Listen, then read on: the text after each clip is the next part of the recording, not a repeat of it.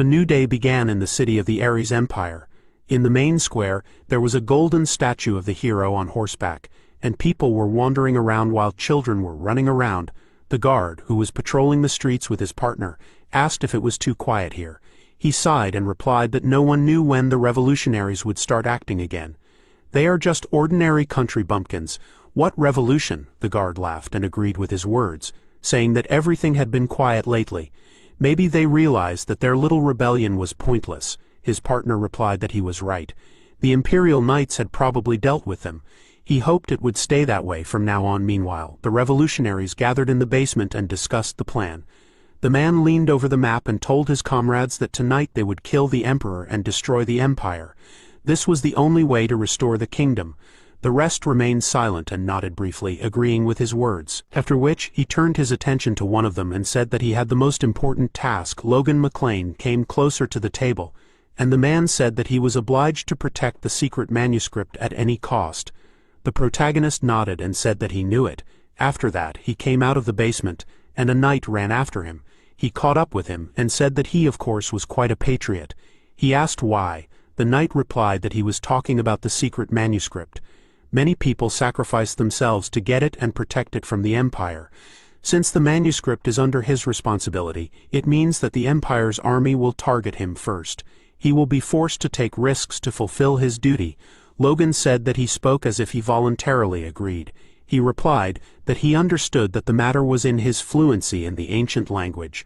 But he did not even complain, and this is an indicator of patriotism. Logan told him to shut up. His words were indirectly insulting their other comrades. The knight immediately froze and said that this wasn't about patriotism at all, but about revenge. He used to be a worthless person. The day he fought with his younger brother, he lost. Someone from the audience said, "Is it unbelievable? Young Master Logan lost to his younger brother Ronian, and he only picked up a sword 3 years ago, right? He's a genius. Young Master Logan has been training to become a knight for 10 years. Is this fool the eldest son?"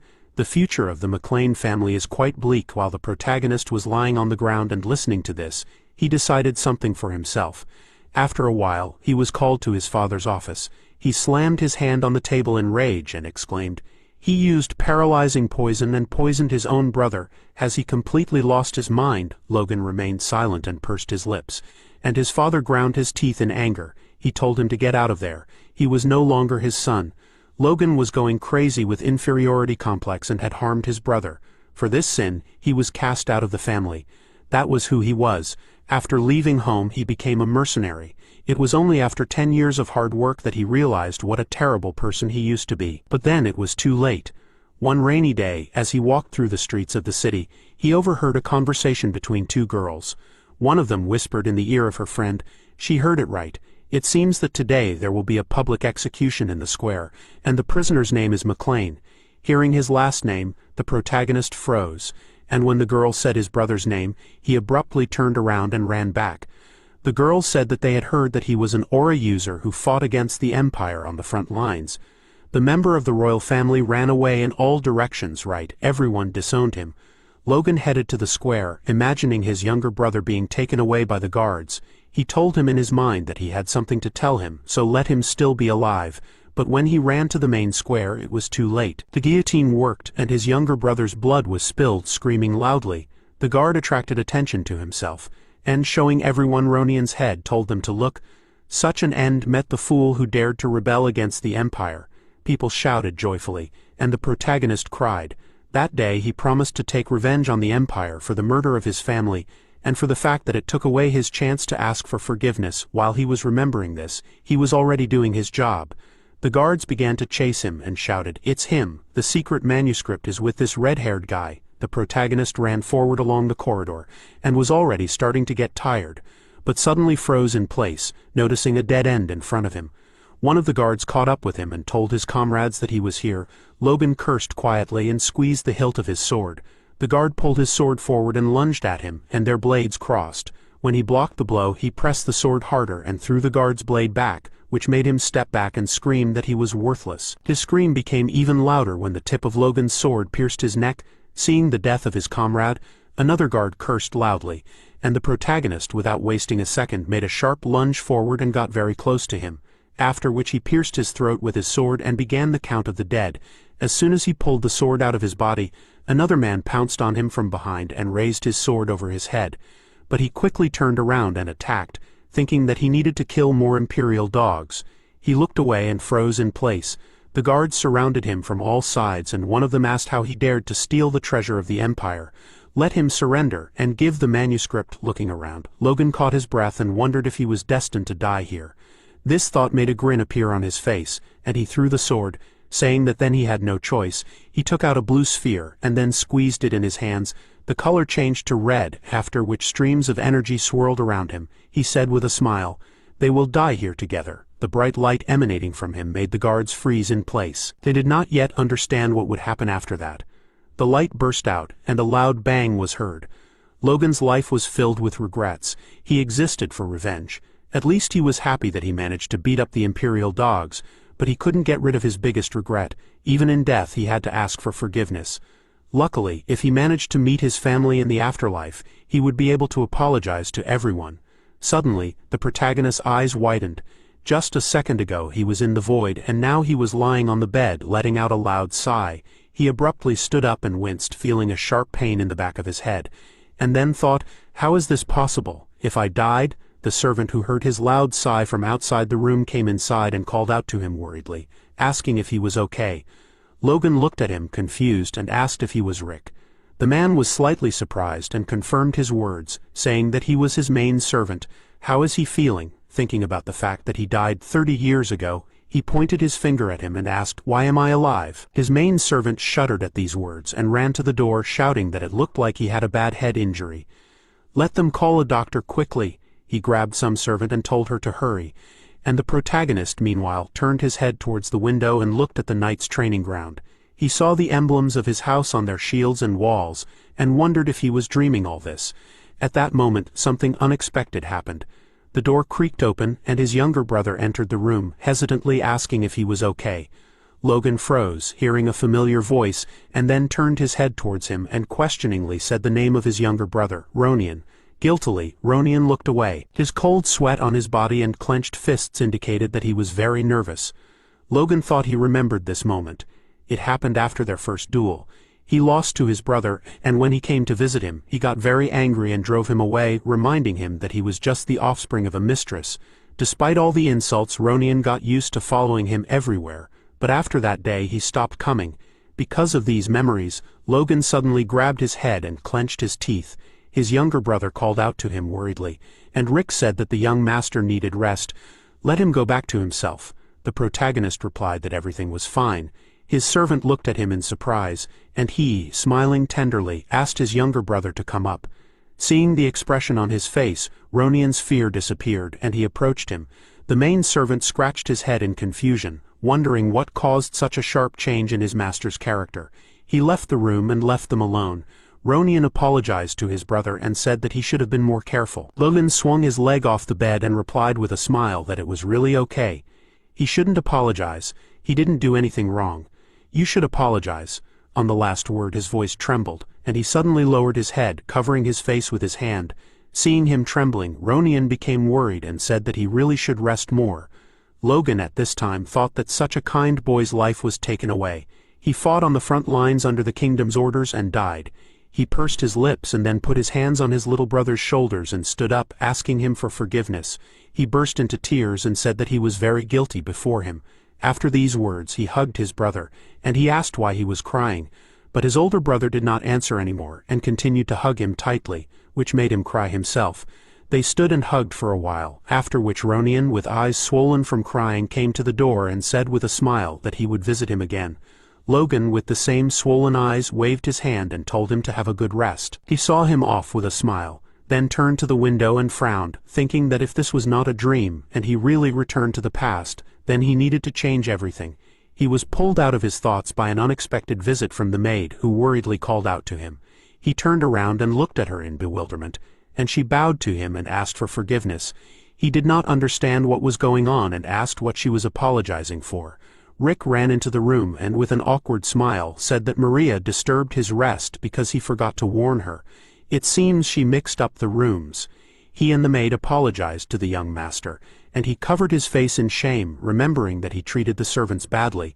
He replied that everything was fine, she had done nothing wrong. Let them bring him a pen and paper. They both looked at him in surprise, and already imagining all the horrors, Rick asked what he was going to do to Maria with a pen and paper. Logan exclaimed that he should just take her away and bring him what he asked for. After that, Rick brought him a pen and paper, and he sat down at the table and thanked him, saying that he could go. Let no one come to him. Rick was very surprised, and not believing his ears, asked, "Did he just thank him? Is he sure that everything is fine with him? Does his head hurt?" Logan was already starting to get tired of these questions, and he shouted that he was fine. "Let him go." Rick pressed his hand to his chest and sighed in relief, saying that he understood everything, and then left, wishing him a good rest. Finally left alone, Logan crossed his arms over his chest and sighed heavily. Rick's voice was heard behind the door. What Maria said that he yelled at him, therefore he is healthy. Let her go back to work. Hearing this, Logan covered his face with his hands and sighed heavily, thinking that he needs to be patient. These are all consequences of his own actions. Now it is much more important to write down what will happen in the future. A war against the Empire in 10 years. A disaster that will destroy not only his family but an entire nation. His goal is to prevent this, but first, there will be a vassal war, which will happen in a year. It will start suddenly and partially destroy his family, for which dark times will begin. He needs to prevent this, and for this he needs to talk to someone. After a while, he found himself at the door of his father's office, and a servant knocked, saying that the first young gentleman had come to see him. Patrick McLean, who was standing by the window, turned around and thought, "Is this Logan?" A few minutes ago, when the protagonist was just walking to his office, all the servants around were scared by his appearance and hurried to hide from his sight. One of the maids, who was carrying linen, staggered and fell right in front of his feet. She trembled with fear and thought, what should she do now? Why did she have to fall in front of the young gentleman? This is definitely the end. Logan extended his hand to her and asked if she was hurt. She accepted his help and looked up at him, thanking him with a smile. But suddenly her eyes widened in horror. Logan told her not to worry with a terrifying smile, and she screamed loudly in fear, then bowed her head and folded her hands in supplication, saying that she was very guilty and begging him to have mercy on her. He was very surprised and asked, "What was the matter? Why did you suddenly scream while you were collecting the laundry?" In horror, he scratched his head in confusion, and thought that the sudden change in his character seemed strange to them. It would take time for them to get used to it. He could only wait and show that he had become different. He turned his gaze to the mirror on the wall, and smiled with the thought that she could not have reacted like that because of his creepy smile, or could she? Finally, he reached the door of the office, and the servant told the Patrick about the visit of his first son.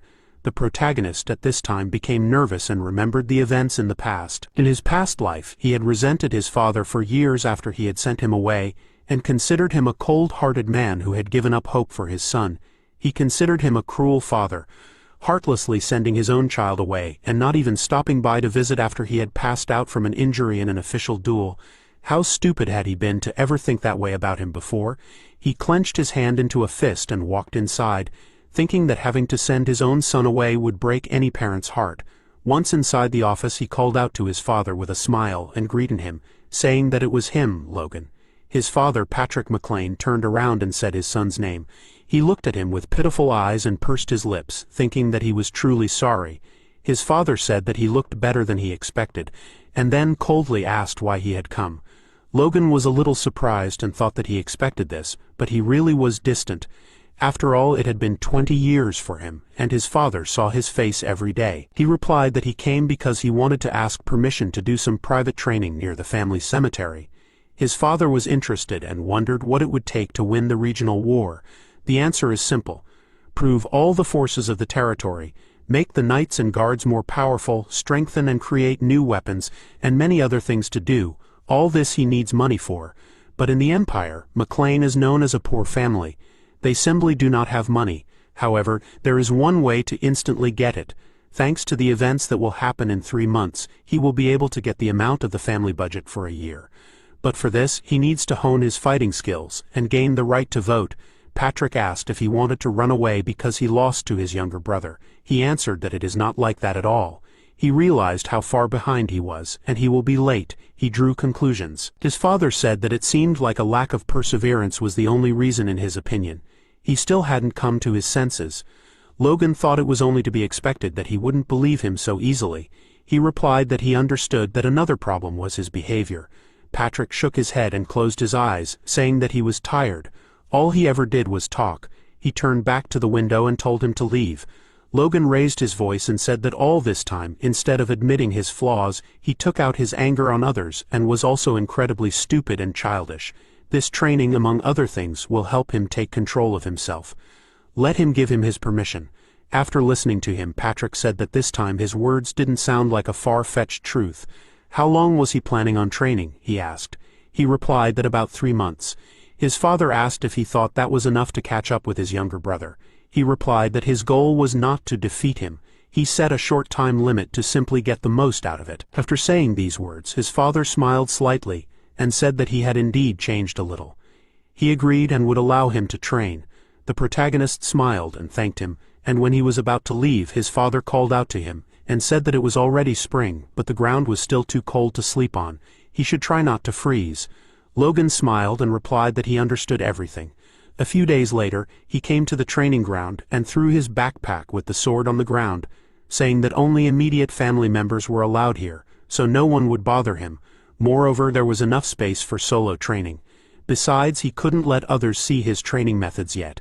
He took out a book from his backpack and looked at it with a smile, thinking that this was the secret of the divine sword.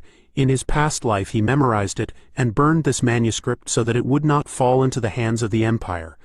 The book originally had a golden falcon on the cover, and the contents described the secrets passed down by an ancient hero who defeated an evil dragon that ruled the world. He read the book using the secret code of the Independent Army so that no one could read it.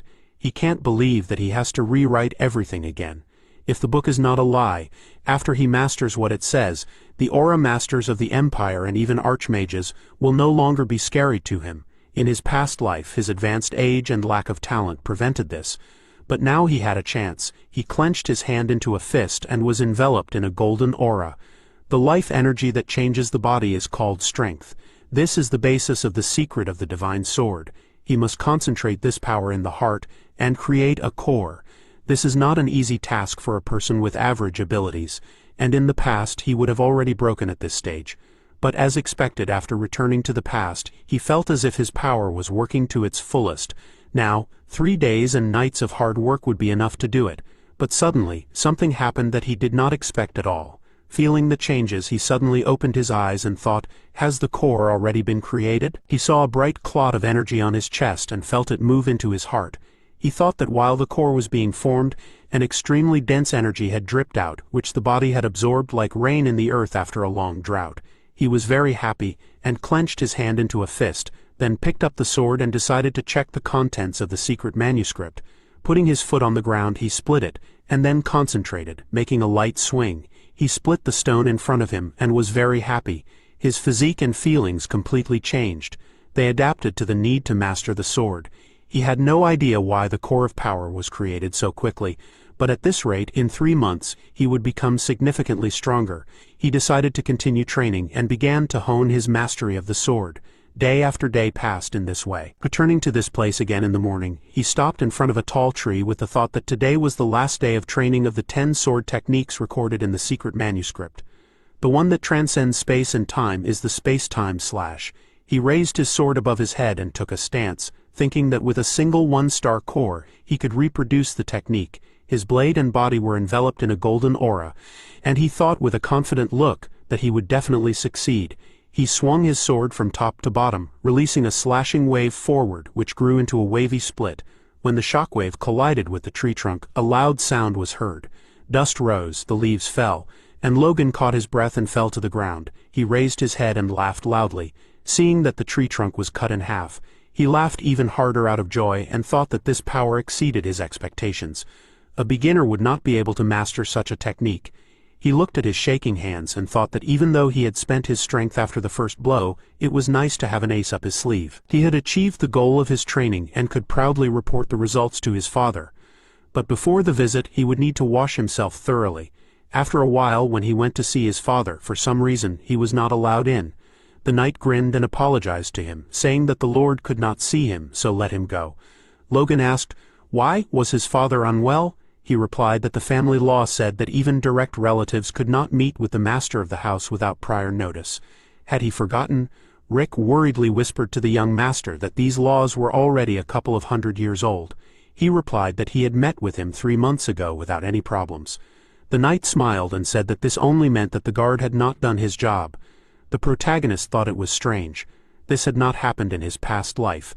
At this moment the words of the other guards reached his ear, saying that this knight seemed to be losing his temper with him. He thought the sound was coming from the house.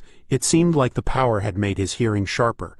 The guard said that no matter what, he was still the first master. He was a coward who ran away after his younger brother lost. The knight realized that he couldn't even utter a peep in response. His comrade agreed and said that if anything went wrong, he would fix it.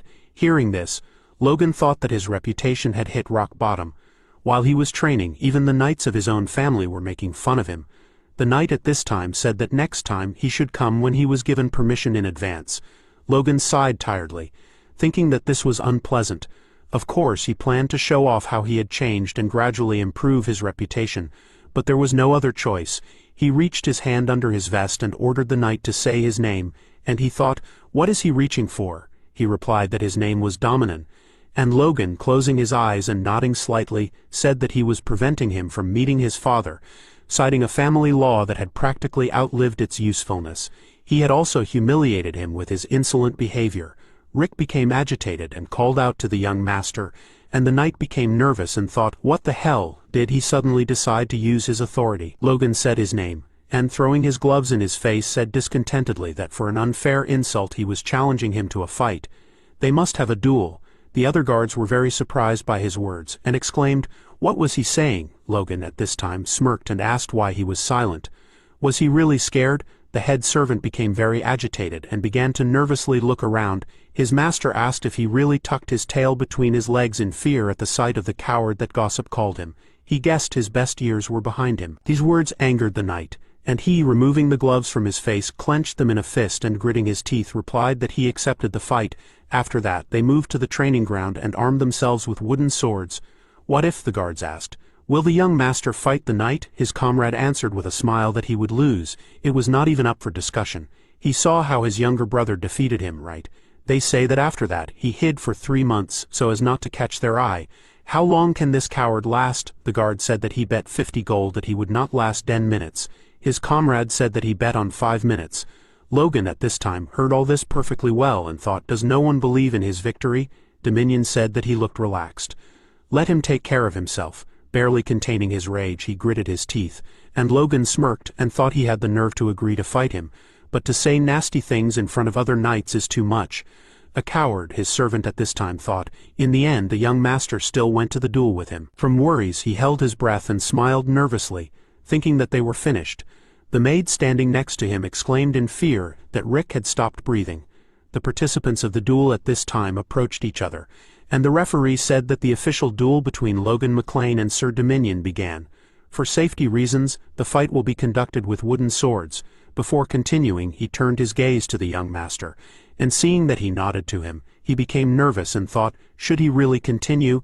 The young master is very stubborn. He has no choice. They were already given wooden weapons, but knights mainly use force, so even with this, they can kill a person. He raised his hand, thinking that whatever happened here, it was not his responsibility. For heaven's sake, let Sir Dominion go easy on him. After that, he waved his hand, announcing the start of the fight.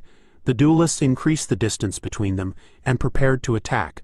Dominion took a stable position and enveloped his body in an aura which made one of the guards surprised and exclaimed, is he going to use force? His comrade smirked and asked, is he using this against a normal person? Is he really going to go all out? Rick, at this time, began to bite his nails and asked, is this not cheating? If the young master gets hit, it will be bad. The judge asked Sir Dominion to go easy on him, and Logan thought that this might scare someone who doesn't know any better, but he is clumsy with force. This comes from his lack of control. He told his opponent that he could see that he was on edge. Did something upset him? The knight gritted his teeth at these words and thought, did he say that his best years were behind him?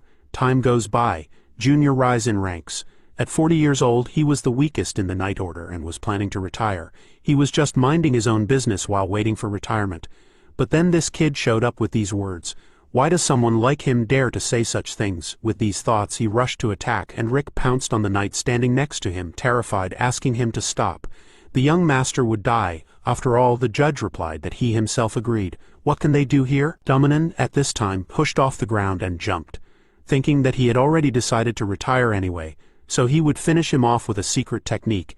He raised his sword over his head, and Logan, despite the rapid advance of his opponent, stood his ground confidently. As soon as the right moment came, he slightly stepped aside and used the great triple kill technique, quickly bringing down the opponent's sword with his weapon. From the outside it seemed like a light touch, but judging by Dominan's face, distorted from the effort, it was exactly the opposite. His wooden sword fell to the ground, and he himself knelt down. Logan, enveloped in an aura, calmed his energy and said that he called himself a knight. But is this really his maximum? The other knights and servants around were very surprised to see such an unexpected outcome of the fight. Dominan, at this time, continued to sit on his knees comprehending what happened, and his comrades exclaimed that this was unbelievable, and they did not even have time to follow his movements. The first young master to use force, Logan called out to the judge, and the knight ran up to him, after which he said that he wanted to give Dominan a second chance. What will he say to this? He agreed and walked up to the knight, asking if he was okay. Dominan didn't react to him at all, and looked at his shaking hand, wondering what the hell happened. Was he weaker than this kid? Not going to accept it, he used his strength again and raised his sword, yelling that this couldn't be happening. Logan thought he was angry and pushing himself too hard. He swung his sword, then countered his attack with a blow of his sword and replied that this could very well be happening. His blow caused the knight's nose to bleed and he lost his balance, falling to the ground. The protagonist grimaced in disgust and thought that he even gave him a second chance. But it was time for him to tuck his tail between his legs. The defeated knight grabbed his face and became very upset, then turned to the young master and said that he admitted defeat. But before he could say the last word, Logan slapped him across the face, causing him to fall again. He thought he had shown enough mercy to the vassal who tried to rebel against his lord. Now it was time for him to get what he deserved. Pursing his lips in anger, he glanced at the knight, then swung his sword and began to beat him while he writhed in pain and begged him to stop. The servant began to bite his fingers in horror and said that this was so cruel, and Rick asked if someone could stop him. The other knights were very surprised at this time, and one of them asked, "Is this really their young master? How could he change so much in 3 months? He was able to not only awaken the power but even completely change his sword technique. It was as if he had been a swordsman for several decades." Logan finally finished punishing the knight and lowered his hands, after which the judge announced that Logan McLean had won. After that he met with his father, who said that it was impressive.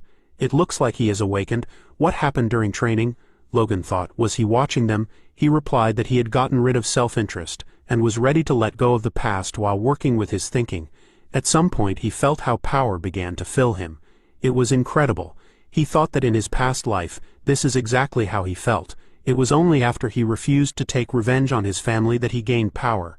He barely managed to awaken after 40 years. Patrick said that he had come to understand he really had changed, but the first thing he did after gaining understanding was attack the knight. He turned around and gave his son a displeased look, and he replied that he deserved it. He had heard the whole story from the guards, right? He confirmed his words and said that he would still ask, was there any need to go so far? He answered with confidence that there was. His father sighed in surprise and asked, is this true? He replied that the man was trying to deceive his master's son and make a fool of him. If he had not stopped it, he would have undermined the discipline in their house. He thought that hierarchy was the pillar that kept the whole structure functioning. If it started to shake, the balance would be upset. Besides, after 10 years of living as a mercenary, he realized that when it came to armed men, willfulness had to be nipped in the bud. Today's incident would serve as a lesson to the other knights. Upon hearing his answer, his father said that the dominant had definitely made a big mistake. He had forgotten his duties and was trying to fool him, but he had overdone it, so he should try to control himself in the future. Logan was surprised that he had forgiven him so easily, and Patrick, noticing this, asked if he wanted to be punished. His son waved his hands excitedly, replying that this was not the case at all, after which Patrick said that he did not think what he had done was right, so he should not make such mistakes again. He was not allowed to do anything like that without his permission. He still had not officially received his rank. Logan replied that he had remembered that his father said that he should know something else. His fiancée, Rena, would be visiting them soon. Upon hearing this news, the protagonist was very surprised. and his jaw trembled with anticipation. He was delighted and thought with a smile that his milk cow would finally arrive soon. A carriage arrived at their estate, from which a girl got out. The guards reported that Lady Rena Wolves had arrived, and she entered the estate under the admiring glances of the servants and knights. One of them even said that the young gentleman was very lucky. Stopping at the stairs, she greeted Lord McLean, saying that they had not seen each other for a long time. A smile lit up her face, and she asked if he was doing well.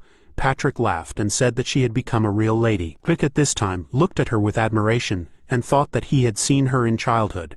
She had grown up to be a real beauty. He looked at the young gentleman, and seeing his gloomy face he thought, "What's wrong with this guy who should be the happiest of all?" Lady Rena took the scroll from the servant's hands and said that she would now read out the letter that the Count had entrusted to her. At the beginning of the letter, the Count addressed Lord Patrick McLean as a dear friend, and then a long reading of pleasantries began. Half an hour later, the knights were already tired of listening to this, and she finally, moving on to the end of the letter, read out that due to unavoidable circumstances, he, Chiron Wolves, asked to dissolve the engagement.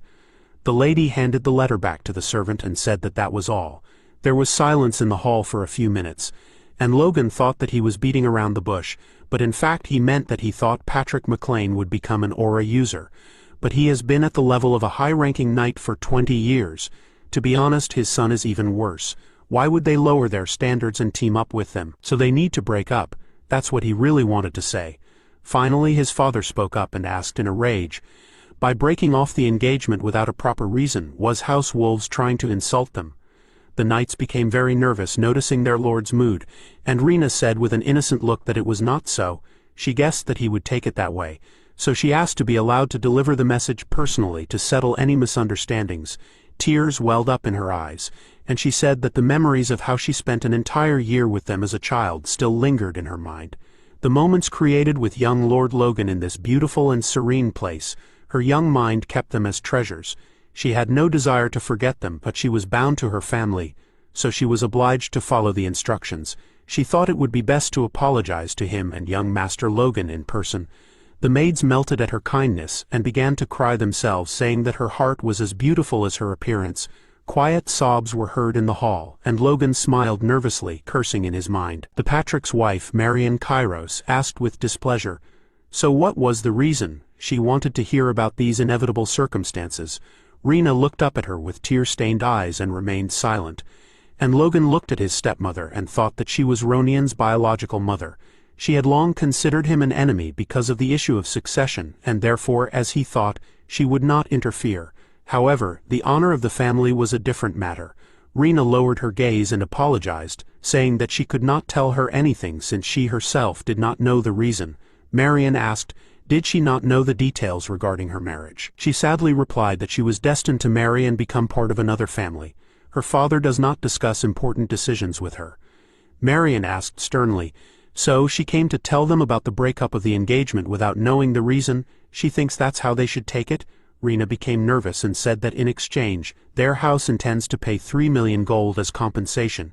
Hearing this, the financial manager of the McLean house, named Dwayne Filsner, lit up with anticipation, and the protagonist smirked and thought that everything was going well now.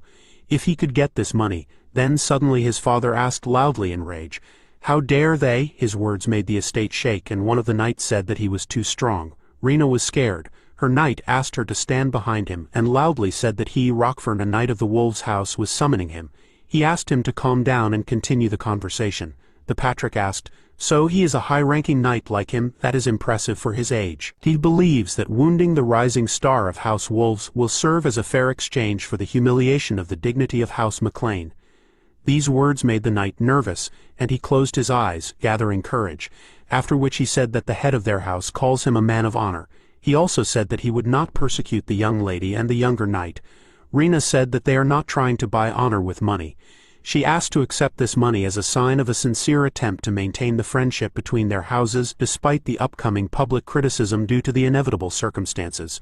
Patrick gritted his teeth in rage, and thought that if he continued to press he would become a selfless man. Is this what Chiron wanted by sending 2 children here? He calmed down slightly and said that a guest is a guest, even if he brings bad news. House McLean will not oppress them.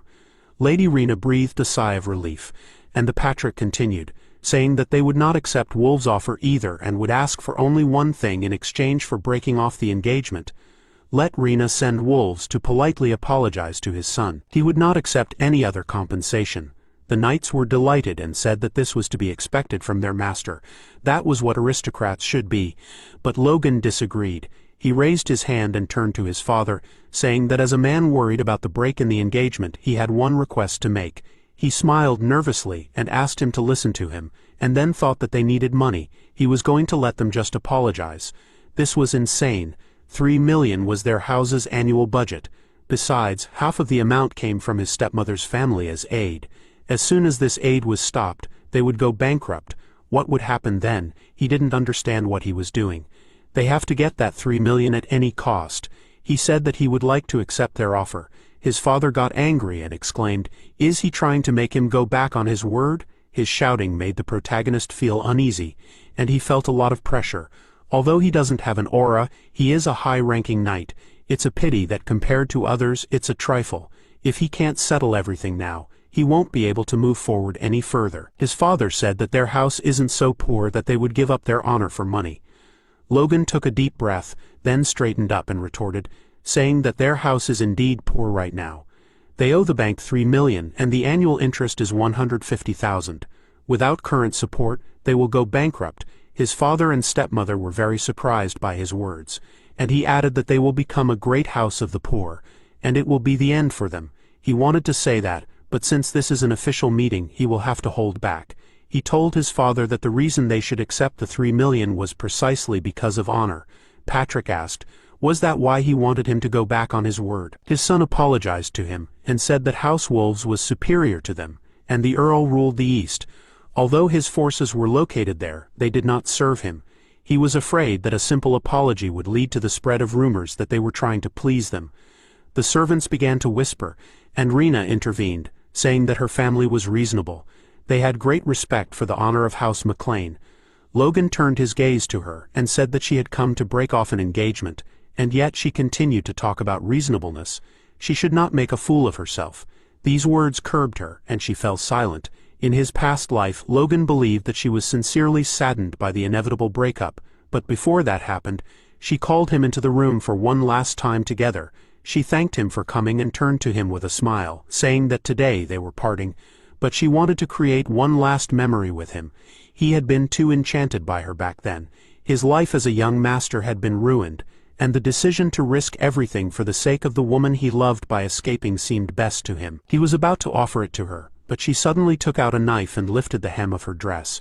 He called out to her with concern and confusion, and then the knife cut the fabric. He was momentarily confused but quickly pulled himself together and took out his sword.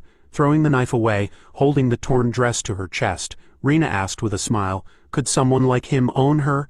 Let him finally understand where his place is and get away. He had lost to a boy.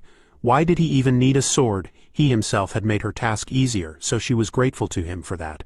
He asked, what was she talking about? She did not answer and screamed loudly, after which a knight burst into the room, and she burst into tears, saying that young Master Logan began to behave aggressively. At that moment the protagonist realized that she had caught him. He was guilty of many offenses, and the family no longer trusted him. As a result, his family had to apologize to Wolves and pay a huge compensation. Because of this vow girl, he could no longer trust women. He is sure that this time she planned to profit from them and leave, having achieved a break in the engagement. What a pity that now she will not succeed.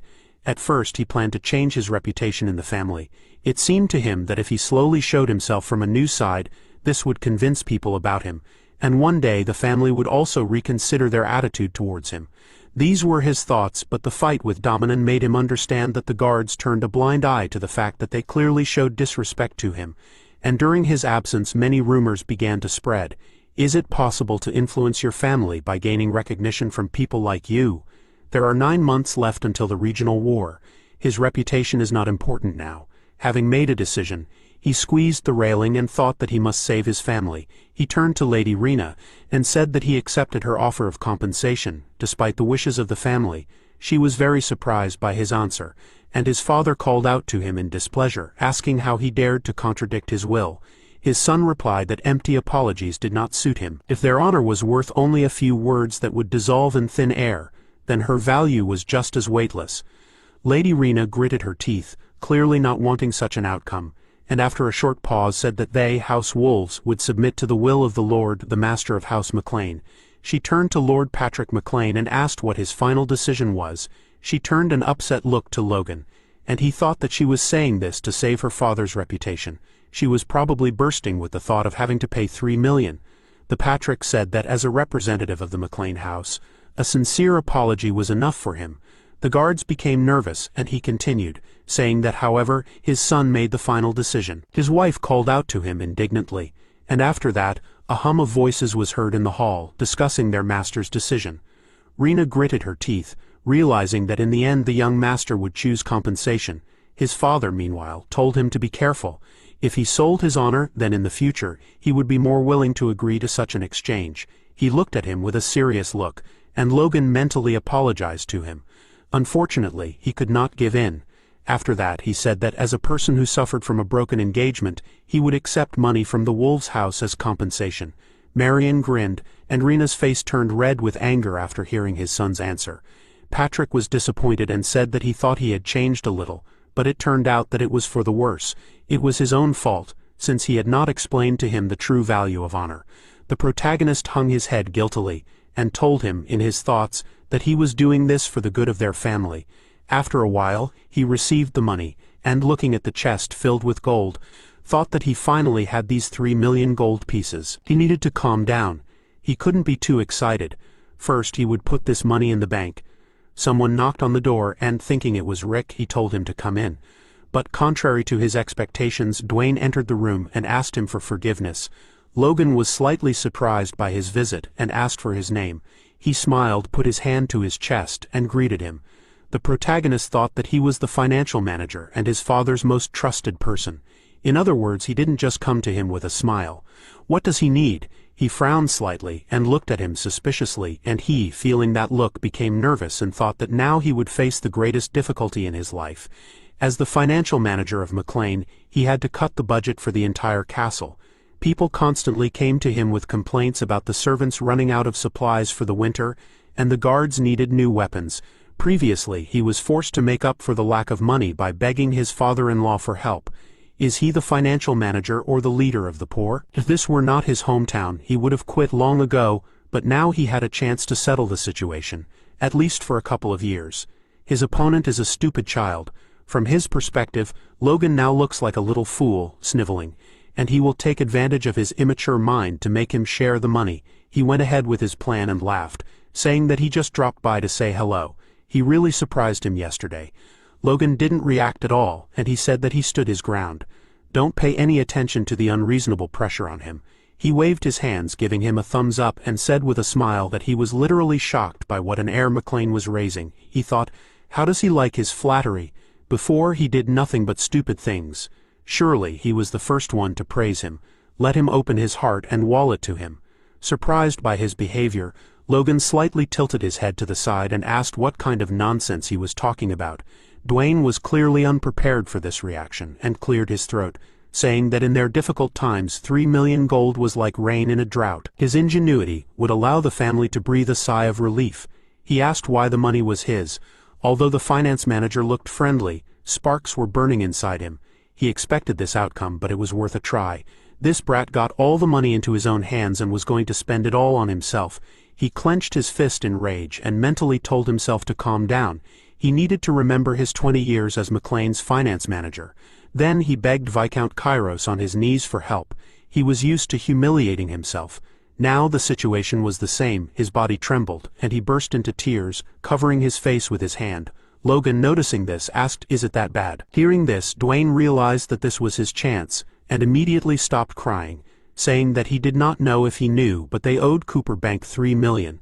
The annual interest alone would amount to. Logan beat him to it and said that the interest would be $150,000 gold. Dwayne looked at him in surprise, asking, did he know? The protagonist put his hand on his belt and said that it was harvest time now. They would be able to pay the interest. The man was surprised and thought, how did he know so much? He laughed and nervously said that as a rule, running a barony requires money, and they were always short of it. If he could help a little, it would be wonderful. The young gentleman shook his head from side to side and apologized to him, answering with a refusal. He asked in surprise why he thought he had opposed his father for the good of the barony. He confirmed his words, and Dwayne, disappointed, wanted to say something else. But only now did he comprehend the young gentleman's answer and asked in surprise, did he agree? He replied that he would use the money for the good of the family, not to cover current expenses. He needed to think about the future. The chief financier got angry and thought that it was as if he already knew. Let him just give the money to him. The Logan asked, if he paid off the debts, how would that change the family's situation overall? The financier replied that their budget would increase, and it would be easier to manage the castle. For the next couple of years, they would have a chance to breathe a sigh of relief. The young master asked, and then Dwayne looked at him in surprise, not knowing how to answer. He asked, they would be stuck in debt again, right? They didn't even have any special items to sell. It was a vicious cycle that he wanted to break. The money would go toward his plan. Not knowing what to say, the financier looked at him in surprise, and wondered if this was really the bully he knew. He imagined him as a kid who didn't care about the family's problems. The protagonist said that he had a favor to ask. If he does him a favor, he can help cover some of the family expenses. Dwayne became interested and asked what the request was. Logan smirked and replied that he needed him to gather some mercenaries. After a while, he began to pack his backpack for the road, and Rick asked if he was really leaving. After adjusting his armor, Logan confirmed his words, and asked what was happening to him. After all, he had just returned from solo training. The protagonist thought for a second and replied that he had to earn money. The head servant exclaimed, doesn't he have enough money? The Logan took the backpack from the bed and replied that he needed much more. Rick became worried and said that he was sure the Lord would be against it. The atmosphere in the castle was too tense. The protagonist agreed with him, and said that that's why he would leave secretly. Hearing this, Rick became even more worried and exclaimed, what does this mean? Logan covered his ears and told him to shut up, thinking that if he couldn't influence his reputation now, then he wouldn't be able to change anything else. He needed to organize an army outside. Luckily, he knew what was going on there now, because that's when he was kicked out of the house. First, he needed to check on that man. Rick exclaimed, what the hell is he thinking? What other escape at his age? The protagonist put the backpack on his back and said that he was terribly persistent. The servant laid down on the floor in despair and exclaimed, what should he do? If he escapes, he will have to go through him. Logan sighed tiredly and raised his foot above his head, already going to step on him, but he got scared and asked him to wait. The protagonist smiled and told him not to worry. He left a letter for his father. No one would blame him. The chief servant calmed down a little and asked, what did he write? His master only answered him with a smile, and after a while, he himself learned the content of the letter. Sitting in the Patrick's office in this tense silence, he became very nervous and saw how his master was literally burning with rage. Patrick clutched the letter from his son in his hands, saying that the break in the engagement had broken his heart. He had decided to leave for a while and would be back soon. It seemed that such a short letter made him even angrier, and he shouted his son's name to the whole area. The chief servant began to cry and mentally asked this man to return quickly. 200 years ago, House McLean was not in the situation it was in now. A vast and extensive county stretching from the neighboring Viscounty of Tesrin to the Viscounties of Sylvan, Perena, and the plains of Bean, was revered as the ruler and master of the southern part of the kingdom of Grandia. But the fruitless reign of 3 generations before the current Lord Patrick McLean led to his family's demotion in rank, and a significant reduction in the territory under its control. The vast grain holdings that were once called the McLean Plains were given to a powerful vassal, and the fertile lands were divided among various farmers. The place where McLean ended up was hard, dry land near the southern mountains. There were no worthwhile regional products there, nor were there any copper mines typical of the mountainous terrain. In such conditions, even if they won the regional war, they would have to forever turn to Kairos for help. It would take a lot of money to break the vicious circle, much more than 3 million. Here, in the greatest trading city of the kingdom of Grandia, there was someone who could give that money. Walking through the streets of the city, the protagonist found himself on a shopping street where every seller was calling out to customers. The road here reminded him of how far away McLean was.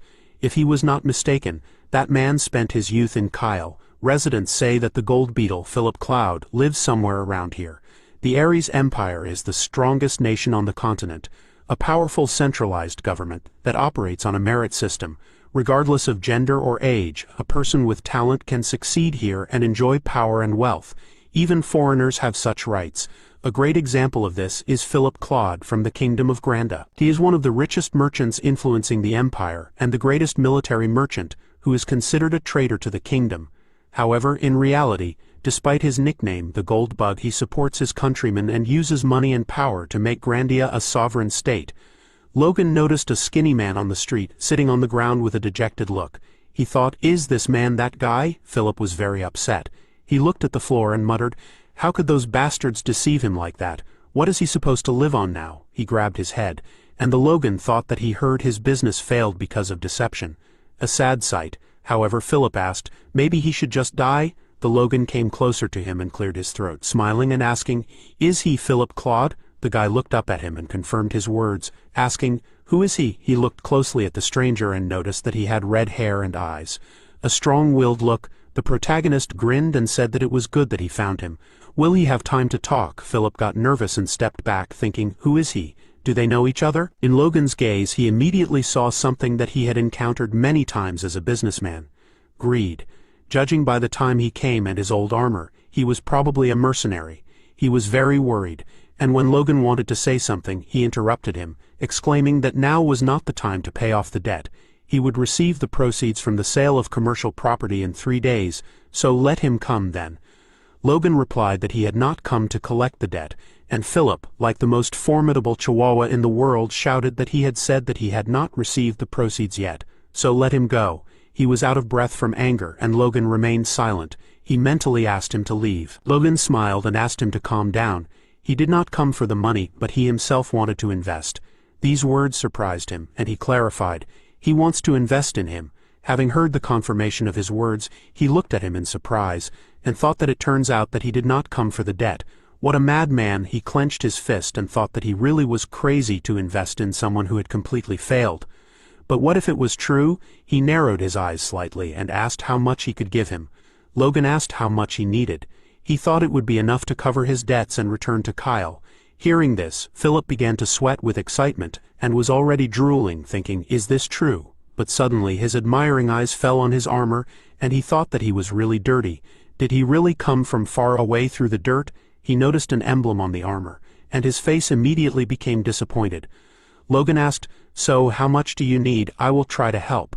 Philip got really angry and said that he was a little idiot. The protagonist froze in confusion, and the guy pointed his finger at him and said that if he wanted to deceive him, he should have prepared better. He was the same as the others. He was not an investor.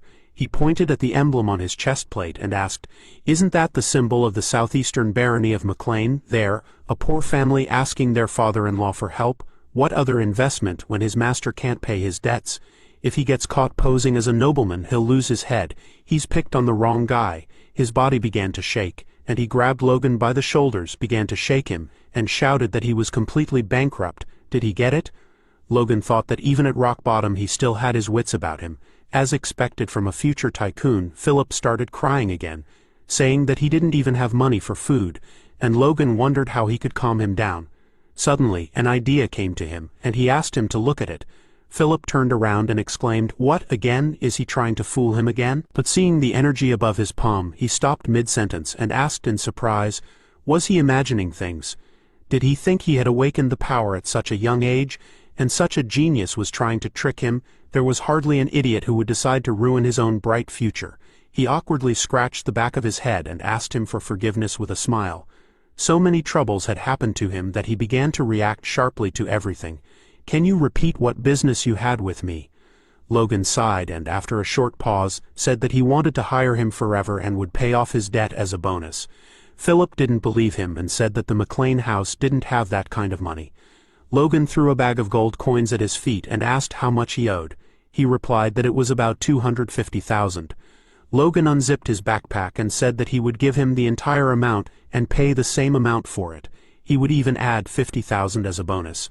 Philip's face was illuminated by the light of gold coins, and Logan asked, would 300,000 suit you, a total of 550,000 zotes? He would pay everything at once. The guy was very surprised and looked at him with delight, thinking, was he really an angel?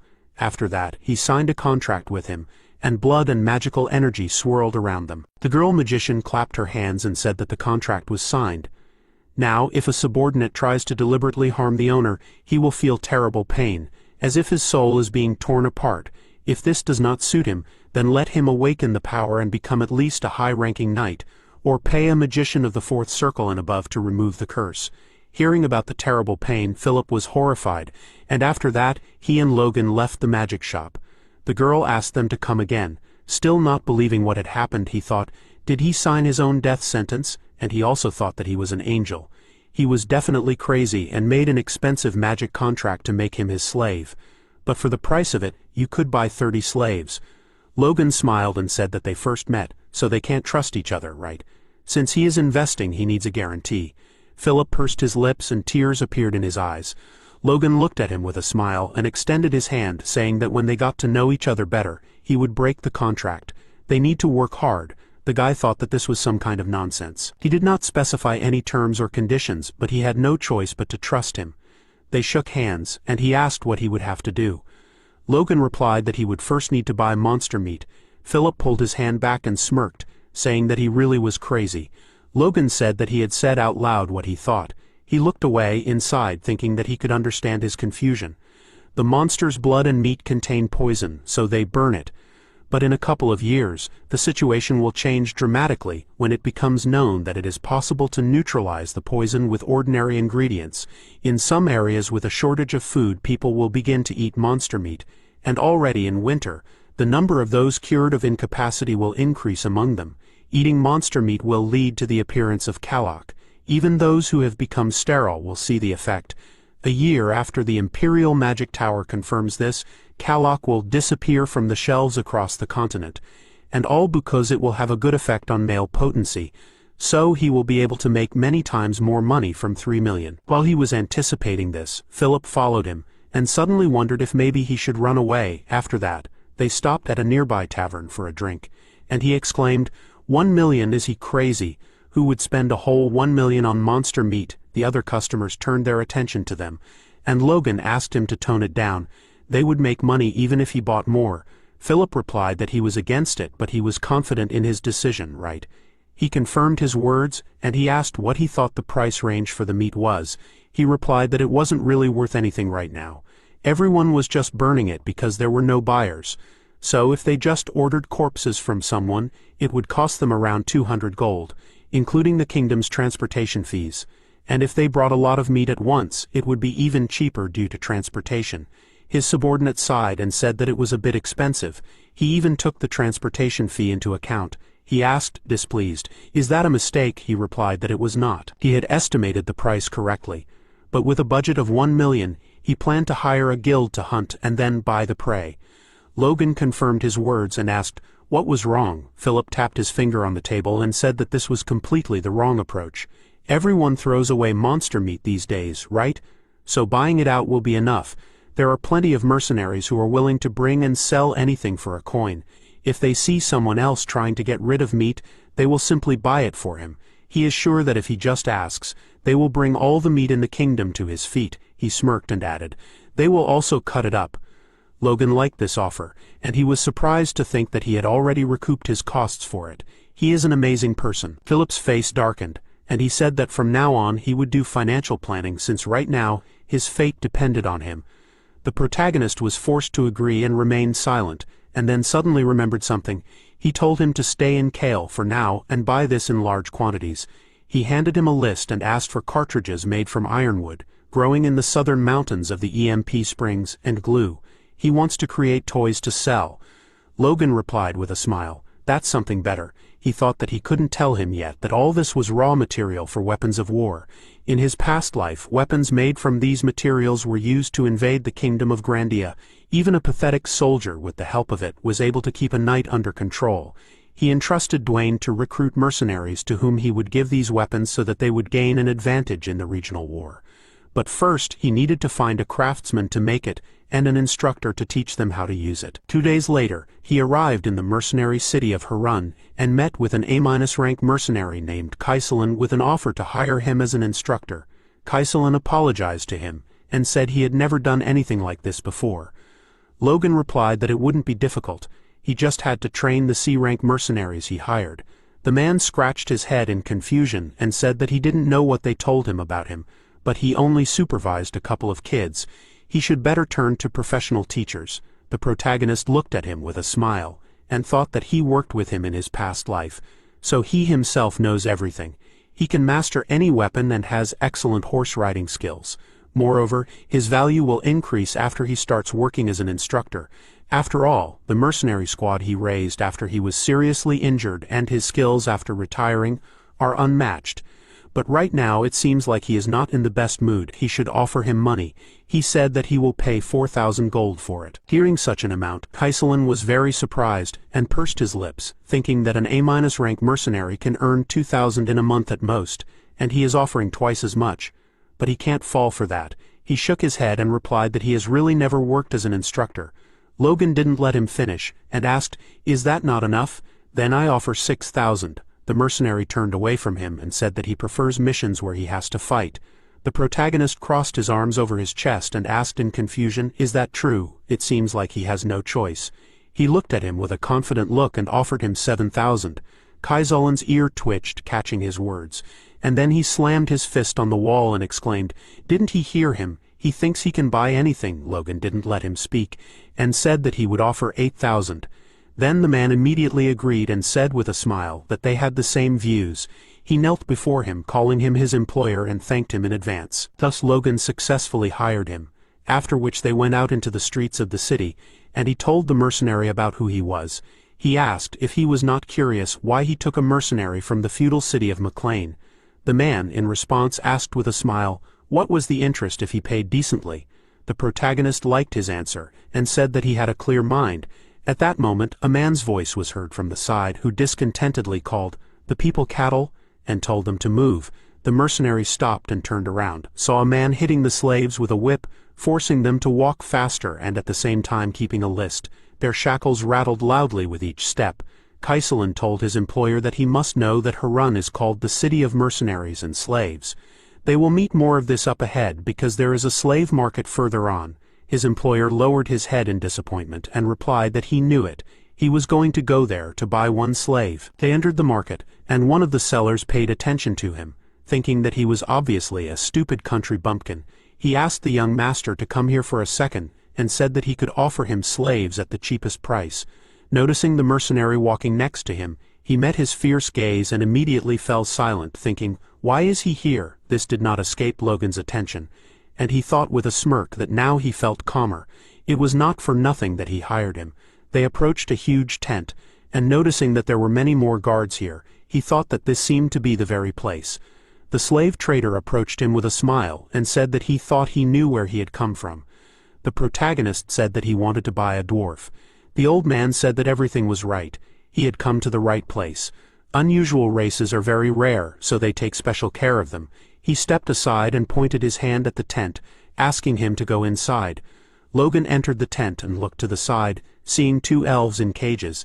The old man said that it was extremely difficult to catch them. Had he ever seen them before, he would tell him about them now. Logan did not want to listen to him, and pointing his finger at the slave in the middle, ordered the old man to bring him to him. The merchant remembered that he had originally come for the dwarf and brought the slave to him. The dwarf's legs, like his hands, were shackled, and when he appeared in front of the potential owner, he looked at him with displeasure. The old man said that from what he saw it was immediately obvious what race he was from. He would be very useful to him. Even among the great dwarf masters, this one is one of the few with the rank of expert. Hearing his rank, Logan was very surprised and thought that by nature, dwarves are skillful with their hands.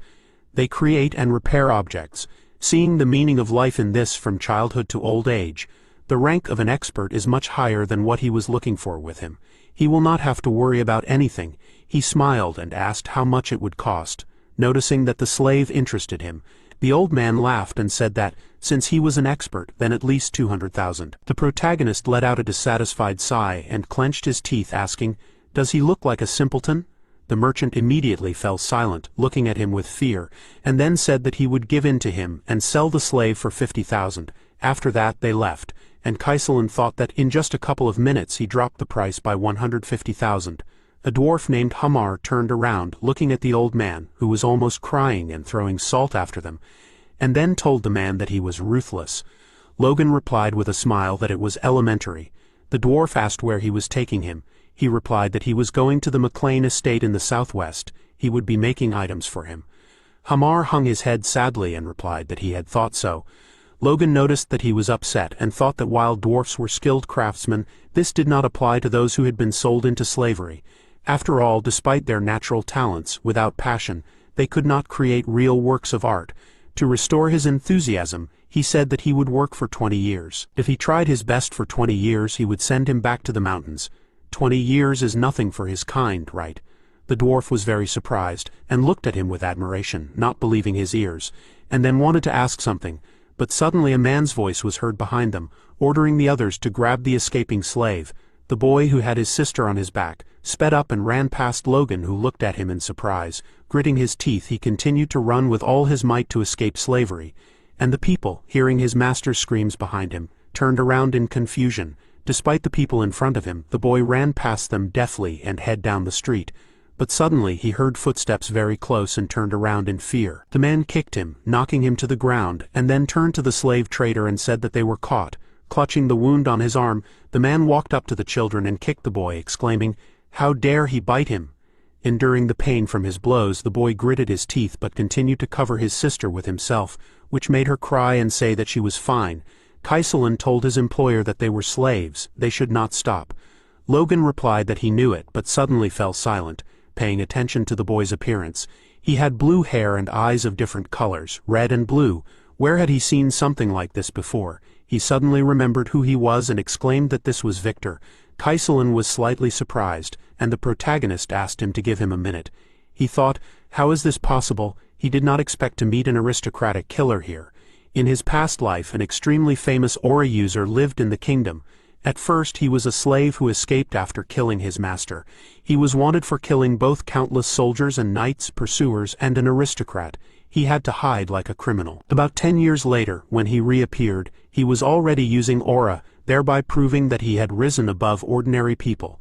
He killed the entire family that previously owned him, and since then he has been killing every noble he came across in Grandia, earning him the unusual nickname, the aura user who kills nobles.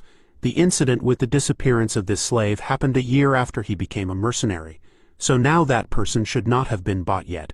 If he saves the boy, then in the future, he will have an aura user on his side. At that moment, a loud cry was heard from the slave trader, asking someone to get this brat away from him.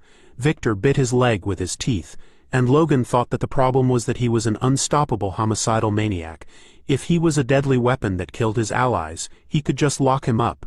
The slave trader became very angry and gritted his teeth, about to hit him on the head, but the protagonist held out his sword in front of the boy in time, protecting him.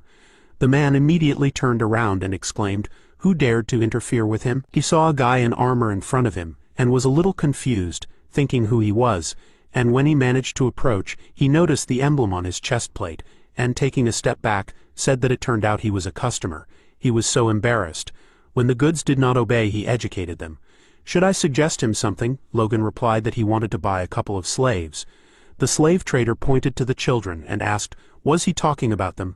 "They have rare eye color, so they are expensive. Is he sure about buying them?" Logan asked him to name the price, and he said that he would take at least 10,000 for each. Hearing this, Logan frowned and thought that a strong young slave costs about 300 gold, and he raised the price a lot for children who are skin and bones. 10,000 for a killer aristocrat is cheap, but he does not know about it. He noticed a greedy smile on the slave trader's face and thought that besides he does not want to let him get rich off himself. He asked, did he raise the price 30 times for a child who is about to lose consciousness, and the second one looks like he already has 1 foot in the grave. Hearing this, the girl Rhea cried even harder and worriedly called out to her brother, and the man said that there was no one else to buy here. That's why the price. Logan, displeased, said that he would pay 500 for each. This price is higher than for a healthy slave. The man smiled nervously and said that this does not even cover their original price. The protagonist got angry and, putting his hand on the hilt of his sword, asked if he thought he did not know how much slaves cost. Seeing his threatening gesture, the man became very nervous and thought that Victor was always nothing but trouble. He was sure that he would not become better in the future, fearing that no one would buy these slaves anymore. He agreed to the deal. After a while, Victor finally woke up and was very surprised to see that he was being carried on the back of a mercenary. His sister called out to him worriedly, and Kaiselin asked, was he awake already? But his wound should not have healed so quickly. Logan said with a smile that it was true. He quickly came to his senses. He thought that he secretly emitted a power that could barely be noticed while they were walking. It was better than the magic of most low-level priests. He turned his gaze to Rhea and noticed that she was looking directly at the energy streams, wondering if she could see it. Even Kaiselin hadn't noticed. He decided not to dwell on it, deciding that it was just a coincidence. Meanwhile, Victor gritted his teeth, and then abruptly pushed himself off the mercenary's back and pounced on Logan, intending to hit him. But Logan didn't even move from his place, and only slightly tilted his head to the side, avoiding the blow, after which he grabbed Victor's wrist and pulled him towards himself, grabbing his neck with his other hand. After that he said with displeasure, "I don't know if you are possessed or just stupid." Rhea was very scared and called out to her brother. Logan ordered her to run, exuding a threatening aura. The protagonist asked, "Do you still not understand what situation you are in? Do I look like a slave owner?" The boy looked at him in horror, and Logan said that it was good that he had a fighting spirit, but he should learn to choose his opponent wisely. He hoped that he would not have to warn him a second time. If he obeyed him, he assured that he and his sister would be safe.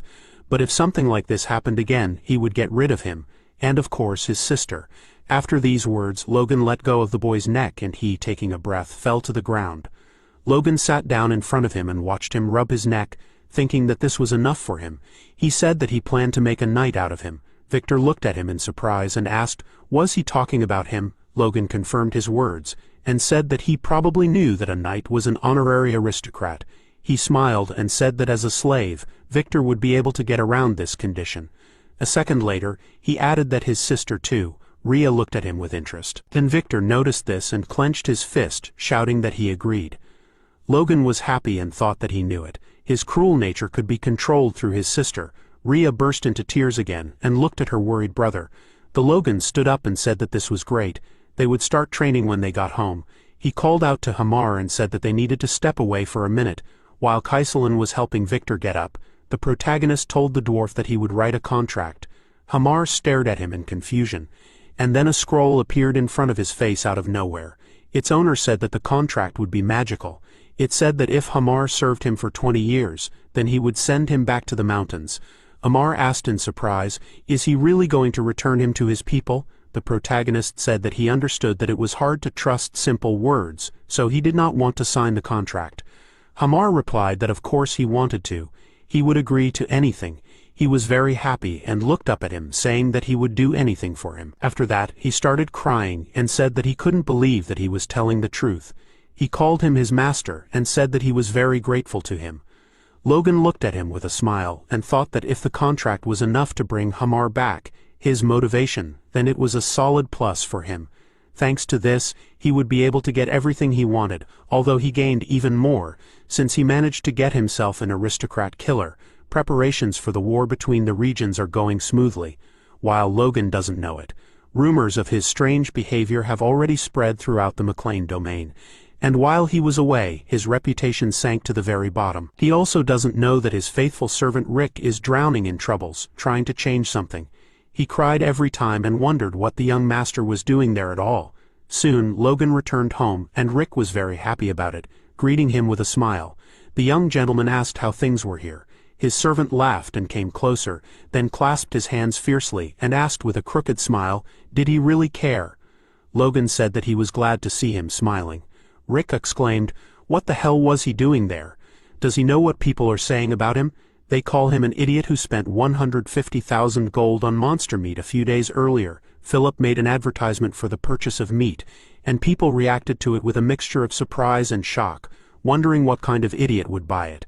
Philip said that Mr. Logan McLean wanted to buy the meat, and someone from the crowd thoughtfully said that he had heard of him. Another man said with displeasure that he was the guy who broke up his engagement. The man standing next to him asked in surprise, is he talking about the guy who abused his fiancée? Hearing this, Philip thought that spreading rumors about the monster meat would increase his sales in the market, but he did not know the details of the master's past. He thought he was just crazy, and he turned out to be a scumbag. Despite such thoughts, his instinct screamed that he should not miss the opportunity. His eyes flashed, and he said that for 1 kilogram of meat he would give 1 gold coin. Hearing this, the people immediately became interested. No mercenary would refuse to sell trash, even to a scumbag, if he was willing to pay. Philip exclaimed that if they wanted to make money, then they should bring him all the monster meat they had. The aggressive selling move prompted the mercenaries to bring the meat, and the rumor about Logan spread to all the thieves near Kyle.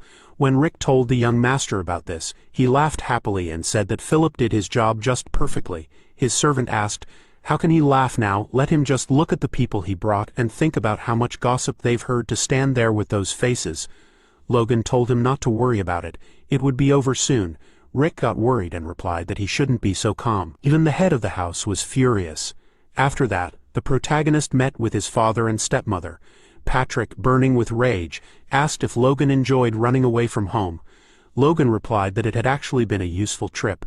His father said with displeasure that he had heard rumors about his crazy deeds, but he was glad that Logan had spent his time usefully. His son said that rumors were just rumors. He was not ashamed of what he had done. His stepmother let out a displeased laugh and told her husband that the first young master didn't even realize where his place was and how his actions could affect the honor and name of their house. Logan didn't let her finish, and said that it was unnecessary. He spent almost nothing of the money he had received for the cancellation of the wash. Marion got very angry and told him to repeat it, after which she asked her husband, did he hear, was he really going to stay on his side now? Patrick began to slowly rise from his chair and told her to stop, but she did not listen, and exclaimed that the first young gentleman was entirely to blame. Her husband did not let her finish, and started shouting, telling her to stop again. He calmed down and after a short pause said that he would like to talk to his son alone. Let her leave them, obviously not expecting him to yell at her. She pressed her trembling hand to her chest and asked how he could treat her like that. He threw a displeased look at his son and said that he would give him a final warning. This look made Logan feel unwell and nervously swallowed his saliva. After they were alone, his father asked what was wrong with him. He walked up to the window and suggested that they have a frank conversation about what was happening and why everything was the way it was. Logan thought that it looked like he wasn't going to back down this time. He replied that he wouldn't understand, even if he told him. His father turned to him and asked if he even understood. He was aware of how people spoke of him. They thought of him as cruel, mean, and money-obsessed, and lately even insane. How long would he have to cover for him? If this was just a phase that would end in the future, then he should let them know so that he could at least apologize to his late mother. He winced when he heard about his mother and then looked up at his father and thought that he couldn't believe he even mentioned her. This hadn't happened in his past life, even when he was kicked out of the house. Maybe he had lost hope for him yet. He asked for 1 year and said that after that time he would understand why he was acting this way now. Let him do him this favor. His father was slightly surprised by his words, and after his son left, he sat down at the table and thought that the word favor sounded so strange in a conversation between a parent and a child. If he did not answer for his words in a year, he would have to make a decision, because, first of all, he was the head of the house and only then a father. He opened the locket, looking at the portrait of his late wife Raina, apologized to her, and said that he had no idea what he was planning. He promised to protect him at any cost, so that he would grow up to be a good man, but it seems that he should have been more careful. Meanwhile, Logan met his younger brother and asked in surprise, has he already awakened the power? He knew that he could do it too. He put his hands on his shoulders and said with a smile that he was only 14. He thought that in his past life the power did not awaken until the very first region war. But now it happened faster. Ronian replied that it was all thanks to him. Logan was surprised and asked how so. He replied that the knights tried to prevent him from meeting him when he returned.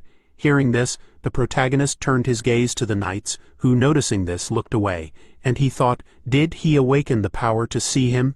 And when this happened, did he manage to break through 2 knights? Overjoyed, he laughed and praised his younger brother, thinking that if he taught him the secrets of the divine sword, then when the power stabilized, he could become much stronger than in his past life. After that, he went with the mercenary to the house in the south of the barony, and noticing Dwayne notified him of his arrival. Hearing his voice, the financier turned to him and said that he had gathered 350 CR rank mercenaries, whom he asked to hire. Logan turned his gaze to the side and saw a huge crowd of people sitting on the ground nearby. One of them asked, is it him who invited them here and then left them in this crumbling house for 10 days? They weren't fooled, were they? The Baron family would never get involved with a mercenary guild unless they were crazy. someone asked. "Who knows, maybe they really are crazy. There are already bad rumors about this guy. Let him look at the way he wears a sword and armor. Is he trying to act like a knight or something?" Logan gritted his teeth in displeasure, and thought that he needed to pacify these scumbags fighting for their lives right now, otherwise they would be impossible to control. He called out to one of the mercenaries in the crowd, and the man, confused, pointed his finger at himself and asked if he was talking to him. Logan asked if he thought he looked funny in armor and with a sword. The mercenary nervously replied that he didn't know what he was talking about, and then thought, how did he hear him? Logan chuckled and said that, of course, he didn't think so, though otherwise you would have to answer for your words. But a C-rank mercenary doesn't have the ability to look down on others. The mercenary flinched slightly and frowned, and the protagonist, noticing this, asked, did this offend him? It seems that even an insignificant person has pride. Let him step forward. If he can hit me even once, I will immediately pay him a year's wages and let him go. I will stake my honor as an aristocrat on this, and the others will witness my promise. The mercenary immediately stood up and walked out of the crowd, asking, he won't go back on his words, will he? He walked very close to Logan with a smirk and looked down at him. One of the mercenaries told him to look at how big he was. Maybe he is a B rank? Another one replied. He is not yet, but the rank will increase when he does the job. Hearing this, Logan realized why he was so confident in himself. His opponent said that he could start, and Logan said that he would regret it. The man replied that he had been using the sword much longer than him, so he should worry. Maybe I should give him an extra advantage. Before he could finish speaking, Logan's fist, engulfed in energy, collided with his face and delivered a powerful blow which greatly surprised everyone present. A couple of teeth fell out of the mercenary's mouth, and he fell to the ground. His colleagues were shocked by the strength of their employer without rushing to dissipate the energy. The protagonist stretched his shoulders, concentrated inside, and then confidently looked at the others and asked with a smile, who else wanted to discuss him? One of the mercenaries cursed and exclaimed that this was just ridiculous. Kaiselin at this time looked at his employer in surprise, and thought he was unusual but did not suspect that he was so good. Noticing that there were no volunteers, Logan said that then he would formally introduce himself. He is Logan McLean, the one who called them here. Many are probably curious as to why he would spend money on mercenaries. He paused and smiled, then said that he planned to make them cavalry crossbowmen. These words surprised Kaiselin greatly, and one of the mercenaries asked if anyone ever used a crossbow on a horse. It took a lot of time to reload, the mercenary said. He came closer to his employer and whispered that a crossbow was not a suitable weapon for cavalrymen. He replied that he knew this, and Kellen asked, then why does Logan think that a crossbow is more powerful than a bow, but inexperienced shooters needed more than a minute to reload? They put their foot on the stirrup for this. But on a horse a person would very quickly lose the ability to shoot, even if he had 3 or 4 loaded crossbows with him. Their bewilderment was understandable. He replied that for now they could consider him throwing money away by pretending to be a soldier. Kaiselin shuddered, not understanding his employer at all, and he told him to train them thoroughly. He would understand later why this was necessary. He thought that the cavalry crossbowmen would be a powerful force for McLean even after the feudal war. Upon hearing of his assignment, Kaiselin remained silent and looked at him with concern, then closed his eyes and replied that he would do it. A few days later, Logan received the list. Upon reading it, he thought that out of 350 mercenaries, only 312 had passed the simple qualification test. A dwarf's voice was heard next to them, hesitantly calling out to him and clutching a drawing in his hands. What is this? Logan asked with a smile. Had he already read this? This was the diagram of the crossbow he was to make. Hamar looked down at the diagram in confusion, and Logan noticed it, and said that he understood it was a bit rough for a professional's eyes. He thought that he had used this weapon for several decades in his past life, and had roughly drawn its structure. He was an expert-ranked dwarf, so he should be able to handle it. Hamar thoughtfully touched his beard and asked if he needed to place the container that would hold the projectiles in the back of the crossbow, and make it self-reloading. And should it also shoot 3 times in a row? He cursed and asked who came up with this stupidity. The protagonist calmly said that he had drawn it, and the dwarf's face turned pale. He realized that he had insulted his master in this way, but quickly got out of it by saying that it looked very innovative. Logan smiled brightly, and the dwarf said that the intertwined cables in such a mechanism would not hold up and would break, and the wooden box at the back would make it uncomfortable for the shooters. What should he do? Logan asked with a smile. How should he know? It's up to him. These words made the gnome very angry, and Logan, noticing this, said that he was joking. Let him not be angry and listen to him. He needs to reduce the size of the projectiles and where they are located. He is right, one shot will be enough. Instead, the container can be made detachable so that it can be reloaded with each shot for convenience. He will call it a magazine. Hamar looked at him with admiration and said that this is incredible. A crossbow, even in the hands of a professional, will not fire twice in a minute. This will be a weapon of the new era. Logan remained silent, and thought that this would be invented in the future.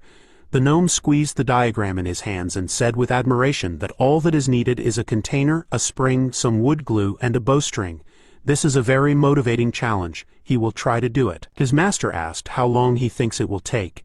He asked in response, is he asking him to create something he has never heard of in a certain amount of time? The protagonist said that this weapon was invented by people. Upon hearing this, the gnome said in surprise that this could not be, and asked who did it. Logan smiled and said it didn't matter. If he didn't think he could do it, then he should just give up. He replied that he could do it, and with a confident look he said that in a month he would create something much better. He would learn what it was like to deal with a dwarf ego. Time passed, and Victor started training. Already tired from running, he still continued running, but suddenly Logan shouted that he had slowed down again. He could do better, so let him push himself.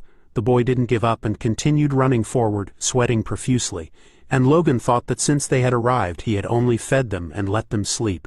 He looked at the running boy and thought that food could change him beyond recognition. At one point he noticed that his legs were shaking and told him to rest, after which he immediately stopped and fell to the ground. Rhea called out to him worriedly and ran towards him, and the protagonist thought that a 14-year-old boy who was smaller than his peers ran 20 kilometers without a break. He was quite talented, but what he liked most about him was his perseverance and endurance. He worried in vain. It was obvious that he was not a killer from birth. It meant that his life had changed a lot because of someone. He looked at his sister, and various thoughts started spinning in his head, after which he said that the rest was over. Let him get up. It was time to move on to the next training. Victor stood up, and Logan threw a wooden sword into his hands, saying that he would learn the sword technique of the Grandia Kingdom. Every night, the student knows it. He rolled up his sleeves and took the sword himself, telling him to watch and learn. Standing in a fighting stance, he grabbed the hilt with both hands, then raised the sword above his head and swung it down, raising streams of wind around him. Victor was watching him closely at this time, and thought that he was tired. He wished he could pass out and sleep. He bit his lips until they bled and thought that if this was the price of good food and sleep he had to do it. He concentrated, reproducing the movements of the young master in his memory, raised the sword above his head, and then swung it down, raising the wind. Logan was slightly surprised by this, and thought that he repeated the movements exactly, and even the breaths, although it was the first time he showed it.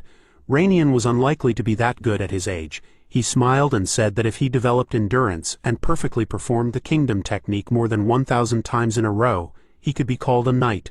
Little Victor's eyes sparkled with delight, and the young master asked, will he improve? He answered with a confident look that he would do it, and the protagonist said that if he needs something for training, then let Rick know about it. Most likely he can get him anything. The boy replied that he does not need anything.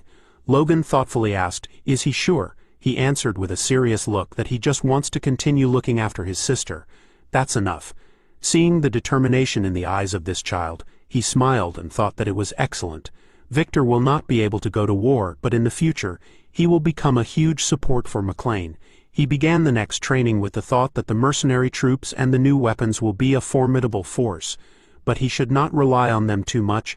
Hamar may not be able to get a good crossbow, and even if he does, there is a chance that the mercenaries will not master it, since he in fact puts everything in the hands of others. Then he needs to come up with a backup plan. After that he went to his father's office, and he asked, so he says that he wants to join the Knights training? He confidently confirmed his words. After this he received approval and soon began training. The Knights gathered on the training ground. Heinkel, the captain of the Knights Order, told the others to listen to him carefully. From today on, the young master will join the training of their Knight Order. Confused, one of the knights asked, did they hear right? Another knight did not like this news and asked, did he defeat the Dominion? And now the knights seemed like some kind of joke to him. Heinkel knew that they would react this way, and became nervous, remembering the conversation with the Baron. He then asked, Was he going to send the young master to train with the knights, but they would not be happy at all? He replied that he was not asking to treat him specially. Let him rather warm him up as a recruit. Not knowing what to do, Heinkel grabbed his head and thought that even if he said so, this was his master's son, it would be easier to treat him well. Noticing his mood, Logan told him not to worry. If he did not catch up with the others in academic performance within this week, he would pretend that nothing happened and leave them alone. The captain was very surprised, then nodded and agreed, thinking with a smile that this week the difficulty level of the training was tripled. Soon the training began. The knights carried each other on their backs through the forest and were already exhausted. One of them exclaimed, "What kind of training is this?" The captain shouted. "Are they preparing to die? He is cavalry. How can he not know what their horses have to go through? Let them feel how hard it is for them when they are fully equipped." The knights thought, "What kind of nonsense is this?" One of them said that he was surprised when he said that they would train in armor. "They have to go through hell because of this troublemaker, but he will not last long. Maybe 3 days, although he will not last even 1 day." But contrary to their expectations, Logan, although tired, carried his comrade on his back at a fast pace and did not complain. He quickly rushed past the other knights, and they looked after him in surprise, and the captain thought that this was incredible. He is in the lead. Moreover, he is also smiling. He looked at the knights who were already falling from fatigue and thought that at this rate, not he, but others would fall behind the program. Pursing his lips, he decided to interrupt the training and ordered everyone to stop, after which Logan suddenly froze in place, and Heinkel told them to rest for 10 minutes. The knights tiredly caught their breath, and Logan lowered his comrade to the ground, and the captain approached him, asking, "Is he coping? Is he tired yet?" He thought that of course he was tired. Let him just answer honestly, and then he could cancel this crazy training. But contrary to his expectations, Logan answered that it is bearable. Heinkel looked at the young master in surprise, and he said with a smile that it was good training. Knights go through this every day, so they are probably strong. He is looking forward to the next training. The knights quietly and the captain nervously clenched his teeth, and thought that this was not what he wanted. Not understanding their reaction, Logan looked at them with a puzzled look, and soon it was night. Finding himself alone in the forest, he looked around and thought, had all the knights left already? Training with them was his insurance in case all his plans failed. If all else failed, he would join the knights and fight on the front lines, so he needed to get close to them now and establish connections. And while his strength could be developed through meditation, it was also so important to train his body. That's what the training of the Night Order would be useful for. He released a stream of energy from his hand and pressed it to his chest, smiling as he thought that he knew it would work. He placed his hand on the hilt of his sword, thinking that since the core of his power was growing, he wouldn't even feel tired before pulling the sword out of its sheath. He closed his eyes and concentrated, then abruptly pulled this out, raising a stream of wind. The energy transferred to his blade, and he thought, "Is this the power of a 1-star core? Maybe when he reaches the 2nd star he will gain the strength to match a high-ranking knight like his father." These thoughts made his body tremble with anticipation, and he smiled, and soon he saw the results of Hammer's work. Looking at the first 2 proposed options, he said that this was a complete failure. The second one too. On the third he asked, did he not think of anything else, and where is the carving he asked for? This thing only makes 1 shot, and the magazine, didn't he tell you where it should be implemented? The dwarf's face turned red with anger, and he wanted to object, but Logan suddenly slapped himself on the forehead, apologizing to him. He forgot he shouldn't have said that to him. Hammer agreed with him, and exclaimed that even if he was his master, he hurt the craftsman's pride. Logan did not let him finish, and said that if he was not capable, then nothing could be done. Several weeks of work in vain. He expected too much from him. It was his fault. He had misjudged his abilities and wasted so much money. While the dwarf was listening to this, his face darkened, and he, barely holding back his anger, said that he needed 1 month. He would create a new one in a month and come back. He broke the failed crossbow, after which he left, puffing under his breath in displeasure. Logan looked after him and thought, was he so angry that he would start over? He suddenly licked his lips and thought with a smile, if he pissed him off more, he would build something amazing, which was to be expected from a dwarf. A month later, Hammer presented his master with a new model of a crossbow that fired 2 bolts at once. Aiming, he fired, and the bolts flew at lightning speed toward the target, and hit almost in the center. The dwarf cleared his throat and asked what he thought of that. It fired 1 more shot, and it was easier to hold with 1 hand, and you could also change the magazine. Logan looked at the target in surprise, and thought that he had reloaded it in less than 5 seconds. The radius was not as large as the weapon from the past, and it was smaller, but it was better suited for a cavalryman. He even surpassed that. At this time the dwarf scratched his nose in embarrassment and said that, as he said, all that remained was to insert a pre-prepared magazine. He had worked hard for a whole month to create this. He was not going to put on airs, but let him mean it.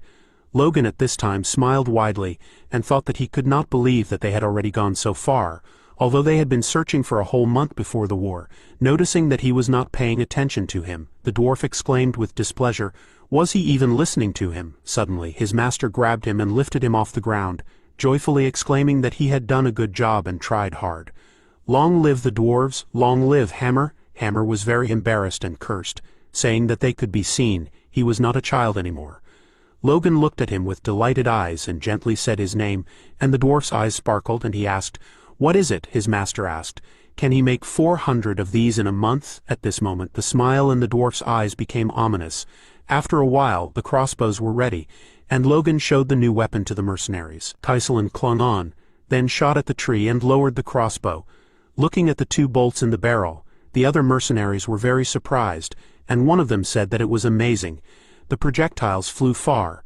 The guy standing next to him said that this crossbow was shot several times in a row, quite an interesting thing. Kaiselin at this time looked with admiration at the weapon in his hands and thought, "How can a crossbow do such a thing? It is muzzle-loading and shoots at a long distance with such power and speed. Indeed, if you equip an army of more than 300 cavalrymen with these crossbows, he is afraid to even think about the consequences." He turned to his employer and said that he was truly an amazing person. Is this what he meant when he spoke about cavalry crossbowmen? He confirmed his words with a smile, and thought that Hamar had a hard time. He was assisted by other craftsmen, but it was impossible to predict that he would complete his order 2 weeks ahead of schedule, and even make an additional 100 crossbows. A dwarf with the rank of expert is something he would like to share with both the Knight Order and the soldiers, but he has financial problems. There is a risk of technology leakage, so he cannot rush yet. He told Kaiselin that from this day on, let the mercenaries take crossbows and go clean up the mountains outside their territories. The man was surprised and wanted to answer something, but his employer got ahead of him and asked with a smirk, "Does he mean to say that this is impossible?" Kaiselin hesitantly looked away, looking at 2 crossbow bolts in the tree, and replied that it could work out. Logan turned around and headed towards the mercenaries, sternly saying that he must make sure that everything works out for sure, otherwise everything would be in vain. The man watched him go and thought that he wouldn't develop a weapon like that to kill monsters. He watched him order the other mercenaries to each take a crossbow, and wondered if he was preparing for war. Spring soon arrived, and the knights were still training. One of them watched the young master run with 2 knights on his back and said that he had tremendous stamina. This was just ridiculous. Maybe it was in his genes, his comrade said. If he took after his father, he should be good with a sword. Still, they should remember the Dominion. The knight asked how he could compare to an old man. After all, he lost to his younger brother before he had even awakened. But despite this, it was quite surprising that he had been able to withstand all their training for a month now. The training that was originally designed to displace Logan had now become ingrained in the order. This training had unexpectedly become an incentive for the low-ranking knights who were usually done carelessly, and they also realized how their horses felt and began to empathize with them during training. The knight told his comrade who was carrying him on his back that he had overeaten the day before, so he was a bit heavy. His comrade replied that it didn't matter. He was one of them, so there was no need to worry about such things. The knight's eyes sparkled with delight, and he exclaimed in embarrassment that he was a fool. What should he answer to such a sudden statement? Strengthening the bonds between the knights was a bonus of the training. The captain of the order looked at his subordinates with a smile, and thought that he continued to train them like this because the first young master did not leave. But the result surprised him.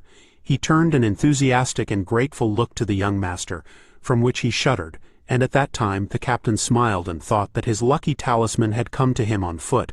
At this time Logan felt someone's gaze on him, and nervously rubbed the back of his head, wondering if he was tired. When day turned to night, Logan was already sitting in his room and meditating. Having exhausted his body with training, he begins to stimulate internal awareness through meditation. Repeating and coordinating this gives results. Recently he noticed signs of a change in strength. If he can improve this as he plans, then the superhuman or a master and supreme magician will no longer be a threat to him as in his past life.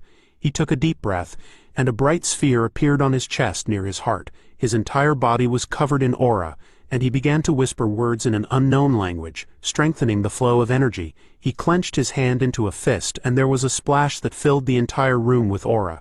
The energy subsided, and the sphere acquired clear and smooth outlines. At this moment, Logan acquired a 2-star core. Now he has a base to learn the next secret sword technique, the Iron Slash. Considering the strength he gained from the first technique, he is confident that the second one will exceed his expectations in terms of its power.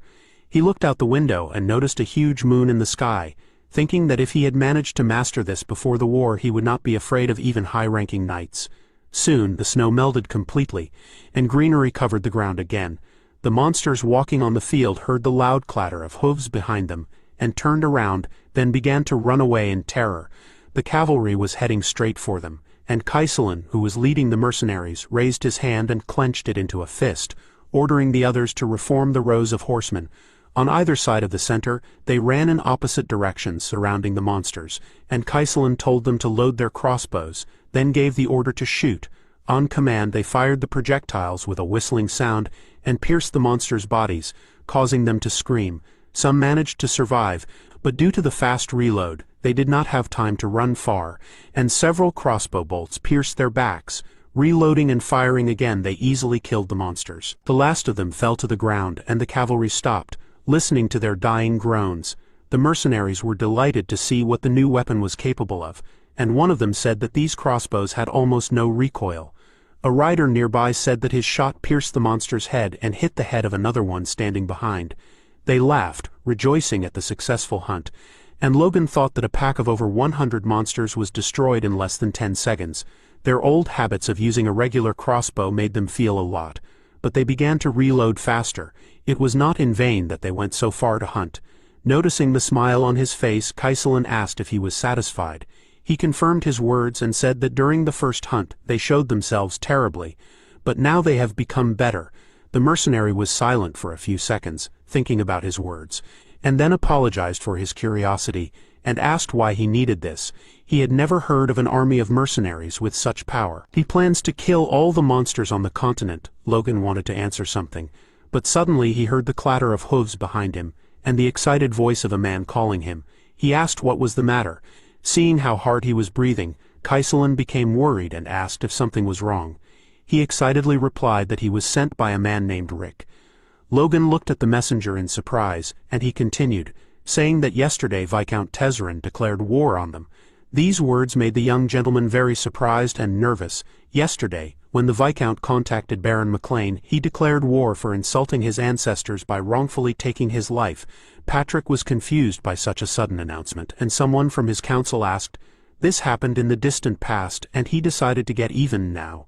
Now there will be a war?" The captain of the Knight Order asked the Lord what they would do.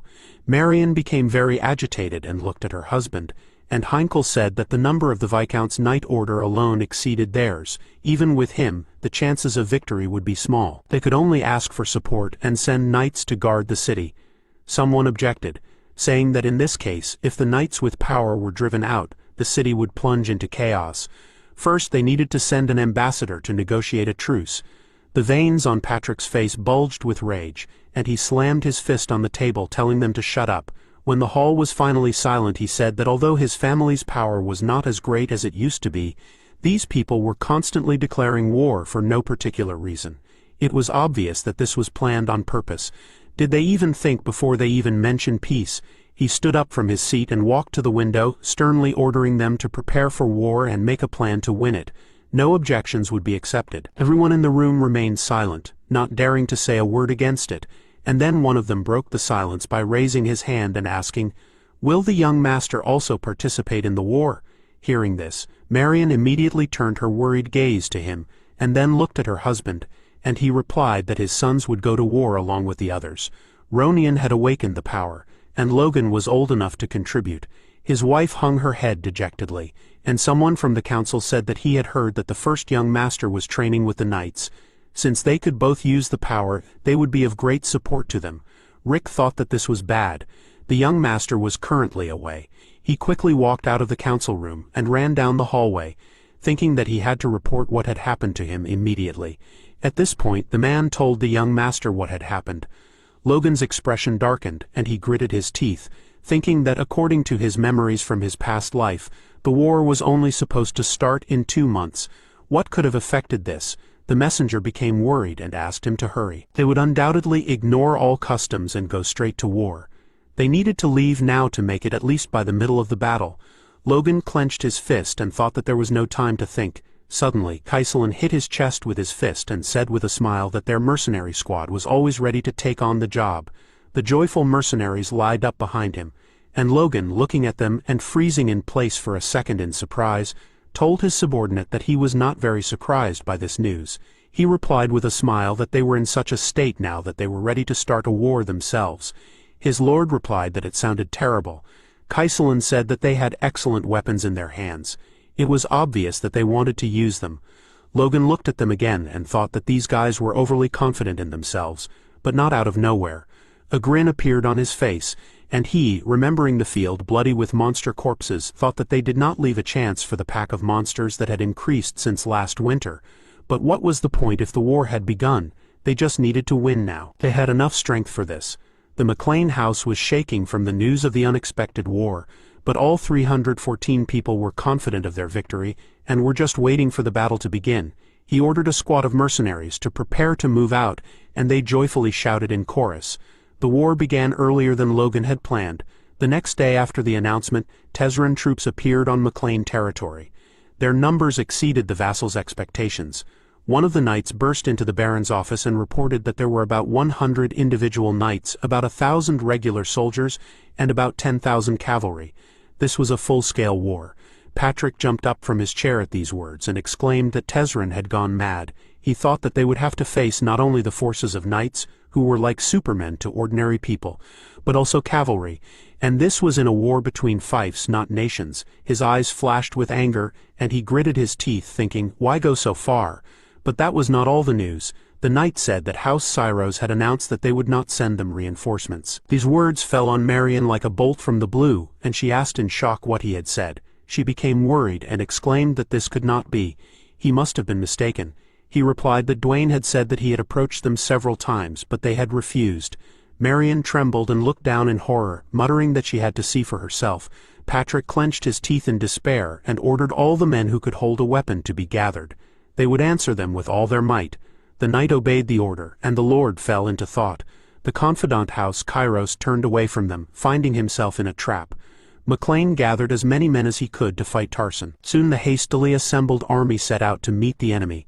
Among them were 53 knights, 552 soldiers in the regular army, and 4,418 conscripts, a total of 5,023 people.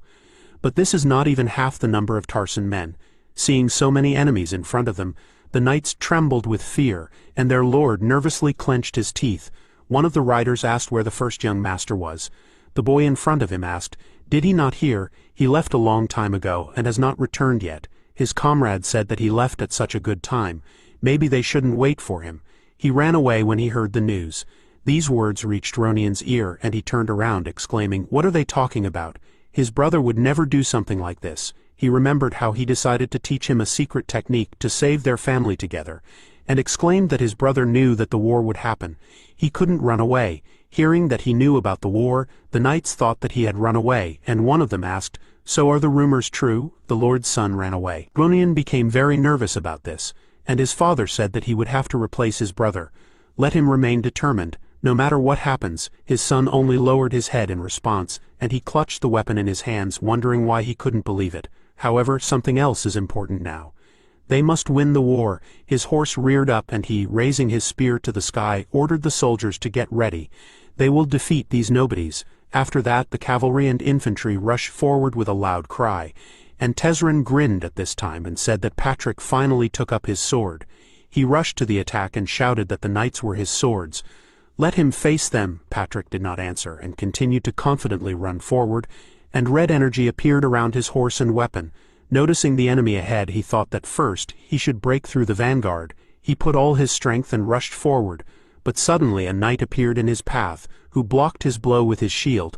The Baron was very surprised that he could not injure the enemy, and thought, did he block it? In response to his bewilderment, the knight only grinned. and Rick meanwhile was in the heat of battle, clutching the spear in his hands. He caught his breath and looked to the side, seeing that one of the servants had lost his arm and the other had been stabbed with a spear. Cold sweat appeared on his face, and he looked to the other side, seeing a guy pinned to the ground by an enemy soldier, begging for help. Then his painful cry was heard, and Rick shook with fear, thinking that things were bad. They were losing. Their army was so outnumbered that even servants like him were sent to fight. If they surrounded them, then that would be the end. At that moment someone hit him on the head with a stick, and he, groaning in pain, fell to the ground, after which the knight raised his spear over him and told him to die. The servant screamed in fear but did not lose his head and quickly rolled to the side, causing the spear to stick to the ground. The knight was very angry and wanted to say something, but at that moment a spear pierced his chest, and a soldier of the McLean army ordered the servant to get up and grab the spear. He extended his hand to help him get up, and Rick was glad that he was an ally and thanked him for his help. But a second later, the knight's blood splashed on his face. The corpse fell right in front of his feet, and he, seeing an arrow in the back of his head, abruptly got to his feet and ran in horror to the rear, as far from the enemy as possible. Arrows pierced the backs of the heads of the soldiers running past, and they all fell dead to the ground at once. Since the arrows were flying from the rear, Rick stopped and looked at the corpses. Listening through the groans of the dying soldiers, he heard the clatter of hooves, and his body trembled with fear.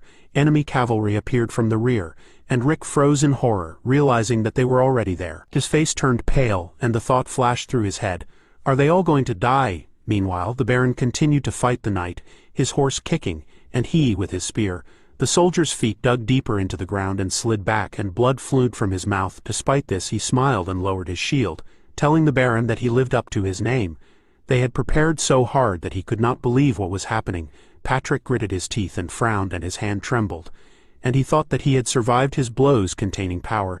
He did not know that Tezzeret also had a high-ranking knight.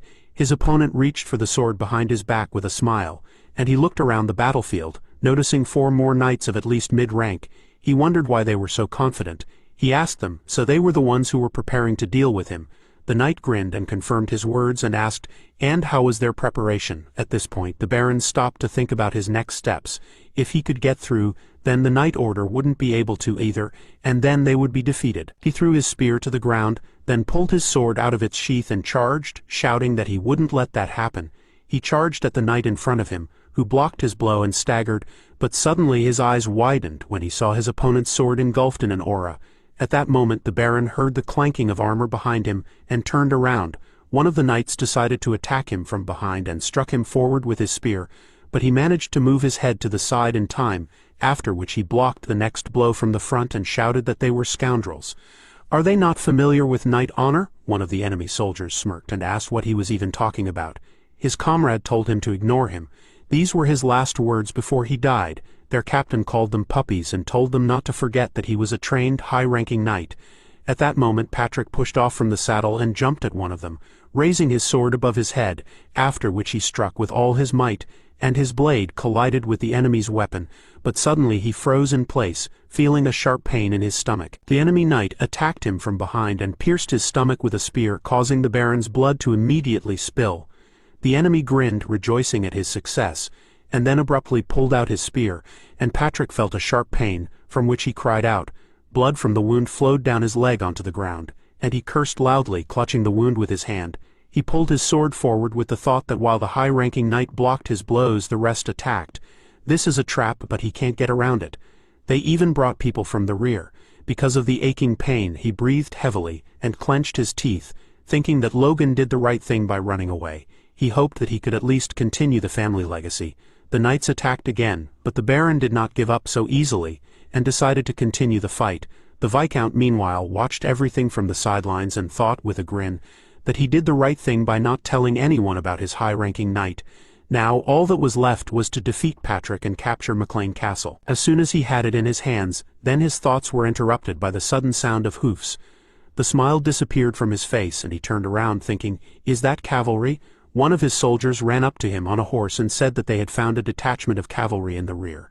About 300 of them. The Viscount asked, in surprise, "Did McLean have an elite detachment?" The soldier replied that what was unusual was that they did not have spears. Their only weapons were small crossbows. Hearing this, Tezzeret burst out laughing and asked, was he talking about the crossbows that hunters use? Let him send rear soldiers and archers to get rid of them. They are not an elite squad but some worthless warriors. At that moment crossbow bolts hit the soldier closest to the Viscount, and when the knight was about to go to fulfill his order, a bolt pierced his head. His body fell to the ground, and the Viscount, watching this, was very scared, and then turned around and saw behind him cavalry led by the eldest son of Maclean, who was pointing a crossbow at the enemies. Frowning, he lowered his weapon, and examined the field full of corpses and still living soldiers screaming in pain. His eyes flashed with anger and came across one of the soldiers who received a blow to the back and could no longer move. He looked up at him and with tears in his eyes asked for help, but his life was immediately cut short by the enemy. Logan's face darkened. He gritted his teeth and in rage ordered his squad to shoot. His scream horrified the Viscount, and he froze in place, watching as thousands of crossbow bolts rained down on his army like hail. The Viscount's soldiers froze in place and wondered if Maclean had such a unit. After that, the crossbow bolts pierced their necks and pierced other parts of their bodies, accompanied by screams. The warriors fell to the ground, but some of them still survived. The soldier who managed to cover himself with a shield in time looked at the corpses of his comrades and shook with fear, thinking that those who did not have time to hide behind their shields were dead. If I had hesitated even a little, I would have died with them. The archers entered the battle at this time, and one of them shouted to the others to contract. They needed to shoot back. They concentrated and pulled the arrows, then fired. And when the arrows stuck in the ground a few meters before the cavalry, one of the archers thought that it did not reach them. How then did their arrows reach them? After that, the mercenaries raised their crossbows and again all at once. A second before his death, the frightened enemy knight saw the tip of the bolt in front of him, after which he died along with his comrades.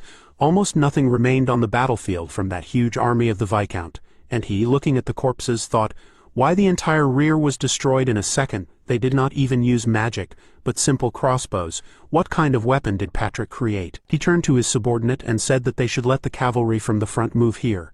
They needed to grab these idiots. The knight obeyed his order and raised the flag, showing the others to come here.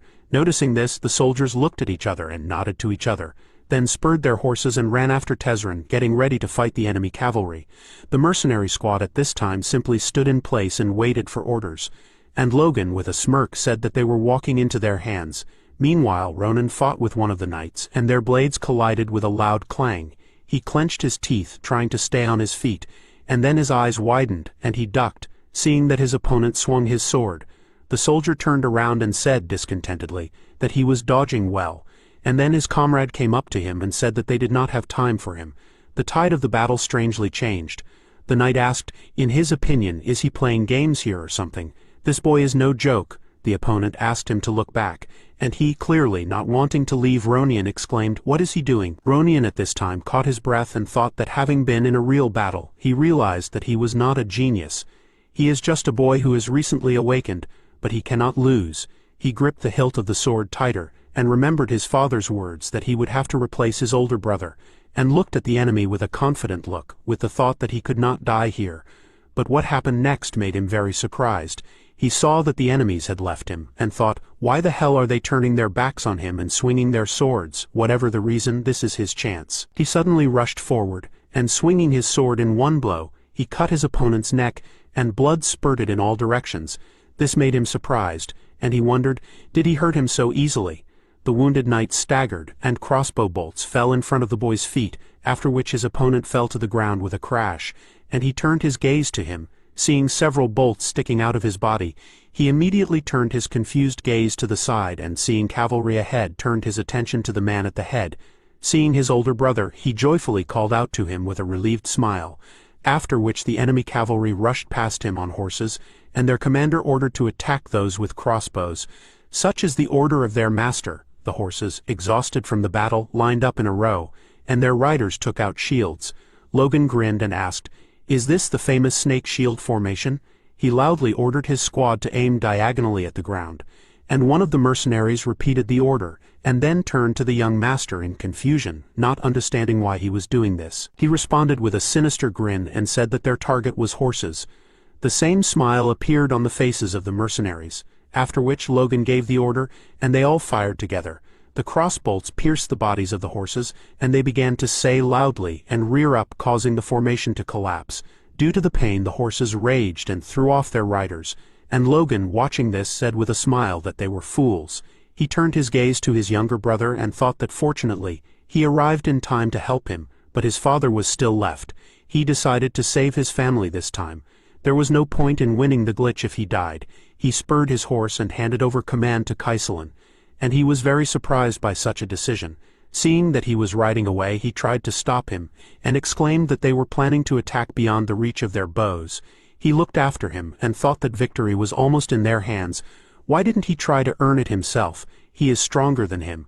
But if they encounter a knight of average rank, it would be bad. He cursed loudly, and sending everything to hell, waved his hand and ordered the rest of the mercenaries to cover young Master Logan. At this time, Patrick continued to fight, and they both wounded each other, coughing up blood. The Baron cursed, and the knight said with a smile that he could not believe that he ran at him knowing that he would be stabbed. While the Baron was busy with him, the enemy knight pounced on him from the side and swung his sword from below upwards, which forced the two high-ranking knights to increase the distance between them. Because of this, Patrick's wound reopened, and he cried out loudly in pain and then covered it with his hand, and thought that this was strange. He concentrated and looked at his opponents more closely. Two knights rushed at him at once, putting their weapons forward, and he, noticing the aura around them, thought that they were rushing at him against their will. Where did all this despair come from if it was mostly on their side?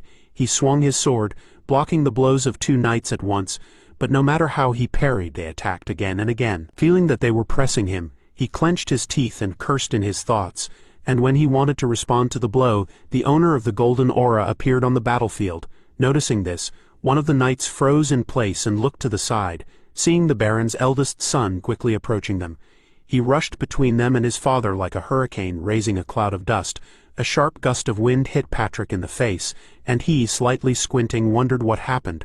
Through the clouds of dust he noticed a man in front of him, and a smile on his face.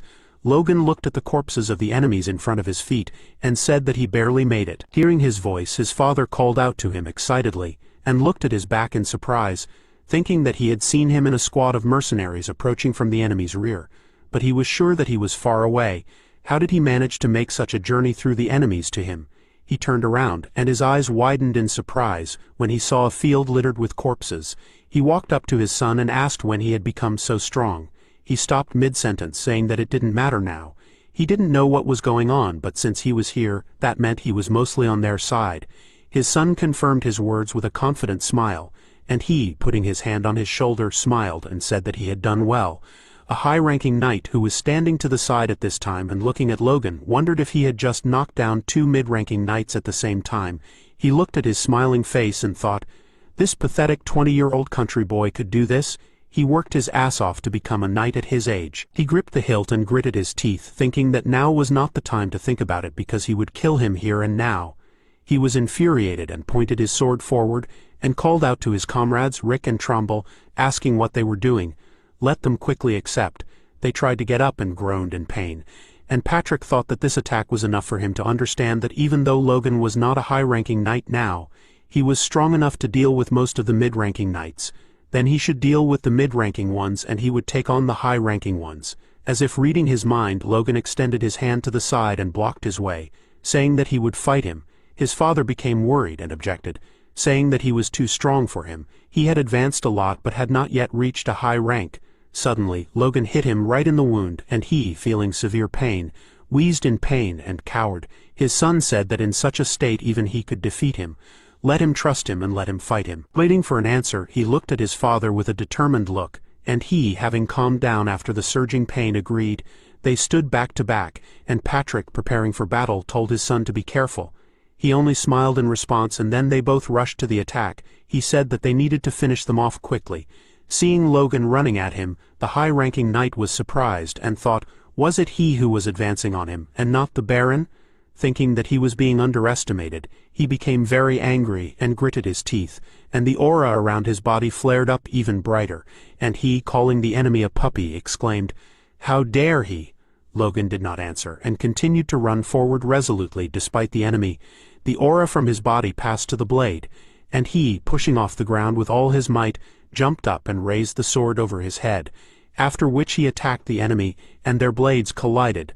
The knight blocked the blow with difficulty and stepped back, but his opponent continued to press on him confidently. Looking at him still, the knight could not withstand his pressure and stepped back, after which he exclaimed that this could not be.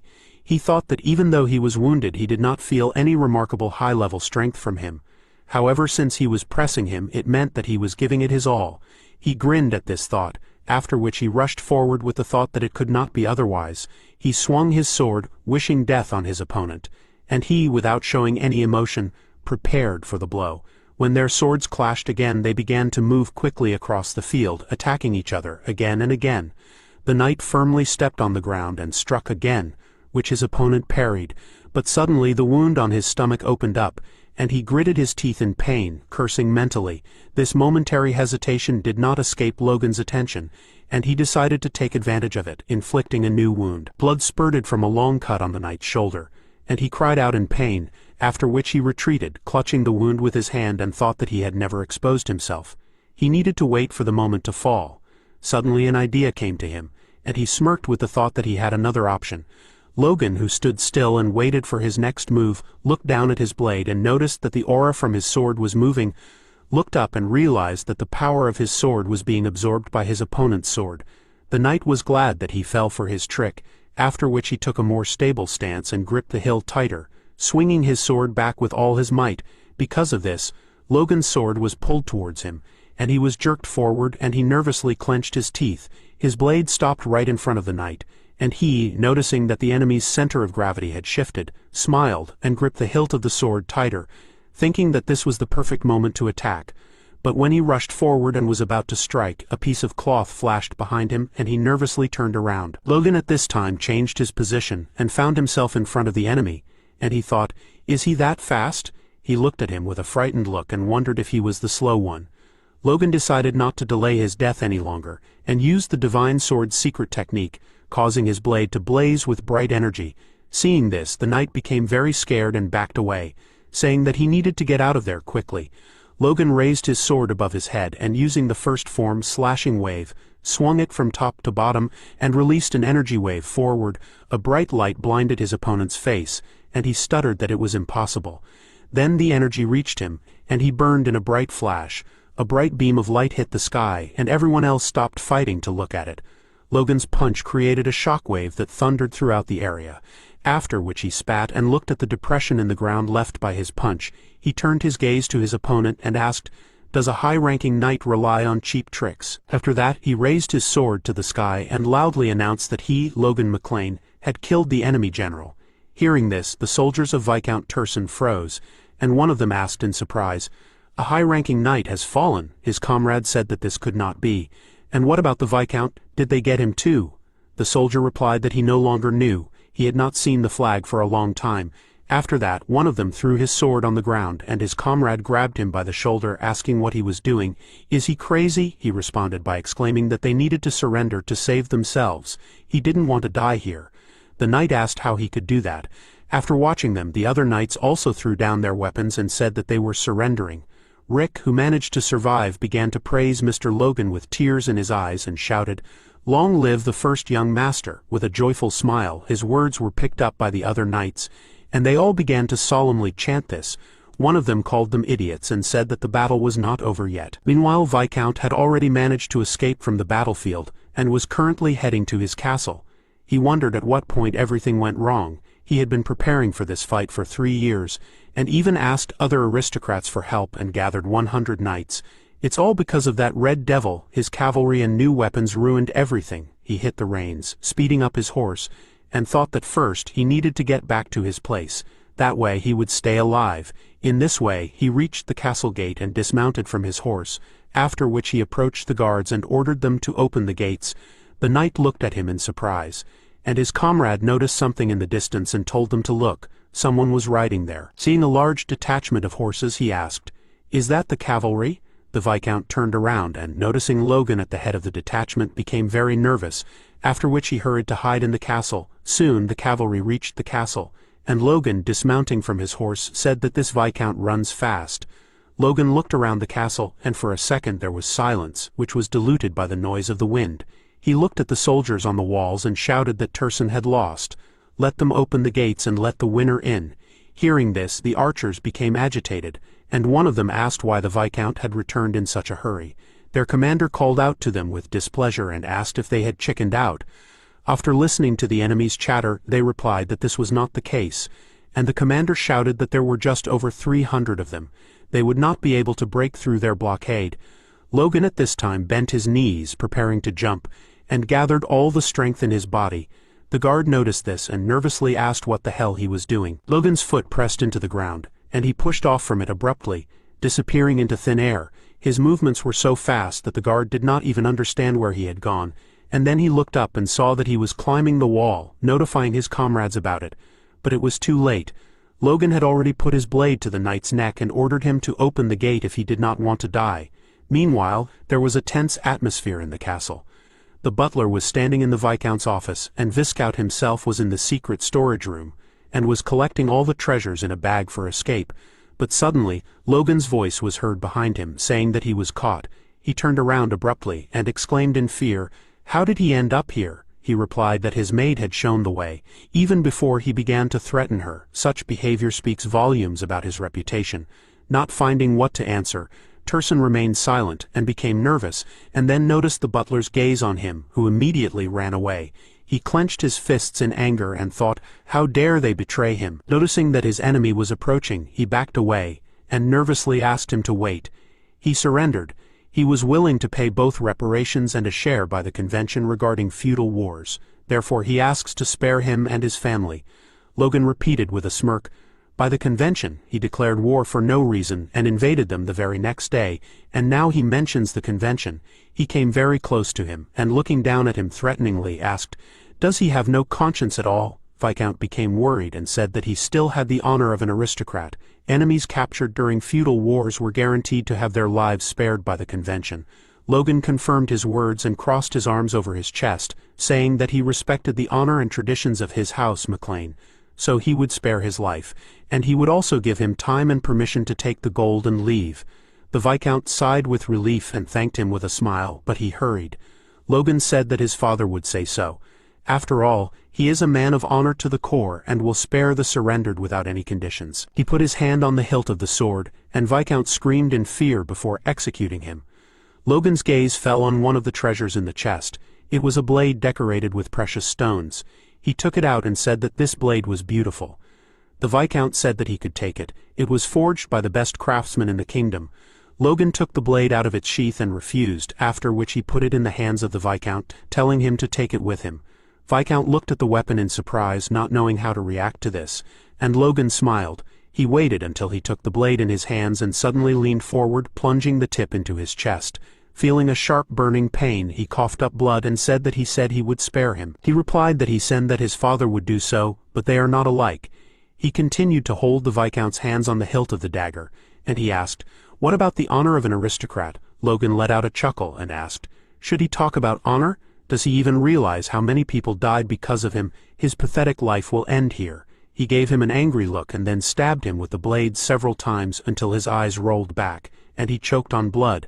The Viscount's body fell, and Logan, watching his blood spread across the floor, told him to thank God for a quick death. He raised his hand, looking at his bloody palm, clenched it into a fist and put it to his chest, smiling as he said that they finally survived the disaster. Deciding that it was time to end it, he stood up and, taking a deep breath, shouted that Viscount Haemon Tesrin committed suicide. His screams spread throughout the castle, and a second later, Kaiselin entered the room to tell him something. Logan asked what was wrong. He replied that he thought he should look into the castle's underground dungeon. He became interested in it and headed there. A few days passed after their victory, and Patrick arrived at Tesrin Castle as soon as he recovered. He frowned and asked his son, "Did Viscount commit suicide?" He replied that he must have been in despair. His father raised an eyebrow and asked in disbelief, "Was it he who killed him?" Logan shuddered and decided to remain silent, and his father approached his face and began to peer at him suspiciously, which made him look away. After that, Logan sighed and confirmed his words, saying that he killed him on purpose.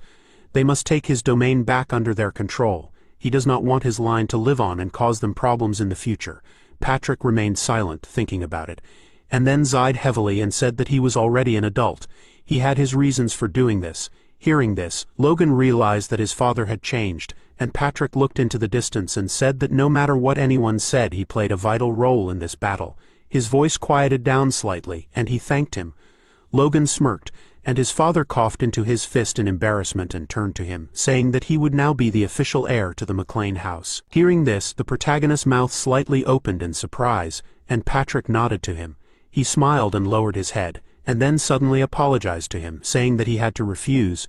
Patrick asked in confusion. He was refusing the offer to become his successor, but why? Is he worried about his reputation? If so, his contribution to the battle completely changed it.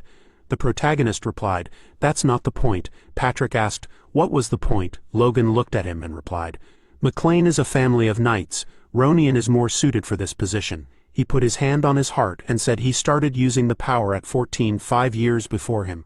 Logan remembered the image of his brother and said, "It is impossible to predict what feats he will perform when he reaches his age." Patrick looked at him carefully and said nothing. He said, "Even if he is right, the head of the house is not for combat achievements." Logan smiled slightly and thought, perhaps judging by what is known today, but if Ronian, like in his past life, receives the title of the youngest user of the power, there will be no more problems, and more importantly, becoming the heir will not gain any advantage he does not have.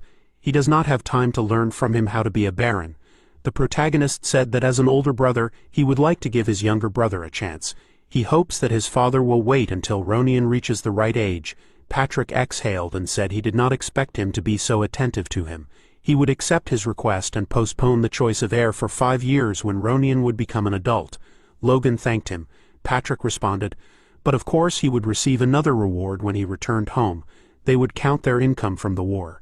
It would probably exceed 100,000 gold. Logan said, about the reward. He put his hand on his chest and asked if he could choose it himself.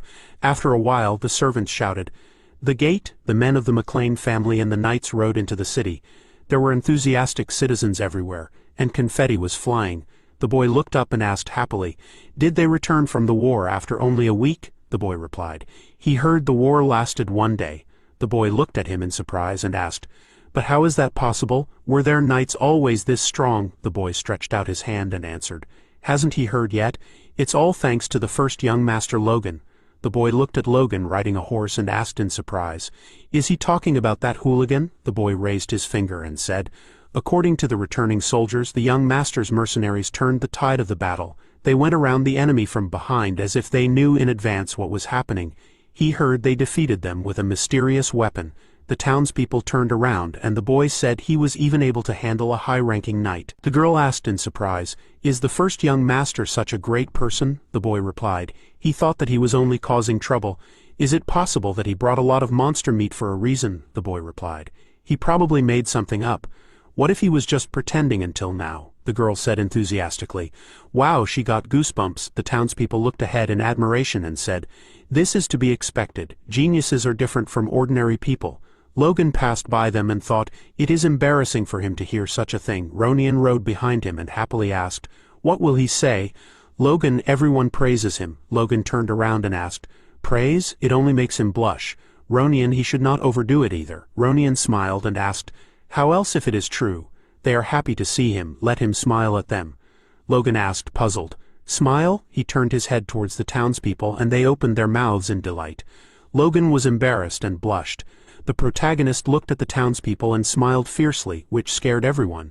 They began to talk in fear. What should he understand? This smile, is this a warning about murder? "He will cut off their heads with this finger." Logan asked, puzzled. "Did he do something wrong?" Ronian smiled and answered, "God, Logan, this is a failure." Patrick turned around and thought, what's the matter? He frowned and then looked ahead and shouted, "And now let them greet the winners of this war." Shouts began to be heard everywhere. "Long live McLean, long live young Master Logan." After a while, Logan walked through the palace and looked around. He closed his eyes and asked, "Will the greeting ceremony last until the morning? For people who just returned from the war, they have good stamina." Suddenly, a scream was heard. What was he planning anyway? The protagonist turned around and Ronian grabbed Marion by the hand and said, "Mother," she screamed in displeasure. She heard everything. He refused to become the heir. What is his plan? He can fool others, but not her. Ronian said in fear, "Mother, for God's sake, Logan, let him forgive." She was very hurt by the problem with the family. The protagonist smiled and replied, "Ronian, everything is fine." He looked at Marion's dissatisfied face and thought she was always unhappy with him. But after the betrayal of the House of Kiros, she lost all her strength, so he no longer needed to fear her. If he apologizes now, she can accept it. Logan said, "Mother, He realizes that his actions in recent months were not trustworthy, and he regrets that he was driven by envy and a sense of inferiority. Marion turned around and looked at her son and said, "He sees Ronan, he admitted it himself." "It's all his Ran," Ronan cried out pitifully. "Mother, for God's sake let her stop." "Logan, she's in a bad mood right now," the protagonist said to just listen to him. "Ronan McLean, after all, it was he who he should apologize to," Ronan asked in surprise. "What?" Logan looked up and said, "He apologized to him after returning, but he never said what for." He frowned and said, "It seemed that regret and the cowardly nature that he had cultivated for several years were difficult to overcome." Ronan asked in confusion, "Logan, what was he talking about?" The protagonist looked at him and said, "But he knew it. He asked to forgive him for hating him all these years." Ronan froze in confusion and began to shake. Marion frowned and looked at him in surprise. Logan said, "He was trying to cover up his incompetence with hatred, and now he sincerely regrets his behavior. Let him at least officially apologize to him now." He lowered his head and said that he was truly sorry. Ronan raised his head and looked at him with sadness in his eyes. Logan thought, good deeds cannot cover up bad ones. He clenched his fist and thought, he is still naive. Ronan said, "Everything is fine, Logan." The protagonist's eyes widened in surprise and froze. Ronan smiled and said he believed that as long as he was treated well, one day the brother he knows will return. He smiled and closed his eyes. Logan said, "Ronan?" He thought that he was wrong not to dare to do this earlier. The protagonist looked at Marion and said, "Mother, he sincerely cares about Ronan."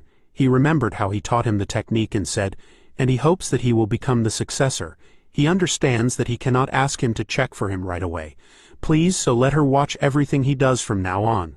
Marion lowered her head down, and Logan looked at her with a smile. He thought, that's enough for now. After a while, the dark, gloomy clouds parted, and the sun's rays appeared in the sky. Logan and Hammer were walking through the forest. Hammer asked, "Sir, where are you going right after returning from the war?" The protagonist answered, "He had rested enough. It's time to get to work." Hammer frowned with displeasure and said he was just worried, that's all, about how he would squeeze all the juices out of him again. Logan turned around and said not to worry. He would like this task. Hammer sighed with displeasure and thought that he knew what he liked. After a while, they stopped, and Logan put his hand to his head and said, "From now on," he stood in front of a large mountain and said, "They will develop this mine." Some time ago, Patrick asked as a reward he wanted the right to develop the mine. "He means the one in the mountain near the borders of Tezrin." Logan answered, "Yes, that's it." Patrick said that although it was a mountain, there was nothing there. Why did he choose that one? Logan smiled and asked, "Who knows, maybe there would be gold buried in it." The reason why House Tezrin started the feudal war became clear only a year after it ended. A large cart was driving along a forest road, leaving a trail of wheels behind it.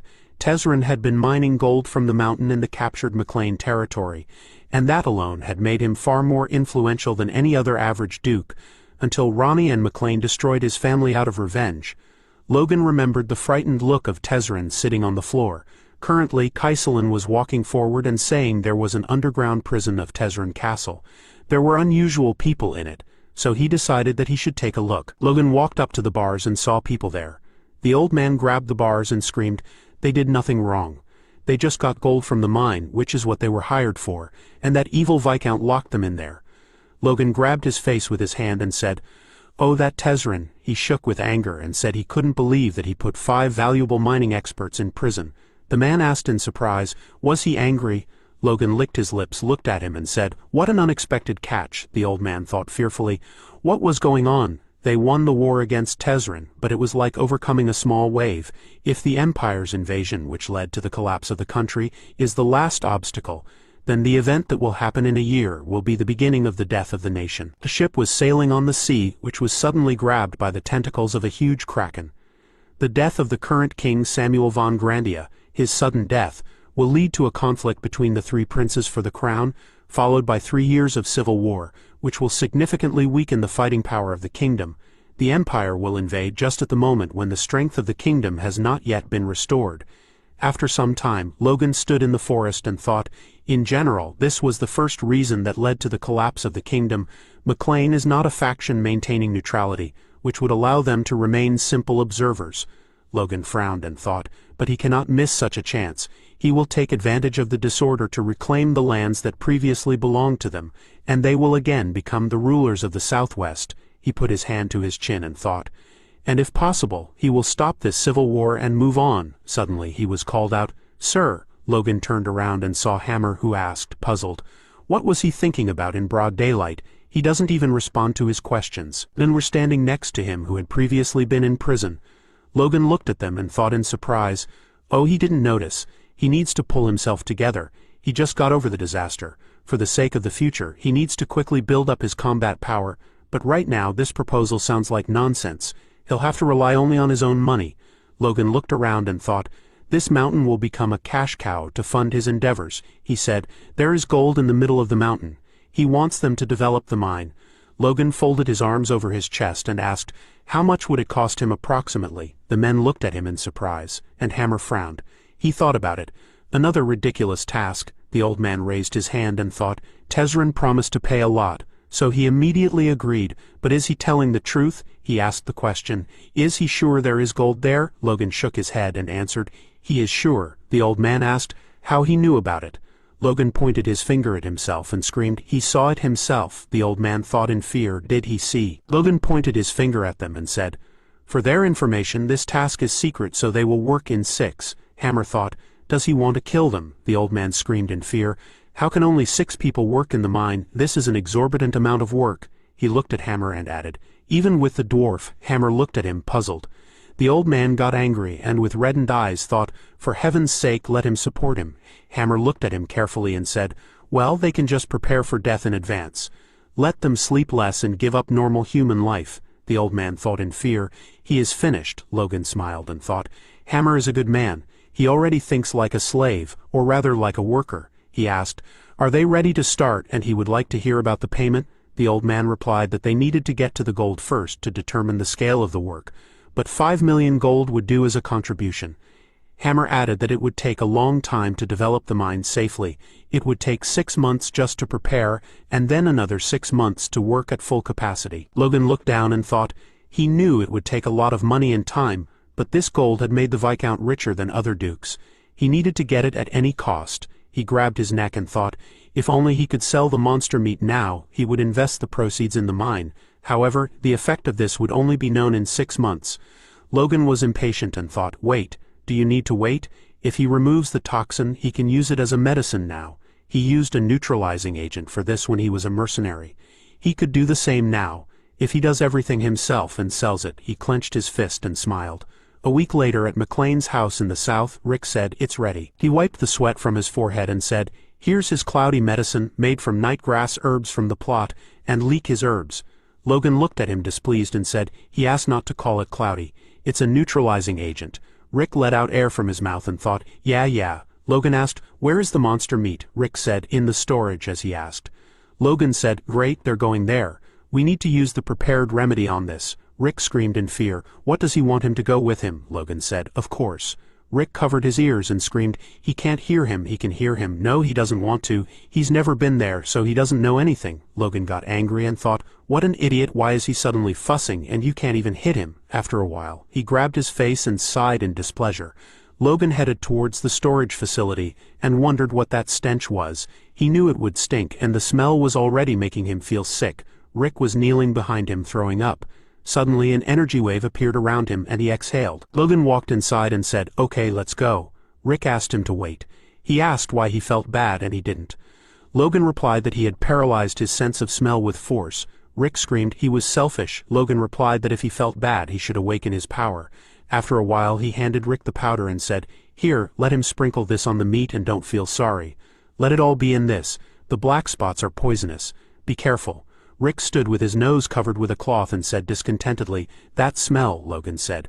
Then let him make mince. He chopped the meat very finely, and Logan said to roll it into balls. He asked, well, does it look like medicine? Rick frowned and answered, probably. Logan said, okay, that's what they'll be selling. He'll be the one creating it, so let him remember how to do it. Rick cried out in displeasure. What? No, never. Logan said he'd pay 100 gold pieces for each pill. Rick folded his arms and said, in that case, Logan thought with confusion, he'd expect it to do without any expenses. He handed Rick a pill and said, now we need to test the effectiveness of this.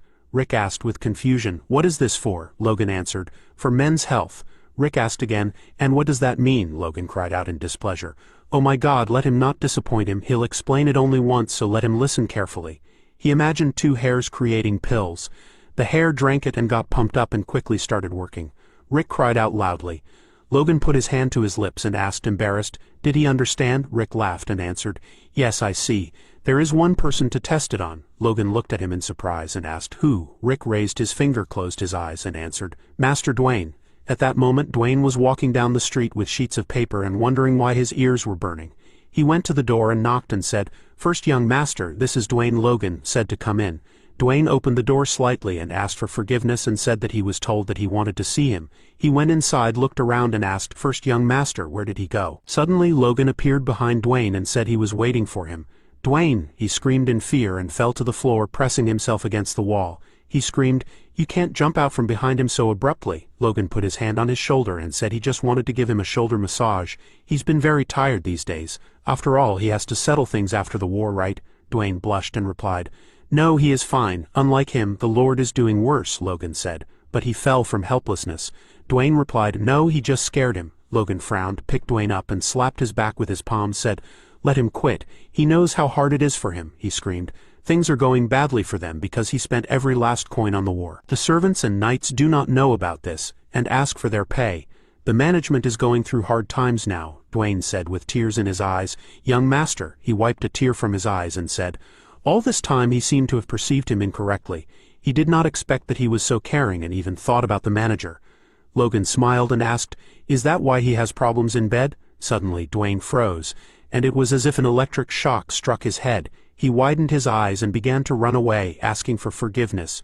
Logan turned around and shouted after him, "Let him wait. At least listen." He extended his palm with a pill and said he wanted to give him this.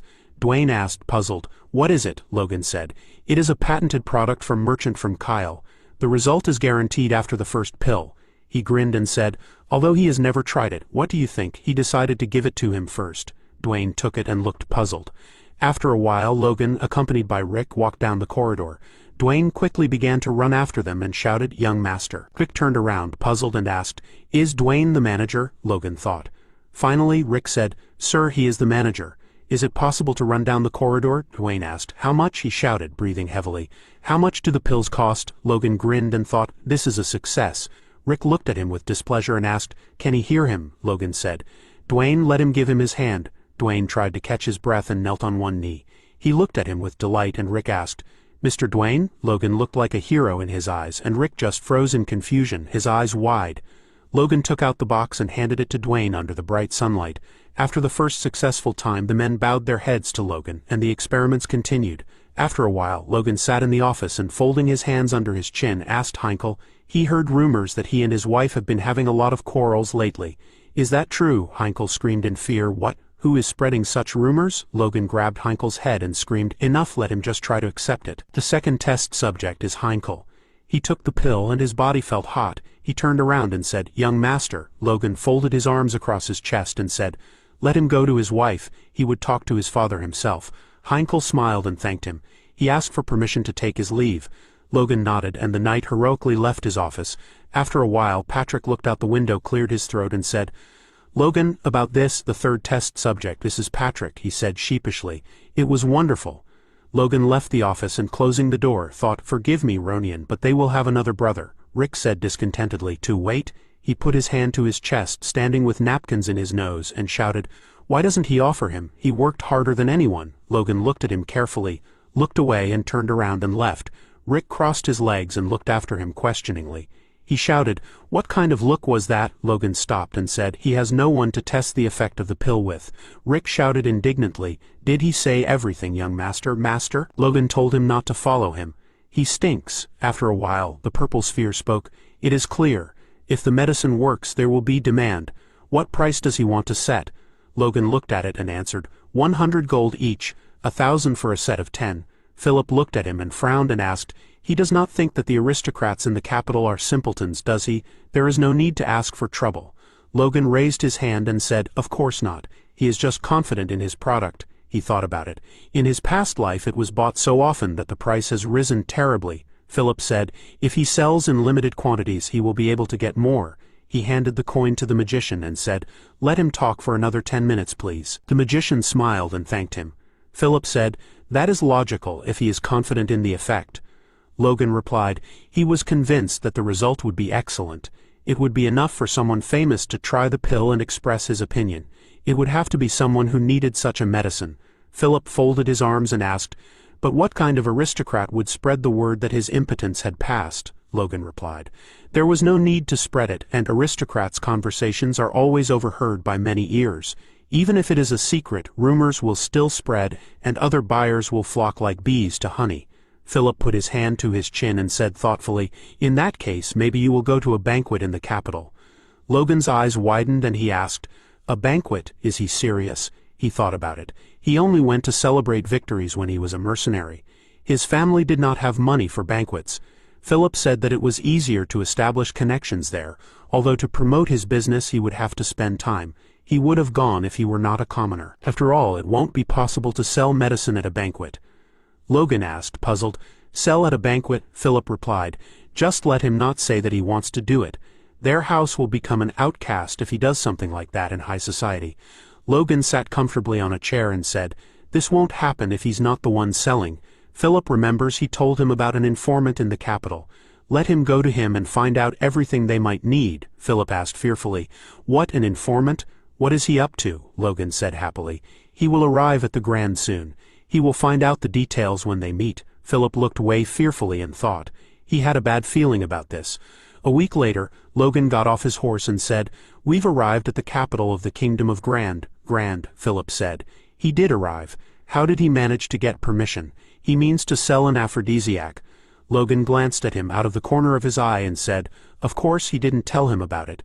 He looked towards the cart and said, "Although it wasn't easy to bring 3,000 boxes without a servant." Logan smiled and thought, his father agreed faster than he thought, probably because of his success in the war.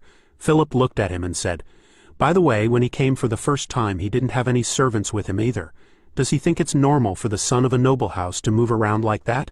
Logan froze and said, "Well, when servants are around, it's hard to choose a route, not to mention that they have their work." Logan's eyes widened in thought. By the way, about work, he loaded Rick with a big task. Rick remembered his image and his words. Young master, Logan thought. Both in his past life and in this one he did everything for him. He remembered his sweet smile and words. Young master, can he return to his duties? What, he wants him to work on his day off too? Young master, the servants say he smells bad lately. They don't even come near him. Will he ever get married? Logan thought he was grateful to him. He pictured Rick with his pockets hugely stuffed and asked, "What?" He said, "A few pills missing? No way. What do you mean he's going to beat him for every one that falls out when he shakes him?" Logan thought, "Thank you, Rick." He spoke, "So he's decided everything." Philip thought, a familiar expression. Is he having a flashback? Logan threw a fist and said, "As a token of gratitude to Rick for doing such a job, he'll name the medicine Impo Rick." Philip turned blue with shame and thought, "No doubt about it, he's crazy." After a while, Philip spoke, "He must be tired after a long journey. Better to recuperate at the bar." Logan leaned his elbows on the table and asked, "So he shouldn't talk about aristocrats who have problems with this in a place where there are plenty of ears?" Philip replied, "Well, the room is a more appropriate place to discuss such a topic." He looked at him and said, "By the way, he went to the informant to find out what he asked for, but is he going to pay him 900 gold for each document?" Logan looked at him, looked away, and replied, "He charges a lot, but his work is high quality. If he conveyed his words correctly, they would get the information they need." Philip replied discontentedly. He retold him everything word for word. He held up one finger and said, "Firstly, they need the names of aristocrats who have been married for the last 10 years but have not had children. Secondly, the names of aristocrats who have remarried or have mistresses. Thirdly, the names of aristocrats who eat food that increases stamina." The protagonist looked at him and said, "Right, then everything will be as it should be." He did a great job, not just with his task, but with all the ones he gave him. Philip smiled and said, "Oh, no need, it wasn't hard. The real trouble happened the day he got the news of the war. He couldn't even imagine how worried he was until he found out it ended that evening." Logan smiled and thought, at least he was worried about his employer. Philip said, when he thought about the mountain of monster meat he would have to deal with, he lost all appetite. Who would buy this anyway? The protagonist frowned in displeasure, threw the paper at Philip and shouted, "Stop talking, let him read this." Philip asked fearfully, "Why did the paper hit so painfully?" Logan asked, "Who on this list in his opinion is suitable for them as the first client?" Philip took the sheet of paper, pressed his hand to his cheek, and began to read with tears in his eyes. He thoughtfully said, "What about him?" He pointed his finger at the piece of paper and showed it to Logan. The protagonist read it carefully and said, in surprise, the same. After a while, there were many guests in beautiful clothes at the gala banquet. Count Davis was standing near the young beauties when suddenly he was called Count Davis. He turned around and his eyes widened in fear. Logan walked up to him, put his hand on his chest and asked him to forgive him. He was Logan McLean, the eldest son of the McLean house from the southwestern region. Count Davis bit his lip and said mockingly, "My God, they have a new guest here. Welcome." The girls stood behind him and laughed. They said, "Horror, what bad taste. I wonder where it came from. Let them look at this, southwestern clothing." The protagonist smiled and thought. He put on what Philip recommended and as expected, no one liked it. Excellent choice. He did not have time to develop useless connections at a meaningless banquet like this. His only target is Count Davis. The girls laughed at him, covering their mouths with their hands. Count Davis, despite being an important figure in preserving the kingdom of Grandia and married at the age of 20, as a man, he is pathetic and still childless. He was surprised when Philip pointed out his name on the list because, in his past life, he became quite famous. The Count who committed suicide because of his wife. The main character remembered how the Count's wife started screaming at the banquet. Maybe he would shut up already. She pointed her finger at him and said, "He is a feeble idiot." After the incident between them, the insult his wife gave him at the banquet drove him to suicide. Logan thought reputation and other people's opinions were very important to him. He fits all 3 points that he told the informant. This is the ideal first customer of Impo Rick. The protagonist said that he came to the capital for business, and, having heard about his authority, decided to meet him in person. Count Davis smiled and asked, "Business?" He said, "But Grandia already has everything." He supposes that since he came from the outskirts, many of the capital's goods shocked him. The girls behind him were whispering. They would hear her. Logan smiled and answered, "Count Davis, of course, but he is sure that there is nothing like his product there. That's why he is going to sell it." He came closer and said, "This medicine is specially designed for men." He covered his mouth with his hand and said, "It will increase his desire." Count Davis's puzzled eyes widened, clenched his jaw, and cried out in displeasure. "The son of an aristocrat sells such things?" the girl asked. "What did he say?" The second girl covered her mouth and said, "What a disgrace." Count Davis smirked and thought, "How dare this provincial speak there? Now he will wallow in humiliation alone." The protagonist sighed and thought, "This is what can be read from his expression." "How obvious?" Count Davis asked, displeased. "Ly, did he have anything else to say?" Logan smiled and answered, "As a courtesy he brought a gift for an influential person in the capital. He asks that he accept this. This is his product and Impo Rick, which will be sold for 100 gold pieces each. He especially put 3 as a gift for him. This wonderful medicine has no side effects. He can swear to it on his honor as an aristocrat." Count Davis frowned with displeasure. A few days later, the door opened and a servant said, "The master instructed him to purchase the drug Impo Rick." He handed over a paper and said, "Here is his ID." The main character smiled and said, "Ah, Count Davis has sent him." He thought, right on target. After a while, Philip bowed and said, "Thank you, let them come again." He went back into the room and said, 10,000 gold for 10 boxes. "Not bad for the first sale," Logan said. "They would make even more." The rent for this tiny shop itself cost 10,000 gold. As expected, this was the center of the capital. He had barely managed to negotiate the rent. Philip said, "They needed a room. It would be more useful if people could come in and examine the goods themselves." The protagonist answered, he was right. Well, it was time for him to go to the banquet. Philip asked, puzzled, "Again?" He went there almost every day, sometimes even twice. Logan turned around and said, one customer was not enough for him.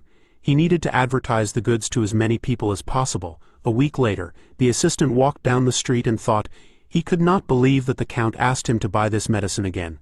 No healthy food had such an effect on him. He approached the shop and saw a huge line. The assistant wondered why the line was so long. Wait a minute, he knew these people. He began to look at the people and think, that one was the manager of Viscount Talon, and that one was the bearer of Count Hamel. The assistant adjusted his hat and thought, this could spread unnecessary rumors. He should quickly buy the medicine and leave. At that moment, Philip came out of the store and shouted, "They are so sorry. Unfortunately, they sold everything they had prepared for today." The servants turned blue with fright. One of them asked, "How is this possible? This has never happened before." Philip smiled and answered, "He is sorry. The Impo Rick is very popular, but there is not enough supply, so they set a limit of 50 boxes a day." The men asked to sell them some. The servant shouted, "If he returns empty-handed, the master will kill him." At that moment the Count and his assistant passed by. He asked, puzzled, "What is going on there?" "Let him go and find out," the assistant said. "Obey." Logan stood around the corner and thought happily, the introduction of a limit will stimulate buyers, and other people seeing the crowd will also be interested. Everything is going according to plan. After a while, Philip shouted, "There are no more goods for today." He asked them to come tomorrow. This went on for several days. "Today everything is sold," he shouted. "Sold, sold," the men with bags of gold were crying. The servant asked fearfully, "Which day in a row was this?" Philip said, "Amazing. They have been fulfilling the sales plan every day for a month. Today, everything was sold out immediately after the opening, so they will be able to get 4.5 million a month." The protagonist laughed and asked, "Who knew that there were so many incapacitated men in Grandia? They raised the price 3 times and there are still those willing to pay more. He will soon begin to worry about the future of their kingdom." Philip looked at him with a smile. And Logan laughed out loud. He grabbed Philip and began to ruffle his hair. He said, "He did it, Philip. He is great." Philip turned blue and thought he couldn't breathe. All thanks to his efforts. Logan let him go and said, "Great, from next month, he would get a percentage of the profits." Philip's eyes widened in surprise, and he shouted, "Mr. Logan, he will try his best." The protagonist shouted, "Oh, UG, no need for kisses." At that moment, a man in a robe was standing near their store. After a while, Logan shouted, "At least 10 tons of gold per year." He miscalculated his volume, and people turned around in confusion. At the door leading to the room, the protagonist grabbed his face and turned around in fear. He was standing in front of the magic ball and whispered, "Let him wait." "Is he serious?" Hammer replied. "Yes, judging by the miner's words, there is a good chance that gold nuggets are in deeper layers." Logan clenched his jaw and thought happily, 10 tons of gold, even with a rough calculation, is a 100 million gold jackpot. He won a lottery much bigger than he expected. Hammer said, "But the price of the mine is not a joke. Does he have the funds to pay? It will take 5 million gold." Logan asked again. "Funds? Of course," he said to wait, and his master would get all the money he and the workers needed in a moment. Hammer looked at him, puzzled, and thought it would be better if he was more gentle with them sometimes. Time later, when it was already dark, the protagonist was walking down the street and thinking, the initial investment costs for developing the mine would be about 5 million. If the sales of impor remain the same, he will be able to collect 4.5 million in a month. It is enough to sell it for 2 months to make a lot of money. Logan blushed with joy and thought, he had about 700 boxes of impo rick left, so he should go home and send more there, and then start developing the mine. Suddenly he stopped and saw the silhouette of a person in his room. Logan wondered, why does he feel like there is someone there? Although weakly, he rushed forward and thought, are they thieves? The protagonist opened the door and looked around and thought, have they left? He grabbed his sword and thought, no, there is only one way out.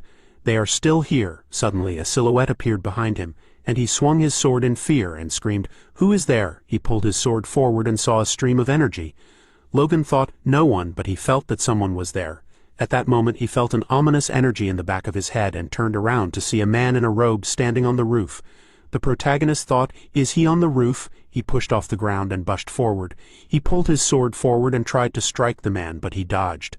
Logan stood in front of him and asked, who is he? The man remained silent and disappeared into space. The protagonist froze in confusion and thought, there was no trace of his presence left, although he had just been in front of him. Suddenly, he looked down and saw a small piece of black cloth in his hand. He asked, what kind of nightmare is this? After a while, Philip screamed in fear. Did an aura user sneak in there? What? The protagonist folded his arms across his chest and replied, this is just a guess, but at the very least, he was an advanced user of the system. It was not just that he felt that he had a high rank, but he was significantly different from him. Philip looked down and asked, but how can an aura user be a thief? Someone who is this can go from a slave to an aristocrat. Would such a person stoop to robbery? What did he steal, really? Logan reached into the inside pocket of his jacket and answered, he thinks right.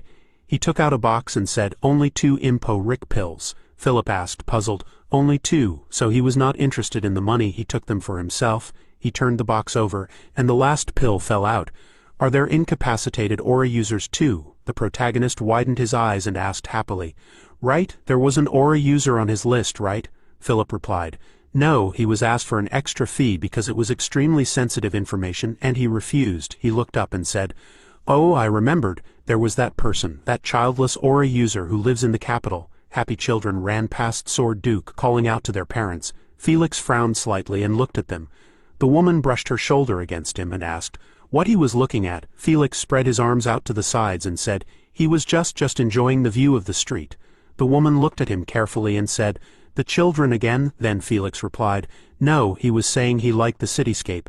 There was no need to entertain stupid thoughts." He hugged his wife and suggested that they return home.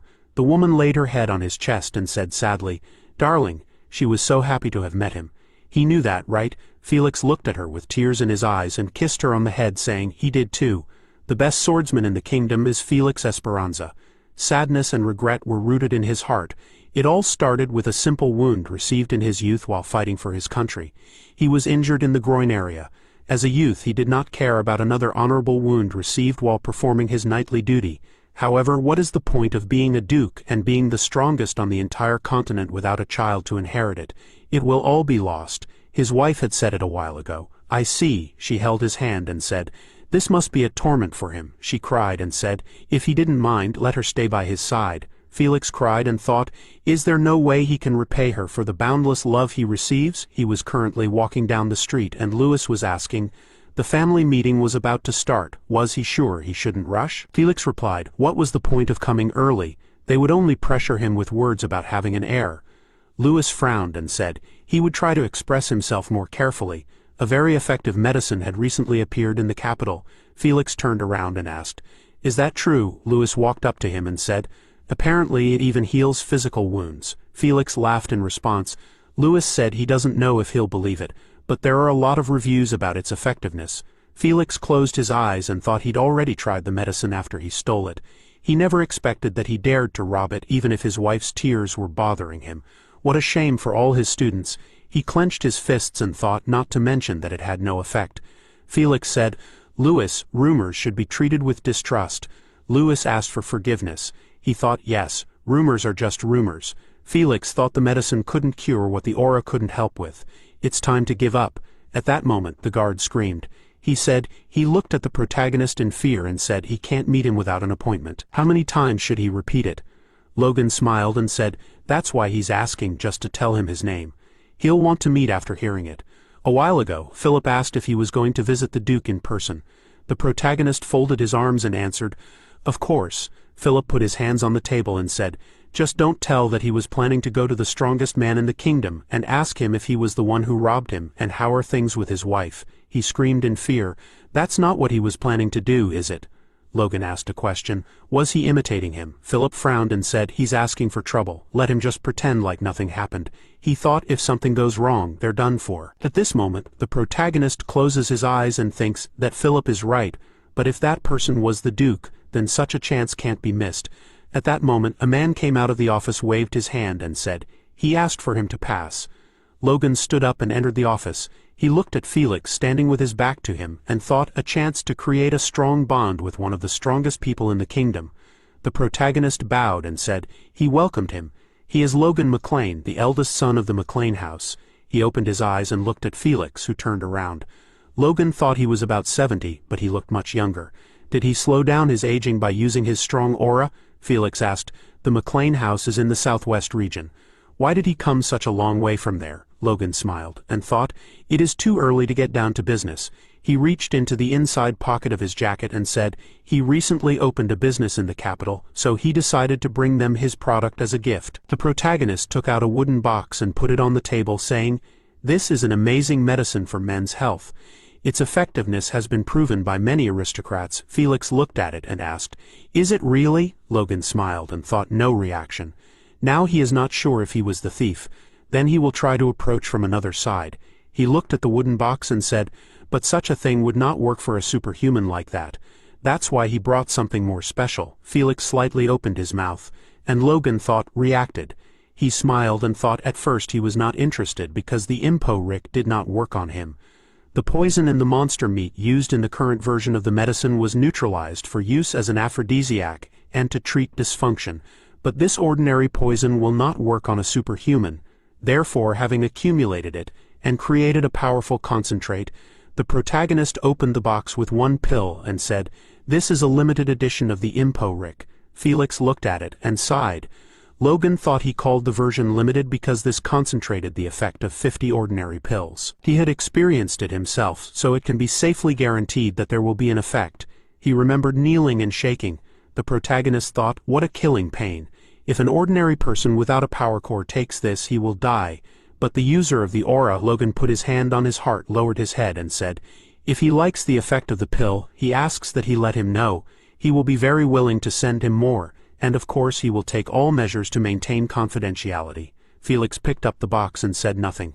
The next day Felix smiled and asked, what does he want? He was ready to do everything in his power for him. The protagonist triumphed inside, but on the outside he tried to maintain calm and thought it worked.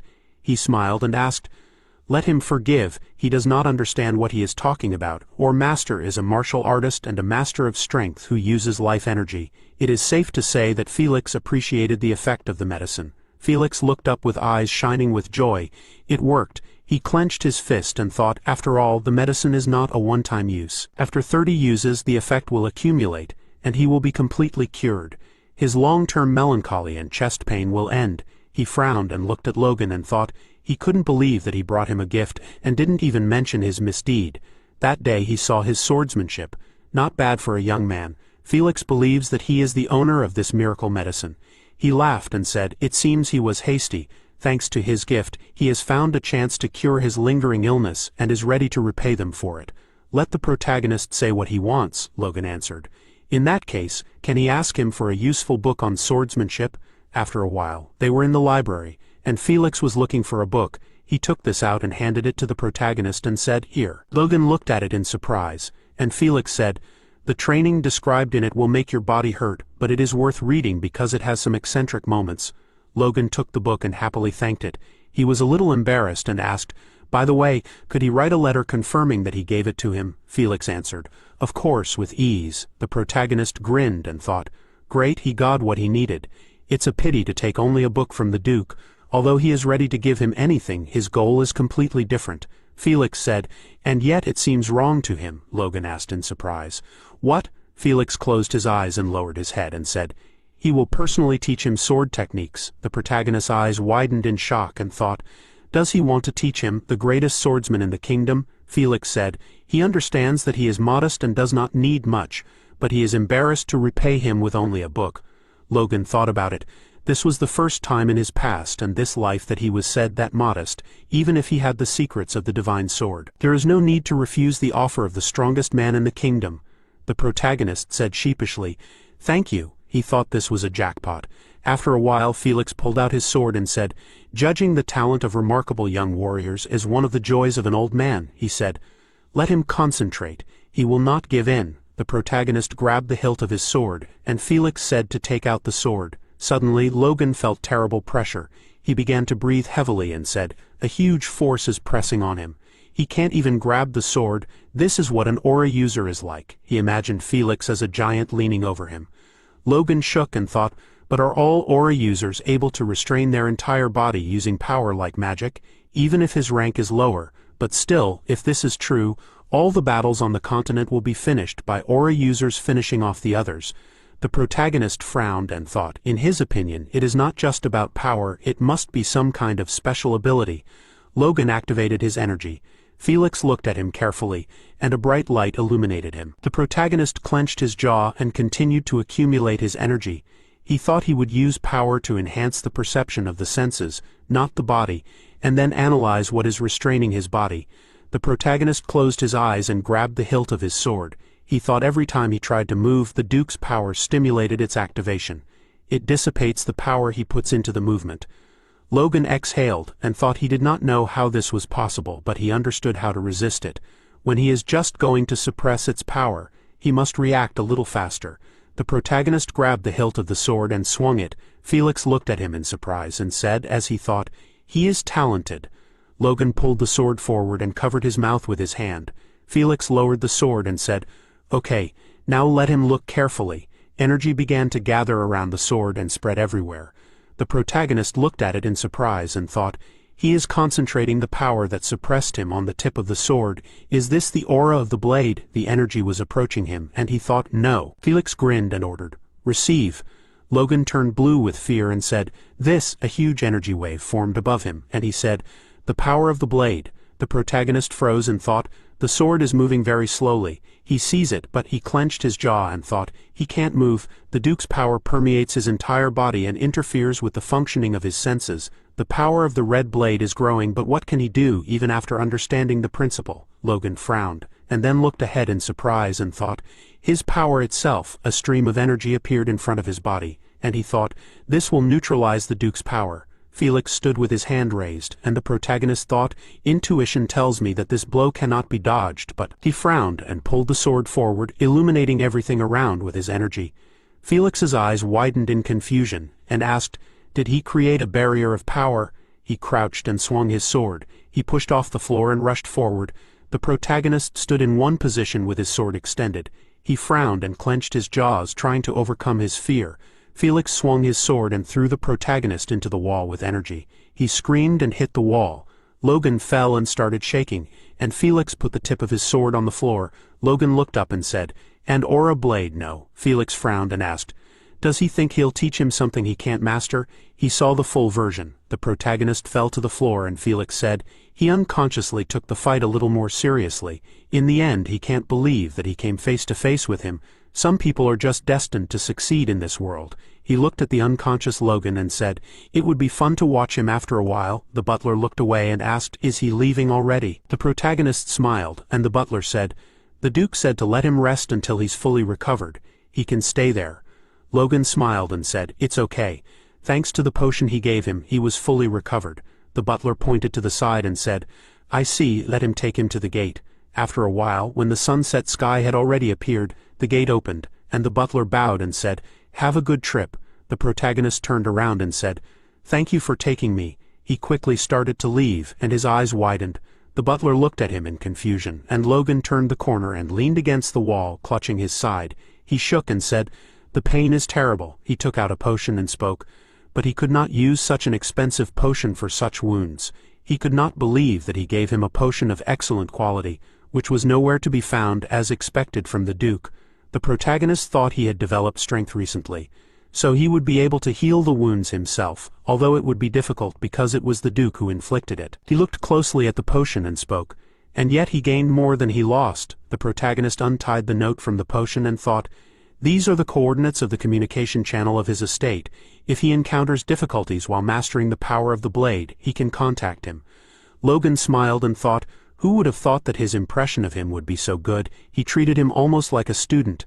Established contact with him would be very useful to him in the future. Suddenly, Philip appeared behind him and screamed, "Mr. Logan!" He was very scared and turned around, displeased. He asked Philip, "Why is he there?" Philip answered, "He was waiting nearby for him to come out." "Why is he so pale?" he screamed.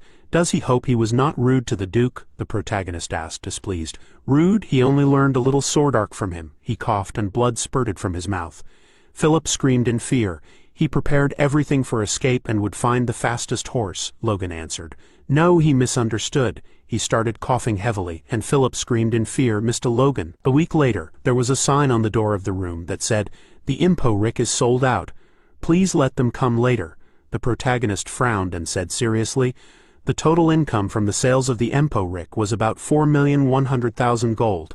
Philip said confidently, "If the sales remain the same, then 4.5 million in a month will not be difficult to earn."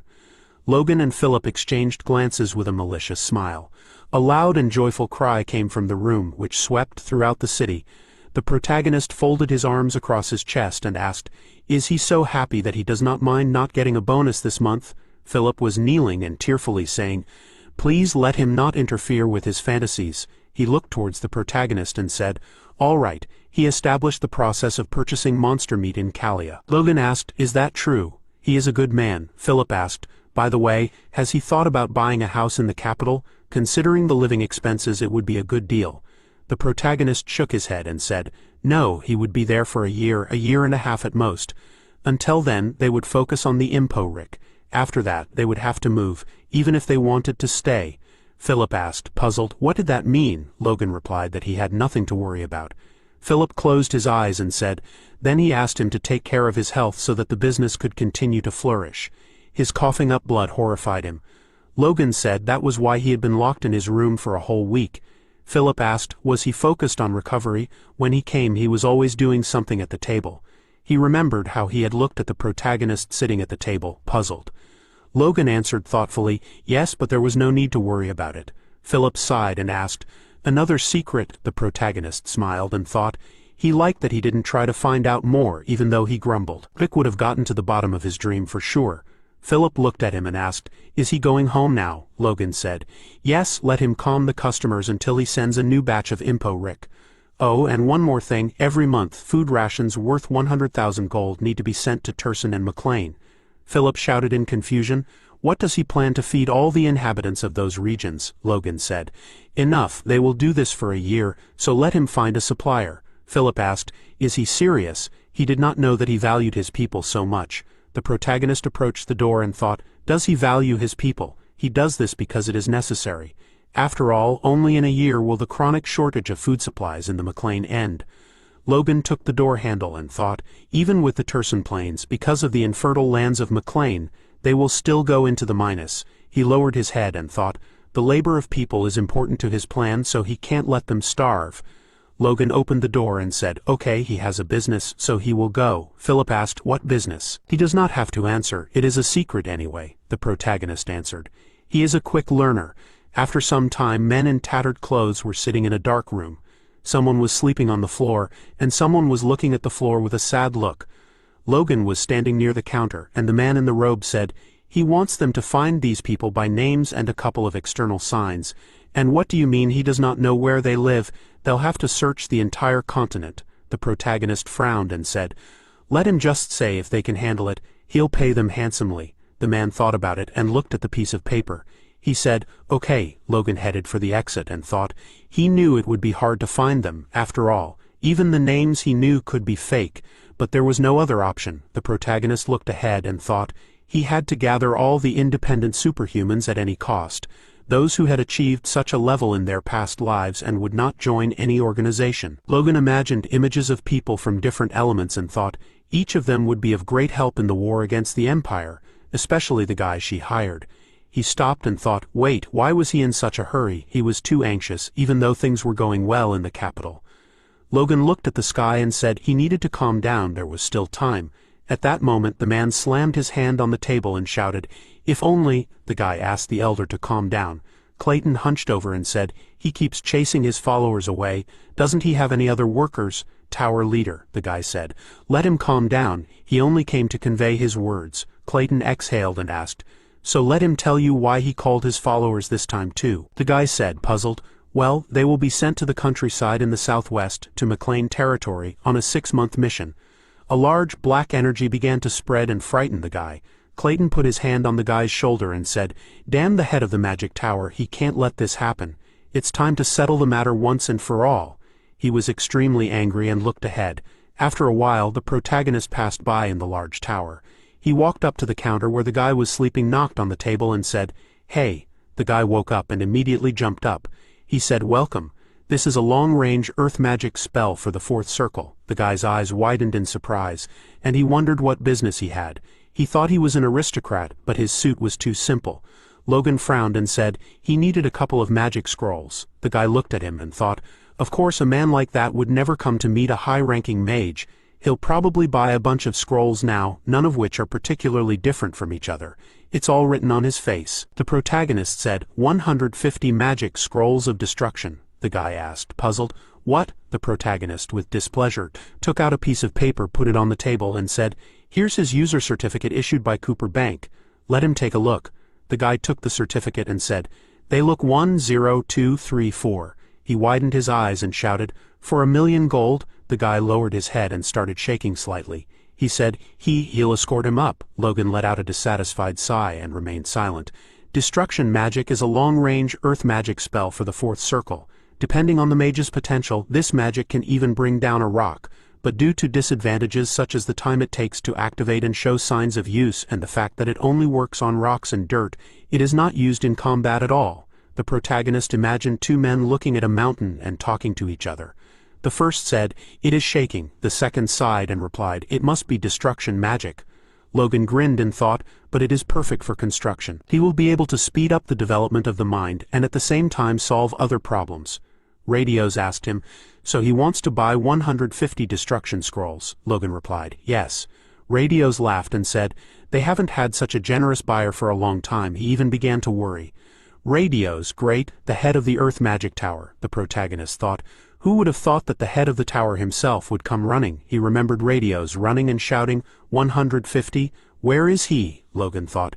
He was the 5th generation head of the tower, but he acted like that because of 1.5 million? Are they doing badly? Well, the weakness of his trading partner is an advantage for him, the protagonist said.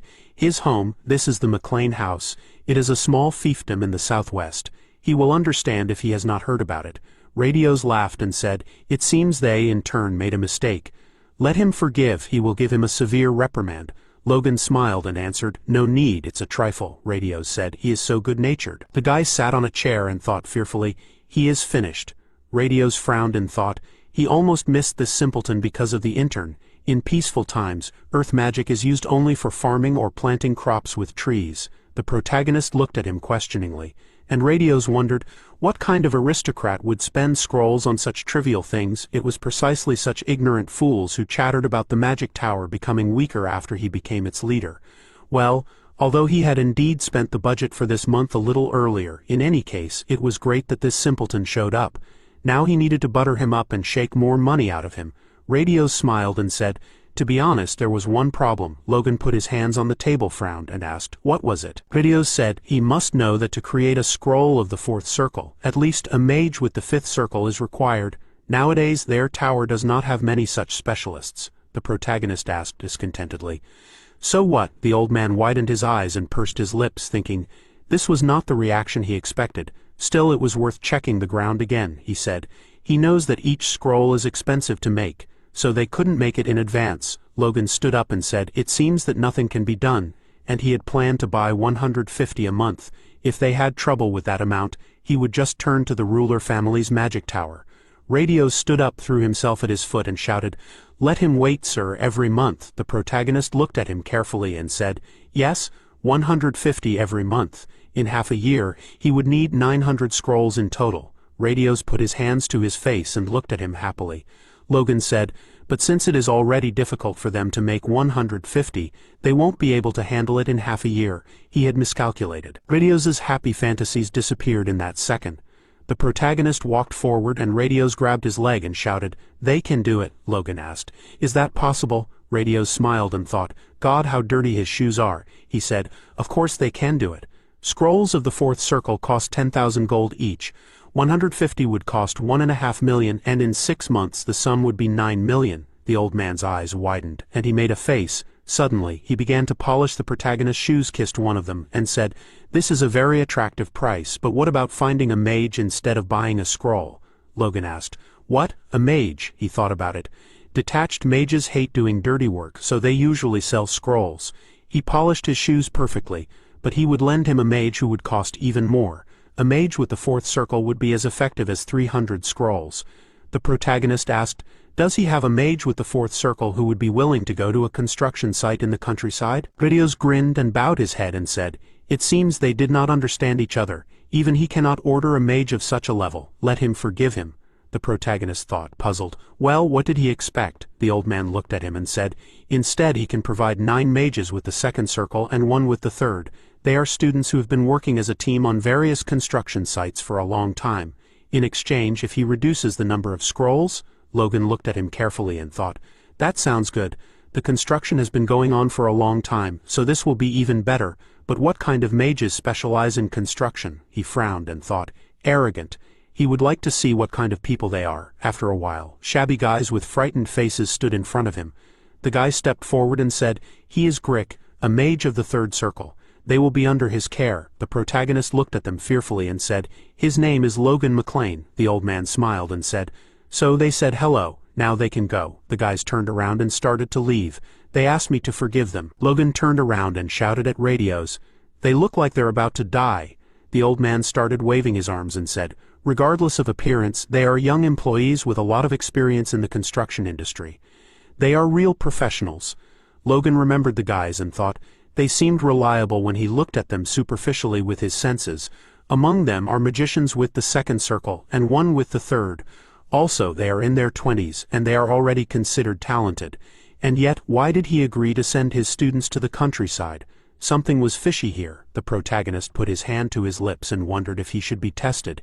He turned around and said, "Compared to the fourth circle scrolls, the proposal to reduce the number of these and provide second circle mages was an unfair exchange." Radios asked, puzzled. "What? But 10 mages should be enough. Besides, there was one with the third level among them." Logan smiled and said, "Then for 120 scrolls and 10 mages he would pay 1,200,000. The old man pursed his lips, and negative reactions were happening in his head. Logan smiled and thought, this is an awfully low price considering the talent of these mages. Although he would not mind if he agreed, no one would send normal mages for such a price. Radios replied, "Okay." The protagonist looked at him in surprise, and he handed over a piece of paper and said, "Let's sign a contract." The veins on the old man's face swelled with anger. Logan looked at the contract and thought, did he seriously agree?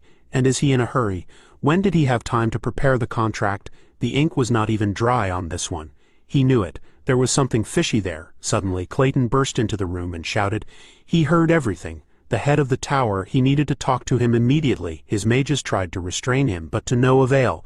The guy grabbed him and screamed in fear, "No need, sir." The old man asked, puzzled, "Clayton?" Logan turned around and looked at him in fear. He checked him and thought, "The fifth circle?" Clayton asked discontentedly. "Does he want to send his followers away again?" Radios answered discontentedly. "It is necessary for the good of the tower. His followers are the most talented." Clayton answered eerily. "That is why he asks. Why are they the only ones doing the hard work? Not someone else, but children who have just returned from work." The children were standing outside the door and crying. Radios shouted, "Young people do not care about any work. It's for the good of the tower and them." Clayton frowned and asked. In his opinion, he didn't know that he was oppressing them ever since he got the fifth circle and became an elder last year. Radios asked with displeasure. Was he crazy? How was he acting in front of their guest? Logan looked at them and thought, that's the thing. This man got the fifth circle at a relatively young age and became an elder. He thought Clayton was about 50. The tower leader is scared of this, but without the ability to conflict with the elder, he takes it out on his followers. The internal conflict in the tower will play into his hands. The protagonist smiled and thought, he can't believe that he got such a lucrative contract. Radios closed his eyes and said that if he didn't want to obey the tower leader's orders, then he didn't care. He could get out with his followers. Clayton screamed, was he serious? He clenched his jaw and clenched his fists. Clayton began to spread his energy everywhere, and Radios shouted, if he wants to leave, let him leave. Clayton, everything around shook and small stones fell from the ceiling. The guy screamed, horror, this is bad, we need to stop them. Clayton turned red with anger and shouted, tower leader, let him get ready. Radios put his hands in front of him and frowned. At that moment, Logan put a seal on the contract, and the men stopped, looking at him puzzled. The guy's followers opened their mouths in surprise, and the main character said, now. He showed the contract and the seals from below and said the contract is signed. Logan turned around and said he asked 10 to follow him. He pointed his finger at the men and said, and they, well, let them figure it out themselves. The contract will remain valid even if the towering leader changes, right? Radios cleared his throat and said, they showed themselves from a terrible side to their guest. Okay, he will send them the scrolls as soon as they are ready. Clayton screamed, he hasn't finished speaking, Chief. The old man screamed in displeasure, what does he want? To terminate the contract with the Earth Magic Tower? Let him know his place. Clayton only clicked his tongue in response. He clenched his fists and said, okay, if he's acting like that, he'll leave with his followers. The old man looked at him, puzzled, and then screamed, he's an elder, how can he waste time in the countryside? Let him think about the tower's reputation. Logan screamed that he never hired a fifth circle mage. Clayton closed his eyes and said, he won't ask for payment. He'll just help his guys get the job done faster. The protagonist bowed and said he's very grateful. Radios screamed, let them stop, they haven't finished speaking. Clayton said, he's only asking to postpone the trip for a day. His followers need to rest before leaving. The boys cried and said, sir, for them Logan answered, of course. Then they will meet tomorrow at lunchtime at the western gate. Radios screamed, they do not hear him at all. The next day, a carriage was leaving the gate. Logan stood near the wall, folded his arms across his chest, and thought, yesterday's contract was an unexpected stroke of luck. Hiring one mage with the fifth circle would cost $1 million, he smiled and thought, I wish he could get home soon. From there, he would immediately send to the Impo Rick store, and then, suddenly, a voice was heard from the side. God, young sir. The protagonist turned around and asked, Rena? She covered her face with a fan and said, they have not seen each other for a long time, but are they close enough to call each other by their names? Logan thought how awkward. He smiled and said, a long time ago, Miss Wolves. He thought, she is rude as always. Rena sat with her face covered by her fan and said, rumors are going around the capital. They say that a rather shameful business has opened. Is the McLean house in trouble or something? She thought, has his family finally come to an end? Isn't it shameful to walk around like that? The protagonist smiled and said, she knows how ambitious he is when it comes to money. Let him not worry about anything, he thought, it's none of his business. Let him stop thinking about his business and go where she was going. Rena folded her fan and said, the amount she gave them was not small. It seems difficult to implement it if he lives in the barren lands. Logan turned around and said, she's right, it's time for him to go. He walked forward and thought, God, she's disgusting, it's best to avoid her. Rena said, she heard about his great contribution during the feudal war. He used a special weapon. She has an offer. The protagonist turned around and Rena smiled and asked, does he want to sell it to her? Logan waved his hand and said, it's not special and not for sale. He felt awkward refusing her, but he had to. He rushed to run away, and Rena looked after him with displeasure and asked. The protagonists walked forward and thought, even after he became famous for selling Impo Rick, none of the aristocrats showed interest in the feudal war.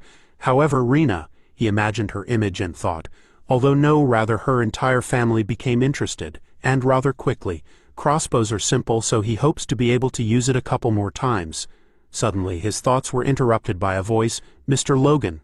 Grick jumped out from behind Clayton and waved his hand. Clayton frowned and said, he clearly remembers that they agreed to meet at the Western Gate, so why is he going there?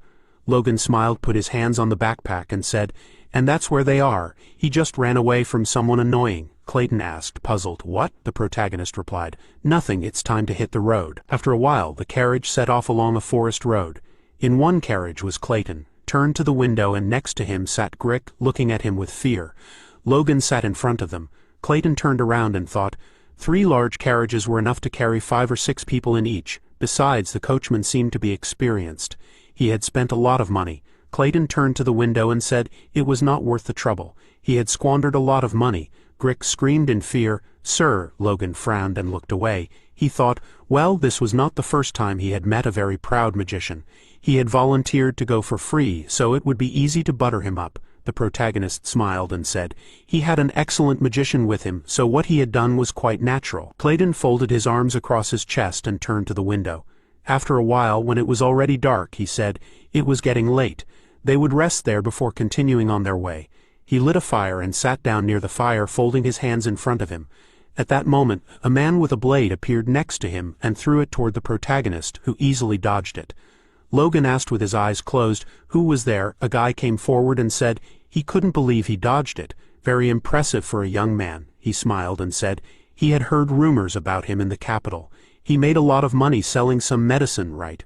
The protagonist stood up and looked at the guys and thought, are they thieves? He exhaled, closed his eyes and said he wanted to try out what he had learned earlier, meditating in a calm environment. He took out his sword and said, since they interrupted him, he would practice the technique on them. The guy screamed in fear. What is he talking about? The protagonist swung his sword and pierced the guy's neck. The thief looked at it in confusion and said in fear, when did he? The other guy got angry and swung his blade and ordered him to die. Logan looked ahead carefully and prepared to attack. The thief opened his mouth wide and rushed forward. At that moment, Logan swung his sword and struck him. He used his energy and pushed the thief forward. The other guys widened their eyes in fear and looked at it. The guy fell and rolled his eyes. The thief frowned and said, horror, leave now. At that moment, the protagonist used his energy, and the thief thought in fear, his legs, he can't move. Logan squeezed the hilt of the sword and imagined that the image of Felix was standing behind him. He swung the burning sword and pushed off the ground, rushing forward. The protagonist struck the guys' bodies, and they screamed. He frowned and looked at them. Logan said, horror, it seems hard to hold on to this for a long time. He grinned and looked at the tearful faces of the thieves and said, it worked. Concentration and compression of power through a new source generates an aura. That day, along with the pressure blade, the Duke showed him a power blade that is at a weaker level of aura, but he thought it was too early for him to try to repeat it. Logan was delighted and said, he can't believe he managed to use the power blade, even for a moment. He frowned and turned around in thought, And also the thief rushed to run and thought, horror, what's holding him back? The protagonist put the sword on the floor and the thief sighed heavily. Using the power M from the sword to forcibly disperse and overpower the enemy is characteristic of the pressure blade. The guy fell to the ground and said, his body. Logan swung the blade and said, it's good enough to use it in a real fight. The thief screamed in fear, his mouth wide open. The protagonist looked around and asked, did he overdo it? Suddenly, Clayton appeared behind him and said, he saw everything, young master. He frowned and began to spread his energy. Logan asked in fear, Master Clayton? He wondered why he was so angry.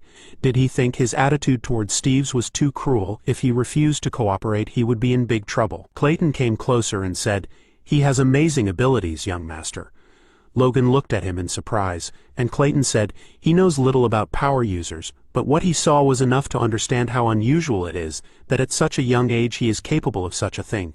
The protagonist smiled and said, he asks, he makes him blush. He thought, despite his appearance he was not angry. After a while, they walked back together.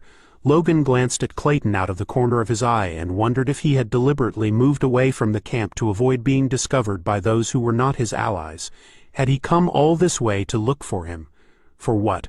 Clayton began to speak. His followers were having a hard time because they had not gotten the best teacher, so while they were together, he wanted to train them. The protagonist had spoken, but he was already doing well, so what was the point of that? Clayton stopped, turned around and said, when they arrived and started working, he wanted them to have breaks between shifts to train. In exchange, he would work more himself. Would that do? Logan nodded his head and said, okay, no problem. He lowered his head and thought. He looked behind Clayton and wondered if the mana was coming from the ground. Where was it going? He saw the mana stretching towards the tent and wondered if the mages were sleeping in that tent. Logan looked at the sweaty Clayton and thought, why is he going so far? He even started to sweat. Clayton looked down and asked, young master? Logan smiled and said, it seems he values his followers very much. Clayton closed his eyes and said, since he called himself a teacher, he should at least teach them the basics. The protagonist followed him and asked, but isn't it too much to argue with the head of the tower for their sake? Clayton cleared his throat and said, well, that one behaved like that first. After a while, the flag of the McLean house and a large castle were visible. Patrick was sitting at the table in his office and talking. Obviously, he gained a lot of experience in the capital. The protagonist smiled and said, yes, the trip did him good. Patrick spoke, then everything is fine. He asked, is there anything else to report? Logan frowned and thought. Instead of getting straight to the point, he said, business is going well. The profit will come soon. Patrick cried out in confusion. Profit? He slammed his hands on the table and shouted, let him wait. Business? What business? The protagonist answered. He started selling the medicine he gave him. Patrick turned blue and pointed his finger forward, asking if he wanted to say that he had traveled a long way to the capital and started a business there selling a desire enhancer. Logan looked at him guiltily, and Patrick said, Logan, he remembers that he promised not to interfere in his affairs. He stroked his beard, closed his eyes, and said, but next time, let him at least think about the reputation and dignity of his house. The protagonist thought he accepted the news better than he expected. He said, okay. Patrick asked, did he just agree without thinking? Logan answered, that's right, he thought about it. He already feels how his reputation is being restored. The protagonist looked at his father and said, he also happened to meet the Duke of the Sword and established contact with him.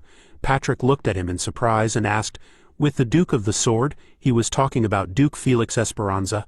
Did he sell the medicine to him too? The protagonist happily replied, exactly. Patrick cried out in displeasure. How much did he want to ruin his house's reputation? Logan handed over the book and said, and in return he gave him a pretty good secret mid-level sword technique. Patrick was shocked and asked, what?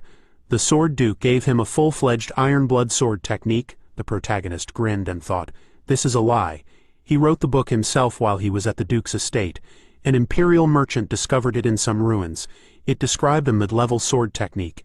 At first, the merchant rewrote the book and sold a few copies, but their contents leaked to the masses and began to walk around the market. Soon the technique became public property, and all the knights of the continent could study it. Logan smiled and thought, but this event should happen in 10 years. If their knights learn the technique, the power of the house will increase. It would be necessary to add the sword energy and the secrets of the divine sword, so that Father and Ranon would have an ace in their hands. The protagonist frowned and thought, however, the iron blood sword technique accelerates the force, which may cause damage to the insides during training.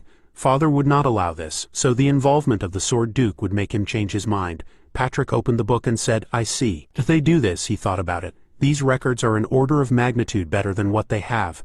The level of these is much higher. The reality is that it is difficult for nobles to obtain decent sword techniques. For a while he even thought that because of this he had not progressed for 10 years.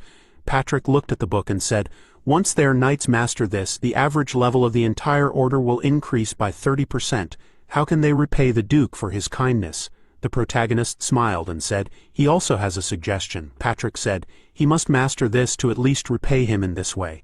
Logan looked at him puzzled and asked, what? No, him. Patrick stood up from his chair and said, they don't have much time. Mastering this technique is his priority.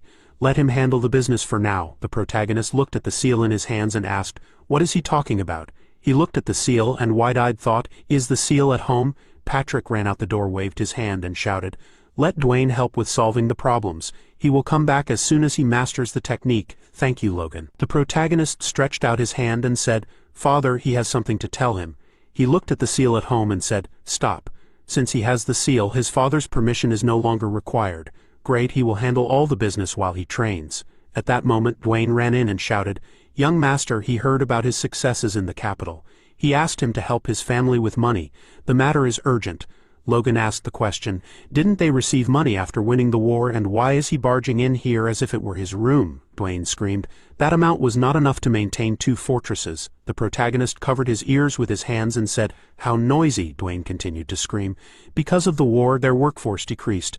This year there will be much less food. Even the Cairo stopped helping. He asks, let him give money. He heard that his journey was successful. He knelt and folded his hands, continued to ask. The protagonist smiled and said, to forgive he spent everything. Dwayne waved his hand and said, but he earned several million. How did he manage to spend so much in such a short time? Is he kidding? Logan continued to look at him with a smile.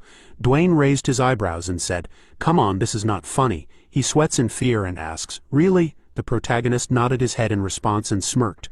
Dwayne hung his head down and asked, what on earth did he spend it all on? Logan replied, 1,200,000 on scrolls and magicians.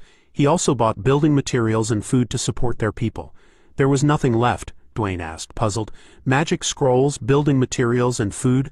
A little food will not affect the well-being of the people. The protagonist smiled and said, 1 million gold. Dwayne asked, what? Logan replied, food worth 1 million will be sent to their people every month for a year. Dwayne shouted in irritation, young master, are you crazy? The protagonist thought about it and expected a reaction.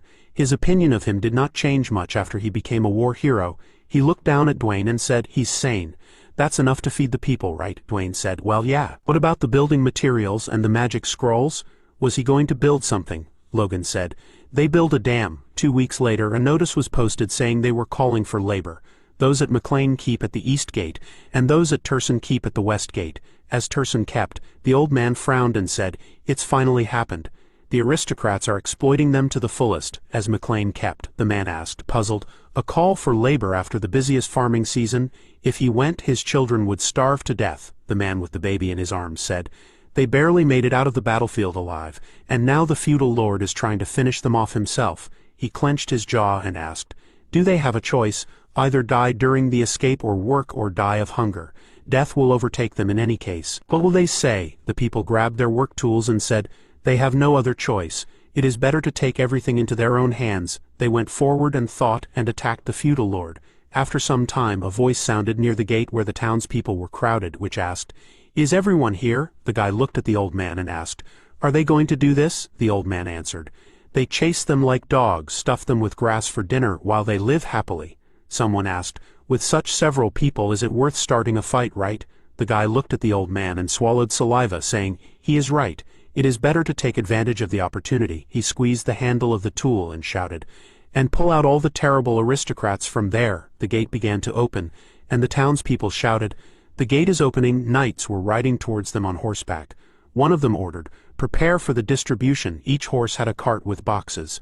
The townspeople asked in surprise, what is this? Did he say distribution? The old man cried out in displeasure, nonsense. They know very well what these aristocrats are like. Suddenly, a knight's hand reached out to him with a large sack. The knight said, by order of young Master Logan, those who participate in forced labor receive a month's supply of grain for the whole family. They will begin distributing it now. Let them stand in line. the townspeople asked in confusion. Seriously, they rushed to the knights and shouted, "This is grain, praise God, they will not have to starve anymore." The old man held 2 large sacks in his hands and remained silent. He raised his head and with tears in his eyes cried out, "Long live Logan McLean, long live the young master." The townspeople looked at each other, raised their heads and shouted, "Long live Logan McLean, long live Logan McLean." Dwayne stood on the balcony and asked in surprise, was it worth giving a forced order to gather everyone there? And at that moment the townspeople continued to praise Logan.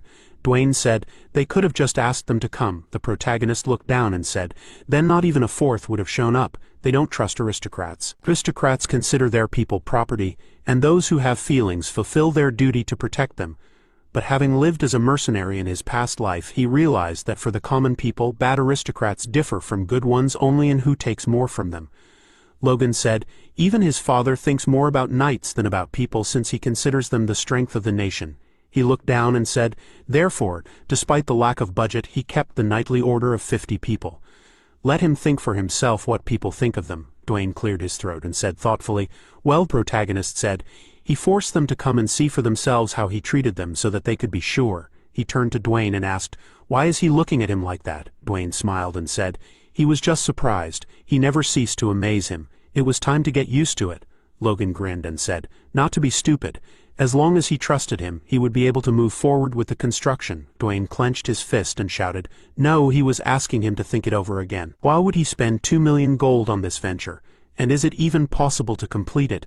The protagonist frowned and said, "He sounds like those two." He remembered how Clayton and Hammer shouted in displeasure. "Is he going to drill a hole in the mountain?" Hammer asked. "Then let the water from the river go there," Clayton asked, "and even build a sluice." The protagonist sat at the table and took a bite and said, "It is possible. Let them do as he said. McLean's territory is surrounded by mountains and wastelands on all sides. They have barren lands.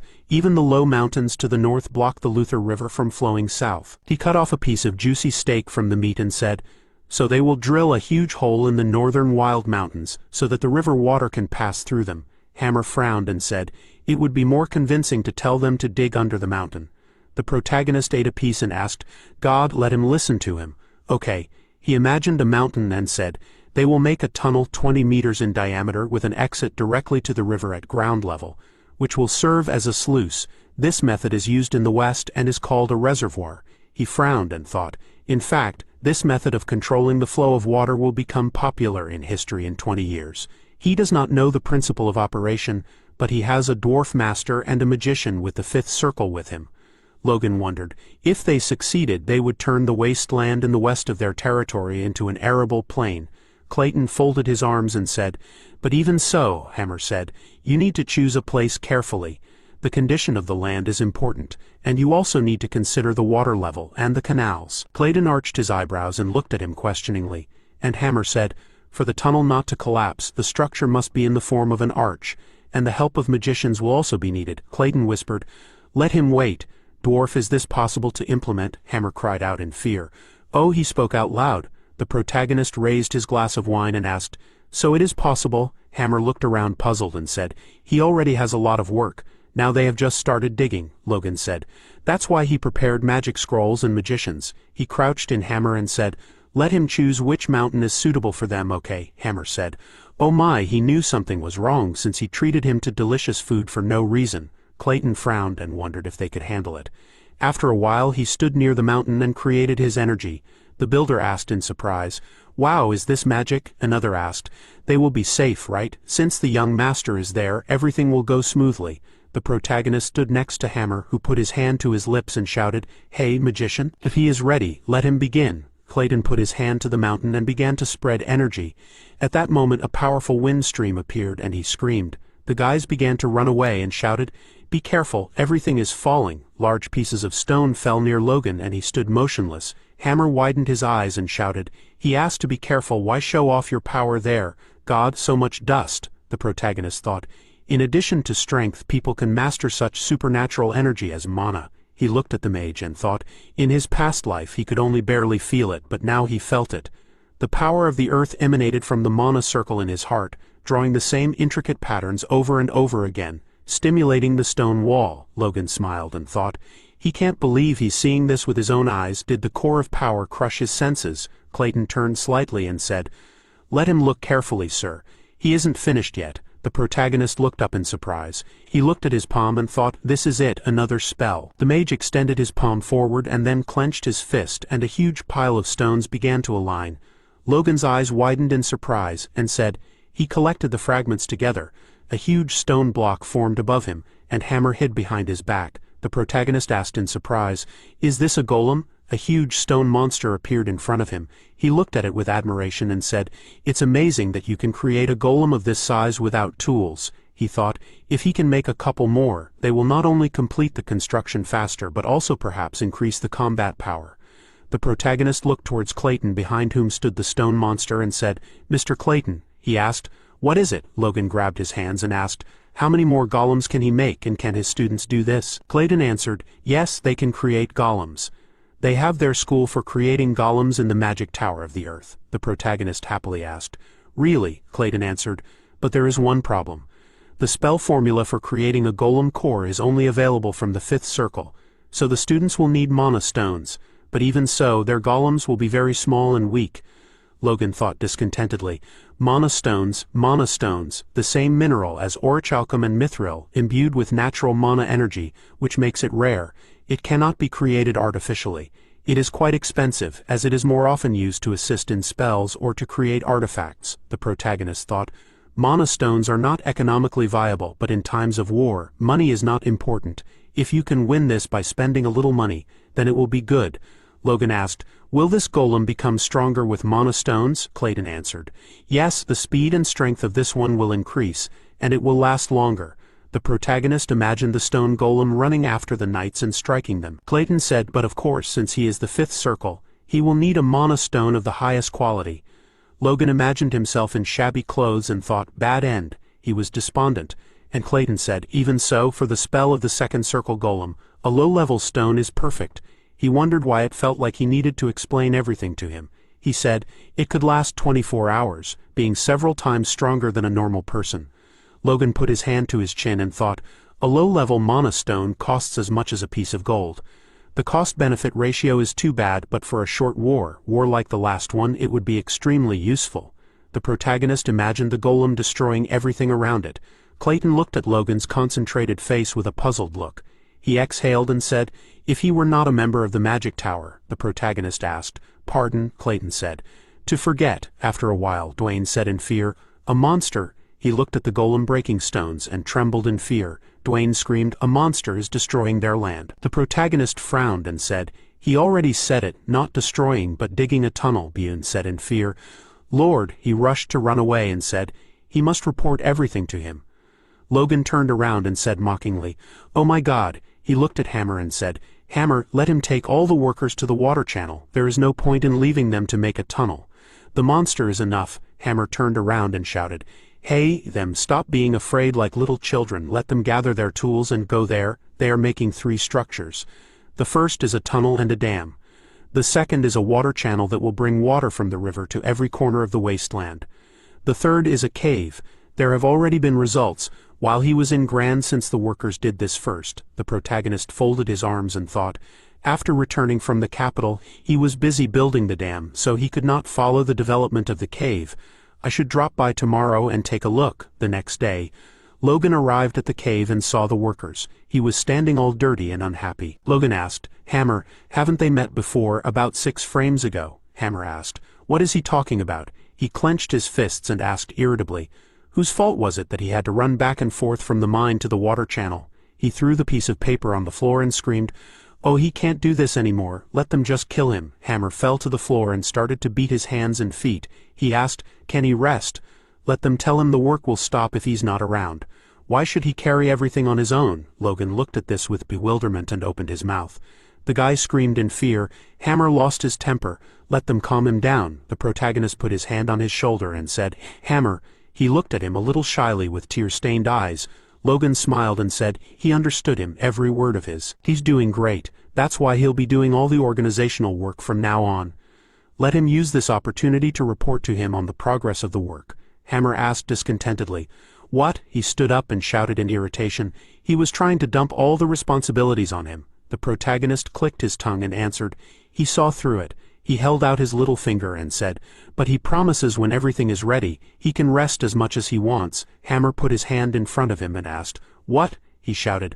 No, let him get away from him. Logan grabbed his little finger and said, like this, a promise on little fingers. Hammer cried out in pain. Oh, he'll break his finger. The protagonist went forward and happily said, how impudent he had been. At that moment the workers were standing near Hammer and laughing.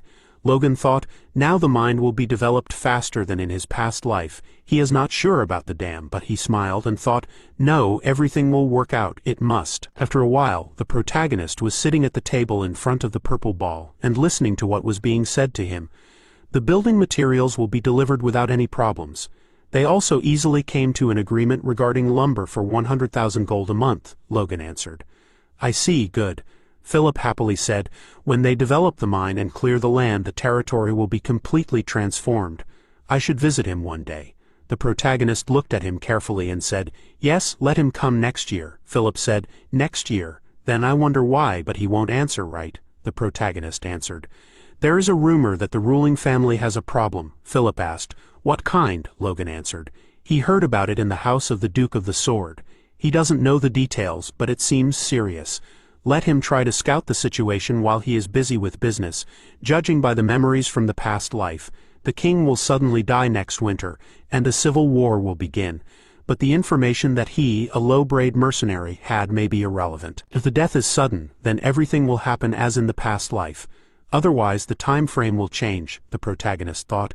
As in the feudal war, he cannot change the time of the civil war because he does not know the reason, but he can prepare in advance. House MacLean will take part in the war, which will turn the order in the kingdom upside down. At present he told Philip to put money in the reserve fund and buy as many weapons and armor as he can. Enough to arm 1,500 people, Philip answered fearfully. This is not a trifling request. 1,500, he thought. MacLean had no more than 100 knights, Logan answered. This is not for knights but for soldiers, Philip screamed. Is he out of his mind? No one equips soldiers fully in war. This is a waste of money. Logan covered his ears with his hands and said, quiet. He thought, this may seem strange, but many of their people died in the last war because of this. The productivity of farmers has dropped dramatically. We need to minimize conscription and strengthen their knights and ordinary soldiers. The protagonist imagined the workers and knights and thought, arming vulnerable soldiers is part of his plan. He asked, has he ever been wrong? Philip looked away and said no. The protagonist smiled and asked, then how about they do it okay? Philip closed his eyes and said, okay, he will find out about that rumor. Logan clenched his fist and thought, great, their wealth will be supported by the mine, food by building a dam, and soldiers by the army. He grinned and thought, the main preparation for a breakthrough is slowly and surely progressing. After a while, a huge stack of papers lay on the table in front of the protagonist. Dwayne pointed his finger at a piece of paper and said, here, let him read these documents and sign them. Logan turned blue in shock seeing the huge amount of documents. The man said he will leave the next stack there. Dwayne screamed, my God. He signed without even delving into the contents. Young master, is it possible to be careless? The protagonist, with huge bruises under his eyes, asked how long he had been sitting at the documents. Dwayne put his hand to his chin and said, soon it would be a month. He pointed at him with his fingers and mockingly asked, did he think that a lord's work takes a day or two? Logan answered. He had never seen his father work so much, Dwayne answered. Of course, because he dealt with most of it. The protagonist stood up and shouted in displeasure. Then why did he dump everything on him now? Dwayne folded his arms and said, as the heir, he should fully understand what issues require attention. Logan screamed, he is not the heir. Dwayne asked, does he think anyone will believe this? Suddenly, Kaiselin ran into the office and shouted, forgive me, urgent matter. Hammer is stuck in a collapsed shaft. Logan looked at him in fear. He asked, Hammer is stuck in a collapsed shaft? Kaiselin answered, yes, one of the tunnels collapsed. Dwayne asked, puzzled, a shaft, how did this come about on their territory? The protagonist asked, what is the extent of the damage? Did he find the location of Hammer? Dwayne continued asking, hey, where did they get a shaft from? No one paid attention to him. Kaiselin answered, well, about 50 meters of the tunnel collapsed, so it is impossible to determine exactly. Logan screamed, there is no time to waste, let's go there now. They ran out and slammed the door behind them. Dwayne stuck his hand out and said, hey, he shouted angrily, where did they even get a mine from? After a while, a horse galloped up to the cave, and someone shouted, "The young master is here, he has arrived." Logan frowned and asked, "Where is the collapsed tunnel?" The worker replied as he entered, "It will be the middle of the three, the deepest." The protagonist passed by him, and the guy spoke, "But it is quite dark inside." Logan went inside and used his energy. He looked ahead and, surprised, saw a huge pile of stones. The protagonist saw people trying to move the stones. The old man turned around and said, "Young master." Logan frowned and ordered, "Step aside." He touched the stone and closed his eyes, concentrating on creating energy. A large flow of energy passed over the stones, and Logan saw bodies lying underneath them. He said, "Hammer and about 10 workers escaped the worst but were hurt." The old man asked in surprise, "How did he know?" The protagonist replied, "It does not matter. Will it take long to save them?" The old man replied that it would take 3 days to clear the fallen rocks if all went well. Logan clenched his jaw and thought that even the strongest dwarf wouldn't survive the rubble with his injuries. The more time passed, the less chance they had of surviving. He stood near the rocks and thought that he needed to save everyone as soon as possible. The protagonist stamped his foot and said that he thought he was their only hope. The old man looked at him in surprise. After a while, Clayton stood in front of Logan and asked why he had called them. His students were standing behind him. The protagonist frowned and said that he would get straight to the point. He asked that they save Hammer and the workers who were stuck in the mine. He would compensate them generously. Clayton asked, confused, was there a mine, and were they stuck like that? The dwarf was busy because he was running between the cave and the dam. No wonder. Clayton said that it was okay. The people were in danger, so they would help. Logan bowed and said, "Thank you. He will repay the favor." Clayton frowned and thought, but he still could not understand why he brought the magical scrolls of destruction and did not use these, so it was in the mine. The protagonist pointed his hand forward and said, "It is there." Clayton thought, since he kept it a secret, it means that this is a rather valuable place, and yet he told them about it to save a slave and a couple of workers. After some time, Clayton was inside the cave, raised his hands and began to spread his energy. He said, "He will hold the tunnel. Guys, let them use golems to clear the stones." The guys answered, "Yes, sir." Logan stood behind and thought, "That's it, man of stones." The guys squeezed the stones in their hands and began to chant spells. The stones fell to the floor and began to form a golem. The guys screamed, fallen stones turned into golems. Logan looked ahead and thought, he can't believe they cleared a few meters just by creating golems. Clayton screamed, "They don't know what condition they're in, hurry up." The big golems got up and walked forward. The protagonist walked up to the stones and started dragging them. Clayton frowned and looked at him and thought, the aristocrat is dragging the stones himself to save those of lower rank. He would never have believed it if he hadn't seen it with his own eyes. However, it's not surprising since it was him. After a while, the old man screamed, "They found it! They're there!" Hammer was lying under the stones and sighing heavily. The old man grabbed his head and screamed, "Hammer!" Logan crouched down next to him and extended his hand, thinking they passed out from shock. Luckily, their injuries are minimal. He looked at the dwarf and said, "Thank heavens." The golem started carrying out the bodies of the injured. After a while, Logan sat next to Hammer and asked, "Did he doze off while using the scroll of destruction?" Hammer replied, "Well, he's been working too much lately." The protagonist hung his head down, and Hammer stretched out his arms and said not to worry. Everything would be restored soon. Logan said to just rest, not to think about anything until he was completely recovered. Hammer replied, "The work is not difficult. He can return to this in a day." Suddenly, he froze and asked, puzzled, "Did he want him to rest?" The protagonist asked. "Otherwise, will he be okay?" Hammer put his hand on the pillow and screamed, "Then he will rest, whatever it takes." Logan walked out the door and thought, by the way, magic is an amazing thing. With it, they completed the rescue operation in 2 hours. He wondered. Suddenly, Clayton appeared next to him and said, "His mind is amazing, young master." Logan asked fearfully, "What?" Clayton frowned and looked at him, and he thought, puzzled, did he know about the golden this? It was quite possible. An earth mage after all. There would be a lot of trouble if he found out about it to others. Would Clayton keep the secret? Clayton asked. Why did he go so far as to reveal the existence of the hidden mine to him and ask for help? Logan looked at him, puzzled, and thought, why? Because no one could replace Hammer. It was better to take a risk and save him. Without Hammer, the development of the mines would slow down, which would affect plans. He imagined the knights and the little brother. The protagonist spoke, because if he was not able to protect his people himself, then there would be no one left by his side. Clayton looked at him carefully and said, "Young Master Logan, would you like to establish a magic tower on your territory?" Logan asked in surprise. "What?" Clayton replied. He thought it was time for him to open his own business. This place seemed to be able to support a small magic tower. What will he say?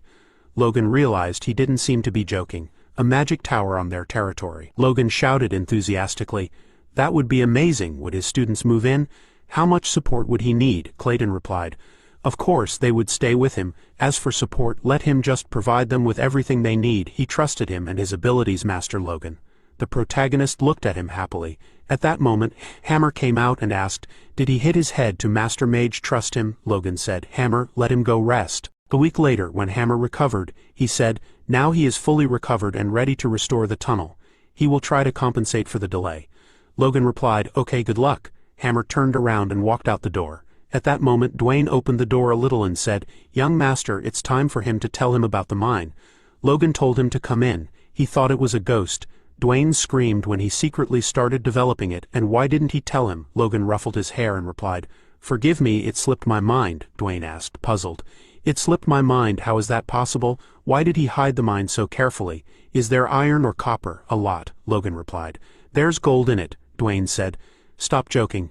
People like them, a mine with gold, come on." Logan clenched his fist and asked, "Is it impossible for him? According to calculations, it will bring in a 100 million gold a year. Does he think he would lie about something like that?" Dwayne asked in surprise. "Is it true?" Logan folded his arms across his chest and sat down on the table. He pushed Dwayne and said, "Hey Dwayne, let him wake up." Dwayne was lost in his thoughts and thought, "A mine with gold, 100 million, Logan said. "He can't kick the bucket now." Not taking into account a small incident, the plan is moving forward successfully, faster than he expected. After a while, the old man walked forward and asked why they had held a meeting again. Was the dam completed? Of all places, they chose the mountain. The guy looked at the other and asked, "Is he sure? The construction was supposed to take 6 months, and they did it in 3 months." The townsman replied, "Yes, that was accurate information." He had heard that this meeting was needed for a final check. At that moment, Dwayne said, "Young master, the managers are there." Logan turned around and said, "Great, since everyone is here." The men were breathing heavily. Logan said, "He understands they have a lot of their own things to do, but let them stay until the end to see everything." The man looked ahead and said, "My God, what a useless and grandiose digging, as if bringing water from Luther, and this influence on this wasteland will change anything. He would have been better off spending the money on repairing the southern wall." Another man asked why it was necessary to make it so long. The third answered he did not know. The man looked out and asked, "Did he know anything?" Dwayne stood with his mouth open in surprise and thought, "This dam will not only irrigate the wasteland with water, it is directly connected to the underground part of Luther. If they can constantly supply the channels with water, the wasteland can become," he pursed his lips happily and thought, "Rio fertile land." Logan turned and looked at Grick, who smiled at the old man and said, "Oh, Lord Magician, and he is there." He thought everyone participated in the construction, from the workers to the magicians, and even the managers, they came. Logan looked at Dwayne's satisfied face, and at the dissatisfied face of the other manager. He went to Clayton and asked, "Lord Clayton, will they start?" He answered, "Yes." Hammer folded his arms across his chest and asked, "Do they really need to do it like this? They have everything set up. The workers can open and close the dam themselves." Logan smiled and replied, "The first time should be majestic and memorable. They will show everyone in Milan what exactly they have created with their own hands." The large golems began to open the shields with their stone hands. The manager pointed his finger forward and cried out in fear, "What a horror! What is this? Let them see monsters." The old man looked at him, puzzled. The manager cleared his throat and said embarrassedly, he had seen such magic quite often. Clayton shouted, "Open the gate." The golems opened, leaned over, and began to open it. Logan stood in anticipation, pursing his lips. All the managers froze in anticipation, and the townspeople opened their mouths questioningly. Someone asked why they froze, what was going on. Clayton grinned and asked, discontentedly, what was he doing? Was this a joke? Hammer frowned and replied, he definitely ordered these to open it. He does not know what is going on. Logan turned around and thought, horror. In fact, the golem's power is needed for show. In fact, about 100 workers are needed to cope with these. He remembered the conversation with Clayton and thought, but this is not part of the plan. What should he do? Clayton said discontentedly, hey, dwarf, if the reputation of his golems is tarnished, then he promises he... Hammer sighed in confusion and said, but they really can't lift the gate. Logan said, Mr. Clayton, let him break these. The magician looked at him, puzzled, and asked, what? Logan shouted discontentedly. Then they will build new ones and let him break these. Clayton frowned and answered, as he orders. Suddenly, the golems began to break the gates, and the townspeople asked in surprise, are these seriously breaking the gates? The golems continued to hit the piles with their stone fists. they broke it and water poured out of the cracks. The townspeople and the managers were speechless at what they saw. Rick opened his mouth in joy. Clayton and Hammer looked up tiredly, and Logan watched the flow of water with pride. The townspeople began to cry and hug. They shouted, "This is water, they have water," the old man shouted. "It worked, they brought water to these lands with their own hands," Logan thought. Now the food problem during the Civil War is solved. There is no need to rush with the restoration.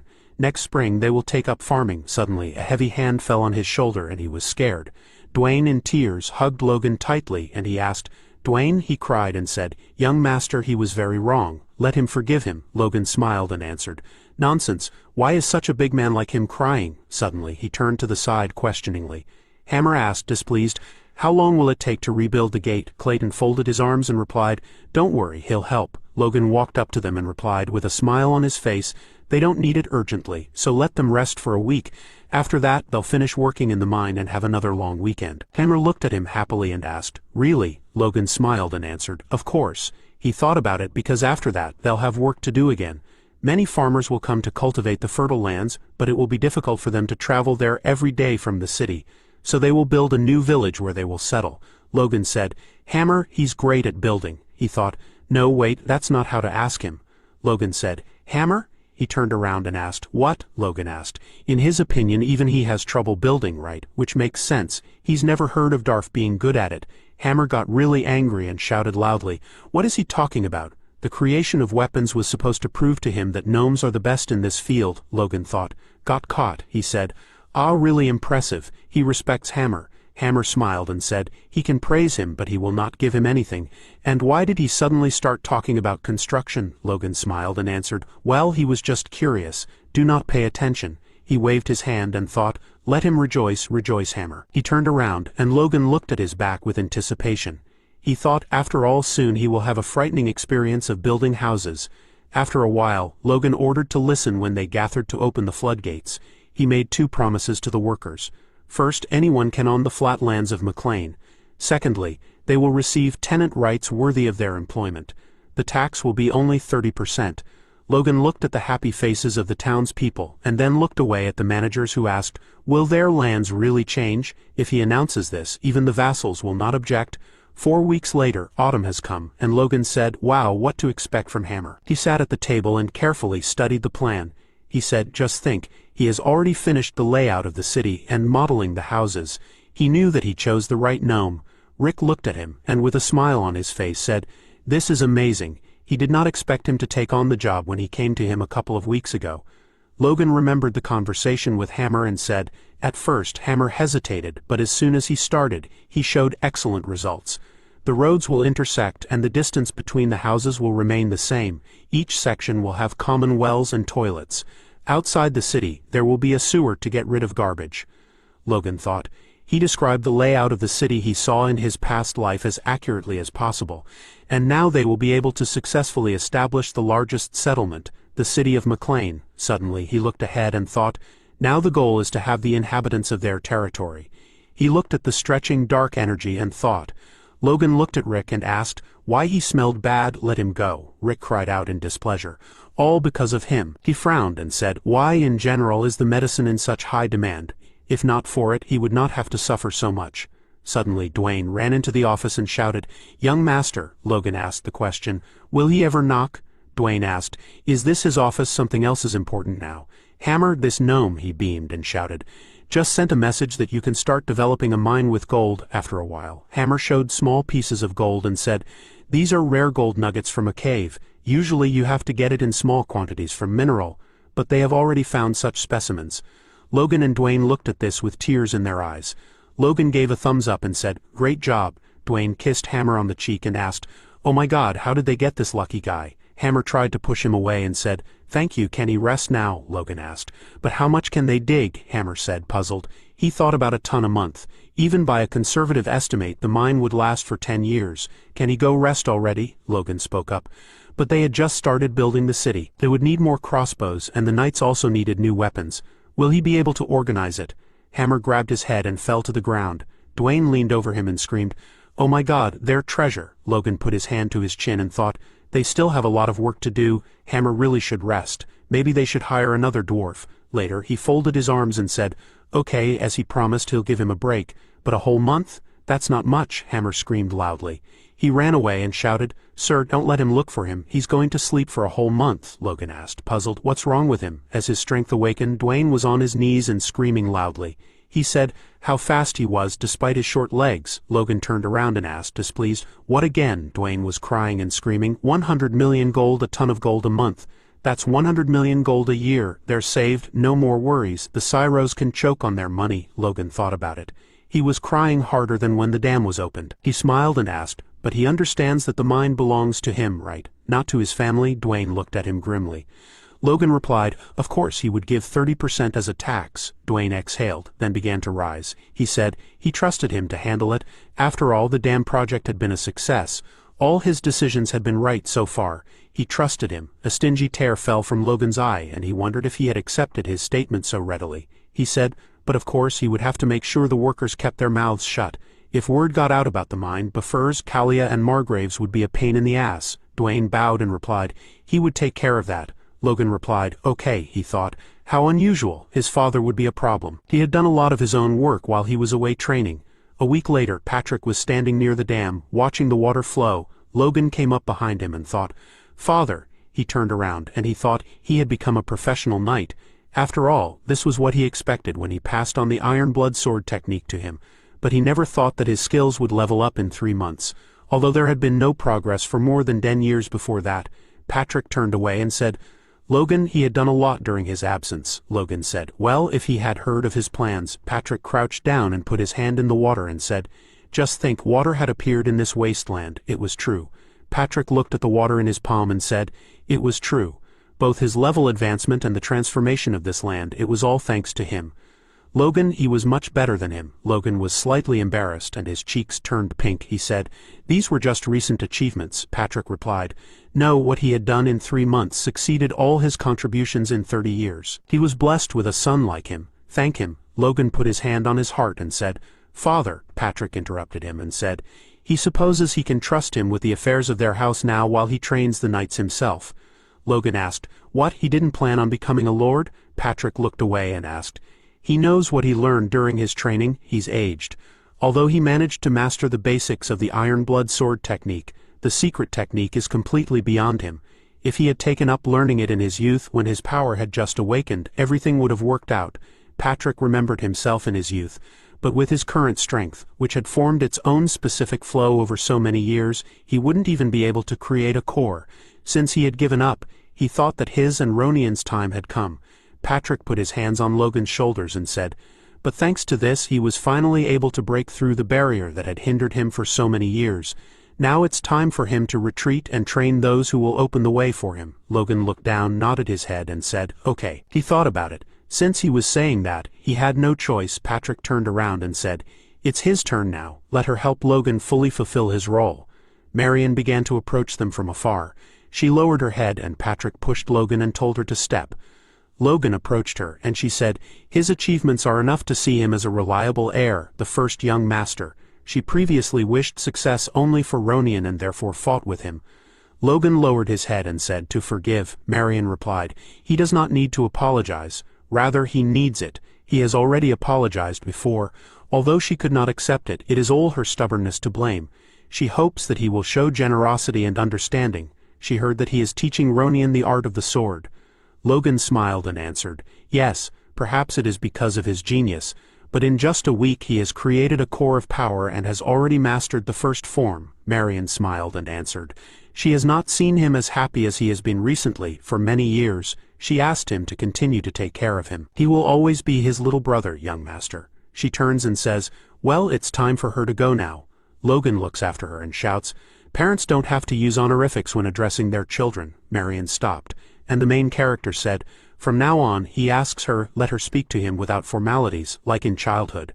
Mother Tear runs down Marion's cheek and she goes to Patrick. He smiles and nods his head towards Logan, and he nods his head back. After a while, Logan says that when the city is finished, they will begin to clear the weeds and restore the land for plowing before the beginning of next spring. They hope that the harvest will greatly exceed that of their ancestral lands. Patrick looks at him and asks, But will the residents agree to move? Logan says. Yes, since they plan to grant property rights to those who move. Besides, the new houses will be better than the straw houses that most people live in now. Oh, and he asked Dwayne to put out a recruitment notice for knights. If they agreed to join the regular army later, could he train them? Patrick said. Of course, they were future knight candidates. Patrick turned and frowned and said, Logan, he did a good job, but then again, he drew his sword and shouted, he was too hopeless.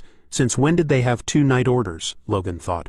The McLean Knights and those who deserted from Tezzeret after losing the war between thieves had been in the same order for some time, but they still acted like enemies. Patrick frowned and said, he knew it was hard to get close to those with whom they had once fought to the death, but he believed that they would find their way. Realizing that a knight's duty was in, he stopped and said, they just didn't have the thirst, not at all. He trained himself to the point of exhaustion to become stronger, and his son worked tirelessly for the benefit of their territory. While the so-called knights fought for their pride like little children, he clenched his fists and shouted in irritation. He was too indifferent to them and took full responsibility for this. Suddenly, Hinkle stepped forward and said, no, Lord. The knights looked at him and thought, Commander, please let him do something. Hinkle turned around and said, Lord, he thought he had an idea. He smiled and said happily, his condition had become much better. Was he an advanced knight now? The knights shouted. Commander, Patrick said, first he will discipline their behavior. He directed his energy forward and shouted, let them taste and know the power of sword art. The knights screamed in fear. Patrick thought, they will not have time for stupid thoughts if he drives them like dogs. He will discipline them and hand over an excellent knight order to Logan's hands. After a while, Dwayne signed the document and thought happily, in 20 years of management, he could not even imagine that signing documents without worrying about the budget could make him happy. At this point, one of the managers asked, what was going on with the young master these days? He almost monopolized the budget. Dwayne got angry and shouted loudly. He was sure he had his reasons. He sat down and asked, why they doubted him. Were they blinded by the shine of money? Dwayne unhooked the lock and asked, where he thought it came from. Let them just do what the young master says. Suddenly, he narrowed his eyes and looked closely at the piece of paper. He asked, what? Dwayne shouted loudly. Young master, where does he want to spend gold bars worth 10 million? Logan looked at him and answered, he is going to buy mithril, about 100 kilogram. Dwayne asked, what? Logan grabbed Dwayne and said, let him just sign the paper. You said yourself that you believe him. Dwayne said, he can't. What is he going to do with something that is 1,000 times more valuable than gold? Some time ago, Philip asked if he wanted to buy mithril to equip knights. It's impossible. Logan frowned and slammed his hands on the table and asked, why is it impossible? Philip replied, that mithril cannot be bought simply by borrowing money. This metal contains mana. It is 10 times stronger than steel and 3 times lighter. It is often called the silver of the gods. You can't buy it just because he is rich. Wealthy people cannot get it, especially 100 kilogram. For such an order, he will need not only money, but also influence. Logan asked, influence? He smiled and said, if so, then he has an idea. Suddenly, papers appeared on the large spheres, and the men looked at each other in confusion. One asked, what's the matter? The second guy frowned and answered, he just received a request from the countryside, from the McLean house. Where is it? The guy wiped his cheek and ordered, to report to the Duke, although he had too much to do to answer such calls. Half an hour later, Felix was running down the corridor. He opened the door and asked, did they get a call from McLean? The guy screamed in fear. His courage. The guy looked at him and thought, the Duke came so quickly, what could be so important in that backwater? Felix sat down at the table and said, long time no see, Logan. The main character appeared in the sphere. He asked, is he doing well, his lordship? Felix smiled and replied, of course, except for the lack of news from the one he personally trained, everything is fine. The guy ran out of the room and ordered the other one to leave. Logan laughed and asked, how could he send him personal messages? He knew perfectly well where his place was. Felix smiled and said, and he is still as good at flattery. Well, the call came just in time. He was just about to express his gratitude to him. Logan lowered his head and asked, gratitude? He thought, did he help him with something unknowingly, or was it sarcasm? Felix smiled and said, his wife is pregnant. Logan shouted happily, he congratulates his lordship. Felix replied, thank you, it's all thanks to him. Logan asked, how is it thanks to him? He did it himself. Ouch! He grabbed his mouth and cleared his throat and said, heaven bless him. Felix laughed and said, he is still as impudent as ever. Yes, both heaven and his efforts helped, but first of all, it was his merit. He was sincerely grateful to him. When the child is born, let him come to the capital. His wife also wanted to thank him personally. While he was there, he would teach him another technique. Logan asked in fear. What? Felix asked. He doesn't want it. Logan jumped up from his chair and bowed, shouting. Thank you very much, sir, Felix replied. Reliability is clearly his trait. He had no more news. Let him tell us why he called, Logan replied. Well, after a while he asked, can he help me get some mithril, about 100 kilograms, to create night equipment? Felix asked in confusion. Not 100 gram, but a kilogram, he sighed and said. So he needs someone with strength, Logan nodded in response. Felix looked carefully at the ball and asked, is there enough money? Is the medicine selling that well? Logan replied, yes, that's right. Felix said, he didn't invest so much in his knights. He had underestimated his generosity. He was quite extraordinary. Logan smiled and thought. The misunderstanding was growing. Felix folded his arms and said, fine, he would take care of it personally. Logan said, he thanks his lordship. Felix said, well, it's not a difficult task, but let him come when the child is born. In the meantime, he wants him to call him mentor instead of his title. They'll be in touch. Well, let him know when everything is ready on his end. Logan looked at the sphere and pursed his lips and shook slightly. He cried out loudly in joy, which startled the maid. He raised his hands in the air and asked, will he be the Sword Duke's apprentice? Amazing. He asked for only a small favor, and he was honored. He turned around and said he'll go talk to Hammer about the mithril equipment. Logan stopped and said, no, let him rest first. After all, he is driven by knowledge from the future, and it would be more useful if he rests. Logan smiled and thought, what a generous employer he was. He is blessed. Hammer, he imagined himself standing near Hammer and saying, blessed, blessed. Hammer had been having nightmares for a long time. The outskirts of McLean's holdings, many peasant boys had gathered there. Logan said these boys were under 20 years old. They came to hire themselves out and passed a simple test. Dwayne asked, but do they need to hire so many? Usually it is enough for their number to be 10 times greater than the number of knights. He replied that he had already said so. He would figure it out himself. Dwayne understood him. Logan thought, no matter what anyone said, building up strength was necessary. He would personally make the selection, even if they went into a slight minus. The Order of Knights is a symbol of the power of the territory. The cavalry, well-equipped knights, and the rear of the territory is protected by an elite force called the Regular Army or Knights' Apprentices. In most, the physical abilities of boys are tested before they come of age. Some fall exhausted while others feel good. Only those whose physical abilities exceed a certain standard are accepted and trained. Talented people among the chosen ones undergo rigorous training, testing the limits of their human capabilities, after which they awaken their strength and become knights. But the Empire came up with a new theory. They decided to solve the problem differently. The wise people said that physical fitness and awakening of strength are two different things. Much more important are the senses.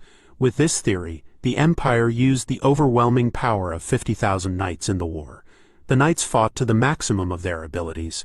As a result, they crushed the neighboring countries in 9 years. They gathered all the soldiers and made a second selection from them to form a troop of knights' apprentices. Because of this, it will be difficult during the civil war in Grandia, which will occur in a year, but after 9 years, they will have a force capable of confronting the Empire. Logan thought, it would be good to take those over 20 years old, but then he would not have enough people for the upcoming construction of the city. Such a pity. One of the managers shouted at the young men to be quiet. Logan asked how they chose soldiers before. He apologized and said that they simply told them to run and turn from those who came first to the finish line. So a crude selection based on physical strength alone. No wonder the number of knights is hardly increasing. Then he ordered to accept those with excellent eyesight, hearing, and quick reactions. He asked in surprise, what should this be added to the test? Soon the first test began. The boys were ordered to walk forward until they saw the image on the canvas. The group stood quite far from the canvas, but soon the boys began to shout that the picture was strange, and the second said that the young master was very handsome. However, Logan replied that he did not need compliments from the very beginning. Dwayne looked at the canvas with confusion, and said that it turned out beautifully. One of the boys raised his hand and said, judging by the comb, it is a rooster. He was shy, asked, is that right? Logan and Dwayne were shocked. He saw the comb from such a distance. It was time for the second test. The super-strong one covered his ears and Dwayne shouted that he would repeat the same word. They should go forward until they heard it. Some sounds reached the boys. One said that he did not understand anything, and the second said that he spoke at different volumes. The third boy shouted, Sparrow, by the way. Dwayne called the gentleman a scoundrel a little earlier. Is this also part of the test? He covered his mouth with his hand in fear. He was talking to himself. How did he hear? Logan said that the boy passed the selection, and he put his hand on Dwayne's shoulder and said that he would scold him. Logan looked at the list. He was pleased and could not believe that 250 people with excellent results in the vision and hearing tests had passed. In total, he needed to get 500, so that together with Tezran he would have 1,000. But among them there were many obviously small and thin children. Probably the problem was the lack of food. Creating a semblance of Victor from them would take a lot of time, but they could fatten them up and train them until they were strong enough. By the way, he should visit Victor. He began to leave. Dwayne said that they would go too. Victor was training with a sword. He delivered beautiful, powerful blows. The wind flew from them, and the boy was serious. The knights were surprised. He was very diligent, but wasn't his style too aggressive? Victor was thinking about what Mr. Logan said. If he perfectly executed the technique of 1,000 swords, he could become a knight, but awakening the power was much more important. He took a stronger grip on the sword. He needed to become a knight faster. It was unknown how long Mr. Logan would wait for him. His sister brought him water and food, calling him excitedly. She turned around and then noticed Logan and shouted, but he asked her to be quiet. He watched Victor and thought that he definitely had talent. A 16-year-old boy who had only been studying sword art for a year maintained the correct basic stance, even when swinging his sword sharply. Moreover, the tempo of the sword during such a swing was actually faster than when using standard sword techniques. Did his martial arts still fit the nickname of a noble assassin? Despite the fact that his personality did not match, he would not be able to train this style of swordsmanship by practicing alone. He would need to find a partner soon. He called him, and Victor immediately turned around, greeting him. Logan said that tomorrow he planned to leave the castle and go train soldiers with Tezran. Most likely this will last until winter. Victor did not understand why he was told this, but then Logan offered to go with him after he discussed everything with his sister. He was surprised, and then asked if they could take Ria with them. He wanted to bring a girl to a training camp where there were many men. Logan asked sternly, was Victor sure that this would be good for her? But he insisted that he wanted to take her with him. She said excitedly that he was about to be scolded. Logan thought that he usually acted like an adult but became a child when it came to his sister. He sighed and said that he agreed. Victor thanked him happily. However, Logan said sternly and displeased that if something happens his brother will be fully responsible. Victor said that he agrees and will take care of her. Logan looked at him in surprise and confusion. Is she so important to him? Does he have no other family? Is that the only reason? Victor was silent for a while and said that his parents died because of him. Ria lost them because of him. Therefore he must protect her, his only family. Logan looked at him sadly and put his hand on his shoulder, said, okay, he must continue to work. A few days later, he arrived at Zon Castle. Kaiselan ordered everyone to run 5 laps around the castle wall. The last 100 finishers will run 2 more laps. The boys were already exhausted. They asked, what? But Kaiselan shouted furiously, did they come there to play? They must start running right now. They answered, yes, and immediately ran away from him. Logan said that he was happy to work with experienced people. The role of a training instructor suited him. Kaiselan coughed sheepishly. Since Logan treated him like a knight, he accepted the offer to renew his contract, and he also felt that this job was made for him. But he was surprised when he offered to renew the contracts of other mercenaries. The super strong replied, we can't miss the leak of information about the crossbows. Kaiselan quietly asked, he doesn't plan to start a war in 2 years, does he? Logan chuckled. He is not a warmonger, he thought. It's just that sometimes wars can't be avoided. Suddenly they turned to the side where they heard, he is a monster. Ahead of the group of boys who were running, Victor was much further away and resolutely continued running. The others were very tired. They tried to catch their breath and asked, what is he made of? He is too fast. The second boy said, he is a slave. The slave of the young master. What, he is a slave? Then the boy frowned and thought, if even a slave can do this, then he definitely is. He began to run forward much faster, shouting that he would not lose to him. The remaining boy said that he was going to vomit. Surprised, Kaiselan said that the effect of Victor's presence was as he had said. That guy still vomited. Logan was pleased. He did not expect that they already had outstanding physical abilities, and they also had the will to fight. That's enough. Victor continued to run. He was clearly absorbing the power. It wouldn't be long. If he awakened, he would become the strongest motivation for the soldiers, but contrary to Logan's hopes, in the near future he would see his hands in blood. Victor would sit on a man beating him mercilessly. He would commit murder soon. Everyone was in the barracks of Tezran Castle. There was wonderful food on their tables. All the tables were filled with boys. They ate and said that they were thankful for the treat. They were delighted and said that everything looked delicious. Honestly, they agreed to terrible training just for the sake of food.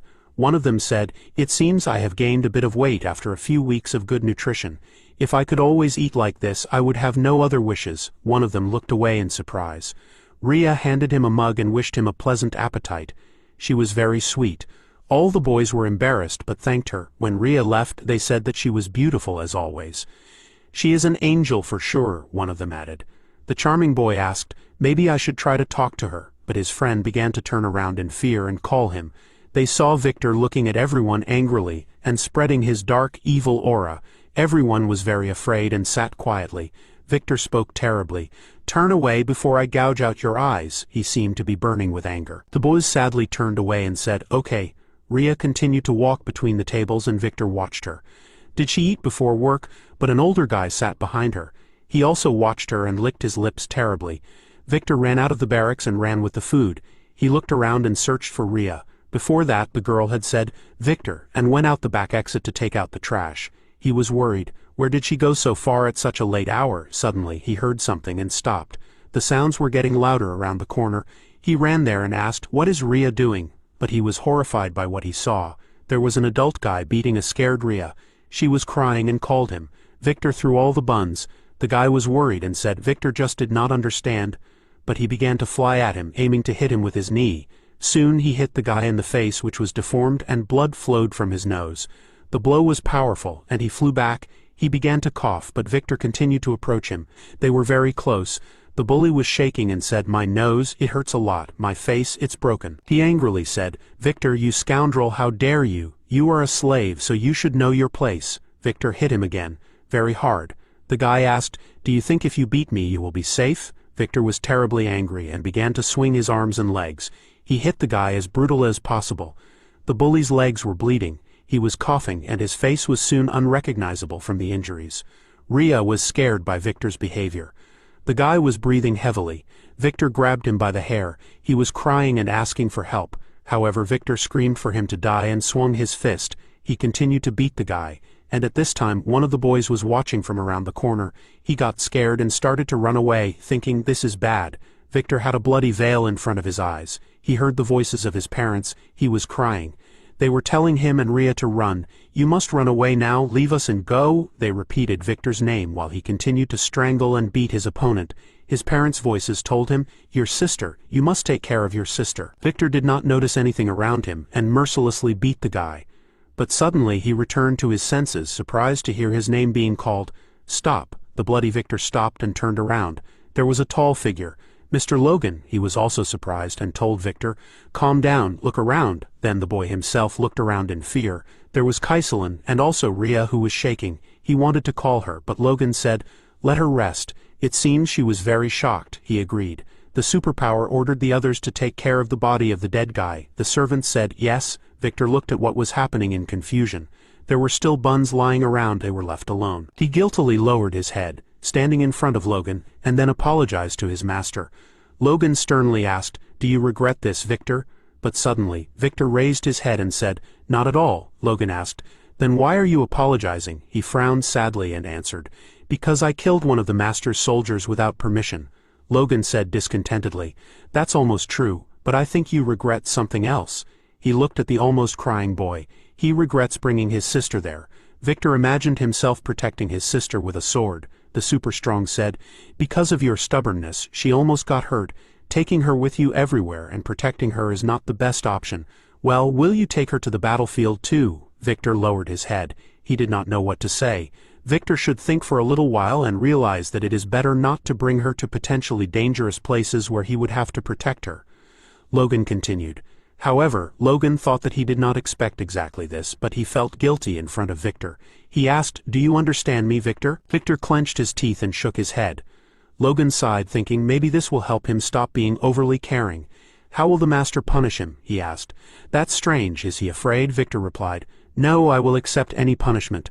But Rhea is a victim, so I ask." Logan smiled. "Murder is a crime, but you worked hard today." The boy was surprised. Next time, Victor must ask the master for permission. "What?" Logan said with a smile.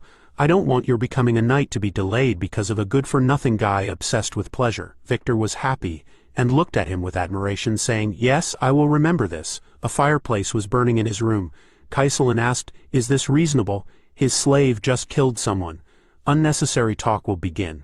But Logan replied, "Victor is my slave, not my property." The protagonist remembered how one of the boys told other students that he is a bully and did bad things in his village. Even before coming, he made dirty comments towards Victoria. Kaiselin said dejectedly that this is bad. Logan asked, "So his slave killed a vile criminal. What's the problem?" Kaiselin said. "They will say that Victor acted on Logan's orders. The master will publicly shame him for his crimes and hang him on the castle gate. The instructor must warn the soldiers." He replied that he understood everything. "By the way, what is he marking on the map?" the superpower said. And about this, he looked at the paper and smiled. There was a forest marked with monsters discovered, as well as a secret event for the soldiers. The news that Victor killed a man shocked. The soldiers looked at him in horror and asked, "Did he kill a soldier?" But when the details of the soldiers' crimes were revealed, many changed. The boys became angry and asked, "He did this to Victor, how dare he behave like this to the angel of their barracks?" They were overheard by a pleased Logan. They said that they always felt it. "That guy is strange." They knew that one day he would do something like this. The incident was quickly forgotten. Time passed quickly. 3 months later, winter came. Logan said that the new year had already come, and Kaiselin asked, "Time passed quickly, right? They had known each other for 2 years. Yes, it had been a long time." One night, loudly counted, and the boys trained and practiced sword techniques. Many boys had already trained for 90 days. The initial number of trainees was 1,000. 12 failed, 1 died, 987 completed basic training. They both smiled, looking at them. Kaiselin noticed that everyone was coping. Only those with a sufficient level of endurance and perseverance remained. "The basic training is almost done." He asked Hammer to make 400 extra crossbows. "It won't be enough for everyone, but it's enough." Logan asked to have a joint combat training. "Right, father?" He looked at them sternly and said that Logan was right. "The forest at the foot of the mountains should be fine. It's time. Their knights will need practical training soon." He asked, "Father means have they mastered the Iron Blood sword?" Patrick answered grimly. "They have learned the basics, but the real mastery comes during real combat." Logan grinned creepily and said that he was right. Abilities improve when they are used in action. Kaiselin looked worried as the two creepy and crazy guys shook hands. He thought that they were in for a tough time. A few days later, in the forest at the foot of the southern mountain in McLean territory, Patrick shouted for everyone to raise their swords. They were training warriors in the winter forest. Logan told them to control their breathing. The warriors were tired, but they tried to concentrate. He ordered them to hit, and together they started hitting the tree trunks, using their strength. The trees fell loudly with a clean cut. The knights were tired but happy. They said, "It worked. They really cut down a huge tree with one blow. All those months of grueling training paid off. Is this the true power of the Iron Blood sword?" Logan and Patrick were also pleased. They saw that the boys were impressed by this. They said that they still have a lot of work to do before the knights. They can't believe that they managed to cut down a tree with one blow. However, Logan shouted for them not to relax, and the boys immediately became quiet. He reminded them that they are not in an ordinary forest. The breathing of the monster was heard. They began to approach closer. There were more and more of them. The knights shouted that monsters live there. "These are goblins." They said that they came for the first time, and they were already there. At that moment they ran to meet the monsters. The knights killed them, cut them in half using force. Goblins' blood spurted. The warriors screamed, "Is that all the goblins can do?" One of the knights cut off the monster's head and looked away. Screaming that the goblins began to run different directions. The monsters really began to run away from the battlefield so that there would be no pursuit. But Logan screamed for everyone to get their crossbows ready. All the knights stood in a row and prepared their crossbows for battle. The main character ordered to kill every goblin who was running away. Arrows began to whistle towards the goblins who did not have time to run away. One of the monsters got scared but did not have time to run away.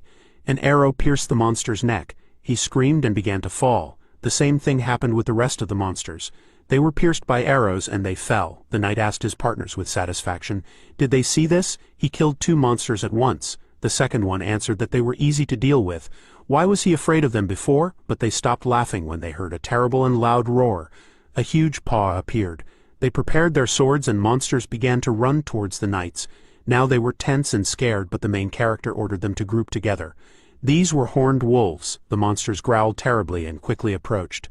The knights became closer to each other. One of the knights was horrified when he saw a huge wolf in front of him biting his sword. The knights tried to fight back with force.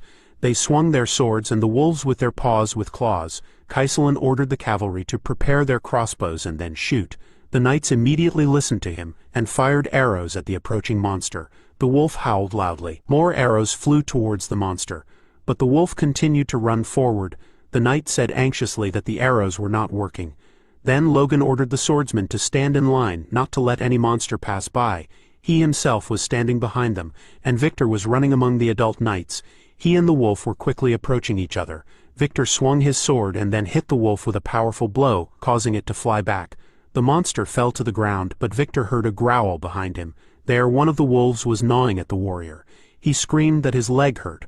All the guys were afraid to approach, but they saw a bright blade. Logan ran up and swung his sword, using his strength. He quickly defeated the monster, and the frightened knight called him. The main character sternly told him to concentrate.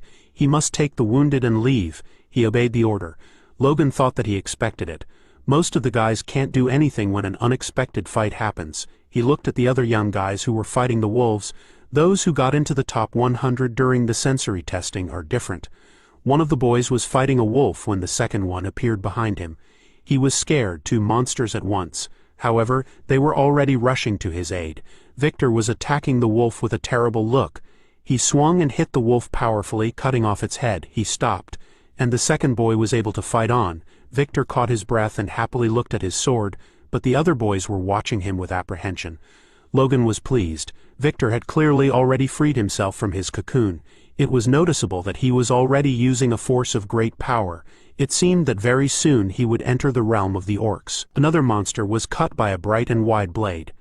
The monster fell, and Patrick exhaled and asked, "Was that the last monster?" Hinkle said that they had also managed on their side. It had been a month and a half since the start of training. It took a lot of time, Hinkle answered. After all, they had found 3 cities where there were thousands of monsters. There were many defeated monsters in front of them. The thought of them all uniting and attacking the castle made your spine go cold. It was good that they had found them in advance.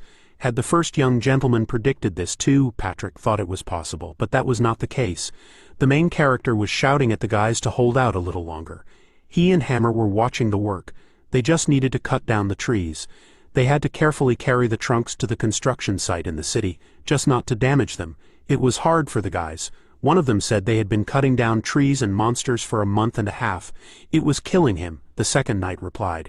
He had not mastered the iron blood sword for this. However, the super strong one was pleased and gloated. He could not believe that so many excellent trees had remained untouched because of the monsters. He had trained a soldier and gotten wood for the city. 2 birds with 1 stone. Patrick looked at his creepy laugh and thought it seemed that trees were the most important thing to him.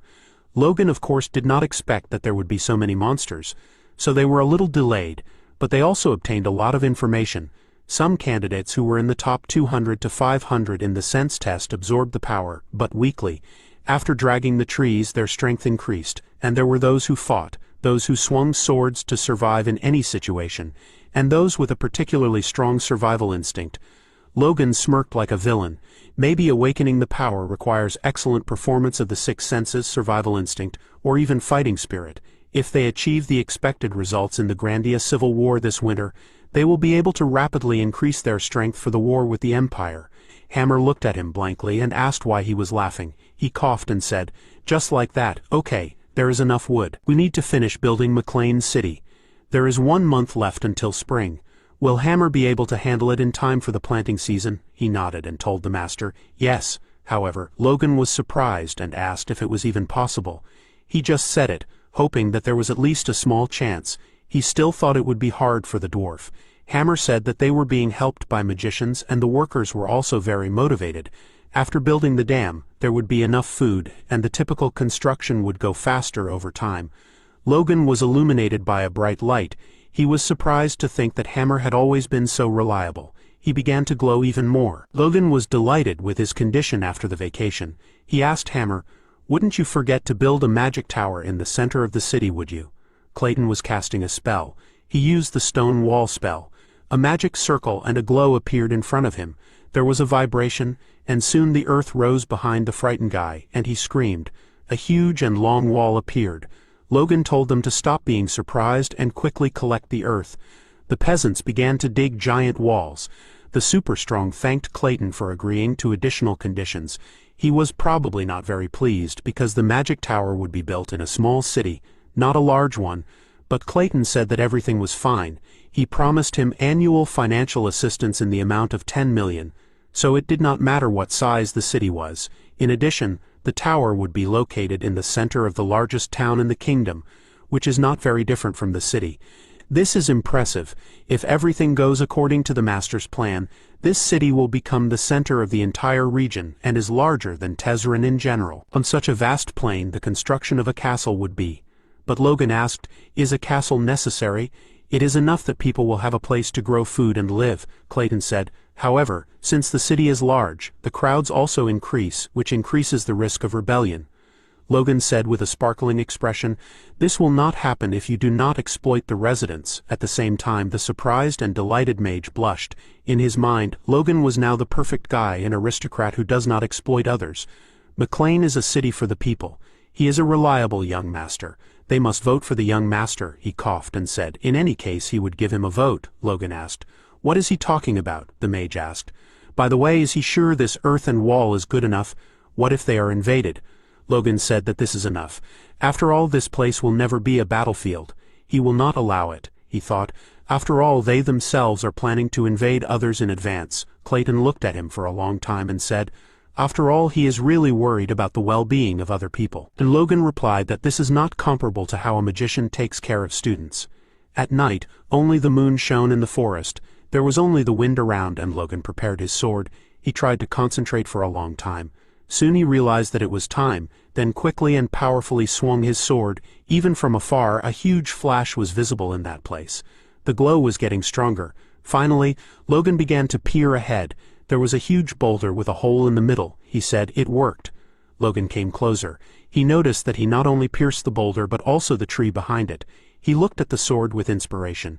This is the second form of the secrets of the divine sword, a cut that pierces iron.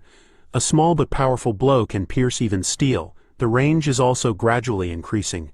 Now you need to become stronger. Time passed quickly. 1 month they built a city. Logan was busy with the affairs of the estate. In the second month, the city of McLean already appeared. A woman with children looked at the construction with admiration. They received a large house in the city among the same and were happy. Soon after, summer came. Logan continued to work together with Dwayne. He said that the development of the city land was going well. The only drawback was that they did not have enough male labor for such a large amount of land. The overpowered said that refugees began to come when they heard rumors. They should take everyone in.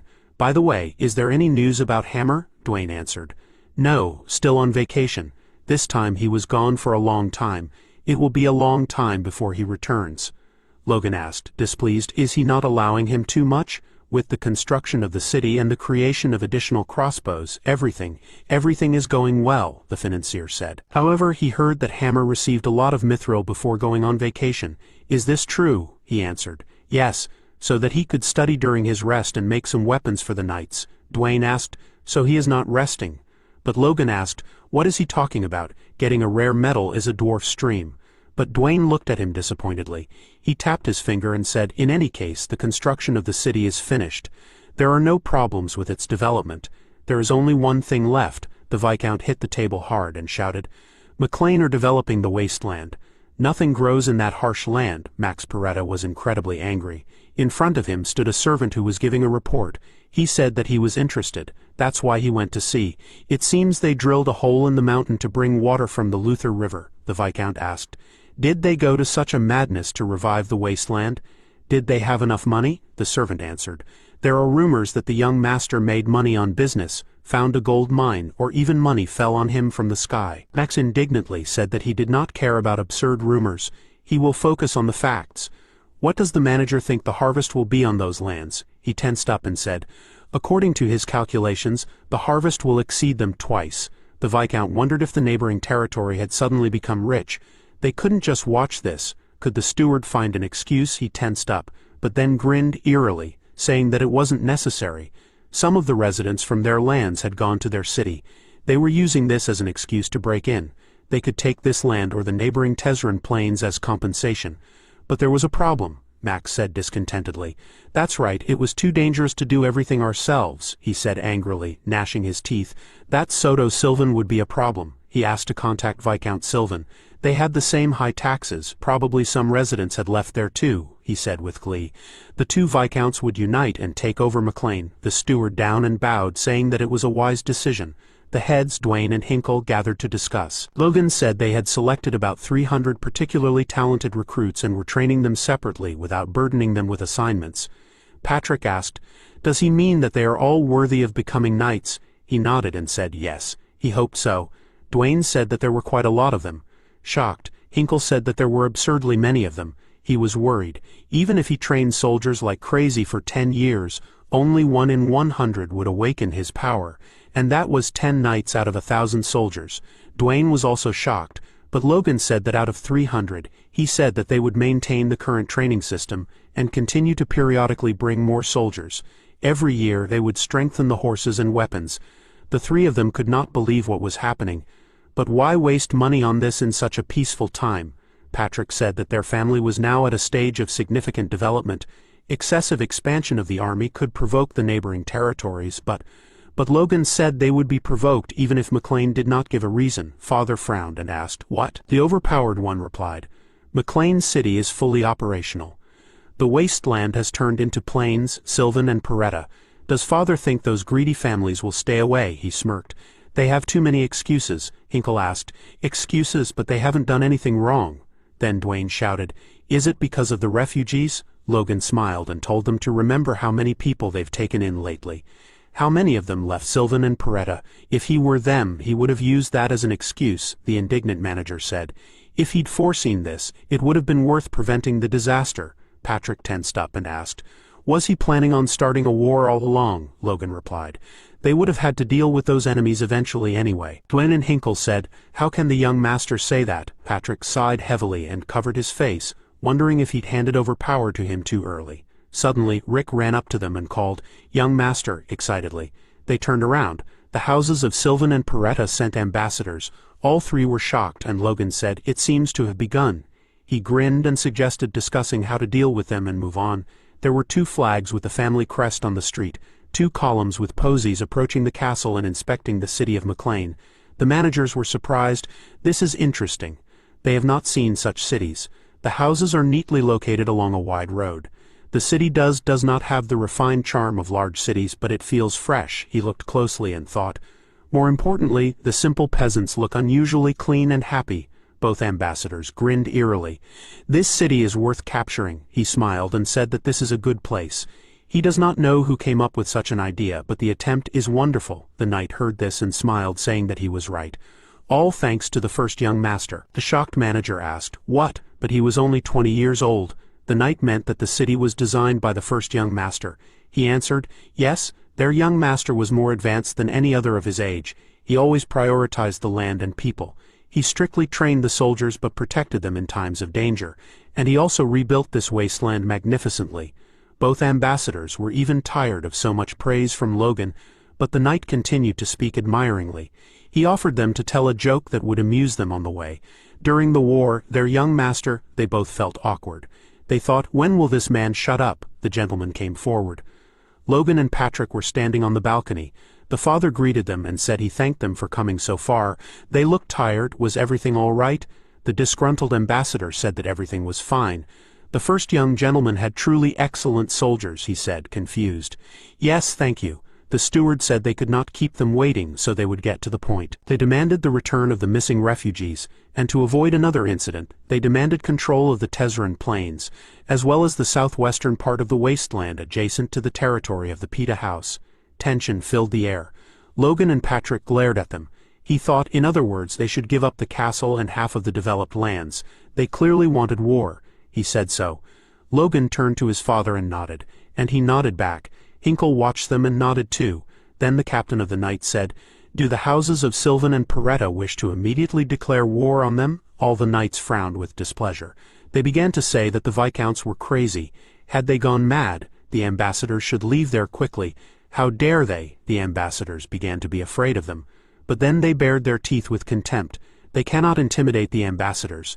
If they do not wish to start a war, then McLean must recall the knights. Patrick sternly said that they are declaring war, and McLean is not afraid of it.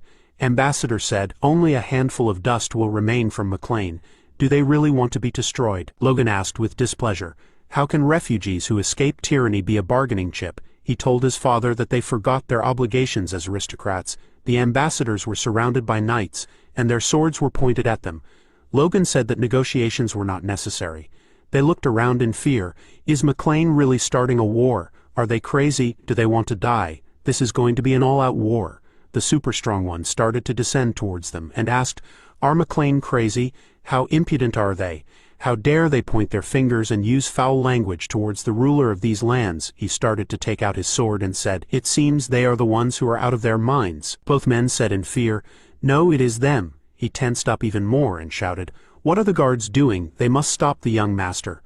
Logan frowned and raised his sword up and then powerfully hit one of the knights, who began to cough up blood and fell in front of the others. Suddenly, one by one, the knights began to cough blood. Blood gushed out of them. Logan ran between them and cut them, killing them. He approached the ambassadors and said, If they dared to take out their swords on foreign territory, they should prepare to die. They told Logan not to approach them. Does he think McLean will remain unharmed if they are attacked? Logan did not listen to them and struck one of them with his sword. The man said that he was an ambassador, but soon his blood gushed out and he fell. The steward of Sylvan was horrified and then fell to his knees, saying, It is his will. He will convey all his words to his master. He asked the master to forgive his rudeness. Logan looked at him sternly and said that this was a wise decision, and the man trembled in fear. Logan turned around and looked at his father and he nodded. He shouted for the McLean knights to prepare for war, after which all the warriors raised their swords and shouted. On the very day that the ambassador was killed, McLean sent a magical message to the two viscounts. Soto slammed his fist on the table.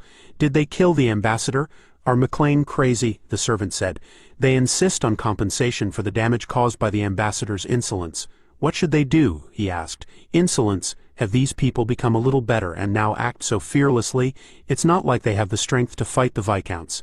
They have to show mercy once, the servant replied. Yes, the Zak, Karma, and Tezrin. They also looked at the magic ball. In the end, Sylvan demands the return of the runaway peasants, 10 million gold in compensation, and the Tezrin plains to them. Right? And this is their answer after 2 days, and they went there immediately after sending the message. Patrick asked, Why were they in such a hurry? They may not know, but McLean has enough strength to crush the Viscounty. Logan said that they need to take Sylvan as soon as possible. The more strength they show, the less such mockery. They will hear in the future. They do not need to mobilize soldiers if they quickly take Sylvan with regular troops. Peretta will not dare to act rashly. The important thing is how quickly they manage, that's for sure. Kaiselin knocked on the door. Logan allowed him to enter. He stood in front of them and apologized and began to report 1,389 regular soldiers, including 100 stationed in the main fortress of McLean. 313 mercenaries are ready, as ordered. The super strong said that he did a good job.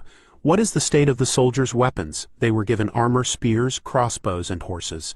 He is sure that no force will surpass them. Logan thought the crossbowmen had become 5 times stronger compared to those who were in the war with Tezrin, and the level of father and knights has increased thanks to the mastered sword of Ironblood. Sylvan and Peretta, they are unlikely to lose even if the Viscounties unite, but it is not worth provoking both at the same time yet. After uniting the territories with them, McLean will have 5 fortresses. This will make their territory comparable to Margrave's. Then the first and second princes competing for the throne will want to lure McLean to their side.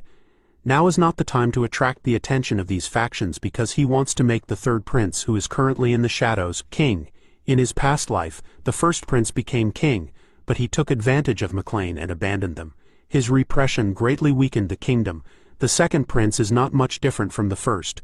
Therefore, the only option is the third prince. Although he is the third, he is the son of the current queen.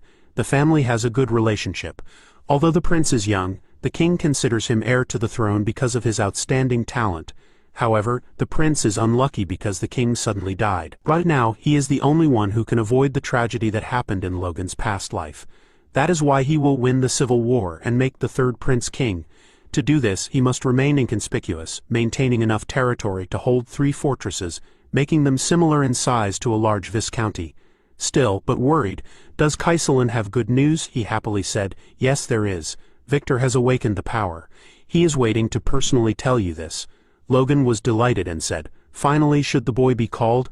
"Of course." Soon Victor came to them and apologized. He was embarrassed but told the master that Logan said that he did not need a long explanation. It was better to let him show. "Okay." Victor began to concentrate, and soon he was enveloped in a wind with a strange aura. They were surprised, and Patrick asked, "Is his power gray?" But Logan was still happy. Only 2 years, his talent as an aura user is the same as in his past life. He remembered the adult Victor with this aura. He said that Victor was great, and the boy immediately began to smile. But then he was surprised when Logan gave him the paper and said that this was his slave ID. From now on he was a knight. He would not need it anymore. Patrick asked, "Did he keep the ID with him all this time?" Logan had a feeling that he would soon awaken, so he took it. However, his promotion to knight will be postponed until the end of this war. Victor was surprised and asked, "But why?" He replied sternly that he could not allow someone who had just been freed from the status of a slave to join the other knights. He would burn this document right away, so Victor should be patient for a while. He believed him, right? Victor said that this was not the problem at all. Logan grinned. He knew that this was not what upset him. He began to set the document on fire with a candle. Victor simply longed for battles and wanted to bare his sword in front of strong enemies. He had already prepared an opponent for him. It would be Ran. When the time came, he would fight as much as he wanted. Now he offered to send Sylvan a response. Kaiselin asked, "Okay, what did he want to tell them?" He needed to question the legitimacy of their protest and inform them that their ambassador's behavior was unacceptably rude. Patrick called him and told him to cut the formalities and get straight to the point.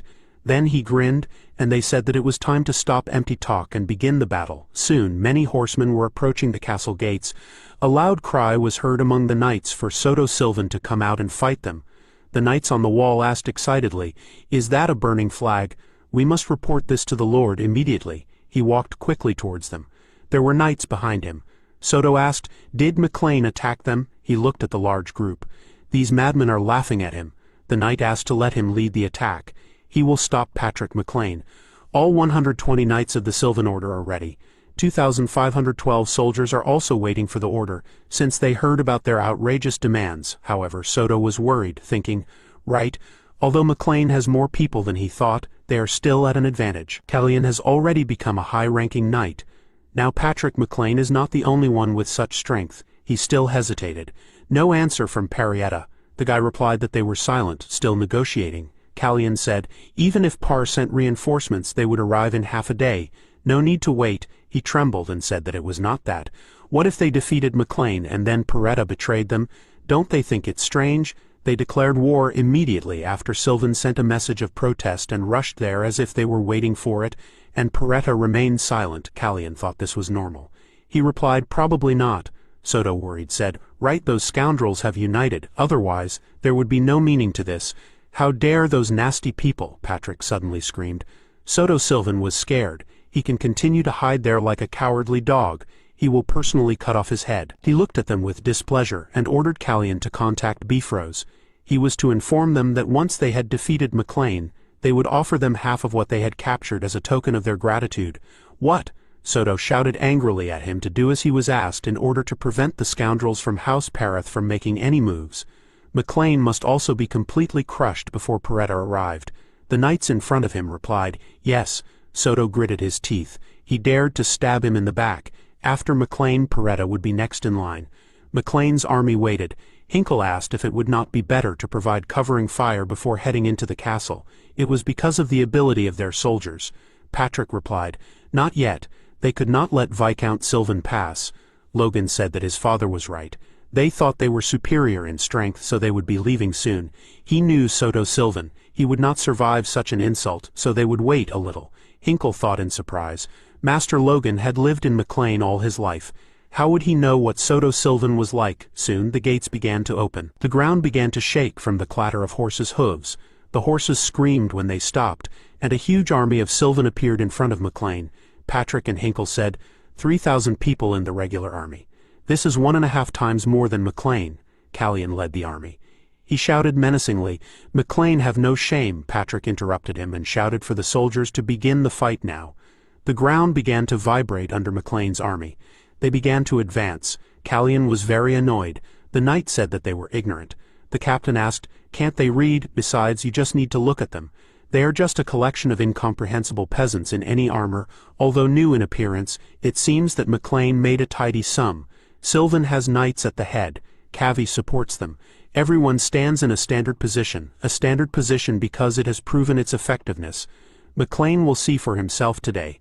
Kaiselin ordered everyone to get ready. The knights put forward crossbows. Callian asked, "Are there crossbows on the battlefield?" He was disappointed in Patrick. And then he shouted, "They are using arrows. You need to raise your shields at the same time." Kaiselin ordered them to shoot. The entire army released arrows, and arrows flew at Sylvan. Callian covered himself with his shield. One of the arrows seemed especially powerful. His shield began to break, and then the arrow destroyed part of the shield and fell to the ground with a small explosion. He looked at the hole in the shield and began to use power, shouting that this is not an ordinary attack. They must group together and increase their strength, protect their bodies with it, and attack, the knights shouted. A huge number of arrows fell and pierced their shields. Callian looked at this angrily. How can crossbows be so powerful? Even the knights would have died if they had reacted later. The Sylvan knights enveloped themselves in an aura of power. The captain ordered them to move forward. He wondered if McLean had hidden this until now. He would kill them all. They were quickly advancing on McLean, threatening with force. Kaiselin shouted for them to spread out. Callian asked in surprise. What? The knights began to gallop quickly. Their large mass split into two parts.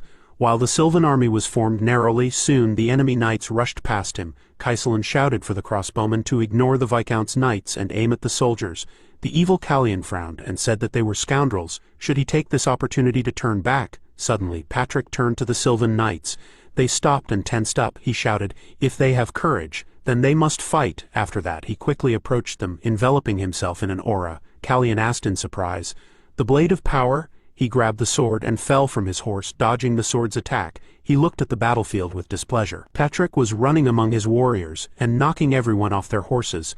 They screamed and died. He thought with horror. Patrick had reached the advanced rank. He looked at Patrick's formidable figure. When did he manage to do so? At this time, he had already returned to his position and ordered the brave knights of McLean to destroy the enemy. Determined warriors began to run to Sylvan, preparing their swords. They almost immediately began to fight the Sylvan knights. One told them to die, while others called them scoundrels. Callian stood alone, asking how this was possible. On both sides the knights used force and fought, but more often than not, the McLean knights won, swinging their weapons powerfully. Blood stained them, but this did not interfere. Hinkle fought several warriors at once. He noticed that just 6 months ago the Sylvan knights were on the same level with them, but now they would easily overpower them. Moreover, some of them had reached a new level during the battle. Patrick fought with a bright aura. He ordered everyone to attack. Hinkle looked at him with satisfaction. The master's training was not in vain. Patrick and Logan were too strong now. He continued to fight and looked around. 2 knights were running towards him. He shouted, "They will find out how long Sylvan will laugh." Hinkle concentrated and began to attack, running between 2 warriors who began to writhe in pain. Their swords fell. When he stopped, their hands began to hurt. They set their wrists. "The commander is also a high rank, but he is not at all as fast." Hinkle grinned. Thanks to the iron bloodsword, he overcame the wall behind which he was stuck for a long time, and became a high-rank knight. Now the middle-rank knights are not a problem for him. He looked at the fighting. Callian, right now the only threat is him, a high-ranked knight. However, you cannot worry about him either. Logan's aura appeared next to him, and soon he began to run towards Callian, preparing his powerful attack. Callian began to worry, thinking, this is bad. Having completed the second style of the Divine Sword Secrets, he almost rose to the level of a high-ranking knight. But the wall that he expected to easily pass through, he had not given into. For the past few months, it was a period of anxiety when he thought he could look beyond the wall.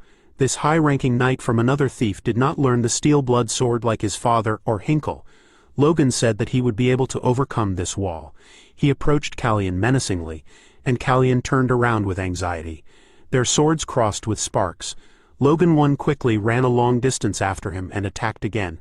This time the blow was stronger and brighter. Callian was very dissatisfied, calling him a scoundrel. He attacks with pure strength, without any techniques and tricks. Logan's menacing face was impressive. He swung his sword wide. A huge amount of energy hit the captain. He thought in horror. Was he pushed back, this simple mid-rank knight? Logan pointed his sword at him. Then Callian said that he was too relaxed. He will not give in anymore. Logan looked at him with displeasure, realizing that he was lying. but then he looked up and was surprised. A sword appeared above Callion. No, 3 swords. 3 swords from the aura flew above the captain. He frowned and then began to run quickly, approaching Logan. Logan prepared his sword and thought, it does not matter, the real sword is the one in his hand. Then he thought, wait, isn't this too obvious? Callion was angry. One of the swords hit Logan, but he dodged. His ear began to bleed. All the swords are real. They became far apart. He said that he was lucky he aimed for the neck. Logan said, all these swords are real, an interesting trick. Then Callion created more swords and said to enjoy them while Logan is alive. He began to run towards him again to attack. Logan 1 noticed that another sword had appeared, but suddenly Callion was surprised. A sword flew over him, frightened. Logan said that he also had powerful techniques hidden. He thought, what is this strange aura? His swords tremble the more strongly the closer he gets, as if he confuses their directions. Logan just stood in front of him and used aura. Callion bared his teeth and screamed at him not to play with him. His aura became much larger and more powerful, but Logan 1 said he created more swords despite being under pressure from the blade of power. Callion hit him with a huge blade of power. The captain was happy. Great, his aura trembled. His blades dealt many blows, and he himself hit Logan in the thigh. Logan began to worry. He was covered in bruises, as if he was fighting 5 men at once. Callion was pressing him hard, and Logan was retreating. There were many sparks from the blows around them. Logan thought, if he held back the blade of force with at least 1 or 2 swords he could create a gap. He needed to take a few steps back. Slowly he grinned and asked, is that all? So weak that he got bored? Callion frowned. He became even more angry and swung his sword, pointing the other swords at Logan. His heart beat hard. He waited and looked at the swords. They were almost at his face. Then he closed his eyes. A core flashed in his chest. A third one appeared. After that he ran past Callion, incredibly fast, inflicting a huge wound on him with a bright blade and aura. He stopped very far away and waited. The captain looked at the bloody wound. He thought, how? He saw everything, but at that moment, his speed became much higher than his. Really, Logan said, he should thank the captain for giving him experience. Callion frowned angrily. He turned and saw that Logan 1 raised his sword up. A powerful stream of light surrounded him. He said in surprise, high rank. At the same moment, Logan jumped above Callion's head with a bright aura. Logan swung his sword and fell on the enemy. He told the wounded captain that he thanked him for playing with him. But the captain said that it was impossible. It was very noticeable. The morale of the troops increased. They looked at him happily, but the enemies fell into despair. They watched in fear. 3 bright cores glowed at Logan. The first style of the secrets of the divine sword. A burst of cleavage. He lowered the sword to the ground. A bright explosion appeared. Several waves of energy and power spread from it, which reached Callion. It was as if a hot wind was blowing him away. He tried to resist, but only flew back and exploded. The knights began to call him, and shouted that the commander lost. Logan stood in the middle of light and dust with a sword. The knights began to retreat, and then he inhaled and shouted that he killed the enemy commander. And at the same moment Patrick shouted that they captured Stowe Sylvan. He stood on the wall and held the Viscount. They will spare those who throw down their weapons, and kneel, they can surrender, Logan awkwardly asked. When did he have time? On the Sylvan side, Callion and 42 other knights were killed. 1223 soldiers were killed. On the McLean side, Fames and 5 more knights were killed. The rest of the soldiers are alive and rejoicing in victory. The battle that began in the afternoon ended in an overwhelming victory for McLean in a couple of hours, and this victory will provoke a big war. Patrick said that he was giving Stowe Sylvan 1 chance. He must apologize for his sins, take some property, and leave the land with his family. He stood threateningly with the sword over Stowe, who was sitting on his knees. The Viscount said that the government would not tolerate such an outrageous seizure of power. The ruler of the Southwest Bifrost would not allow this. Patrick frowned, and Logan thought nothing more terrible could be said to his father at that time. McLean's fall was due to the Earl's mismanagement, but the one who brought about the rebellion in order to profit from the chaos was Bifrost, one of McLean's vassals. McLean's former rich lands became Bifrost, making them the rulers of the southwestern region, of course, thanks to the government's intervention. The Bifrost forced McLean to serve them. They wouldn't have gained much from this since their lands were barren, but just the mention of this family was enough to anger his father. He angrily asked, "Does Stowe wish to die?" He tried to say something in fear, but Logan 1 did not listen and cut off his head with a strong blow. He fell, and Logan approached his father, saying that he fulfilled his father's wish to die with honor, making it painless. Patrick nodded and said that he did well. Logan thought that they were trying to give Sylvan a chance, so he hoped that the other nobles would not use this as an excuse to attack, especially Bifrost. They need to be careful. They can't defeat such an enemy yet. A few weeks later, they were in Sylvan Castle. Logan said they would continue to monitor, but Parita still did nothing. Patrick asked if they had a reason to do this. Logan asked what about Tezzeret Castle. Father said that Clayton was there. No matter what happened, he would be able to protect them. Logan frowned. Oh wait, they didn't defeat Sylvan with brute force alone. The Viscount underestimated them. They brought everyone they could with only one trump card. They wanted to remain out of reach. In Tezzeret there was a giant golem controlled by Clayton. But they can't hold 3 castles this way. They need to reorganize everything. Logan asked his father. Maybe they should move the center of their domain. If they build cities in the center, it will be easier to manage 3 castles. The manager said he was right. They cut down the forest with monsters, so it is enough to leave a minimum number of forces in the McLean. They will station the knights in the cities. Then they will be ready to go to Tezzeret and Sylvan at the first call. Patrick said, yes, it is a wise decision, and Logan sighed and thought, now he will not have to do it himself. Patrick asked, did he say that they captured 75 knights? Logan answered, yes, they are all in the dungeon. Among them, 8 are of middle rank. Will he be able to convince them to serve McLean? Logan smiled and said that this is no problem. No one swore absolute loyalty to Soto Sylvan. He was pleased. It is difficult to imagine that they got so many knights in one battle. It is more profitable than recruiting talented young men, but if Sylvan acted a little more carefully, there would be losses. They managed to capture only a quarter of his knights. In the future, this will not happen again. Do not relax because of the victory. He must tell his father to remain vigilant, Patrick said. With such forces, even the parrot do not seem scary. All thanks to Logan. He was embarrassed and blushed, thinking that he would let him enjoy the victory today. Suddenly, a servant ran in and loudly began to call the master. A letter from Bifrost had arrived. They immediately tensed up, and the servant opened the paper and began to read. As the ruler of the Southwest, he was experiencing great discomfort because of the wars organized by McLean. Indignant, Patrick stood up and shouted, "The ruler of the Southwest, how dare he call himself that?" The servant continued. At the request of Viscount Sylvan, Parita and McLean are obliged to immediately stop the conflict. Patrick asked, "They started this, and now they are asking to stop?" Soto Sylvan had no conscience. Logan said that they should listen. They listened in surprise, as Bifrost admitted the reason for the constant conflicts. It was all because he did not fulfill his duties as a ruler properly, and did not achieve peaceful coexistence of the houses in the region. Therefore he, Roger Bifrost, on his 50th birthday, which will take place in a month, invites the heirs of all the families in the Southwest to discuss the future of the region. McLean shouted that this is nonsense. From his voice Logan covered his ears, and the servant's clothes flew off. The shocked man could now cover himself with a small piece of paper. Patrick shouted, "He invites the heirs to discuss goals. He believes that McLean serves him." Logan watched in horror as his energy tore his clothes.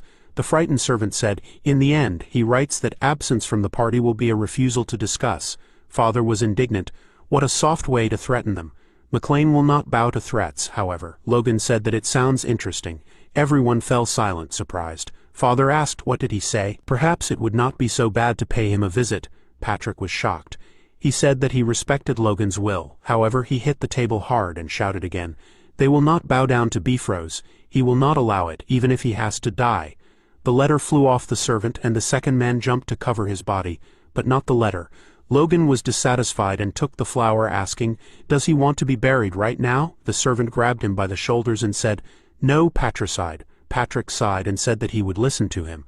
What did he think? Logan looked at him seriously and shook off the dirt. No matter what they did, they would not defeat Bifrost now, Patrick agreed discontentedly. 2 knights of the highest rank and 15 high, a total of 300 knights, and this is only a part of their known skills, the messenger cried. The second servant said that he was well informed. The third said that he studied everything in detail.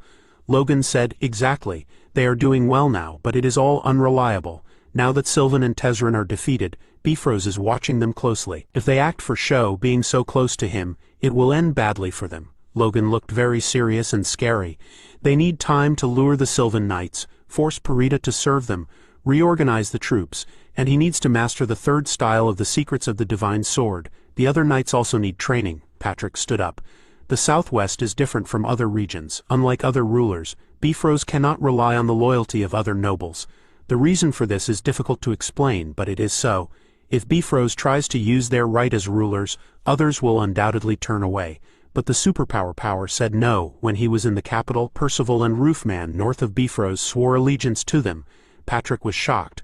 What, to be more precise, Logan knows this from a past life. Father asked, when did this happen? He sighed in disappointment. Logan has to feel ashamed because their family has little strength.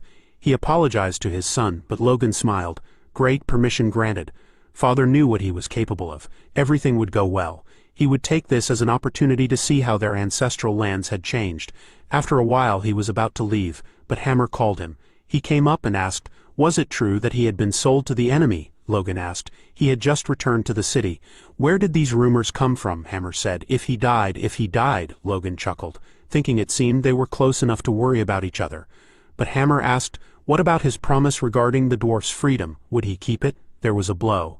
Annoyed, Logan said that he would not die and he had not been sold. Hammer should learn to ignore stupid gossip. Hammer, who had been hit, said, but most of the rumors about him turned out to be true. Good, he should take this wherever he went. The cloth fell to the ground. He didn't have time to decorate it properly, but it was made for the master still. Hammer can assure him of the excellent quality. This sword is made of pure mithril. Logan looked at the beautiful and shiny sword with the McLean crest in it in surprise. He said, the carriage arrived at the gate. The master was told that they had arrived at Bifrost's castle. They were told to wait for someone to come to meet him. Plone Perida, the heir of Perida, replied, okay. Suddenly, he noticed a man at the window. It was McLean. The guard asked, is he the master McLean? He asked him to pass. Plone was surprised. He couldn't believe that he actually captured Sylvan. It seems that he doesn't even have a guard with him. So that's how it is. His house suffered great losses in the war against Sylvan. That's probably true. If Bifrost hadn't intervened, it would have bowed their heads to Perida. He got out of the carriage and asked what was going on. Why was he being treated like someone who looked worthless? The guard called him excitedly, and Plone asked what he would hardly hear him, and if it weren't for the Count, his family would fall to their knees in front of him, begging for mercy. Plone thought that Logan couldn't even answer. He came up and extended his hand, saying his name. He also said that he had heard a lot about Logan. They say he killed 6 knights in a row. He examined him under his robe. Logan had a weapon, but the hilt of the sword was clean. Maybe the rumors about him were just gossip. Logan shook his hand and said his last name. Plone noticed that he was younger than expected. It seemed that the rumors about him were exaggerated. He squeezed his hand very hard. Logan was surprised, but then he grinned and squeezed his hand so hard that it clenched. Plone coughed, and his whole face tensed up. He was so strong. Logan let go of his red hand and apologized. He thought Plone was trying to conduct a test of strength. Plone held back tears and was angry. What a scoundrel he was. He said that Logan was impudent and nasty, and then took out his sword, pointing it at McLean in front of everyone. Plone shouted that he would teach him, the son of the despicable McLean family, a lesson in manners. The worried guard said that personal duels are forbidden in the territory of Bifrost. Logan said he continues to talk nonsense for which he will not be able to answer. How can the heir of the house not realize where his place is? Plone was surprised, and then his whole body trembled with anger. Logan dared to insult him. The knights must seize him. His guards ran to Logan, and the Bifrost warrior asked where his guards were.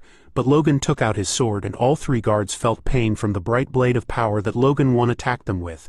He quickly ran and stopped, and the warriors, not understanding the situation, continued to stand in their places. Soon their swords cracked. Plone looked at this and was scared. Unbelievably, their swords were cut in 2. The guards also looked at the weapons in shock, and Logan put the sword to Plone, who did not feel any force. He did it with only a sword. Logan looked menacing to him, but now he sighed and grinned. Plone did not feel any magical power either, which means he did not use the artifact. The guard said that this was an amazing sword. He would not consider it rude to ask where he bought it. However, Logan said that this was rude. The angry guy threw away his sword. He thinks he was just lucky to find such a good sword. Footsteps were heard. The guard looked at the man in surprise and began to speak excitedly. Logan and Plone looked at them. The Moonlight Knight, Sir Plants, has arrived. There was a murmur in the crowd. Moonlight Knight Plants? Did he come in person? The highest-ranked knight came in person to greet someone? Logan and Plone looked at him in shock.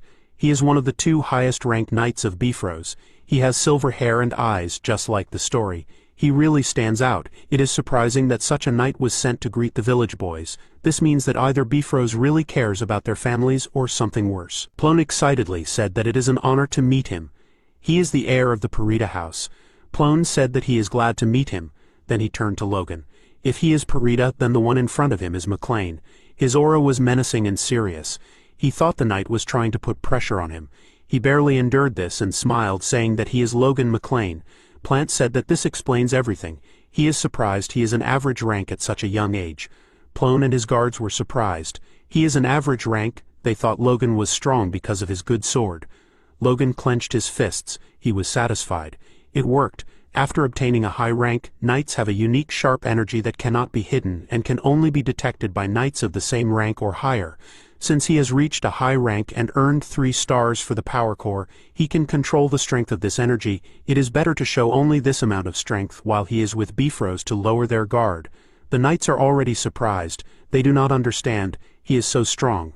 That is why he did not bring guards with him. He smiled and thanked Franz. He is working hard to become like him, Plants, in the near future. The knight said that he should not stop at just this. He has such talent that he can at least become a superhuman. He was glad to meet them and lead them into the castle. After that, the gates opened. They were standing in the square surrounded by servants. Franz said that this was a building for important people. The heirs of Roofman and Percival had already arrived, so he asked them to wait there and rest until the feast, which would take place in the evening. Logan said that he understood him. He had escorted them, and now he asked to let them go. Logan 1 thanked him and then looked away in surprise.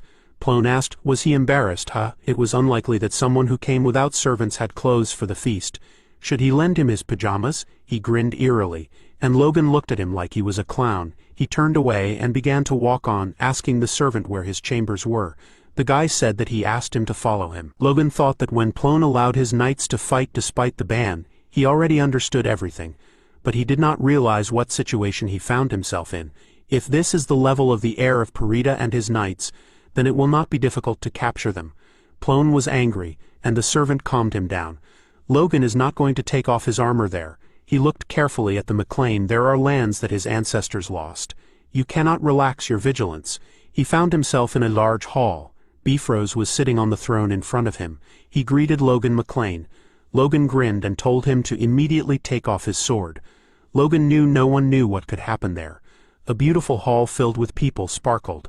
Logan introduced himself and said that he was from the McLean family. It was an honor for him to greet a representative of the Bifrost lands. He bowed and congratulated him on his birthday. Other nobles looked at him and mocked him. What's wrong with his armor? This country boy has no manners at all. The superpower frowned. He only looked at Roger Bifrost since he is a potential enemy. He may have to fight. A few days before arriving there, he looked around the neighboring castles and towns.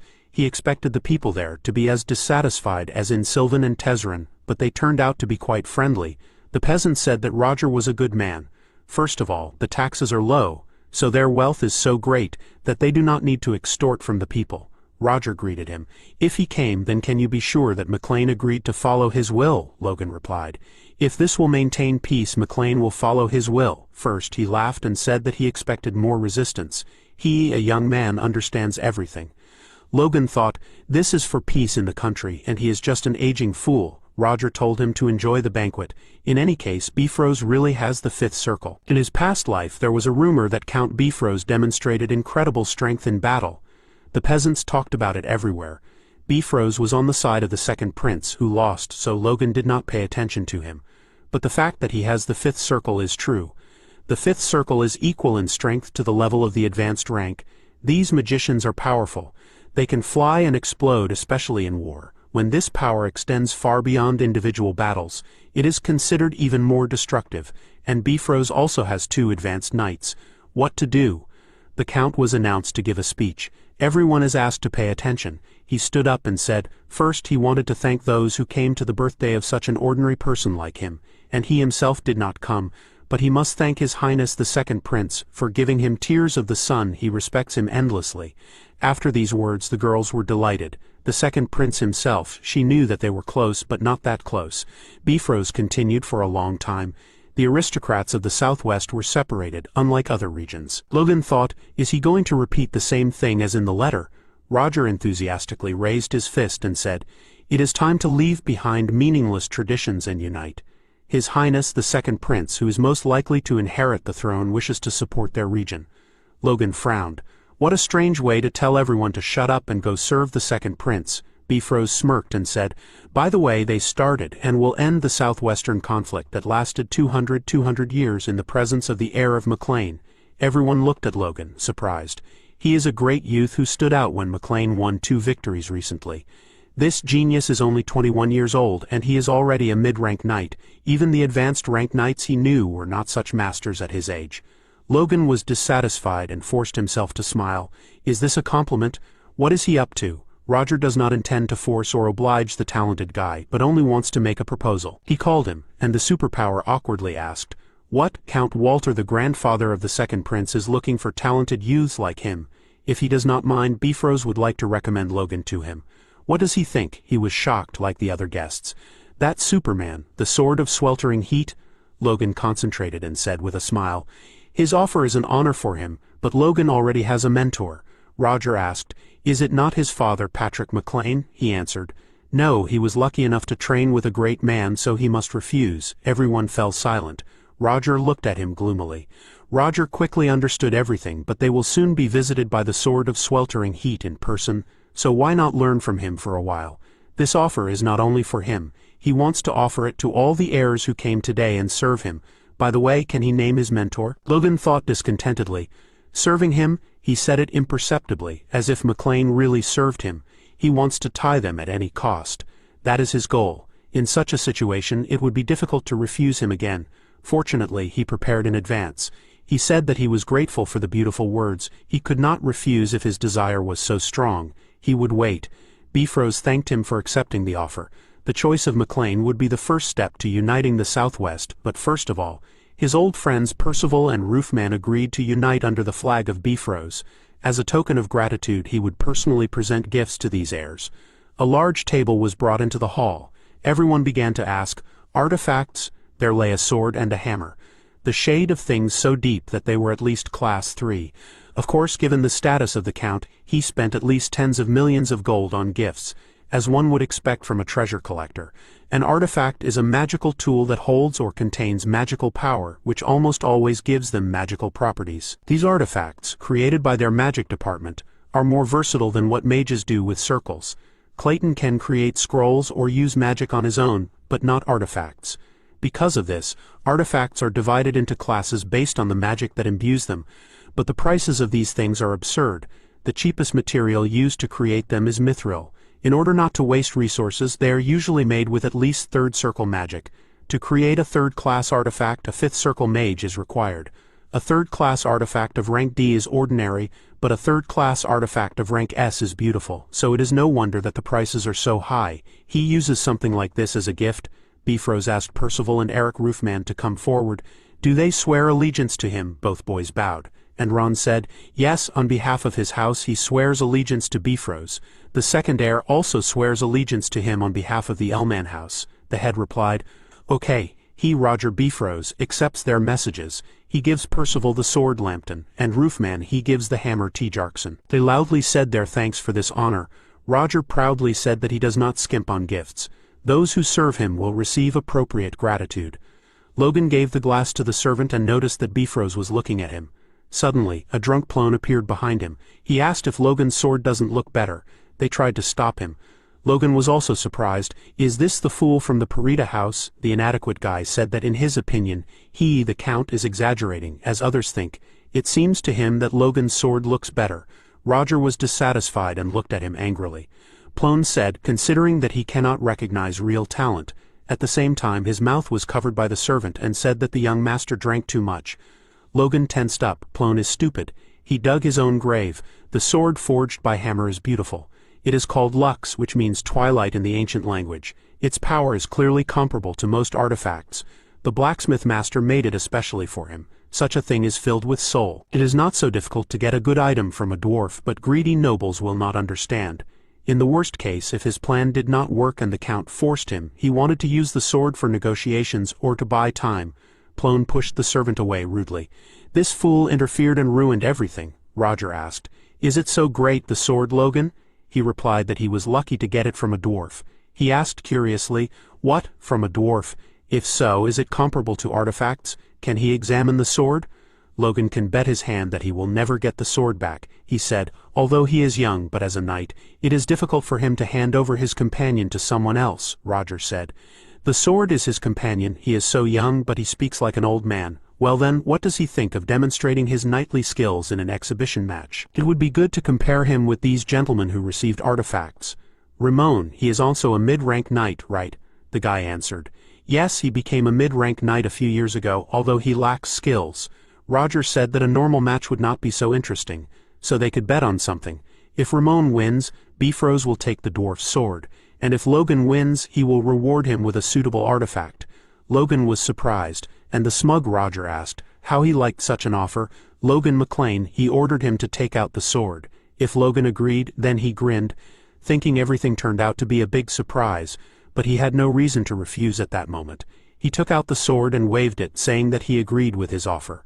The two of them stood in the middle of the hall. Ramon said since he is older, he will leave the right to strike the first blow to Logan, but he said he didn't need it. He didn't want to hear later that he had the advantage. He was sure he would win. Ramon chuckled, said the recognition of his genius added to his arrogance. For his own good he would show that there are clouds above the sky. The guy gripped the sword tighter. A bright aura of power enveloped him. The admiring girls said that it looked cool. Do all artifacts emit such a beautiful glow? Logan thought discontentedly. Is he trying to attract more attention? Now he is the perfect target. Roger deliberately gave him an artifact that is more noticeable than truly useful. This is in Bifrost's style. In comparison, the light from Lux is quite modest, but it is perfectly balanced, well sharpened and durable. The sword is needed only for the direct purpose and not to be called beautiful. Ramon asked, will anyone of his pretty sword be able to withstand the artifact? He thought it seems that this fool is not smart enough to realize this. He is worse than that stupid Parita. The guy quickly jumped and approached Logan, swinging his sword. Logan noticed that Plants, the Knight of the Moonlight, was also present. He could hide his strength from him, but it was much more important to hide his confidence. It was worth partly matching him. Logan one made a surprised face when their blades clashed. He needed to stumble a couple of times, let himself be scratched, and then suddenly deliver a powerful counterattack which would throw the enemy back. He concentrated the aura in the sword to demonstrate his strength. And defeating Ramon, who dropped the sword, said that he was lucky. You need to boost your metabolism with your power core to make yourself sweat and look more convincing in a panic. Ramon said it was an accident. He was just not used to the sword. Roger said that was enough. Ramon had disappointed him. He wanted to say that his gift was to blame for his loss. Ramon said no, he was apologizing to his master. Bifrost apologized for such a shameful sight. His people had been unfair to him. He would open his treasury and let him choose any artifact. He thought, does he intend to keep it there at any cost? He is sure that whatever he chooses will come back, but he will not let him do as he pleases. A servant ran into the hall, saying that Roger had been contacted by the Duke of the Sword on the occasion of his birthday. He asked in surprise, what? Soon from the magic ball, Felix congratulated the Count, one of the most trusted pillars of the kingdom, on his birthday. He apologized for not being able to come, but he was sure that those who had arrived were enjoying his kindness. Bifrost laughed happily and thanked him. He did not expect the Duke to contact him personally. Logan realized that Bifrost was obviously flattering him. If he got down from his chair, Felix turned around and said, wasn't Logan there? Roger and the guests looked at him, and in surprise, Logan smiled, thinking that Felix was very timely. Although he was not the best actor, but if he asked for help, he should follow the plan. Roger looked at him with displeasure, and Logan said that they had not seen their mentor for a long time. Everyone was shocked. Did he just say mentor? The whole hall was discussing it loudly and looking at them. This country boy is studying with a sword master? That's why he refused the Earl. Felix said that he was confused, suddenly seeing his student who had never contacted him. When will he arrive in the capital? He did say that he would throw a banquet in his honor. People said that they were so close. Logan apologized. Because of the problems between the houses, he might need to stay in Bifrost's castle. The Count made him an offer that he couldn't refuse. He asked, is that so? Bifrost became nervous. That's not quite true. If he wants to meet Logan, he can postpone the plans. Logan was pleased. He did the right thing by asking for his help. Although he takes a new position, not choosing princes, he is a superman who has power over the ruling family. Even the Count cannot refuse to follow the orders of such a person. Felix winked and said, then he and Logan will see each other in the capital. He smiled and said, yes, he thanks the Lord. Really, Bifrost was very angry but said nothing. The next day, Logan looked at the treasury in surprise. The guard said that he had an hour to inspect it. The count would give him 1 jewel. He examined many shiny objects. There were about 30 of them. So, he removed the most important ones.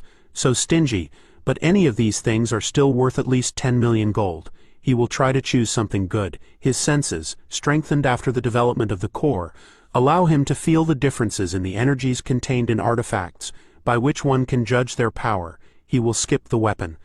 Lux is enough for him. Even with a simple glance at the weapon, it is obvious that there is nothing better than what was at the banquet yesterday. Armor reinforced with fire and electricity magic. It will roast alive whoever puts it on. He said that the things there are all quite ordinary, but something attracted him. He extended his hand, shrouded in aura. All the power converges in one place. He approached the object and said in surprise, "Are these boots?" He looked at the shoes with suspicion. Magic emanates from them. Is this even an artifact? But they continue to absorb his power. If he continues to supply them with magic, he continued to glow brightly and directed into the boots. The shoes absorbed his flows, and Logan felt an unpleasant sensation. His power was flowing there. He continued to hold his hand but soon tried to stop it. He could take damage. This is bad. Then he said that he would find out who would win. He began to direct even more power, which flared up stronger.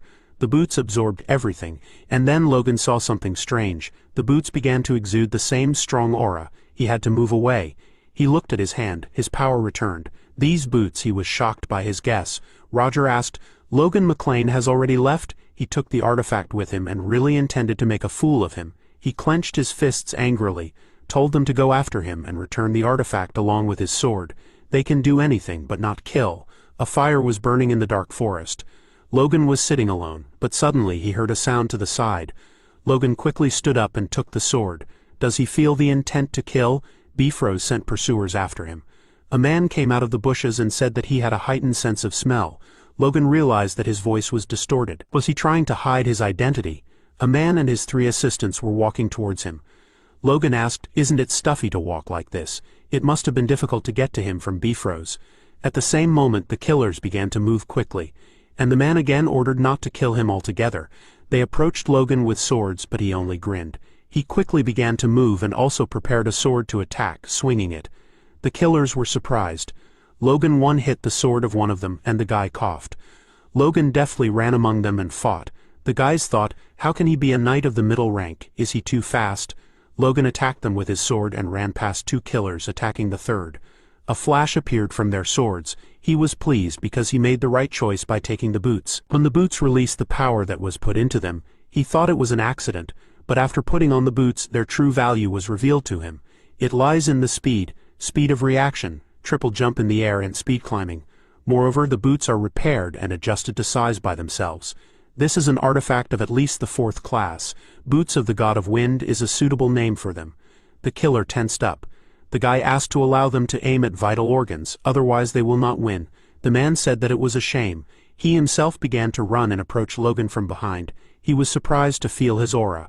A silver blade of Franz's power swung his sword and sent Logan a wave of sever blades that hit painfully, although Logan covered himself with a sword. A bright flash appeared from the blow. He moved back but held on, increasing his aura. He said he didn't know, but Sir Franz earned the title of Moonlight Knight by cunning. The man stopped and took off his hood. Logan wasn't the only one who hid his true power and the amazing artifact. He showed his face. Logan frowned. He decided to reveal his identity. Although after using the legendary silver power, there was no longer any point in hiding. He said he would take the artifacts as payment for the lesson. Logan asked indignantly, "What lesson?" He is not embarrassed by the presence of the title of Lord Moonlight Knight, but Plant replied that is why the lesson would be harsh. He thanks Logan for going so far. He thought that his posture was strange, as if he was holding a whip. Many streams gathered on Plant's sword. He swung the sword, and long streams in huge quantities and with destructive force fell on Logan. He was now very scared. His blade of power really moves like a whip. Plant surrounded himself with silver streams of power which were huge. Logan gritted his teeth. He enveloped himself in an aura and fought back with his sword. What merciless blows! His blade of power does not work against him. It can only reflect blows. His sword was constantly enveloped in streams of the enemy's sword power. If it came to this, he would have to use everything he had. At the same moment, Logan One lowered the sword to the ground. Long and bright streams began to diverge from, delivering powerful blows. All three warriors were surprised. What? Wait, sir, Fran's power is as strong as always. Logan was tired and breathing heavily. This is bad. He did not feel any effect, although he used the first and second forms. Logan was surprised and then quickly bent down. A blade flew right in front of his face. Logan hurried and jumped back. Plant said that it was close. If he relaxed, he would die. How did he do it? He doubts that it is the artifact. Are these the secret arts of the Duke of the Sword? Logan grinned, dissatisfied. He was still completely healthy. His blows did not help. If it were not for the enhanced boots of the God of Wind abilities, he would not have responded to that blow. He did not have enough strength to defeat Plant, but it is quite worthy that he holds his own against an advanced knight. Logan slapped himself in the face and said, "Of course not." "What?" Logan spat and said, "To give him time. Then he will show the secret arts of the Duke of the Sword. He still has not fully mastered them." Plant was surprised. "Well, of course he must show his abilities as a young heir." Logan thought if he is inspired, it will be easier for him. He just needs to believe in himself, his secret arts, which he had only just learned. Even after a month as a high-ranking knight, he needed to concentrate. He realized that if he lost, he would lose his lux and boots, and Franz would make sure that he could never hold the sword again. Logan began to glow with a bright aura. He told himself to concentrate. When he opened his eyes, he saw a knight in front of him, who was attacking him, aiming a sword. Franz screamed that he trusted his enemies too easily. His sword was almost at Logan's neck. A huge explosion occurred, which raised a lot of dust into the air. When the dirt and wind cleared, Franz was standing on his feet. After this, Logan would not remain unharmed. But suddenly he saw a bright blade. Logan stood in front of him with a giant aura blade. He was already injured, but he used the third form of the secrets of the divine sword. Franz saw a vortex of his sword energy swirl above him. He was shocked. A huge fire explosion appeared in its place, scattering stones around. The warriors began to call for Sir Franz. They must find him. He was lying on the ground, coughing up blood. He said with difficulty that he dodged. Franz was lying among the huge marks of the sword that dug into the ground. He said that it would be better to die together. At this time, Logan was riding a horse. He ran away and thought that he relaxed too much. When Franz attacked him, he saw a hole the size of a coin piercing the right side of his chest. It must have formed during the split. Franz's excited expression and all that talk were for the sake of distraction, but at that time he could not recognize it. But he knows for sure that with his abilities and treasures, he can definitely defeat a high-ranking knight. His leg trembled. That alone deserved. Suddenly he let go of the reins and then fell. His horse continued to run. Rick called loudly for the young master and Dwayne covered his ears. What happened to him? Logan awkwardly said that he fell asleep while riding a horse. Logan's return made a noise in the McLean house. After all, the heir who came from Bifrost 2 weeks later looked terrible. This was enough reason to officially complain to Bifrost, who could start a fight under the pretext of slander. So the incident was forgotten. Patrick said that he had to endure hardships because their family has little strength. He cannot look him in the eye, but Logan optimistically said that they will pay them soon for this. He needs to reorganize their forces. A bright blade cut through the air, chopped the logs in front of him into pieces. He breathed heavily, and remembered his brother's words that this war will end quickly. He does not need to be present. He must train. Ronian can't let him treat him like a child. He is also the sword of their house. His brother faced humiliation at Bifrost. Suddenly, he heard him. "Ronian is working hard," he asked in surprise. "Brother?" Logan told him to rest. He asked to let him introduce him to the one he will train with from now on. In front of him stood a grown-up Vector, who introduced himself as the new knight. Logan asked, "Is the armor comfortable?" He answered shyly, "Yes." Ronian thought, "Are they the same age? And can he use the power too?" Logan said that Vector has recently awakened and has been getting used to the power. Until now, they are the same age. He can be a good motivation for him. Ran asked, "By training together, he means what?" Logan answered, "Sparring. What else? Do they want to try it right now?" Both boys were surprised, and tension appeared between them. Logan said, "Attention, here we go." At that moment, Vector used his power and jumped, attacking and holding his sword to Ronian's throat. He immediately realized that it was the Iron Blood sword. Did he really just awaken? The formidable Vector was in front of him. Ronian tensed up. He had to answer him right now. Ronian put his power into the sword, and it glowed. Then Vector was also surprised. Ronian swung the blade wide, which left a bright mark, but there was no one there. He raised his head. Vector was falling on him from above, which surprised Ronian. Vector frowned and drove the sword into the ground with full force, very close to Ronion, who jumped back. They again went their separate ways. Ronion frowned and said that Vector was a monster. He did not react at all, but Logan laughed loudly, asking who he called the monster. "It's so cute." Ronion was embarrassed. He concentrated because he had to try his best. Vector smiled, and then Ronion they began to fight again, and Logan watched with satisfaction as he thought they fought with good synergy. Vector not only perfectly mastered the Iron Blood sword, but also adapted it to his fighting style. And Ronion, who would surpass a mid-rank knight, even with his limited knowledge of sword styles, moves freely without restraining himself. A cruel free blade and a clean precise blade should reflect the qualities that they will mutually transmit to each other during the fight. Suddenly, someone said that you can't hit there, but the second one replied that during the fight, all techniques will do. He is a scoundrel. Logan smiled and asked not to fight too hard. Now the boys began to fight with fists. There are still 7 years until the war in the Empire.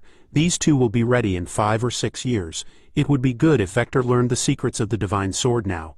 The problem is, can he trust it so much? If only he could get some kind of catalyst that would bind him to this place. In the mage's office, Clayton asked Logan, "Does Logan mean that this child has seen Mana?" He was with Rhea and said yes. Before that, he said that when she tries to study something, she will be able to find something that will help her. Rhea asked, "Then can she learn how to move the clay dolls with that yellow chain?" Logan asked. "Wait, what?" Victoria looked depressed. He wanted to cheer her up, but this was unexpected. The superpower was pleased. He had his suspicions when they first met, but he did not think that she really saw Mana. Clayton approached and said, "Now he is directing his Mana in a certain direction. Can she tell where exactly?" Rhea looked at his hand and followed the flow, saying, "Into that uncle." The guy enveloped in Mana asked, "Is he the uncle?" Clayton asked again. Then she answered, "Into the bottle of water and that uncle." The mage said admiringly that she was a beautiful child. Not all great mages can see Mana with their own eyes.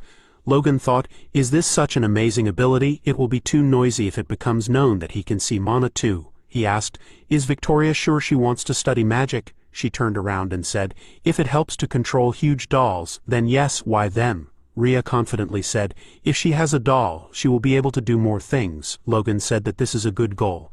Then he entrusts her to Clayton. However, no one listened to him anymore. And Rhea approached the mage. Clayton said that they do not have robes for children. They will need to contact the tailor. He ordered to bring him a measuring tape, and he was immediately answered, "Good." While she was being measured, Logan thought, she has the talent to become a great mage, which means that both twins are geniuses. Now he has even more questions about their parents. They are getting stronger. It's time for him to go to Grandia, he promised the master. He thinks that he can do it faster alone. Assistance will only slow him down. A few days later, the knight shouted that it was an honor for him to serve the young master.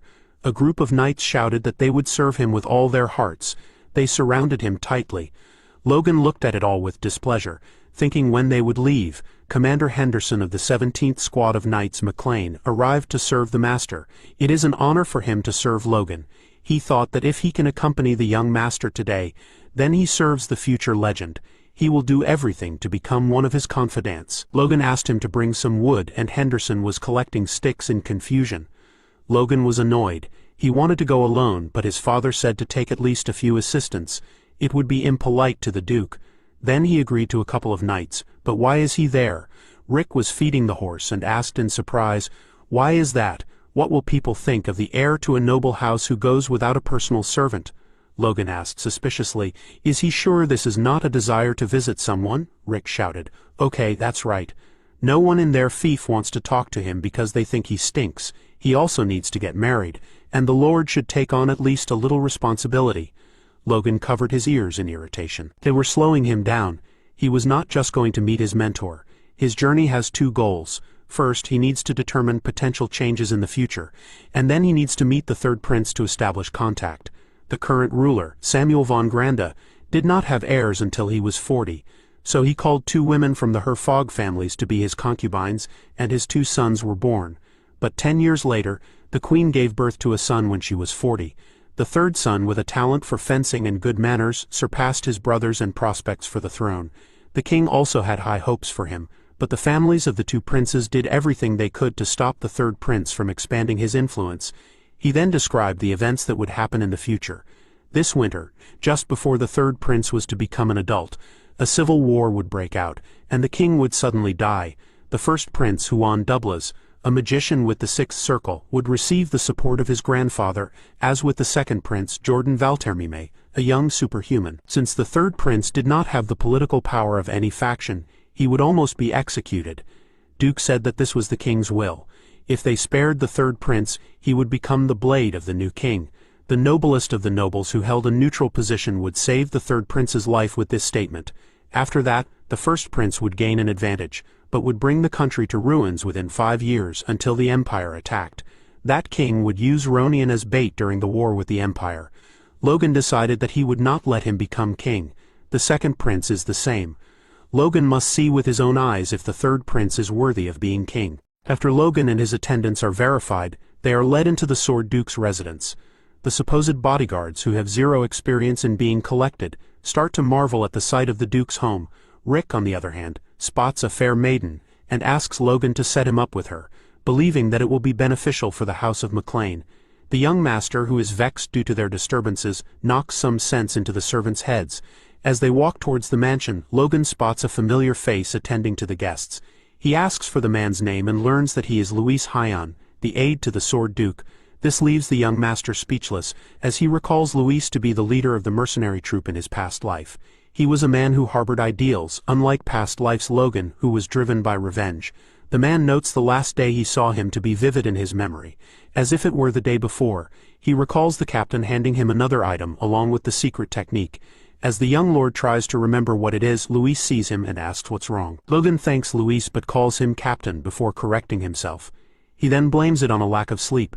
The aide immediately cautions him to take care of his body, which makes Logan recall how Luis always said such things in his past life. The Duke notes that he has cleared his head as he follows the aide. He vows to make sure the mistakes of his past life do not repeat themselves. Inside the mansion, Luis escorts Logan, informing him that the Duke is present. He then leaves to go back to his position. Logan hears a familiar voice yelling, so he turns around and sees the Duke and his wife. She greets him, speaking of finally getting to meet him after all she's heard about him from her husband. She tells him that their family owes him a great debt. The young master smiles gently as he greets the lady, congratulating the family on their heir. Logan is directed to sit, and then is asked for a favor regarding the unborn heir. He replies, wanting to know in whichever way he can help. The Duchess suddenly asks him if he can give a name to the child that will be born soon. Shocked, out of the blue, Logan feels out of place. Felix explains better, calling it something he and his wife have discussed for a long time. Since it's thanks to Logan that they can have the child, they want him to pave the way for the child. Logan processes everything. He recalls naming ceremonies to be an old belief held by the people of Grandia Kingdom. The process involves the nobles seeking out a distinguished person to name their child as soon as they are born. Logan feels the weight of being entrusted with such a task. Even though they've only met twice, they've left a deep and significant impact on each other's lives. It's overwhelming, but there's no reason for Logan to refuse. He joyfully accepts the role, pleasing the couple. Immediately after, the Duke carefully takes his wife indoors as he dotes on her. They converse on the necessity of her being around when asking Logan for a favor. Felix points out that the role, being a request, is also beneficial to Logan. He takes a glance at the young master and sees him smiling from ear to ear. He doesn't need a genie to read Logan's thoughts and know that it's about elevating the man's status in social circles. After finally getting his wife to rest, Felix comes out to join his student. He then confesses not to be good with words. He asks that they speak with just their actions. The teacher looks at his student's aura and smiles proudly at how much Logan has improved in a short period. He takes the man to a sparring ground, saying he wants to see his skills first and foremost. Logan immediately sprints toward his master and makes a swipe with his force-coated sword, but he cuts an afterimage. He then sends a wide attack which is easily parried by his master. He notes how effortlessly the master parries any attack. He grins at the fact that sparring with the Sword Duke lets him test his limits without worries. Suddenly Felix tells him it's enough, asking him what he is currently doing. The kid doesn't get the question, so he stares in confusion. Felix asks him again, wondering if Logan is giving his best. He disagrees, and he is told to give it his all. Logan notes that this is their first master and disciple training, so he cannot afford to disappoint the Duke. He coats his body with an aura and passes it onto his sword. He then launches a move at the swordmaster. The Duke parries the move, and they are engulfed in a bright aura. Logan, noting the attack he used to be the Blue Dragon Strike, readily prepares himself and launches the Golden Sword Strike. The aftermath of the techniques covers the area. Suddenly, he hears his master's voice saying, "How ridiculous." With the dust clearing slightly, Logan notices Felix behind him with his sword at his throat. The master then asks if he planned to fall after 2 attacks. The Duke hits Logan on the knee and orders him to get up again, saying that exerting his energy recklessly isn't the best the boy can do. Logan wonders what kind of monster his master is, since he called a powerful move that he used to take down the Moonlight Knights a reckless one. The child grips his sword tightly as Felix speaks down on him, demanding that he show his skills with all his might, saying he shouldn't disappoint him further. Logan grits his teeth as he says he'll show his master how serious he is. Immediately, he leaps a couple of feet into the air with his sword and prepares to perform the golden strike. Felix, in return, sighs as he sees that his student doesn't understand him. He vanishes as if sidestepping, up to the point that Logan cannot sense him. As the young master wonders where he went, Felix suddenly announces his presence behind the man and strikes him with the butt of his sword handle. The match goes on for a couple of seconds, but Logan is greatly outclassed, and he is dealt with to the point that he drops his weapon. The Sword Duke then asks him if what he has shown is swordsmanship, and if he was doing it right. Annoyed while gripping his hurting arm, the man wonders what exactly his master means. The Duke finally dumbs it down for him, saying that Logan's skill level may have improved since they first met, but his swordsmanship hasn't changed, it has gotten worse. The man's fundamentals are completely shattered. He continues by asking Logan if he thinks that pouring all his energy into a special technique makes strong swordsmanship. For the child to improve, he needs a strong foundation. Even if he manages to overcome obstacles through talent or luck, the next one will be higher. The realization finally sets in. Logan notes that he easily reached a higher level thanks to the talent and experience he gained from his previous life. After that, his focus was only on the divine sword, and it caused a baseless pride to take root in his heart. Logan picks up his sword as his monologue continues, confessing that he made a foolish mistake because things went according to plan after returning to the past. This time around, he pleads that his master fights him once again. He is determined to start from the basics and refine his abilities. Moments later, the young master is bundled away by knights on a stretcher after being whooped into a coma. As he is carried out, Duke Felix notes to his attendant, Luis, that the art of swordsmanship is learned through the body, and the harder it is, the more deeply ingrained it becomes. The attendant then marvels that his master liked the way he disciplined Logan. Felix immediately calls his student a waste of talent, but surprisingly, he catches Luis's attention by confessing to Logan's perseverance. Seconds later, a voice interrupts them, and it happens to be Rick asking for permission to have a moment of the Duke's time. After formally introducing himself, he hands the Duke a letter addressed to him from Patrick McLean. Felix questions why the Baron didn't use the communication device. Rick then says that Baron Patrick doesn't want his son to know about it. Immediately, the Duke opens the letter and reads through it. In the paper, Patrick appreciates the Duke for his help regarding the guide that helped his knights rank higher, even overcoming a major crisis. The Count notes that Duke Felix cares deeply about his student, and even teaches him the divine sword. Finally, the letter's purpose is known as McLean's head asks the Duke to help him with something. After reading the piece of paper, the Duke acknowledges Baron Patrick's request. He asks Rick if the young master doesn't know of it, and the servant affirms, grinning like a devil. Felix wonders why a 20-some-year-old boy wouldn't like women. He then concludes that he'll do something about it immediately. Rick thanks the Duke profusely. A week later, after one of Logan's training sessions, Duke Felix tells Logan that they'll be hosting a party for him. He explains further, saying that it's a mess that an heir of the Baron doesn't have a fiancée at the age of 21. The Swordmaster breaks it to the child that he'll be finding him a partner. The confused lad wonders why his relationship life was suddenly brought up since his main goal was to focus on training. Felix tells him that a good mind is essential for good training, concluding that he realized that after meeting his wife. In Logan's mind, he worries about the civil war that's about to break out in a few months and wonders what the point of his engagement is. Logan then asks why he is being told about it, since it came very suddenly. In return, his master says that someone asked him to pair him up, gaslighting the kid that he also cares about his future. Logan immediately asks if his family put his teacher on the task, and the Duke confesses. He explains that it's natural for parents to be worried when their grown heir is unmarried. Inwardly, Logan yells that it's meaningless, but he accepts it and asks that he meet his spouse-to-be since there's no harm in wasting a day. Later that day, a gorgeous red-haired female is led into the mansion quarters with her attendant. She introduces herself formally as Eileen Floyd. Upon spotting her, Rick stands aback, acknowledging inwardly how beautiful she is. Even Logan looks very surprised. The servant notes inwardly that the young lady looks too stunning for his master, referencing the indifferent Logan for reacting. Meanwhile, Logan notes that he never imagined his partner in an arranged marriage would be a power wielder. He looks at her closely and says that she's a wielder at the peak of the low level, almost reaching the mid-level. Still monitoring the 18-year-old, he recalls her name, remembering it to be one of the talented people from Grandia in his past life who tragically perished during the 3-year civil war. She was depicted as the woman who single-handedly closed the inner gates and cut down 100 knights. She was the steel rose that bloomed from a ruined family, Eileen Floyd. While Logan is lost in his thoughts, Rick signals to the other attendant to leave the vicinity with him. The young master ponders, wondering if their case was an arranged marriage. They could use it as an excuse to tie her to the McLean family. The issue is that he hasn't heard of a noble marriage happening within a few months after a single meeting. As he wonders what to do, Eileen studies him and confirms her suspicion about him not showing up voluntarily. She tells him that she's in the same boat and wouldn't like to waste time on meaningless things. As Logan apologizes to correct his weird behavior, Eileen moves closer to him, asking that they spend some productive time together. Flashback. Eileen's training is interrupted by her father.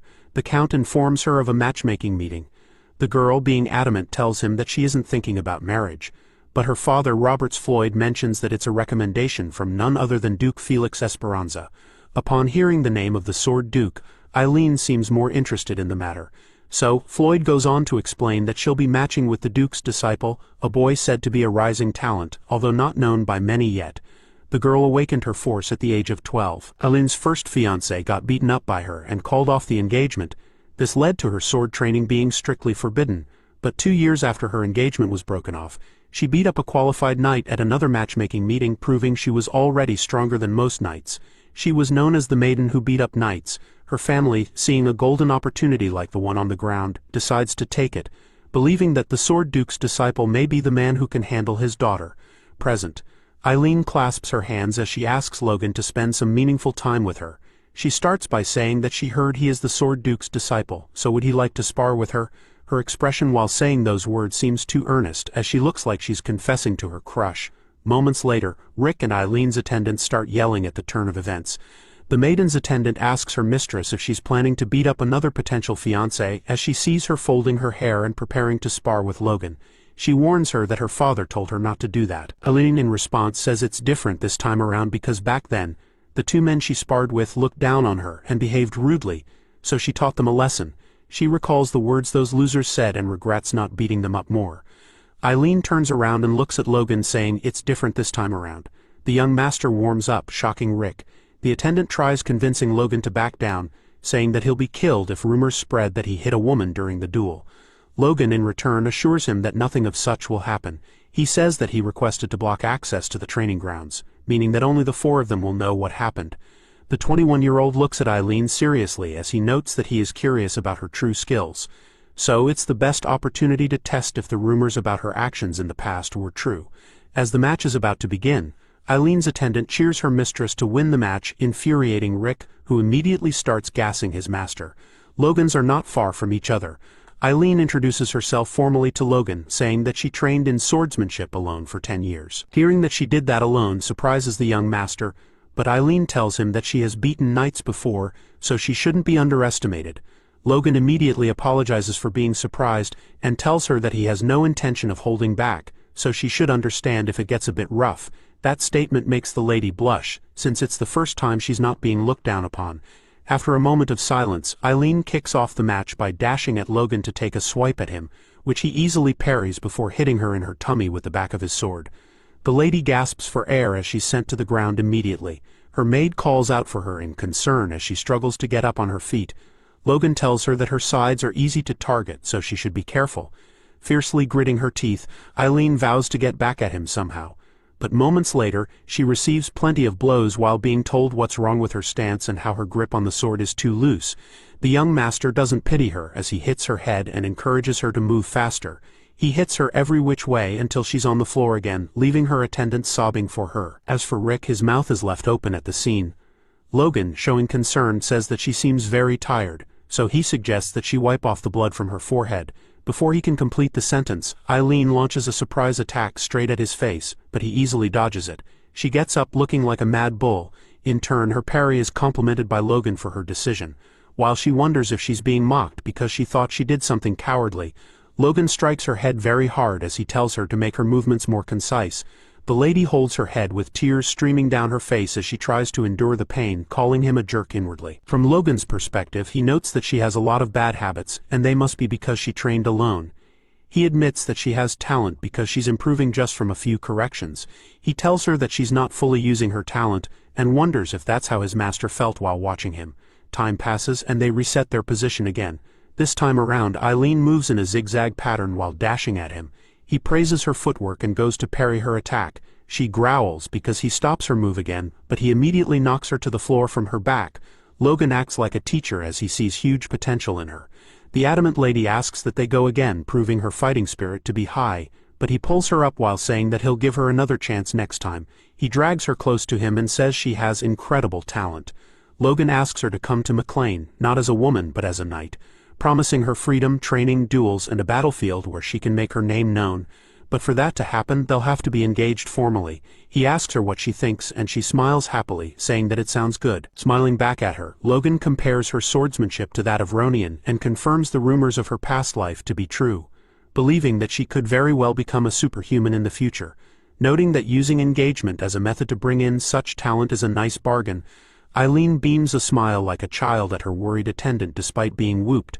Logan gets suspicious as he wonders why his master specifically introduced him to the Floyd family. He meets up with the Duke later that day, and the man says it's for two reasons. The first is that the Floyd family isn't aligned with any prince's faction but has significant influence in the capital. They can represent McLean, which has no connections in the central political scene. Logan notes that Bost will have to endure even more due to being narrow-minded towards the upcoming civil war. He never thought of it from that point of view. The Duke puts down his pen as he is about to state the second reason, meaning it's of importance. Unfortunately, it was just his curiosity. He wanted to know what would happen if a sly guy like Logan was paired with a wild maiden. He admits that he didn't expect his student to be so interested. The young master notes that his master can be eccentric at times. It works out for him. Back to the matter, Felix says that Logan blushed, and it had him looking his age. The Sword Duke gets up from his seat as he says the boy's expression was always so stern, as if he's carrying the world on his face. He holds Logan's shoulder and says his expression doesn't look good and that he doesn't have to bear everything on his own. He advises him to broaden his heart, trust the people around him, and relax a bit. He says it may sound foolish, but from what he has heard, Eileen might be able to give him some peace. Logan, in return, smiles at his master, but he notes that it is something only he can do. Felix cuts off his thoughts with something more eccentric. He tells him that it's not good to have kids too late, clearly stating it from experience. The result makes the man shout in surprise. Weeks later, Logan spars with his attendants. He yells at one of them to come to his senses. Logan notes that so far, while he has been in the capital, he has trained every day, sparred with his attendants and attended meetings. He wonders why his guard's behavior has become more annoying since he arrived in the capital. The men look at him with hope in their eyes, and it infuriates him. It all started when the attendants, about 6 of them, said they'd like to train with the Duke's Knights. They get their asses kicked and are informed that the Duke's Knights are of the intermediate level, and based on their standards, the low-level knights are still learning swordsmanship. They advise the attendants to look for a trainee next time. As the Duke's men walk away, they hail Logan's crew's fighting spirit. The leader of the crew then finds it strange that the Duke's Knights are strong, but their level is lower than the Ironblood Sword Knights. It seems confusing to them because they were using swordsmanship that was directly from Logan. Unlike the Duke's Knights, who use a lower technique, this makes them conclude that their master has learned a technique that has surpassed the Duke's. This is the reason behind their googly-eyed behavior. Presently, Logan looks away as he notes that the men are not causing any trouble. He wonders if he should assign a task to them, and what it'll be. Suddenly, an idea comes to his mind. In the streets of the capital, Philip sells products with huge discounts and bonuses. He spots a man walking by and ushers him to try out a potion that'll fix his face, which looks full of worries. He then spots another that looks like Logan, but when he realizes that it's the young master, he knows he'll be in for it. Immediately, the angry young lord punishes him elsewhere by making the boy act like a chair. The boy, in his defense, tells his master that competition has intensified, and that's why he had to stoop so low as to sell it around in the street. Logan promises to help him make money so he doesn't do something foolish. He gets up from the child and asks him to stand up, uttering the close of their current business and the start of another. Logan starts by assigning the attendants that he has been sparring with to Philip, naming them Unit 18 of the McLean Knights. They are to protect Philip as he carries out the new tasks. Confused, the boy asks what he needs the protection for, and Logan tells him that they'll be extending what they did the previous year. The goal is for the boy to provide the largest amount of horses, weapons, and wood. Upon hearing him, Philip yells at the young master, asking if he wants to start a new war. But Logan denies it, saying that he's merely preparing for an emergency. He freaks out, knowing fully well that whenever Logan mentions an emergency, it'll surely come to pass. Philip then cuts to the chase and asks about the budget required. Logan in turn tells him 30 million gold. Immediately, the boy asks to confirm if it's 30 or 40 million. As for Logan, he has an inner monologue where he concludes that after his battle with Sylvan, he needs more mounted archers. With that, they can easily defeat lower-tier knights. If they can succeed at that, it'll overturn the existing concepts on their continent. He lastly notes that if they do not reach the level of imperial archers he saw in his past life, they must build a force to match them. Philip does the math and starts by trying to discourage Logan since he doesn't understand how trading works. He explains by saying that horses do not just multiply overnight, so they'll eventually reach a point where they'll be scarce. The marketers, upon realizing what is happening, will triple their prices. Logan then wonders if it was too late when he mentioned the task to him, since he felt that they had time before the war. Upon hearing the master mention the war, Philip freaks out and starts pointing fingers at him, saying he was indeed planning to start one. The Lord denies doing that, but Philip continues with the trade argument, saying that the prices will triple at least if he wants to continue with his plan. As Philip tries to discourage his master, Logan notes that it'll be fine for him to buy the goods at twice their current price. With the child angry that his master won't back down, Logan makes a promise: if Philip can buy all the goods at less than twice their original rate, he'll throw him a bonus. Curiously, the child asks how much, and Logan mentions 3% of the difference. The amount sounds whopping huge, and the child gasps, immediately agreeing to it. As for the soldiers around, they wonder if 3% is considered a big amount. The young master in turn notes that nothing is unattainable with money. Since he managed to fool the kid into doing his bidding, he notes that by fighting with the Sword Duke he attained the key to swordsmanship, and also gained an unexpectedly talented person. Noting his progress to be going smoothly, he points out that there are still some mysteries that haven't been solved yet. First is King Samuel. The bad rumors about the Empire haven't stopped, but there's no sign of a major war. Based on the man's previous life, the king's death happened suddenly. Still hooked up on his thoughts, he is glad to be in his past and to gain his master's trust. What remains is meeting with the third prince, but it'll be too soon if he makes a move since it'll be suspicious. He plans to return with Eileen the day after his master's child is born. Days later, Duke Felix tells Logan that his majesty is calling for him, so he should follow him. Confused, Logan wonders why the king would make such a request. They reach the palace gate, and the duke's identity is verified, so they are led into the castle. As they walk toward the castle doors, Logan is troubled since he can't wrap his mind around why he has been summoned. After all, he's the heir of a rural baron. Felix sees the child's countenance and asks him if he's pressured. He tells him not to worry since his majesty just wants to see his student. The king likes talented people, and the audience will benefit Logan, not harm him. Logan finally calms down. He looks at the palace, known as Grandia, and calls it a beautiful palace. A masterpiece that cannot be destroyed, and was even turned into the governor's residence after the Empire's war. The castle became a symbol of a kingdom that was internally suffering as much as it was beautiful. He notes that he mustn't let such a future happen again. The two enter the palace and walk towards the seated king. They kneel before his majesty, and Felix greets his friend formally, even though the king has always told him not to be formal with him. The duke in response says that he must do what needs to be done so that others follow suit. King Samuel loves the response and tells them to raise their heads, stating that he wants to see Felix's student's face. Logan raises his head and finally sees the king face to face.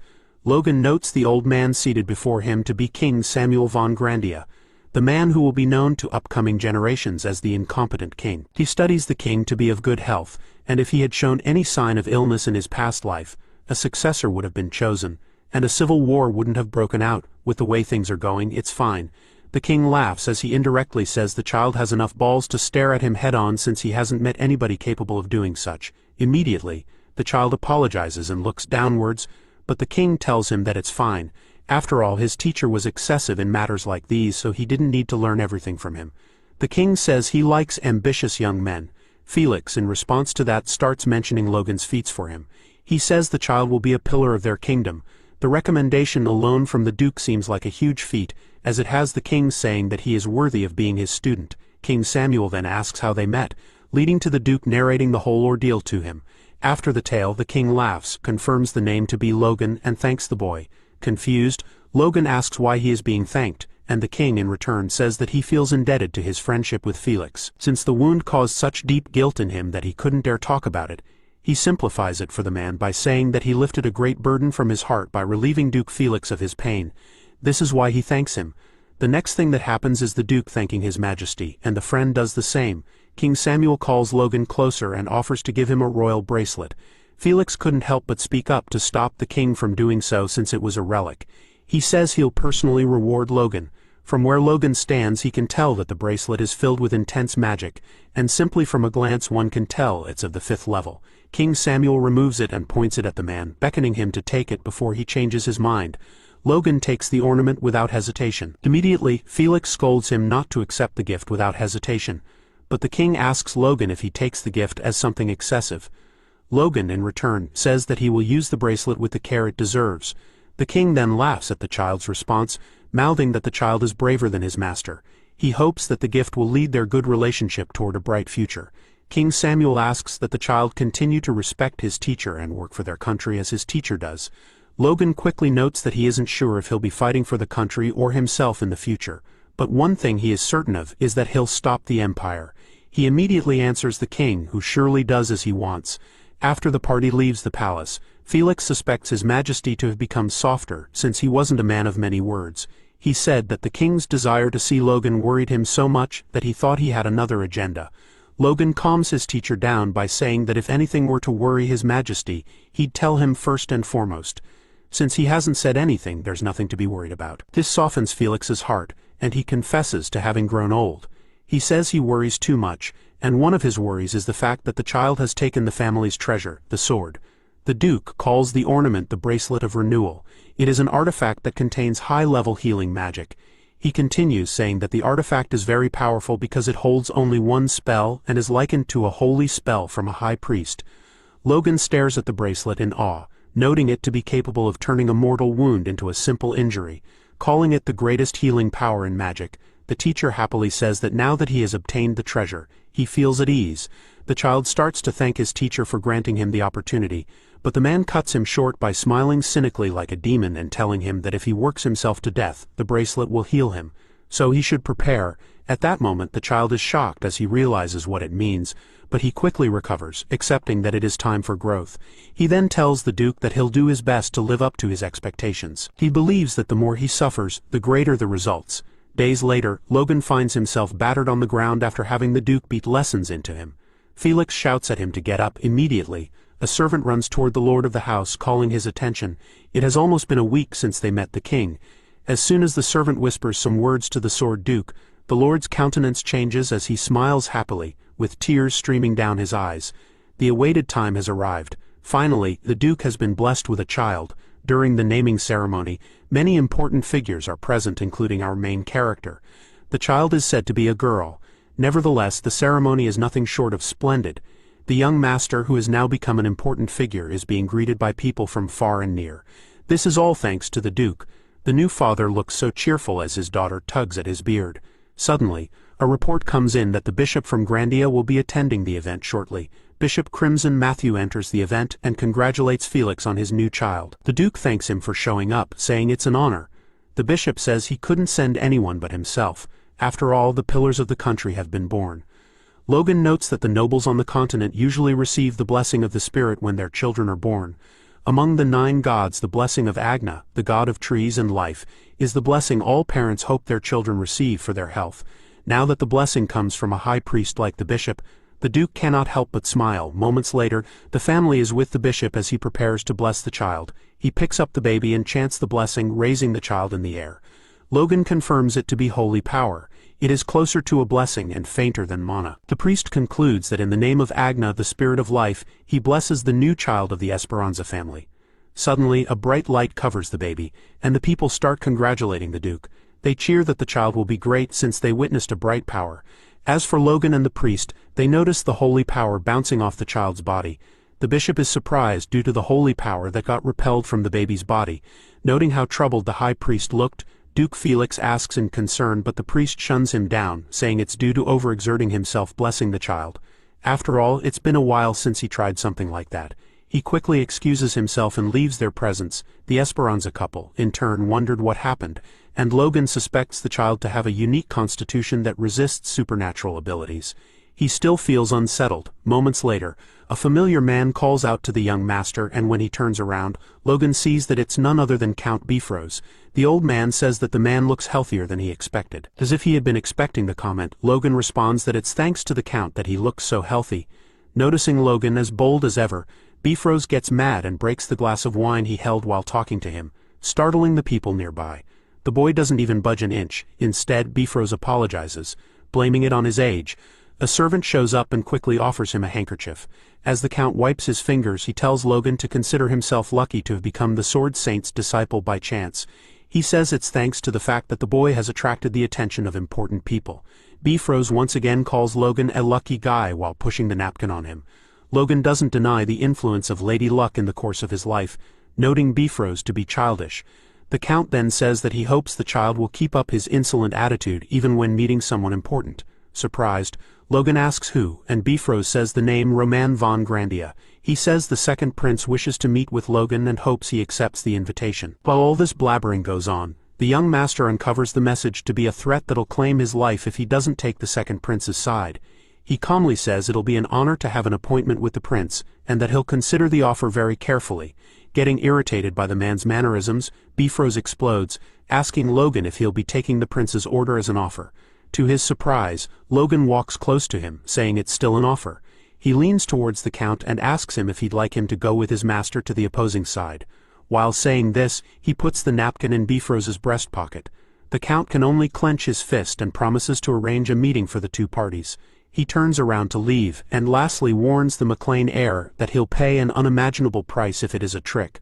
Logan smiles back to annoy him as he calmly says that he'll be waiting, noting that Bifrost and the second prince can't do anything. When the Civil War starts, no one will have time to care about someone like him. With Logan's plan to delay the meeting until just before the start of the Civil War, he watches as the Count angrily throws the napkin to one of the servants. While studying the Margrave, he finds it pathetic for a man of such a title to be reduced to the second prince's messenger. He then spots a huge man at the far back whom the Count walks up to and wonders if the person is the one Bifrost is acting under. He watches as the Count explains to the man and notes him to be the Blazing Sword, Jordan Valterman. He is one of the 3 dukes in the kingdom, and a superhuman aura user. The man happens to be the second prince's maternal grandfather. Duke Jordan spots Logan and immediately turns his head away, making Logan agree that he isn't important enough for the man. After all, who they want is his master. Suddenly, from behind, an older man speaks to Logan, telling him that it'll be wise to make a careful decision. Turning around, he sees that it is none other than the Count of Kairos. The man smiles slightly at him, noting that it has been a while, and refers to Logan as his nephew. He holds Logan's shoulder as he compliments him for growing so well and doing him proud. Immediately, Logan interjects by asking who he is, using the words family elder. The young master has an inner monologue explaining that the Baron in front of him is his mother's elder brother and the heir of Kairos, who is an ally of the McLean family. He denies the man ever being his uncle and remembers how the man rejected him when he was little, asking him to maintain some boundaries. Presently, the man familiarizes himself with the little lord, trying to establish their relationship, but Logan reminds him that their relationship has been severed ever since he abandoned the McLean family during the Territorial War. Despite Logan pushing the man away, Kairos still stands, ready to apologize and mend their broken relationship. He tries being manipulative by saying that Logan cannot just demolish their relationship after the support he provided for them for 10 years. Unfortunately, the young master doesn't buy it, and it raises a big issue, so his uncle is left with no choice but to look for a way to buy himself out. As the man notes Logan to be bold because of fame, he says the man's reckless nature is still the same, and feels like he can persuade him easily. Kairos accepts that it's a bit late to apologize, but he still does so. As for Logan, he nitpicks at the man, which has him asking Logan to name anything he desires. He brings out a check while asking if reconciliation isn't better than seeing family again. Logan, noting it to be a blank check, smiles smugly like a man who rigged the lottery for himself. He then pokes the Baron with a huge question, asking if he truly came to apologize and won't say anything else if he accepts the compensation. The uncle grits his teeth as he bows his head, saying he'll grant anything Logan wants and that he looks forward to their future. Noting that the Kairos head isn't remorseful in any way, Logan deduces that there must be pressure from higher up. He spots Duke Huan Douglas, the maternal father of the first prince, the man who happens to be the only six-circle mage in their kingdom, and an opposer of Duke Jordan. Noting how the dukes can toy with the wealthiest nobles, Logan plans a task for his uncle. He tells the man to raise his head, addressing him as a family elder. He then says he has a small favor to ask. The eager uncle quietly listens to what Logan has to say, and as soon as the nephew whispers some words into his ear, the old man starts sulking. The man laughs heartily, saying that if his uncle manages to pull it off, then meeting the first prince won't be troublesome. The man agrees sorrowfully. Suddenly an announcement rings out, informing the people that it's time for the main event. Lefman, who happens to be the vassal of Duke Felix, reads through the paper that he'll call the person who will name the child. Seeing the name, he doesn't believe his eyes, so he glances over at the Esperanza couple and gets a confirmation nod from them. Lefman calls out Logan McLean, the Sword Duke's disciple, as it is written. Seeing Logan walk to meet the Esperanza family, Lefman worriedly looks at him, wondering why he is conducting the naming ceremony. Logan holds the new member of the Esperanza family, and notes her to be full of vitality. The child happily wiggles in his arm, and, seeing such a cute thing, the man confesses to forgetting the names he prepared for her beforehand. On the spot, he bestows the name Stella on the baby girl, explaining to the audience that it is an ancient word for star. He believes that she'll become a brilliant light illuminating the night sky. The Esperanza household kindly accepts the name, and immediately everyone claps. Logan notes that he still feels uneasy about the burst of holy power, but seeing how cute the baby is, he smiles genuinely for the very first time and overlooks the situation. Days later, after the naming ceremony, Rick happily barges in, holding plenty of letters from nobles addressed to his master, who happens to be practicing. The invitation letters started arriving ever since Stella's naming ceremony. Shockingly, Logan tells the servant to leave them in his room and that he'll reject them. As the boy wipes his face with a towel, he tells Rick that it's time to return to their territory. Noting that the Civil War is around the corner, Logan thinks it's a shame he couldn't meet the third prince in the end, but he'll need to return and prepare quickly. He then recalls the message Dwayne gave him about their territory. The House of McLean seems to yield a profit over 20 times its annual budget. Their yield alone for the first year will cover for 3 to 4 more years. He quickly wants to confirm it with his eyes. Suddenly, a voice calls out to him, asking if he plans to leave. Logan sees that it's his master, and the Duke tells him to stop with his training, claiming that he has one final technique to show him. Moments later, the two knights are standing, and Logan expresses his surprise at the Duke's decision to suddenly pass on a secret technique. While conversing, Logan learns that the secret technique happens to be an ancient one, and from the looks of it, it happens to be a technique Duke Felix once looked down upon. He tells Logan that once learned properly, the ancient technique might surpass his secret one. He asks the child what's more important, and Logan says, the basics. Liking the good response, Felix informs him that he'll be teaching him a technique to maximize the basics.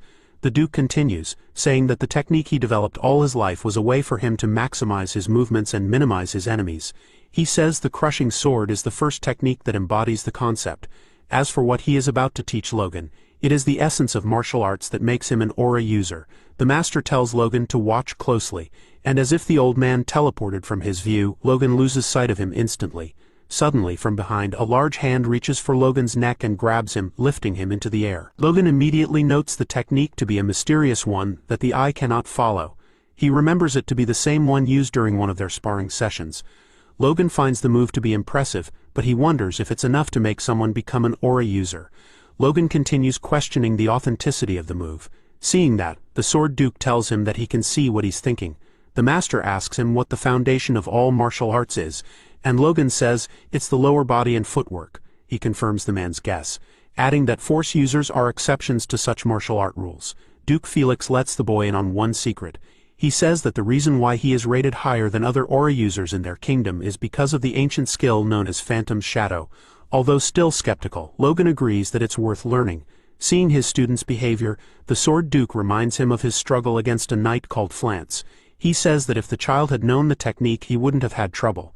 Logan, feeling triggered by his master's jab, agrees to learn the technique. Hours later, commands are being yelled at the poor boy, who happens to be doing fairly well for someone just trying out the technique on the very first day. Inwardly, Felix praises Logan for his improvement, and thanks the heavens for giving him a student after a couple of years of searching.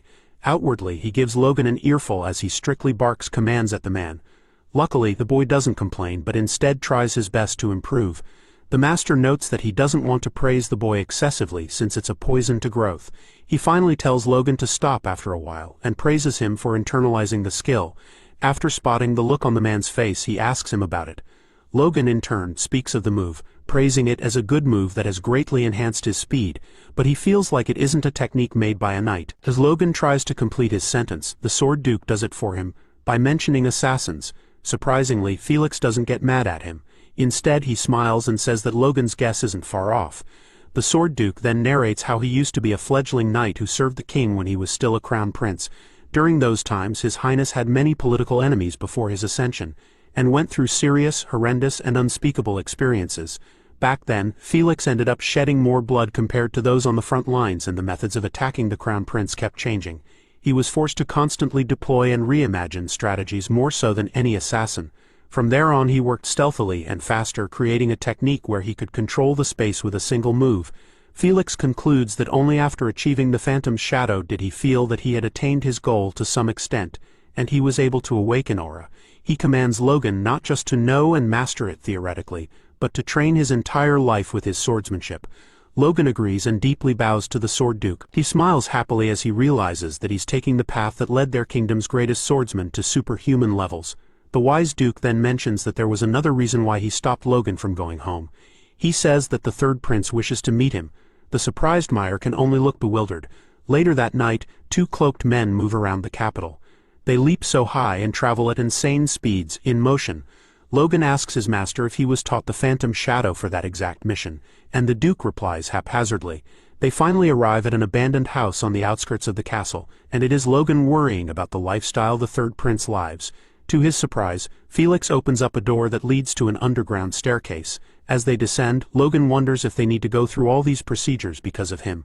The Sword Duke says that the prince has eyes watching him. He also mentions that it's not every day one can get to see his disciple. He then asks Logan if he has heard anything about the prince. Truthfully, he says that he heard a rumor about the prince being the only true heir to the throne. Immediately, Felix laughs and warns him not to go about saying it around since it could lead to trouble. They finally arrive at a door, and the Sword Duke knocks before announcing his name. Immediately, a voice tells him to come in. Felix then opens the door and he enters with Logan into the room. The Sword Duke greets His Highness, noting that it has been a long while. Likewise, the prince, upon spotting the man behind Felix, asks if he's the Duke's disciple. Logan immediately introduces himself as he kneels before the third prince. He notes that he can finally judge for himself whether the third prince is fit to be king. While being served tea, the third prince praises Logan for becoming a knight at a young age. In return, the boy humbly says his accomplishments were only possible thanks to his master. Teasing him, the prince praises Logan as being on a different level than him, and it causes Logan to spill his tea. Quickly, the man refutes how he downplayed his achievements, and the prince tells him that he's only messing with him. He starts by saying he has heard much of Logan's heroic deeds, not only his strength, but the prince mentions that Logan saved his family from a crisis and expanded its influence. The royal says Logan's talent deserves the hero title. Logan immediately thanks him and fears the extent of the third prince's connection since he's able to know about the affairs of a minor baron from the outskirts. Logan seems uneasy, but the prince clarifies that he did a little digging after the Duke spoke highly of him. He asks courteously if he was intrusive, and Logan affirms that he wasn't. The man notes that he only expected the third prince to be a bit better than the first and the second, but he might exceed his expectations. Moving the conversation forward, the prince informs Logan that the fate of their country is currently in grave danger. He continues, saying that the nobles have split the nation into two, with each side fighting to consume the other half. Although there hasn't been any direct use of force yet, he believes the situation is like a bomb waiting to go off at any moment. While speaking, the prince gets furious as he says the factions do not care about the lives of ordinary citizens, and that they are the poison that will ruin his country. For that reason, he needs talented individuals and allies who will grant him the power to drive out those eating away at their nation. He clasps his hands into fists while speaking energetically. The Duke, in response, calls out to the prince, but His Highness mistakes the concern of the sword's master to be that of a logical person. Wondering how a powerless prince like him can force such a decision on his disciple, he is proven wrong. But in that instant he calls out to Logan, calling him a once-in-a-generation genius and a treasure of the kingdom. Logan blushes due to being praised. The blonde prince stretches forth his hand as he continues addressing Logan, saying that he hopes a man like him will support him, and when the time comes he will stand with him. He asks Logan if he can do that for him, and Logan agrees wholeheartedly. After all, that's what he's always hoped for. He tells the prince that he has confirmed the rumors of him being the true royal talent to be true just by looking at him, making the prince happy. He then sours His Majesty's mood by saying that it would be difficult to follow his intentions immediately. The prince then gloomily asks if he doesn't have a chance, but Logan corrects him by saying the possibility is high. He then drops a bomb by saying it is recognized that the two older princes are not setting good examples. Surprised by the child's blasphemous comments, Duke Felix scolds him, but the third prince stops the new father. He then asks Logan to continue. Without hesitation, Logan explains his predicament to the prince, the one involving his territory currently conflicting with Count Bifrost, who is a formidable opponent and difficult to handle on his own. This is the main reason that he cannot respond to the prince's call right away. The blonde prince ponders as he remembers Bifrost aligning with the second prince's faction. Logan interjects as he asks for more time to take down the count. If that's granted to him, he reassures the prince that he'll have the support of his family. Inwardly, he notes that the prince too shall be by his side. Realizing the tenacity of Logan, the prince laughs and says the confidence befits the disciple of the swordmaster. He agrees with Logan's wish and says that he'll prepare a surprise gift for when the time comes, asking Logan to look forward to it. The two parties shake hands. Moments later, Felix and Logan leave the prince's hideout, and as soon as they step outside the door, the swordmaster asks his disciple what he's thinking by deciding to follow the third prince. Logan then jokingly says that he meant as soon as he overcomes Bifrost in the future. Still, the wordings fall in place with what he meant. The man then says that he chooses to follow the third prince since he trusts him. Surprised, Felix says that hasn't guaranteed him anything. The swordmaster touches his student's shoulder and says he should speak openly if he has any thoughts since he might even help him. Logan then looks up at the Duke and hesitates before asking him a question. He asks Felix who he thinks would make the best king among the three princes. Immediately, the swordsman sighs as he says it's left for the king to judge, not him. Level-headed, Logan says that he once heard a rumor that called the first prince a tyrant who would ruin the royal family, and the second prince a foolish king who would ruin the nation. Immediately, the Duke freaks out as he yells, "Who would say such a thing?" remembering that it was the Duke himself who said it in his previous life. Logan looks at him with a poker face. He then says he believes the rumor and asks his master for his point of view. The fence-sitter tries to remain neutral, but after being pestered by his ever-loving student, he admits that his choice aligns with Logan's. Smiling after the confirmation, the young master says that the seed has been sown in his heart, and when an unexpected crisis arises, only then will the seed begin to sprout. He smiles at the Duke and tells him to watch out for the third prince until he comes of age, although noting that chaos will break out before then. Duke Felix puts on his cloak after Logan and says that he always thought the kid to be a crafty one, but as it stands, he cannot read Logan's thoughts. The two then head back to base under the starry night sky. Logan notes that in just 2 months a lot has been accomplished. He managed to meet the king, assess his condition, establish a connection with the third prince, extract trade routes in a map through Kairos, and even secure cooperation. With all these in place, preparation for the upcoming war should go smoothly. He believes it's finally time for him to return home. As the young master's carriage heads back to his fief, his soldiers chat while they ride their horses. They speak of how they get to cross swords with the Duke's knights and train without holding back. Another of them mentions the highlight of their trip to the capital being their young master securing a bride-to-be. It seems so unnatural for Logan to find a woman since he happens to be a war fanatic. Fortunately, one of them clears the air, explaining like a narrator that the reason why he secured the woman was because of her combat prowess. Meanwhile, Logan listens to them and takes a peek at his fiancée.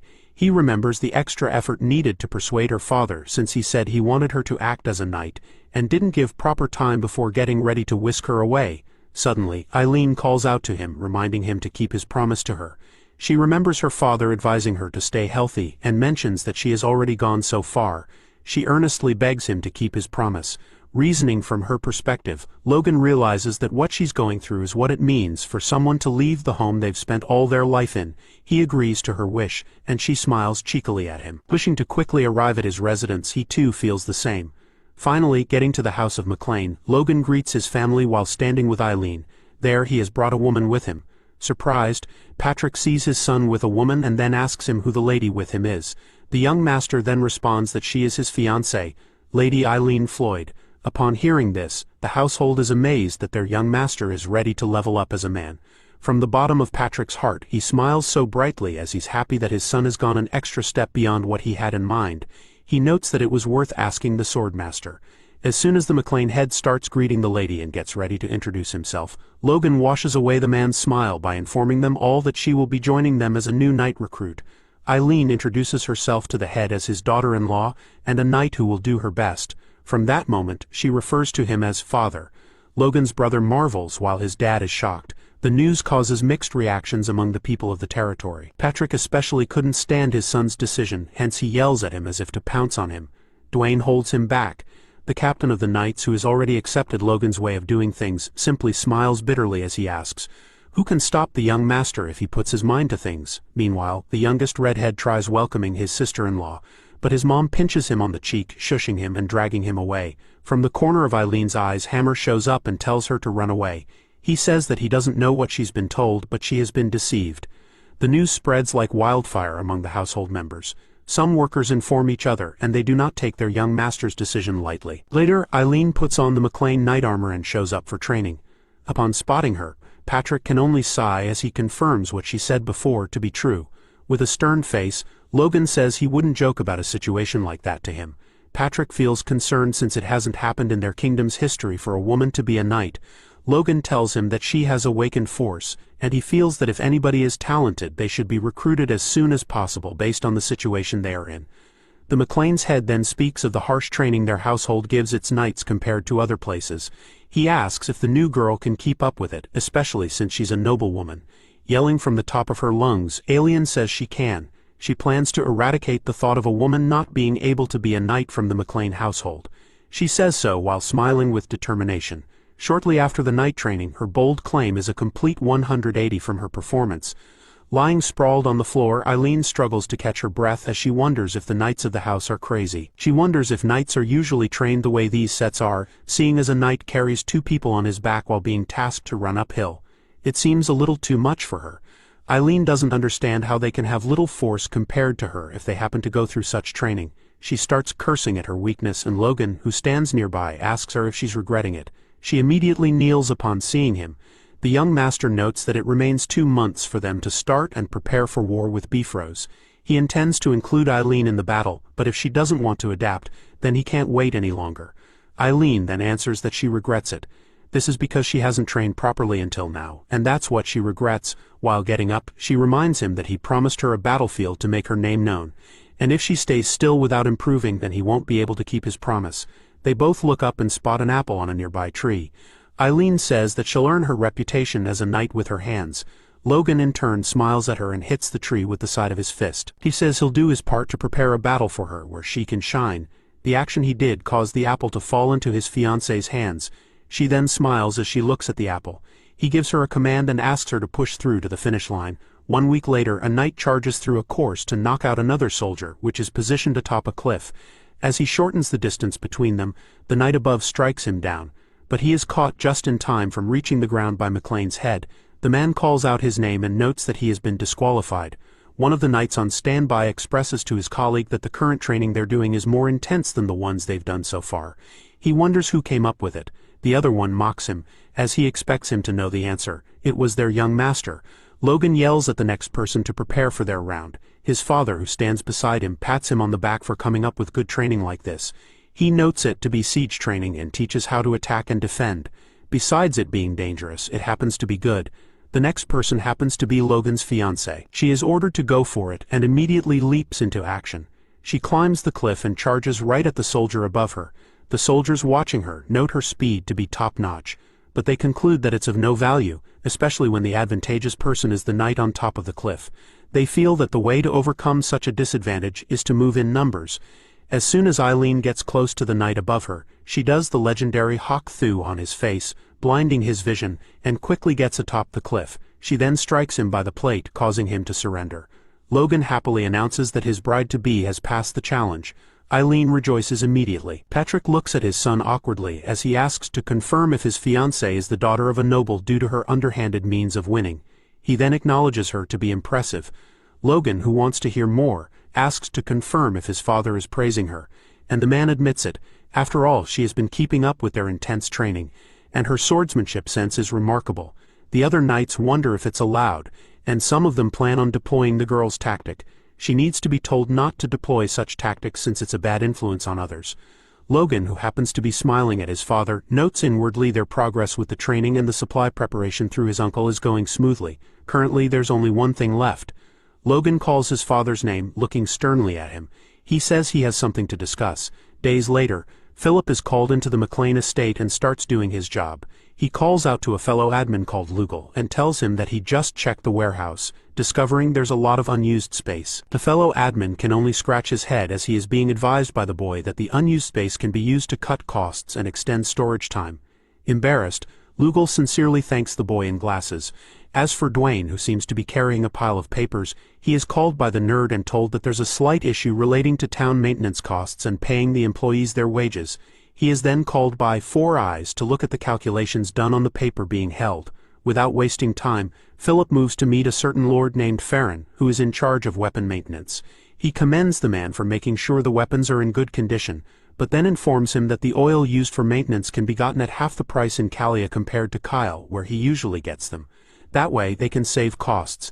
The lord, in turn, praises the merchant for knowing his stuff and educating him.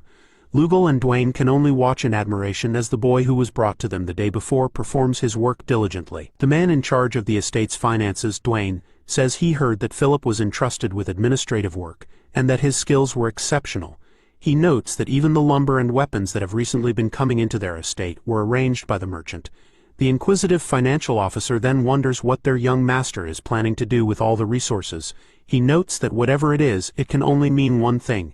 As if the two adults were in sync, Patrick, who is called to a separate place by his son, yells once he finds out that they are preparing for war.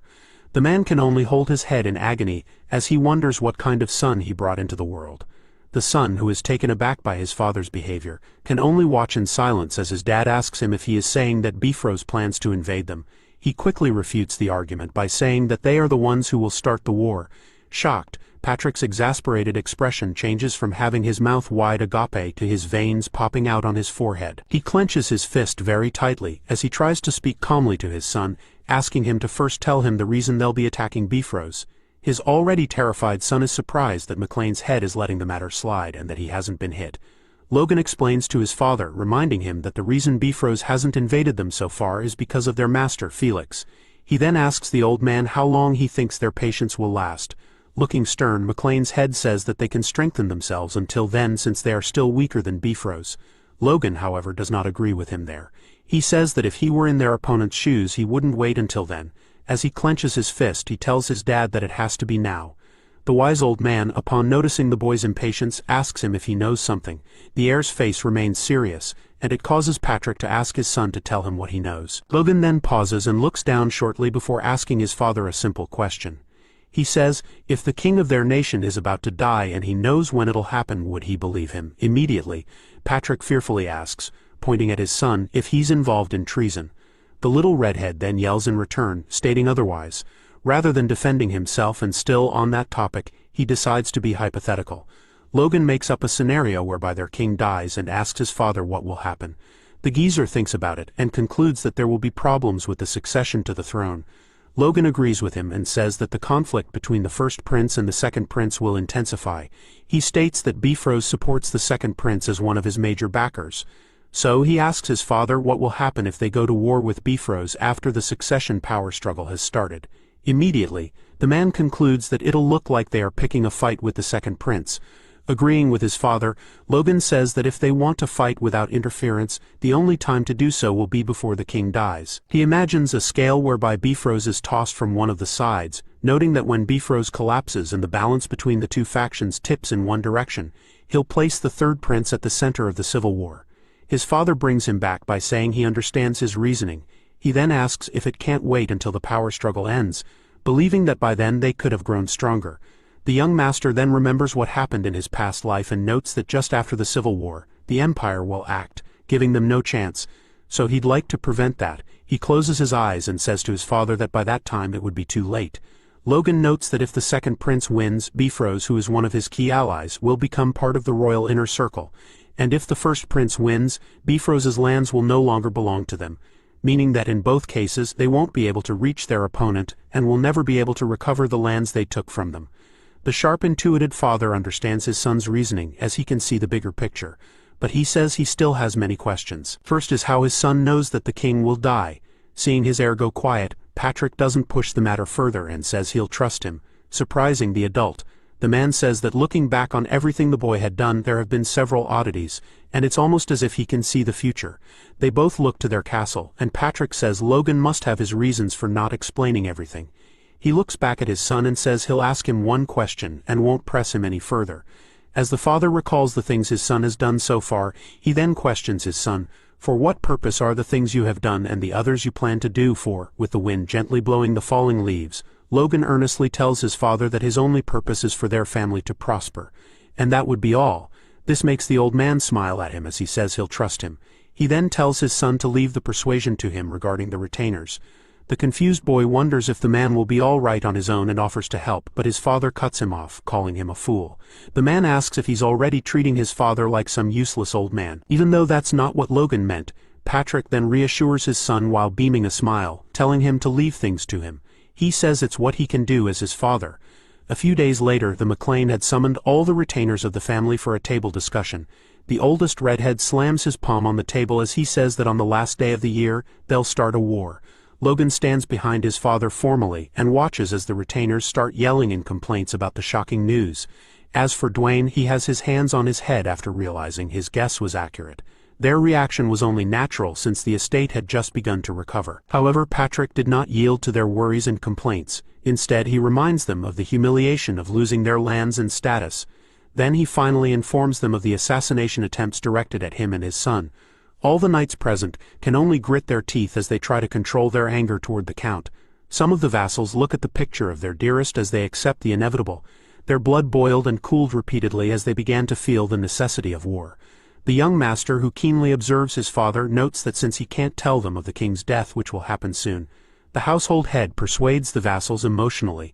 Looking very stern, Logan notes that the message must be forced through. 2 weeks later, 3 days before the end of the year, the horses leave the estate. They are ridden by 152 knights, including knight trainees, also 1,000 crossbow cavalry, and 1,532 infantry. Patrick signals at them by yelling that they set out immediately. All the men obey his order and they dash. Alongside, the two relatives ride side by side and confirm with a stern gaze what must be done. Logan recalls his father asking him for a plan. After all, he must have thought of some tactics since he was the one who suggested the war. This was weeks ago when the young master had just broken the news to his dad. He confirmed back then that they couldn't win if they went against Bifrost directly, so he suggested that they wouldn't formally declare war against them. Surprised, Patrick wondered what the boy was up to, but it turned out that his sneaky child had set plans in place.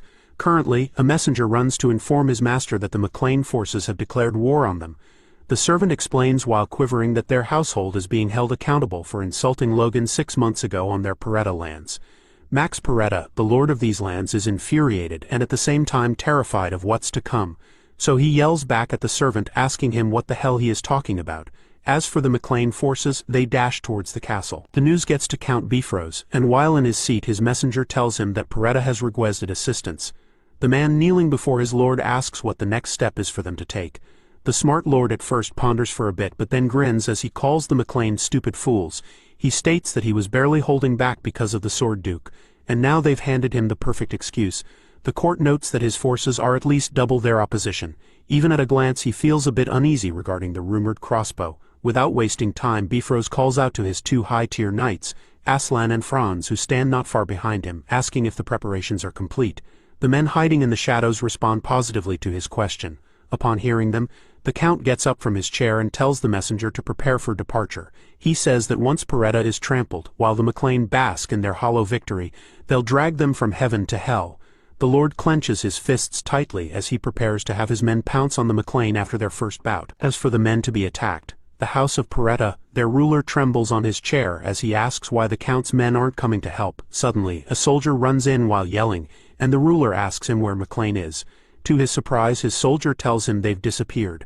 The Bifrost men, who leave with the hopes of attacking the McLean after their battle, were told that their opponents didn't go to Peretta. Instead, they've appeared on Bifrost territory. Not at the main castle, but at the second castle called Tomodo. As for Logan and his men, they head towards Tomodo.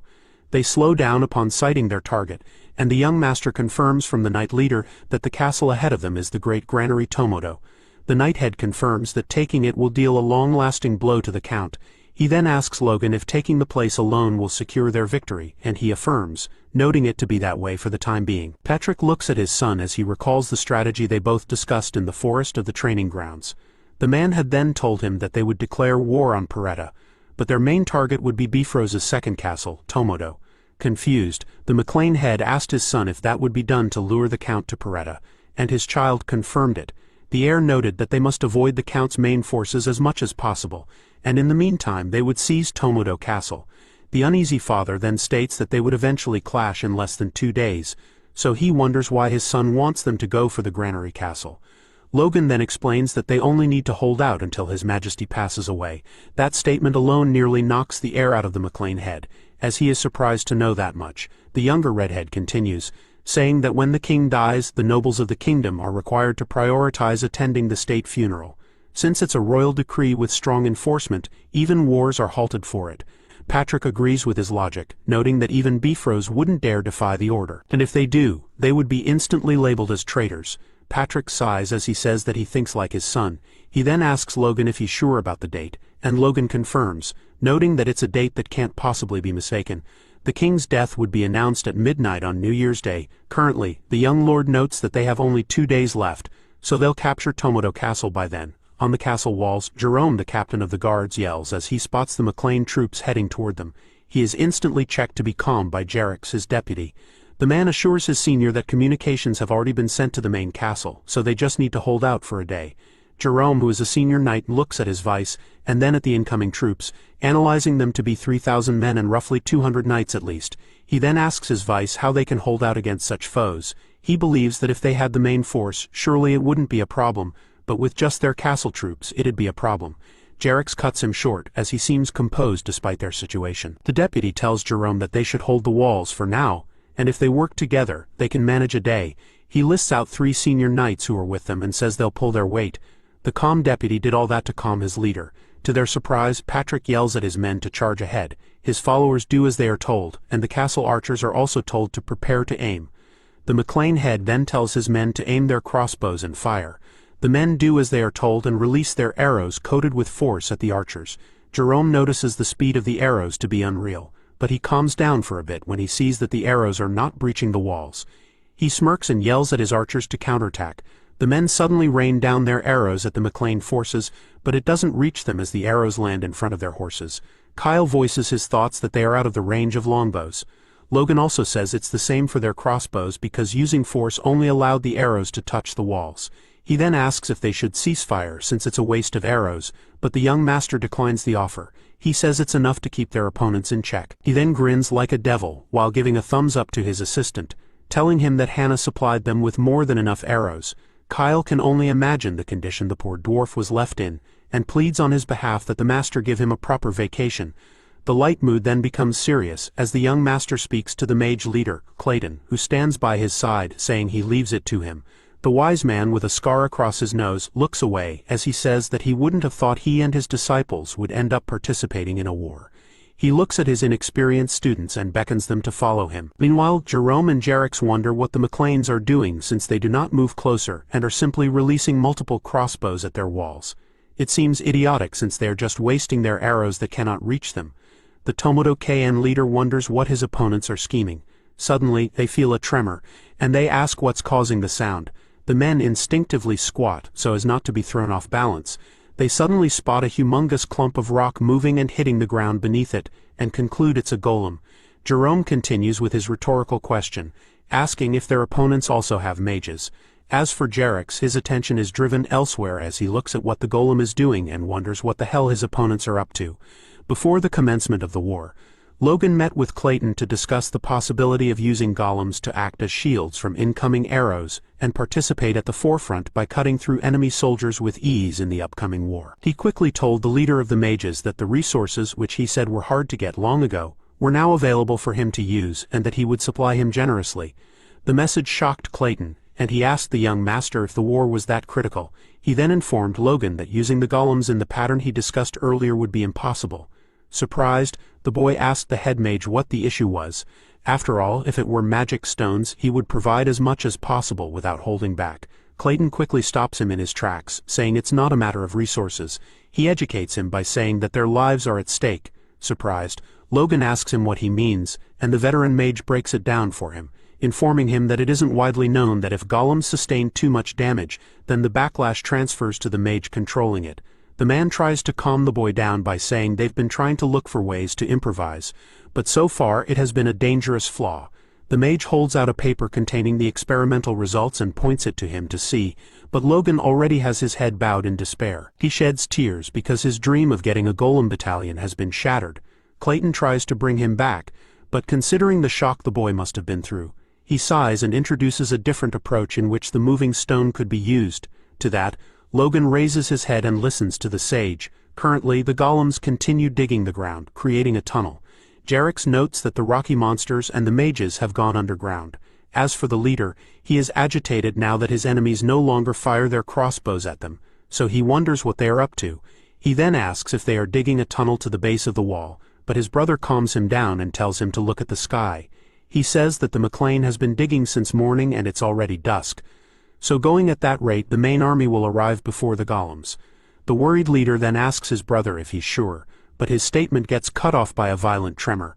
All the soldiers and knights on the castle wall try to take cover due to the impact of the shaky ground. The moment the leader notices the wall has been affected, he starts sweating profusely and trembles, calling his brother's name and asking for the odds that the walls could collapse. Jerax tells him that it can't happen, but Jerome yells at his attitude, asking him if he can't feel the walls currently shaking. The deputy still adamantly tells his brother that they can't act rashly. Instead, Jerome yells at him, asking if the walls do collapse. He tells his brother to think because the McLean haven't attacked them yet, so he believes that they must have some kind of plan. Looking more uncomposed than ever, Jerome curses under his breath as he clenches his fist. He says they'll need to send a small elite group to take out the mages in secret, and he'll go himself. Left with no choice, Jerax sighs as he tells his brother that he's the commander, so he should be the one to handle it. He asks if he could be assigned a few knights. Surprised, Jerome looks at him and then agrees. The deputy beside him notes that his leader is finally thinking clearly. He tells him straight to his face that he panics too easily in battle. Moments later, in the setting sun, Jerax moves with a couple of knights outside the castle walls. He notes that they have no choice but to circle the southern woods since the southern and western sides are covered by forests. That way, they won't be easily spotted by their opposition as they try to assassinate the mages. They finally get close to the entrance of the tunnel from the woods and spot 5 common knights. Jerax looks at one of the men with the knights and notes that he feels different. He states that the man is on the level of a great knight.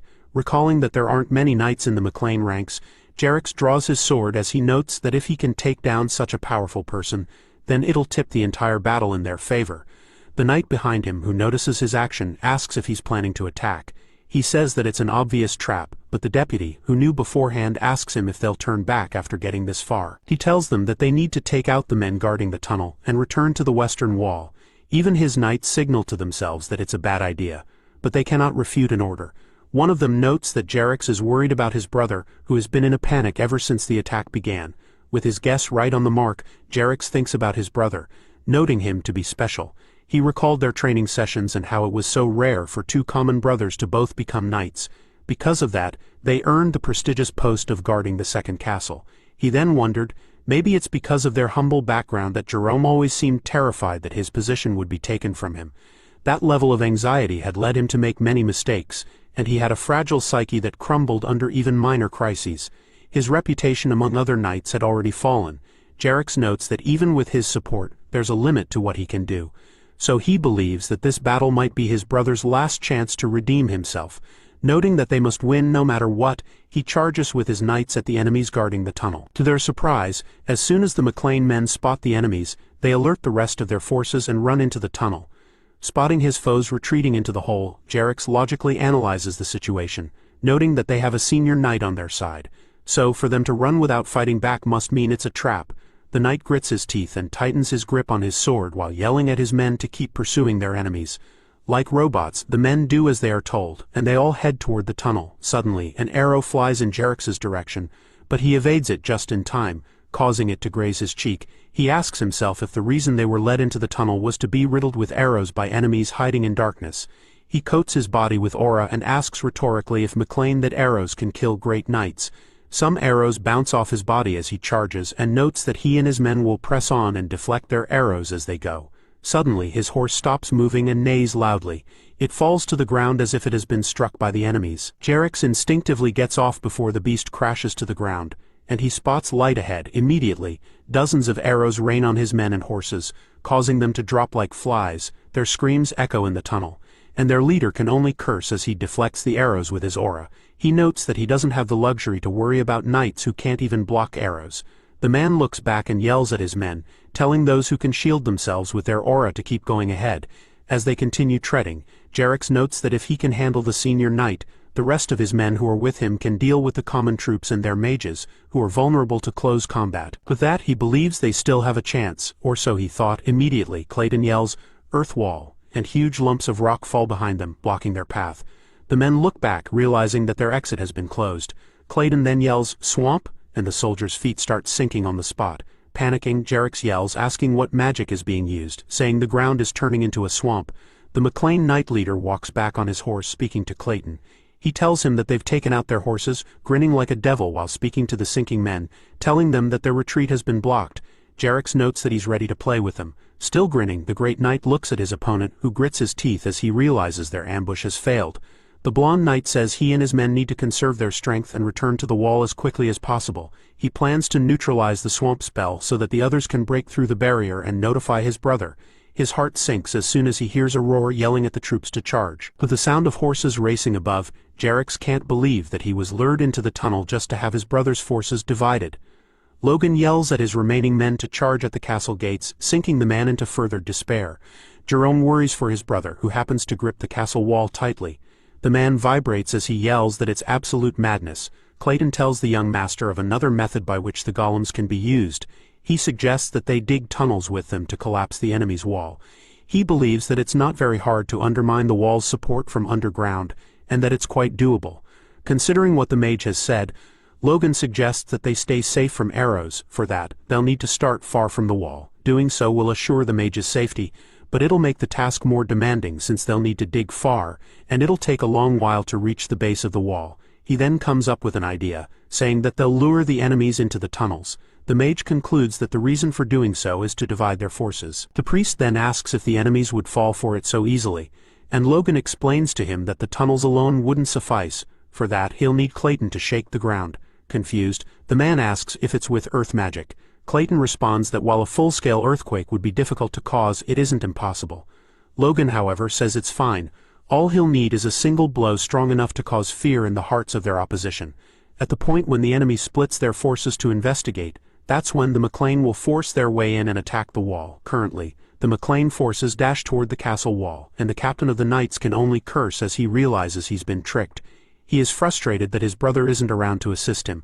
Jerome bites his glove, suspecting that the troops had planned for such a move. He starts confirming how right he is, but suddenly he recalls his brother telling him that he panics too easily. The memory triggers him, and he yells at his men to fire at the McLean forces, ordering them to prevent the troops from getting close. The men do as they are told and rain down arrows on Logan's soldiers. From the sky, dozens of arrows fall towards Logan's army, but the soldiers aren't hit. Among them are Eileen and Logan's younger brother. The knights dash through the dust, and as soon as they get close to the castle walls, they leap onto it and start heading vertically. Eileen, Logan's spouse-to-be, recalls the number of months they spent scaling the dreadful cliffs. At the top of her voice, the beautiful knight says the current height is nothing compared to the one at the training grounds. As she's several meters in the air, a guard dashes at her, but he's shocked when he sees that the knight before him is a woman. While descending on her prey, Eileen coats her sword with force, vowing to make her mark in the battle no matter what. She slashes the foe, and he ends up using his last words to curse her before dying. As she goes on to her very first victory, an opposition soldier appears from behind and nearly cleaves her in two. Ronian ends the man's life and shouts at his sister-in-law to get a hold of herself. Shocked, the girl realizes she is truly on a battlefield only after taking a life. Quickly, she punches her face, startling the boy, and apologizes for showing such weakness. Ronian, seeing his in-law's determination, tells her that he too wants to make his mark on the battlefield. He plans to get stronger so that he doesn't lose to Victor, another knight who is growing at an incredible speed. Suddenly, they are surrounded, and they yell as they charge at their foes. Logan, arriving at the foot of the walls, observes his family fight and notes that they are going overboard. Watching Ronion, he asks himself when his little brother became a mid-level knight. He even notices the teen's new sword. His first thought about the boy's fighting style is that it's impressive, but then he corrects himself and dashes toward the wall. The young heir notes that the two of them going wild in their current situation is too dangerous. It won't be long before the senior knights swarm them. He puts his aura on his left foot and leaps onto the wall. He pushes again and jumps into the castle, surprising the nearby knights. Coating himself with aura, Logan swings his sword, creating a slash that cuts multiple foes in half. A knight standing close to him trembles as he holds his sword. Logan doesn't even pay him any attention before swinging it to his left and offing the guy on impact. He plans for things to progress in the current manner, and to quickly bring down the castle guard captain before he can completely express how he feels. Patrick yells upon standing on the castle walls. He calls out to the Knights of Bifrost, declaring his name and raising his sword. The geezer, whose call lures lots of the knights to his side, beckons on them to dodge his attack if they can. With one swing of his sword, which is coated in aura, he cuts down most of them. Suddenly, he sees someone approaching him from his left, so he quickly turns around and parries the incoming attack. The blonde who clashes with him yells at the McLean lord, saying he'll cut off his head. Surprised by the opponent's declaration, the McLean head realizes that he is up against the captain of the castle, Jerome. The castle's captain notes that there's not much of a difference between him and Patrick. After all, it's just a few months ago that the geezer became a top-ranked knight. He yells inwardly that he can do it. The men leap away from each other and prepare to attack once again. Jerome keeps reassuring himself that he can take down the McLean head. While at it, a slash, which looks like the extension of Logan's sword, is sent his way in a very fast manner, leaving him no room to react to it. Suddenly his words stop and his head falls after being separated from his shoulders cleanly. Unfortunately, it lands right in front of Jerax, his brother. The vice-captain, who just got to the castle wall, sees his brother's head on the floor. The knight who followed him first of all asks what the light he saw earlier was, but as soon as he sees the head he gulps. Jerax looks down in horror and asks how come. He then sees Patrick not far away, and concludes what happened. He grits his teeth and then lies through it, yelling at his people that reinforcements are coming. The knight behind him tries to calm him down, signaling that he should stop, but the vice-captain who takes over his brother's post has lost it. Logan screams at them to fight to the very end, telling them not to let the death of their comrades be in vain. Not far from him, Logan leaps into the air. He prepares to launch an attack at the vice-captain.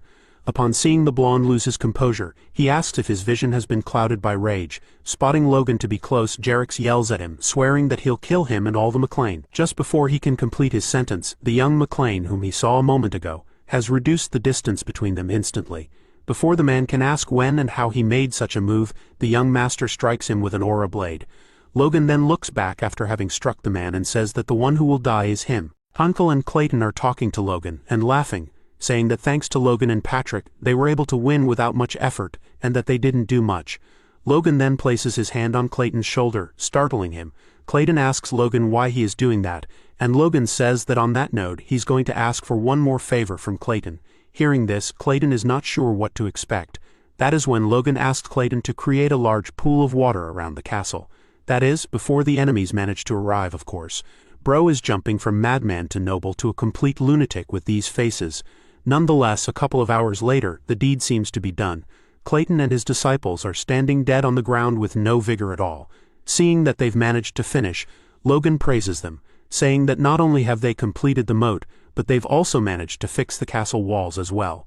Logan goes on to say that earth magic really is incomparable to other types of magic, and Clayton replies by telling Logan that he is praising him too much. Clayton starts crying and starts having the strange feeling that their magic is starting to specialize in construction, and hopes for this not to be true. Logan looks over the walls and smiles. They have a moat that is 5 meters deep and wide, thinking that if you fall in with armor, even a knight would have a hard time walking out of it. Logan then turns to his soldiers and tells them not to spare any oil and to pour so much that they slip the moment they step on it. As Bifrost and his soldiers approach, Logan thinks that the defensive preparations are done, and that it will soon be noon, which is well into their expected time frame of the arrival of the Bifrost army. Seeing the gloat, Logan thinks that it's perfect timing. As they rush towards the castle, Logan states the presence of the enemy and prompts his men to be ready for a fight. Logan, Heinkel, and Patrick look over the rampart, prepared to take on Bifrost. Bifrost and Sir Franz are also looking towards the castle, preparing to start their attack. Seeing this, Logan looks over at the army and thinks that the king will die at midnight, so they only have to stake it out there until then. Before, however, he sees something that gets him mad. It appears that Logan has planted his house's flag in Bifrost's castle, which makes him ask how they dare to do something like that, and also dirty the surroundings of the castle so much. Bifrost then asks Sir Franz about Jerome and Jerix, and Sir Franz informs him that they appear to have been slain. Hearing this, Bifrost realizes that this must be the reason for which the MacLean were able to make a moat, and thinks that those damn fools weren't even able to hold the fort. Bifrost then shouts for Aslan, and Aslan reports to duty. Bifrost asks Aslan, also named the Super Speed Knight, Aslan liar, the Bifrost or a knight, what are the numbers of the enemy forces, and he replies that by what they've confirmed from their men that managed to get away, the MacLean have under 150 knights and less than 2,500 soldiers. Bifrost asks if there are any variables, and Aslan reports that their lord seems to be an advanced knight, and around 10 people that appear to be earth mages. Hearing this, Bifrost thinks that Logan has prepared his sacred weapon. Bifrost then asks for the expected results, and Aslan starts thinking for a second. He then puts on a big smirk and starts laughing, saying that the only possible result is their overwhelming victory. Looking over the rampart, Patrick states that the enemy has over 300 knights and their number of soldiers easily exceeds 5,000. Logan acknowledges that and says that they also have mages of the Wind Magic Tower, and that Roger Bifrost himself is a mage. Even though he is publicly known as a fourth circle mage, in reality, he is in the fifth circle, so caution must be taken. Patrick then looks at the crowd and he doesn't seem happy at all. He says that on top of that, they also have Aslan Liar and Franz, the Moonlight Knight. Seeing this, Logan thinks that Patrick must be getting nervous from the difference in forces. This is when Bifrost starts talking and startles Logan, saying that in the lands that belong to their lord, he announces this to the filth that invaded without knowing their place.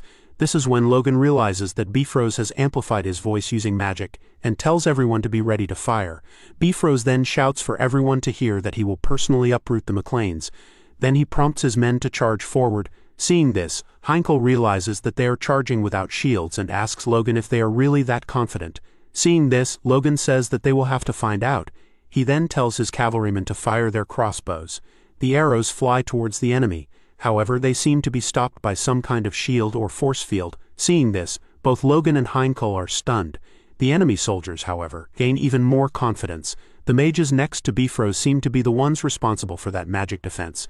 Bifrost even states that no matter how good their peculiar weapons are, they are nothing compared to magic. Logan, mad, looks down at the scene and realizes that the crossbows have been weakened by magic, and that aiming at the knights with this will have no effect. Patrick shouts for the cavalry to aim towards the soldiers, and for the knights to take their designated spots and prepare to fight. Logan then also screams for his soldiers to bash their heads in before they reach the top of the castle, and thinks that war has long been a fight decided by force users. As Aslan and Franz are approaching, Logan says that if his crossbows are not working, then he will just take them on himself. He prepares his sword and asks himself how those two will proceed to attack him. It seems that the first one to attack is Aslan, who leaps from his horse and tries to climb the rampart, just like Logan and his knights have done. An image from the past appears.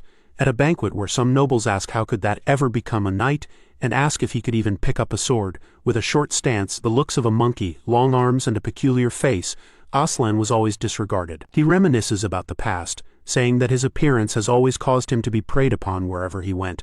But things are different now. He did not listen to those idiots, and with bone-breaking effort, he has become an advanced knight. As he approaches the top of the rampart, he thinks that now everyone else is the prey. Just as he is about to reach his destination though, something happens. He realizes that Logan and his men have done something to the walls. However, he is not going to let that stop him. Eileen looks down and sees Aslan with a poker face. She asks herself if that thing climbing is a monkey. Hearing this, Aslan is stunned, especially since it's coming from a woman knight. That is when he loses his composure and slips. He falls violently to the ground, and a knight announces his fall. Looking down, Eileen almost appears to be concerned about him. As Aslan is rising from the ground, a knight shouts for everyone to be aware of the walls. He says that not even an advanced knight was able to climb it, and hearing this, Aslan tells him to shut his worthless mouth. He then looks back towards the rampart. He is looking at Eileen, who is now preparing her sword. Aslan gets mad, and tells Eileen that he will enjoy her thoroughly on the rampart. Sir Franz has managed to climb to the top and is now standing before Patrick, who is acknowledging his feats, saying he has heard tales about the Moonlight Knight. Sir Franz is also unhinged, prepared to fight, yet Patrick seems mad to the bone, stating that he has heard of how Logan owes him a grudge. Next, on the rampart, the knights of the MacLean are clashing with those of the attackers. On the same rampart, Eileen also seems to be fighting with someone and not doing too well against them. As she rises from the ground, the person she is fighting even acknowledges her skill, saying she is not bad. This person is Aslan, who now asks if all in the women in McLean family are this daring. Seeing this, Eileen realizes that Aslan doesn't really care about the others, and instead is just focusing on her. More specifically, she realizes the fact that Aslan is just having fun with her. Aslan then mocks Eileen, asking her what is wrong and if she is pissed because she is being toyed with by a monkey. Hearing that, Eileen realizes she was right and says that this is actually a relief. By Aslan giving her all his attention while toying with her, she is keeping an advanced night busy. Aslan then laughs and tells Eileen that he will take his time playing with her. At the same time, Logan is fighting with 3 of the Bifrost knights. One of them even tries to irritate Logan, asking him what is wrong, as he has heard that the eldest son is a high-ranking knight, so there should be no problem for him. However, it looks like this mocking is only meant to be a distraction, as they haven't managed to push Logan back even an inch. The knights start discussing among themselves, and the one with the silver hair asks if the rumors about Logan wounding Sir Franz might be true after all. However, Logan interrupts him, asking what he is mumbling about. He goes on to say that the Knights of Bifrost must be fighting with their mouths instead of their swords, making fun of the attackers. Hearing this, the silver-haired knight calls Logan an arrogant bastard and says that he shall see how long he can hold out. The 3 of them then charge at Logan with full power. Logan doesn't even flinch and keeps his feet steady and his blade pointing towards the enemy. He then closes his eyes and prepares his counterattack. In an instant, he manages to get behind his enemies and also wound all of them at once, and these wounds seem to take a toll on the Bifrost knights. Looking at Logan over his shoulder, the silver-haired knight can't believe his speed. As Logan also looks towards them, he wonders when he managed to move behind them, as he couldn't even see Logan lift his feet off the ground. The man thinks that Logan had used his force to move faster, yet Logan closes his eyes and tells the man that what he is thinking is obvious for him. Seeing this, the knights get annoyed. Logan turns his head and once again mocks the attackers, asking if they can't move because their legs are trembling in fear. One of the other 2 knights tries to calm down his silver-haired companion, saying that Logan is an amazing foe and that they have to be careful. Seeing this, Logan thinks that the high-ranking knights have this title for a reason, so they won't fall to the same shallow mockery twice. On top of that, all of them have also done something remarkable. As Logan was attacking, they've managed to protect their vitals with precise and minimal force usage.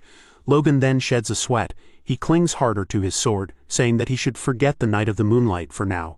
As he is more worried about Aslan, the swift knight, he decides that he cannot waste any time fooling around with these guys, so he leaps in to attack and get it over as fast as possible. Seeing this, the knights prepare to withstand Logan's attack. However, they might be no match for Logan, as in the same instant, he uses the spirit shadow taught by Felix and gets right behind the silver-haired knight, prepared to strike him down.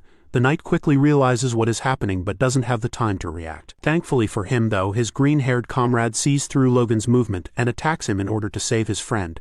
In the same second, Logan places his foot on the silver-haired knight's head and prepares to move once again.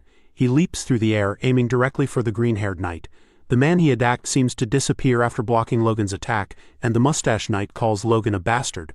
Logan hears this and turns towards his mustached opponent. He then slams his sword into the ground and imbues it with force. He does that in order to release a powerful wave of force, going from the ground up and towards the silver-haired knight. Seeing this, the mustache knight remains stunned. After Logan does this, he rushes towards the place where the explosion caused by force left behind a cloud of dirt. Just as he does this, the green-haired knight appears behind Logan and prepares to slash him from behind. As he unleashes his power, he clenches his teeth and puts everything he has into this power. He then smirks, full of sweat and with some blood in the corner of his mouth. He thinks this is it, that he's got Logan. Unfortunately for him, this is not the case, as Logan once again moves quickly behind his back and prepares to strike him down. Logan easily takes down his green-haired opponent and then lets out a sound of relief. Seeing the power and precision Logan has, the silver-haired knight asks Logan just who he is, barely standing on his feet, trembling and bleeding. He asks Logan what is up with those movements of his. He means to continue the sentence, saying that Logan moves like a ghost when all of a sudden the tip of a sword drives right through his chest. Even Logan is stunned to see this. It appears that this is Ronian's doing, who is happy to see his brother is unharmed. Seeing his brother, Logan places his hand on his shoulder, and Ronian says that as soon as he saw Logan fighting 3 high-ranking knights, he came running to help. He then says that it seems he had managed to stab the enemy in the heart just in time. Victor appears behind Ronian and argues that he was the one to cut their heads off first. Hearing this, Ronian gets annoyed and turns around to contradict, saying that he was the one to stab them in the heart first. Victor then continues, saying that he was the one to cut off their heads first. These two act more like brothers than Logan and Ronian do. They start fighting in front of Logan, with Ronian telling Victor to stop spouting lies, as this is very unlike a knight, and Victor replying by telling Ronian to listen to his own advice and stating that with the way Ronian is acting, Rhea is twice the knight Victor is. They then both turn towards Logan, with Ronian asking his brother if he hasn't seen him killing the knight and saying he asks for a proper judgment. Seeing this, Logan smirks and starts laughing. He then bumps both of them in the head. Logan then says that there is no judgment to be done, as from what he's seen they've both done what they've said they've done at the same time, and instructs them to maintain their sense of tension on the battlefield. After hearing this, they both quiet down and apologize to Logan. He then turns his feet and says that thanks to that, he now has more freedom, and says that he has to hurry. Next, Eileen is still fighting Aslan, and she seems to be trembling, losing hard. However, she does not give up, sticking her sword deep into the ground and using it to keep herself standing. Seeing this, Aslan is impressed, telling Eileen that at least her spirit matches up to a good man's, as she didn't even let out a single cry of pain. He then goes on to say that this is good, as this is what makes it fun. Eileen, however, is not that thrilled, as she thinks that she is losing strength in her sword arm. She then asks herself if it was arrogant of her to think she could stand against an advanced knight. If Aslan had intended to kill Eileen outright, she would have been dead a long time ago. In the next instant, Aslan leaps towards Eileen, aiming to grab her by the neck, and his speed is incredible. He grabs Eileen by the neck and lifts her up into the air. As she gasps for air, he even mockingly tells her how she looks terrified. Aslan then smirks and tells Eileen to resolve herself, as he is going to take good care of her. He clenches Eileen's neck tighter, and she tries to hold onto his arm with her trembling hands. Then she spits right in the middle of Aslan's face. As Aslan raises Eileen even higher into the air, she tells him to go screw himself, as she'd rather kill herself than do what he is saying. Hearing this, Aslan laughs and puts on a creepy smirk. His facial expression then completely changes to one of seriousness, and he asks Eileen if she thinks she has any choice in the matter. He then tightens his grip, hurting Eileen and telling her that he will take his time showing her hell. He then laughs, enjoying Eileen grunting and gasping for air. This moment doesn't last long though, as something seems to bother him. That is when he turns his head over his shoulder in order to see Logan prowling at his back with a swift smile on his face, prepared to strike him down in the next instant. Seeing Logan's blade approaching, Aslan doesn't even flinch, and instead asks Logan why he doesn't want to play with him. Just as Logan hits Aslan with his attack, everything is engulfed by an explosion. Aslan managed to parry the attack. However, he was sent back several meters. Seeing this, Aslan is intrigued. Logan then goes on to help Eileen rise from the ground in order to take her to safety. Logan asks her if she can stand, and Eileen tells him that she is fine. Seeing this, Logan tells her to go to the military doctor, and Eileen agrees. Aslan looks at the scene and tells Logan that he is getting in the way of his fun and places his sword on his left shoulder. He then puts up a scary look on his face and says that since Logan is taking away Eileen, it means he wants to be the one to replace her. Logan looks at Aslan, and a sweat breaks from his forehead. He looks down at his hand and says that even though he was the one to ambush Aslan, it's his hand that is feeling sore. That's when Logan realizes that this won't play out the way he fought with the high-ranking knights. Aslan and Logan are fighting, and their speed is so incredible they can't even be seen by the other soldiers standing around. They only have one question. They knew Aslan was fast, but they wonder how Logan is keeping up with him. Aslan then tells Logan that his speed is not bad, and it seems like he has a good artifact in his hands. Hearing this, Logan thinks that his master is the one that gave it to him. They both then clench swords, letting out a whirl of wind. They are both pushed back by their strength and prepare to strike again. Looking towards Aslan, he realizes that he must have an artifact as well. It was only after fighting him, but those quick movements are made with the power of an artifact. Seeing the way Logan looks at him, Aslan says that he can hear Logan's thoughts. He says that all of them, the noble young masters, are the same, that even though their enemy is standing right in front of them, they all space out, hesitate, lost in thought, and when they can't keep up with his speed, that is when they all fall. He then tells Logan that he will be no different and jumps to attack him. He wields his sword forward, striking Logan with all his force. He then lets his sword fall down with a look of disgrace on his face. However, what he sees surprises him. Logan countered his attack, injuring his right shoulder. Unfortunately, Logan is not in a good spot either, as he coughs blood after his attack. Seeing Logan's force, Aslan says that Franz was right and Logan is really using a strange secret technique. Aslan then jumps once again to attack Logan, and their waves of force clash with each other. Aslan looks frightened as he can't get to Logan anymore. Logan, on the other hand, is smiling. Logan thinks that he already knew Aslan would hear about his secret technique from Franz, so it will be impossible for him to land something unexpected. That's when Logan thinks that he must defeat Aslan as quickly as possible. Looking at his situation, Aslan realizes that Logan is trying to corner him. This being said, Aslan gets mad, as no one should be able to corner him, the highest-ranking knight. Logan looks at Aslan with a murderous intent in his eyes, preparing to destroy everything that stays in his way. Things don't appear his way though, as in the next second, Aslan has his sword millimeters away from his eye. Lucky for Logan, his attack misses. Logan looks behind him and notices the hole left in the ground by the attack. He looks towards Aslan and asks himself if it was really luck. That is when he realizes it wasn't luck, rather it was Aslan slipping up. The ambush on Castle Tomodo, the injury he sustained from an opponent he underestimated, and the persistent McLean soldier whom he's fighting with in Bifrost, Logan concludes that Aslan has become impatient because of his unexpected situation. Logan calms down and thinks that he can use all of this against Aslan. He then leaps forward with all his speed and strength, prepared to attack Aslan once again. Seeing this, Aslan prepares to counter, asking Logan if he's going to use another trick. They face each other and Aslan has a strange look on his face. Seeing Logan's stance, he must have realized something. He thinks that Logan is not going to dodge his next attack, and it seems to be true as Logan seems to be heading right towards the tip of Aslan's sword. Even Aslan calls Logan a crazy bastard for this, asking Logan if he wants for them to die together, while Logan mockingly asks him if there is something wrong. He asks Aslan if he is scared, which makes him even more angry, and he looks like he is losing control. Aslan points his sword forward and asks Logan if he really thinks that he will just stay there and take it. From their silhouettes it looks like they managed to impale one another. In reality, this might not be the case. Logan seems to fall to the ground while Aslan is still standing. Aslan is hurt but alive. Seeing what just happened, Aslan starts laughing. He has managed to defeat Logan, calling him an idiot as he came at him ready to die, yet they merely scratched his rib. Aslan screams that this is his win against McLean. Then Aslan is disturbed by a sound coming from behind him. This is Eileen, who has come to help Logan.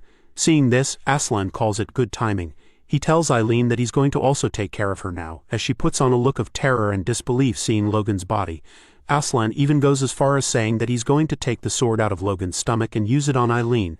Things don't seem to go as per his plan though, as next a light shining from behind catches his eye.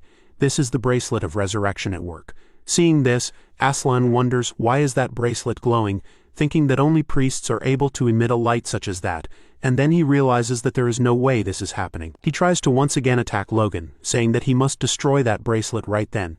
Thankfully to Logan, Eileen stops him, pointing her sword at his neck. Aslan, however, manages to parry it.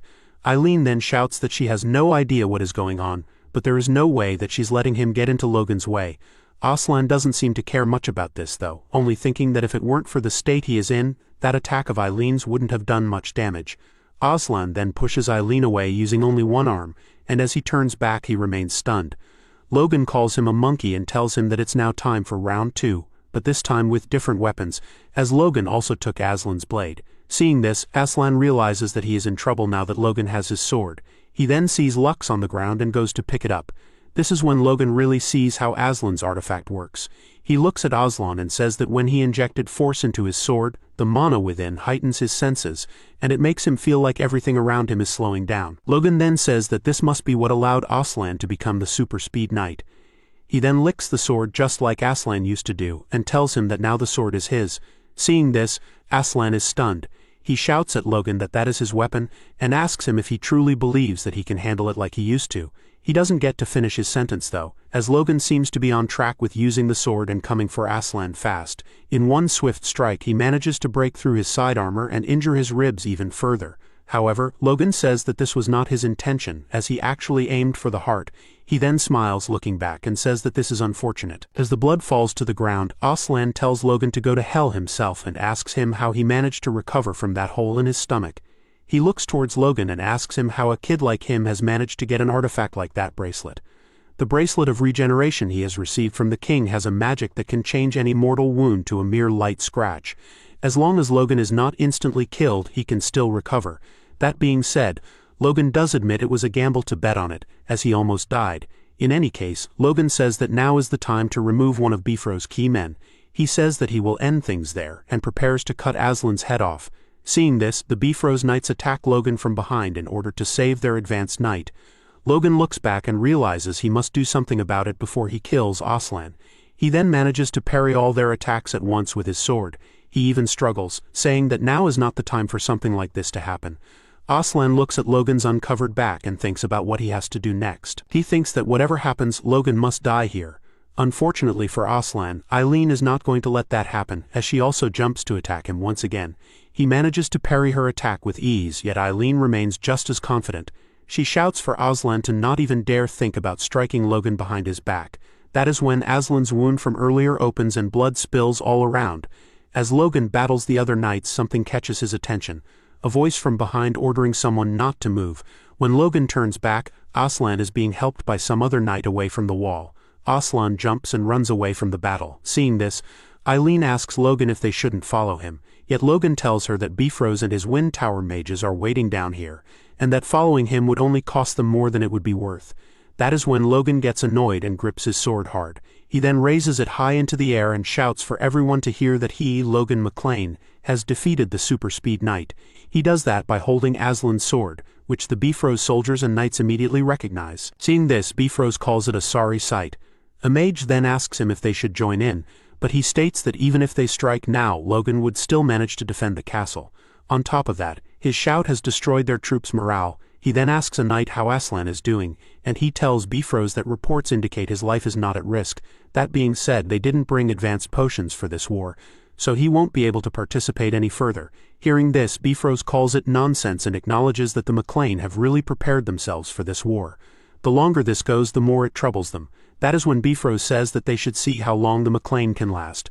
That is when Bifrost shouts for all his troops to retreat, and they do so. Seeing this, the McLeans wonder, why are they doing this, asking themselves if they win. While this is happening, Franz seems to have been fighting Patrick, who doesn't seem to be in good shape. Hearing that they should retreat, Franz is not happy about it. He tells Patrick that he is in luck and then turns to leave. He tells Patrick that the fight was going to come to a close soon, and he doesn't seem to be wrong about it. He then mocks Patrick, saying that he has figured it out now, and that even the McLean's advanced knight isn't much. He then leaps off, leaving Patrick alone. That is when Logan steps in to check on his father. Patrick asks Logan if he is all right, and he replies affirmatively. Patrick then apologizes, saying that he was only able to hold Franz there, but not to defeat him. Hearing this, Logan thinks that even though they are both advanced knights, there was bound to be a difference, as Patrick only rose to that level recently. Logan places his hand on his father's shoulder, asking him to rest as the enemy is tired, so they have some time before they invade again. Patrick agrees, telling Logan that he should do the same, and they fall down, leaning against the wall next to each other. While this is happening, Eileen is patching up Victor and talking to Heinkel. Logan and Patrick are standing still, waiting for the enemy to attack, saying that they hope they will wait until midnight. Unfortunately for them, this is not going to be the case, as one of the soldiers looking out notices something strange. A different flag rising over, with an eagle over a flame. That is the army of Parita that has come to help Bifrost in taking down McLean. Seeing this, both Logan and Patrick are left speechless, as they could have never anticipated this. Bifrost and Parita are talking, with Bifrost asking if Max bringing his army there himself means that they are joining his war effort. Parita says that he knows this is not much for the Lord of the Southwest, but he rushed there as fast as he could, hoping to be of some help. Saying this, Parita thinks that with his army and Bifrost combined, McLean's defeat is guaranteed. On the wall, looking at the scene, Logan realizes that the reason for which Parita is doing this is only to get on Bifrost's good side, and Patrick calls them filthy bastards for this. Seeing what is happening, Patrick tells Logan that they have no other choice than to do it, referring to some backup plan, and Logan agrees. Logan says that they've got everything ready. Inside the castle's town, a family is hiding inside their house. At the corner of a room, the kid asks his mother how long they have to stay there for, and his mother says that it will only be a little longer, and that it's still dangerous to go outside. The kid nods, and the mother looks down at him. The father then says that they should pray together, and they all gather and hug. They pray that when the new year dawns tomorrow, this war ends. Outside the walls, Bifrost shouts for his men. He tells his men to attack and bring him the heads of the McLean. On the walls, the McLean shoot arrows towards their enemies. However, only some of the soldiers are affected by the arrows. Kaizellan sees this and tells Logan that only the Paritas are being taken down by the attacks. Yet Logan says that it doesn't matter, and that they should keep firing. Franz is deflecting everything with his ship sword and calls the McLean pesky suckers. He then screams for his men to hear that the McLeans are prepared for a siege, so they shouldn't relax until their feet touch the walls themselves. Franz and his knights then jump in order to claim the walls. Seeing this, Logan tells his soldiers that the enemy is climbing and instructs everyone to drop them into the moat. Franz sees this and thinks of something clever. He uses his whip sword to strike the wall. He clenches to the wall and uses his sword as a rope. As he is above everyone, he sees Logan and aims to take him down first. As he lands before him, he tells Logan that he will end him for good this time. However, an attack is coming for him from the side. He notices and realizes he has to do something. A big explosion engulfs everything to the point where you can't even see the fighters anymore. However, it seems like Franz has managed to parry Patrick's attack with ease. He even acknowledges that Patrick was much faster than before, and also that he has a great sword now. Hearing this, Patrick tells Franz that the sword had the name Velocidus inscribed on it, and goes on to polish it with his glove. This is when Patrick remembers Logan's words as he gave him the sword, with Logan stating that it didn't suit him well, and that Patrick would use it better. However, Patrick thinks that Logan was just being kind. He then tells Logan to go. He may be weaker than the Moon Knight, but with the sword Logan has given him, he is confident he can handle him now. Logan nods his head and leaves. Franz looks at Patrick and realizes that he has taken Aslan's sword. He then leaps forward, going head-to-head with Patrick, saying that he will take the sword back in no time. Logan then uses his force to move faster. As he goes away, he thinks that he can trust his father with this. He then notices something with the corner of his eye. Victor is battling with some knights all by himself. He is ambushed from the back and he prepares to defend himself. That is when Logan lands from the air and takes one of them down. As he does, Victor is stunned to see Logan like this. Logan then defeats another knight without even looking at him, and he asks Victor if he can still fight. Victor says that he is good and that he could have taken those guys down himself. Logan is glad to hear that, and then tells him to drop as many people climbing the walls as he can. He then tells him that if that doesn't work, he has a plan B, which catches Victor's attention. Logan looks him dead in the eye and then tells him that if that doesn't work, to just let them climb the walls. From a distance, Parita and Bifrost, with his mages, assess the situation. Bifrost states that there's something strange going on, and Parita asks what seems to be the matter. Bifrost continues to explain that their people are climbing the walls much easier than earlier, and that they aren't putting that much effort into defending as they did before. And Parita says that maybe they are getting tired. However, Bifrost isn't satisfied with this, and knows that something is afoot. As he looks at Logan and the fighting, he states that if that is not the case, they must be plotting something. Logan then looks over the edge of the walls and realizes that there's almost no enemies below anymore. He then uses his mana to amplify his voice and prepares to shout for every single one of his soldiers to hear. He tells everyone to retreat. Hearing this, everyone from Ronian to Eileen and Patrick are stunned. And before is looking at the scene, unsure of what is going to happen next. He then looks down and he feels an earthquake and says that this is impossible. That is when he realizes that this must be Logan's doing. Clayton and his disciples are the ones creating this earthquake, and it only has one purpose. Clayton pushes through with everything he has and says that Logan is really asking for something ridiculous. As this is happening, the troops of the McLean are retreating and telling the knights to guard the normal soldiers and let them descend. Looking at the scene, the Bifrost's knights don't know what to make of it, asking themselves if the McLean perhaps got scared of the earthquake. That is when Clayton's magic can be seen taking its toll on the walls, tearing them all around. In the next instant, the walls are falling down, burying everyone that was still near them. Seeing this, Bifrost is blind with fury. Parita, however, simply doesn't understand what is happening. With the walls down, Bifrost calls the McLean's rats for how they are fighting this war. Amidst the rubble, Clayton is kneeling with all his energy depleted. Logan comes running to check on him, shouting his name as he is running. Clayton then looks up and tells Logan that just as he has ordered, he and his disciples have used the last of their energy to topple all the walls. Logan tells them that they've done an amazing job, as a significant portion of their enemies must have been buried together with the walls. Clayton then says that with the physical capabilities of the knights, they should be okay, and Logan agrees. Logan then looks over to Bifrost and says that this will all be over soon. Bifrost comes near the collapsed walls and says that what Logan had done is complete nonsense, as he has destroyed his last line of defense with his own hands. He then goes to conjure up a spell, telling Logan that all he has done is to speed up his demise. He then prepares to unleash a powerful attack over Logan and his people. Seeing this, Logan tells Clayton to take his men and back off. Victor, Ronian, Patrick and Logan seem to be in the first line of defense, and Patrick wishes to ask Logan one more time if he is sure his plan will work. Logan looks at Bifrost and tells his father not to worry, and just as Bifrost is prepared to unleash his attack, something happens that disturbs him. A great red light appears above the city which makes everyone stop. Everybody looks up in disbelief, not sure what is happening. That is when a memory from Logan's past appears, and he states that he remembers it clearly.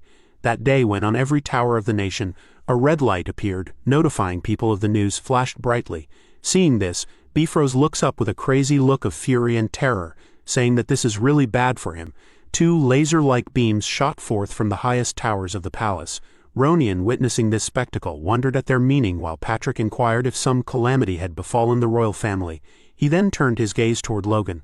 Logan, glancing over his shoulder, offered a smile and a nod to Patrick, who returned the gesture. Logan then attempted to reason with Bifrost, insisting he must grasp the significance of the light, that something had clearly transpired at the palace. Logan shouted at Bifrost to cease the war and establish communication with the king, but Bifrost, sweating profusely, remained indecisive and hesitant. Clutching the reins tightly, he lamented the unfortunate timing of this event occurring at what seemed a perfect opportunity to utterly crush the MacLean once and for all. Sir France observed his commander inquiring as to their next course of action, awaiting his command with anticipation. Bifrost, however, remained lost in thought, his head bowed in contemplation. Then, to Sir Franz's utter surprise, Bifrost prepared to launch his attack anew, urging his men to ready themselves for battle with renewed vigor. Franz, incredulous, hesitated for a moment, unsure whether to draw his sword and join the fray. He ultimately did so, and they once again prepared to attack, intent on finally and decisively destroying the MacLeans. Patrick, witnessing this madness, cried out, calling him a madman, while Heinkel questioned whether he would truly continue this folly even after witnessing the signal from the palace. Patrick demanded to know if Bifrost would dare defy a royal order, but Bifrost retorted that he didn't understand their nonsensical ramblings. Preparing his final assault, a crazed look gleaming in his eyes, Bifrost declared that all he saw were them, the imbeciles foolish enough to attack his seemingly impregnable castle. Observing the unfolding situation, Logan realized that Bifrost had completely and utterly lost his senses. He remarked that he hadn't believed Bifrost would attack despite the immense risk of being branded a traitor, and concluded that their only viable option now might be to fight for their very survival. Bifrost again issued commands to his soldiers, rallying his men to fight with a singular, unified purpose. As his drool splattered and the veins on his forehead bulged menacingly, he exclaimed that his sole objective was to execute the red-headed filth that dared oppose him. Just then, a voice, one he recognized, interrupted him, cutting through his rage. Bifrost stopped, trembling slightly. Looking behind him, Logan saw someone running towards them with urgency. It was Clayton, carrying a communication orb, its light flickering. Reaching Bifrost, Clayton, panting heavily, informed the person on the other end of the communication channel, the Minister of Defense, that they were at Castle Tomoto, and that Bifrost was refusing to halt the ongoing war. The Minister of Defense, his tone almost nonchalant and unconcerned, inquired of Bifrost if he intended to commit high treason against the crown. At that moment, Bifrost realized he was truly and utterly cornered, with no escape. The minister then announced for all present to hear, his voice ringing out across the battlefield, that the king had passed away and that all nobles of the empire were required to attend the funeral, as this solemn occasion took precedence over all other obligations. He then fixed his gaze on Bifrost and stated, his voice unwavering, that this of course included any ongoing wars. Count Bifrost looked away, his gaze falling to the ground in defeat, leaving Franz once again wondering what his next move would be. Logan and Patrick watched him intently, prepared to fight if necessary. However, the conflict appeared to have reached a temporary cessation, as Bifrost bowed from his horse, declaring that his house would abide by the royal will. The minister smiled, a hint of mockery in his tone, remarking that he had better, implying he had no other choice in the matter. Even Clayton seemed surprised by this sudden and unexpected capitulation. As Bifrost turned to leave, he addressed the MacLean, calling them rats and warning them not to think for a moment that this was truly over for them. He then commanded his men to retreat and departed from the scene. Patrick was stunned into silence, while Logan remained uneasy and apprehensive. Clayton and Heinkel were also in shock, watching Bifrost ride into the distance. Only Ronian and Victor seemed genuinely pleased with this turn of events. The other soldiers erupted in cheers, overjoyed to be alive, and to have avoided further bloodshed. One even fell onto his back in relief, exclaiming his joy. While his friend admitted he had feared the worst, Patrick approached his son, acknowledging their victory with a broad smile. Logan, however, pondered what might have transpired, had events unfolded differently, a sense of unease lingering within him. If Clayton wouldn't have brought the communication orb, Roger Bifrost would have attempted to wipe them out with his magic. He clenches his sword hard and says that he would have never thought that human anger could be such a variable, and that he shouldn't be relying solely on the past from now on. He then realizes something. Logan turns towards Clayton and asks him how he knew the orb would come in handy, and Clayton states that he was actually taking shelter in the tents, but he brought it because the palace contacted the orb there. Clayton continues by saying he didn't know the situation was that urgent yet.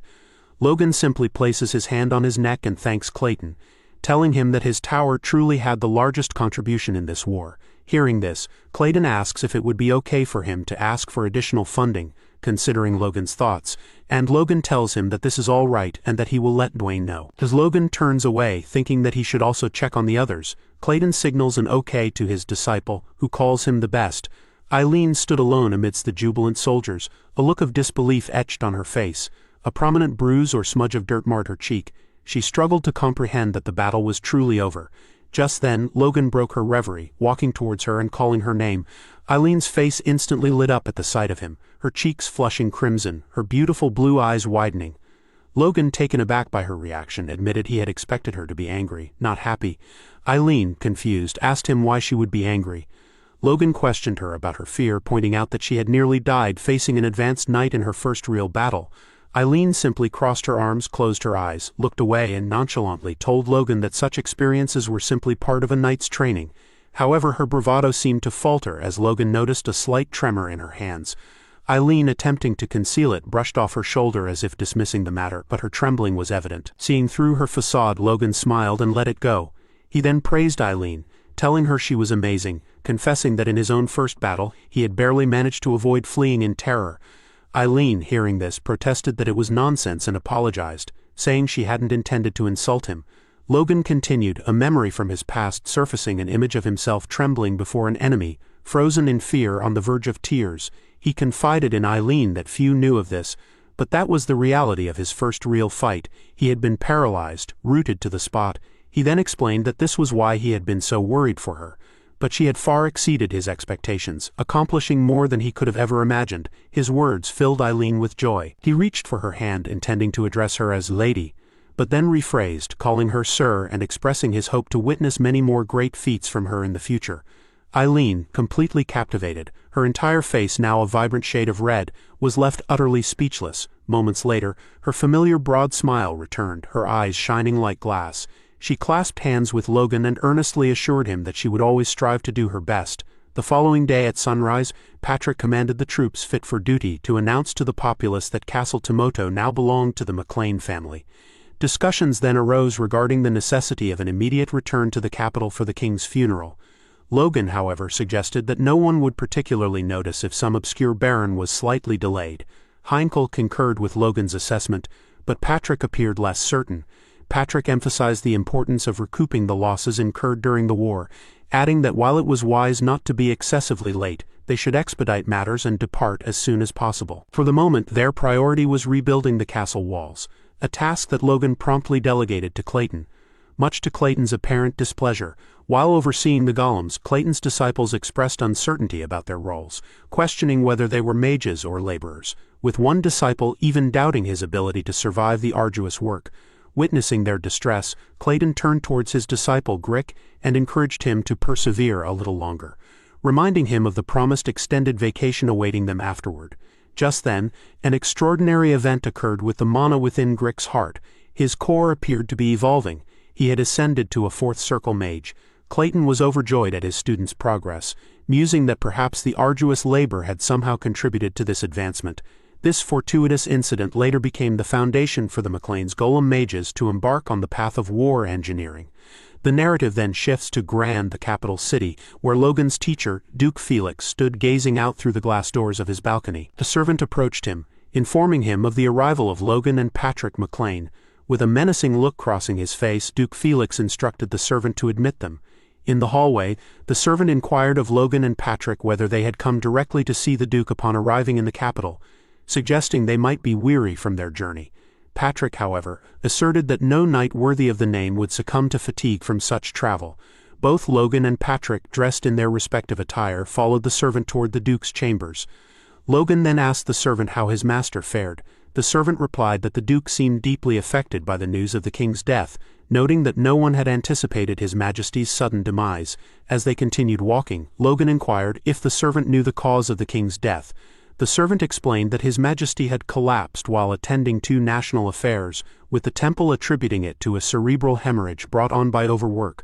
Upon hearing this, Logan stopped abruptly, incredulous. In his previous life, the king had died of sudden cardiac arrest due to old age, yet now the cause of death had changed. While he acknowledged that a cerebral hemorrhage was a common cause of death in old age, something about the situation felt amiss. Inside the room, the men were seated around a table. Logan stood directly before Felix, who appeared deeply troubled. Observing him, Logan reflected on how only a few months had passed since their last meeting, yet Felix seemed to have aged considerably in that short span. Felix then looked at Logan, commenting that he didn't look well, which Logan denied. Felix then admitted that his aging body was finally catching up with him. At this point, Luis, his servant, interjected, stating that his lordship had overexerted himself due to his investigations into His Majesty's death. Felix, however, cut him off with a sharp word. Observing the interaction, Logan realized the king's death had affected Felix profoundly. Felix then seemed to remember something. He turned to Patrick and apologized for the delay, explaining that Logan had already told him much about Patrick. Patrick responded by placing a hand on his chest and saying that he had heard his incompetent son was indebted to him, and that it was an honor to meet this esteemed grace whom he had long admired. Felix looked away, apologizing that he couldn't greet Patrick in a better frame of mind given the circumstances. Gazing at his hands, Felix lamented that during the past week his aging bones had never felt so powerless. Hearing this, Logan asked if the situation in the capital was truly so dire. Felix lowered his head and confirmed that it was indeed grave. He then became visibly angry, denouncing Juan and Jordan, calling them bastards. Both Logan and Patrick were taken aback by this outburst. Logan's thoughts raced, recalling what Felix had said about Juan Douglas, an influential figure in the First Prince's faction, and Jordan Walterine, a similarly influential figure in the Second Prince's faction. Felix placed a hand on his forehead, lamenting that at this rate the nation might fracture, as the two dukes had abandoned any pretense of balance between their factions and had descended into open hostility. They had even dared to pressure him regarding the Third Prince's safety. Patrick, unable to contain himself, exclaimed that it was a shameless act. Logan acknowledged that this was all because Felix was the patron of a prince yet to come of age. Felix confirmed this, adding that if he wished to safeguard the prince's life, he had to align himself with one of the factions. Logan then realized that if Felix continued to resist their demands, something terrible would happen. The Third Prince's life would be in danger. However, Logan reasoned that in reality, no faction would risk drawing unwanted attention by having the prince die suddenly at this juncture, though it could happen in the future. In his past life, there had been numerous assassination attempts on the Third Prince, and Logan was determined to prevent those incidents from recurring. As Logan pondered these matters, Felix declared that he could not comply with their demands. He then turned to Luis, instructing him to escort the Third Prince to his estate. Logan, however, interjected, stating that Felix could not do that. He argued that no matter how much Felix desired to keep the prince by his side, he could not remain with him constantly. Instead, Felix should publicly declare that he would not involve himself in the factional struggles. He explained that what they truly feared was not his refusal to join their side, but the possibility of him joining the opposing faction. Witnessing Logan's actions, Patrick whispered to him to wait, reminding him that they had come to request aid from the Sword Duke because of the incident with Bifrost. Logan replied that they could resolve their family's problems independently. Hearing this, Patrick fell silent, refraining from further comment. He then apologized to Felix for his shameful outburst, saying that Logan was right. Felix, however, seemed unconcerned by the interruption. He simply stated that he had been too stubborn and had failed to see the bigger picture. Felix then rose from his seat, thanking Logan and stating that since he could fulfill his duty with a single word, there was nothing more to add. He then walked towards the window in his study and declared that the fate of their nation would unfold as heaven decreed. Observing his teacher, Logan reflected that unlike in his previous life, Felix, instead of being pressured into neutrality, had proactively chosen his own path. This was a definite practical advantage for Logan. As Logan was departing Felix's study, Felix called out to him, saying that he couldn't assist his family at that moment, but if Logan feared things might go awry, he should seek him out. Hearing this, Logan's characteristic smirk appeared, recognizing this as an opportunity too good to pass up. He inquired of the Duke if he was implying he was willing to grant any request Logan might make. Glancing at Logan over his shoulder, Felix realized the trap he had inadvertently set for himself, but merely laughed it off, telling Logan that if he was capable he would fulfill whatever Logan asked. Logan, astonished, couldn't believe his luck. He had been half joking, never expecting such a boon. He then surprised Felix by saying that he had no immediate request. He continued, placing his hand over his heart in a gesture of respect and telling Felix that if he ever did have a request, he would ask him to deeply and carefully consider it. Thinking it would be best to save this favor as insurance for something more significant, Felix agreed with Logan's prudence and nodded. He really does look so much older. I almost feel sorry for him." A man burst into the room, breathless with urgent news for the Duke. Apologizing for the intrusion, he relayed his message to Felix. Two superhumans had entered the estate. One from the first prince's faction, known as the Tempest Blade. Wiccan Kalia addressed the other, calling him Musclehead and expressing surprise at meeting him there. The other, Marquis Luther Kyle from the second prince's faction, known as the Half-Giant, retorted that Kalia had stolen his line and called him Bones. Wiccan then taunted Marcus, asking if he was there to receive a beating from the Sword Duke, as he doubted Felix had any interest in factional politics. This provoked the Marquis, who told him to mind his own business. They then stood face to face, poised to fight. The servants present trembled in fear at the escalating tension. Suddenly, a voice interrupted them, demanding to know why they were carelessly displaying murderous intent within his house. As the speaker rose, he questioned them if they were looking for a beating, addressing them by their familiar names, Luther and Wiccan. It was, of course, Felix. Upon realizing this, the two men immediately bowed before him, stammering that they had no such intention. Still bowed before Felix, Luther stated it had been a long time since their last meeting. Felix, however, dispensed with pleasantries, asking them if they dared to show him respect, while neglecting their duties to engage in factional squabbles. Luther placed his hand over his heart in a gesture of respect, asserting that he would never do such a thing, as the lessons Felix had imparted were things his dull body had yet to forget. Moreover, he clarified that he had not come to see Felix but rather his guests, the McLean family. The Duke inquired as to their purpose, a question that seemed to discomfort Luther. Wiccan also interjected, stating that he had come for the same reason, and that he had no desire whatsoever to displease Felix. Felix, turning his back, relayed Wiccan and Luther's words to Logan, asking if he wished to meet them. Stepping forward, Logan replied that it would be an honor. He then placed his hand over his heart and courteously greeted the two men, saying it was an honor to meet two individuals he had long admired. Seeing Logan, the two men reacted strangely, showing no interest and appearing to have no idea who he was. They exchanged glances, clearly thinking the same thing. They addressed Logan, their tone dismissive, saying they had heard much about the Sword Duke's disciple and that it was a pleasure to meet such a talented man. However, they clarified that this was not their reason for visiting the McLeans. They had actually come to see Logan's father, Patrick McLean, leaving both Logan and Patrick stunned. Patrick, stepping forward, coughed to announce his presence, a hint of confusion in his eyes. He greeted the two men, acknowledging them as superhumans of the kingdom. He then explained that Logan was currently managing the family affairs and that they could continue their conversation with him. Luther and Wiccan refocused their attention on Logan, their initial disinterest replaced by a calculating glint. Luther remarked that since he was managing the estate at such a young age, he was clearly not only strong but also intelligent. Wiccan added with a touch of insincerity that it was always a pleasure to converse with a young talent.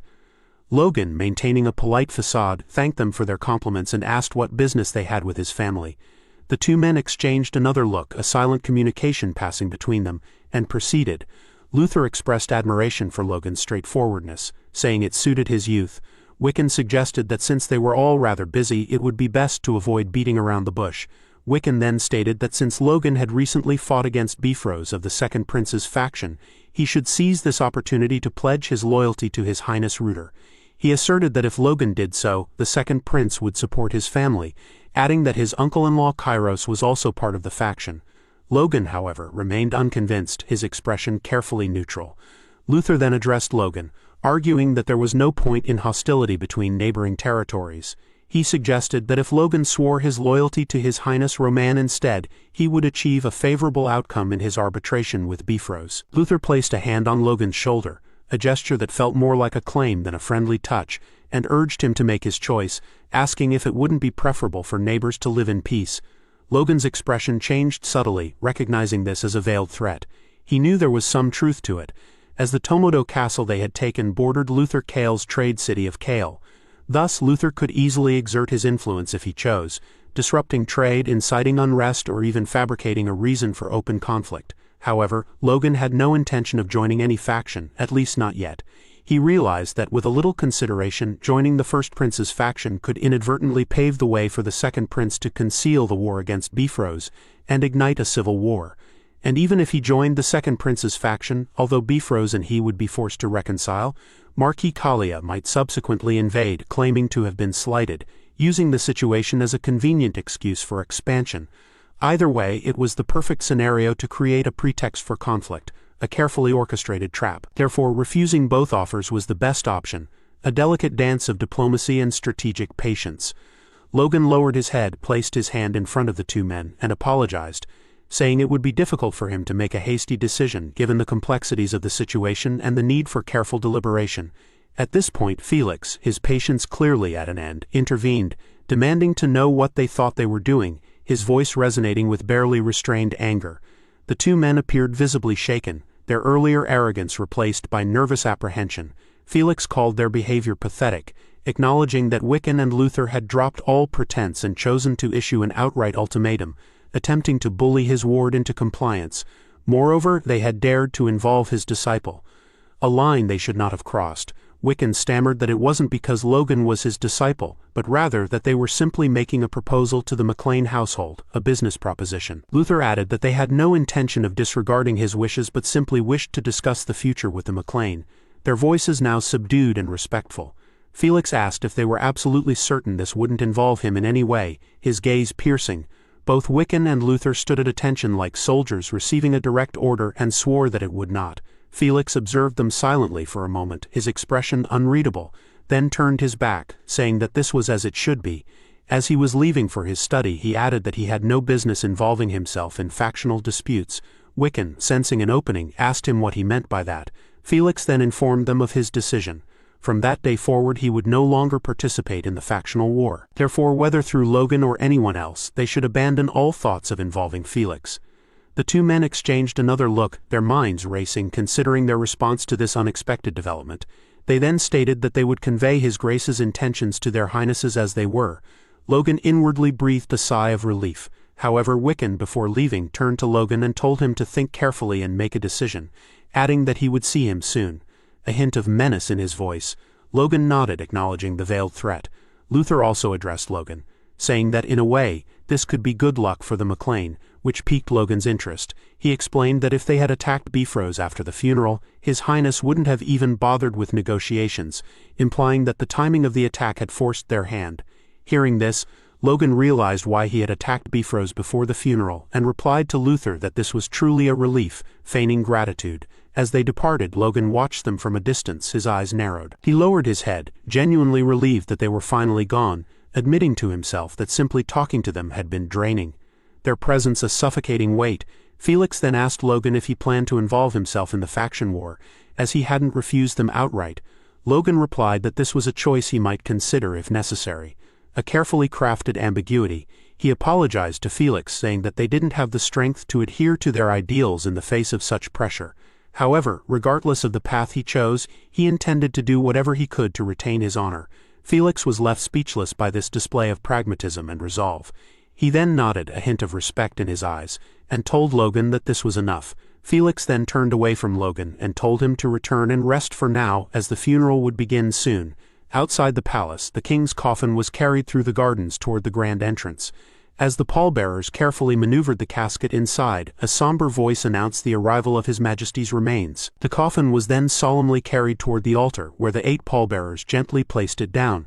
The archbishop, clad in his ceremonial robes, ascended the steps toward the podium, his disciples flanking him.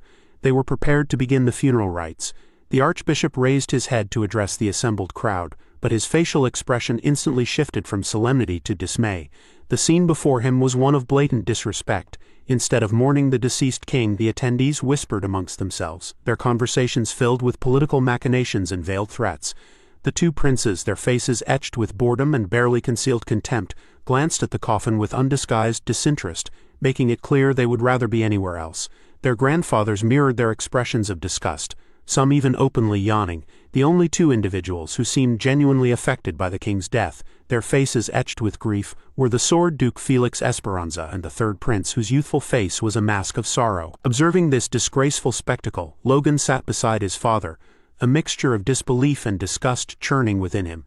He couldn't fathom how everyone had chosen to engage in political maneuvering and power plays instead of paying their respects to the departed king. As the archbishop announced his intention to begin the prayer, Logan noticed that even the archbishop seemed shaken by the blatant disrespect displayed by the attendees. The archbishop began his eulogy, recounting the king's life from 40 years ago until the present day, a chronological account that seemed excessively long given the circumstances. Suddenly a voice startled Logan, whispering in his ear, "You only have 1 week." It was Bifrost, his face a mask of smug satisfaction.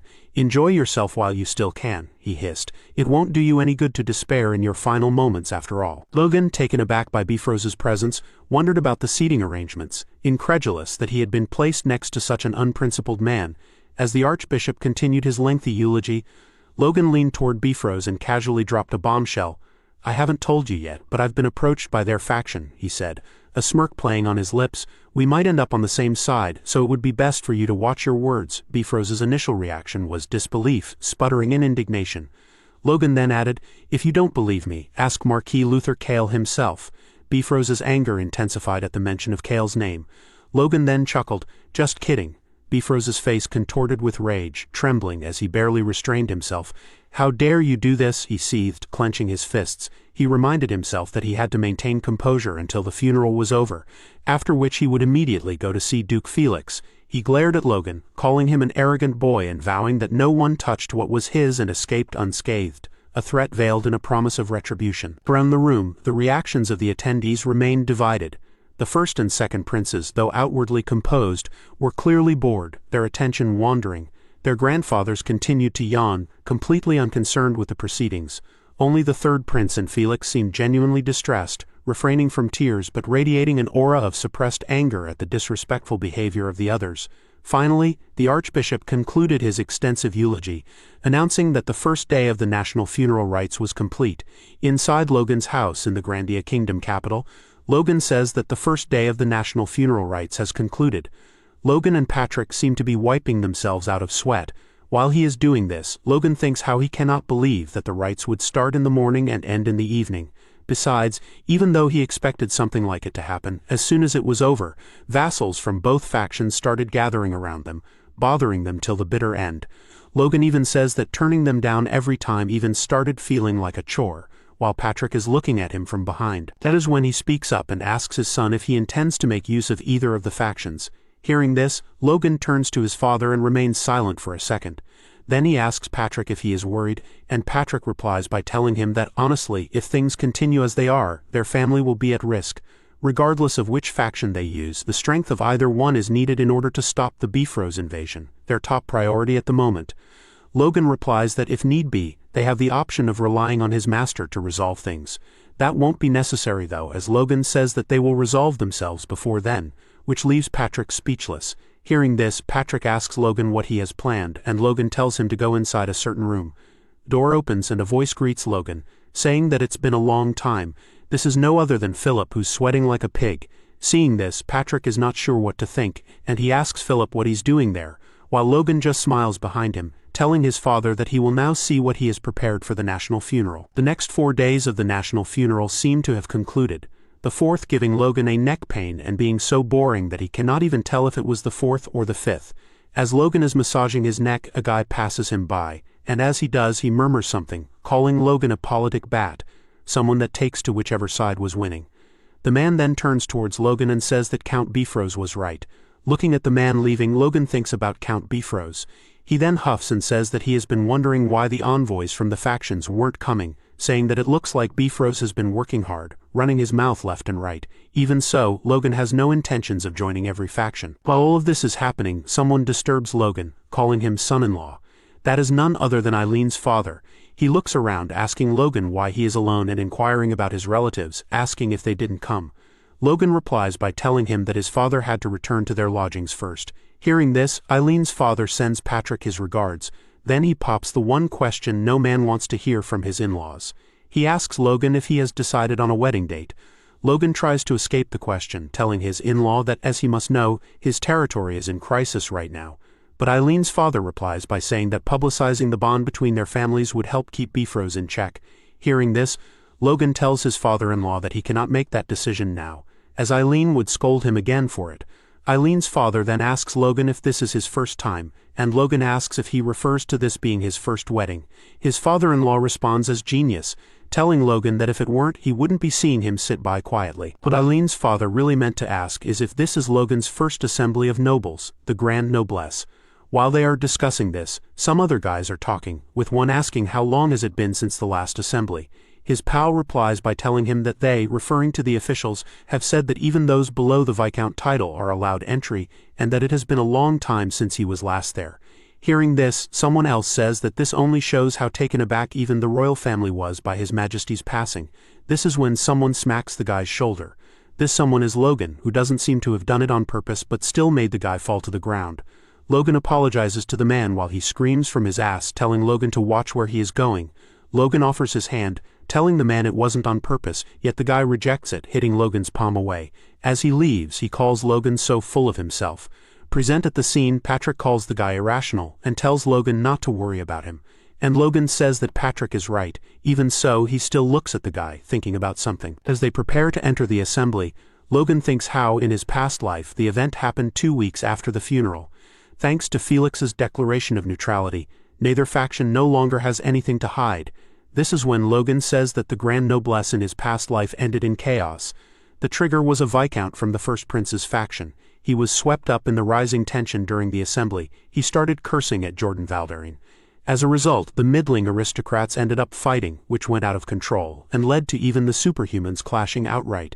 It was called the split of the tongue that failed the country. That incident became the starting point of the Civil War, and the Viscount that started it all would be criticized for a long time. And it seems that everything is also on track in this timeline, as one Viscount is fighting with another, asking who should be king if not His Highness Roman. And the other says that this cannot happen, as His Highness the First Prince is well and alive. The Viscount supporting the First Prince asks the other if he has no honor for a superior, but he replies that there is no such thing, as he is only older by mere months. And the first Viscount tells the other to curb his tongue. While this is happening, the two princes just seem to be annoyed by the whole situation, not even looking at each other. Hearing the debate, a judge lets his head down, unsure of what to say. Logan even thinks that at this rate it wouldn't be odd for anyone to pull the trigger. In his past life, after the fighting during the assembly, there was a period of preparation, and a month or two later, the first battle of the Civil War had begun. However, this is too long for Logan, as Bifrost would be able to crush them during that period of preparation. Logan then clenches his fist and says that the Civil War must begin sooner, without any time to prepare. While Logan thinks that, he looks at the Viscount he hit on his way to the assembly, who is arguing for the second prince, saying that it's been so long since they've done away with the tradition of prioritizing the eldest son. He then asks what decides the right to the throne. Its ability. As such, given how he has resolved the issue of trade with the Empire, His Highness the Great Prince Roman is most suited for the throne. Hearing this, Prince Roman smiles while the others praise him, acknowledging what the Count said is true. Hearing this, the other Count asks Count Klett what nonsense this is, and the Count replies that there is no one as invested in state affairs as His Highness, that is, His Highness Prince Roman, and as he says that, he starts bleeding from his nose. Seeing this, he gets scared. His debate opponent is also left speechless, asking him what is wrong. The Count then places his hand on his head and his eyes start to change their color. Suddenly he seems to faint. He starts going from left to right, losing his balance. Eventually he stumbles and ends up on the ground. Everyone then gets up and his supporters ask for a priest to cure the man. Logan and Patrick cannot believe what is happening. Or actually, it seems that way, as Logan only thinks that he is not breathing. So the poison he injected into him is really effective. Levy grass, after injecting it with force and drying it out for 3 days to concentrate it, its medical properties will be greatly enhanced, and it becomes a deadly poison that triggers cerebrovascular hemorrhaging. This truth will be revealed 15 years into the future, and it's something that the Grandia Liberation Front will discover for the purpose of assassinating the upper echelon controlling the Empire. Logan asked Philip to bring him the necessary herbs several days in advance, and by attaching a small needle to his ring, Logan was able to inject the poison into the Count before the meeting began. Although neither a knight nor a magician would be fazed by it against a normal aristocrat like the Count in question, it is incredibly effective. This guy was also the 9th assassination target of the Grandia Liberation Front, codename Parasite, and Logan says that in this life he will cut that tenacious life short before he can sell out the country. Logan then looks at the princes, thinking about the only question that stands now: what will they do now, especially since Roman finds what happened infuriating. Next, 2 men come prepared to take away the lifeless body of the poisoned Viscount. Seeing this, the first prince is unsure of what is happening, while the second one is furious. Everything being done, Roman turns to his brother and asks him if he really dares poison his subordinate. Hearing this, Reuter says that there was nothing for him to gain by killing his traitor, so it wasn't him. He then accuses Roman of the same thing, asking who he thinks would fall for a farce like this. Roman remains stunned by this, unsure of Reuter's choice, or worse, a farce. Suddenly, another Viscount raises, saying that Romain's accusation is an unreasonable one, as they aren't even aware of the reason behind Count Clet falling unconscious. Another person then interrupts the men, asking why he is angry. In the end, it was His Highness Roman who initially accused His Highness Reuter of poisoning the victim. Or perhaps the man was provoked upon hearing the word traitor. Hearing this, the man remains stunned. He tells the other guy to shut up, asking him where he thinks he is right now. It seems like chattering is being heard all around and people are talking. Logan thinks that those two in particular are butting heads first. After all, just like Logan and Bifrost, the two of them are famously hostile northern families. And another similarity is the fact that the family heads are a knight and a mage. The blonde guy asks Count Roxina if he is courting death, and the guy tells the count that this is exactly what he wants. Overseeing the scene, the judge bangs his hammer as if it holds any power at the time, telling the man that they would be mad for fighting in the assembly. That is when he sees the bigger picture. Everyone is rising up their aura, prepared for a fight. Seeing this, the judge asks what is happening and drops his gavel. Suddenly, someone yells for everyone to halt. This voice makes everyone turn around, wondering what is happening. As the man enters the room, he tells everyone to calm down, as they must properly investigate this situation to unveil what truly happened. This man is no other than Felix himself, and he says that this is not a matter to be dealt with through emotions alone. Seeing this, Logan thinks that Felix barged in with good timing. However, it won't be easy this time, as the princes themselves start screaming, with Roman saying that the situation is clear as day, asking Felix what other proper procedures he wants. The first prince, however, says that he strongly agrees with the Duke's words, as Roman had no real justification for it, so he decided to get rid of a useless puppet by staging this farce. Hearing this, Roman asks if Reuter really dares say that after such an underhanded assassination, and Reuter says that Roman shouldn't be opposed to an investigation if he is so forthright. Felix then steps forward and asks both of the princes to calm down, yet as he does, two people are blocking his path. These are Jordan and Huan, who seem to have taken Felix by surprise. Jordan tells Felix not to intervene and Huan continues, saying that even he won't have an easy time against the two of them. Felix turns to them and asks if they even understand the situation they are letting unfold, yet both of them remain unfazed by this question. Seeing what unfolds, Patrick asks how this could be. The three sole dukes of their kingdom are in conflict. Huan then tells Felix that he must also be acutely aware of just how pointless an assembly like this is, and Jordan says that simply coming to a conclusion like this wouldn't be so bad. Looking at the two princes fighting, Felix says that everyone has gone mad. Suddenly, Roman clenches his teeth. He then points his finger at Reuter and tells him that he is no longer his brother. With his finger in his brother's face, he says that there is but one way for them to prove their right to the throne. This is, of course, by force, as Roman says. Hearing this, Reuter starts laughing. He raises his hand and tells all those who follow him to call forth their men. Roman does the same, saying that they will be patient no longer, and prompts his men to take up their arms and prepare for war. As this is happening, Huan and Jordan are kneeling to their distinct lords, and Felix is standing behind them. And I'm not even sure what his expression and little tremble says about this. You can tell me in the comments. After the assembly is over, a carriage waits outside the palace. Inside is Jordan, talking to someone. That someone is Bifrost, who seems to be asking Jordan for time to finish with the MacLean.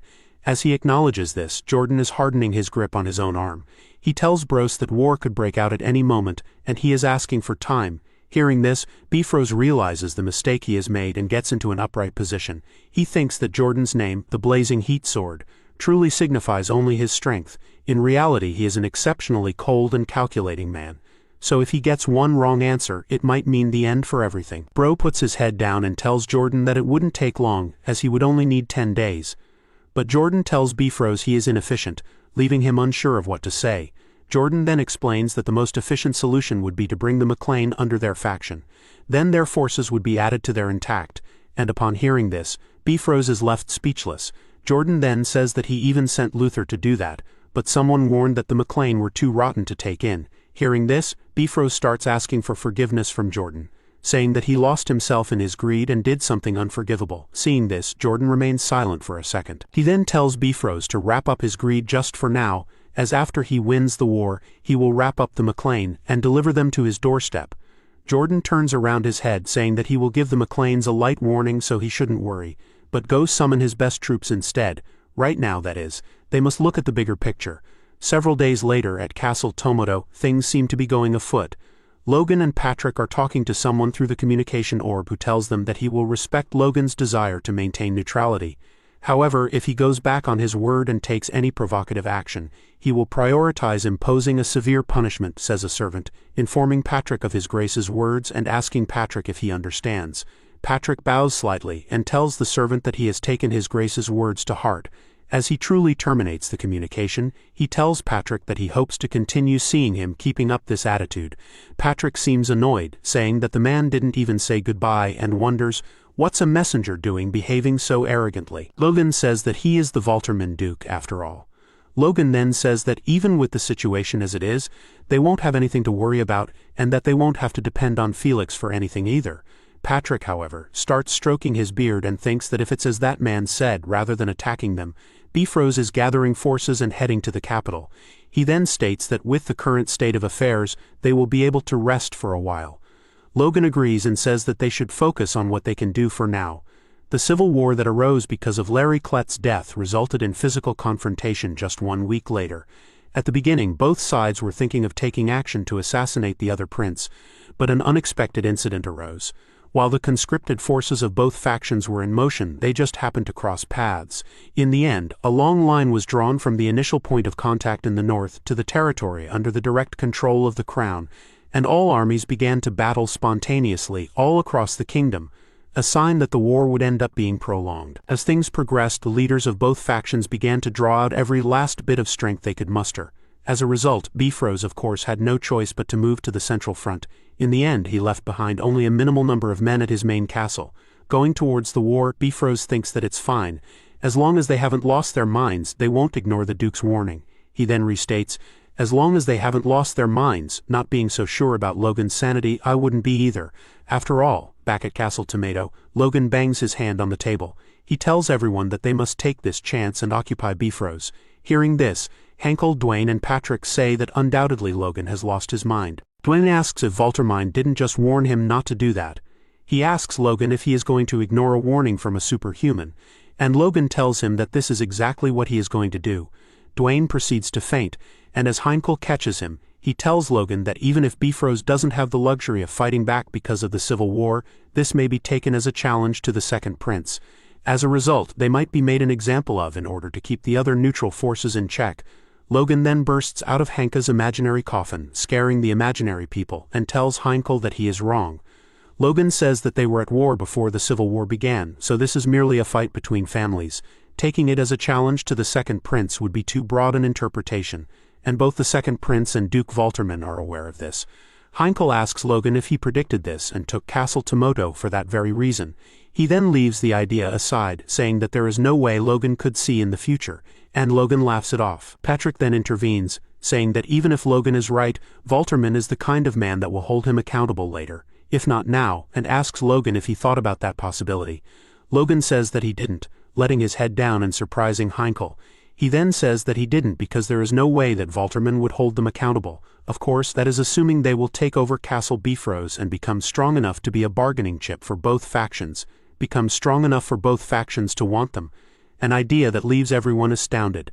Patrick then turns to Dwayne and Heinkel and tells them to leave him and Logan alone for a second. As they leave, Dwayne wonders if they are going to fight, tightly clenching some sheets of paper. Patrick then turns to his son, addressing him. He asks Logan if he realizes that there is a fatal flaw in his reasoning, which leaves Logan speechless. For this plan to end, the Civil War must not end before they occupy Bifrost and grow stronger. For it to work, Patrick then says that Logan seems to be absolutely certain that the Civil War will be prolonged, which Logan didn't expect for Patrick to figure out. As Patrick looks at Logan, Logan thinks that if you look through history, there are very rarely any cases where a civil war lasts longer than a year. And the fact that the Grandia Civil War lasted 3 years is what made it a special case, a detail that Logan overlooked. Patrick then lets out a sigh of relief and closes his eyes. He tells Logan that he said this before the attack on Castle Tomato, and that he will say it again, but he has no intention of prying into his mind. Patrick says that he believes that everything Logan does is for the sake of the family. However, it would be best for Logan to make up for these kinds of blind spots, and Logan says that he will keep this in mind. Looking towards the massive glass windows, Patrick says that the only thing left now is occupying Bifrost, or rather taking back the land of their forefathers. At the gate of the main castle Bifrost, 2 guards are looking in the distance as they've spotted something, and the one holding a binocular is left speechless. A whole army is storming the castle, and not just any army, but the men of McLean. One guy from the walls tells people to hold out, while another says that they've sent a message to Peretta, so forces will be arriving soon, so they only need to hold out until then. Looking at the scene, Logan says that they do not seem to have any intention of surrendering peacefully, and Patrick says that there is no need to draw this out. As someone steps forth on the walls, Logan says that they will capture the castle at once, and everyone says that they understand. Logan is then disturbed by a voice telling him that his lordship has left this land for the same reason as the war that will decide the fate of the nation.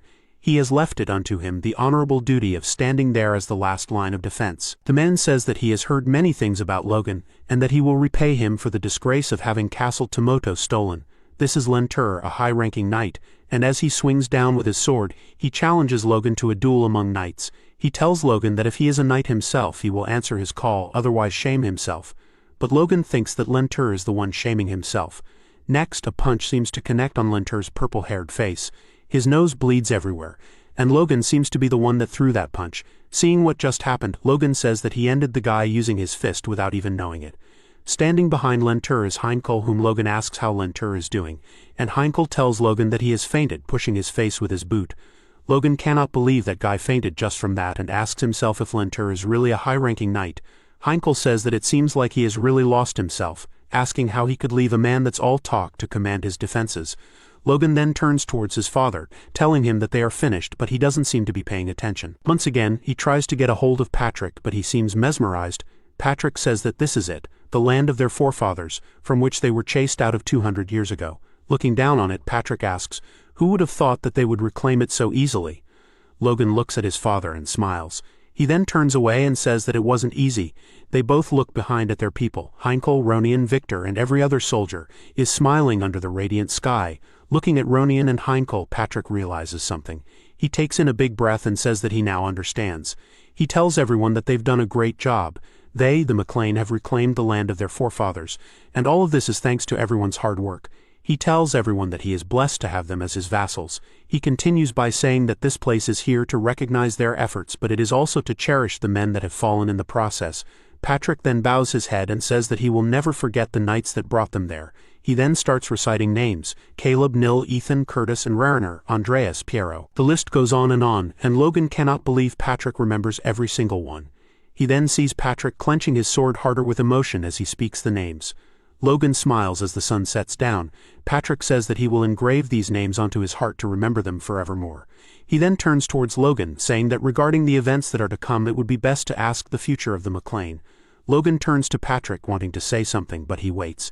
Patrick nods at Logan and Logan sheds a sweat, unsure of what he should say. Logan then steps next to his father. He starts speaking, telling the man that he is sure they've all surmised as much, but they've descended to an era of chaos. This being said, the McLean will ride the winds of chaos to soar even higher. He then rises Lux to the sky, asking the man to become the wings of McLean. One man hails, and everyone else salutes as Logan stays with his word pointed towards the sky. Everyone has placed their hands on their hearts, hailing glory to McLean in the war camp. Bifrost cannot believe that his castle has been taken, asking what Peretta and Lentur were doing. The man informs him that the castle had already fallen before the forces of Peretta could be dispatched. Smacking the air, Bifrost calls Lentur a fool. Bifrost, infuriated, says that they will return at once and crush the McLeans limb for limb. That is when Jordan Velterman comes and tells Bro that he won't. Bifrost starts defending his cause, saying that his land, his very home, was attacked by those savages, and he asks Velterman why he insists on Bifrost not going. Velterman tells Bifrost that the forces deployed to the central front on both sides are currently nearly equal, and asks Bifrost what will happen if he removes his forces at this time. He then asks Bifrost if he is saying that his lands are above their mission.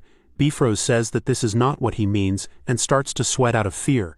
He then tells Velterman that these crazed men ignored his warning, and Jordan says that he will tear them apart himself after their mission is over. That is, which Bifrost cannot seem to understand. However, before that he will send a notice that they must join their faction. Bifrost asks why Jordan would do that. He replies that he will drag the McLean to the front lines and use them as meat shields, as they won't have the right to refuse after the notice has been given. Logan starts laughing it off. Through the communication channel, he tells the two men that if they threaten the McLean, they will have no choice but to support the first prince, which makes Jordan clench the cup in his fist so hard that he turns into a cup holder. Bifrost seems to wet his pants hearing what just transpired. Bifrost thinks that Logan is insane. No matter how bold he is, Logan shouldn't dare make such threats in front of His Excellency. Jordan also seems to be infuriated, saying that not only Logan disregarded his warning but now is also rejecting his offer as well. He then looks right into Logan's eyes and asks him if he realizes that this means rejecting Prince Romaine's will. Jordan then starts releasing his aura. Bifrost cannot believe what a fierce presence Valterman has. Logan then says that he is well aware that he is overstepping his bounds. However, he tells Jordan that this grudge between them and Bifrost began long ago. Logan says that it's not because he disrespects His Excellency or the Velterman Highness, and Jordan tells Logan to prove it. He tells Logan to lead his troops to the front lines and achieve military success. Then the prince and himself will spare Logan from their wrath. However, Logan says that regrettably he cannot do that. Jordan breaks the ground underneath him, and Logan says that he has heard a strange noise asking him if he is all right. Logan tells Jordan that he intends to remain neutral as per his master's wishes, yet his loyalty to the royal family remains unchanged, so he asks that Jordan not doubt his intentions. Jordan then calls Logan an arrogant fool, asking if he even hears himself. Suddenly, a soldier comes telling Jordan that the first prince's faction is making a move. Turning around, the look on Jordan's face makes the poor soldier rethink his whole existence. Logan also hears the soldier and tells Jordan that it seems like he is busy and tells him to tend to his affairs. Jordan then goes to pick up the communication globe. He holds the globe in his palm and tells Logan that even at the cost of some losses, he should end their lives there, and that it would serve as a morale booster. Logan asks Jordan if he is sure that this is a loss he can afford, saying that he's heard the front lines are quite evenly matched as Velterman's face once again turns into one of pure anger. Logan tells him that he believes His Excellency is not one to be blinded by petty anger, and Jordan calls Logan a thunderous fool, saying that he will soon realize what he has done. He then throws the communication globe to Bifrost and calls for his lieutenant. Jordan tells his subordinate to take a few men and keep watch on Logan, calling him the arrogant brat from earlier. Bifrost thinks that those foolish McLean are hastening their own demise, and that this actually works out well for him, as it wouldn't be bad if they were crushed by His Excellency's hands. Somewhere else a blonde man is laughing his ass off. This is Juan, who tells Logan that it's been a while since he's heard good news and thanks him for that.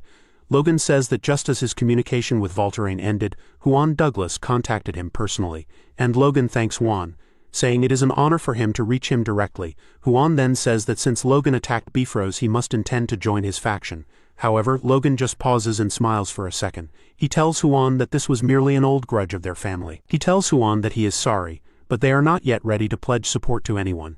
Thinking that that's quite a headache waiting to happen, Juan then tells Logan that with Jordan's ruthless nature, he will likely try to swallow his entire family whole.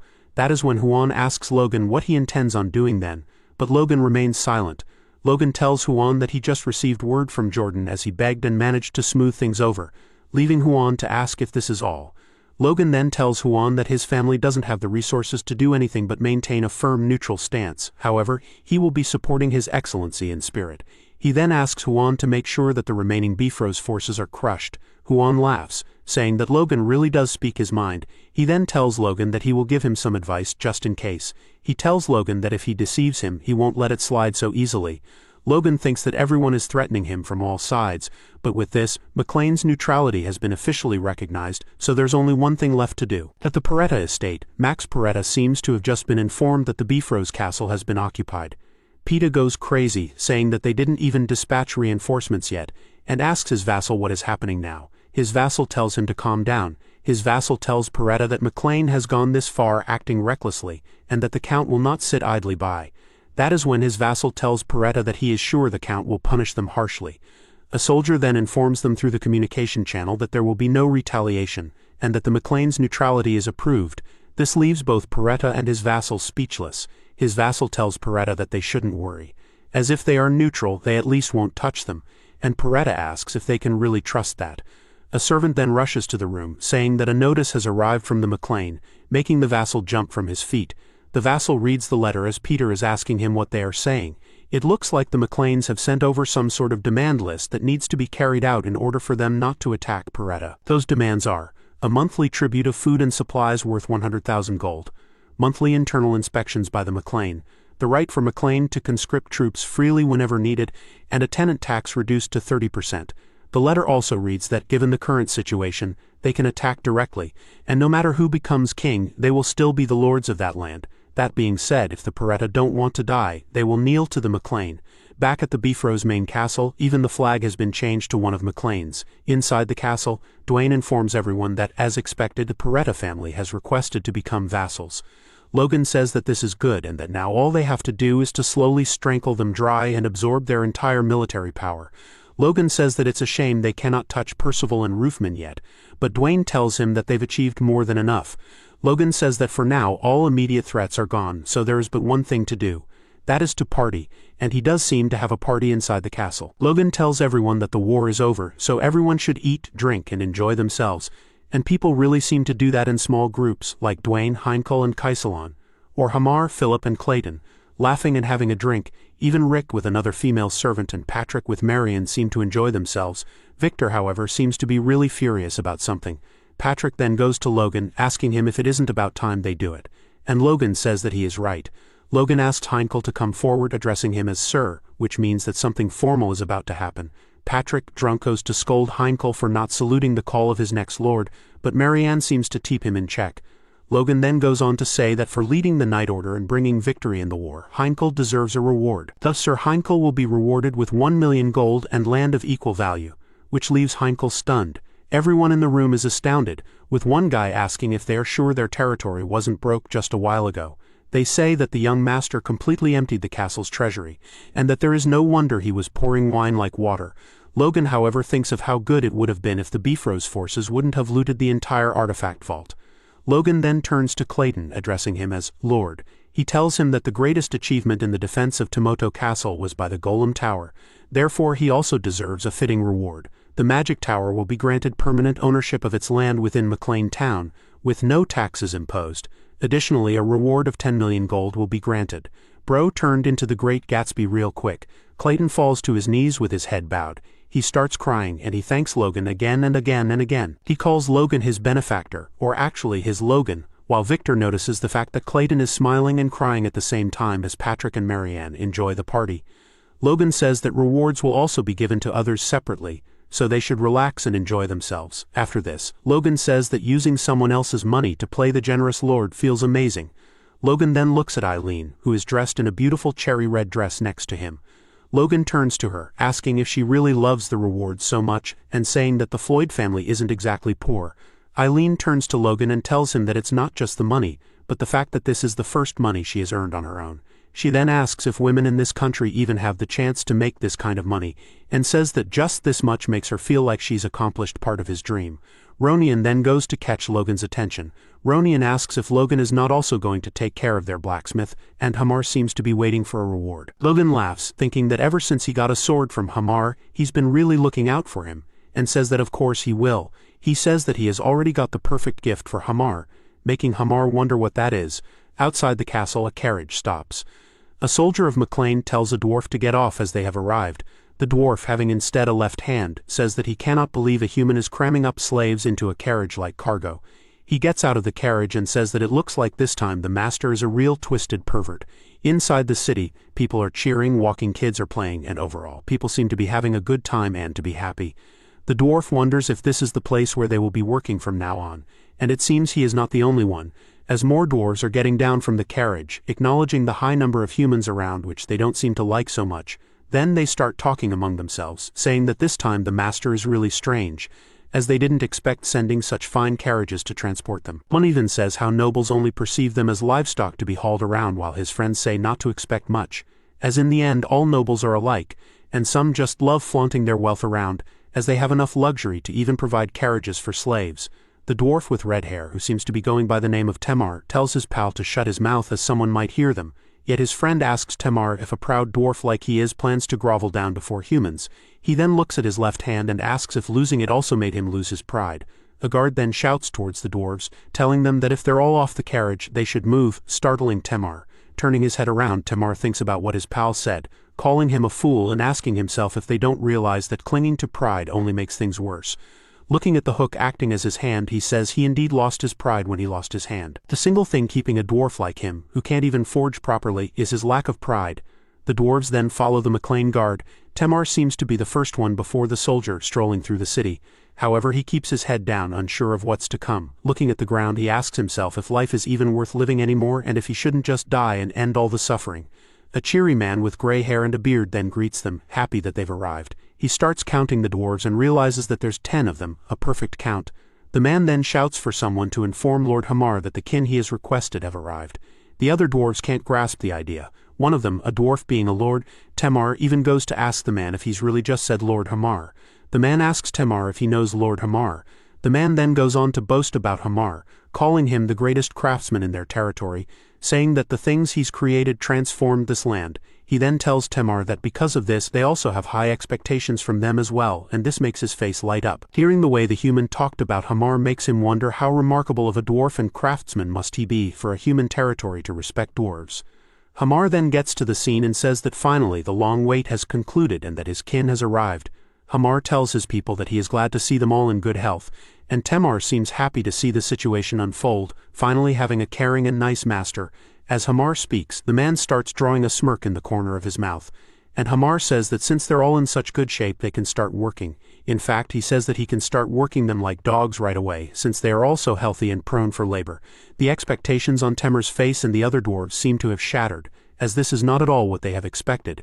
As Hamar tells them to get inside as fast as they can, since they have mountains of orders to fulfill, Tamar's mental image of his new master then shatters before his eyes. A few days later, Logan appears out of nowhere and asks Hamar if he has received his gift. Hamar greets Logan and tells him that he has received it indeed, and that thanks to him, the crossbow production has sped up, all while Logan looks around asking where are the dwarves. Hamar then points his finger to the left and says that they are all working diligently as the gears of this workshop. Even so, looking inside at Tamar and all the others, in fact, they look tired and completely unhappy. Seeing them work, Logan says that Hamar's system is certainly efficient for mass production, with every person making a single part, but he is sure that the dwarf's pride didn't take that lightly, and it seems like he was correct, as an image of the dwarves shouting at Hamar is then shown, with them complaining that they can't even make the whole product, and another says that this diminishes their craftsmanship pride. However, once Hamar told them how much they needed to deliver, they all shut up. He then says that there even was one troublemaker aiming for a leadership role, referring of course to Tamar. That being said, Hamar put him in his place peacefully enough, and by that he means he literally made him stay face down on the ground while acknowledging he is just a gear in the workshop, while asking Tamar if he plans a mutiny or something. Logan laughs, saying that this is Hamar for everyone, handling things so efficiently. Hamar says that Ease of course learned everything from his master, while the dwarves watching the scene call them both devils. Still, Tamar thinks about something. It seems that Hamar has made them the same deal Logan made with him. If they work their hardest for us for 20 years, he will grant them their freedom. Looking down at the part he is making, Tamar acknowledges that this is the deal his master made to all of them, and that it's a chance they will never get again. Hamar then looks at the dwarves as they work diligently. He then turns to Logan and asks him why they need so many crossbows, as what Logan asked is enough for 10,000 people to use and still have leftovers. Logan tells him that this is because 10,000 people will use them. Hamar is stunned and tells Logan that they are making a 10-year supply in advance, telling Logan that this is some excessive preparation. Logan, however, starts laughing, telling Hamar that he's wrong, and that he's in fact creating a militia of about 10,000 which is already being recruited.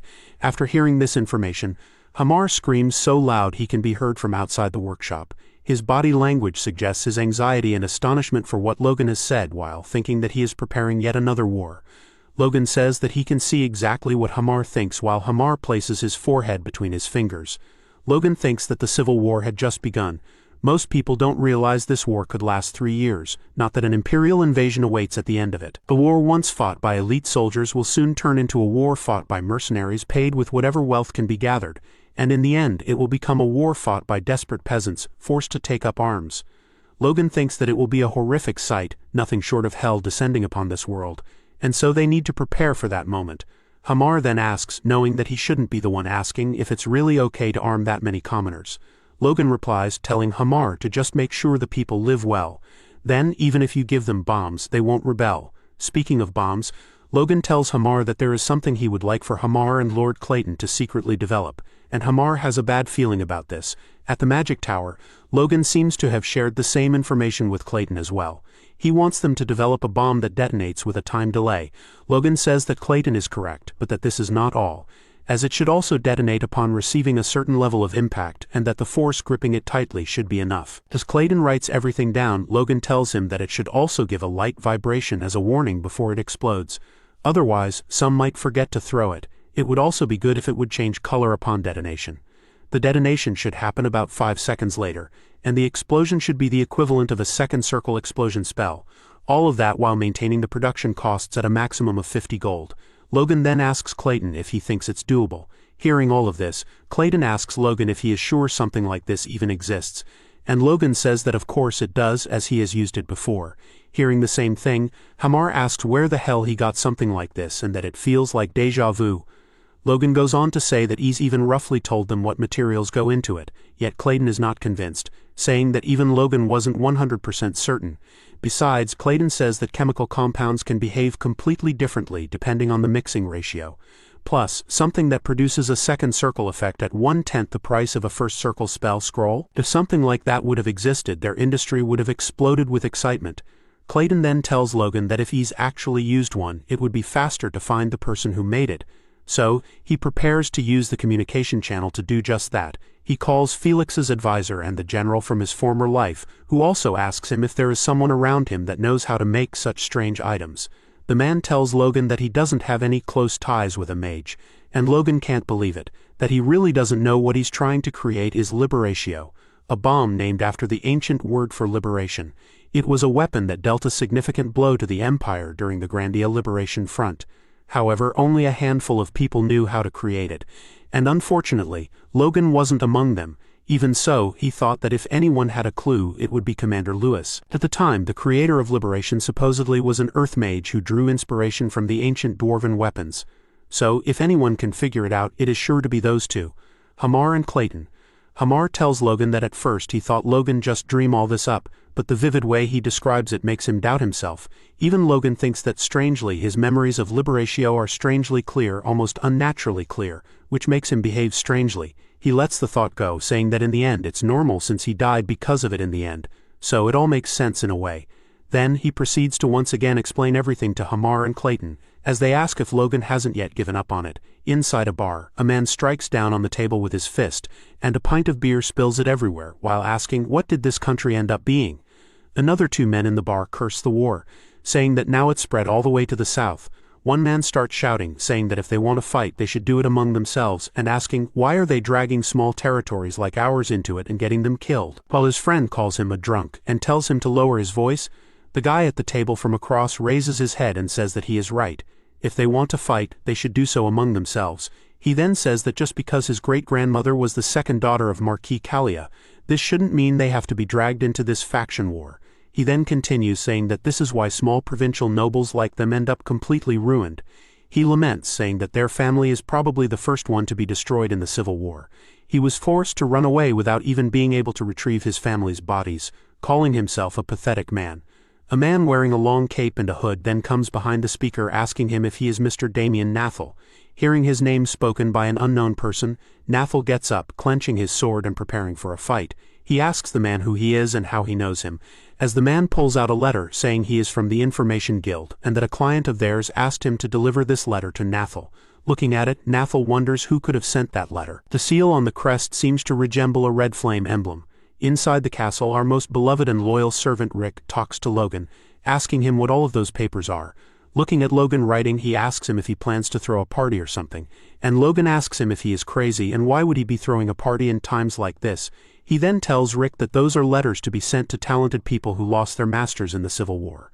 He asks Logan if he plans on recruiting them, and Logan asks him how he knew that. Rick tells Logan that he has been watching him for years and then proceeds to ask if there are any famous knights in this ruined territory, as he hasn't really heard of any, to which Logan replies by telling Rick that right now they are just heirs of small lands or ordinary soldiers, and if left alone they'll probably become wandering mercenaries. Rick asks him why he would recruit those kinds of people and if they are really that short on troops. That is when Logan tells Rick a saying, a pearl in the mud, yet he knows that this is just information from his past life. Most of them will eventually become Force users, but the one receiving this letter will never awaken Force. Even so, Logan says he's one of the most important ones, therefore he hopes he will accept. He then starts addressing the letter to Mr. Damien Nathel. He starts writing that he, the eldest son of the McLean family, was deeply moved by his poem of the drunken moon left at the academy. He tells Nathal how he thinks he has an exceptional talent, and he's heard that recently Nathal went through misfortune, so he reached out.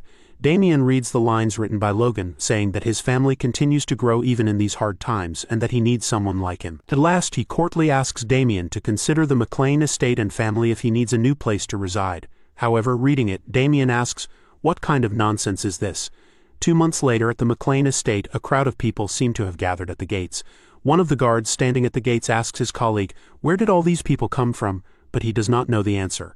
The guard then reveals that they are all saying they got letters from the young master, and as Damien stands behind a guard, he confirms the crest on the letter is the McLean seal. So he tells the men to follow the guard inside. Damien then steps forward and shows the guard his own letter bearing the same seal, and says that he has received it from Logan. The guard takes a look and says that the seal is definitely McLean.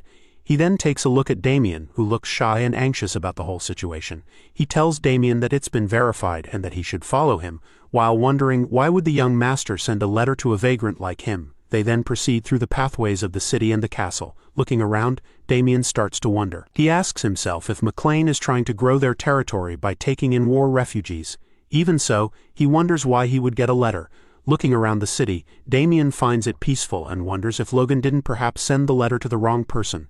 Inside the castle, Logan and Damien seem to have met, with Logan taking Damien's hand, introducing himself and saying that Damien must be tired from such a long journey. Damien says, "It's nice to meet you," wondering once again if Logan got the wrong person. While he tells Damien to take a seat and talk, he gives Damien a cup of tea, saying that it's still chill. Damien thanks him. Damien starts sipping from the cup while at the same time looking at Logan. He assesses Logan's appearance, wondering if he knew him before, but then quickly saying there is no way he would have forgotten red hair and red eyes like his. However, looking at Logan's face, he cannot understand why he is so happy to see him. Looking back at Damien, Logan thinks that even the genius of the Liberation Front had a clueless side. It appears that, in reality, or in Logan's past life actually, Nathal was a master of encryption systems and a genius of information management. For more than 20 years he thoroughly protected the identities of the Liberation Front members. Logan thinks that without saying, his talent goes beyond impressive. But above all, it's his upright character that makes him most desirable as an ally. Even after losing his whole family in the Civil War, he fought for decades for the future of this struggling country. Logan thinks that if he can win Damien's heart, he is someone he can trust unconditionally. Logan then proceeds to strike a conversation with Damien, saying how he has heard that Damien has graduated from the Academy's Public Administration Department. He then asks Damien if he would like to start as an assistant to their chief administrator, telling him that if he proves his ability, he might oversee an entire city someday, which shocks Damien. Damien asks Logan why he'd go so far for someone like him, and Logan asks him if he is not already aware of it, to which Damien replies that he isn't. Logan tells Damien that, just as he had mentioned in the letter, he was truly moved by his poem. He tells Damien that having talent in poetry, he can understand context and express things concisely, which is a great skill that could help in management and administration as well. Yet once again, Damien thinks that this is nonsense, while Logan gracefully drinks from his cup of tea with his little finger raised as English royalties usually used to do. Logan himself then goes to also acknowledge that what he said is nonsense, but he had to secure him no matter what. He thinks that maybe not now when they're just a small house, but someday, when McLean becomes more than just a noble family, Damien will be a great asset as an information manager. Even if it's not his specialty right now, he will have to endure the role of an administrator for now. 1 week later, Dwayne and Logan are talking, and with his face all lit up, he tells Logan that this kid is amazing.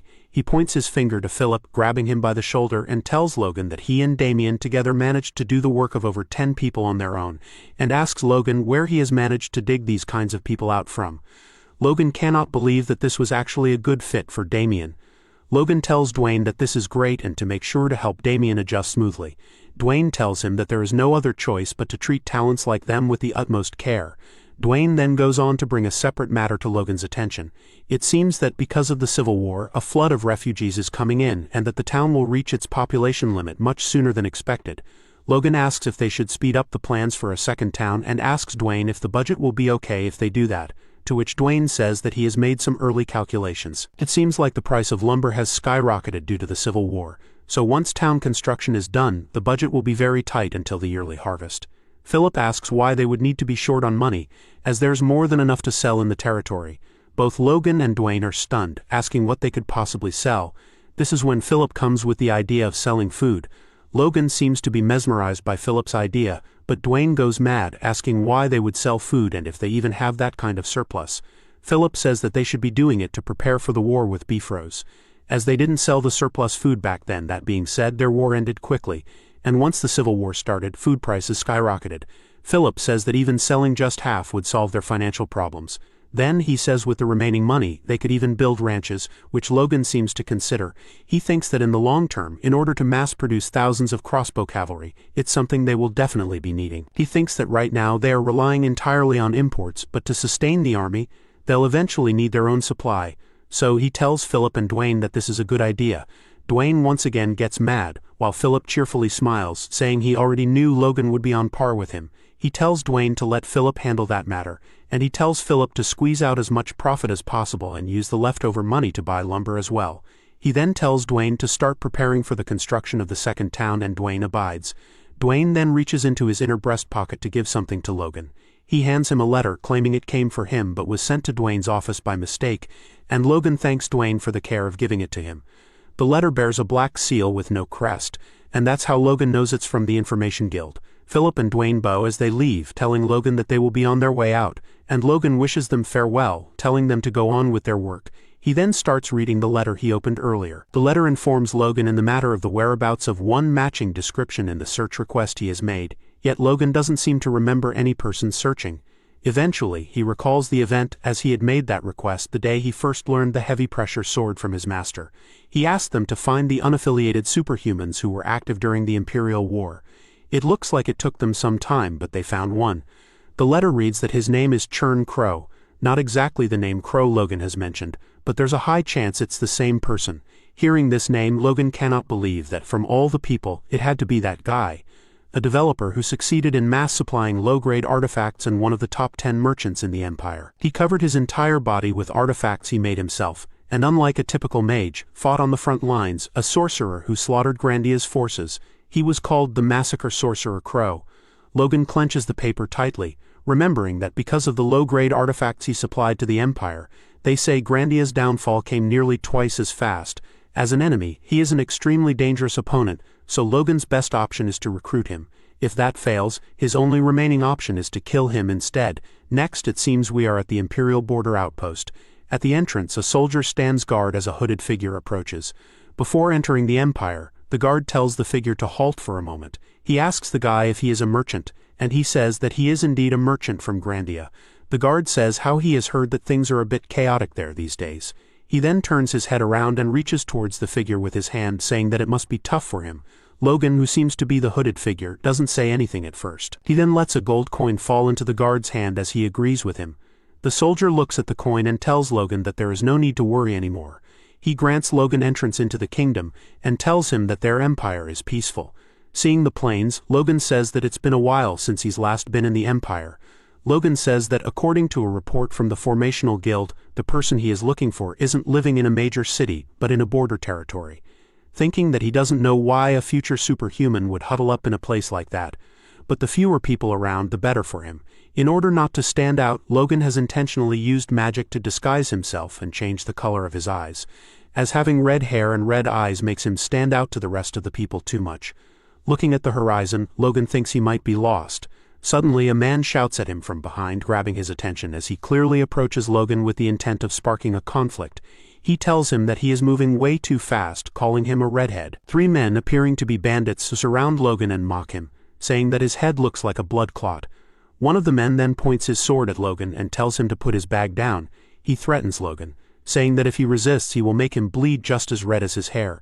Yet Logan remains unimpressed by this display. Sometime later, it looks like Logan has arrived at an estate that bears the crest of a dragon or lion. The bandits, all beaten up, tell Logan that they've arrived at the destination. The bandit that was threatening Logan earlier now places his hands together, begging him to let them leave, and Logan thanks them for their guidance and lets them go.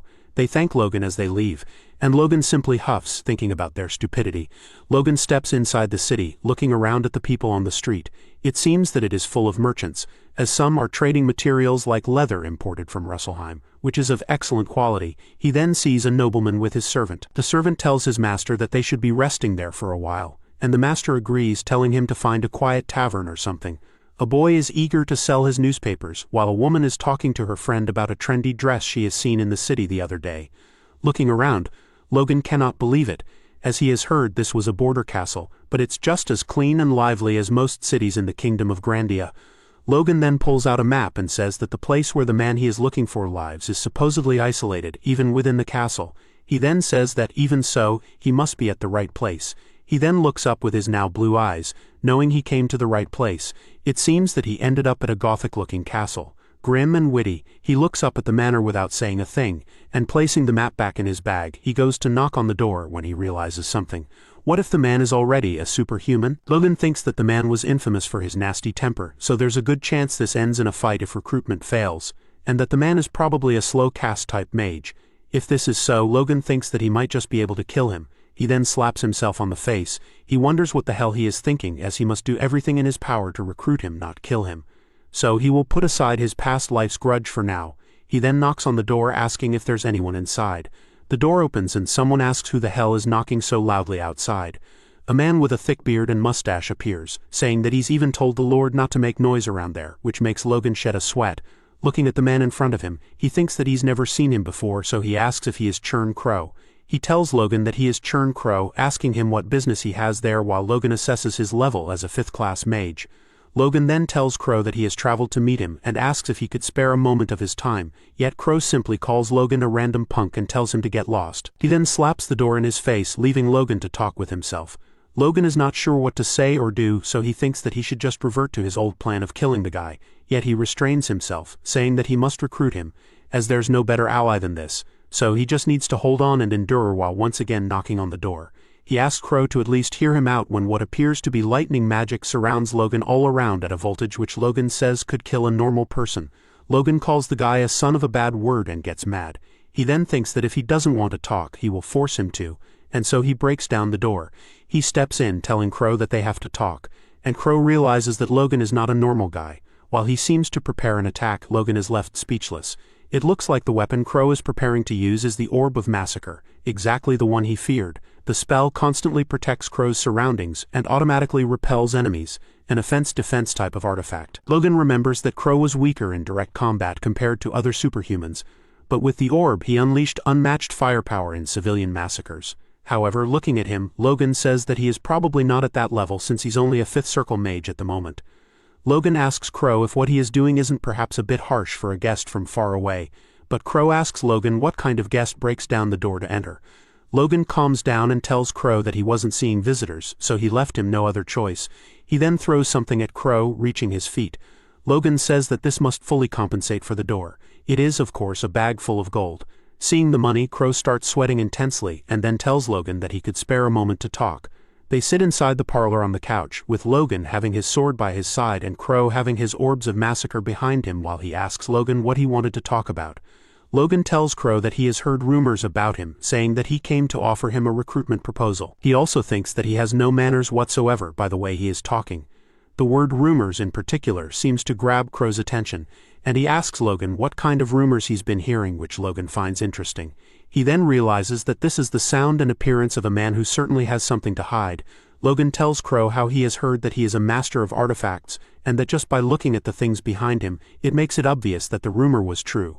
It seems that Crow's short fuse started burning as he shouts at Logan, asking him where he's heard that.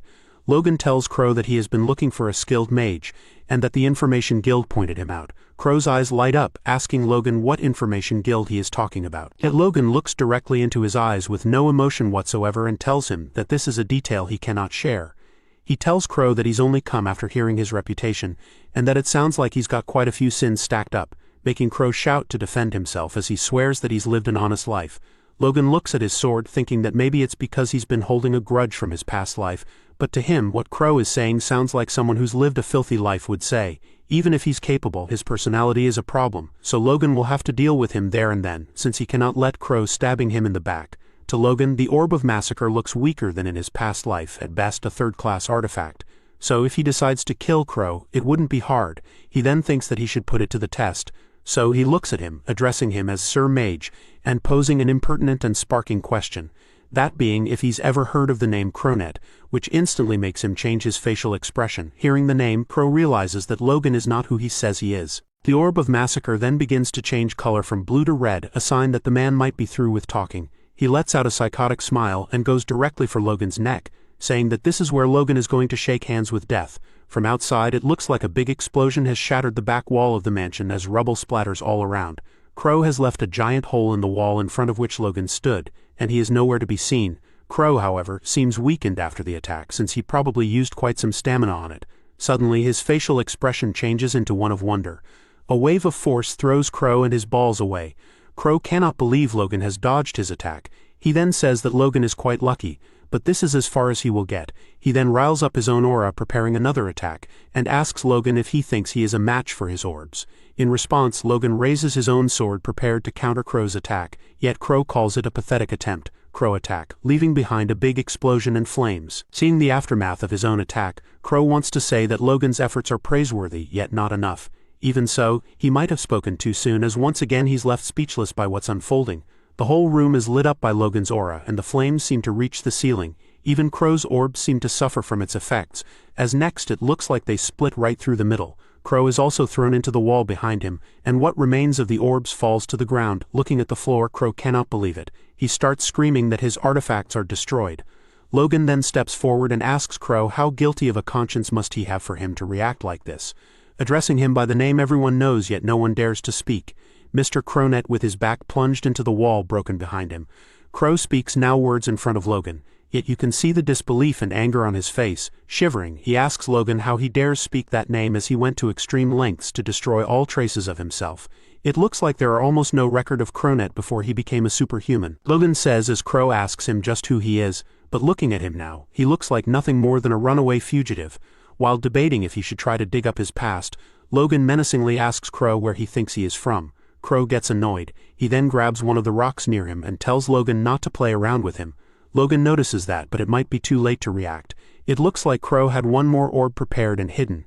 He uses the orb and creates a giant explosion which seems to engulf him and everything else in front of Logan.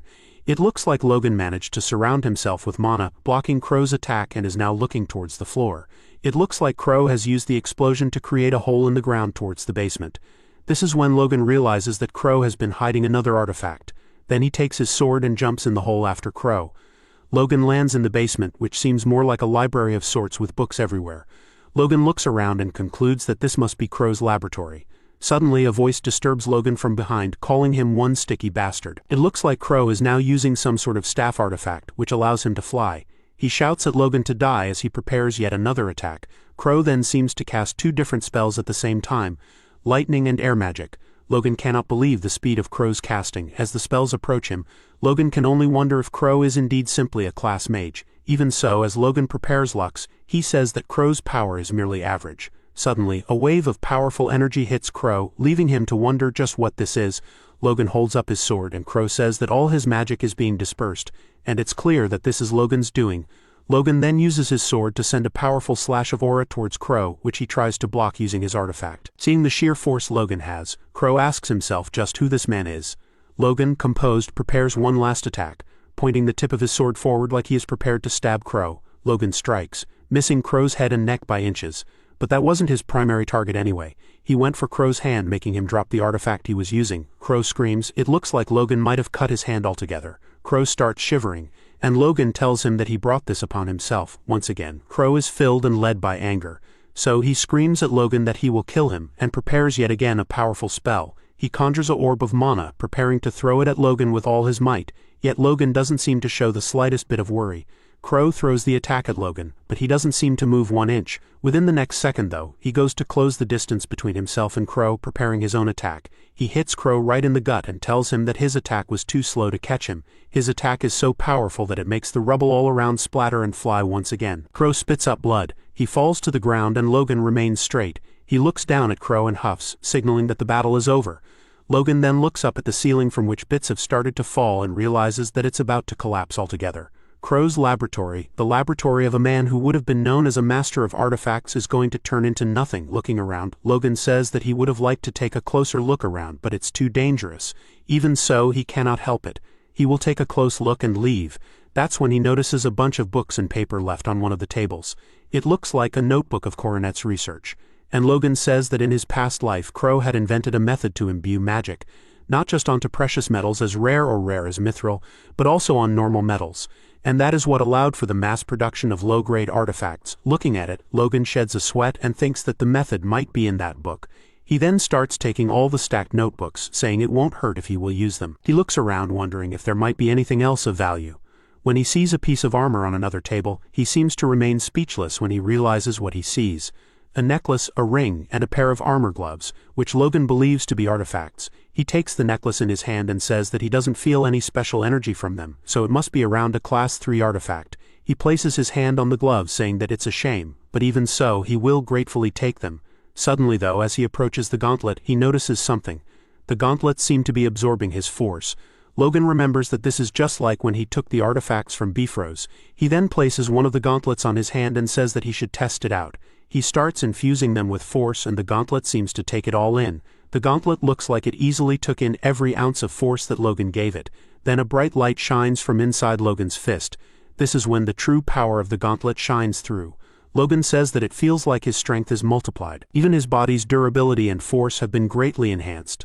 Logan thinks that the effects are similar to the Wind God's boots, and says that he didn't think he would ever again see something like that. He wonders if they were made by the same person who made the Wind God's boots, and says that in any case this isn't something the current Crow would have been able to make. So he wonders just who could have been behind this. This is when it occurs to him. People might be gathering there.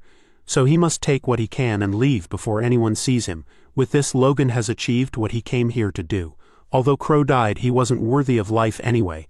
Logan took as many of his belongings as he could carry and said that now it's time to return to his territory, struggling to carry everything. As he goes upstairs, he hopes his bag is still intact.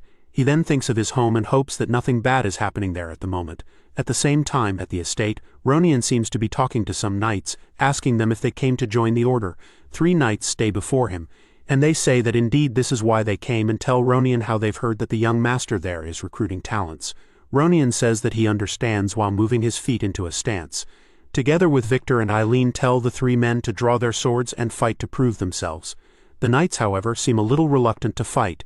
It looks like before this event the one to greet the knights at the estate was Dwayne, who informs the men that Logan is away at the moment.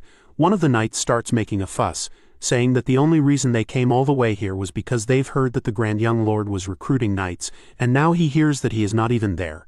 They start screaming at Dwayne that this is disrespectful and that they've gone through a lot of trouble to get there. Yet it seems like Dwayne is annoyed by this and wonders if this is really how someone looking to get recruited should act.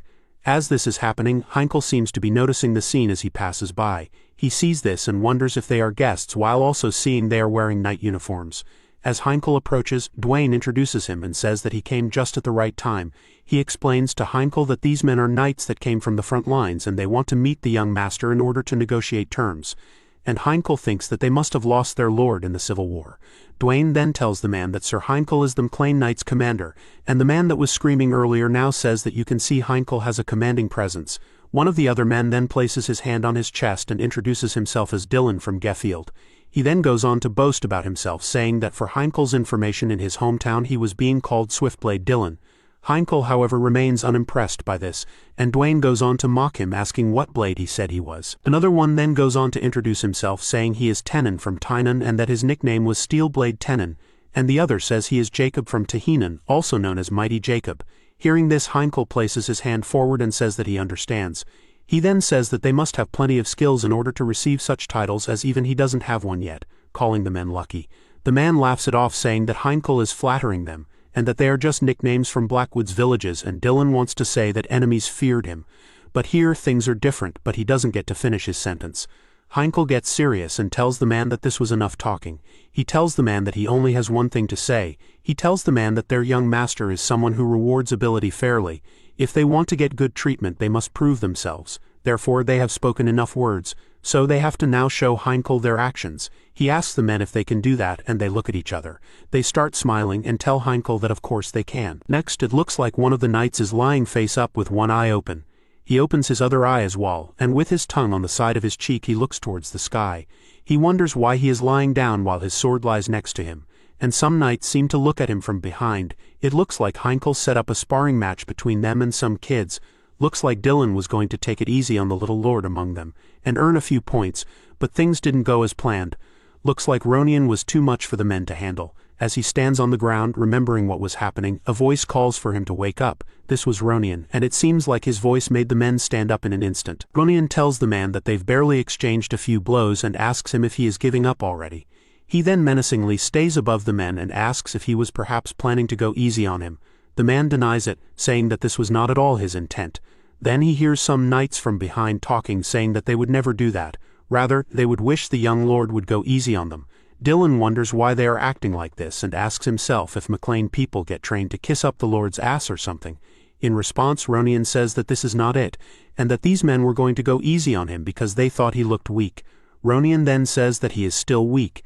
If he looks weak, he becomes a burden to his brother, and he cannot have that. The two men on the side realize that what's about to happen is going to be bad for the rookie. They scream at him, asking him what he is doing and urging him to pick up his sword. But Dylan doesn't seem to get it. He cannot understand why everyone is freaking out. And the knight shouts again, saying that when the young lord pronounces the word brother, the ones fighting him at that moment have no escape. This is when Dylan turns around and sees that Ronion has imbued his sword with aura. He remains stunned and starts to sweat intensely while Ronion simply tells him to come at him with everything he's got, having a murderous intent in his eyes.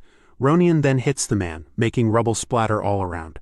The two men on the side think that Dylan might be dead, and the other says that he might be coming their way next, so they must prepare. From behind, Heinkel seems to be enjoying the show. Bro simply smiles and lets out a sigh of relief. Looking at the scene, Eileen says that this Dylan fellow, or whatever he was called, at least had quick footwork.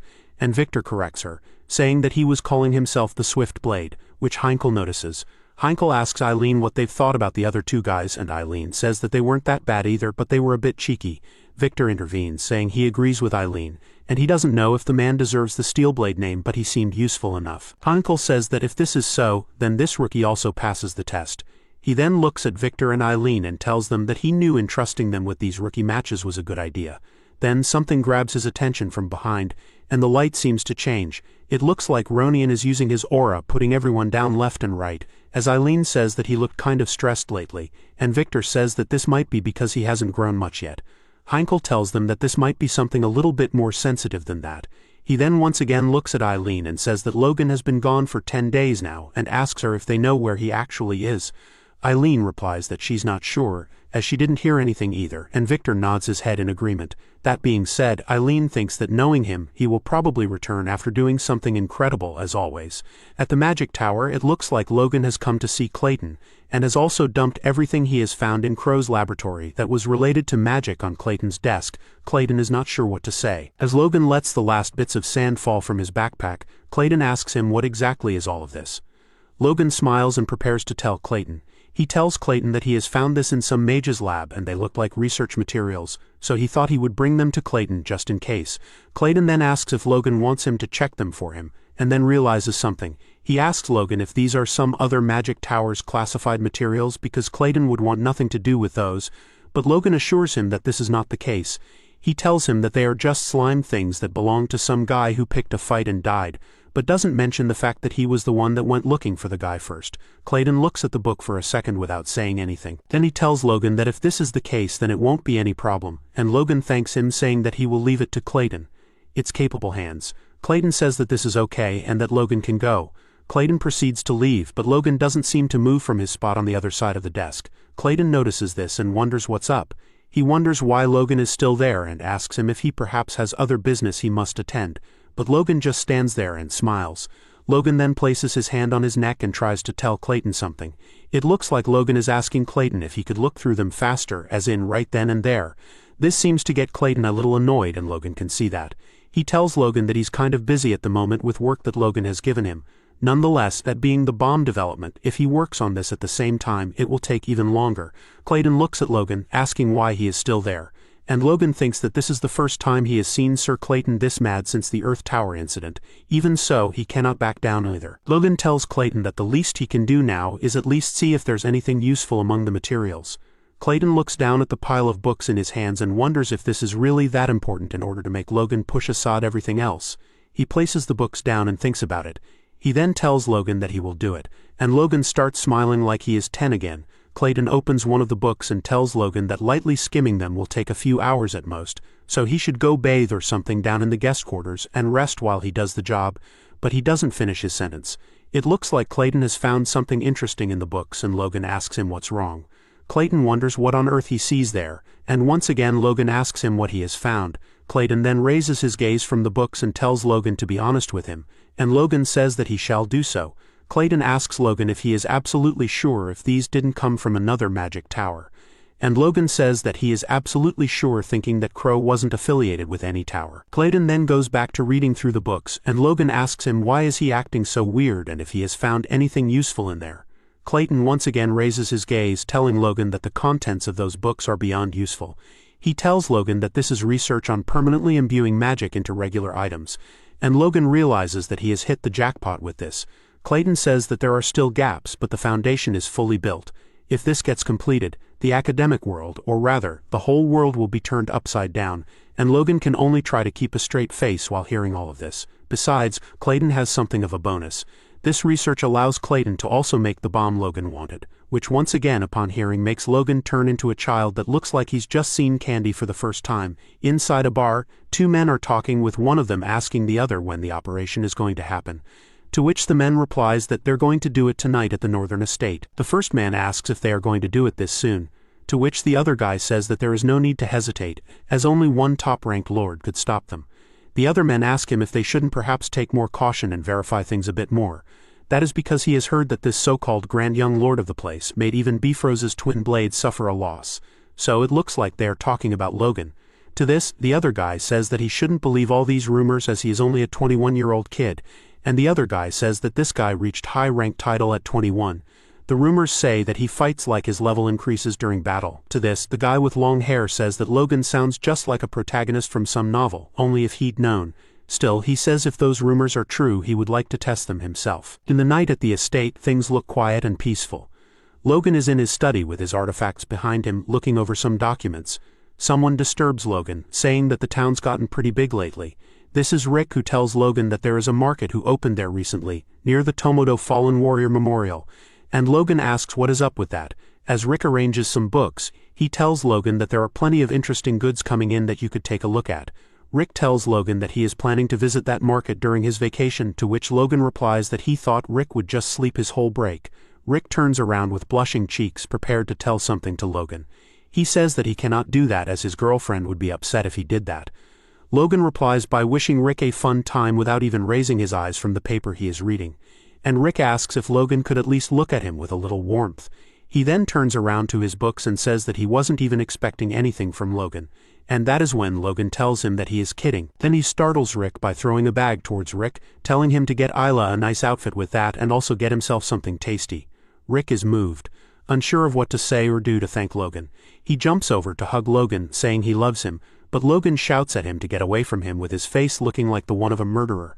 Rick then tells Logan that he should also take a break and go on a date with Lady Eileen or something, but Logan doesn't say anything to this. He then tells Rick that he should give him those money back in order to be able to take Eileen out, but he did like Flash, and left so fast you couldn't even see him. Logan then thinks about the idea of a date. He thinks of him and Eileen together while wondering how can anyone do something so carefree in a time like these. In the end, as the picture of Eileen smiling is brought into perspective, Logan thinks that he's got way more important things piled up. Even so, his eyes seem to have been lit up by this thought. His whole mind is clouded thinking about this idea. He then slaps himself, saying that this isn't the time for that. Anyway, after the war with Bifrost, Sir Eileen seems to have realized something and she's been devoting herself to training every single day. Besides that, the Civil Wars movement isn't looking good either. According to the Information Guild's report, the balance of power between the two factions is tilting faster than Logan has expected. It is true that he wanted to end the Civil War quickly to avoid national exhaustion, but their side isn't fully ready yet.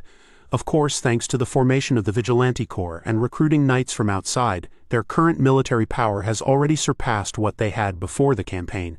That alone gives Logan the power to rival a border marquis, but that also means it's still only on that level. He cannot be satisfied with this yet. He needs a bit more time. He thinks that he needs to finish this quickly. Someone lands on the roof just above his room window. It seems like Logan notices this. He instantly grabs his sword and turns towards the window. Looking towards the window, he said that just now he had felt a killing intent. He puts on his gloves and thinks that it wasn't too far from there, and thinks that an intruder might be around. He takes his stance and looks at the window. Even so, nothing seems to happen, but Logan doesn't move an inch. Still, Logan remains composed with no unnecessary movement or sound to be made at this moment. A red glare then reflects from both the window and Logan's eye. The window breaks and someone tries to use a sneak attack and kill Logan in one strike, but he manages to dodge it. Logan cannot believe it. The attacker is using a force blade and Logan counters it with the same technique. The attacker is being pushed back. The both stand face to face, as the attacker was sent a couple meters after Logan parried an attack. He cannot believe that he had been pushed back. Logan asks him if it doesn't feel electric, as he prepares his next attack and grabs his attacker's attention. Logan goes in for an attack on the assassin, but he manages to block it. Logan finds it laughable for a snake attacker to let his guard down. This being said, Logan will try and finish him while he has the momentum, but he might be in some trouble as he notices something behind. Another attacker was prepared to take Logan down coming from behind him. Logan was taken by surprise, not expecting there to be another one. The attacker strikes and rubble flies all around. Even so, it looks like he didn't manage to touch Logan. It appears like they are the guys from the bar, and the hooded man tells his man that they must take this seriously. Taking a better stance, Logan looks over at his attackers and says that by the looks of it, they are both high-ranking knights. Standing before them, Logan asks them if they really have no pride ganging up on someone like him while wearing masks. To this, one of the men replies by saying that this is the price for defying that person. They then go on to attack Logan at the same time, shouting at him to die quietly. Logan thinks about the term that men used that person. He uses his boots artifact and jumps over the two men in order to avoid their attacks. One of them looks at Logan and says that he is quick on his feet. Logan then prepares his attack, diving down with his sword forward towards the men. As he approaches the men, he infuses his sword with aura. The guy with long hair pushes his comrade away. He blocks Logan's attack and huffs in relief. He then pushes Logan away and says that his attacks are dull. They look at each other and it looks like the long-haired man might be stronger than he appears. Logan jumps back and the guy that was pushed away tells his friend not to jump out of nowhere like that. And his pal says that Logan's technique is just a cheap imitation of a force blade, as in the end they're all high-ranking level. Unless some miracle like in the rumors happens, the mission will be completed as they've planned. Logan thinks about his situation. As for someone capable of commanding more than 2 high ranks and with enough grudge to attempt an assassination on him, it can only logically be one person. That is, of course, Jordan Valterman. This being said, those intruders are surely not the only ones. If others are attacking the entire estate and even one more high rank is there, things might be bad for him. And it seems like this really is the case, as inside another room, someone's blade is dripping blood on the floor. Marion realizes that he has been hit. He is Patrick, placing a hand over his hurt shoulder. As he looks towards his attacker, he curses the name of Valterman, asking how he could dare something like this. Through Logan's broken window, the attackers preparing their next strike. One of them plants his feet behind and prepares to jump. He leaps high into the air and places his sword behind his back. He then unleashes a powerful attack towards Logan, a long-range aura blade. Logan realizes that his opponent can extend his attacks. In the last second, Logan manages to react as the attack comes close to his face. He gets down with the blade passing mere inches above his head. With this, the attackers might have given him a new haircut. The impact of the attack then makes Logan fall on his back. He gets back up and looking at his attacker, he says that his swordsmanship and techniques are quite textbook. But for his ability to freely change the reach of the force, Bald is a nuisance. Logan then wants to speak about the other attacker, but he should be quick as a blade is approaching him from above. Logan notices this and needs to come up with a strategy fast. Even in the last second, Logan once again barely manages to dodge the attack. But this time, with the cost of a shoulder injury, the attacker falls back. As Logan barely manages to stand upwards, the silver-haired attacker smiles. Looking at him, Logan thinks that he appears from the darkness like a ghost and disappears again as if melting back into the dark, which Logan finds to be a bizarre attack. This top-tier force user with an assassin's background reminds him of the ghosts from the Empire, of which he has only heard of in his past life. Once again, Logan feels a sharp pain. It seems that his leg has also been wounded. It looks like the other attacker is just as fast as his comrade, and Logan thinks that this is no time to be distracted. As the fully masked figure jumps for another attack, which Logan manages to block, he thinks that this is a clear crisis.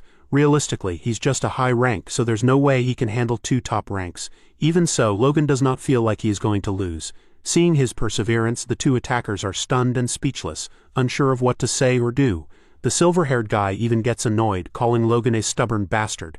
He then clenches his sword harder and once again jumps towards Logan with murderous intent, screaming at him to die. Logan uses his wind boots, leaping away from the attackers. In an instant he gets behind his assassins. As he does, he manages to wound them both, saying that whether it's an artifact or a secret technique, he must use whatever he can and focus solely on defense. If he does that, the opportunity to strike back will surely arise. He then takes a look back at his attacker and says that it will be an opportunity just like the one that stands to come now. It appears that his opponents are overheating. They're forcing out power beyond their limits, not thinking of the aftermath. As the man attacks Logan with a powerful technique which engulfs the entire room, Logan says that they are also desperate. Logan, however, manages to parry most of his opponent's attacks. As he does so, he thinks that with just one clean hit he would be dead. His feet are clearly being pushed back, clenching his sword harder. Logan says that each blow is overwhelming, and that if he keeps blocking them directly his body won't hold up. It also appears that his attacker might be aware of this as the lingot in his eyes come back. As he prepares to strike again with full force, he leaps towards Logan once again, screaming at him to die. Fully composed and approaching Logan, the attacker states that this is the end. Even so, his composure seems to be broken within the next second, with veins popping up everywhere around his face. Once again, Logan has managed to block his powerful attack, this time holding his sword handle with both hands and pointing it towards the ground while still holding it in the air. An amazing display of strength as he doesn't budge 1 inch in doing so. Logan smiles from behind the sword as it appears he might be taking the control of this fight. Attacker calls Logan a persistent bastard, having a sweat break from his forehead. He then hits Logan, throwing him towards the wall behind him. Logan is pushed back with blood splattering from both his stomach and leg. As he tries to regain his momentum, the silver-haired man prepares to strike from above, informing Logan that his insolence ends there. As he prepares to lend his attack, the silver-haired man mocks Logan, saying there is now someone like him has managed to defeat Bifrost's twin blades. He has seen plenty of brats crushed by their own inflated reputations. The man says that Logan has held out well, but there is no way he can withstand the next blow. In the end, he is just one of those brats, or so he thinks. As next Logan opens his eyes and something feels different in his aura and in his eyes. Even the attacker seems stunned. Logan's sword is moving. It's moving beyond conscious thought. Logan is not fighting with his head anymore, but with his body. That is when Logan unleashes an attack so powerful and fast none of the attackers expected. The silver-haired man can only think of the rumors he has heard about beforehand. According to them, Logan was someone that seemed to rise and level as he fought, but he didn't believe those rumors. This is what brought upon him his demise as Logan lets go of his conscious thought and unnecessary movements, preparing to fight solely with his spirit. The next day it seems that a council has been made to discuss the events of the night. A council formed of Heinkel, Philip, Dwayne and Clayton. It seems that their investigation of the events that took place last night revealed there were 13 intruders in total, and that all of them have been killed. Heinkel then asks, what are the casualties? And Logan says that on their side they have 5 dead soldiers, 12 injured, and to Logan's distress, 1 more. That one being Patrick. It seems that he was gravely wounded protecting Logan's mother, and she seems to only stay by his side as he is being treated by doctors. Heinkel says that considering the level of the intruders, that's still relatively low damage. Logan says that Heinkel is right as they were made up of top and mid-tier attackers. Even so, none of them had a known face. Heinkel then asks who would pull something like this off. Logan then gets up from the table and says that he believes this was the work of Jordan Valterman. Both Dwayne and Philip start shouting that he cannot do it. There is no way they can stand against the Duke's house. Even worse, they might have to face the entire Second Prince's faction. Logan smirks. He asked Dwayne why he assumes he would pick a fight with the Duke's house, leaving Dwayne to wonder. Logan says that he has some common sense and is aware that if they touch the Duke's house now, they are dead. If he were the Duke he would wipe himself out first as well. From this, Juan Douglas would be the only one benefiting. That is why they have to endure. No matter what filth is done to them, whether it's the lord of their soldiers dying, they have to bear it. Dwayne asks why that is, and Logan screams that this is because they are weak, because they have no power. He looks at Heinkel and Clayton, asking if this isn't pathetic. He then asks if he is the only one angry about this. Logan then looks at Heinkel and asks him how the night's training is coming. That is when Heinkel tells Logan that they are fully prepared. Logan is happy, saying that this is good. He then says that still thanks to all of the ones present, he feels hope that one day they will properly repay this humiliation, hope that they will have the strength to do so. Logan then bows down to his subordinates. Everyone jumps to their feet, with Heinkel even screaming at Logan not to do that. Logan keeps his head down as he prepares to speak to everyone. He asks everyone to keep pushing just a little harder, and soon enough all of McLean's glory will belong to them as well. Everyone is touched, with Heinkel almost dropping a tear and Clayton and Philip smiling. They all agree with Logan, saying that they do everything in their power to help him. After Jordan's midnight assault, Logan and his close aides steeled their resolve to develop the territory. And as a result, everyone started working harder. Dwayne was writing and finishing stacks of documents within a day while being helped by Philip and Damien, as they are thinking they will be working overtime. Heinkel is pushing all of his knights further in training as they are carrying whole boulders on their back, and Heinkel telling them that if they are Force users, they don't just give up because they've hit a wall, but they take one more step when they feel they've hit their limit. That spirit also reached all the citizens of Milan. 2 lumberjacks see this, and they ask themselves if this extra harsh training is due to something happening. The other informs his friend of the attack that took place last night, and tells him that Patrick has almost died and that a war could break out. The man calls it insane, saying that no one else would take in refugees like them. They then look at the knights and say that this really isn't the time to hesitate. They cannot lose their home again, and the other says that he has also heard that Logan is recruiting for the Vigilante Corps. In the end, it looks like Valterman's assault led to an increase in volunteer applicants for McLean's Vigilante Corps. And just like that, 3 months have passed. Thankfully, Logan says, it looks like the Duke isn't going to pull anything else, at least for now. It's already been half a year since the Civil War began, and now it has come to the elite factions clashing head-on. Therefore, Logan says that they probably don't even have the capacity to send assassins anymore. Patrick says that this makes sense as people are looking at them from the street wondering if they came out on a patrol. Patrick then says that right now the Second Prince's faction is being pushed back. As he looks at some kids playing in sand, Logan says that they kept losing ground on the Central Front and now they've been driven all the way west to Valterman's territory, the border between Valterman and the Royal Domain, and they also lost one of the twin castles there. On top of that, Logan thinks about his own contribution to this. Bifrost, one of the Second Prince's faction's core powers, lost their territory to them, cutting off their supply lines. So now in order to maintain their power, they're probably shouldering the supplies too. That made a losing faction collapse even faster.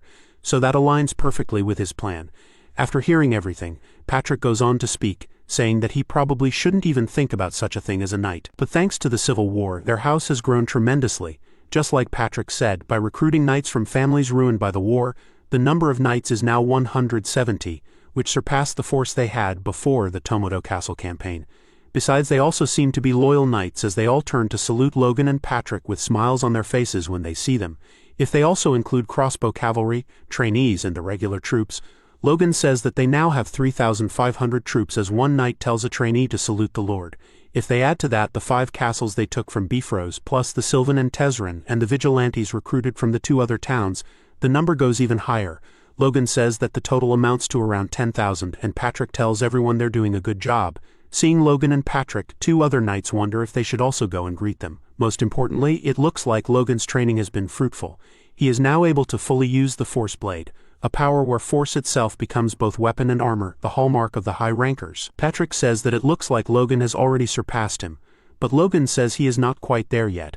He places his hand near his mouth and says that he still can't grasp the 4th form of the divine sword, manual blazing flame slash. Even so, everything is progressing faster than he has been expecting. Therefore, Logan tells his father that he thinks it's about time they put it to use. Patrick asks him what he means by that, and then suddenly he realizes something, asking Logan if he is really going to do what Patrick thinks he is about to do. Logan then looks up to the sky and says that he is going to end the Civil War. Towards the southern mountains, it seems like goblins are rumbling within a forest. All of a sudden they get distracted by some sound. It's an earth golem holding a blue marble. The goblins jump on him, preparing to eat him whole. The golem crumbles even before being touched by the goblins, and they are left to look down at the rubble. They start laughing at his weakness. However, they do not expect what is coming next. A huge explosion kills all the golems in an instant. The golem once again stands tall, as there is nothing left of the goblins but the rubble and fire caused by the explosion. Logan then comes behind the golem and says that this is nice. He's happy with the power output held by the marble. He then tells Clayton that the only thing left to do is to shorten the activation time by about half a second, and Clayton says that he will keep this in mind. Hamar then comes and tells Logan that they've used up all the prototypes they have brought, and asks if they shouldn't head back soon. Logan cannot believe it, as he told Hamar to make more, but Hamar thought 1 crate would be enough.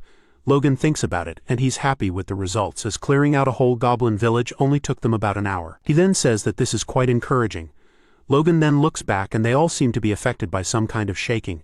They hear a scream that is so powerful it hurts their ears, and Clayton says that it's coming from the distillation zone. However, Logan doesn't really seem to care where it's coming first, and he leaps away, saying that first they have to run somewhere safe. All three of them catch their breath in the shade of some trees. Clayton asks what that thing was, and Logan says that he has no idea but that the sound of the bomb must have awakened the local predator. Logan then takes a look towards the place where they fled from. He says that the deep regions of the southern mountains are famous across the continent for being a demonic zone. Clayton and Hamar seem to still be on guard, as Logan huffs and tells them that they've done a great job. He says that they've had very little intel, but the product turned out much better than he expected. Logan even thinks that it might have even felt better than the one from his previous life. Clayton then explains that the bomb Liberatio has firepower on par with a second-ass spell, yet it only has the cost of a 20th of a first-class scroll, which is a revolutionary efficiency. All thanks to the research Logan has brought, says Clayton. As Logan also gives credit to Clayton for it, and Hamar raises his hand saying that he has also helped. Logan says that this is fair, as without the blueprint it would be impossible to replicate. Therefore, the method for making Liberatio must be strictly protected. Clayton then says that only he and Hamar know the complete process, and Hamar continues by saying that without knowing the ratio and monotuning formula, no one could copy it even if they saw it. Logan says that this is really good work. Logan says that as thanks he will increase the Magic Tower's support fund by 30%, which makes Clayton shiver in happiness. Also, for Hamar he will reduce his contract term by 3 years, which Hamar cannot believe. However, Logan also continues by saying that if the formula leaks, all of this will be void, and Clayton and Hamar seem to be okay with this. Hamar even swearing on his life that he will keep it a secret. Clayton then says that since the mood's right, this is a good time to show Logan something else. As they were developing Liberatio, they also tried making something else as well. Clayton and Hammer are calling it Rapid Fire Crossbow Artifact Edition. Logan is left speechless. He cannot believe they've developed an artifact version of the crossbow. Clayton has conjured a much bigger golem for Logan to try his new weapon. He points his new crossbow towards the golem and prepares to shoot. The crossbow releases several shots one after another within a second. The firepower is so great that the golem is brought down and engulfed by flames instantly. Logan is amazed by what the crossbow can do, and Hamar asks if it's okay for the golem to be shut down like that, and Clayton says that he is just a clay doll, so he doesn't feel anything. Clayton then asks Logan what he thinks. Clayton tells him that each shot has the same firepower as Liberation, and Logan asks if the range was doubled as well. Clayton tells Logan that he is correct and that they've applied mono-resonance to the string, and the range increased dramatically. Clayton explains that it fires 2 bolts at a time, 5 times. So after 10 bolts it breaks because it's a single-use item. Besides, Clayton and Hamar needed a full day to make one, and the production cost was high. Looking at it, Logan thinks that even if they make one per day, that's only 365 per year. Still, this level of power is hard to pass up. Logan instructs Hamar to prioritize issuing them to the leadership first and asks them to produce as many as possible over the next 2 months. Hearing this, Clayton says he understands, but Hamar also seems to have something he wants to say. He asks Logan why only 2 months, and Logan puts on his characteristic smirk, telling Hamar that they will need them around. Then an information letter is taped on one of the castle's walls, which is being read by a ton of farmers and people. The letter informs them that Tomodo Castle's McLean Territory's second town has been finished, and that anyone who wants can move in. Reading this, one of the farmers says that he is living fine there and wonders what he would move, and someone else says that those who move will be given a new house in the farmland. Hearing this, people are somewhat skeptical. One person from the Sylvan Castle McLean Territory even says that he is not feeling it. Ever since the Lord changed, Sylvan's been way more livable. He says, so who would go through the trouble of leaving their home? All of a sudden, a man from the back of the crowd leaps high and says that he will do so. He and another couple of men say that they will take on that hardship. They say that their hometown is already destroyed and that they are giving out free homes and farmland, asking when else are they going to get a chance like this. The man from before looks at them, not sure what they are about, and someone explains to him that they are war refugees. So the man who leapt forward tells all the refugees to go, and they leave towards the new town. Logan places a totem on the map symbolizing the place where the new town is. He then says that the second town was built between Sylvan and Tomodo, right in the middle. He then asks Dwayne why he thinks he did that. Hearing this, Dwayne thinks that maybe Logan did it because the two castles are far apart. That is when Logan tells Dwayne that it is perfectly right. The distance between Tomodo and Sylvan is about 3 days on foot. So if someone invades through this gate, defending it becomes a real headache. Hearing this, Dwayne asks Logan if he thinks someone might invade. Logan says that he does and says that this is why the residents of this town are required to train with the vigilantes. Dwayne agrees and says that he will make sure this will happen, but asks Logan who he thinks will be invading, as the new McLean's town is on the Bifrost Plains. Logan says that the town is guarding the old McLean's plains, so it will be a great line of defense, but that still doesn't answer Dwayne's question, as he is still wondering who will be invading and falling into doubts. Even so, his doubts will be answered as midsummer begins. It appears that Logan has made up his mind to join the Civil War. Hearing this, no one can believe what Logan is saying. Dwayne puts his hands on Logan's table and shouts that he hoped he was wrong, but asks if he is serious. Why the hell would Logan do that? Dwayne asks, as their territory is thriving right now. They are guaranteed prosperity just by staying out of it. Hearing this, Logan thinks that if he only cared about protecting this land, he wouldn't be wrong. But this is now what Logan wants, and it mustn't be that way. Logan tells everyone that if they stay like this, no matter which side wins, the McLeans will fall. After hearing this, both Philip and Dwayne are left speechless. Dwayne says that this is a bit extreme, and Philip says that Dwayne is right. At this rate, the First Prince's faction will win, and they haven't opposed them. Patrick then intervenes, slamming his hand on the table, scaring both Dwayne and Philip. Even Marianne seems to be frightened by this display. Patrick then asks Logan what his reason is for this. Logan looks at his father and thinks of a response. He averts his gaze down, introspecting and wondering if the First Prince's faction will stop after devouring the Second Prince's faction. In short, Logan says that the answer is no. In his previous life, after winning the Civil War, the First Prince's faction wasn't satisfied and consumed even those who had stayed neutral. But this kind of talk probably won't hit home right now, so he needs to bring it closer to something they can feel directly. Logan says that the First Prince's faction includes two families that they are very familiar with. One is his father's in-laws.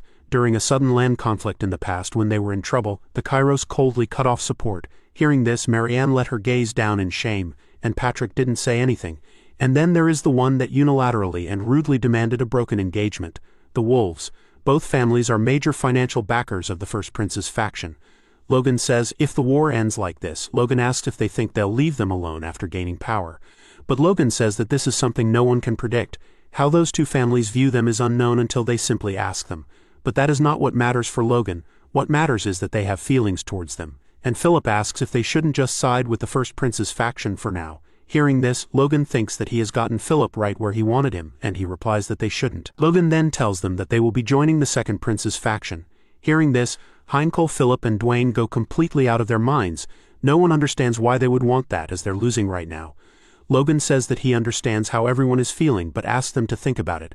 If they join the winning side, how grateful will they be? It's better to side with the losing faction and turn the tide. There's more to gain that way. Heinkel is not sure what to say, and Philip asks if he thinks there is a way to turn the tide. Dwayne then asks what if they're just boarding a sinking ship. Logan says that for sure the ship's already lost a few sails and the hull's about to get a hole in it, but Logan says there is a way. It still has enough power to sail. Hearing this, Philip and Dwayne are not sure what to say, as Logan is about to say something everyone knows but also dislikes. Not even Patrick or Heinkel wants to hear that line. However, Logan smirks and says it anyway. Has anything ever gone wrong when he acted on something? Hearing this, everyone is at a loss for words as they cannot say it has. Even so, Dwayne is not convinced and goes to talk to Logan. He gets close and remembers Logan of the assault from a few months ago, which Logan said was Valterman's doing.